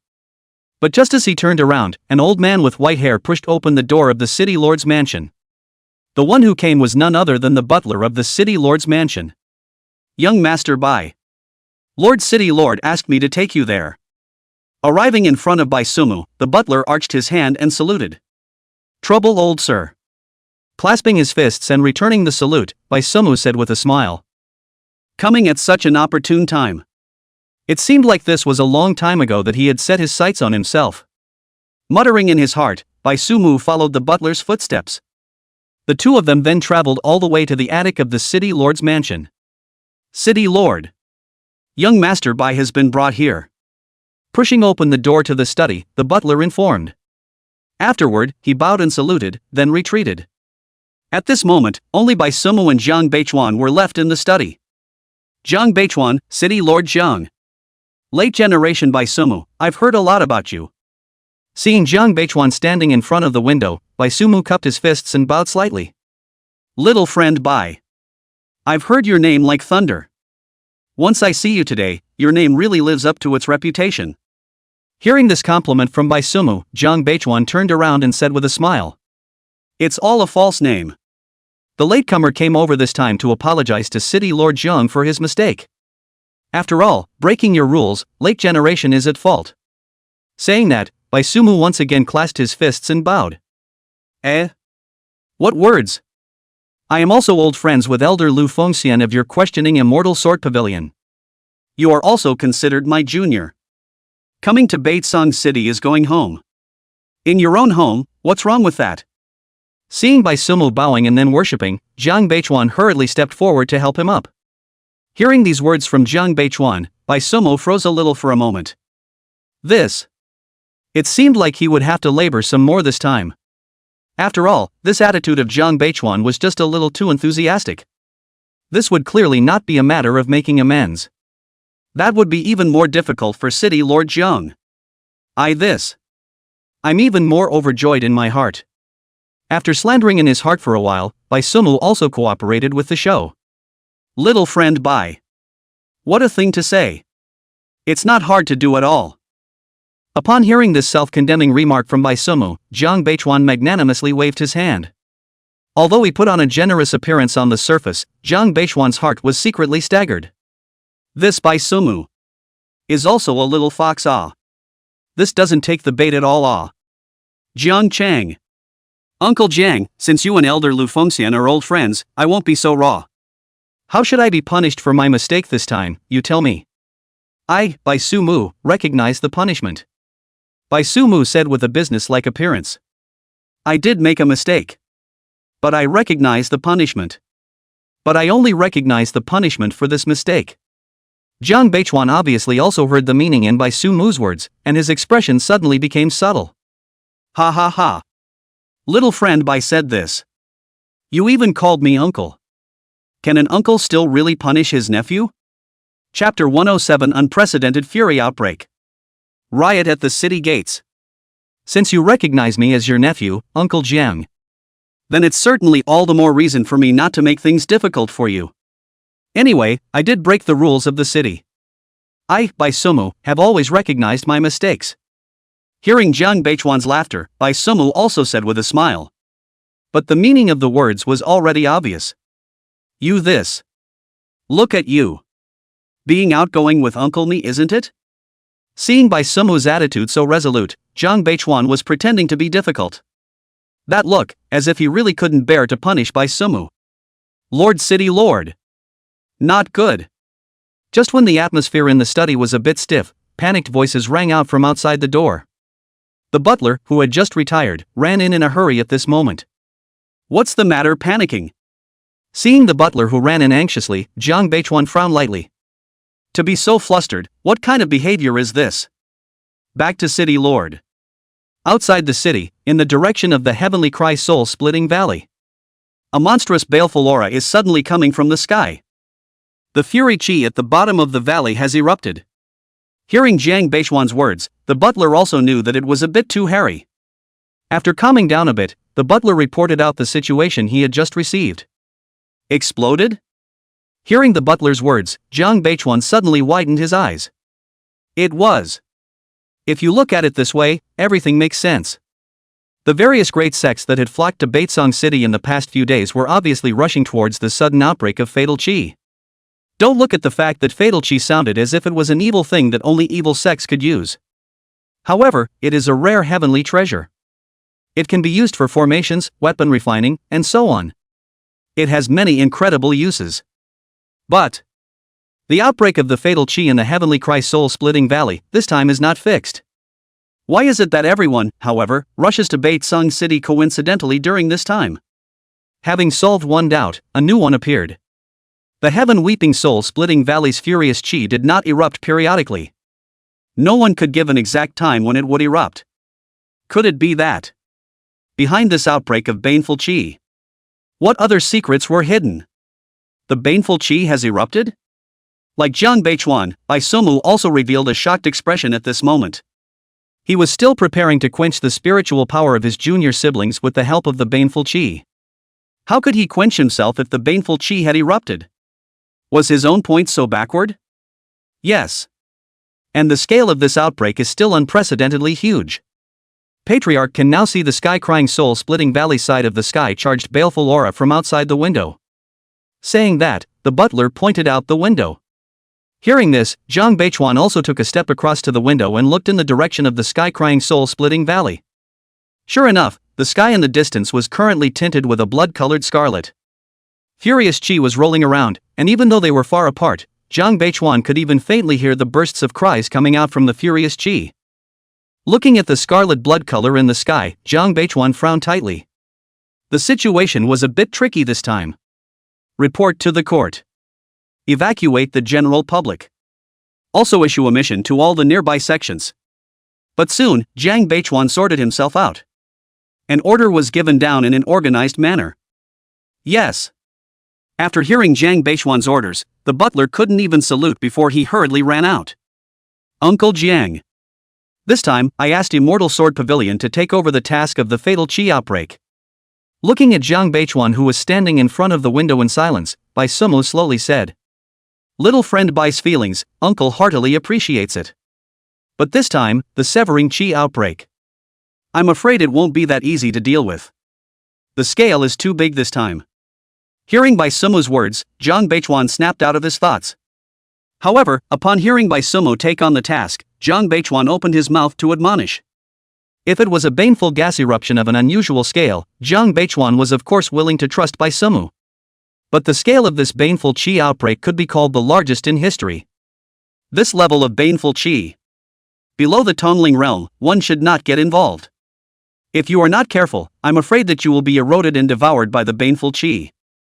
Since this is the case, then I won't cause any more trouble for you guys, Uncle Jiang. Hearing Jiang Beichuan's words, Bai Sumu nodded and didn't say anything more. Since people had already said this much, Bai Sumu certainly wouldn't continue to go up the pole and introduce himself. Then Uncle Jiang, I'll go back first. The senior brothers and sisters are still waiting for me. Seeing Jiang Beichuan nod his head, Bai Sumu then planned to go back first. As the words fell, arching his hand towards Jiang Beichuan, Bai Suemu pushed the door and left. Leaving the city lord's mansion, Bai Sumu returned to the office. The senior brothers and sisters were all standing on the roof of the office at the moment, looking out in the direction of the heavens Christ soul-splitting valley. Eldest senior brother. You're back. Because of the limited space on the roof, Xu Xinyue wasn't watching with the other senior brothers and sisters.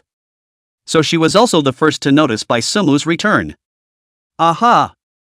It's because this time, the level of the severing chi outbreak is unprecedented. So I'm afraid that this trip to the heavenly weeping soul-splitting valley will have to be postponed for a few days. Xu Xinyue's greeting attracted the attention of the other senior brothers and sisters. Seeing that everyone's gazes were looking at him, Bai Sumu directly announced the situation. Senior brother Bai. Then shall we retreat now? Hearing Bai Sumu's words, Li Huanfeng opened his mouth and asked. At this moment, they could feel the bloody aura of the Furies even standing in Baitsung City. It could be imagined to what extent this baneful chi outbreak had reached. They certainly wouldn't stay behind with a head iron. Having a clear perception of yourself could allow you to live longer in the cultivation world. This level of baneful chi eruption was clearly no longer something they could resist. Prepare to prepare. We're leaving now. Nodding, Bai Sumu spoke. Yes. The crowd answered in unison at his words and then lined up at the entrance. There wasn't much that needed to be prepared. Everything was in the Qiankuan bag, ready to go at any time.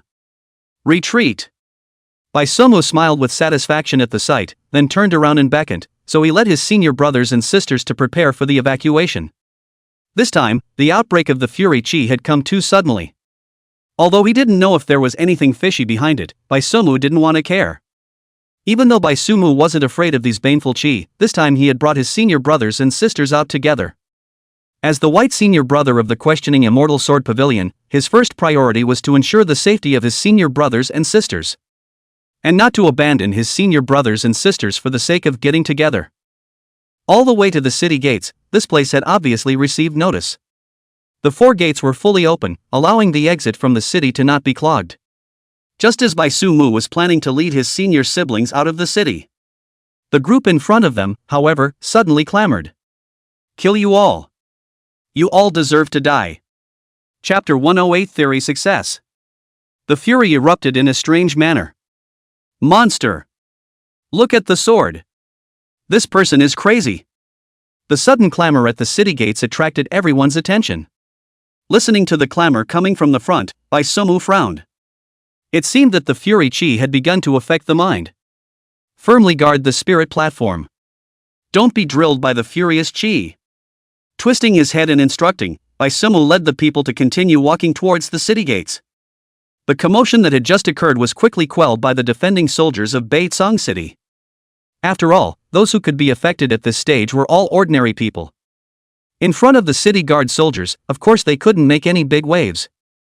But although the riot was quelled quickly. But you can't help the number of people. Soon, the second, the third. One after another, people affected by the Fury Chi appeared. For a time, the entire city gate was in chaos. Eldest senior brother. Should we step in to help? Listening to the clamor coming from her ears, Cui Yuting walked up and asked. Let's use the spirit cleansing talisman. Nodding, Baisumu spoke. Hearing this, Cui Yuting also pulled out a dozen spirit talismans from her bosom. This flung out 4 spirit cleansing talismans and hit the top of the 4 city gates. Spirit cleansing talisman purifies evil spirits and restores one's clarity. Once the 4 talismans were affixed, the clamor in front of them really stopped. The soldiers guarding the city threw a thankful look towards Cui Yuting, and then more quickly began to evacuate the people. It was smooth sailing out of the city. Baisumu brought his senior brothers and sisters to fly directly through the air. The main thing was to bring Gu Yuan. This kid doesn't know how to imperially fly. The reason is fear of heights. It was only when they arrived all the way to Tiger Weather Mountain that Baisumu couldn't feel the slightest presence of the fury. Afterwards, Baisumu brought his senior brothers and sisters to land on a random hill. While everyone in Baitsong City was being forcibly evacuated, above the sky, a stream of light with a powerful aura was rushing in the opposite direction towards Baitsong City.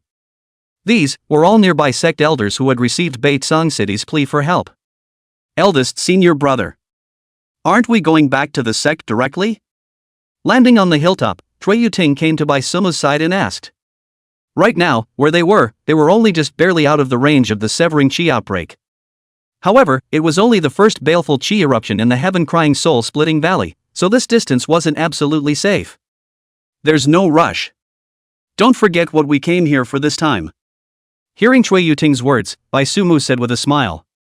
Although the situation with the outbreak of the Fury Chi was very sudden, Baisumu hadn't forgotten the purpose of coming over here this time. Wasn't the reason he brought his senior brothers and sisters to the heavenly crying soul-splitting valley in order to enhance his spiritual power with the help of the baneful chi? Although the outbreak of the baneful chi had somewhat affected his plans. But the impact was not great. As long as one mastered the intensity of the baneful chi, the effect would be the same. And as soon as Baisumu's words fell on his side, the scarlet baneful chi that was visible to the naked eye in front of him began to spread over in the direction of Tiger Weather Mountain. At the same time, along with the baneful chi, there were also those crazy cultivators who had their minds soaked by the baleful chi. There's no need to tighten your mind later. Even go as far as possible to guide the baneful chi into the body. Looking at the situation ahead, Baisumu greeted at this time. Yes. Hearing Baisumu's words, the senior brothers and sisters did not hesitate for a second and once again answered in unison. Although this order from Baisumu was truly outrageous, they unconditionally believed it. This was Baisumu's position in the hearts of the senior brothers and sisters. Hearing that none of the senior brothers and sisters questioned themselves, the corners of Baisumu's mouth lifted slightly. This feeling of being trusted. It really wasn't bad at all. But with just a sigh of emotion, Bai Suemu didn't forget about the main event. Based on the conclusion, Bai Suemu snapped his fingers to strike his sword intent into the bodies of his senior siblings. As long as he ensured that the core of his divine sense was not eroded, the spiritual energy that had been consumed could be recovered. This was the method Bai Suemu came up with. Simple, yet not simple. First of all, it required an extremely high level of sword intent perception as well as precise control. After all, this massive sword intent was going to hit the sea of consciousness. If one was slightly careless, the overpowering sword intent would cause damage to the target's sea of consciousness. But all of this was no matter at all to Bai Suemu. You see, the senior brothers and sisters have already had their sword intent enter their bodies. But one by one, they didn't have the slightest reaction. They didn't even know what Bai Suemu had done. This was Bai Suemu's terrifying control over sword intent. This was the innate sword heart.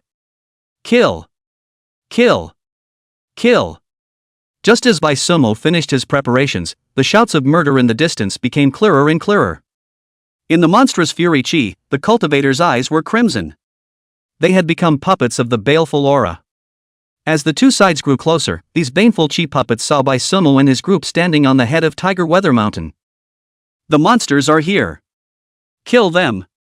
In an instant, shouts of murder exploded. The puppets controlled by the fury chi swarmed towards the mountain. Don't kill them. Just remove all the arms and legs. Looking at these baneful chi puppets in front of him, Bai Suemu's eyes were ancient and unperturbed. Although their bodies were wrapped in a shocking fury chi, these puppets' own cultivation was not very high. They were just foxes in disguise. Understood. Hearing Bai Suemu's words, everyone unloaded the weapons in their hands and went into battle with their bare hands. Monster! Die and come! As the hissing of the fury puppet sounded, the two sides officially collided together. But, just as Bai Suemu said, these bane gas puppets were nothing more than foxes. Once their arms and legs were unloaded, all of them could only squirm on the ground. Get ready! The fury gas puppets, Bai Suemu was not worried. Seeing the rolling baneful chi pouncing towards the crowd, Bai Suemu then opened his mouth to give a reminder. As soon as Bai Suemu's side of the words fell, the rolling baneful chi drowned the crowd. Jie! As they were drowned by the fury chi, the ears of the crowd simultaneously resounded with the ear-piercing cries and howls of the stern ghosts. Immediately afterward, the baneful chi seemed like cats that smelled something fishy, scrambling towards their bodies. Go! The baneful chi entered the body, and seeing that it was almost time, Bai Suemu shouted. However, the senior brothers and sisters were unresponsive at this moment. Looking at the senior brothers and sisters who stayed in place, their eyes gradually turning crimson, Bai Suemu frowned lightly. Could it be that his own theory had failed? However, without letting Bai Suemu think too much, the junior siblings began to move one by one. The target was precisely Bai Suemu's direction. Success! The corner of Bai Suemu's mouth curled up when he saw the senior siblings coming towards him. He then successively punched sword intent into Cui Yuting and the others' bodies. Immediately afterward, Bai Suemu grabbed Gu Yuan and rose into the air. Following the speed of the spread of the fury, he began to slowly advance. Meanwhile, in Baitsong City, Jiang Beichuan stood alone in the sky above Baitsong City, his gaze looking in the direction of the sky-crying soul-splitting valley. Sure enough, Jiang Beichuan had guessed correctly. This time, the severing chi outbreak. There was something fishy. Chapter 109. Don't blame me. If you want to blame, blame yourselves. Demon race? Jiang Beichuan's gaze was heavy. In that instant just now, Jiang Beichuan detected a trace of oppression that made him feel heavy. And judging by the scent, Jiang Beichuan smelled the flavor of the demon race from it. After all, now, it was no longer a secret that the devil race was lurking in the human realm. As the city lord of Baitsong City, Jiang Beichuan was definitely aware of this news. Even Jiang Beichuan knew more. Humph. Dare to act recklessly in my territory. It's devil do that will give you the skin off your back. With a cold snort, a terrifying aura suddenly erupted from Jiang Beichuan's body. The powerful aura belonging to the Tongling realm spread towards the surroundings, and the surrounding baleful auras circled around. Ouch. It seems like you haven't wasted your cultivation in the past few years of being the city lord, Fatty Jiang. This cultivation has grown more and more. At this time, a chortle came from the sky. Immediately afterward, a middle-aged man wearing a purple robe appeared in front of Jiang Beichuan. It's not as good as your single-minded cultivation. Hearing this familiar voice, Jiang Beichuan smiled brightly. This person in front of him, Thunder Gang Sect's elder Kai Zilong. It was Jiang Beichuan's old friend. All right. You two should stop blowing each other up here. What's the situation now? At this moment, another shrill voice rang out and a small old man appeared between the two. Elder of the Giant Power Sect Gu Fanchen. The exact situation is still unknown. I only vaguely sensed the aura of the demon race. Shaking his head, Jiang Beichuan said truthfully. Demon race. Baitsong City was located at the border of two imperial dynasties. It was already desolate. Don't look at the fact that the draconic chi was now covering such a wide area. But actually, so far, it had only affected one Baitsong city.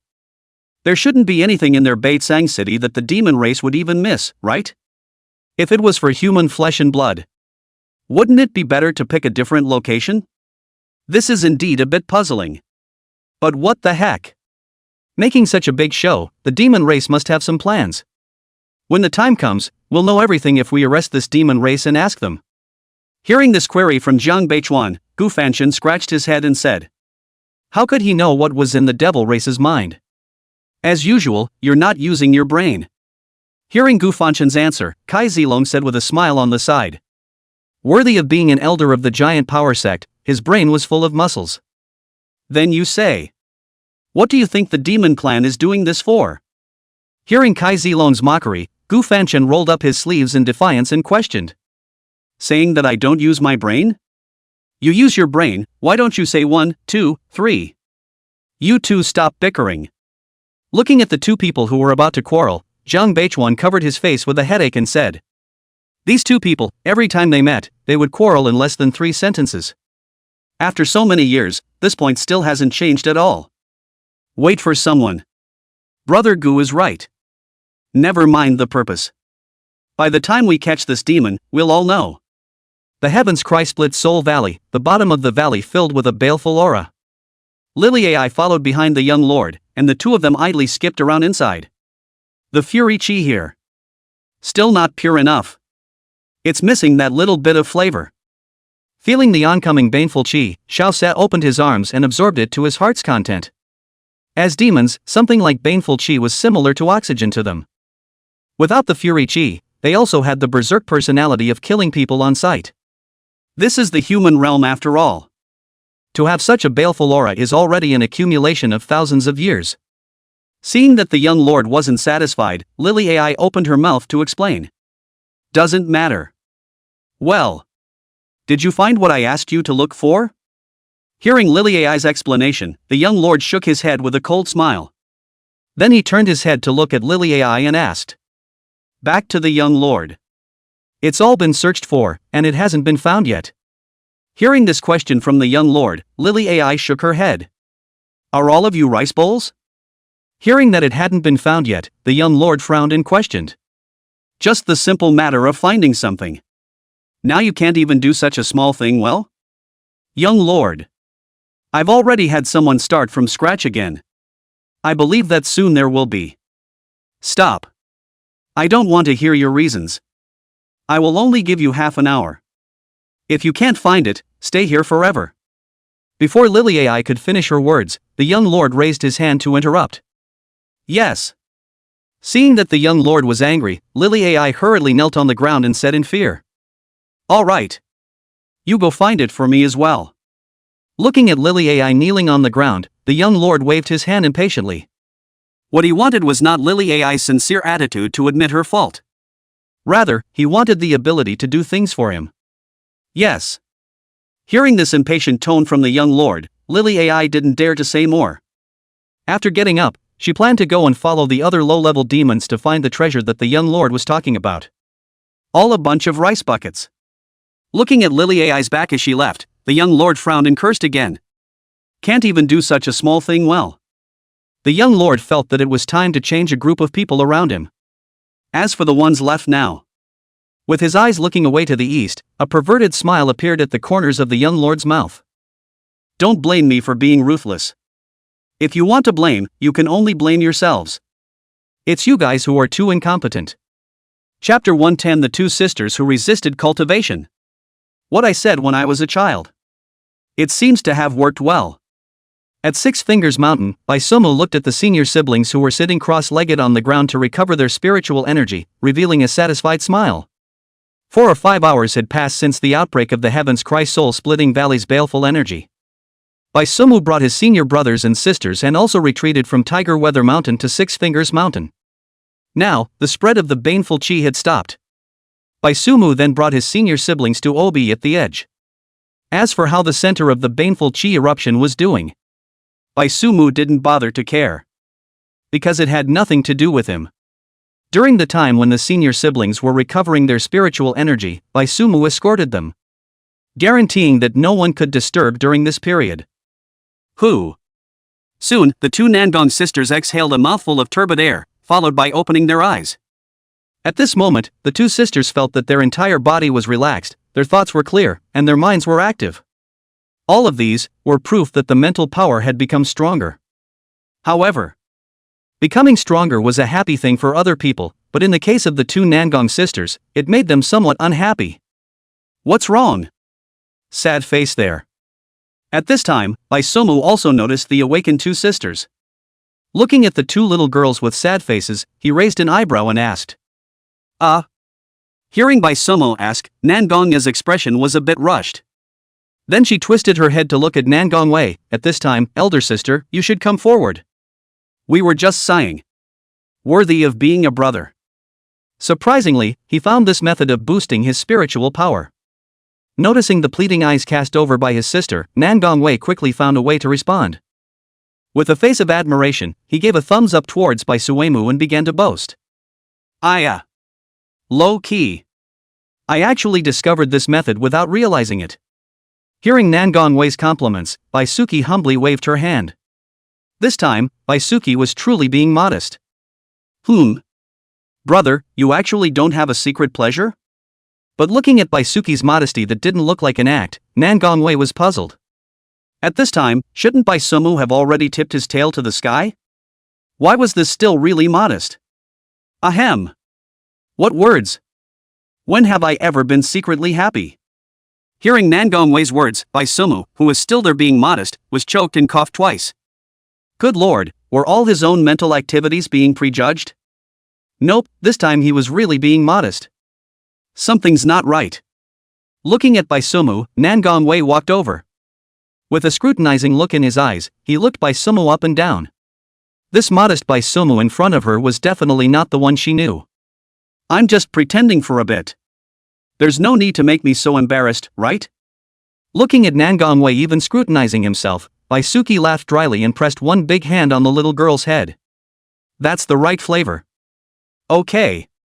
Next time, brother, pay attention. Don't forget your own persona. Looking at the annoyed Baisumu, Nangong Wei then nodded in a serious manner. This was the brother she was familiar with. What persona am I? Hearing Nangong Wei's words, Baisumu was also really a bit tense. The persona was all straightened out. All right. Since the spiritual power has finished recovering, go ahead and consume the light again. Get lost. But this time, without waiting for Nangong Wei to say something shocking in a serious manner, Baisumu took the first step to drive her away. Flexing his fingers, sword intent entered his body. Holding onto Nangong Wei's shoulders to help her turn around, he then lifted his foot and gently kicked her in her little butt. Brother! Don't come! This little arm and leg of mine is about to fall apart from being tossed around. Let me rest again. Okay. Being rushed by Baisumu to cultivate, Nangong Wei's face collapsed. Pitifully, he turned back and looked at Baisumu with a flurry of pettiness. Yeah. Brother, let me and sister rest. My sister and I have weak bodies, it's not like you don't know. The other senior sisters are in good health, you go ahead and toss them. Seeing this, Nangongya also followed her sister and pouted. Stop. What are you all saying about tigers and wolves? Is that talking about cultivation? Listening to the pampering of the two sisters, Baisumu called a halt with strange eyes. Why did these words get weirder and weirder the more I heard them? Of course it's cultivation. What else? Hearing Bai Sumu's words, the two sisters simultaneously blinked their big eyes and looked over. That innocent look was as if the two were really good children. I still don't know you two. Rolling his eyes, Bai Sumu was clearly not fooled by the two sisters. He knew the temperament of the two sisters too well. Just in time. It's just the three of us now. Let me ask you two, why are you so resistant to cultivation? Without waiting for the two sisters to argue, Bai Sumu pursued with a scowl. Bai Sumu recalled the phone call Nangong Ching had made to himself before he set off. In the phone call, Nangong Ching said that the two sisters were now very resistant to cultivation and hoped that he could enlighten the two sisters. At first, Bai Sumu thought that the two sisters were just being playful. Resisting cultivation or something, it shouldn't have reached that level yet. But now, it seemed as if the situation was indeed quite serious. Without blowing it out of proportion, relying on this method of Bai Sumu's to raise her spiritual power was worth a month of usual hard cultivation. A normal person, at this point, would definitely be impatient to start the second round. After all, who would dislike being strong? But the two Nangong sisters, from the time they woke up until now, had no intention of continuing. They even went so far as to use pampering to avoid cultivation. This couldn't help but make Bai Sumu not take it seriously. Ha! Huh? What are you saying, brother? We didn't resist cultivation. Looking at Bai Sumu's serious look, Nangong Wei sheepishly looked away. Can't I tell if there is or isn't? Honestly, I can still be lighter when I spank you later. Not even asking to continue asking, just by looking at Nangong Wei's heartfelt look, Bai Sumu knew he had hit the nail on the head. And now, Bai Sumu also wanted to hear. What exactly was the reason that made the two sisters so resistant to cultivation? Was it a heart demon? Or some other reason? Ahem. Brother. We really didn't resist cultivation. Just simply tired. Hearing Bai Sumu's words, Nangong's face flushed, but she continued to mouth off. You stop talking for now. I know you eat energy. I'll definitely give you a red later. Pinching Nangong's cheeks, Bai Sumu once again turned her head to look at Nangong Wei. Bai Sumu's words caused Nangongya to blush. Immediately afterward, passing her sister a loving look, Nangongya obediently then stopped speaking. Meeting Bai Sumu's straight eyes, Nangong Wei knew that she couldn't escape today. However, if she really had to tell her the reason, Nangong Wei felt that it was still a bit difficult to talk about it.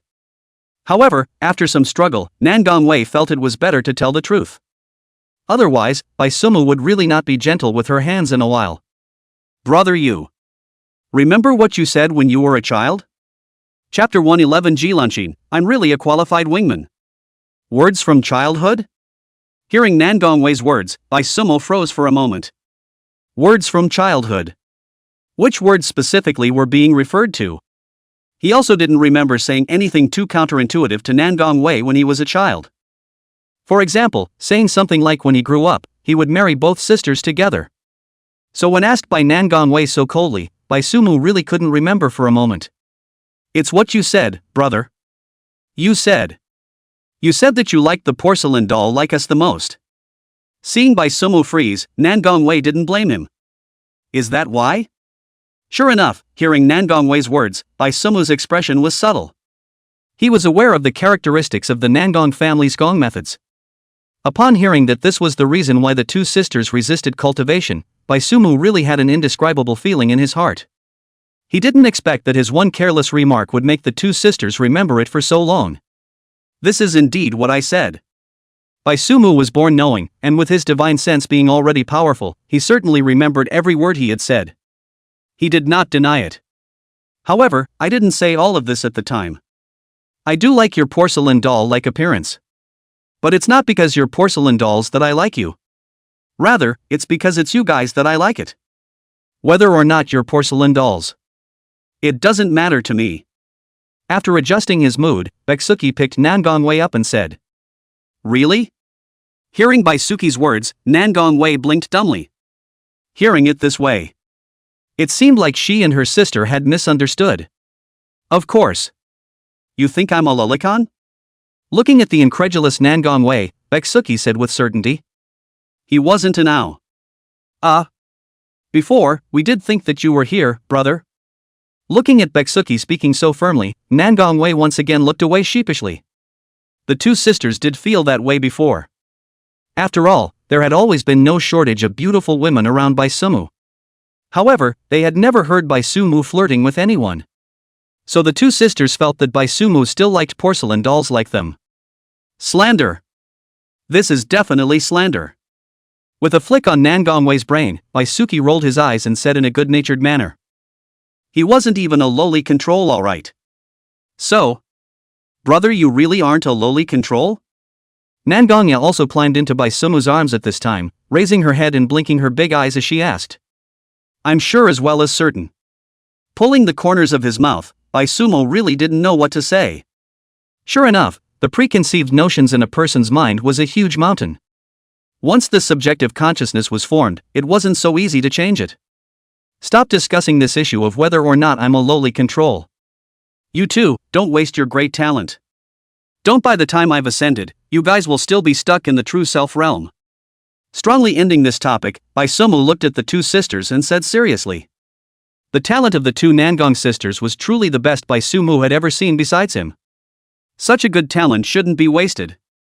Fortunately, it was discovered early. It wasn't too late to correct it now. Yes. Hearing Bai Sumu's words, Nan Gongwei came to his senses. With Bai Sumu's talent, ascending into immortality was definitely not a dream. At that time, if they were still in their current realm cultivation, should they let Bai Sumu stay for her and her sister? Being so selfish, Nan Gongwei couldn't do it. So, you guys should also hurry up and catch up with me. At that time, we will ascend to the immortal realm together. Looking at Nan Gongwei's dazed look, Bai Sumu struck while the iron was hot. I know. Being said so by Bai Sumu, Nan Gongwei was also completely awakened. Yeah. They couldn't continue to slack off any longer. Anyway, there was still the chance of nirvana when they reached the yin-yang realm. At that time, if Bai Sumu really liked lowly, they would still have a chance. Alright. Go cultivate. Seeing that Nan Gongwei had figured it out, Bai Sumu said with a smile. With a flick of his fingers, two sword intents struck into their sea of consciousness. Brother, don't worry. We'll catch up with you soon. Nodding solemnly, Nan Gongwei pulled his sister and then rushed into the fury once again. AI. Sister, slow down. I was just about to touch my abs. With the problem of the two Nangong sisters solved, the remaining senior siblings also started to come to their senses one after another. After marveling at Bai Sumu here for a few moments, one by one, they once again couldn't wait to start their second cultivation. You see, this is the reaction of a normal person. In less than half an hour, the senior brothers and sisters were also almost awake. In the end, there were only two people left. Eh? You two just woke up? Looking at the last remaining two senior siblings, Bai Sumu's eyes were weird. Morong Ing and Ji Lanshin. Of the two, Baisuki still had an impression. It was precisely because he had an impression that Bai Sumu felt surprised. With the talent of the two, they shouldn't be the last to come to their senses. Senior brother Bai. Hearing Bai Sumu's voice, Ji Lanshin got up and saluted. Senior brother Bai. Moronging sniffed and similarly rose to greet respectfully. What's wrong? Did you encounter any problems? Nodding, Bai Sumi looked at the two and asked with concern. No. It's something I just didn't understand. That's why I pulled senior sister to help me with my confusion. Hearing this concerned tone from Bai Sumu, Ji Lan Xin shook her head. But in Ji Lanshin's inner perspective, when Bai Sumu said this, her eyes were on Moronging. Situating it. Senior brother Bai had organized this special training just for senior sister Morong. It wasn't in vain that he had dragged senior sister Morong to the end. Senior brother Bai. Then I'll go cultivate again. Senior sister Morong still has some questions here. I'll trouble senior brother Bai to solve them. Having determined what was in her mind, Ji Lanshin didn't continue to be a light bulb here. Finding a reason, she prepared to continue to go cultivate. Of course, Ji Lanshin knew that Moronging was thin-skinned. So she also found a good reason for her in advance. She was really a qualified wingman herself. As the words fell, Ji Lanshin arched her hand and then directly took her leave. On the mountain peak, there was then only Bai Sumu and Moronging left. Didn't see it, still a fiery temperament. Looking at Ji Lanshin's departing back, Bai Sumu said with a smile. He hadn't given her his own sword intent yet. But without delay. With a flick of his fingers, a trace of sword intent went after Ji Lanxin. Senior brother bye. Then I. Over here, Moroning only came back to her senses. When she heard Ji Lanxin say that she had a problem, Moroning really didn't react a bit. When did she have a problem? The current her only wanted to raise her spiritual power a few more times. But before Moroning could finish her sentence, Bai Sumu nodded and spoke. Aha! Whatever the problem is.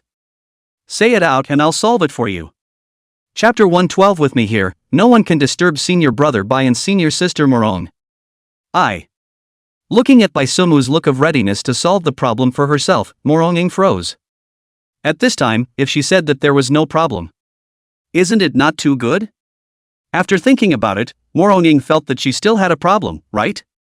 Senior brother Bai, I still don't understand something about the sword heart. After thinking about it, Moroning found a problem. This is simple. Sword heart. And after hearing Morong's question, Bai Sumu began to explain with a light smile. Listening to Bai Sumu's explanation, Morong's eyes grew brighter and brighter. Sure enough, it was worthy of being an innate sword heart, a born sword immortal. The understanding of sword intent was indeed different from ordinary people like her. At this moment, Morong was truly as if she had been enlightened. The problems that had plagued her in the past were all solved at this moment. Just like this, the two began a question and answer session. Not just questions on sword intent, as long as it was sword related, Morong could get the perfect answer from Bai Sumu after asking it. Knock well. One speaking, one listening. At this moment, Bai Sumu and Morong did not notice that behind a piece of rubble not far away, a sneaky little head poked out. This little head was none other than Ji Lanxin. As the CP head of Bai Sumu and Morong, of course she couldn't just go straight to cultivation. Cultivation was fine anytime, but CP was not open for business anytime. Right now, looking at Bai Sumu and the two of them there with a look of age, Ji Lanxin could be much happier than cultivation enhancement. I knew it. Senior brother Bai definitely can't let go of senior sister Morong. Really, when will such love be met by me? Looking at Bai Sumu's serious appearance as he patiently explained the questions for Morong, Ji Lanxin really felt her heart about to melt. Biting her handkerchief, her face also revealed a demented look that was the complete opposite of her usual coolness. Whom are you? Senior sister Ji Lanxin of Green Dragon Peak, right? Just as Ji Lanxin was watching intently, a greeting suddenly rang out behind her. The sudden greeting caused Ji Lanxin to jolt. She hadn't noticed anyone approaching behind her in the slightest awe. It's me. Turning her head to look at the girl who greeted her behind her, Ji Lanxin once again resumed her cool appearance. Fortunately, this time, the one who greeted her was a fellow member of the Ask the Immortal Sword Pavilion. If this was someone from the evil sect, I'm afraid the consequences would be unimaginable. In her mind, she secretly admonished herself that the next time she knocked on CP, she couldn't be so devoted. At the very least, he should be alert to his surroundings and not let anyone disturb senior brother Bai and senior sister Morong.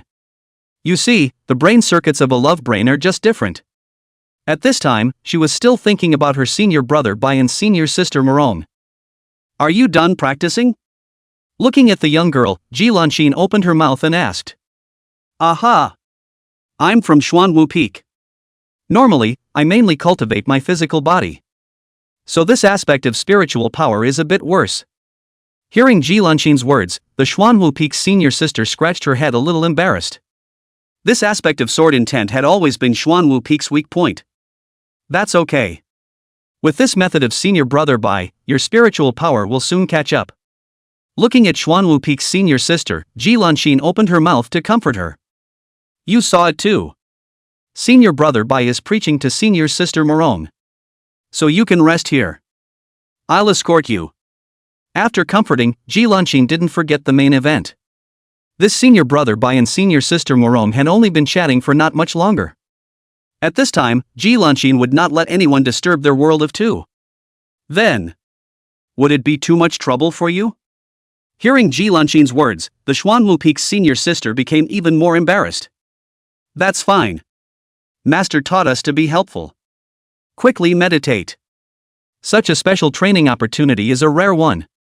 Without giving the Xuanwu Peak senior sister a chance to continue refusing, Ji Lanxin urged. Then I'll trouble you, senior sister. Hearing that Ji Lanxin had said so, the Xuanwu Peak's senior sister was too embarrassed to push back. She just made a mental note of Ji Lanxin as a good person. Senior sister Ji Lanxin. What a good person. Trouble senior brother Bai. Your explanation is truly enlightening. Little more than half an hour passed, and Moronging asked about all the doubts in her recent cultivation. At this moment, she was really feeling enlightened. It wasn't even an exaggeration to say that this lesson from Bai Sumu would make her cultivation for the next 2 years as easy as it could be. It should be. Nodding his head, Bai Sumu said with a smile. Then I won't continue to trouble senior brother Bai. Nodding, Moronging didn't make any pretense to continue thanking. In her heart, she made a note of Bai Sumu's favor. When there was an opportunity in the future, she would repay Bai Sumu. Go. Nodding, Bai Sumu flexed her fingers to strike sword intent into Morongying's sea of consciousness. The latter made a bow and saluted, then went to find the Fury Chi to continue honing her spiritual power. Morongying's side had just left when Bai Sumu noticed the spiritual fluctuations echoing not far away. Turning his head to look, a few senior siblings were sitting cross-legged over there recovering their spiritual energy. Why are they all running here? Looking at his senior siblings, Bai Sumu was a bit puzzled. However, Bai Sumu just muttered and didn't have the intention to ask more. Resting wherever was not rest. Thinking of this, Bai Sumu refound a high point and continued to protect his senior brothers and sisters. While Bai Sumu's side was in full swing with his senior brothers and sisters in special training. At the center of the fury, Baitsong City also made a move. Fatty Jiang. The people have almost arrived. When are we going to make our move? In the North Song City Lord's mansion, Gu Fanchen looked at Zhang Beichuan and asked. He still cared about the words that Zhang Beichuan had just said that he had felt the aura of the devil race up until now. So now once the people arrived, Gu Fanchen was a bit impatient. He was afraid that if he went late, he would let this demon race get away. What's the hurry? Isn't there one that just arrived? You don't let people rest their feet? Hearing Gu Fanchen urging here, Kai Zilong said from the side. What's the point of being in such a hurry? If you're scared, you can stay here by yourself later. No one is laughing at you. Hearing Kai Zilong's words, Gu Fanchen snorted coldly. All right. You two stop for a while.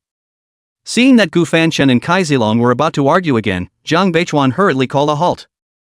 If he had known, he would have called one of them over. These two really didn't stop at all when they got together. Gentlemen.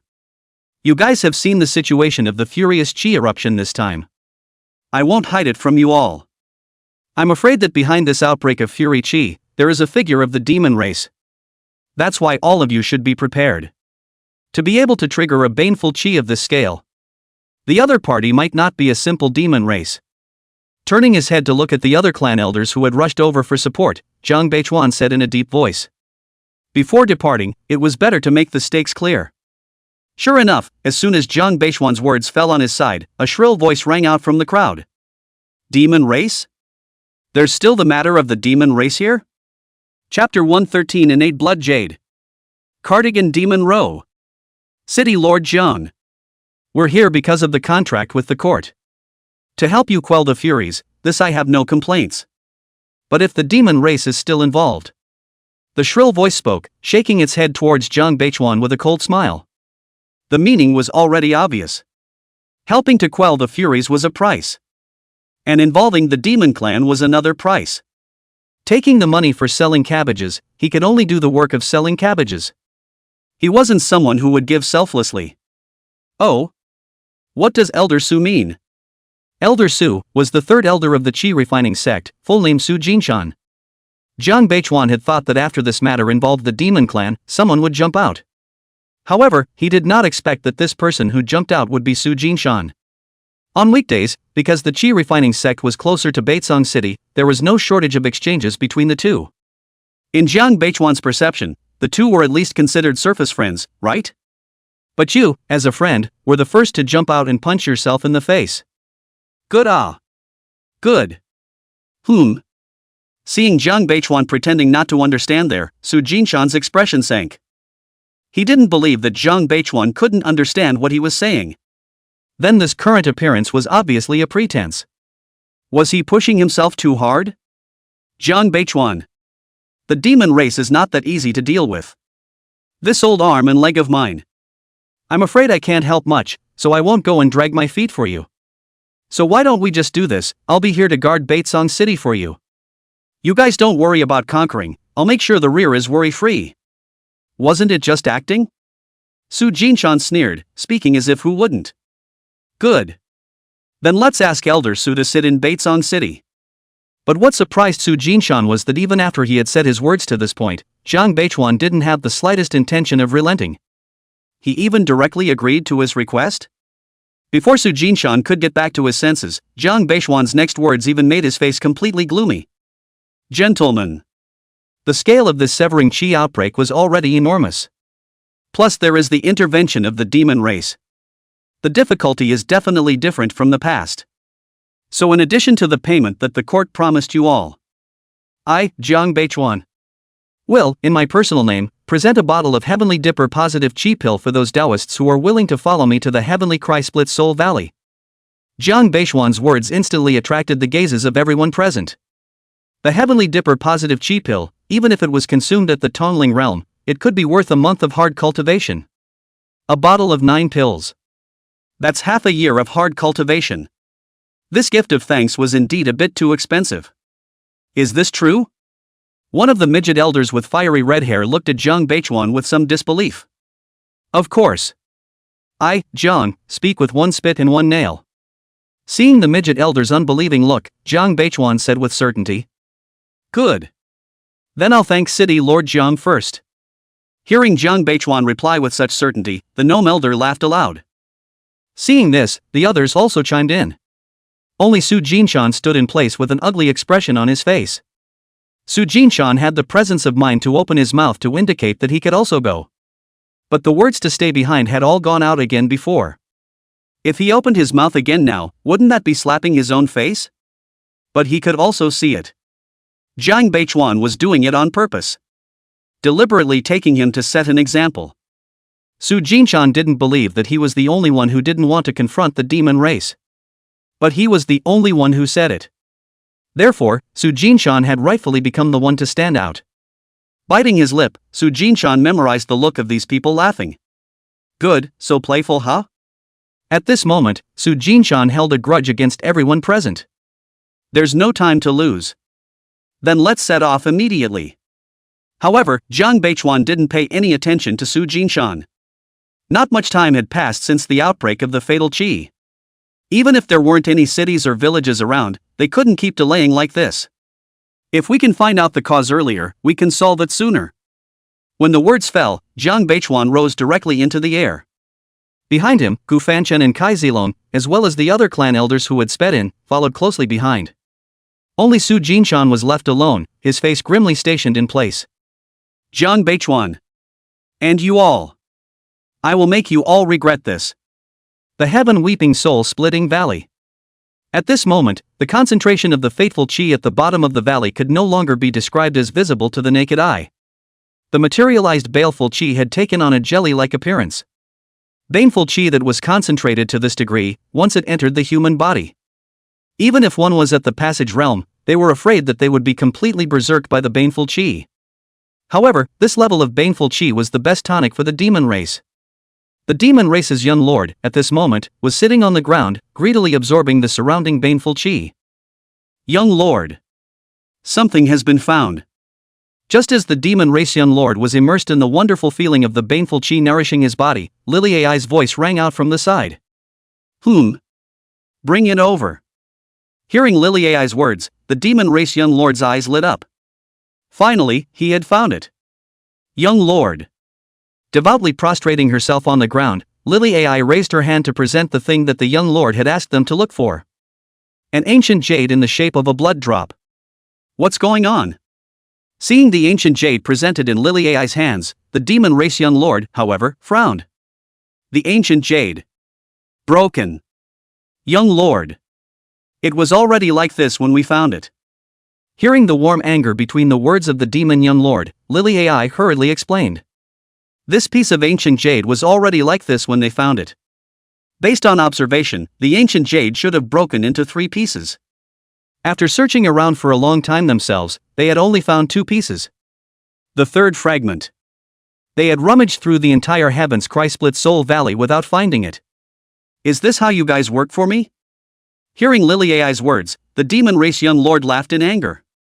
What the young lord of the demon race had asked Lily Ai to bring people to search for was the innate blood jade. This innate blood jade was one of the backhanders that the young lord's clan had left behind in the human realm more than 100 years ago. Although the young lord of the demon clan belittled by sumo on his lips. But he had still come to search for the backhand left behind by his family, and as for the purpose, of course, it was to ensure that the next action in the Tongtian mysterious treasure was foolproof. But now, the innate blood jade shattered. This piece of shattered jade would no longer have the slightest value. Young lord, please believe. Boom. Before Lily Ai could finish her words, a large hole directly broke in her heart. Reacting, Lily Ai's eyes widened, looking at the young lord with disbelief. She had done her best, accompanying the young lord for such a long time. In the end, she had actually ended up in such a situation. Smiling miserably, Lily Ai saw clearly. In the eyes of the young lord, she was nothing more than a dispensable tool person. Looking at Lily Ai, whose vitality was passing away, there was not the slightest fluctuation in the eyes of the demon young lord. It was as if the dead Lily Ai in front of him was just an ant on the side of the road. And the moment Lily Ai's body planted itself, the young lord grabbed Lily Ai's head with one hand. While Lily Ai's soul hadn't dissipated yet, he directly activated the soul search technique. Lily Ai's memories played like a slideshow in front of the young lord's eyes. Soon, the young lord got the answer he wanted. Lily Ai. It seems I misunderstood you. After checking Lily Ai's memories, the young lord slightly grimaced. Sure enough, just like Lily Ai said, the innate blood jade had shattered before it was found. However, the young lord's face did not have the slightest hint of feeling sorry for Lily Ai. There was only remorse for the innate blood jade. If it had come a little earlier. But all of that was unimportant now. Since Lily Ai had GA, then this corpse shouldn't go to waste. Gather the Een and contain the fury. I order you in the name of Kadikan Demon Ro. Stand up. Lily Ai Demon Nilai. Chapter 114, The Furious Beast. The Big Dipper 7-star formation. Lord. Lily Ai, who had regained her footing, no longer had the slightest bit of gleam in her eyes at this moment. The large hole that had been opened in her heart by Kadikan earlier was also filled with a ball of red goo at this moment. At this moment, Lily Ai had already become an emotionless fury gas puppet. Go and call everyone here. Looking at Lily Ai, Cardigan opened his mouth and said, Yes. Receiving the instruction, Lily Ai disappeared in a flash. Without letting Kadikian wait much longer, very soon, all of the demon race that had been sent to the Heaven's Cry-split Soul Valley this time had gathered here. Young lord. When everyone had arrived, all of these low-ranked demon race members respectfully saluted towards Kadikian. They knew that this young lord of their own family valued face the most. Aha! All arrived? Nodding bashfully, Kadikian looked towards Lily Ai. Yes. Nodding mechanically, Lilith made sure that everyone had arrived. Good. Without saying anything more, Kadikian raised his hand and struck out a few magic chi. Ah! Young lord? The demonic chi hit everyone present with lightning speed.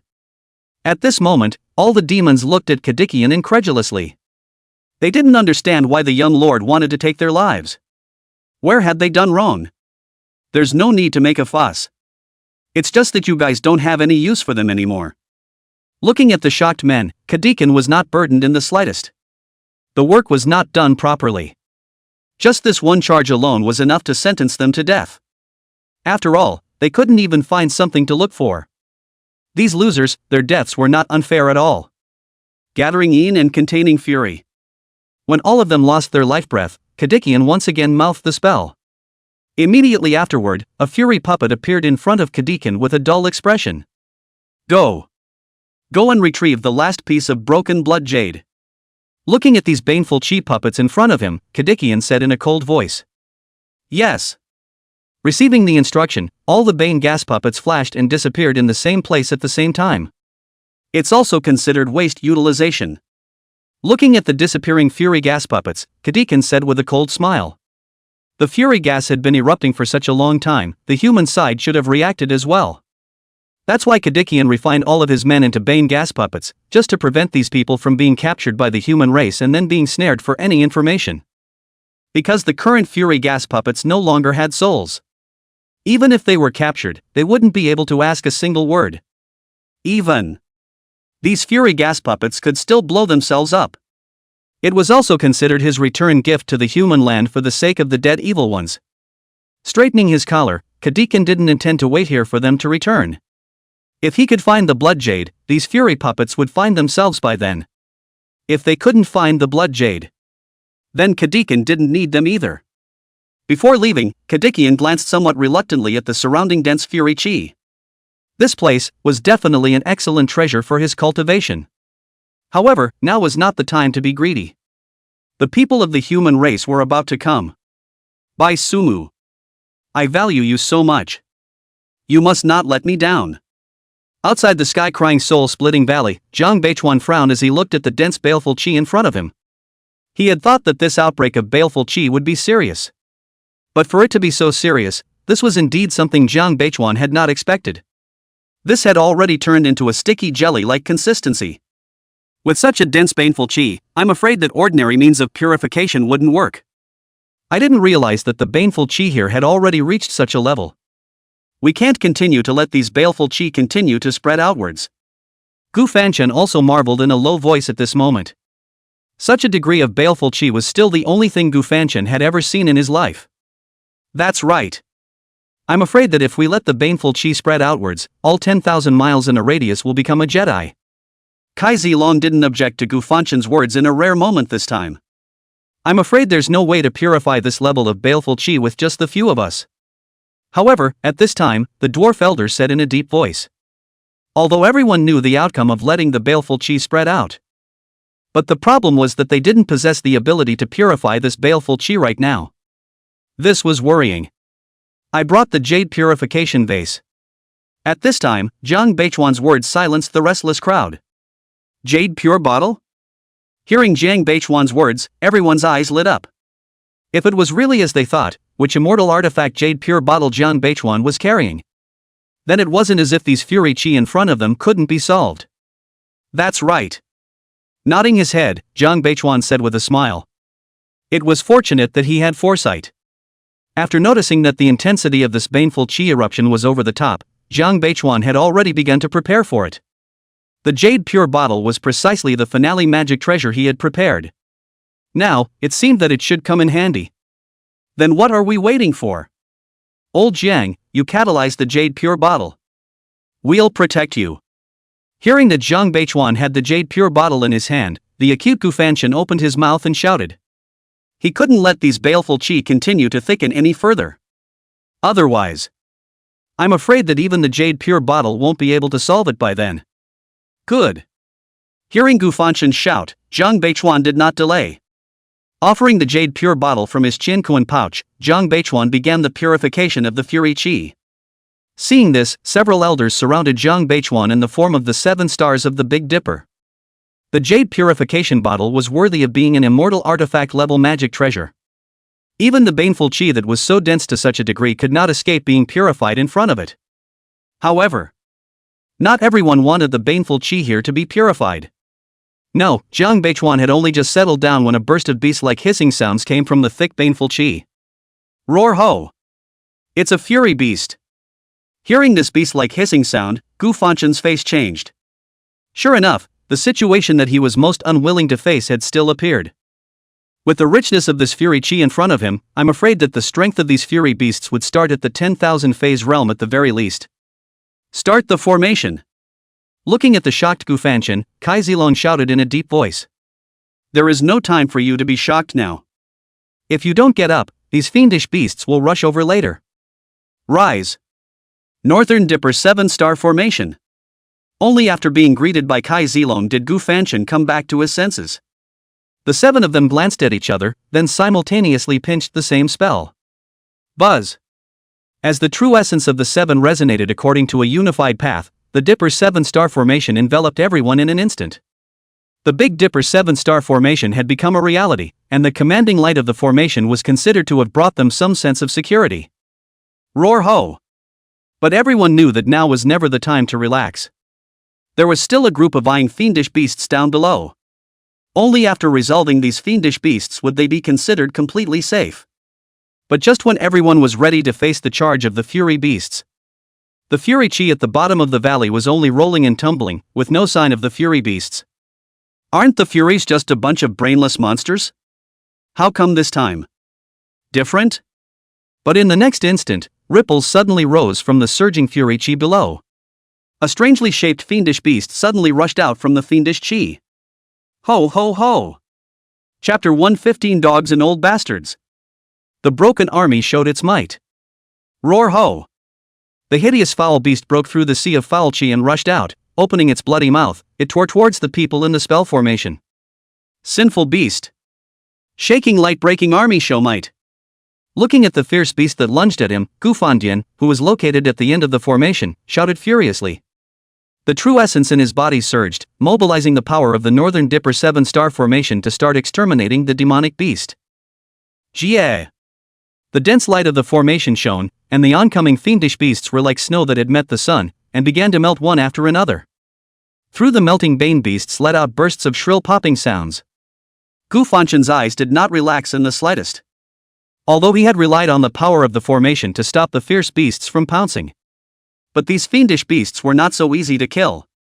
Sure enough, before the fiendish beast in front completely melted away, a new fiendish beast rushed out from the back. The formation melted away quickly, but the fiendish beasts molded even faster. Dogs! Seeing the onslaught of the fiend beasts getting more and more violent, even relying on the cover of the fiend beasts in front of them as they melted away, they were even getting closer to the formation step by step. Gu Fandian couldn't sit still for a bit. Heavenly pivot greedy wolf rushing. Hearing Gu Fandian shouting dog things under his breath, Kai Zilong glared at him. This was the name that Gu Fandian had called him when the two had quarreled. But obviously, now was not the time to count on the name calling.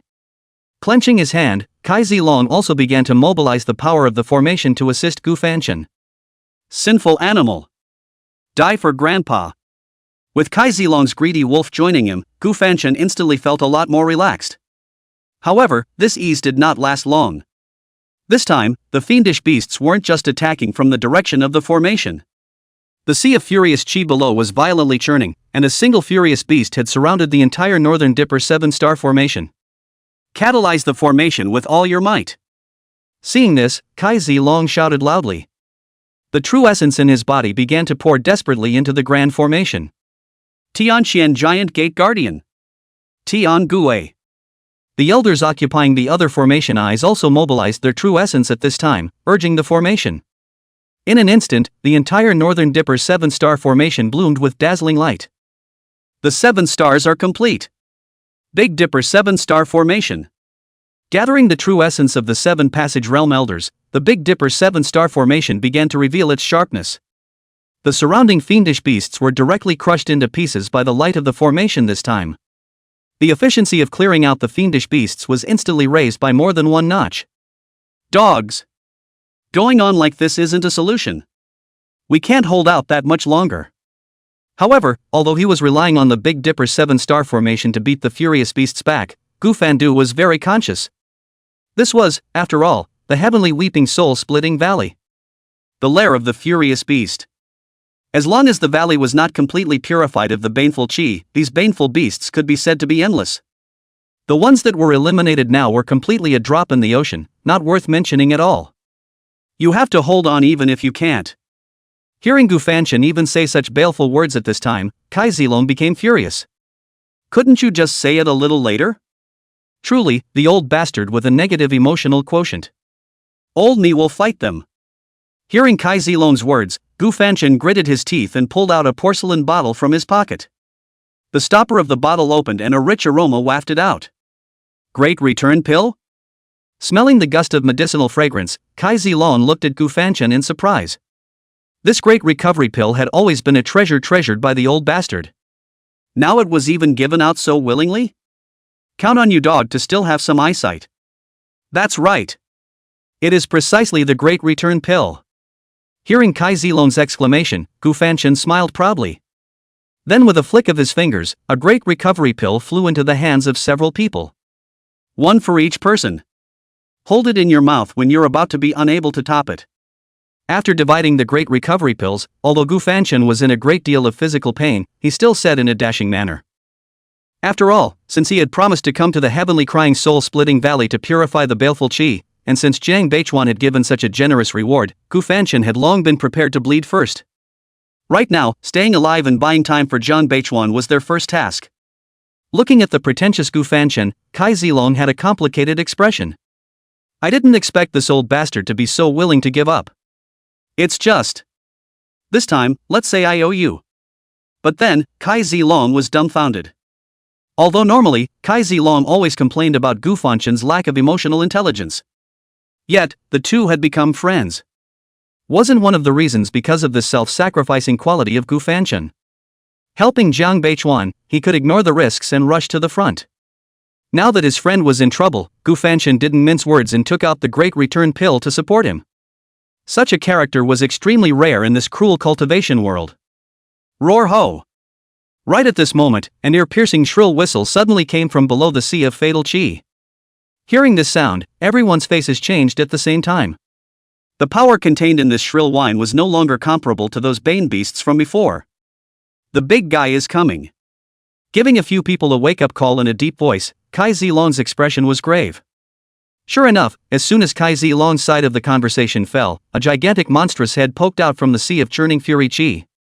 The bloody mouth with sharp mouth and fangs opened up, surprisingly directly covering the entire Northern Dipper 7-star Grand Formation in its entirety. Rise! Seeing this big guy, the 7 people presiding over the formation simultaneously mobilized all their true essence. Now was not the time to hide their clumsiness. Big Dipper 7-star Formation. Roar ho!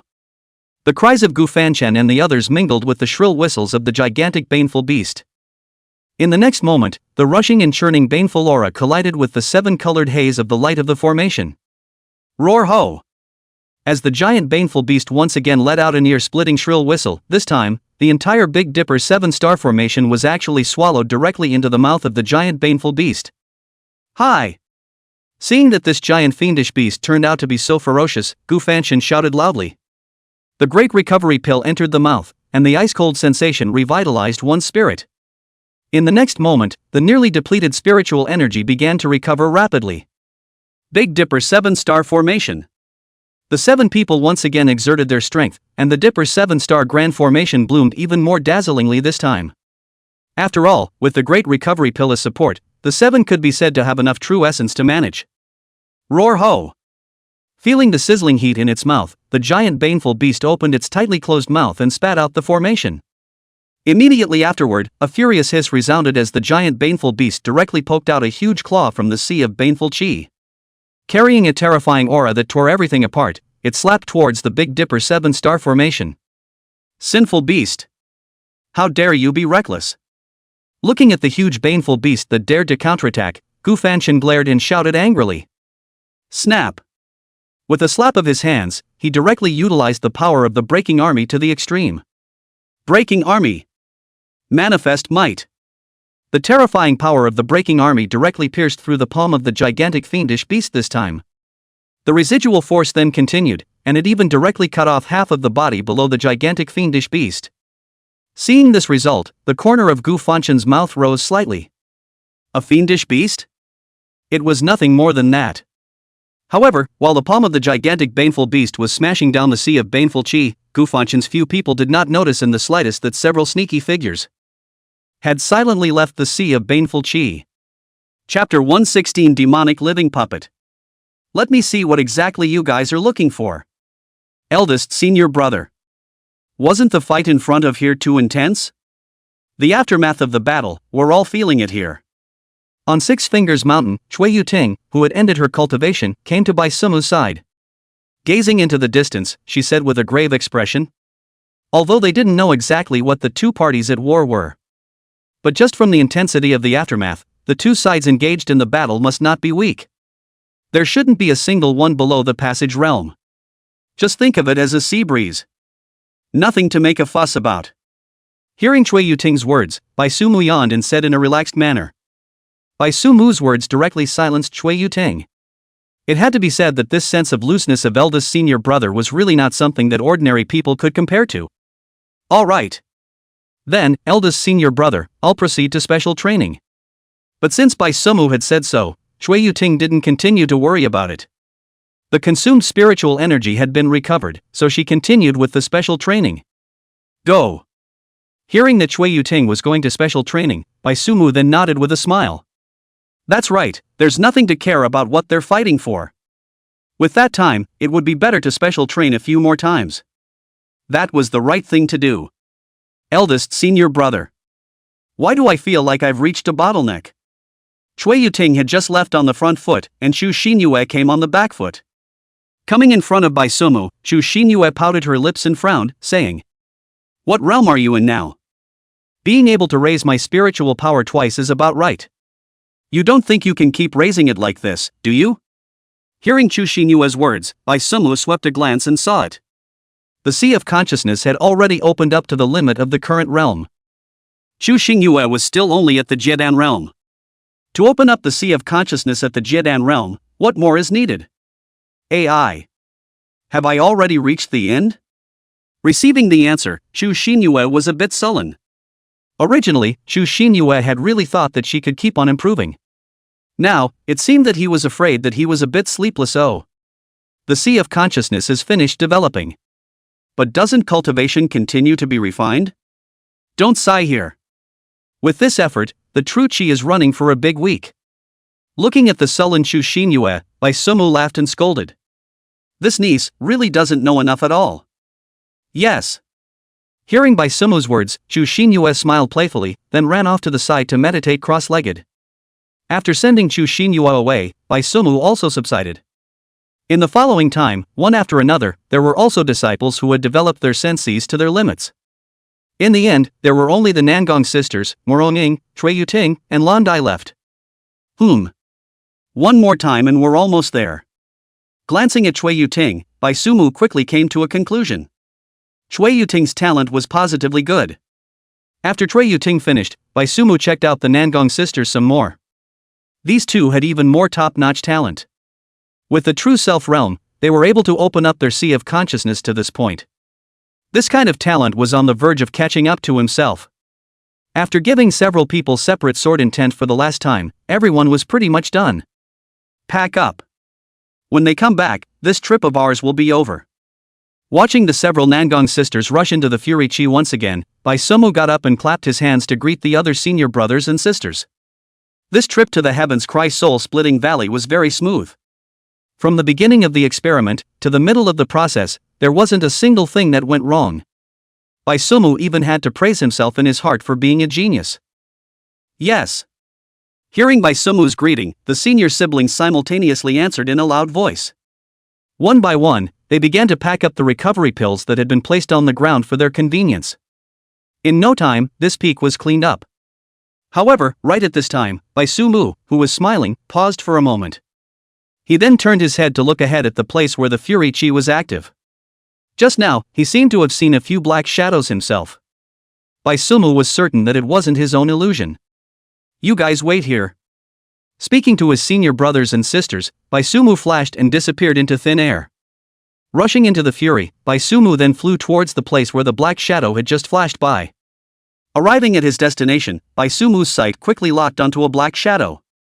But when Baisuki saw what that black shadow was, he sighed again. Demon race. Although the aura of this demon race in front of him was a bit strange, it still hadn't been hidden from Baisuki. When the demonic aura erupted, Bai Sumu withdrew with his senior brothers and sisters. He didn't want to get involved in this matter at all. But he didn't expect that even after he had already gotten out of the range covered by the baneful chi, the trouble even came to him of its own accord. Sure enough, some things were just fated, and one could not avoid them even if they wanted to. Oi. However, since they had encountered it, it should be resolved earlier. Looking at the demonic figure that stood in place and kept looking from side to side, Bai Suemu shouted out. But what surprised Bai Sumu was that the demonic race heard Bai Sumu's voice and merely glanced at him. Then it continued to look around. With that appearance, it was clear that he did not have the slightest intention of taking care of Bai Sumu. The reaction of this demon clan in front of him caused Bai Sumu to raise an eyebrow. What kind of situation? Didn't realize that he was a human race? Carrying the desolate ancient remnant dust in his hand, Bai Sumu flew towards the demon race. But even though Bai Sumu was standing right in front of this demon race's eyes, the other party didn't react in the slightest, only looking from side to side. Puppet. Or a living puppet? However, after getting closer, Bai Sumu also discovered the abnormality of this demon race in front of him. On his body, there was not the slightest trait of life. There was only fury chi present in his body. To put it bluntly, this demon race in front of him was a puppet that used baleful chi as power. Bai Sumu had learned something about puppets, and the situation was exactly the same as this demon race in front of him. It seems to be simply carrying out orders.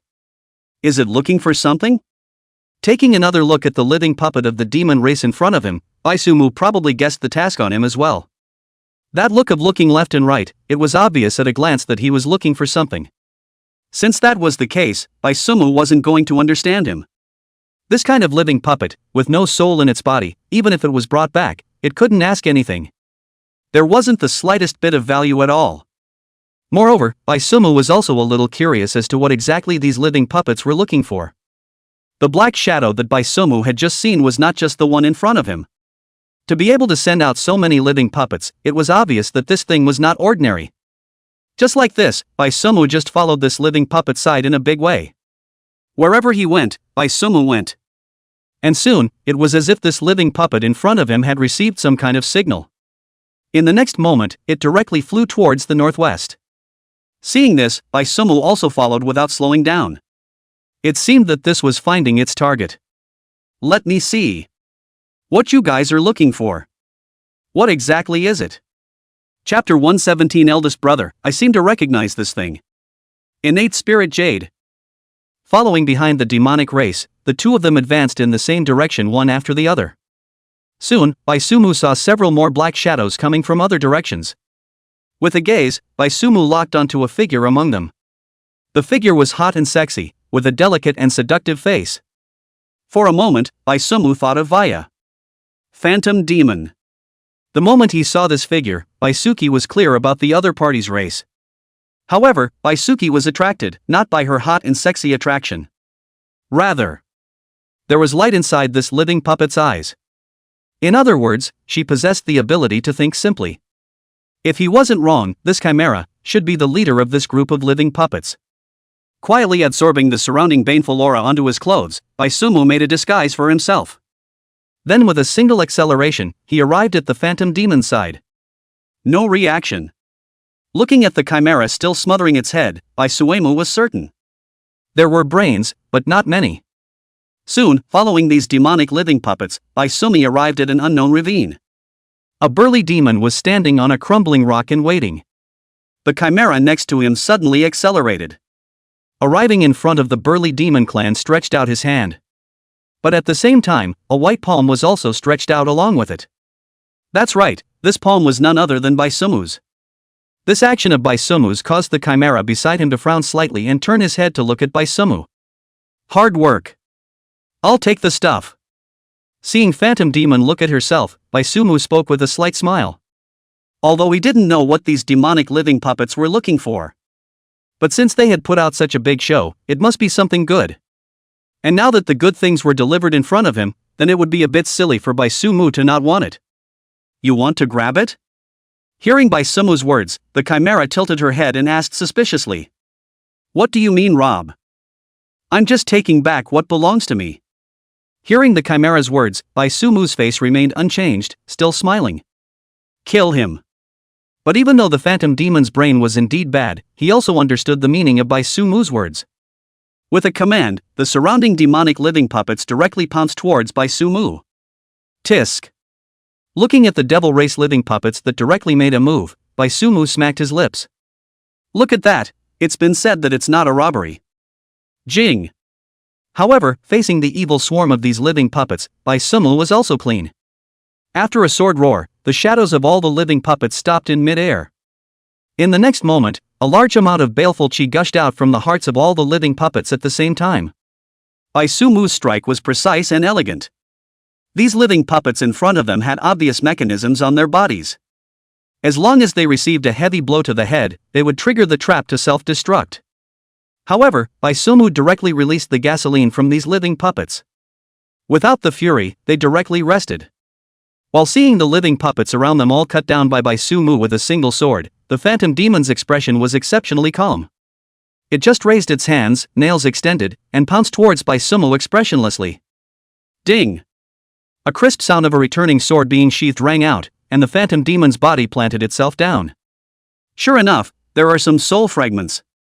Looking at the dots of glowing light and the baleful aura that gushed out from the phantom demon's heart, Suemu murmured. However, the soul was too little and too fragmented. It still didn't have the slightest value.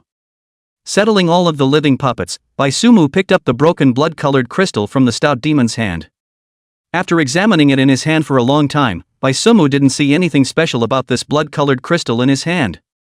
So he didn't waste his brain cells. The blood-colored crystal was taken back into the Chinkuan bag, then turned around and left. Not long after Sumu had left, a figure descended from the sky. After looking around, it picked up the corpse of the phantom demon that had already lost its vitality. Then with a flash, it disappeared into thin air. Senior brother bye. Returning to Six Fingers Mountain, the senior brothers and sisters greeted Sumu. Sumu didn't toss and turn for long on this trip. More than 10 minutes before and after. No, Sumu was back, and the Nangong sisters hadn't finished their last special training yet. Eldest senior brother. You went to make extra money, huh? While nodding his head towards the senior brothers and sisters, Sumu waved his hand. However, at this time, Chui Yuting drilled out of nowhere and came to Sumu's ear to ask in a small voice. When Sumu had just traveled to the depths of the Sea of Bane, Chui Yuting had seen it. According to Sumu's character, if this didn't result in some gains, Suki definitely wouldn't move. It was also known as the so-called no profit, no gain. You saw me? Hearing Chui Yuting's words, Sumu turned his head in surprise. Of course. Shunned anything good this time? Proud for a moment, Chui Yuting continued to gossip. I don't know. A broken crystal. Smacking his lips, Sumu took out the broken crystal from inside his Chinkuan bag. This is. Seeing this broken crystal in Sumu's hand, Chui Yuting's eyes widened. You recognize it? This reaction from Chui Yuting caused Sumu to raise an eyebrow. In normal times, Chui Yuting was willing to look at various illustrations that recorded exotic treasures. This was recognizing it? Don't recognize it. Hearing Sumu ask about it, Chui Yuting awkwardly scratched her head. Don't recognize you that much? The smile on her face froze. Suki gave Chui Yuting a brain slap without any good reason. Acting so shocked, Sumu thought that Chui Yuting had recognized him. But I'm sure. This thing is definitely not simple. After being slapped by Sumu, Chui Yuting was also honest. Then she looked at Sumu in a serious manner and said, After all, a simple thing, it's impossible for you to bring it back, eldest brother. Without waiting for Sumu to speak, Chui Yuting continued. There wasn't a single simple one that could be looked at by Sumu. Chui Yuting was very clear about how high Sumu's eye level was. Ordinary spiritual treasures simply couldn't enter the eyes. That's true. Chui Yuting's words were very comfortable for Sumu to hear. Since this was the case, Sumu didn't care about the fact that she had just teased herself. Eldest senior brother. I seem to recognize this thing. But right at this time, Chu Xinyue, who had been listening from the side, weakly raised her hand and said, You recognize it? Hearing Chu Xinyue's words, Sumu twisted his head to look over. Aha! I've seen the lines on this. Seeing Sumu look at herself, Chu Xinyue said with certainty. Continue. Handing the crystal in her hand to Chu Xinyue, Sumu told her to continue. Receiving the crystal, Chu Xinyue carefully scrutinized it for a moment. Then said with certainty, That's right. This crystal is the broken pieces of the innate spirit jade. Chapter 118. 3 minutes is really long. A shrill whine from the bottom of the valley. Innate spirit jade? Hearing the name Chu Xinyue uttered, Sumu came to be interested. This name, it sounded forced. Innate spirit jade can absorb any energy and increase it. This shattered piece is blood red in color. It should be the fury that was absorbed before it shattered. Nodding her head, Chu Xinyue spoke up. Absorbing energy and increasing it. Hearing Chu Xinyue's introduction, Sumu nodded. He probably knew what this thing was for. To put it bluntly, it was a portable spirit-gathering array. After figuring out the function of this thing, Baisumu lost interest. This thing was completely useless to him. Baisumu's current cultivation speed was right at his extreme comfort zone. Any faster, Baisuki might not be able to keep up with the speed of control. Not bad. Shinue, your experience is higher than even your senior sister.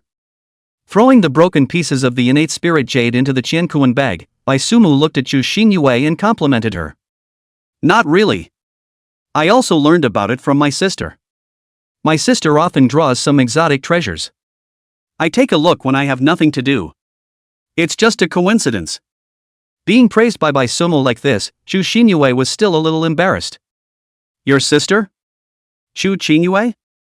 Thinking of Chu Qingyue's identity, Baisumu subconsciously nodded. In that case, I'm afraid that the origin of this innate spirit jade is not simple. It might be an artifact left behind by the immortal world and the demon abyss in the ancient times. Sister has a picture book. There are many exotic treasures on it. Speaking of which, this innate spirit jade is still the first physical object I've seen. Previously, I had always thought that picture book was drawn by my sister as a pastime when she was bored. Nodding her head, Chu Shinue said one by one. Previously, when looking at that picture book, Chu Shinue had looked at it as a storybook. Unexpectedly, what her sister drew was actually real. Suddenly, Chu Shinue reacted with an afterthought. Her own sister. How did she draw those things? Interesting. Hearing Chu Shinue's words, Baisumu smiled meaningfully. This was recording all sorts of chances. Brother. What are you guys chatting about? At this time, Nangongya's freckled voice rang out from the side. With a burst of fragrant wind, a petite figure smashed into Baisumu's arms like a cannonball. It's also that your brother I have a good waist. Otherwise this would have to make you crash out for good. Holding Nangongya with both hands, Baisumu scraped on the little girl's nose. This girl, using her strength without lightness. Fortunately, his own body bones were sturdy. He. Of course, brother's waist is the best. With a delicate smile, Nangongya said along with Baisumu's words. You girl. Looking at the naive Nangongya, Baisumu smiled helplessly. What's wrong with having a faint sense of guilt? Since you two are also done. This special training also ends here. Pack up. Going home. Rawly changing the topic, Baisumu looked at the two sisters who had returned and said with a smile. The special training was over, and staying here any longer wouldn't improve them in the slightest. Since this was the case, of course it was time to go home. As for the baleful aura that hadn't been quelled yet. What did this have to do with him, Baisumu? It's not like he's a savior. And hadn't this baneful chi already begun to shrink back? Yes. At this moment, in the heaven-crying soul-splitting valley, the Big Dipper 7-star formation was still blooming. However, at this moment, the radiance of the formation was no longer as dazzling as it was at the beginning. After the fierce battle so far, Gu Fanchen and the others had already expended all of their strength by being able to continue to maintain the Big Dipper 7-star formation. They weren't perpetual motion machines, and even with the aid of elixirs, they were about to reach their limits now. But while it was true that they were about to run out of strength, but the good news was that there wasn't much of the fury chi left at the bottom of the valley at this point. Jiang Beichuan. How much longer does it take on your side? Bitterly maintaining the formation, Gu Fanchen shouted towards Jiang Beichuan. Give me another 3 minutes. Hearing Gu Fanchen's shout, Jiang Beichuan shouted without looking back. At this moment, Jiang Beichuan's face was also pale. My hand on this jade pure vase was starting to tremble. Don't think that he's making light of it. Using his own true essence to feed the jade pure bottle to absorb the baneful chi, holding onto it until now, Jiang Beichuan had long since been sucked dry. After all, this time, the degree of the baneful chi eruption was far greater than before. Fortunately, Jiang Beichuan had prepared quite a few pills for himself to restore his true essence. Otherwise, long before half an hour, he would have been sucked dry and turned into a dry corpse producing baneful chi at the bottom of the valley. 3 minutes. Put up a fight. Getting Jiang Beichuan's reply, Gu Fanchen gritted his teeth and said. 3 minutes, it sounded fast, but that was quite a long time. Especially since they were all in a state of oil exhaustion right now. However, when they thought of the reward for successfully suppressing the bane, Gu Fanchen's few people came back with vigor. 3 minutes flashed by. Jiang Beichuan was almost done purifying the heavenly crying soul-splitting valley's baleful qi as well. Fastening the jade purification bottle, the baleful qi that was leaking out into the surroundings began to rapidly flow back towards the bottom of the valley. Phew! It's finally over. I wouldn't have been able to hold on for a little while longer. Looking at the crazy refluxing baleful qi outside, Gu Fanchen directly fell down and sat in mid-air. He really didn't have a single drop left now. 3 minutes. It was killing him. Who says otherwise? Old bastard, I'll never taunt you for 3 minutes again. 3 minutes is a long time. At this time, Kai Zilong also sighed in relief. Dogs. What do you mean? Subconsciously, he nodded his head, but soon, Gu Fanchen sensed that something was wrong. This dog thing was shading himself? Lousy is known to be a golden gun. Ha ha ha. Didn't mean anything. Complimenting you. Looking at the exasperated Gu Fanduan, Kai Zilong let out a laugh. This old bastard, his reaction was quite fast. You've only been 3 minutes. Hearing Kai Zilong's laughter, Gu Fanchen yelled. If it wasn't for the fact that he didn't have any energy left in his body right now, Gu Fanchen would say anything to have a good head break with Kai Zilong. Anxious? However, Gu Fanchen's counterattack really didn't seem to have much offense in Kai Zilong's eyes. Being so furious, it was obvious that he had been poked and prodded. Lies don't hurt people, the truth is the quick sword. All right. You two also save your energy. I won't carry you two back in a while. Looking at the two people who were arguing again, Jiang Beichuan shouted. These two people definitely did not get along with each other. Let's go. Almost done. This outbreak of baneful qi is considered suppressed. After resting for a while, Jiang Beichuan got up after looking at the nearly returned baneful qi and said. Their mission this time was also completed. And just as Jiang Beichuan and the others were planning to leave, the surrounding returning baneful qi suddenly stood still. In the next moment, heavy pressure suddenly descended. The faces of Jiang Beichuan and the others changed, but before a few people could make a move, a shrill whistle sounded from the bottom of the valley. Roar ho! Chapter 119 The Terrifying Existence in the Sky-Crying Soul-Splitting Valley. It's time for me to be the Demon Lord. Roar ho! A roar that penetrated the eardrums and went straight to the depths of the soul resounded from the bottom of the valley. In a split second, Jiang Beichuan and the others' faces simultaneously revealed a look of pain. What is this thing? Gu Fanchen's expression was agonized and even a bit hideous. At this moment, he felt like his soul was twisting up under the shrill sound. That kind of extreme pain was something that Gu Fanchen had never experienced in his life. Who knows? I can't move my entire body right now. Hearing Gu Fanchen's voice, Kai Zilong gritted his teeth and shouted in a deep voice. Normally speaking, after absorbing the baleful qi below the heavenly crying soul-splitting valley cleanly, everything would once again return to its original state. Like today's situation, this was the first time they had encountered it. Wasn't it said that below the heavenly weeping soul-splitting valley were a bunch of withered bones that had been dead for an unknown number of years? How could they still erupt with such might? Stop talking. Hold your breath and stare. At this time, Jiang Beichuan interrupted the conversation between the two. Luckily, he still had some true essence in his body, and with strong support, Jiang Beichuan opened his shield, and Jiang Beichuan enveloped the several people of Gu Fanchen into it at the same time. But the weak shield was just opened and was directly covered with cracks. Fortunately, Gu Fanchen and the others reacted quickly enough, converging the little true essence left in each of them into Jiang Beichuan's body, which prevented the just opened shield from directly shattering. However, even with the convergence of everyone's strength, the weak shroud was still shaky. Fortunately, just as Jiang Beichuan and the others were about to be unable to hold on, the shrill whistling sound slowly receded. The baleful qi that had stalled in mid-air also began to continue to flow back towards the bottom of the valley. Who? Ha! Seeing everything around them return to normal, Jiang Beichuan and the others directly fell into mid-air, breathing heavily. This sudden sharp whistle really almost killed them. What the hell is this? Just the sound of a sharp whistle can seriously injure us? After easing up more or less, Gu Fanchen said with a palpitating heart. Although none of them were at their full strength at the moment, no matter what, they were all great powers of the Tonling realm. But this shrill whistle had actually nearly distorted and churned their souls to pieces. This. How could they not be alarmed? I don't know. Shaking his head, Zhang Beichuan said in a deep voice. Although it wasn't the first time that Zhang Beichuan had suppressed a baneful outbreak. But this was the first time he had encountered such a situation. He also couldn't say what the hell it was that had just emitted a shrill whistle. This heavenly weeping soul-splitting valley. I'm afraid it's going to be classified as a forbidden land. Kai Zilong wiped the dirt from his face, then said in a deep voice. With just that shrill whistle, the heaven-crying soul-splitting valley was no longer a dangerous place.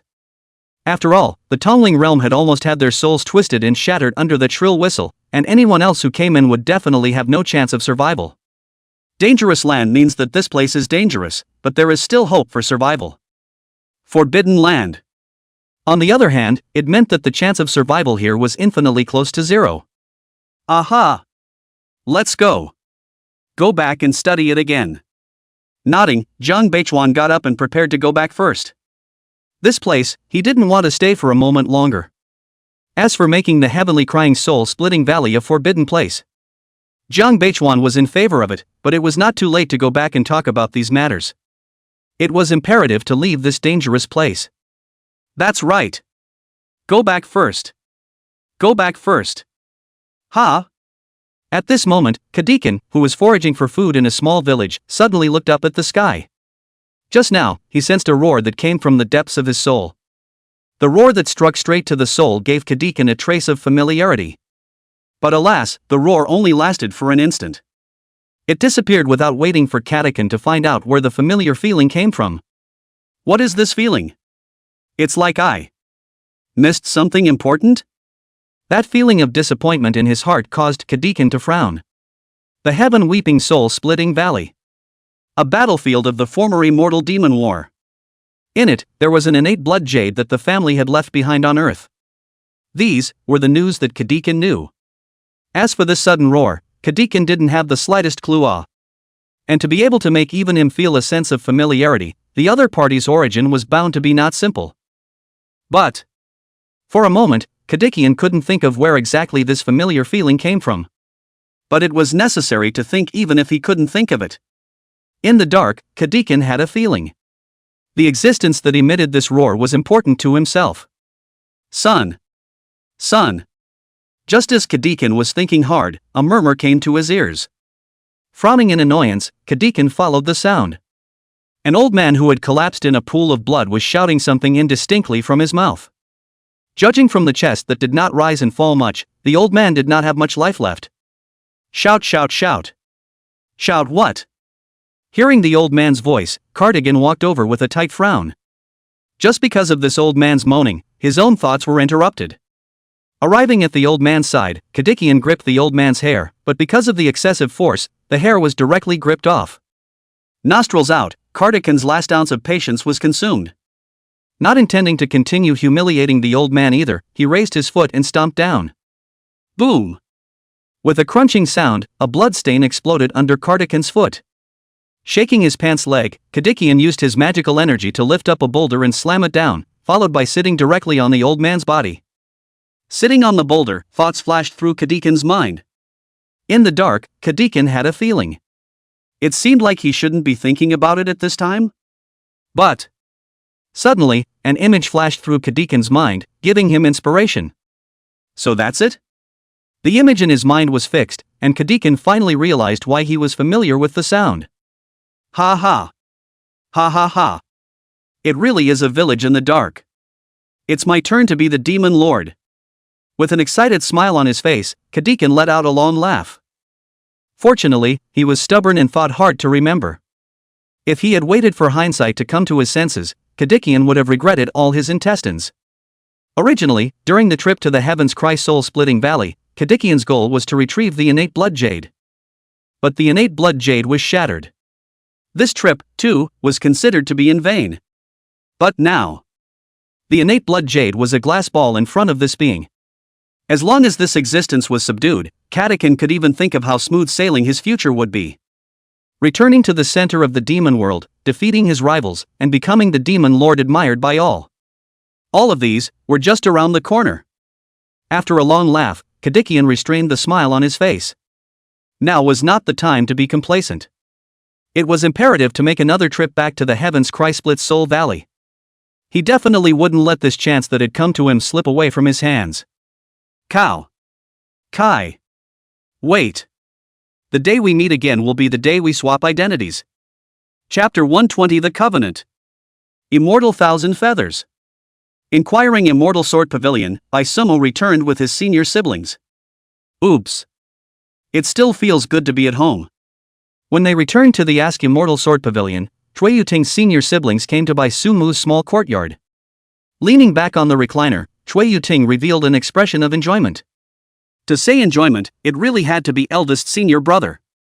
The entire questioning Immortal Sword Pavilion could no longer find a person who was more enjoyable than eldest senior brother. Hey. This is my home. You want to lie down, go lie down in your own home. Looking at Chui Yuting, who was just so watery and directly lying on her own recliner, Sumu was not polite at all. He came to the front of the recliner and directly lifted Chui Yuting up. Snapped. Ouch. Being thrown by Sumu, Chui Yuting's eyes grumbled. How petty, can't even lie down for a bit. But just after mumbling 2 sentences in a small voice, Chui Yuting met Suki's eyes. He. Just kidding. You've worked hard, eldest senior brother. Eldest senior brother, you sit. After only staring at each other for a second, Chui Yuting very directly chose to follow her heart. If she didn't goad, she couldn't do it. Eldest senior brother was merciless when it came to cleaning up after himself. LOL. Seeing this exchange of offense and defense by Chui Yuting, the Chu Xinyue beside her did not hold back her laughter. Sure enough, it was better to be at home. Where could one see this program outside? After spending so much time together, now Chu Xinyue was also letting go. Xinyue, you laugh at me? Hearing Chu Xinyue's laughter, Chui Yuting looked back incredulously. Senior sister, you heard wrong. I swear, senior sister definitely didn't laugh at you. It was Big Orange who just laughed.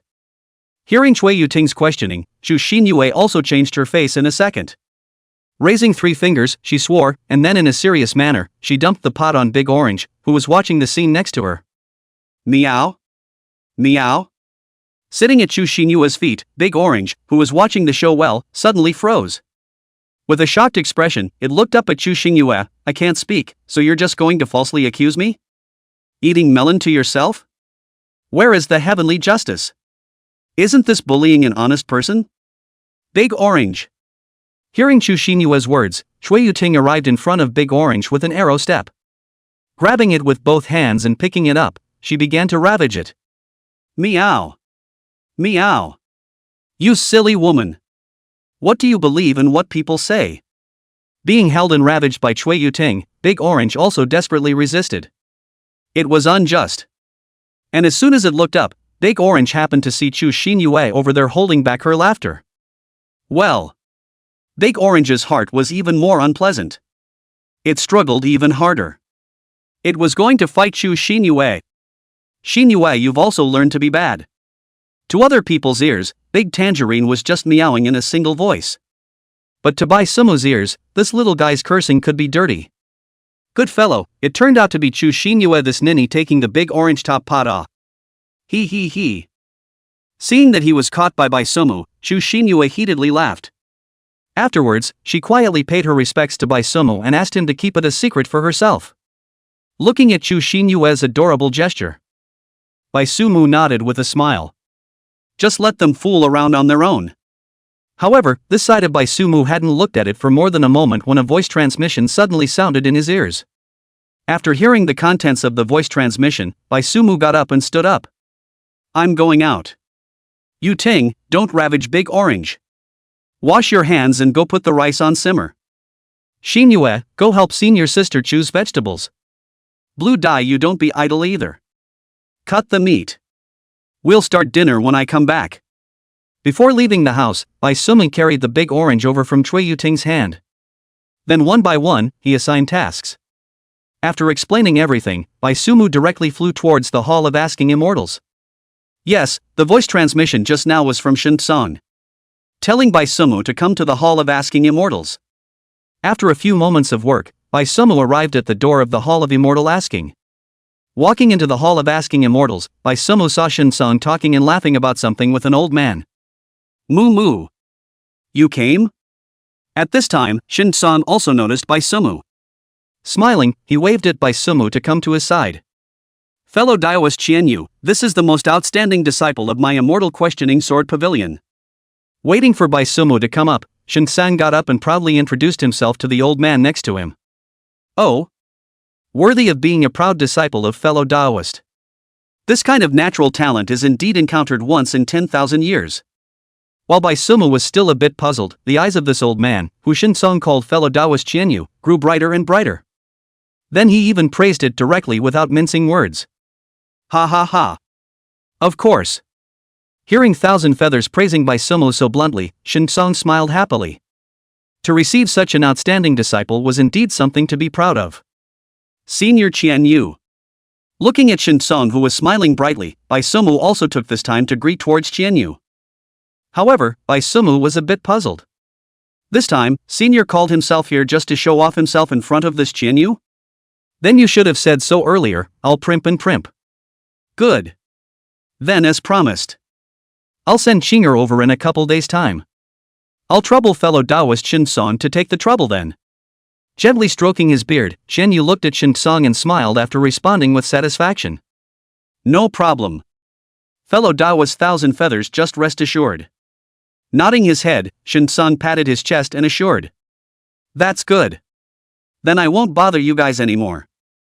Let's meet again in 2 days. Seeing Shin-san's painful promise, Qianyu nodded with a smile. Afterward, he got up and arched his hand, so he was ready to take his leave. You're leaving here? I have already ordered people to prepare dishes. We've only met once in a while. Hearing that Qianyu was about to leave, Shin-san's face showed reluctance.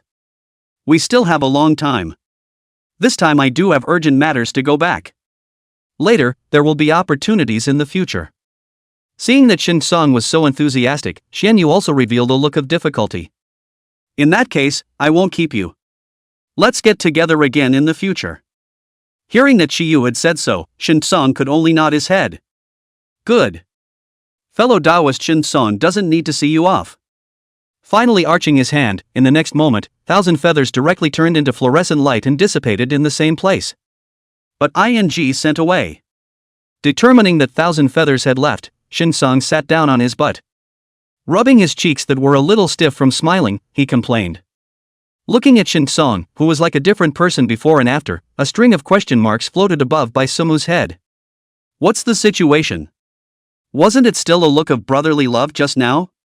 How come this person just left in the front foot and you're complaining in the back foot? Mickey. Have a drink with me later. After complaining, Shin-san's mood eased a bit. Then he waved towards Bai Sumu and said. Senior. You're this. Surface brother ah? Obediently sitting beside Shin-san, Bai Sumu still couldn't hold back his curiosity to ask a question. This relationship. It's a bit strange, isn't it? What brother? Not from today. Hearing Bai Sumu's words, Shin-san waved his hand. He and Qianyu were no longer brothers. Then he. Taking out a packet of melon seeds, Bai Sumu's eyes lit up. There are melons in here ah? Say it quickly, love to hear it. Bastard.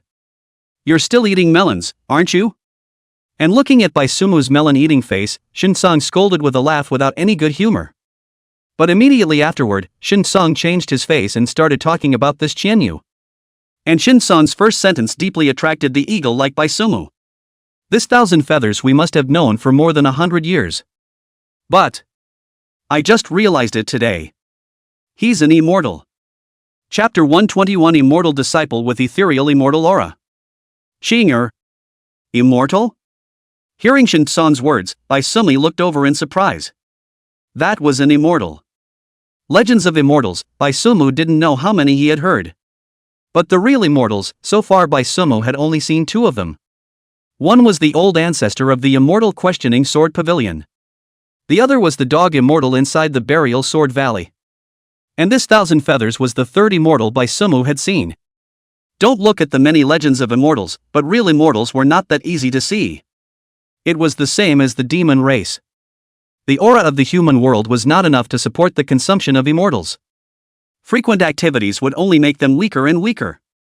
And now, an immortal actually took the initiative to come to Shin Song's door to find him. There was definitely something going on in there. That's right. Remember the chimera you captured back? She once said that immortals also lurked in the human realm. But in all these years, I've never seen any other immortals except for Old Ancestor. And now, I believe it. These immortals are playing black under the lights. Nodding his head, Shin Song said in a deep voice. Thousand Feathers, with whom Shin Song had gotten acquainted more than 100 years ago. At that time, Shin Song was the most outstanding personal disciple of the immortal questioning sword pavilion. And Xianyu was just an ordinary inner disciple of a small sect. But the two had experienced many things together later, and slowly became friends. But today, Shin Song realized that everything was fake. Aha! Elder brother, you go on. Listening to Shin Song's voice of righteous indignation, Bai Sumu was high on melon seeds and listened with great interest. This Thousand Feathers, he's running for a place in the heavenly secret collection. That chinger in his mouth is his disciple. He's going to send it into the Tongtian secret collection. Glaring at Bai Sumu, Shin Song finally said succinctly. This brat. Being stared at by Bai Sumu like this, it was as if he was a storyteller. This disciple of his wouldn't even be at the minimum standard, right? Hearing Shin Song's words, Bai Sumu said after freezing. If the hard power was enough, even if he didn't pass Shin Song, it would be fine to go directly to the Tongtian mysteries at that time. After all, no matter what, the Tongtian secret collection was a commonwealth that faced the cultivators of the entire human realm. And to have an immortal come directly to the door, it was obvious that this disciple of the other party's strength was not up to par. That was why this came to Shin Song to ask for a spot. Said it was a disciple who had just been accepted.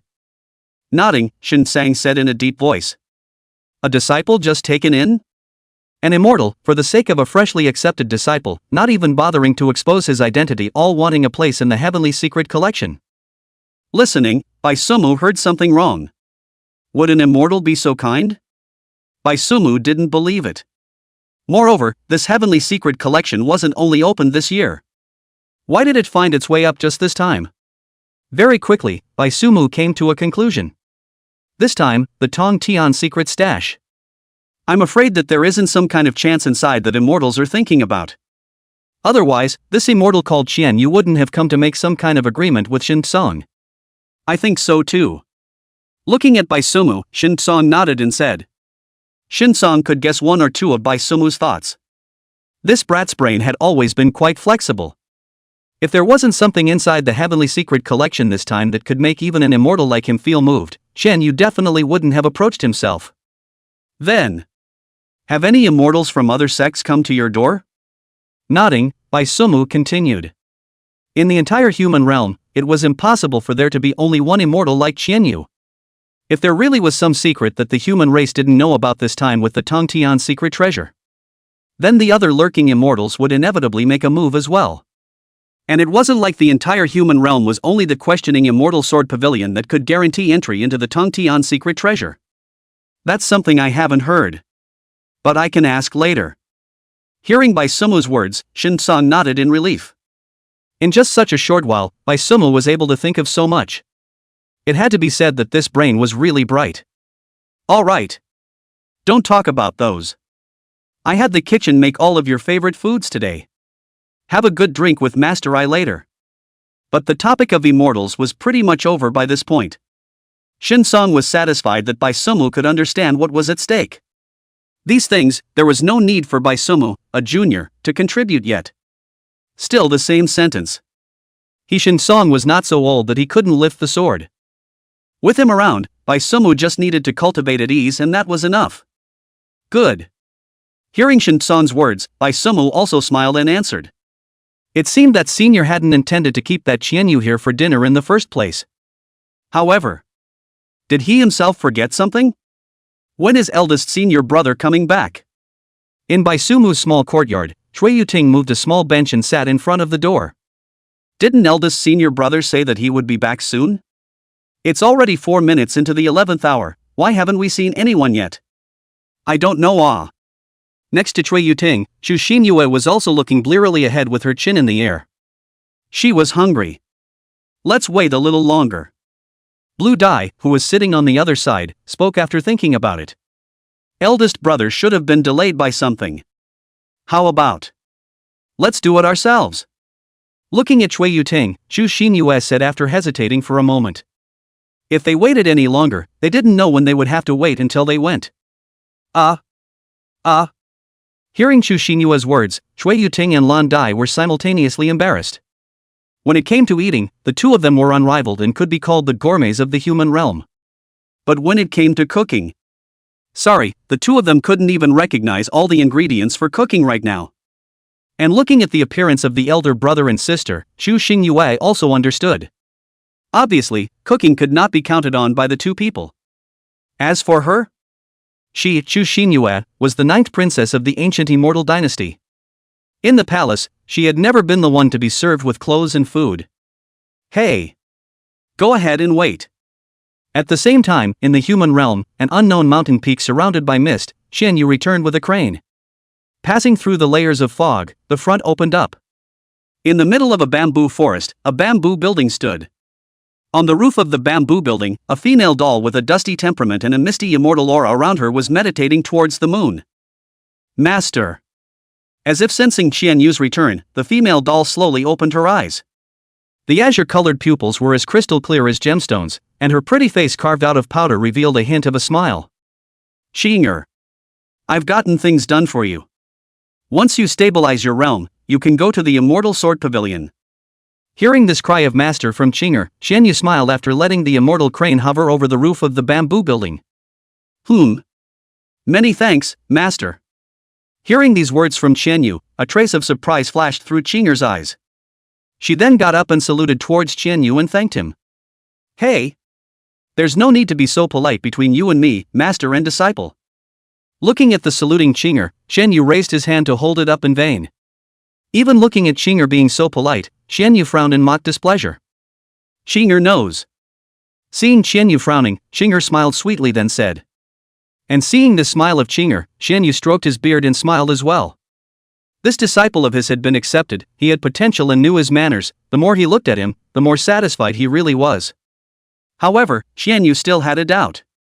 Xinger, why are you so obsessed with going to ask the Immortal Sword Pavilion? Chapter 122 Late Generation Yin Qing, Greetings to Master Shinsang. Why are you obsessively asking about the Immortal Sword Pavilion? Hearing this question from Xianyu, Xinger's expression was stunned for a moment. That's right. Although the Ask Immortal Sword Pavilion is the leader of the righteous path. But Thousand Feathers' words weren't said as directly, but they were enough for Xinger to understand. The meaning of Chiyu's words was already obvious. As an Immortal's disciple, even if it was the top sect in the human realm, it would be condescending for Xinger to go. Even if the Ask the Immortal Sword Pavilion was rumored to have an immortal in attendance. This was something that Xianyu did not deny. However, there was also an essential difference between the immortals of the human realm and the immortals of the immortal realm. Even if Xinger had given the reason for the Tongtian secret collection. But in Xianyu's opinion, this excuse wasn't perfect either. If Xinger wanted to go to the Heavenly Secret Collection, Xianyu could completely let Xinger have the qualification to enter before the secret collection was opened. Therefore, Xianyu's heart was curious. Why did Xinger just have to go to this immortal questioning sword pavilion? Senior, you do know me. There are some things that I can't say. Obviously, Xinger also heard the meaning in Xianyu's words. However, Xinger shook her head and did not answer the question head-on. Well. Hearing this answer from Xinger, this time, it was Thousand Feathers who was stunned. Then, Master will not bother you anymore. After 2 days, Master will send you to the Ask the Immortal Sword Pavilion. Shaking his head, no longer pursuing this topic, Thousand Feathers left behind a sentence and then flew a crane to leave.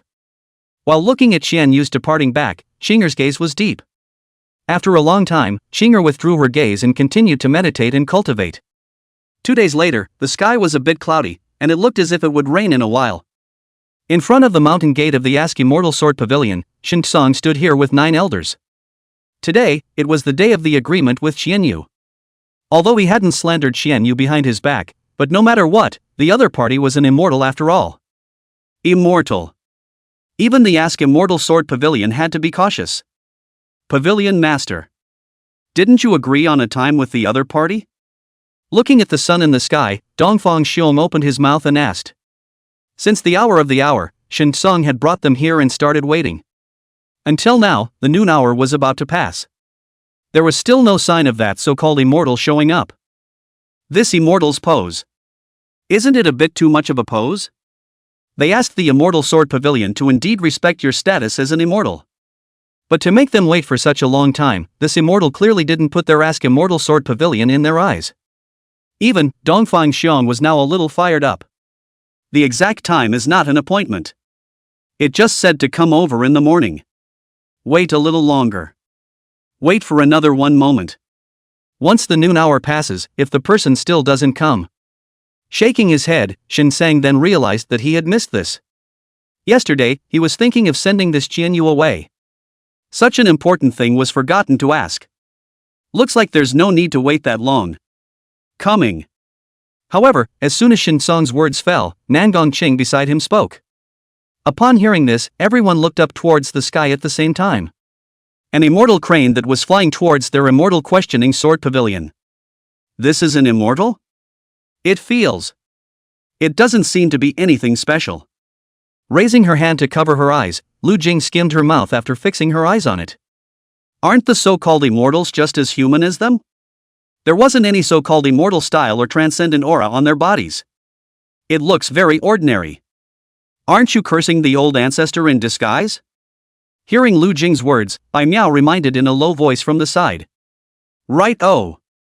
Blah blah blah. Take it back, take it back. I didn't mean to insinuate old ancestor Ao. Only after hearing Bai Miao's reminder did Lu Jing realize it. After lightly spitting a few times, she rushed to find a remedy. She was just complaining about it and was quick with her mouth for a moment. There was absolutely no intention to injure the old ancestor by mistake. All right. They'll be here soon. Hearing Bai Miao and Lu Jing's conversation, Lu Fengxian reminded from the side. It was almost enough for them to talk about it in private. It was better not to let the rightful owner hear such words of making up immortals. Humph. Bai Miao and Lu Jing sniffed and made a zipper motion around their mouths, signaling that they would shut up right away. Right. Haven't studied where to arrange this chinger after she arrives. At this time, Shin Sung suddenly rang up. There was another important issue that he had overlooked. That was which elder should the chinger sent by Qianyu be arranged for. After all, there were still many more days until the opening of the Tongtian mysteries. Must it be arranged? This one is an immortal's disciple. I'm afraid it won't look at us old guys either. Hearing Shin Sung's words, Shiman Shua opened his mouth, and between his words, his resentment was quite deep. After all, this person was still here with their disciple to grab the heavenly secret collection quota. It would be nice for Shiman Shua to come and greet him now. What? They still had to let them go back to give offerings, ah. You're bringing an emotion here, ah. If no one takes it, let her come to old man's green dragon peak when the time comes. Just an immortal disciple. Looking at the deeply resentful Shiman Shua, Dongfang Xiong opened his mouth to remind him. Although he was also a bit displeased. But after all, this matter had already been promised by the pavilion master. If he didn't arrange it, it would be difficult for Shin Song, the pavilion master, to do so when the time came. It's still brother Dongfang who understands me. Not like Simon the little thief. Cheap as hell. Hearing Dongfang Xiong relieve himself, Shin Song nodded with a smile. However, being able to say this represented that Shin Song was actually not angry at Shiman Shua's words. We were all senior brothers of the same period and had a good relationship with each other. Chop. Old dog Dongfang. You're pretending to be a good guy here again. I didn't say I won't take it.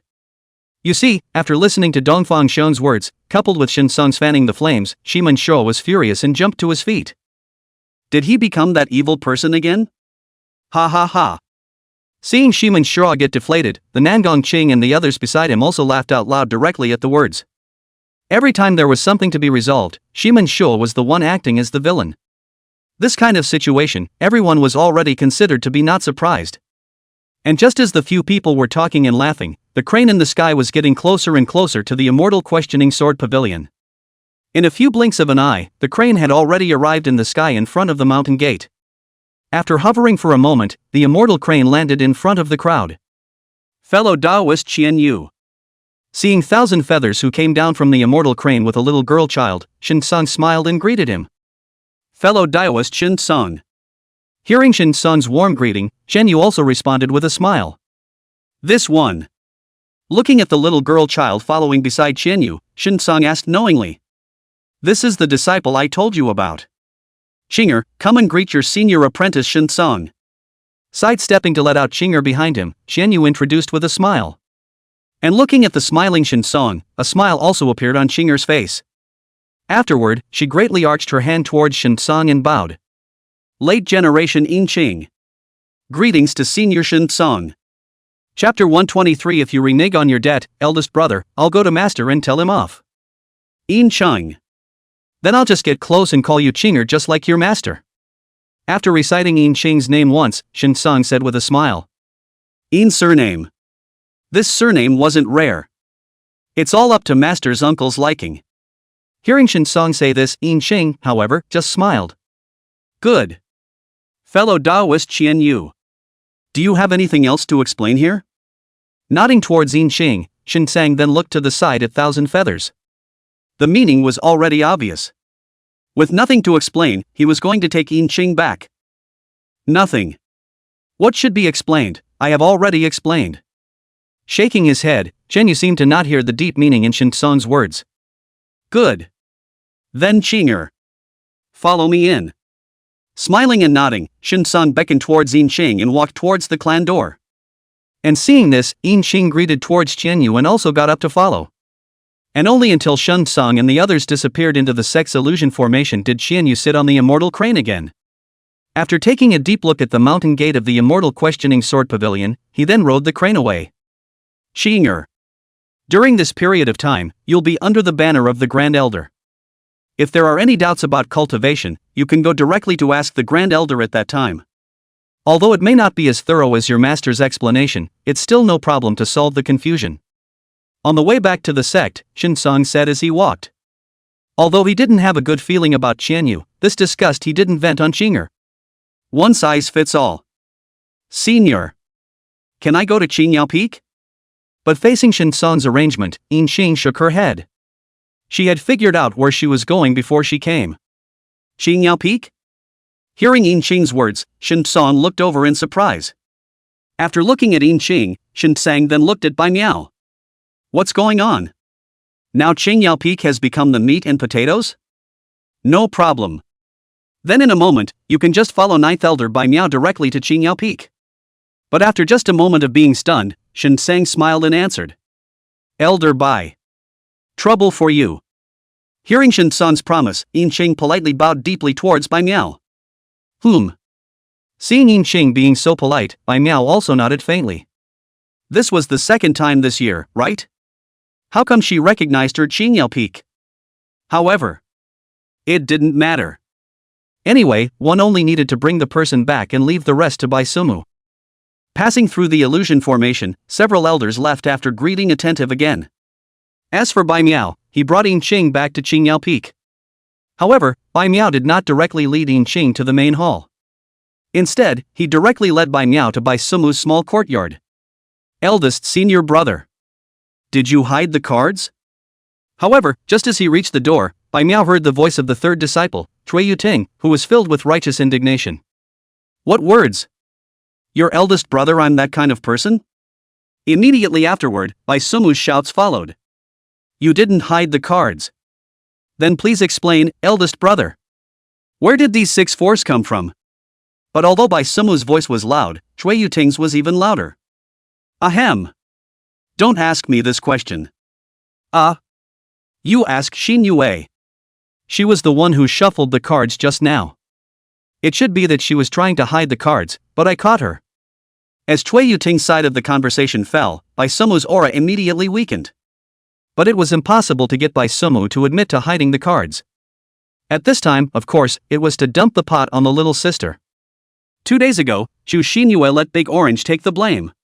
Today, himself, the master, was also considered to have avenged Big Orange. Not. Zhu Xinyue, who was originally sitting there intending to watch the show, didn't expect that the battle fire would actually burn directly onto herself. In an instant, Zhu Xinyue stared at Bai Sumu with wide-eyed incredulity. Just a deck of cards, how could he shuffle out 2 more 4s? Gar. However, just as Chu Xinyue got up and wanted to explain, the door to the small courtyard was pushed open at that moment. Master.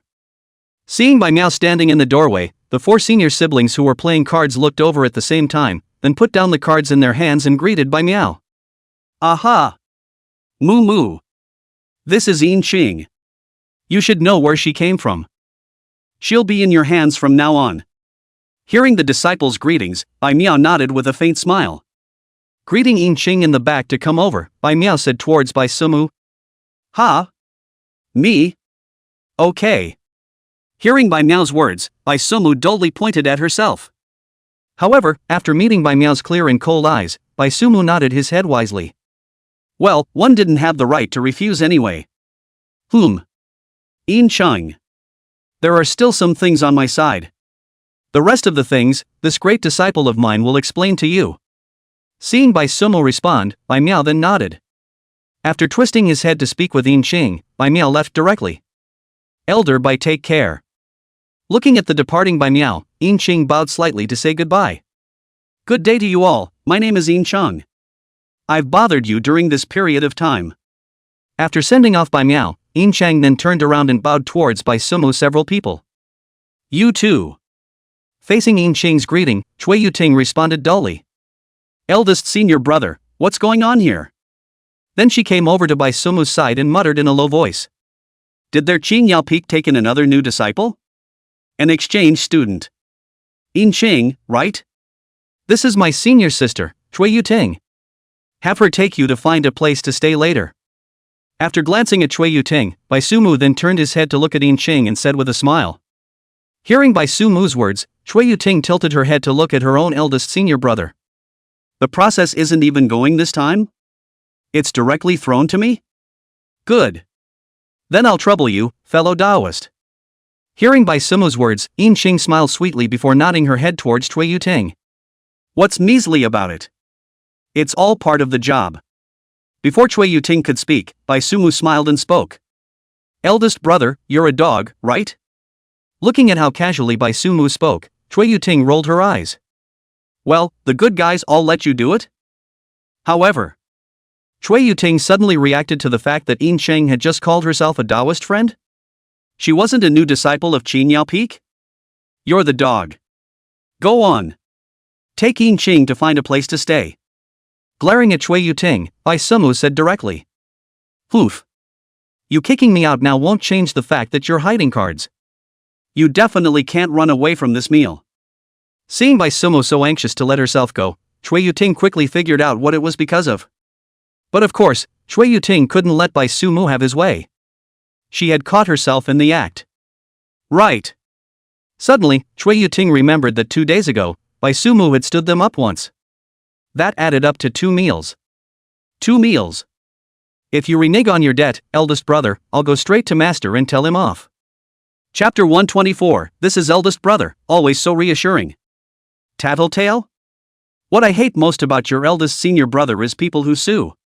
Hearing Chui Yuting say she wanted to sue, Bai Sumu wrapped his arms around himself and said savagely.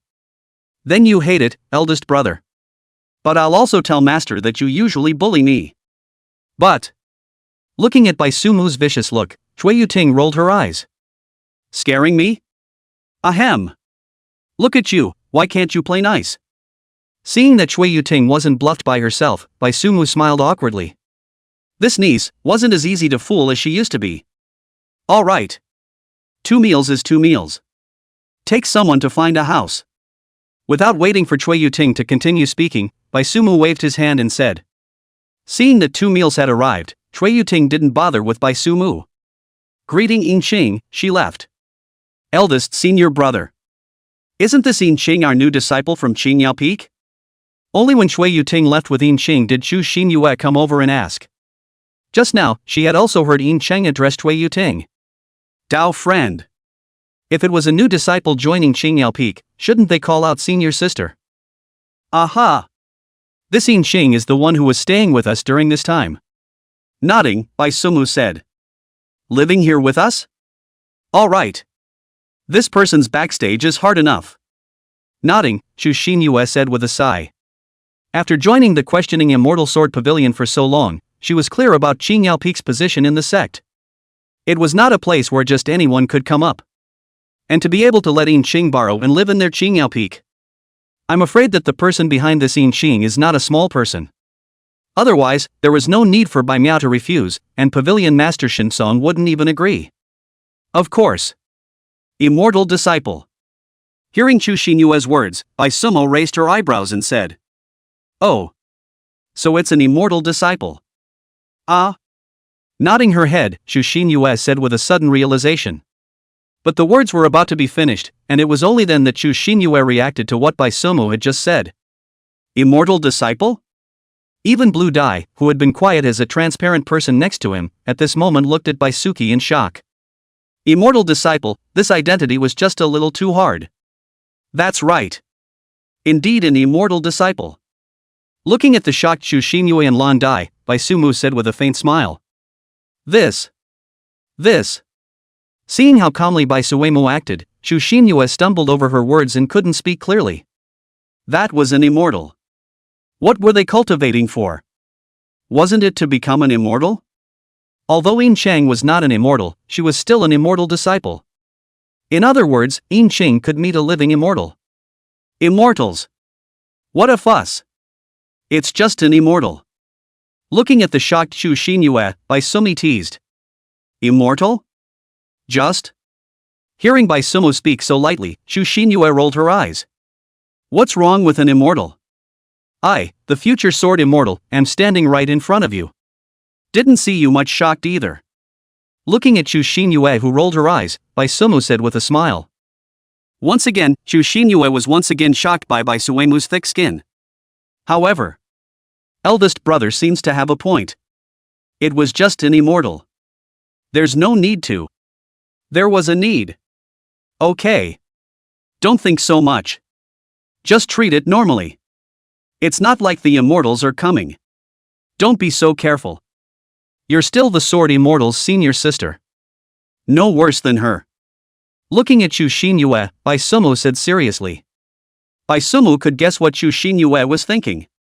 Immortal disciples coming to their Qingyao Peak, did they have to flatter them? After all, behind Yin Qing stood a living immortal. Such an existence, ordinary people really couldn't afford to mess with. But in Bai Sumu's opinion, it was completely unnecessary. Let alone an immortal disciple. Even if it was an immortal himself, Bai Sumu would do as he pleased. Of course, if Bai Sumu wimped out when he encountered an immortal in the future, then let's pretend he didn't say this. Eldest senior brother. Hearing this statement from Bai Sumu, Chu Xinyue was deafened.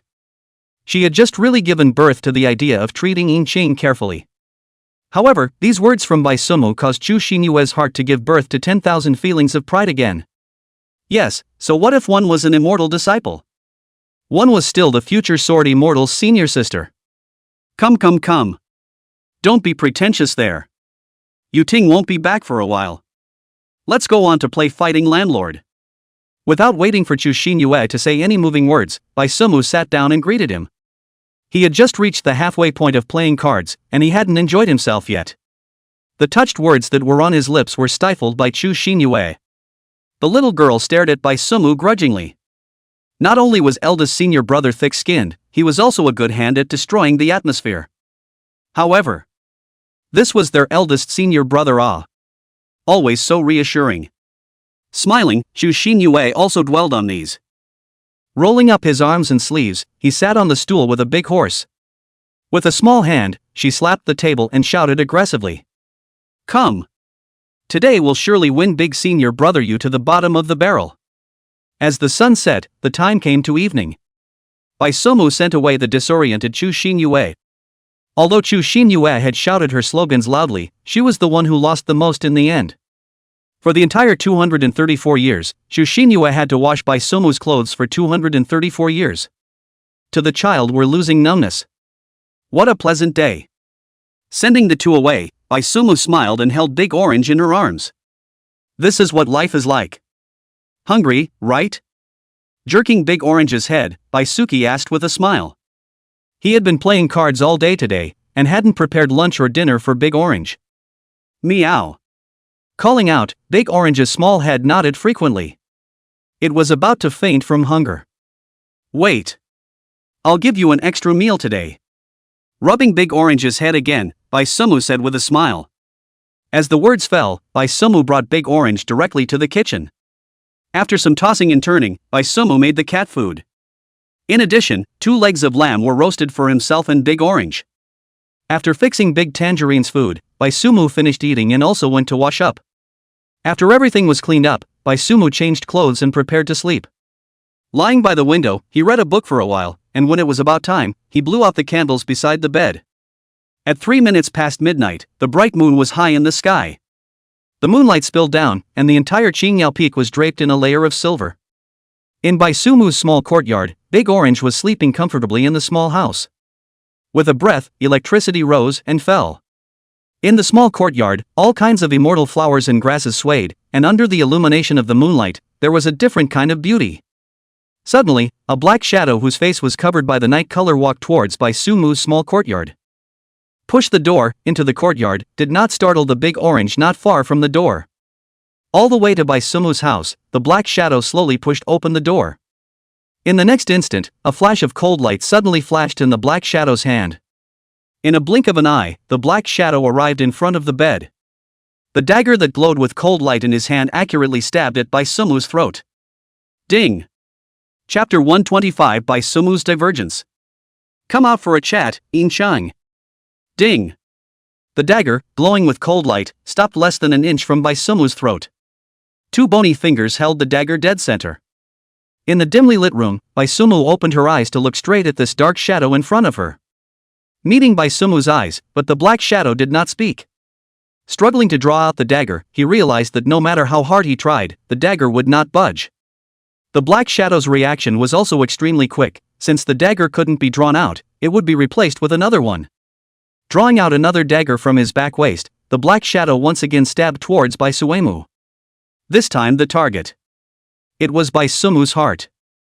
Good guts. Looking at the black shadow even intending to continue attacking himself, Bai Sumu sneered. You didn't even run when you woke up. Bai Sumu had to admire the courage of the person in front of him.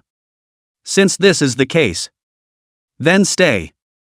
Sword intent stirring in his body, Bai Sumu shook back the black shadow in front of him.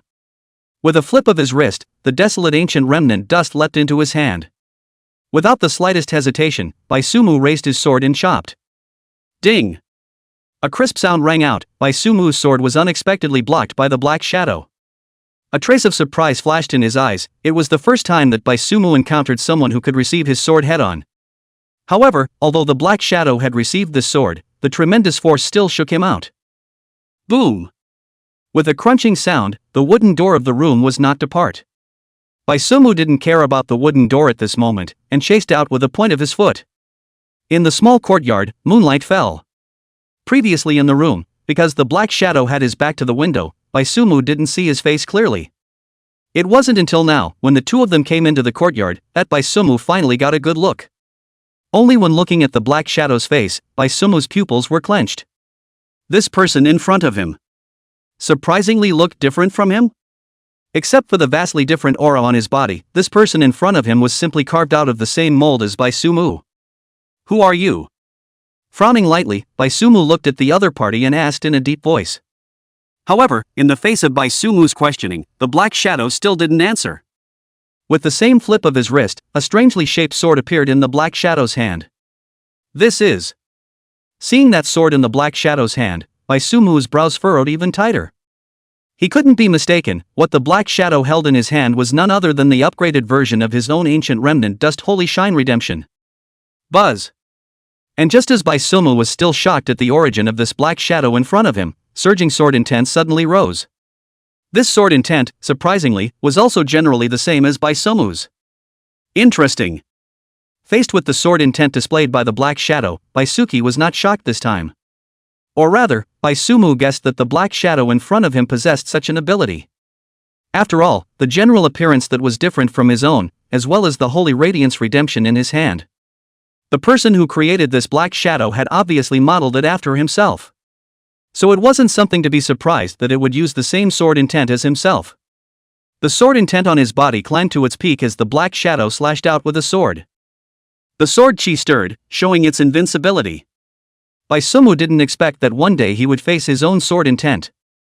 At this moment, Sumu suddenly understood his previous opponents somewhat. This sword was truly a cause for despair. However, at this moment, Sumu was excited. Chop! The same sword chopped out, the same invincible sword chi. When the two equally invincible sword chi collided together, the entire small courtyard instantly rolled up a storm of sword intent. The terrifying storm instantly swept around, and the entire small courtyard. No! The entire Qingyao Peak began to shake violently.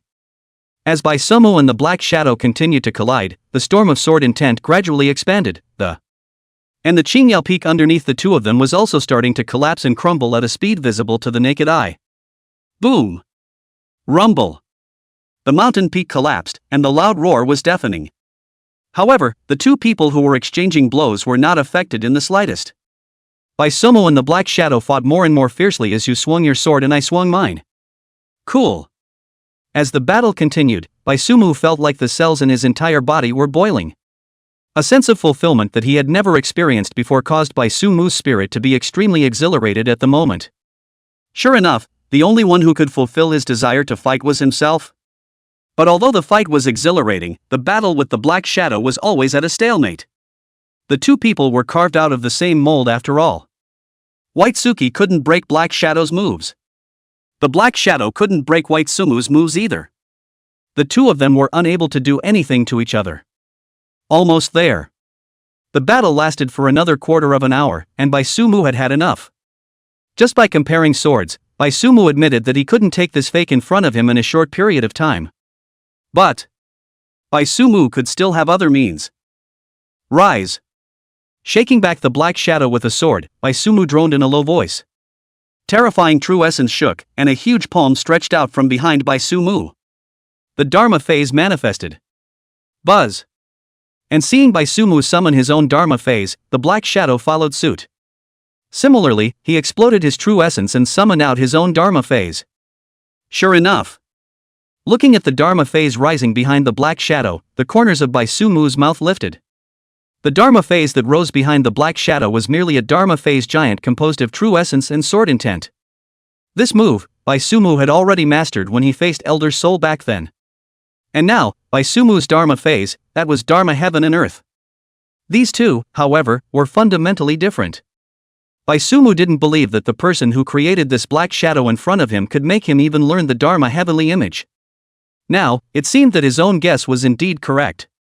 Fatiansan. After figuring out the bottom of this Black Shadow in front of him, Sumu didn't hide anymore, and with a deep, low voice, the Dharma phase behind him was plated with a layer of gold, and his body shape began to expand rapidly. Impossible! Hearing Sumu shout out the words Dharma heaven and earth. Then seeing the constantly expanding Dharma phase behind Sumu, emitting a brilliant divine light, the Black Shadow in front of him finally stopped being able to keep that cold, dead face. Oh? I thought you were mute. Looking at the shocked Black Shadow, Sumu smiled evilly. Still need to practice just Dharma heaven and earth only, but even gave the Black Shadow shocked into this appearance, this heart can't work How can you now? Ignoring Sumu's flirting, the Black Shadow just looked at him with such a surprised look in his eyes. Your words are somewhat interesting. You don't seem to be surprised that I've mastered Dharma heaven and earth. Rather, I'm surprised that I'm mastering Dharma heaven and earth right now. Hearing these words from the Black Shadow, Sumu's eyes narrowed. The Black Shadow's words were really somewhat intriguing. This Black Shadow in front of him. Or perhaps the person behind the Black Shadow was returned from rebirth just like Chu Qingyue? The person behind it seemed to know his future self. At least, understood himself. Hearing Sumu's words, the Black Shadow's face once again regained its icy coldness. It seemed like it wasn't going to continue communicating. However, Suki just laughed when she saw this look on the Black Shadow's face. And Sumu's next words once again made the Black Shadow break his defenses. Don't play dumb. Come out and talk. Yin Chung. Chapter 126. Use every means to improve yourself, then come back to please me. I knew it. Hearing Sumu directly call out her name, the Black Shadow's voice changed. It turned into Yin Xing's voice that Suki had heard at noon. Let's restore this place first. There's not a single place to land. Hearing Yin Xing's voice, Sumu pointed at the surrounding ruins then said. It's true that nothing can be hidden from you. There was first a moment of silence, and a bitter smile surfaced on the Black Shadow's face. One's own bottom was seen through awe. After saying that, the Black Shadow raised his hand and the scene around him began to change. In just a few blinks of an eye, the originally shattered Qingyao Peak was restored to its original state. Bai Sumu and the Black Shadow, too, appeared in the room where it all began. How did you find out? Sitting on a chair in the room, the Black Shadow opened his mouth and asked. Tonight, Bai Sumu had really given her too many surprises. What are you referring to? Hearing Yin Qing's question, Bai Suki smiled and asked back. Let's start with the boundary. You noticed it long ago? Looking at the smile on Bai Sumu's face, the Black Shadow pondered for a moment before asking. Being able to detect his own identity, this wasn't difficult. After all, he had just arrived at Qingyao Peak today, and then Bai Sumu was assassinated at night, so it was easy to connect the dots.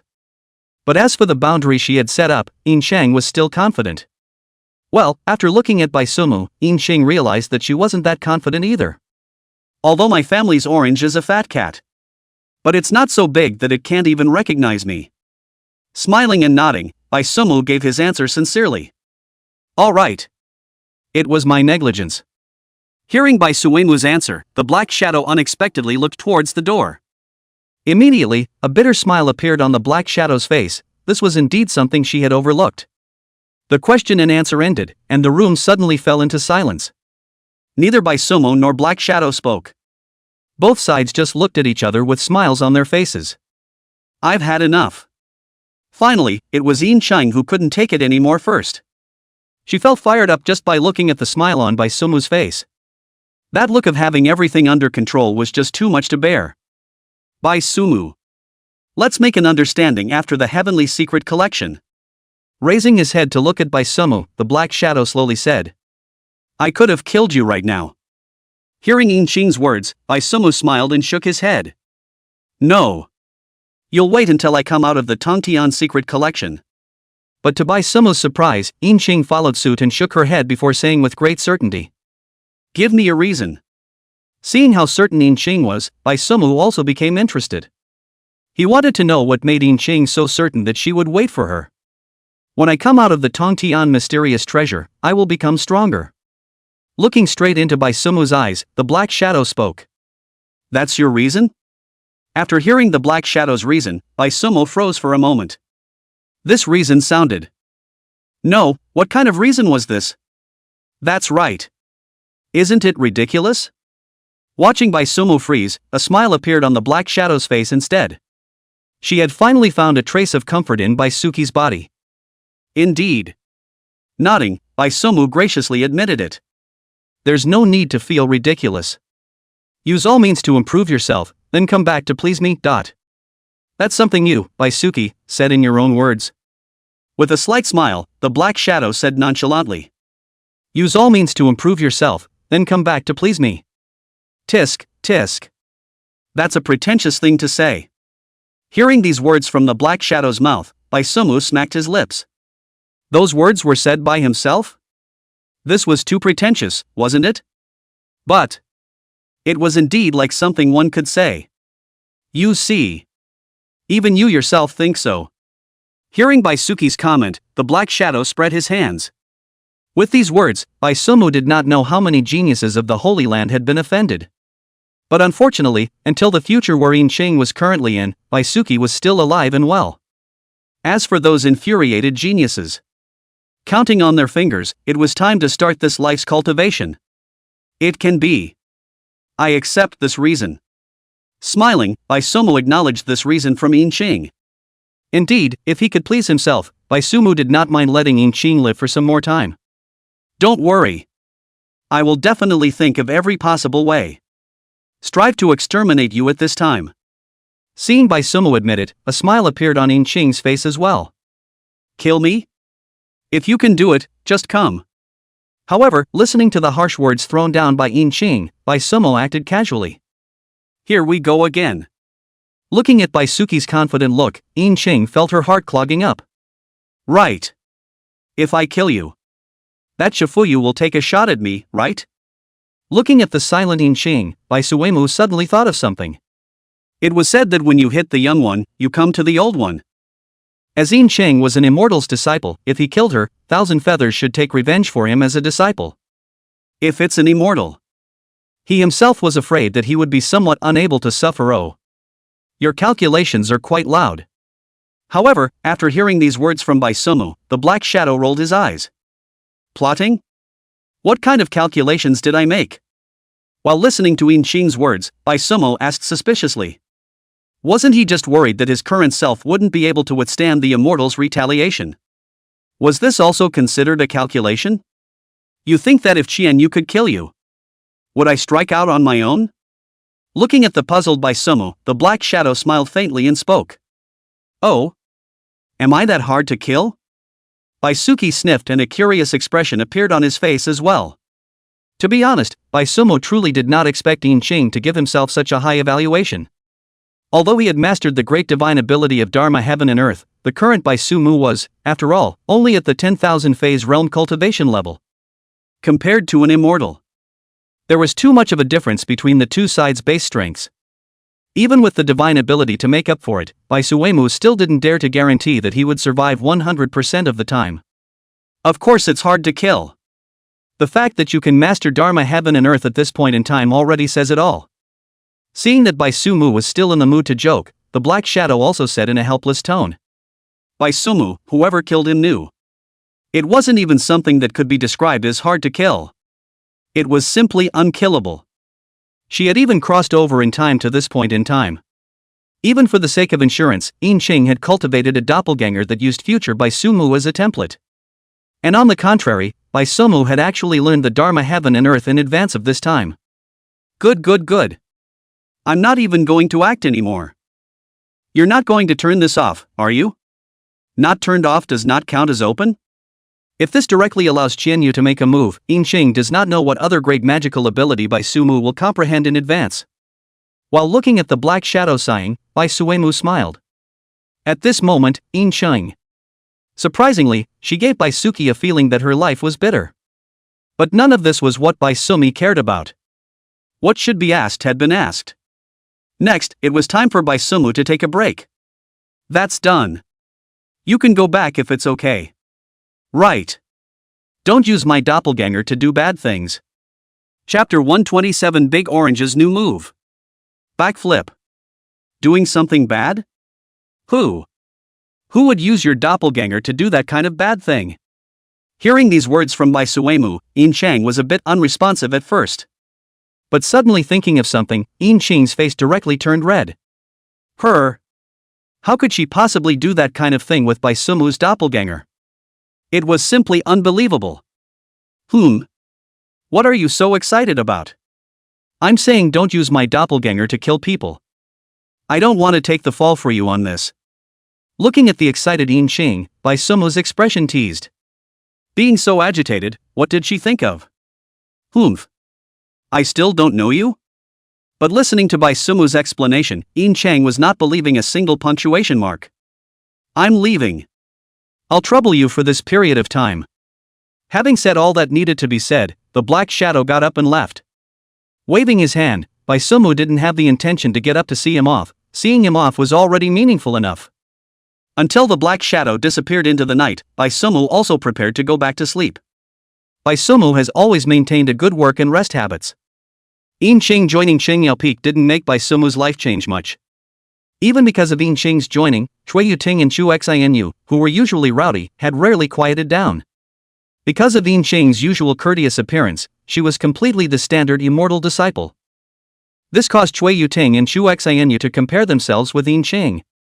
One had to know that once a woman got up the urge to compare, it was terrifying. So during this period of time, Baisumi then saw the quieter versions of Cui Yuting and Chu Xinu. Not to mention, the sudden gentleness down of the two of them really made Baisumu enjoy them somewhat. Eldest senior brother. Drink tea. In the small courtyard, Baisumu was lying on a chair reading a talking book as usual.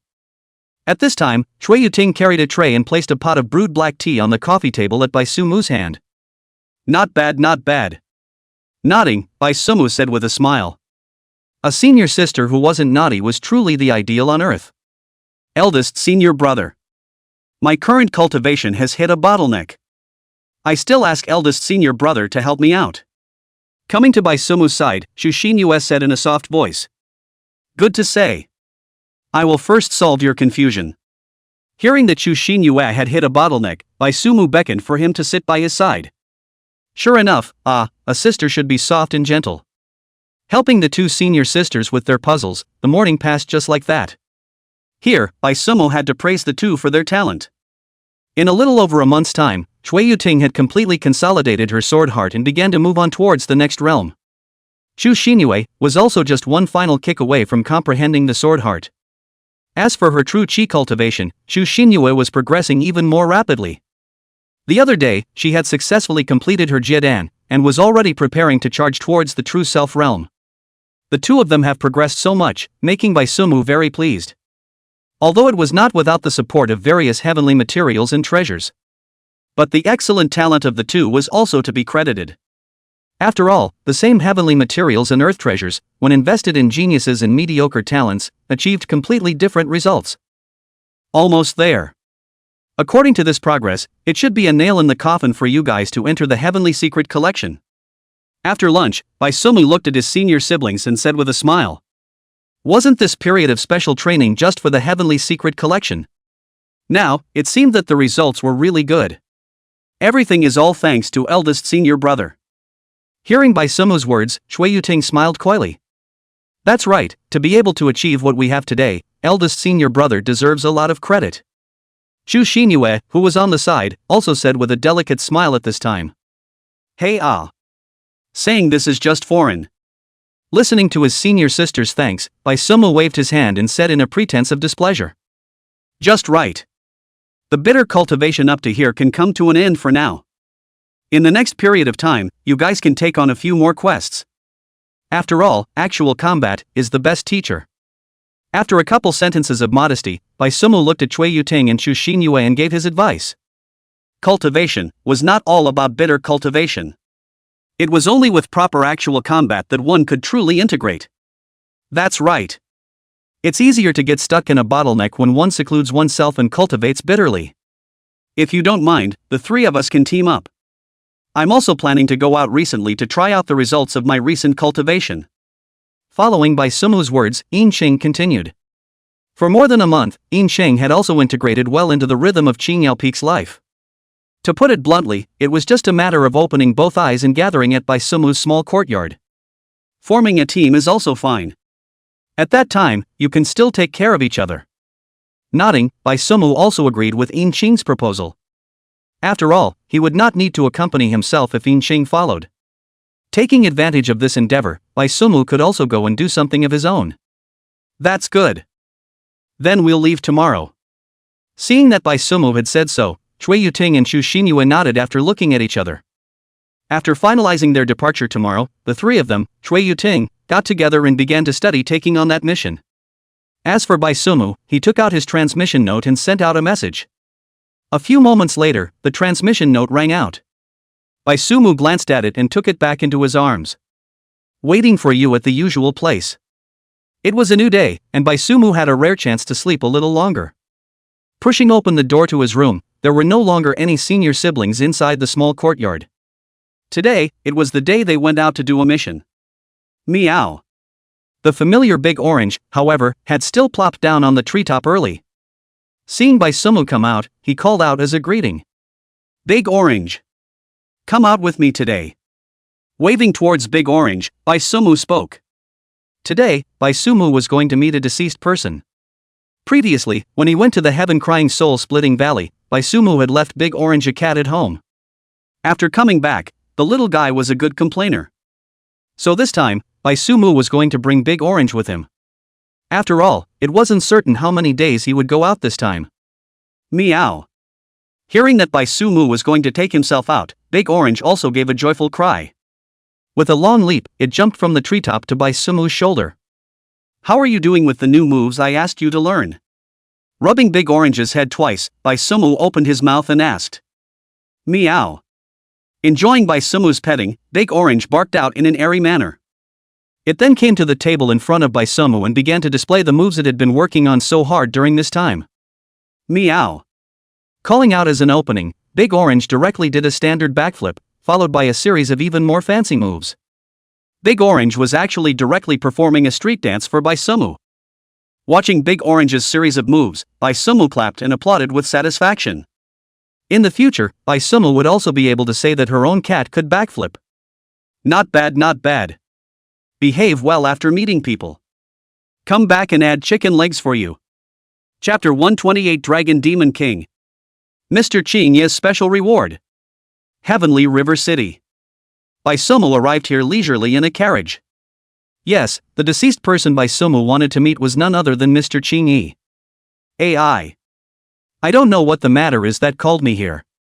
At the entrance of the city, Baisumu walked off the carriage holding a large orange to be inspected.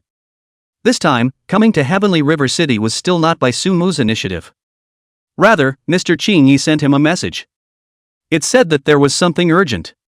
But what exactly was the matter, Mr. Greenleaf didn't say. Meow.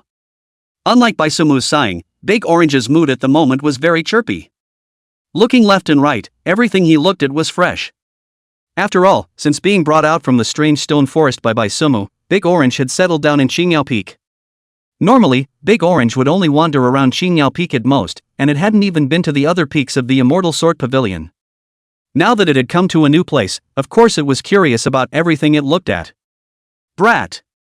What are you muttering there? Passing the inspection of the guards at the entrance, Baisumu was planning to get into the car and head to the Heavenly River Tea House.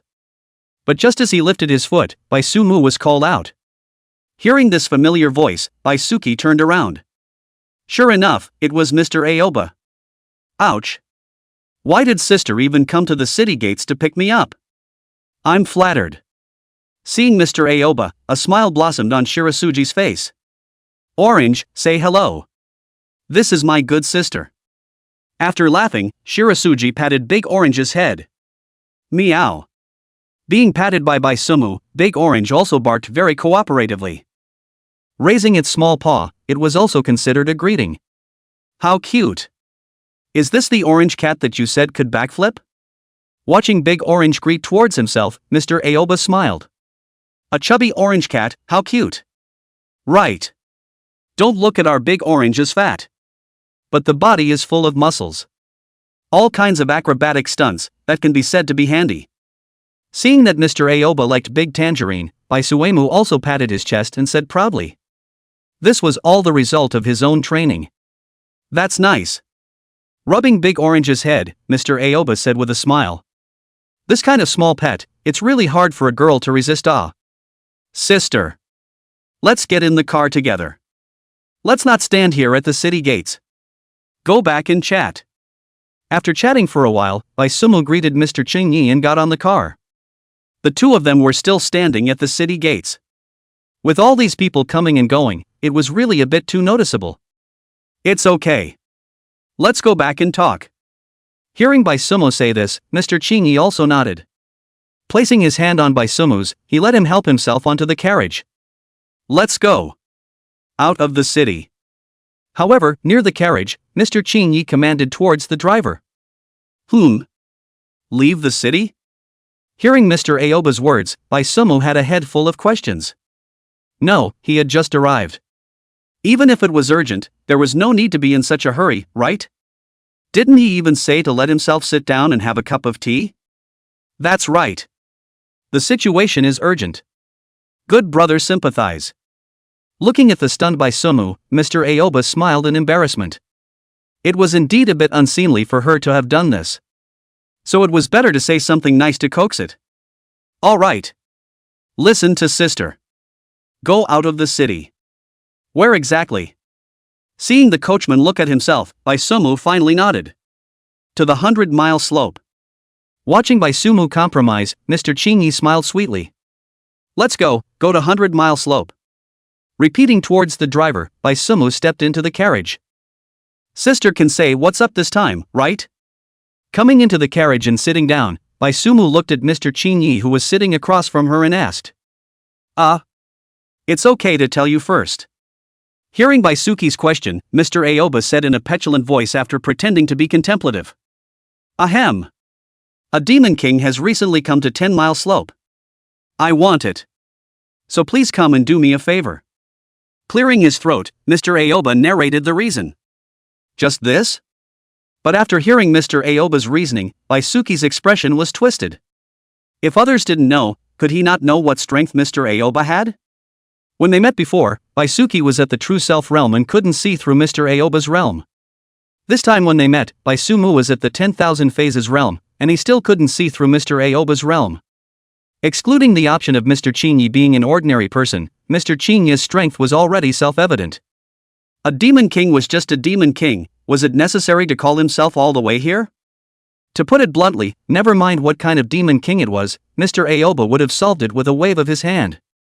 So, Mr. Aoba was just making a trip to toss himself? What? You're reluctant? Looking at the twisted expression on Baisumu's face, Mr. Aoba rolled his eyes petulantly. That's not true. It's just that. It's just a demon king. Isn't it a bit trivial for me to make a move? Looking at Mr. Chinyi, Baisumu shook his head with a bitter smile. Hey! You can't look down on the demon king. This demon king, it's a dragon.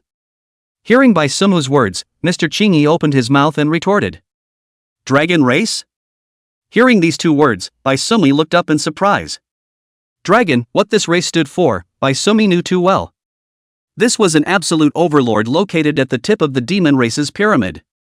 However, there hadn't been any news of a dragon race appearing in the human realm for a long time. This sudden appearance of a dragon race. It's not fake news. I've already confirmed it. The reason why we are in such a hurry is because other forces are also eyeing this dragon race. Going late, it might be intercepted by the others. Looking at Baisumu showing a suspicious expression, Mr. Chinyi opened his mouth to explain. The dragon race was rare not only because of the scarcity of dragon race heirs. It was even more so because the dragon race's entire body was a treasure, and as long as it appeared, it would surely suffer from being hunted by the human race. That was why the dragon race had disappeared from the human realm. Okay. As long as the inner elixir is right? Nodding, Baisumu indicated that he was clear. No. You have to capture this dragon king alive. I'm going to take this demon king as a pet. Shaking his head, Mr. Chinyi said seriously. Capture it alive? As a pet? Hearing that Mr. Chinyi wanted to capture the Dragon King alive himself, Baisumu blinked. If he just wanted the inner Dan, or just capturing it alive, these would not be difficult for Baisumu. Just pull out the inner elixir directly after it's crunched. Capturing it alive was also simple, a shovel would knock it out and drag it back. But catching them alive as pets. Seriously, although Baisumu has never seen the dragon race. But only from the literature, the dragon race cannot be considered friendly to the human race. To make a dragon recognize a human as its master. The difficulty of this matter was not low. It's fine. Just capture it alive and bring it back. I'll handle the rest myself. Seeing Baisumu's doubts, Mr. Chinyi said with a smile. After saying that, Mr. Greenleaf sat down beside Baisumu and came to its ear and gently blew a breath. Well done. There's a special reward. Oh. Chapter 129, what do you know? This is the reward I'm paying. Special reward? Feeling the breath near her ear, Baisuemu raised an eyebrow. That's right. Very special. Oh. Winking coquettishly towards Shirado Suki, Mr. Aoba's voice was soft and charming. Ahem. It's not that I want to know how special this reward is. I just simply want to challenge the Dragon King. Looking at Mr. Aoba's electric eyes blinking at him, Baisuke coughed lightly twice. Good lord, he knew Mr. Aoba was still thinking about his body. It really was too dangerous for a boy to be outside by himself. Giggle. Good. Then I'll leave this matter to you. Looking at Baisuke's somewhat embarrassed appearance, Mr. Aoba laughed heartily. Molesting little boys and whatnot was the most fun. After determining the mission, Baisumu was chatting with Mr. Aoba in the next car. But there wasn't much time for idle chatting. After all, 10 Mile Slope was not very far from Tianhe City. It was also less than an hour before the carriage driver outside spoke out to remind the two.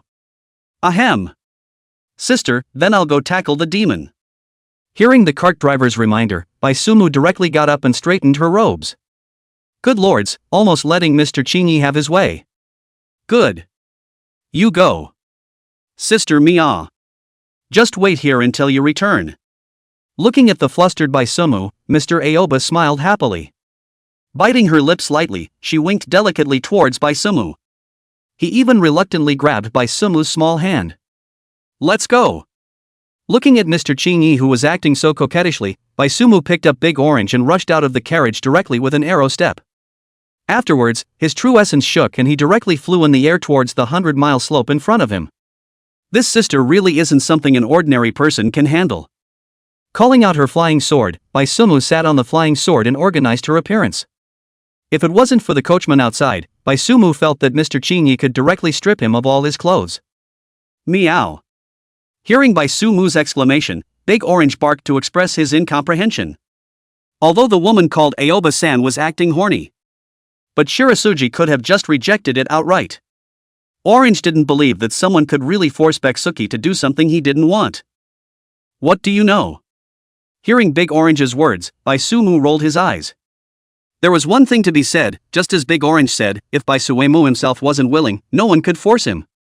But it couldn't be said that Shirasugi was doing it voluntarily, could it? With Beksuki's understanding of Mr. Aoba, this time, it looked like he had invited himself to capture the Dragon King alive. But in fact, Mr. Aoba was just looking for an excuse to give himself something. After all, capturing the Dragon King alive, this job, to put it bluntly, could be done by anyone. In the entire human realm, he was not the only one who could capture the Dragon King alive. And this kind of thing, the previous Mr. Chingy hadn't done it too often. Only in the past, he was still young. Mr. Greenleaf only hugged himself and rubbed his face or something. But now, seeing that he is about to be crowned, Mr. Aoba is getting bolder and bolder. But if you want to take advantage of him, then take advantage of him. Beksuki wasn't that ungrateful either. These services would be considered as his own return gift to Mr. Aoba. Meow. Hearing Baisumu being mean to herself, Big Orange grunted in defiance. It felt that Baisumu was just captured by the big sister's tenderness. Now it was just dying to save face. All right. Don't say this. When we see the Dragon King in a while, you go first. After cleaning up almost, Baisumu took out a mirror and wiped the rouge marks on her face. When everything was cleaned up, Baisumu looked at Big Orange and said, Meow? But hearing Baisumu's words, Big Orange looked over dumbfounded. Me first? Although I'm also a demon king, I'm just a thunder beast. The other party is a dragon race. Among the same level, what can a thunder beast take against a dragon? The opponent is a dual monster with numerical values plus mechanics. You're just a little bit out of your league. As my Baisumu's spirit pet. You don't even have the courage to face the dragons? Then how can you fight with me in the immortal world in the future? Looking at Big Orange's wimpy appearance, Baisumu educated with hatred. Meow. Listening to Baisumu's PUA, Big Orange was also a little embarrassed by what was said for a while. After thinking about it, since Baisumu took it in, it was fed with good food and drink every day. The lightning attribute heavenly materials and treasures were even never lacking for it. Now just to fight a dragon race, he was timid to fight. This was indeed somewhat unjustifiable. Meow. After despising himself fiercely in his heart, Big Orange once again barked out with great vigor. Isn't it just the dragon race? 2 horizontal and 1 vertical is dry. Big Orange was not a coward. That's right. That's the kind of swagger you need to show. Dragons? The dragon clan is nothing. Big Orange, you'll be the demon god standing on top of all demons in the future. Looking at the uplifted Big Orange, Baisumu said with satisfaction. Right, this was his Baisumu's spirit pet. No matter who the other party was, there was never a lack of courage to light up the sword. Meow. Listening to Baisumu's more and more outrageous boasts, Big Orange also waved his hand somewhat embarrassedly. What top of 10,000 demons, what demon god? It was getting a little puffed up from talking about it.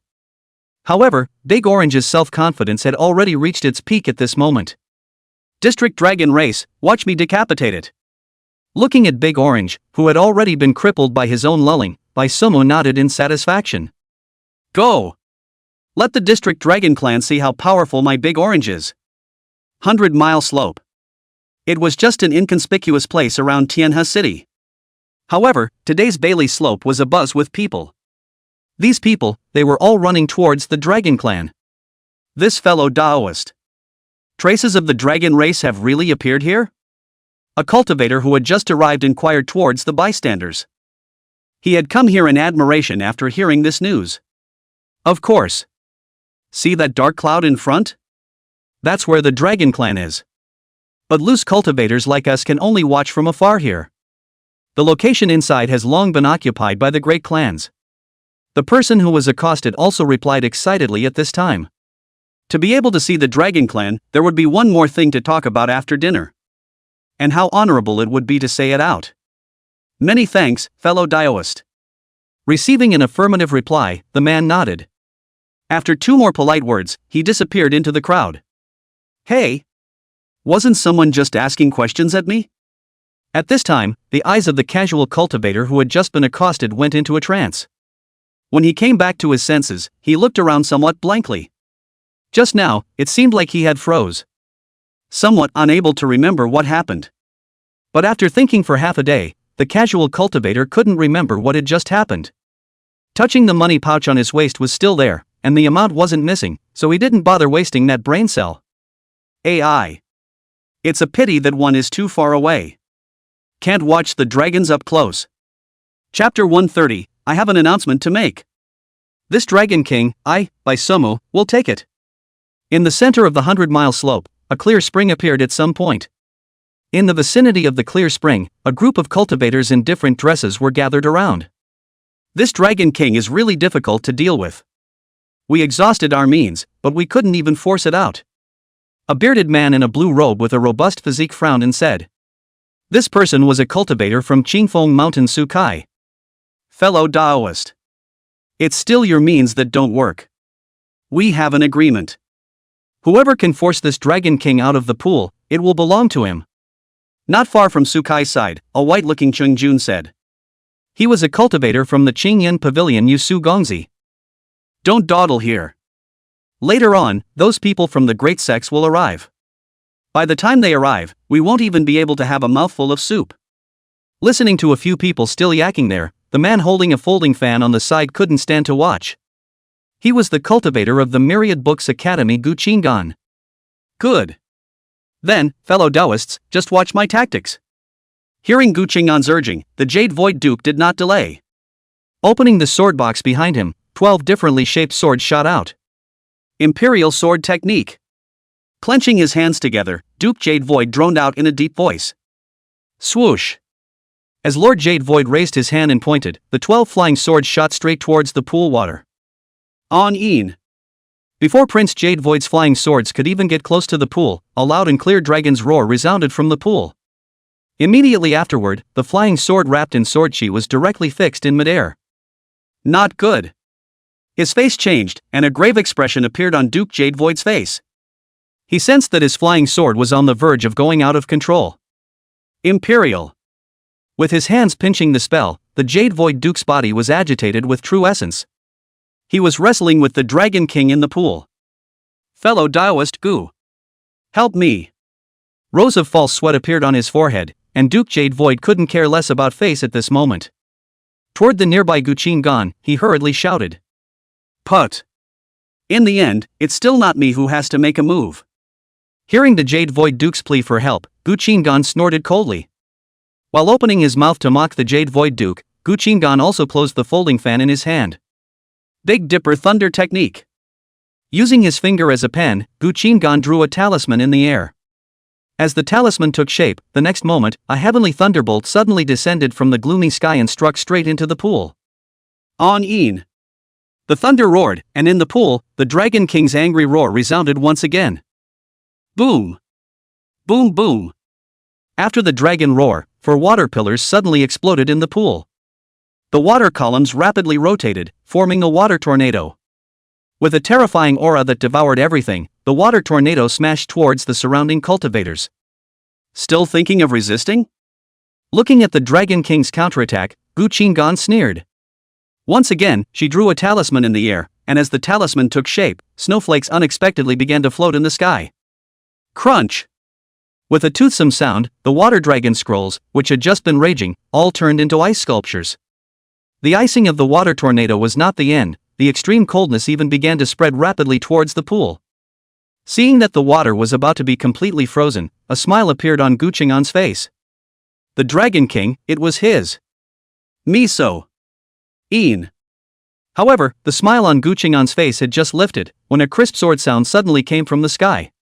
In the next moment, a blade energy chopped straight into the pool. Boom. Boom. The terrifying blade energy chopped down, and the water dragon scrolls that had already turned into ice sculptures all shattered. Crystal and ice crystals spilled out all over the sky, and a white-clothed blade guest also stood in the center of the pool. Sorry, gentlemen. This Dragon King. We of the Heavenly Blade sect will take it. The visitor's gaze swept across the room, followed by a cocky voice.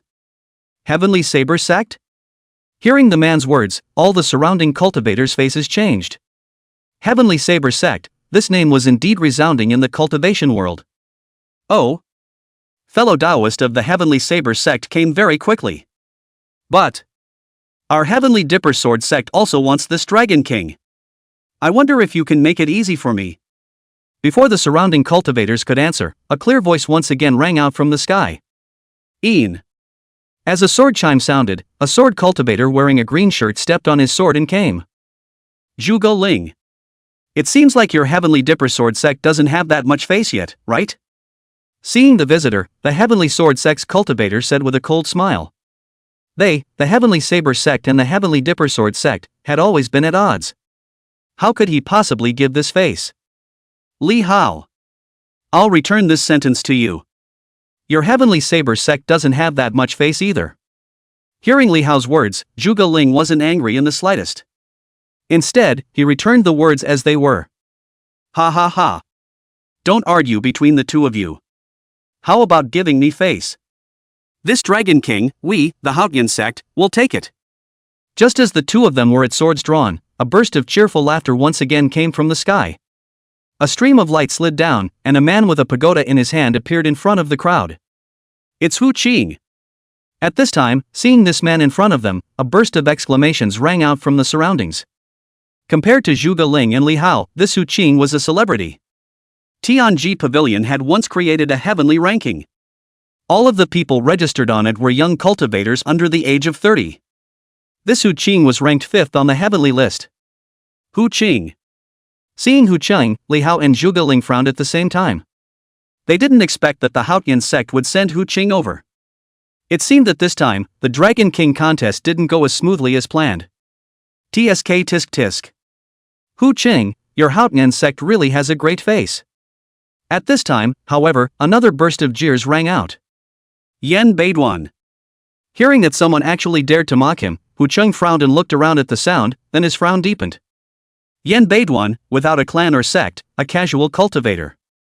But it was such a person who ranked 4th on the heavenly ranking. The two had fought many times before. But Hu Qing hadn't been able to take advantage of Yan Baiduan in any of them. AI. Looks like there's nothing left for us. Seeing the 4 groups of people going toe-to-toe in the arena, the Jade Void Duke sighed. These 4 people in front of them were all existences that they could not afford to mess with. It seemed like they would have to withdraw from the Dragon King's contest now. Told you guys to hurry up. Had to be grading there. Hearing Lord Jade Void sigh, Gu Qinggan glared at him. Don't be a horse's ass here. Didn't you also want to sit back and enjoy it?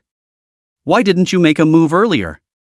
Hearing that Gu Qinggan was still blaming himself, the Jade Void Duke wasn't at all accustomed to it and immediately disliked him. All right. Take the people and withdraw. There's nothing more for us to do here. Looking at the two who were bickering in a couple of sentences, Sukai said in a cold voice. What was the point of bickering now? This place had already been occupied by the big clans. They, the medium-sized forces, could only obediently give way.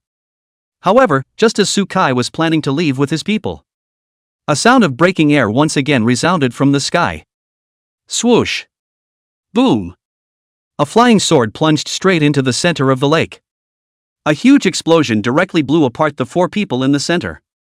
Water splashes drifted away from the sky, and then a light voice sounded. All stop arguing. I'll announce something. This Dragon King, I, by Sumu, will take it. Chapter 131 is not. Why is he so good at pretending? Really doesn't know the heights of heaven. Hearing Bai Sumu speak in such a high-profile manner, Li Hao sneered. Although he didn't want to admit it, Hu Cheng and Yen Baiduan were present right now. Two of the top 5 on the heavenly ranking. And this Bai Sumu was another unheard of name. It should be some fledgling who didn't know the heights of heaven again. Li Hao had seen many such people over the years. To put it nicely, it was a newborn calf that was not afraid of tigers. To put it bluntly, it was a low-eyed waste. Obviously, Li Hao thought that this Bai Sumu was the latter. This Bai Sumu is not one who doesn't know the heights of heaven. Zhuge Ling was shaken back in the direction right next to Li Hao. Upon hearing Li Hao's sneer, Zhuge Ling, however, smirked and said, Bai Sumu, the strongest contemporary disciple of the questioning Immortal Sword Pavilion. Before he even reached the crown, he comprehended the sword Heart Tong Ming. He's not unaware of the heights of heaven. Rather, he has absolute confidence in himself. Seeing Li Hao's gaze towards himself, Zhuge Ling smiled and explained. When did this kind of person pop up? Hearing Zhuge Ling's introduction, Li Hao was stunned. For nearly half a year, Li Hao had been alone in the sex-forbidden land, practicing hard. Today, he had just come out of the gate, and then he had been assigned to come and capture the Dragon King. I didn't realize that in just half a year, the cultivation world had produced such a genius figure? How would I know? It's probably because they ask the Immortal Sword Pavilion has been hiding the news. Showing his hands, Zhuge Ling said that he didn't know either. Bai Sumu was, indeed, a genius who had recently come out of nowhere. Before this, Bai Sumu was completely unknown. The news that he had comprehended the sword Heart Tong Ming before he had even reached the crown, was news that Zhuge Ling had treated as a joke when it was first revealed. However, after the confirmation of several sect masters, Zhuge Ling accepted such shocking news. Let's not feel bad. The ones who should feel bad are those two. Looking at Li Hao, who still looked incredulous, Zhuge Ling said with a smile. This time, when he came to capture the Dragon King, Zhuge Ling didn't hold much hope for himself. After all, even though this news had just appeared, Zhuge Ling didn't think that he was invincible. He had come, on the one hand, to see the dragons with his own eyes. On the other hand, it was to see if he could pick up the pieces. As for capturing the Dragon King, this was not Zhuge Ling's first choice. When you put it that way. Hearing Zhuge Ling speak so directly, Li Hao looked straight ahead. Sure enough, there were Hu Cheng and Yen Baiduan in front of him, both of them looking as if they were on the verge of an enemy at the moment. Bai Sumu. At this moment, Hu Cheng's face was cloudy. The rumors regarding Bai Sumu were known to Hu Cheng. Precisely because of that knowledge, Hu Cheng knew exactly how tricky Bai Sumu was. Moreover, behind Bai Sumu stood the questioning Immortal Sword Pavilion. Comparing the two, Hu Cheng realized that he could not take any advantage at all. That was why he was now somewhat torn. Should he fight with Bai Sumu? Interesting. Compared to Hu Cheng, Yen Baiduan had a smile on his face after a short period of shock. Yen Baiduan was originally a casual cultivator, and he had not considered as much as Hu Cheng. Bai Sumu, the recently infamous first genius of the world. Yen Baiduan had long wanted to appreciate Bai Suemu's strength. Bai Sumu, right? If you want the Dragon King, defeat me. Saying that he would do it, Yen Baiduan drew out the sword he carried behind his back, the Sumeru sword. With a tiger's roar, sword intent stirred around him. He disappeared in a flash and reappeared in front of Bai Sumu's eyes. The Sumeru sword in his hand drew an indistinct trajectory, heading straight for the vitals. Void and real. Interesting. Looking at this sword that Yen Baiduan chopped down, the corner of Bai Sumu's mouth rose slightly. With a flip of his wrist, the desolate ancient remnant dust directly met Yen Baiduan's Sumeru sword. Ding! The Sumeru sword and the desolate ancient remnant dust collided together, followed by a touch of separation. In the next moment, Bai Sumu and Yen Baiduan's figures simultaneously disappeared in place. Ding ding! Dang dang! In an instant, two streams of light, one white and one gold, appeared in the sky above the pool. Every time the streams of light collided, bursts of clashing sounds of gold and iron could be heard. After a short sparring session, Yen Baiduan fiercely exerted his strength to pull away from Bai Suemu. At this moment, Yen Baiduan's right hand that was holding the Sumeru sword was already trembling slightly. At the sound of the clash of sword intent, Yen Baiduan admitted that he had fallen into a disadvantage. However, Yen Baiduan did not expect that Bai Suemu's physical strength would be so strong as well. The technique Yen Baiduan cultivated was the Sumeru technique that he had found in an ancient tomb. Not only did it include true essence quenching, it was also capable of quenching the physical body at the same time. With the Sumeru secret, amongst his peers, Yen Baidwan rarely encountered opponents who could fight against his physical body. But he did not expect that. Today he had been suppressed in terms of his physical body by a youngster who had yet to reach the crown. Sword heart and strong physical body, was there really such a monster in the world? Who? Could it be that I'm so young that I'm actually about to serve my age? Looking at Bai Suemu, who seemed as if nothing had happened, Yen Baidwan muttered in a small voice. After a short exchange of blows, although neither side had used their full strength. However, Yen Baidwan already clearly knew that if he fought alone, he no longer had the slightest chance of winning. After all, after 29 years of bitter cultivation, he had to admit that he was inferior to a 19-year-old young man. This result was indeed a little hard to accept. Hey! You should still be able to fight, right? How about we mention the intensity? Just as Yen Baidwan was still in a bit of a trance, Bai Suemu's voice rang out. Bai Suemu's words were so hard to hear that Yen Baidwan was in a state of shock. Are you sure this is just a young man who has yet to reach his crown? If you feel that you can't do it anymore, you can call on the others to help. It just so happens that I also want to try out where my limits are. Seeing Yen Baidwan's silence in response, Bai Sumu said with a smile as he carried the desolate ancient remnant dust on his shoulders. The moment Bai Sumu's words left his mouth, Yen Baidwan was not the only one who broke his defense. Hu Qing, Li Hao, as well as Zhuge Ling, all looked at Bai Suemu in surprise at this moment. Not. Why is this person so capable of pretending? This was not putting them in the least bit in their eyes. Although it's a bit dishonorable. But it's really hard for me to watch him pretend like this. I'll go first. Drawing out his own precious sword, Li Hao somewhat couldn't hold back any longer. Li Hao admitted that your Bai Sumu's talent was indeed superhuman. But you're so unselfish, Li Hao had to prove himself whatever he said. It's rare to fight side by side with you. Don't worry about the ground. I will escort you. Zhuge Ling smiled bitterly and shook his head. Although he believed in not fighting, the situation at hand did make him feel a little impulsive as well. Afterward, Zhuge Ling drew talismans in the air, and one talisman flew toward the other three, providing Li Hao and the others with a boost. Bai Sumu. Young people shouldn't be too angry. As the talismans on his body took effect, the true essence on Hu Qing's body began to stir. With the Fangtian painted halberd in his hand pointed at Bai Sumu, Hu Qing shouted loudly. Looking at Li Hao, who was shooting up, as well as Hu Qing and Yen Baidwan, who were ready to join the fray at any moment, Bai Sumu's gaze finally landed on Zhuge Ling at the rear. With a fling of the desolate ancient remnant dust, the stirring sword chi shot straight up into the sky.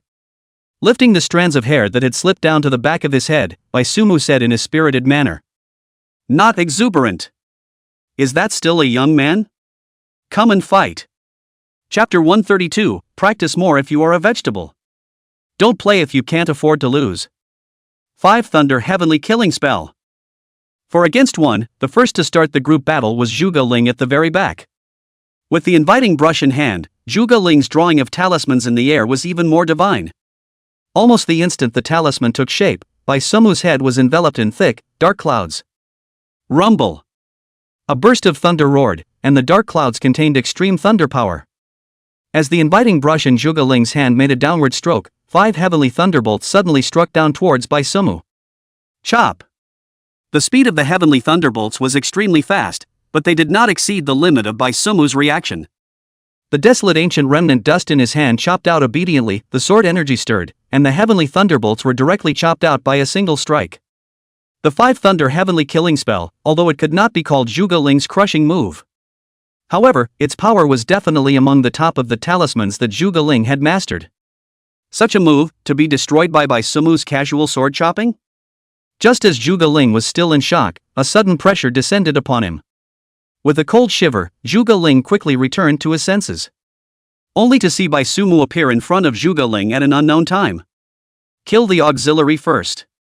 Only a whisper could be heard in his ears, and the sword chi that tore through everything quickly came towards Zhuge Ling. Although the sword chi was still some distance away from him as far as his eyes could see, even so, it caused Zhuge Ling to feel a stabbing pain. Dodge?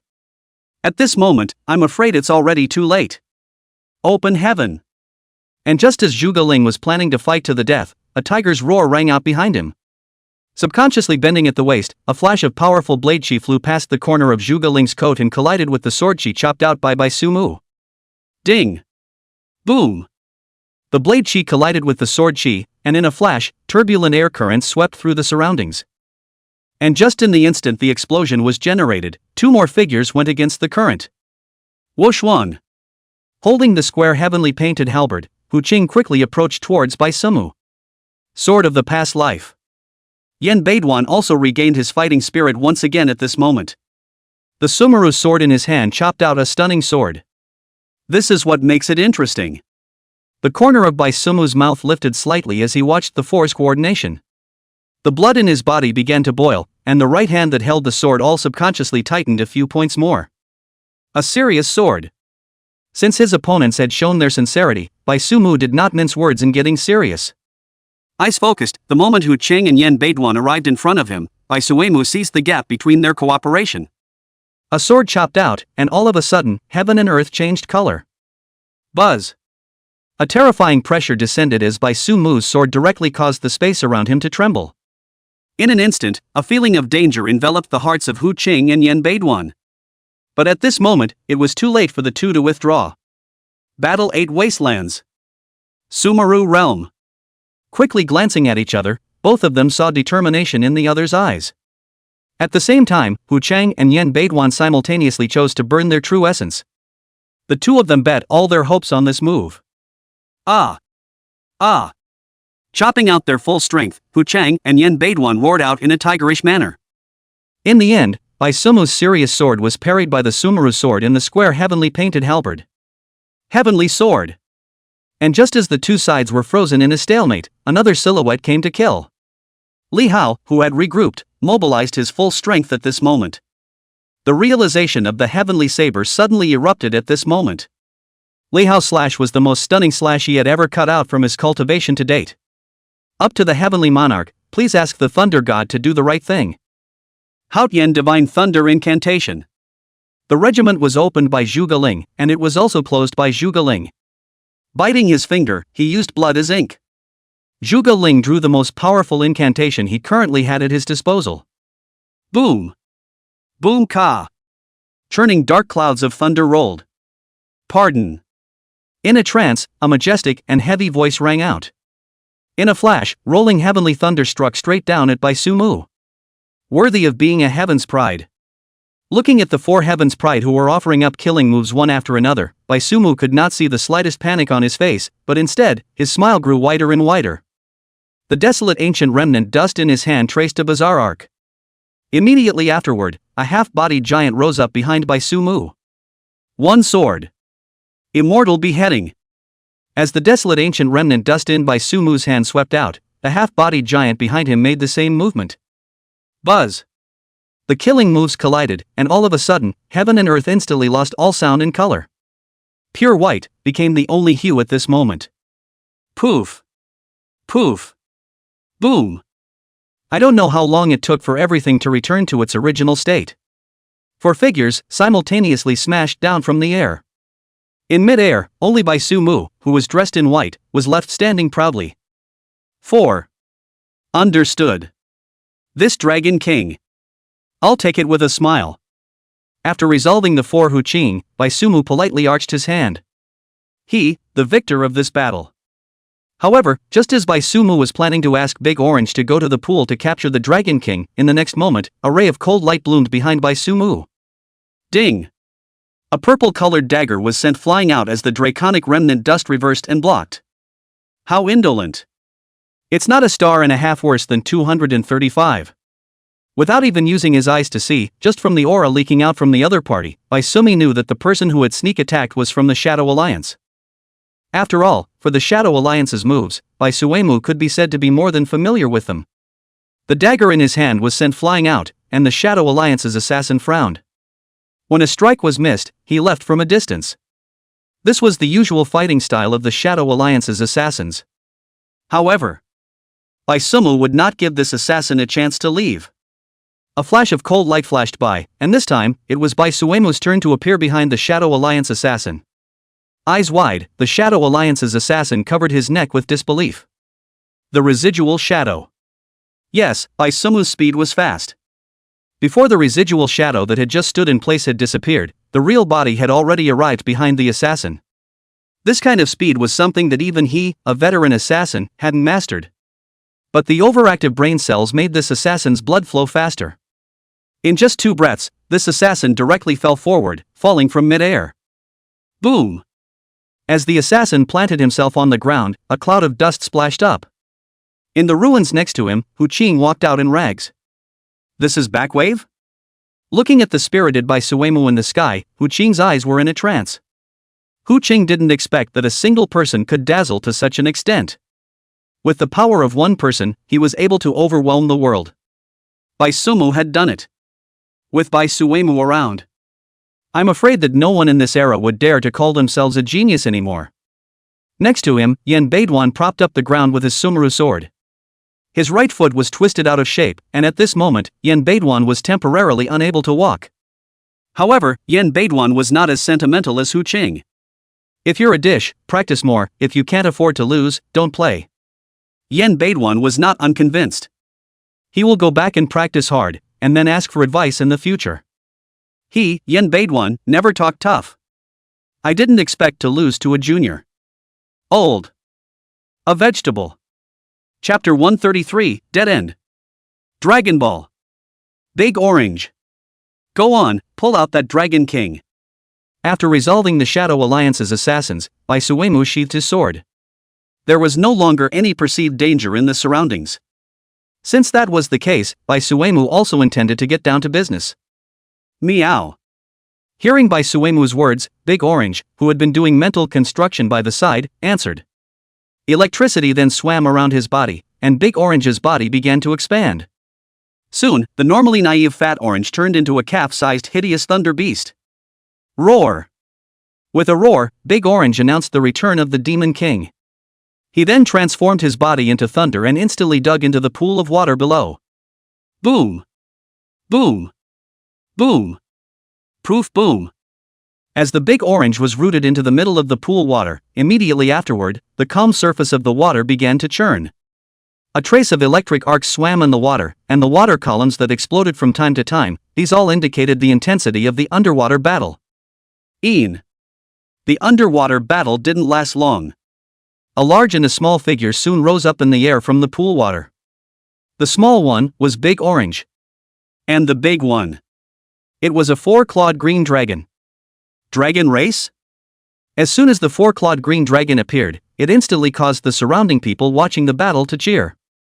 The dragon race. A living dragon race. At this moment, everyone's gazes were locked onto the body of the 4-clawed green dragon. Even though they knew that this 4-clawed green dragon had already been reserved by Bai Suemu. However, there were still quite a few people who revealed greedy gazes. Riches and riches. A dragon clan that had been alive all this time represented a wealth that was worry-free for several lifetimes. With such wealth, it was certainly worth the risk. Even there were already people who were starting to be foolish. Humph. A dull cold hum suddenly exploded in the ears of everyone around. The passers-by who had just shown greed were all showing expressions of fear at this moment. It was true that wealth and riches were at stake. But at that time, it was possible to win a ray of life. But just now, Bai Suemu had shown his battle power. For them, it was definitely 10 deaths without a chance of survival.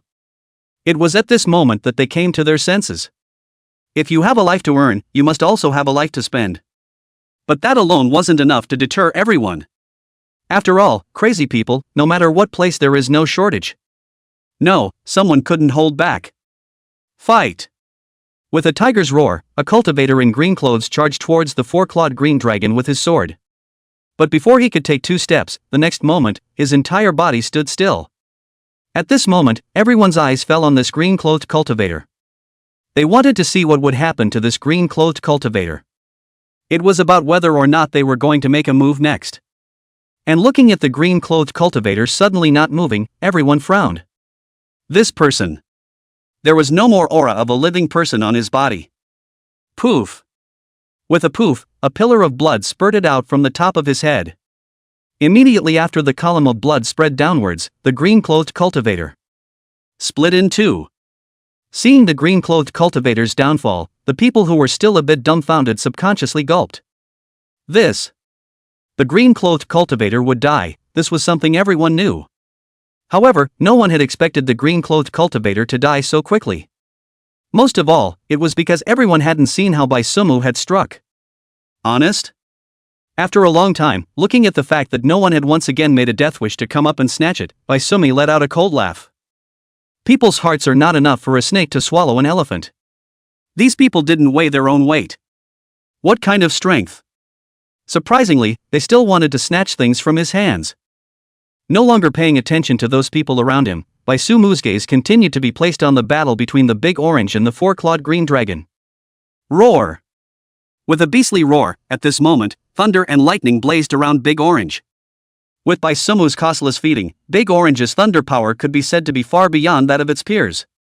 Even though it was at a slight disadvantage in terms of race, in the sparring match with the four-clawed green dragon, Big Orange still did not lose out. Even seizing the opportunity, Big Orange was able to manage a counterattack. Jin. As for the delay in taking down a thunder beast, the four-clawed green dragon was also getting more and more anxious at this moment. After a dragon's roar, a 100-mile slope unexpectedly began to drizzle. Traveling clouds and rain is the dragon race's innate divine ability. There was no need to comprehend it, it was born knowing it. In the rain, the four-clawed green dragon's speed was once again more than one step higher. The lightning strikes that were originally difficult to avoid were all dodged by it this time. Roar ho! Looking at the four-clawed green dragon whose speed had increased greatly, Big Orange roared angrily. The rainy day had a status boost for the four-clawed green dragon. But water was conductive. Roar ho!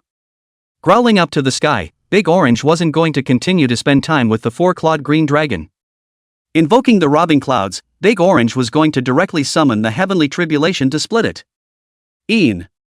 The four-clawed green dragon felt a suffocating sensation just as the calamity clouds converged. Looking up, the four-clawed green dragon's eyes rounded. Heavenly tribulation? A thunder beast that could mobilize a heavenly calamity? At this moment, the four-clawed green dragon felt its worldview collapse. In its first reaction, the four-clawed green dragon prepared to escape.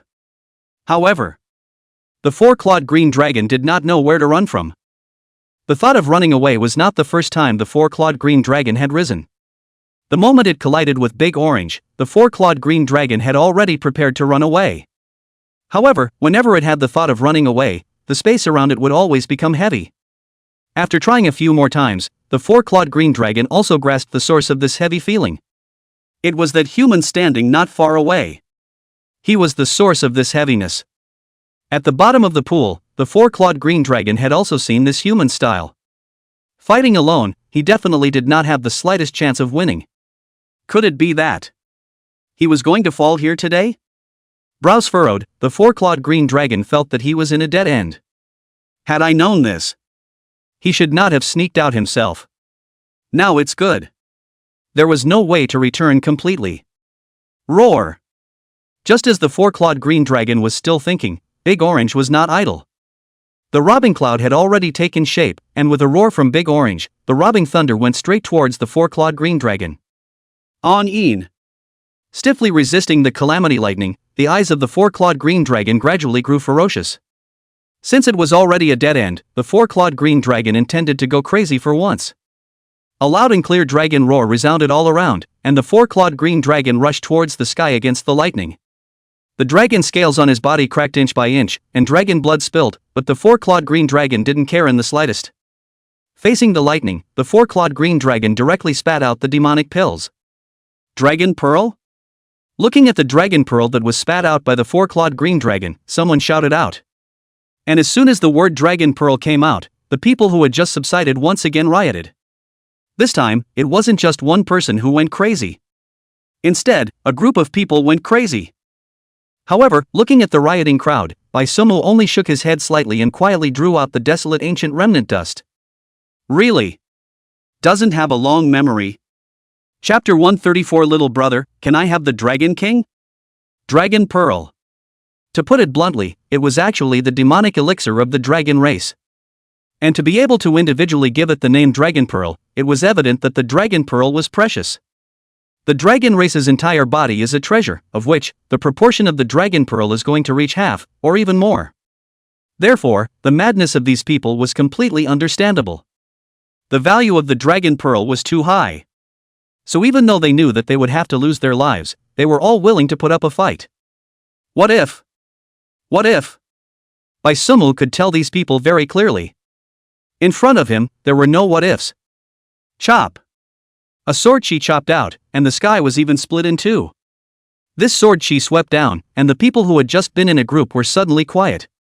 Large swaths of blood were splashed, and the originally clear pool water was directly dyed the color of blood.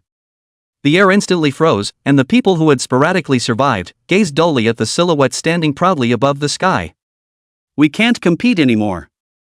Holding onto his square sky painting halberd, Hu Qing had already given up on the fight for the Dragon King at this moment. There was nothing he could do if he didn't give up. He couldn't beat the others at all. The combined efforts of the four of them had failed to shake Baisumu. With such a gap, there was no point in holding on any longer. It doesn't matter if we fight or not anymore. What I'm curious about now are the rats that are still ambushing in the dark. When will they strike? Zhuge Ling didn't know when he had changed his robes. Compared to the wretched Hu Qing, Zhuge Ling was much more refined now. Rats? Hearing Zhuge Ling's words, Li Hao, who had just pulled the cloth off his body, asked in confusion. Was this surrounding the territory of the Rat Clan? What? White Sumu gave you a stupid brain shot, ah? Looking at Li Hao's puzzled look, Zhuge Ling sighed helplessly. The rat in his mouth was an adjective. With Baisumu's strength. Those rats don't stand a chance. Shaking his head, Hu Qing spoke with certainty. Don't look at the fact that this side of the battlefield was now pretty much cleared by Baisumu. But, that was only on the bright side. The rat hiding in the shadows could have been staring at this side all along. This rat specifically refers to those in the evil sects. The righteous sects are not the only ones who fight for the chance. The villainous evil sects, likewise, would fight for it. After all, the resources of evil sects were not unlimited. Shaking his head, Zhuge Ling, however, had the opposite view as Hu Qing. Let's take a look then. I always feel that what comes next will be very interesting. Above the sky, the four-clawed green dragon's circumference flickered with a faint divine light. Sacrificing the dragon pearl meant that it was ready to go for broke. A light of hatred flowed from its eyes as the four-clawed green dragon memorized the faces of everyone present. If it was really allowed to survive this time, then if there was one that counted, the four-clawed green dragon would definitely seek out these people to avenge today. Roar ho! However, although the four-clawed green dragon had stimulated all the power within the dragon pearl through a secret method. But, for a short period of time, Big Orange was still able to resist for a moment or two. There was no other reason, the power of the lightning tribulation was just a little too supermodular. On-een! With a loud and clear dragon's roar, the four-clawed green dragon once again crushed the robbing thunder. Afterward, it lowered its head and stared dead at the thunder beast in front of it. Until now, the four-clawed green dragon still hadn't given up hope of survival. And with the human race below watching intently, running directly would definitely be impossible. Therefore, the four-clawed green dragon had set its sights on the big orange in front of it. However, the four-clawed golden dragon was also very sober. This thunder beast in front of him was clearly the contracted spirit beast of the human race below. If this thunder beast was forced to sign a contract, then everything still had a chance. Thunder beast. Sane demon race. You and I don't need to fight to the death. A childish voice suddenly resounded in Big Orange's mind. It caused the sweaty hairs on Big Orange's body to stand up. But soon Big Orange reacted. This voice. It was the intentional voice transmission of this four-clawed green dragon in front of him. Roar ho! With a low roar, Big Orange narrowed its eyes at the four-clawed green dragon. It heard the meaning in the four-clawed green dragon's words. It was trying to ask itself to let it go. But this kind of request, Big Orange obviously wouldn't agree. Joking aside, if I let you go, can Baisumu let it go? Don't make a sound. We'll just send a sound transmission with our thoughts. Hearing Big Orange's low roar, the four-clawed green dragon frowned. What kind of thing was there to conspire out loud about this kind of thing? Roar ho! Hearing this, Big Orange roared again. The meaning expressed was just two words. Won't. Silence. The four-clawed green dragon was silent. After 1,000 calculations, the four-clawed green dragon just hadn't calculated that this thunder beast in front of him unexpectedly wouldn't be able to convey a thought. After all, intent transmission was not even considered a divine ability in the dragon race. It could be said to be an innate talent. But it wasn't until now that the four-clawed green dragon reacted to the fact that not all demon races were dragons. It was like, a beautiful woman is in front of you, yet you say you can't stand up. The two were similar. Powerless, deeply powerless. Taking a deep breath, the four-clawed green dragon did not feel discouraged because of the setback. If this path didn't work, another one would be the way to go. Only now, it seemed that it only had one road left to kill its way out. But this road is not that good. The first thing it had to do was to face that perverted human.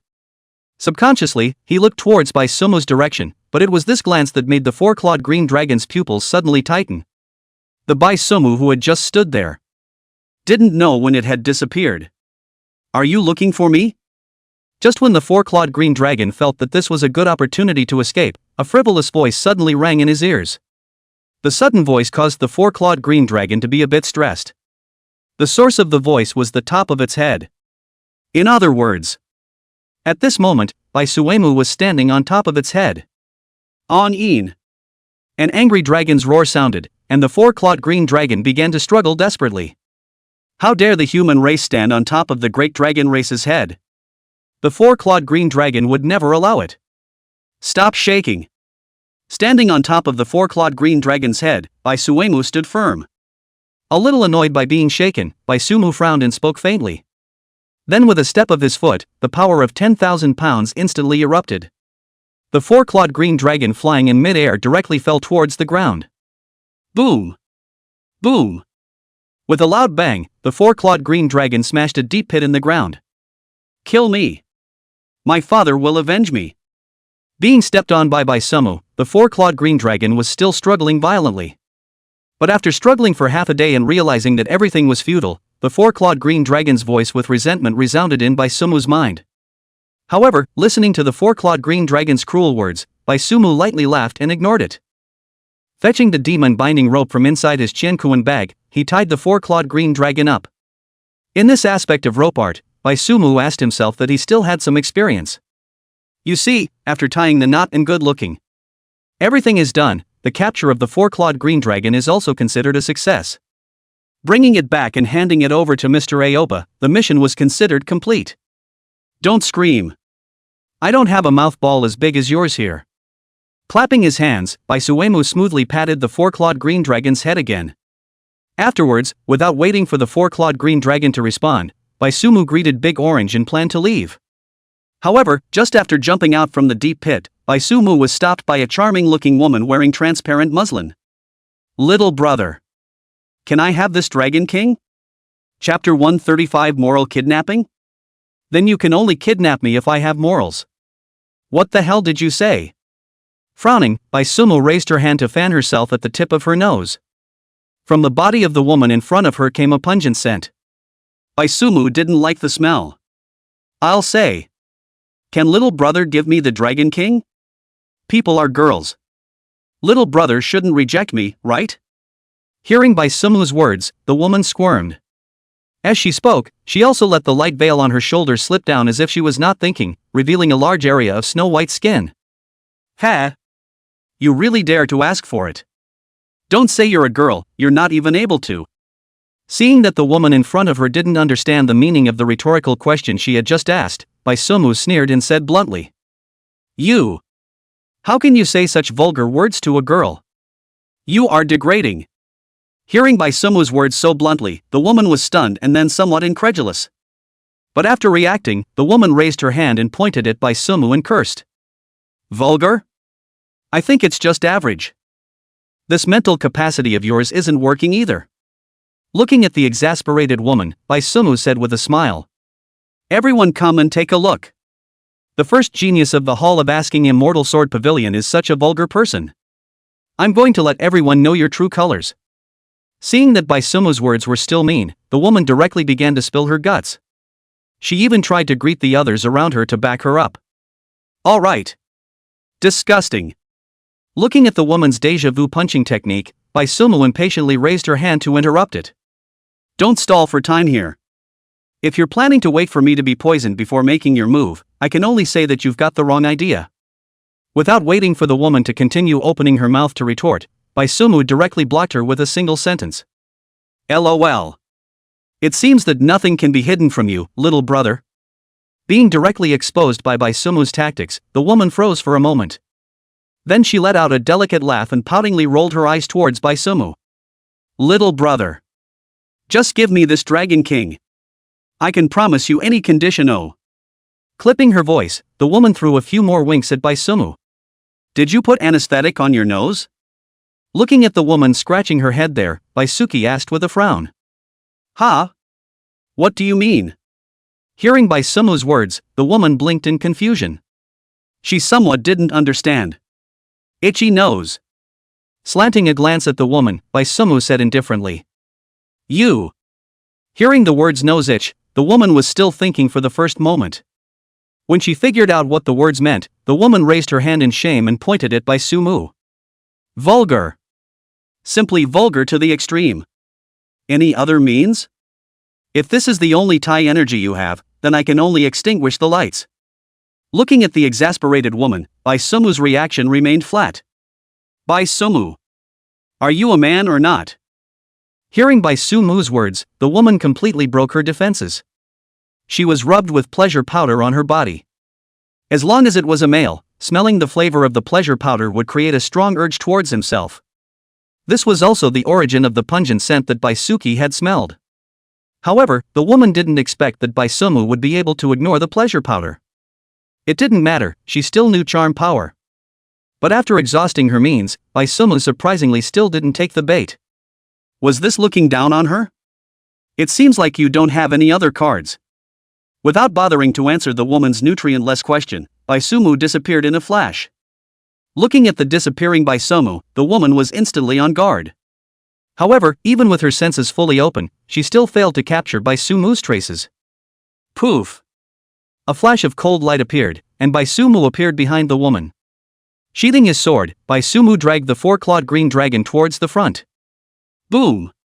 And as the woman stiffened and turned her neck, a stream of blood spurted out from her neck. Her eyes then glared resentfully at Bai Sumu's departing back, and her entire body directly planted itself on the ground.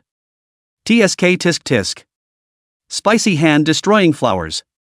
What a ruthless heart. Put. Before the suddenly resounding flirting voice could finish its words, Bai Suemu impatiently slashed out with his sword. Behind the boulder next to him, a thieving man covered his neck and stumbled to the ground with a terrified expression. Is he? How did he find me? Unfortunately, he didn't figure it out until he died. Bai Sumu. You're very hostile. To have killed so many people today, are you still a disciple of a righteous sect? Ding. At this time, another neutral voice rang out. Bai Sumu raised his hand and chopped out a sword, but this time, the sword energy was stopped. Oh? Looking at the man who stopped his sword chi, Bai Sumu's eyes lit up. Finally, a decent one had come. Bai Sumu. Answer my question. Cruelly killing so many of your own kind. What exactly are your intentions? Meeting Bai Sumu's eyes, the man was undaunted. With a wave of his large hand, he squarely began to question Bai Sumu. Moral kidnapping? Hearing this questioning from the man, Bai Sumu raised an eyebrow. Good fellow, why are all of today's moves so familiar? I don't think I did anything wrong. Opportunities, those who can do it. Looking at the righteous man in front of her, Bai Sumu came to be interested. It was idle to tease the little cutie.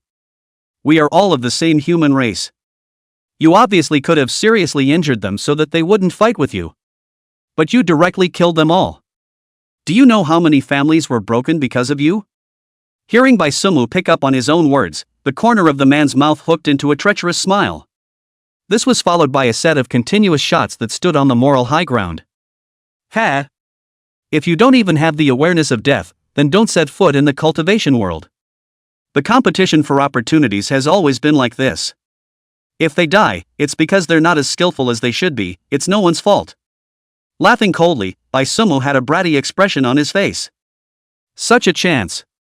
It's the common chance of the human race. You alone have it all to yourself, doesn't your conscience hurt? Hearing Bai Sumu's retort, the man frowned. A bit difficult to deal with. But soon, the man adjusted his strategy, launching his questioning from another direction.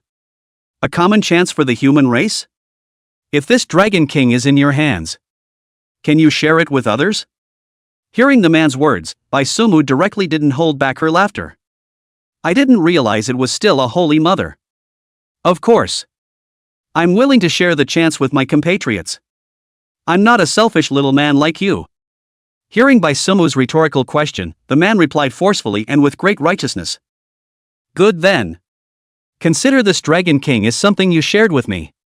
Thank you, Holy Mother Warrior. Shaking his head, at that moment, Bai Sumu also walked over to the man's side. Patting him on the shoulder, he said with a smile.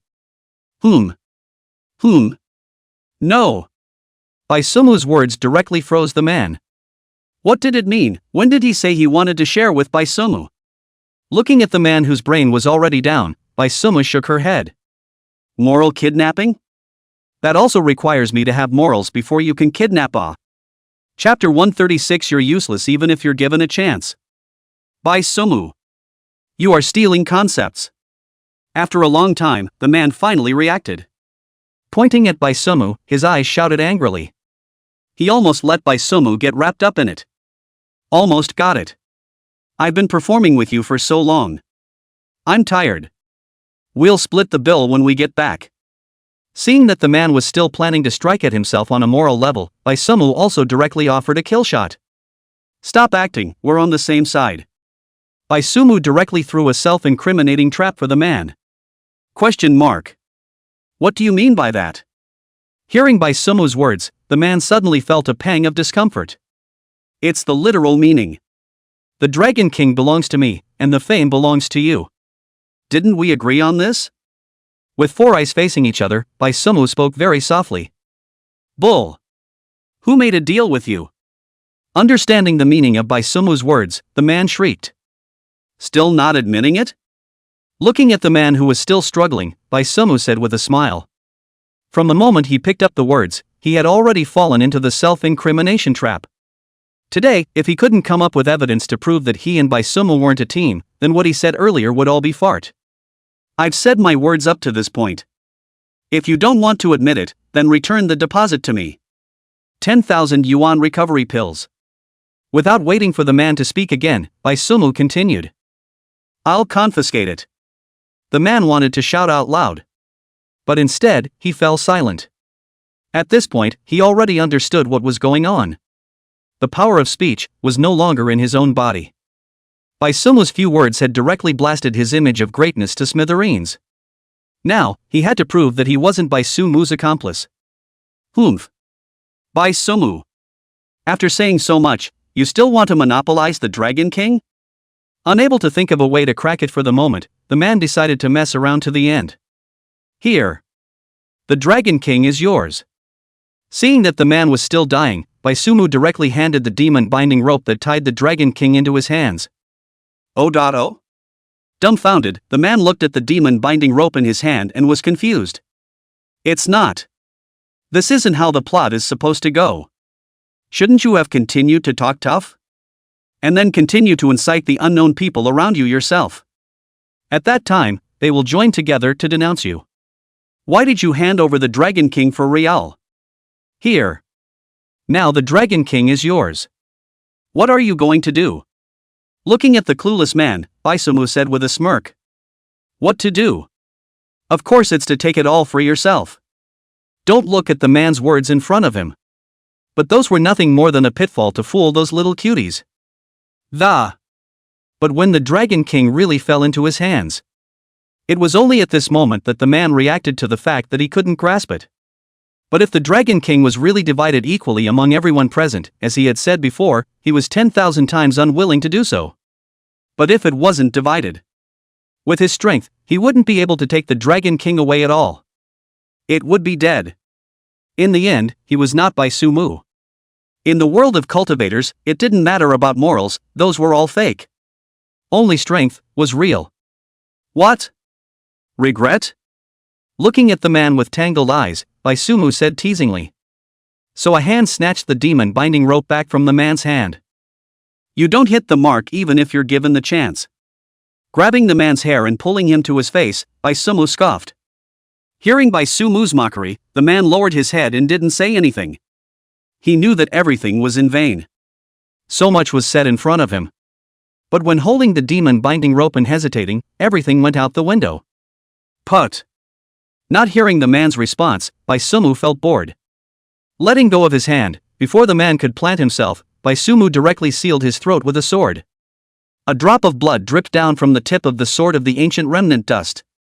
Shaking the blood dry, Baisumu then returned the sword to its sheath. Continuing to walk towards the outside of the 100-mile slope, this time, no one stopped Baisuki. Until Baisumu's figure drifted away, two men walked out from behind a boulder. You're not going to make a move? Looking at Baisumu's back that immediately disappeared from sight, the taller man spoke softly. There is no certainty. He found us long ago. Shaking his head, the shorter man responded, Sister. Can't breathe. Raising her hand with difficulty, Baisuki's voice choked. Ah. I'm sorry, sister thought brother liked it. After hearing Shiredo Suki's painful voice, Mr. Aoba said with a startled cry. This is the Dragon King that sister wants. I'll leave the rest to you, sister. Flirting so blatantly, Mr. Aoba's guts were really getting bigger and bigger. However, Baisumu didn't bother picking up the conversation, handing the demon binding rope to Mr. Chinyi and directly changing the topic. Brat.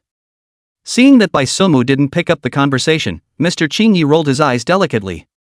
However, she didn't push too hard. Baisumu, sooner or later, would be hers. Okay. Just leave the rest to me.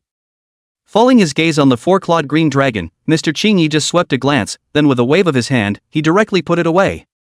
For Mr. Chinyi to directly turn such a large living thing into nothing, Baisumu wasn't much surprised. Although ordinary Qianquan bags could only shelter dead things, but apparently, Mr. Chinyi had an extraordinary one.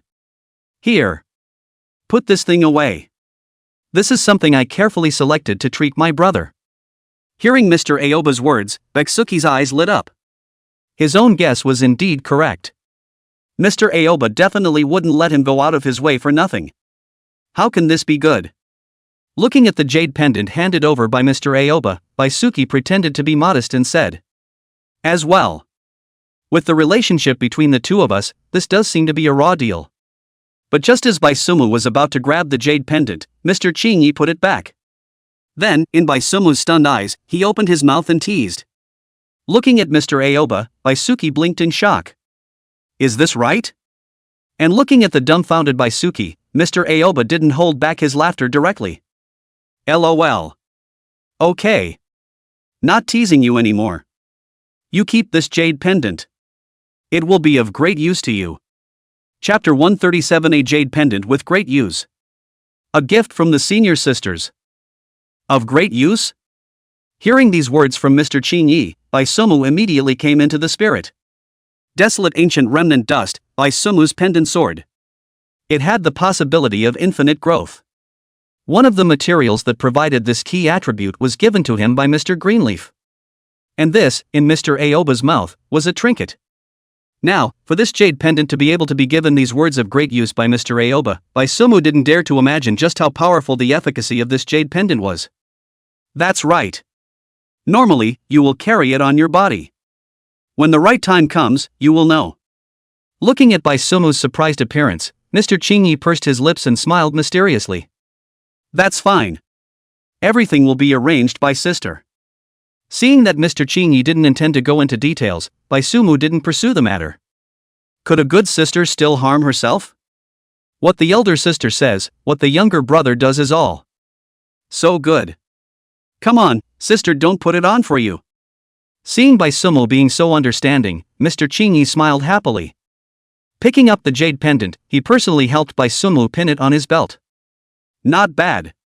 The temperament comes up at once. Pinning the jade pendant, Mr. Chinyi took 2 steps backward, then smiled with satisfaction.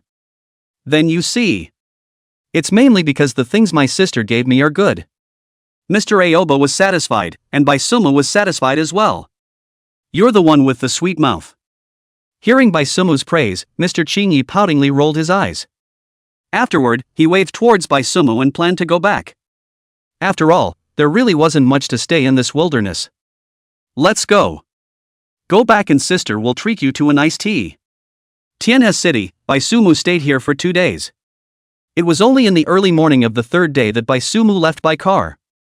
By the time Baisumu returned to ask Immortal Sword Pavilion, the time was already the evening of the third day. It wasn't that the carriage traveled slowly, but when Baisumu passed by the green bamboo shien, he watched the show for a while. You guys are back too, huh? Returning to his small courtyard, Baisumu had just pushed the door when he saw 4 people sitting around a table in the gazebo playing poker. The mission was simple. We came back yesterday. A6. Nodding her head, Chui Yuting said with a smile. After responding to Baisumu, she didn't forget to continue playing cards. Eldest senior brother. Is the Dragon King really in your hand? Can you show me? I haven't seen a dragon yet. An 8. As soon as Chui Yuting's words fell, Xu Xinyue, who was sitting in the lower house, couldn't help but ask excitedly. During this period of time, the cultivation world's matter about the Dragon King had spread all over. Baisumu had overpowered all the cultivators present and had strongly subdued the Dragon King. This title had exploded in the cultivation world. Xu Xinyue didn't expect that what Baisumu had said about having something to do was actually going to subdue the Dragon King. Meow. But before Baisumu could answer, the big orange on his shoulder spoke out first. What do you mean? What's there to see in the Dragon Clan? Aren't they still being struck by this great master's robbing thunder and squealing? I want to see. It's also to see it defeat the dragons head-on. You mean that 4-clawed green dragon? I didn't take it. It's the one Mr. Aoba wanted. Stroking the top of Big Orange's head as if it was soothing, Baisumu said with a smile. Eldest brother, you gave the Dragon King to Mr. Aoba? Hearing Baisumu's words, Xu Xinyue couldn't even care about playing cards and stood up directly in surprise. That was a dragon. It wasn't me who gave it to Mr. Aoba. It was Mr. Aoba who commissioned me to help her catch this 4-clawed green dragon. Looking at the surprised Xu Xinyue, Baisumu corrected the fault in her words. The 4-clawed green dragon was not his from start to finish. Since that was the case, what was the point of talking about giving it away? That's a proper dragon race. 4-clawed green dragon, ah. Seeing Baisumu speak so lightly, Chui Yuting looked at her own eldest senior brother dumbfounded. Such a good spirit pet, if this were to conclude a contract with it, wouldn't the battle power rise miserably? Even Yin Xing, who was next to him, looked at Baisumu in surprise at this moment. The dragon race was extremely rare in the immortal world. In terms of battle power, it was located at the tip of the pyramid of the demon race. Baisumu just gave up? Don't say anything about being commissioned by Mr. Yi. As long as Baisumu has his eye on it, what can anyone who commissioned it do? It wasn't like Baisumu hadn't done this kind of thing in the future. So, in the final analysis, Baisumu still didn't have his eyes on this 4-clawed green dragon. Or rather, the reward given by that Mr. Aoba was far beyond this 4-clawed green dragon. Then what? One must have the spirit of contract. Looking at the surprised few, Baisuemu said with a straight face. Besides, I already have a big orange. A 4-clawed green dragon? It's really not familiar. Immediately afterward, Baisumu cradled Big Orange in her hands and proudly raised it above her head. Meow. That's right. Hearing Baisumu's words, Big Tangerine was also godly. Raising its little head, it revealed a smug look. See, it's still the pooper scooper who knows what he's talking about. What 4-clawed green dragon? Also dare to come and touch this meow? Okay. It's really the same big brother I'm familiar with. How capricious. After hearing this explanation from Baisumu, Chui Yuting shook her head with a bitter smile after a moment of silence. This explanation was very Baisuki. Baisumu apologizes. We brought you a gift this time back. The topic of dragons ended there, and Yin Xing took over the conversation at the right time and said, A gift? Hearing Yin Xing's words, Baisuemu twisted his head to look over. That's right. Smiling and nodding, Yin Xing pulled out a huge object from inside her Qiankuan bag. Boom! Dang dang dang! A wild yak from the Qingqiu Plains. How about this gift? Walking around the yak, Yin Xing introduced it with a smile. Is this a gift brought for me? Looking at the yak in front of him, which was the size of a small house, Bai Sumu pulled the corners of his mouth. This gift, is it for yourself? I'm afraid it's not for yourselves to satisfy your cravings. And looking at Cui Yuting and Xu Xinyue who were hiding beside him and snickering, Bai Sumu was even more certain of this idea. That's for sure. This is a gift that we carefully selected. Looking at Bai Sumu's helpless look, Yin Qing laughed heartily. It was rare to see Bai Sumu's defeated look. Taking advantage of this rare opportunity, Yin Qing could appreciate it. All right. Then since it's a gift for me, I'll keep it in my collection. Hearing Yin Qing's words, Bai Sumu smiled. He then directly collected the entire yak into his Qiankuan bag. Ha! Just a collection? Hearing that Bai Sumu was just a collection, Cui Yuting froze for a moment. This yak. Isn't it for eating? Of course. This is a gift that you have carefully chosen. Of course I'm going to collect it. Looking at Cui Yuting's anxious appearance, Bai Sumu teased. Actually, it's not that elaborate. Noticing Bai Sumu's teasing expression, Cui Yuting knew that her small mind had been recognized. Thus speaking in a low voice. The bottom line was lacking awe. Eldest senior brother. Senior sister wants to eat. Xu Xinyue was straightforward. Flirting with senior sister was Bai Sumu's well-known bad taste. At this time, just a little bit of pampering and everything would be set right. Sure enough, listening to Xu Xinyue's dainty pouting, Bai Sumu rubbed his arms. With a helpless face, he retook the yak from inside the Qiankuan bag. Hee Jack. Get. You guys go pack up this yak. All yak feast tonight. Chapter 138, the soon-to-be-open Tong Tian Secret Treasure. Exploding equipment. More than a month had passed since Bai Sumu returned from Heavenly River City. During this month, nothing major had happened in the cultivation world. The discussion about the dragon race was also suppressed by another matter.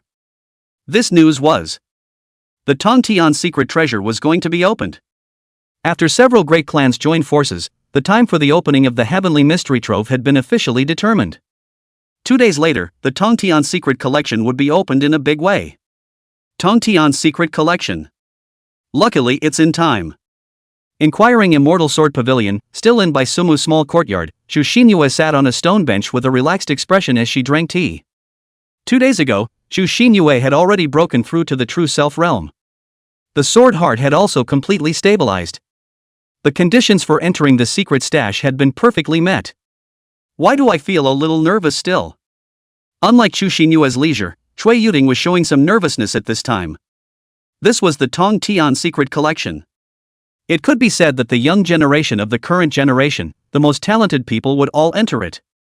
How fierce must the competition be? There's that dead end again. Looking at Cui Yuting's nervous appearance, Bai Sumu rolled his eyes. There was nothing to be nervous about. There's nothing to be nervous about. The Heavenly Secret Collection isn't as difficult as you guys think. Relax your mind, it should be your chance, it won't run away. At this time, Yin Qing, who was next to him, spoke up. Right. You learn more from blue dye. See how calm others are. When Yin Qing finished speaking, Bai Sumu continued. Even posing blue stem as an example. I don't know. Maybe I'm a little sociopathic? Hearing her best girlfriend and eldest senior brother comforting her, Cui Yuting said with some embarrassment. She usually wasn't this nervous when she participated in sect competitions. But when she thought of having to compete for the chance with so many people she didn't know this time, Cui Yuting felt nervous.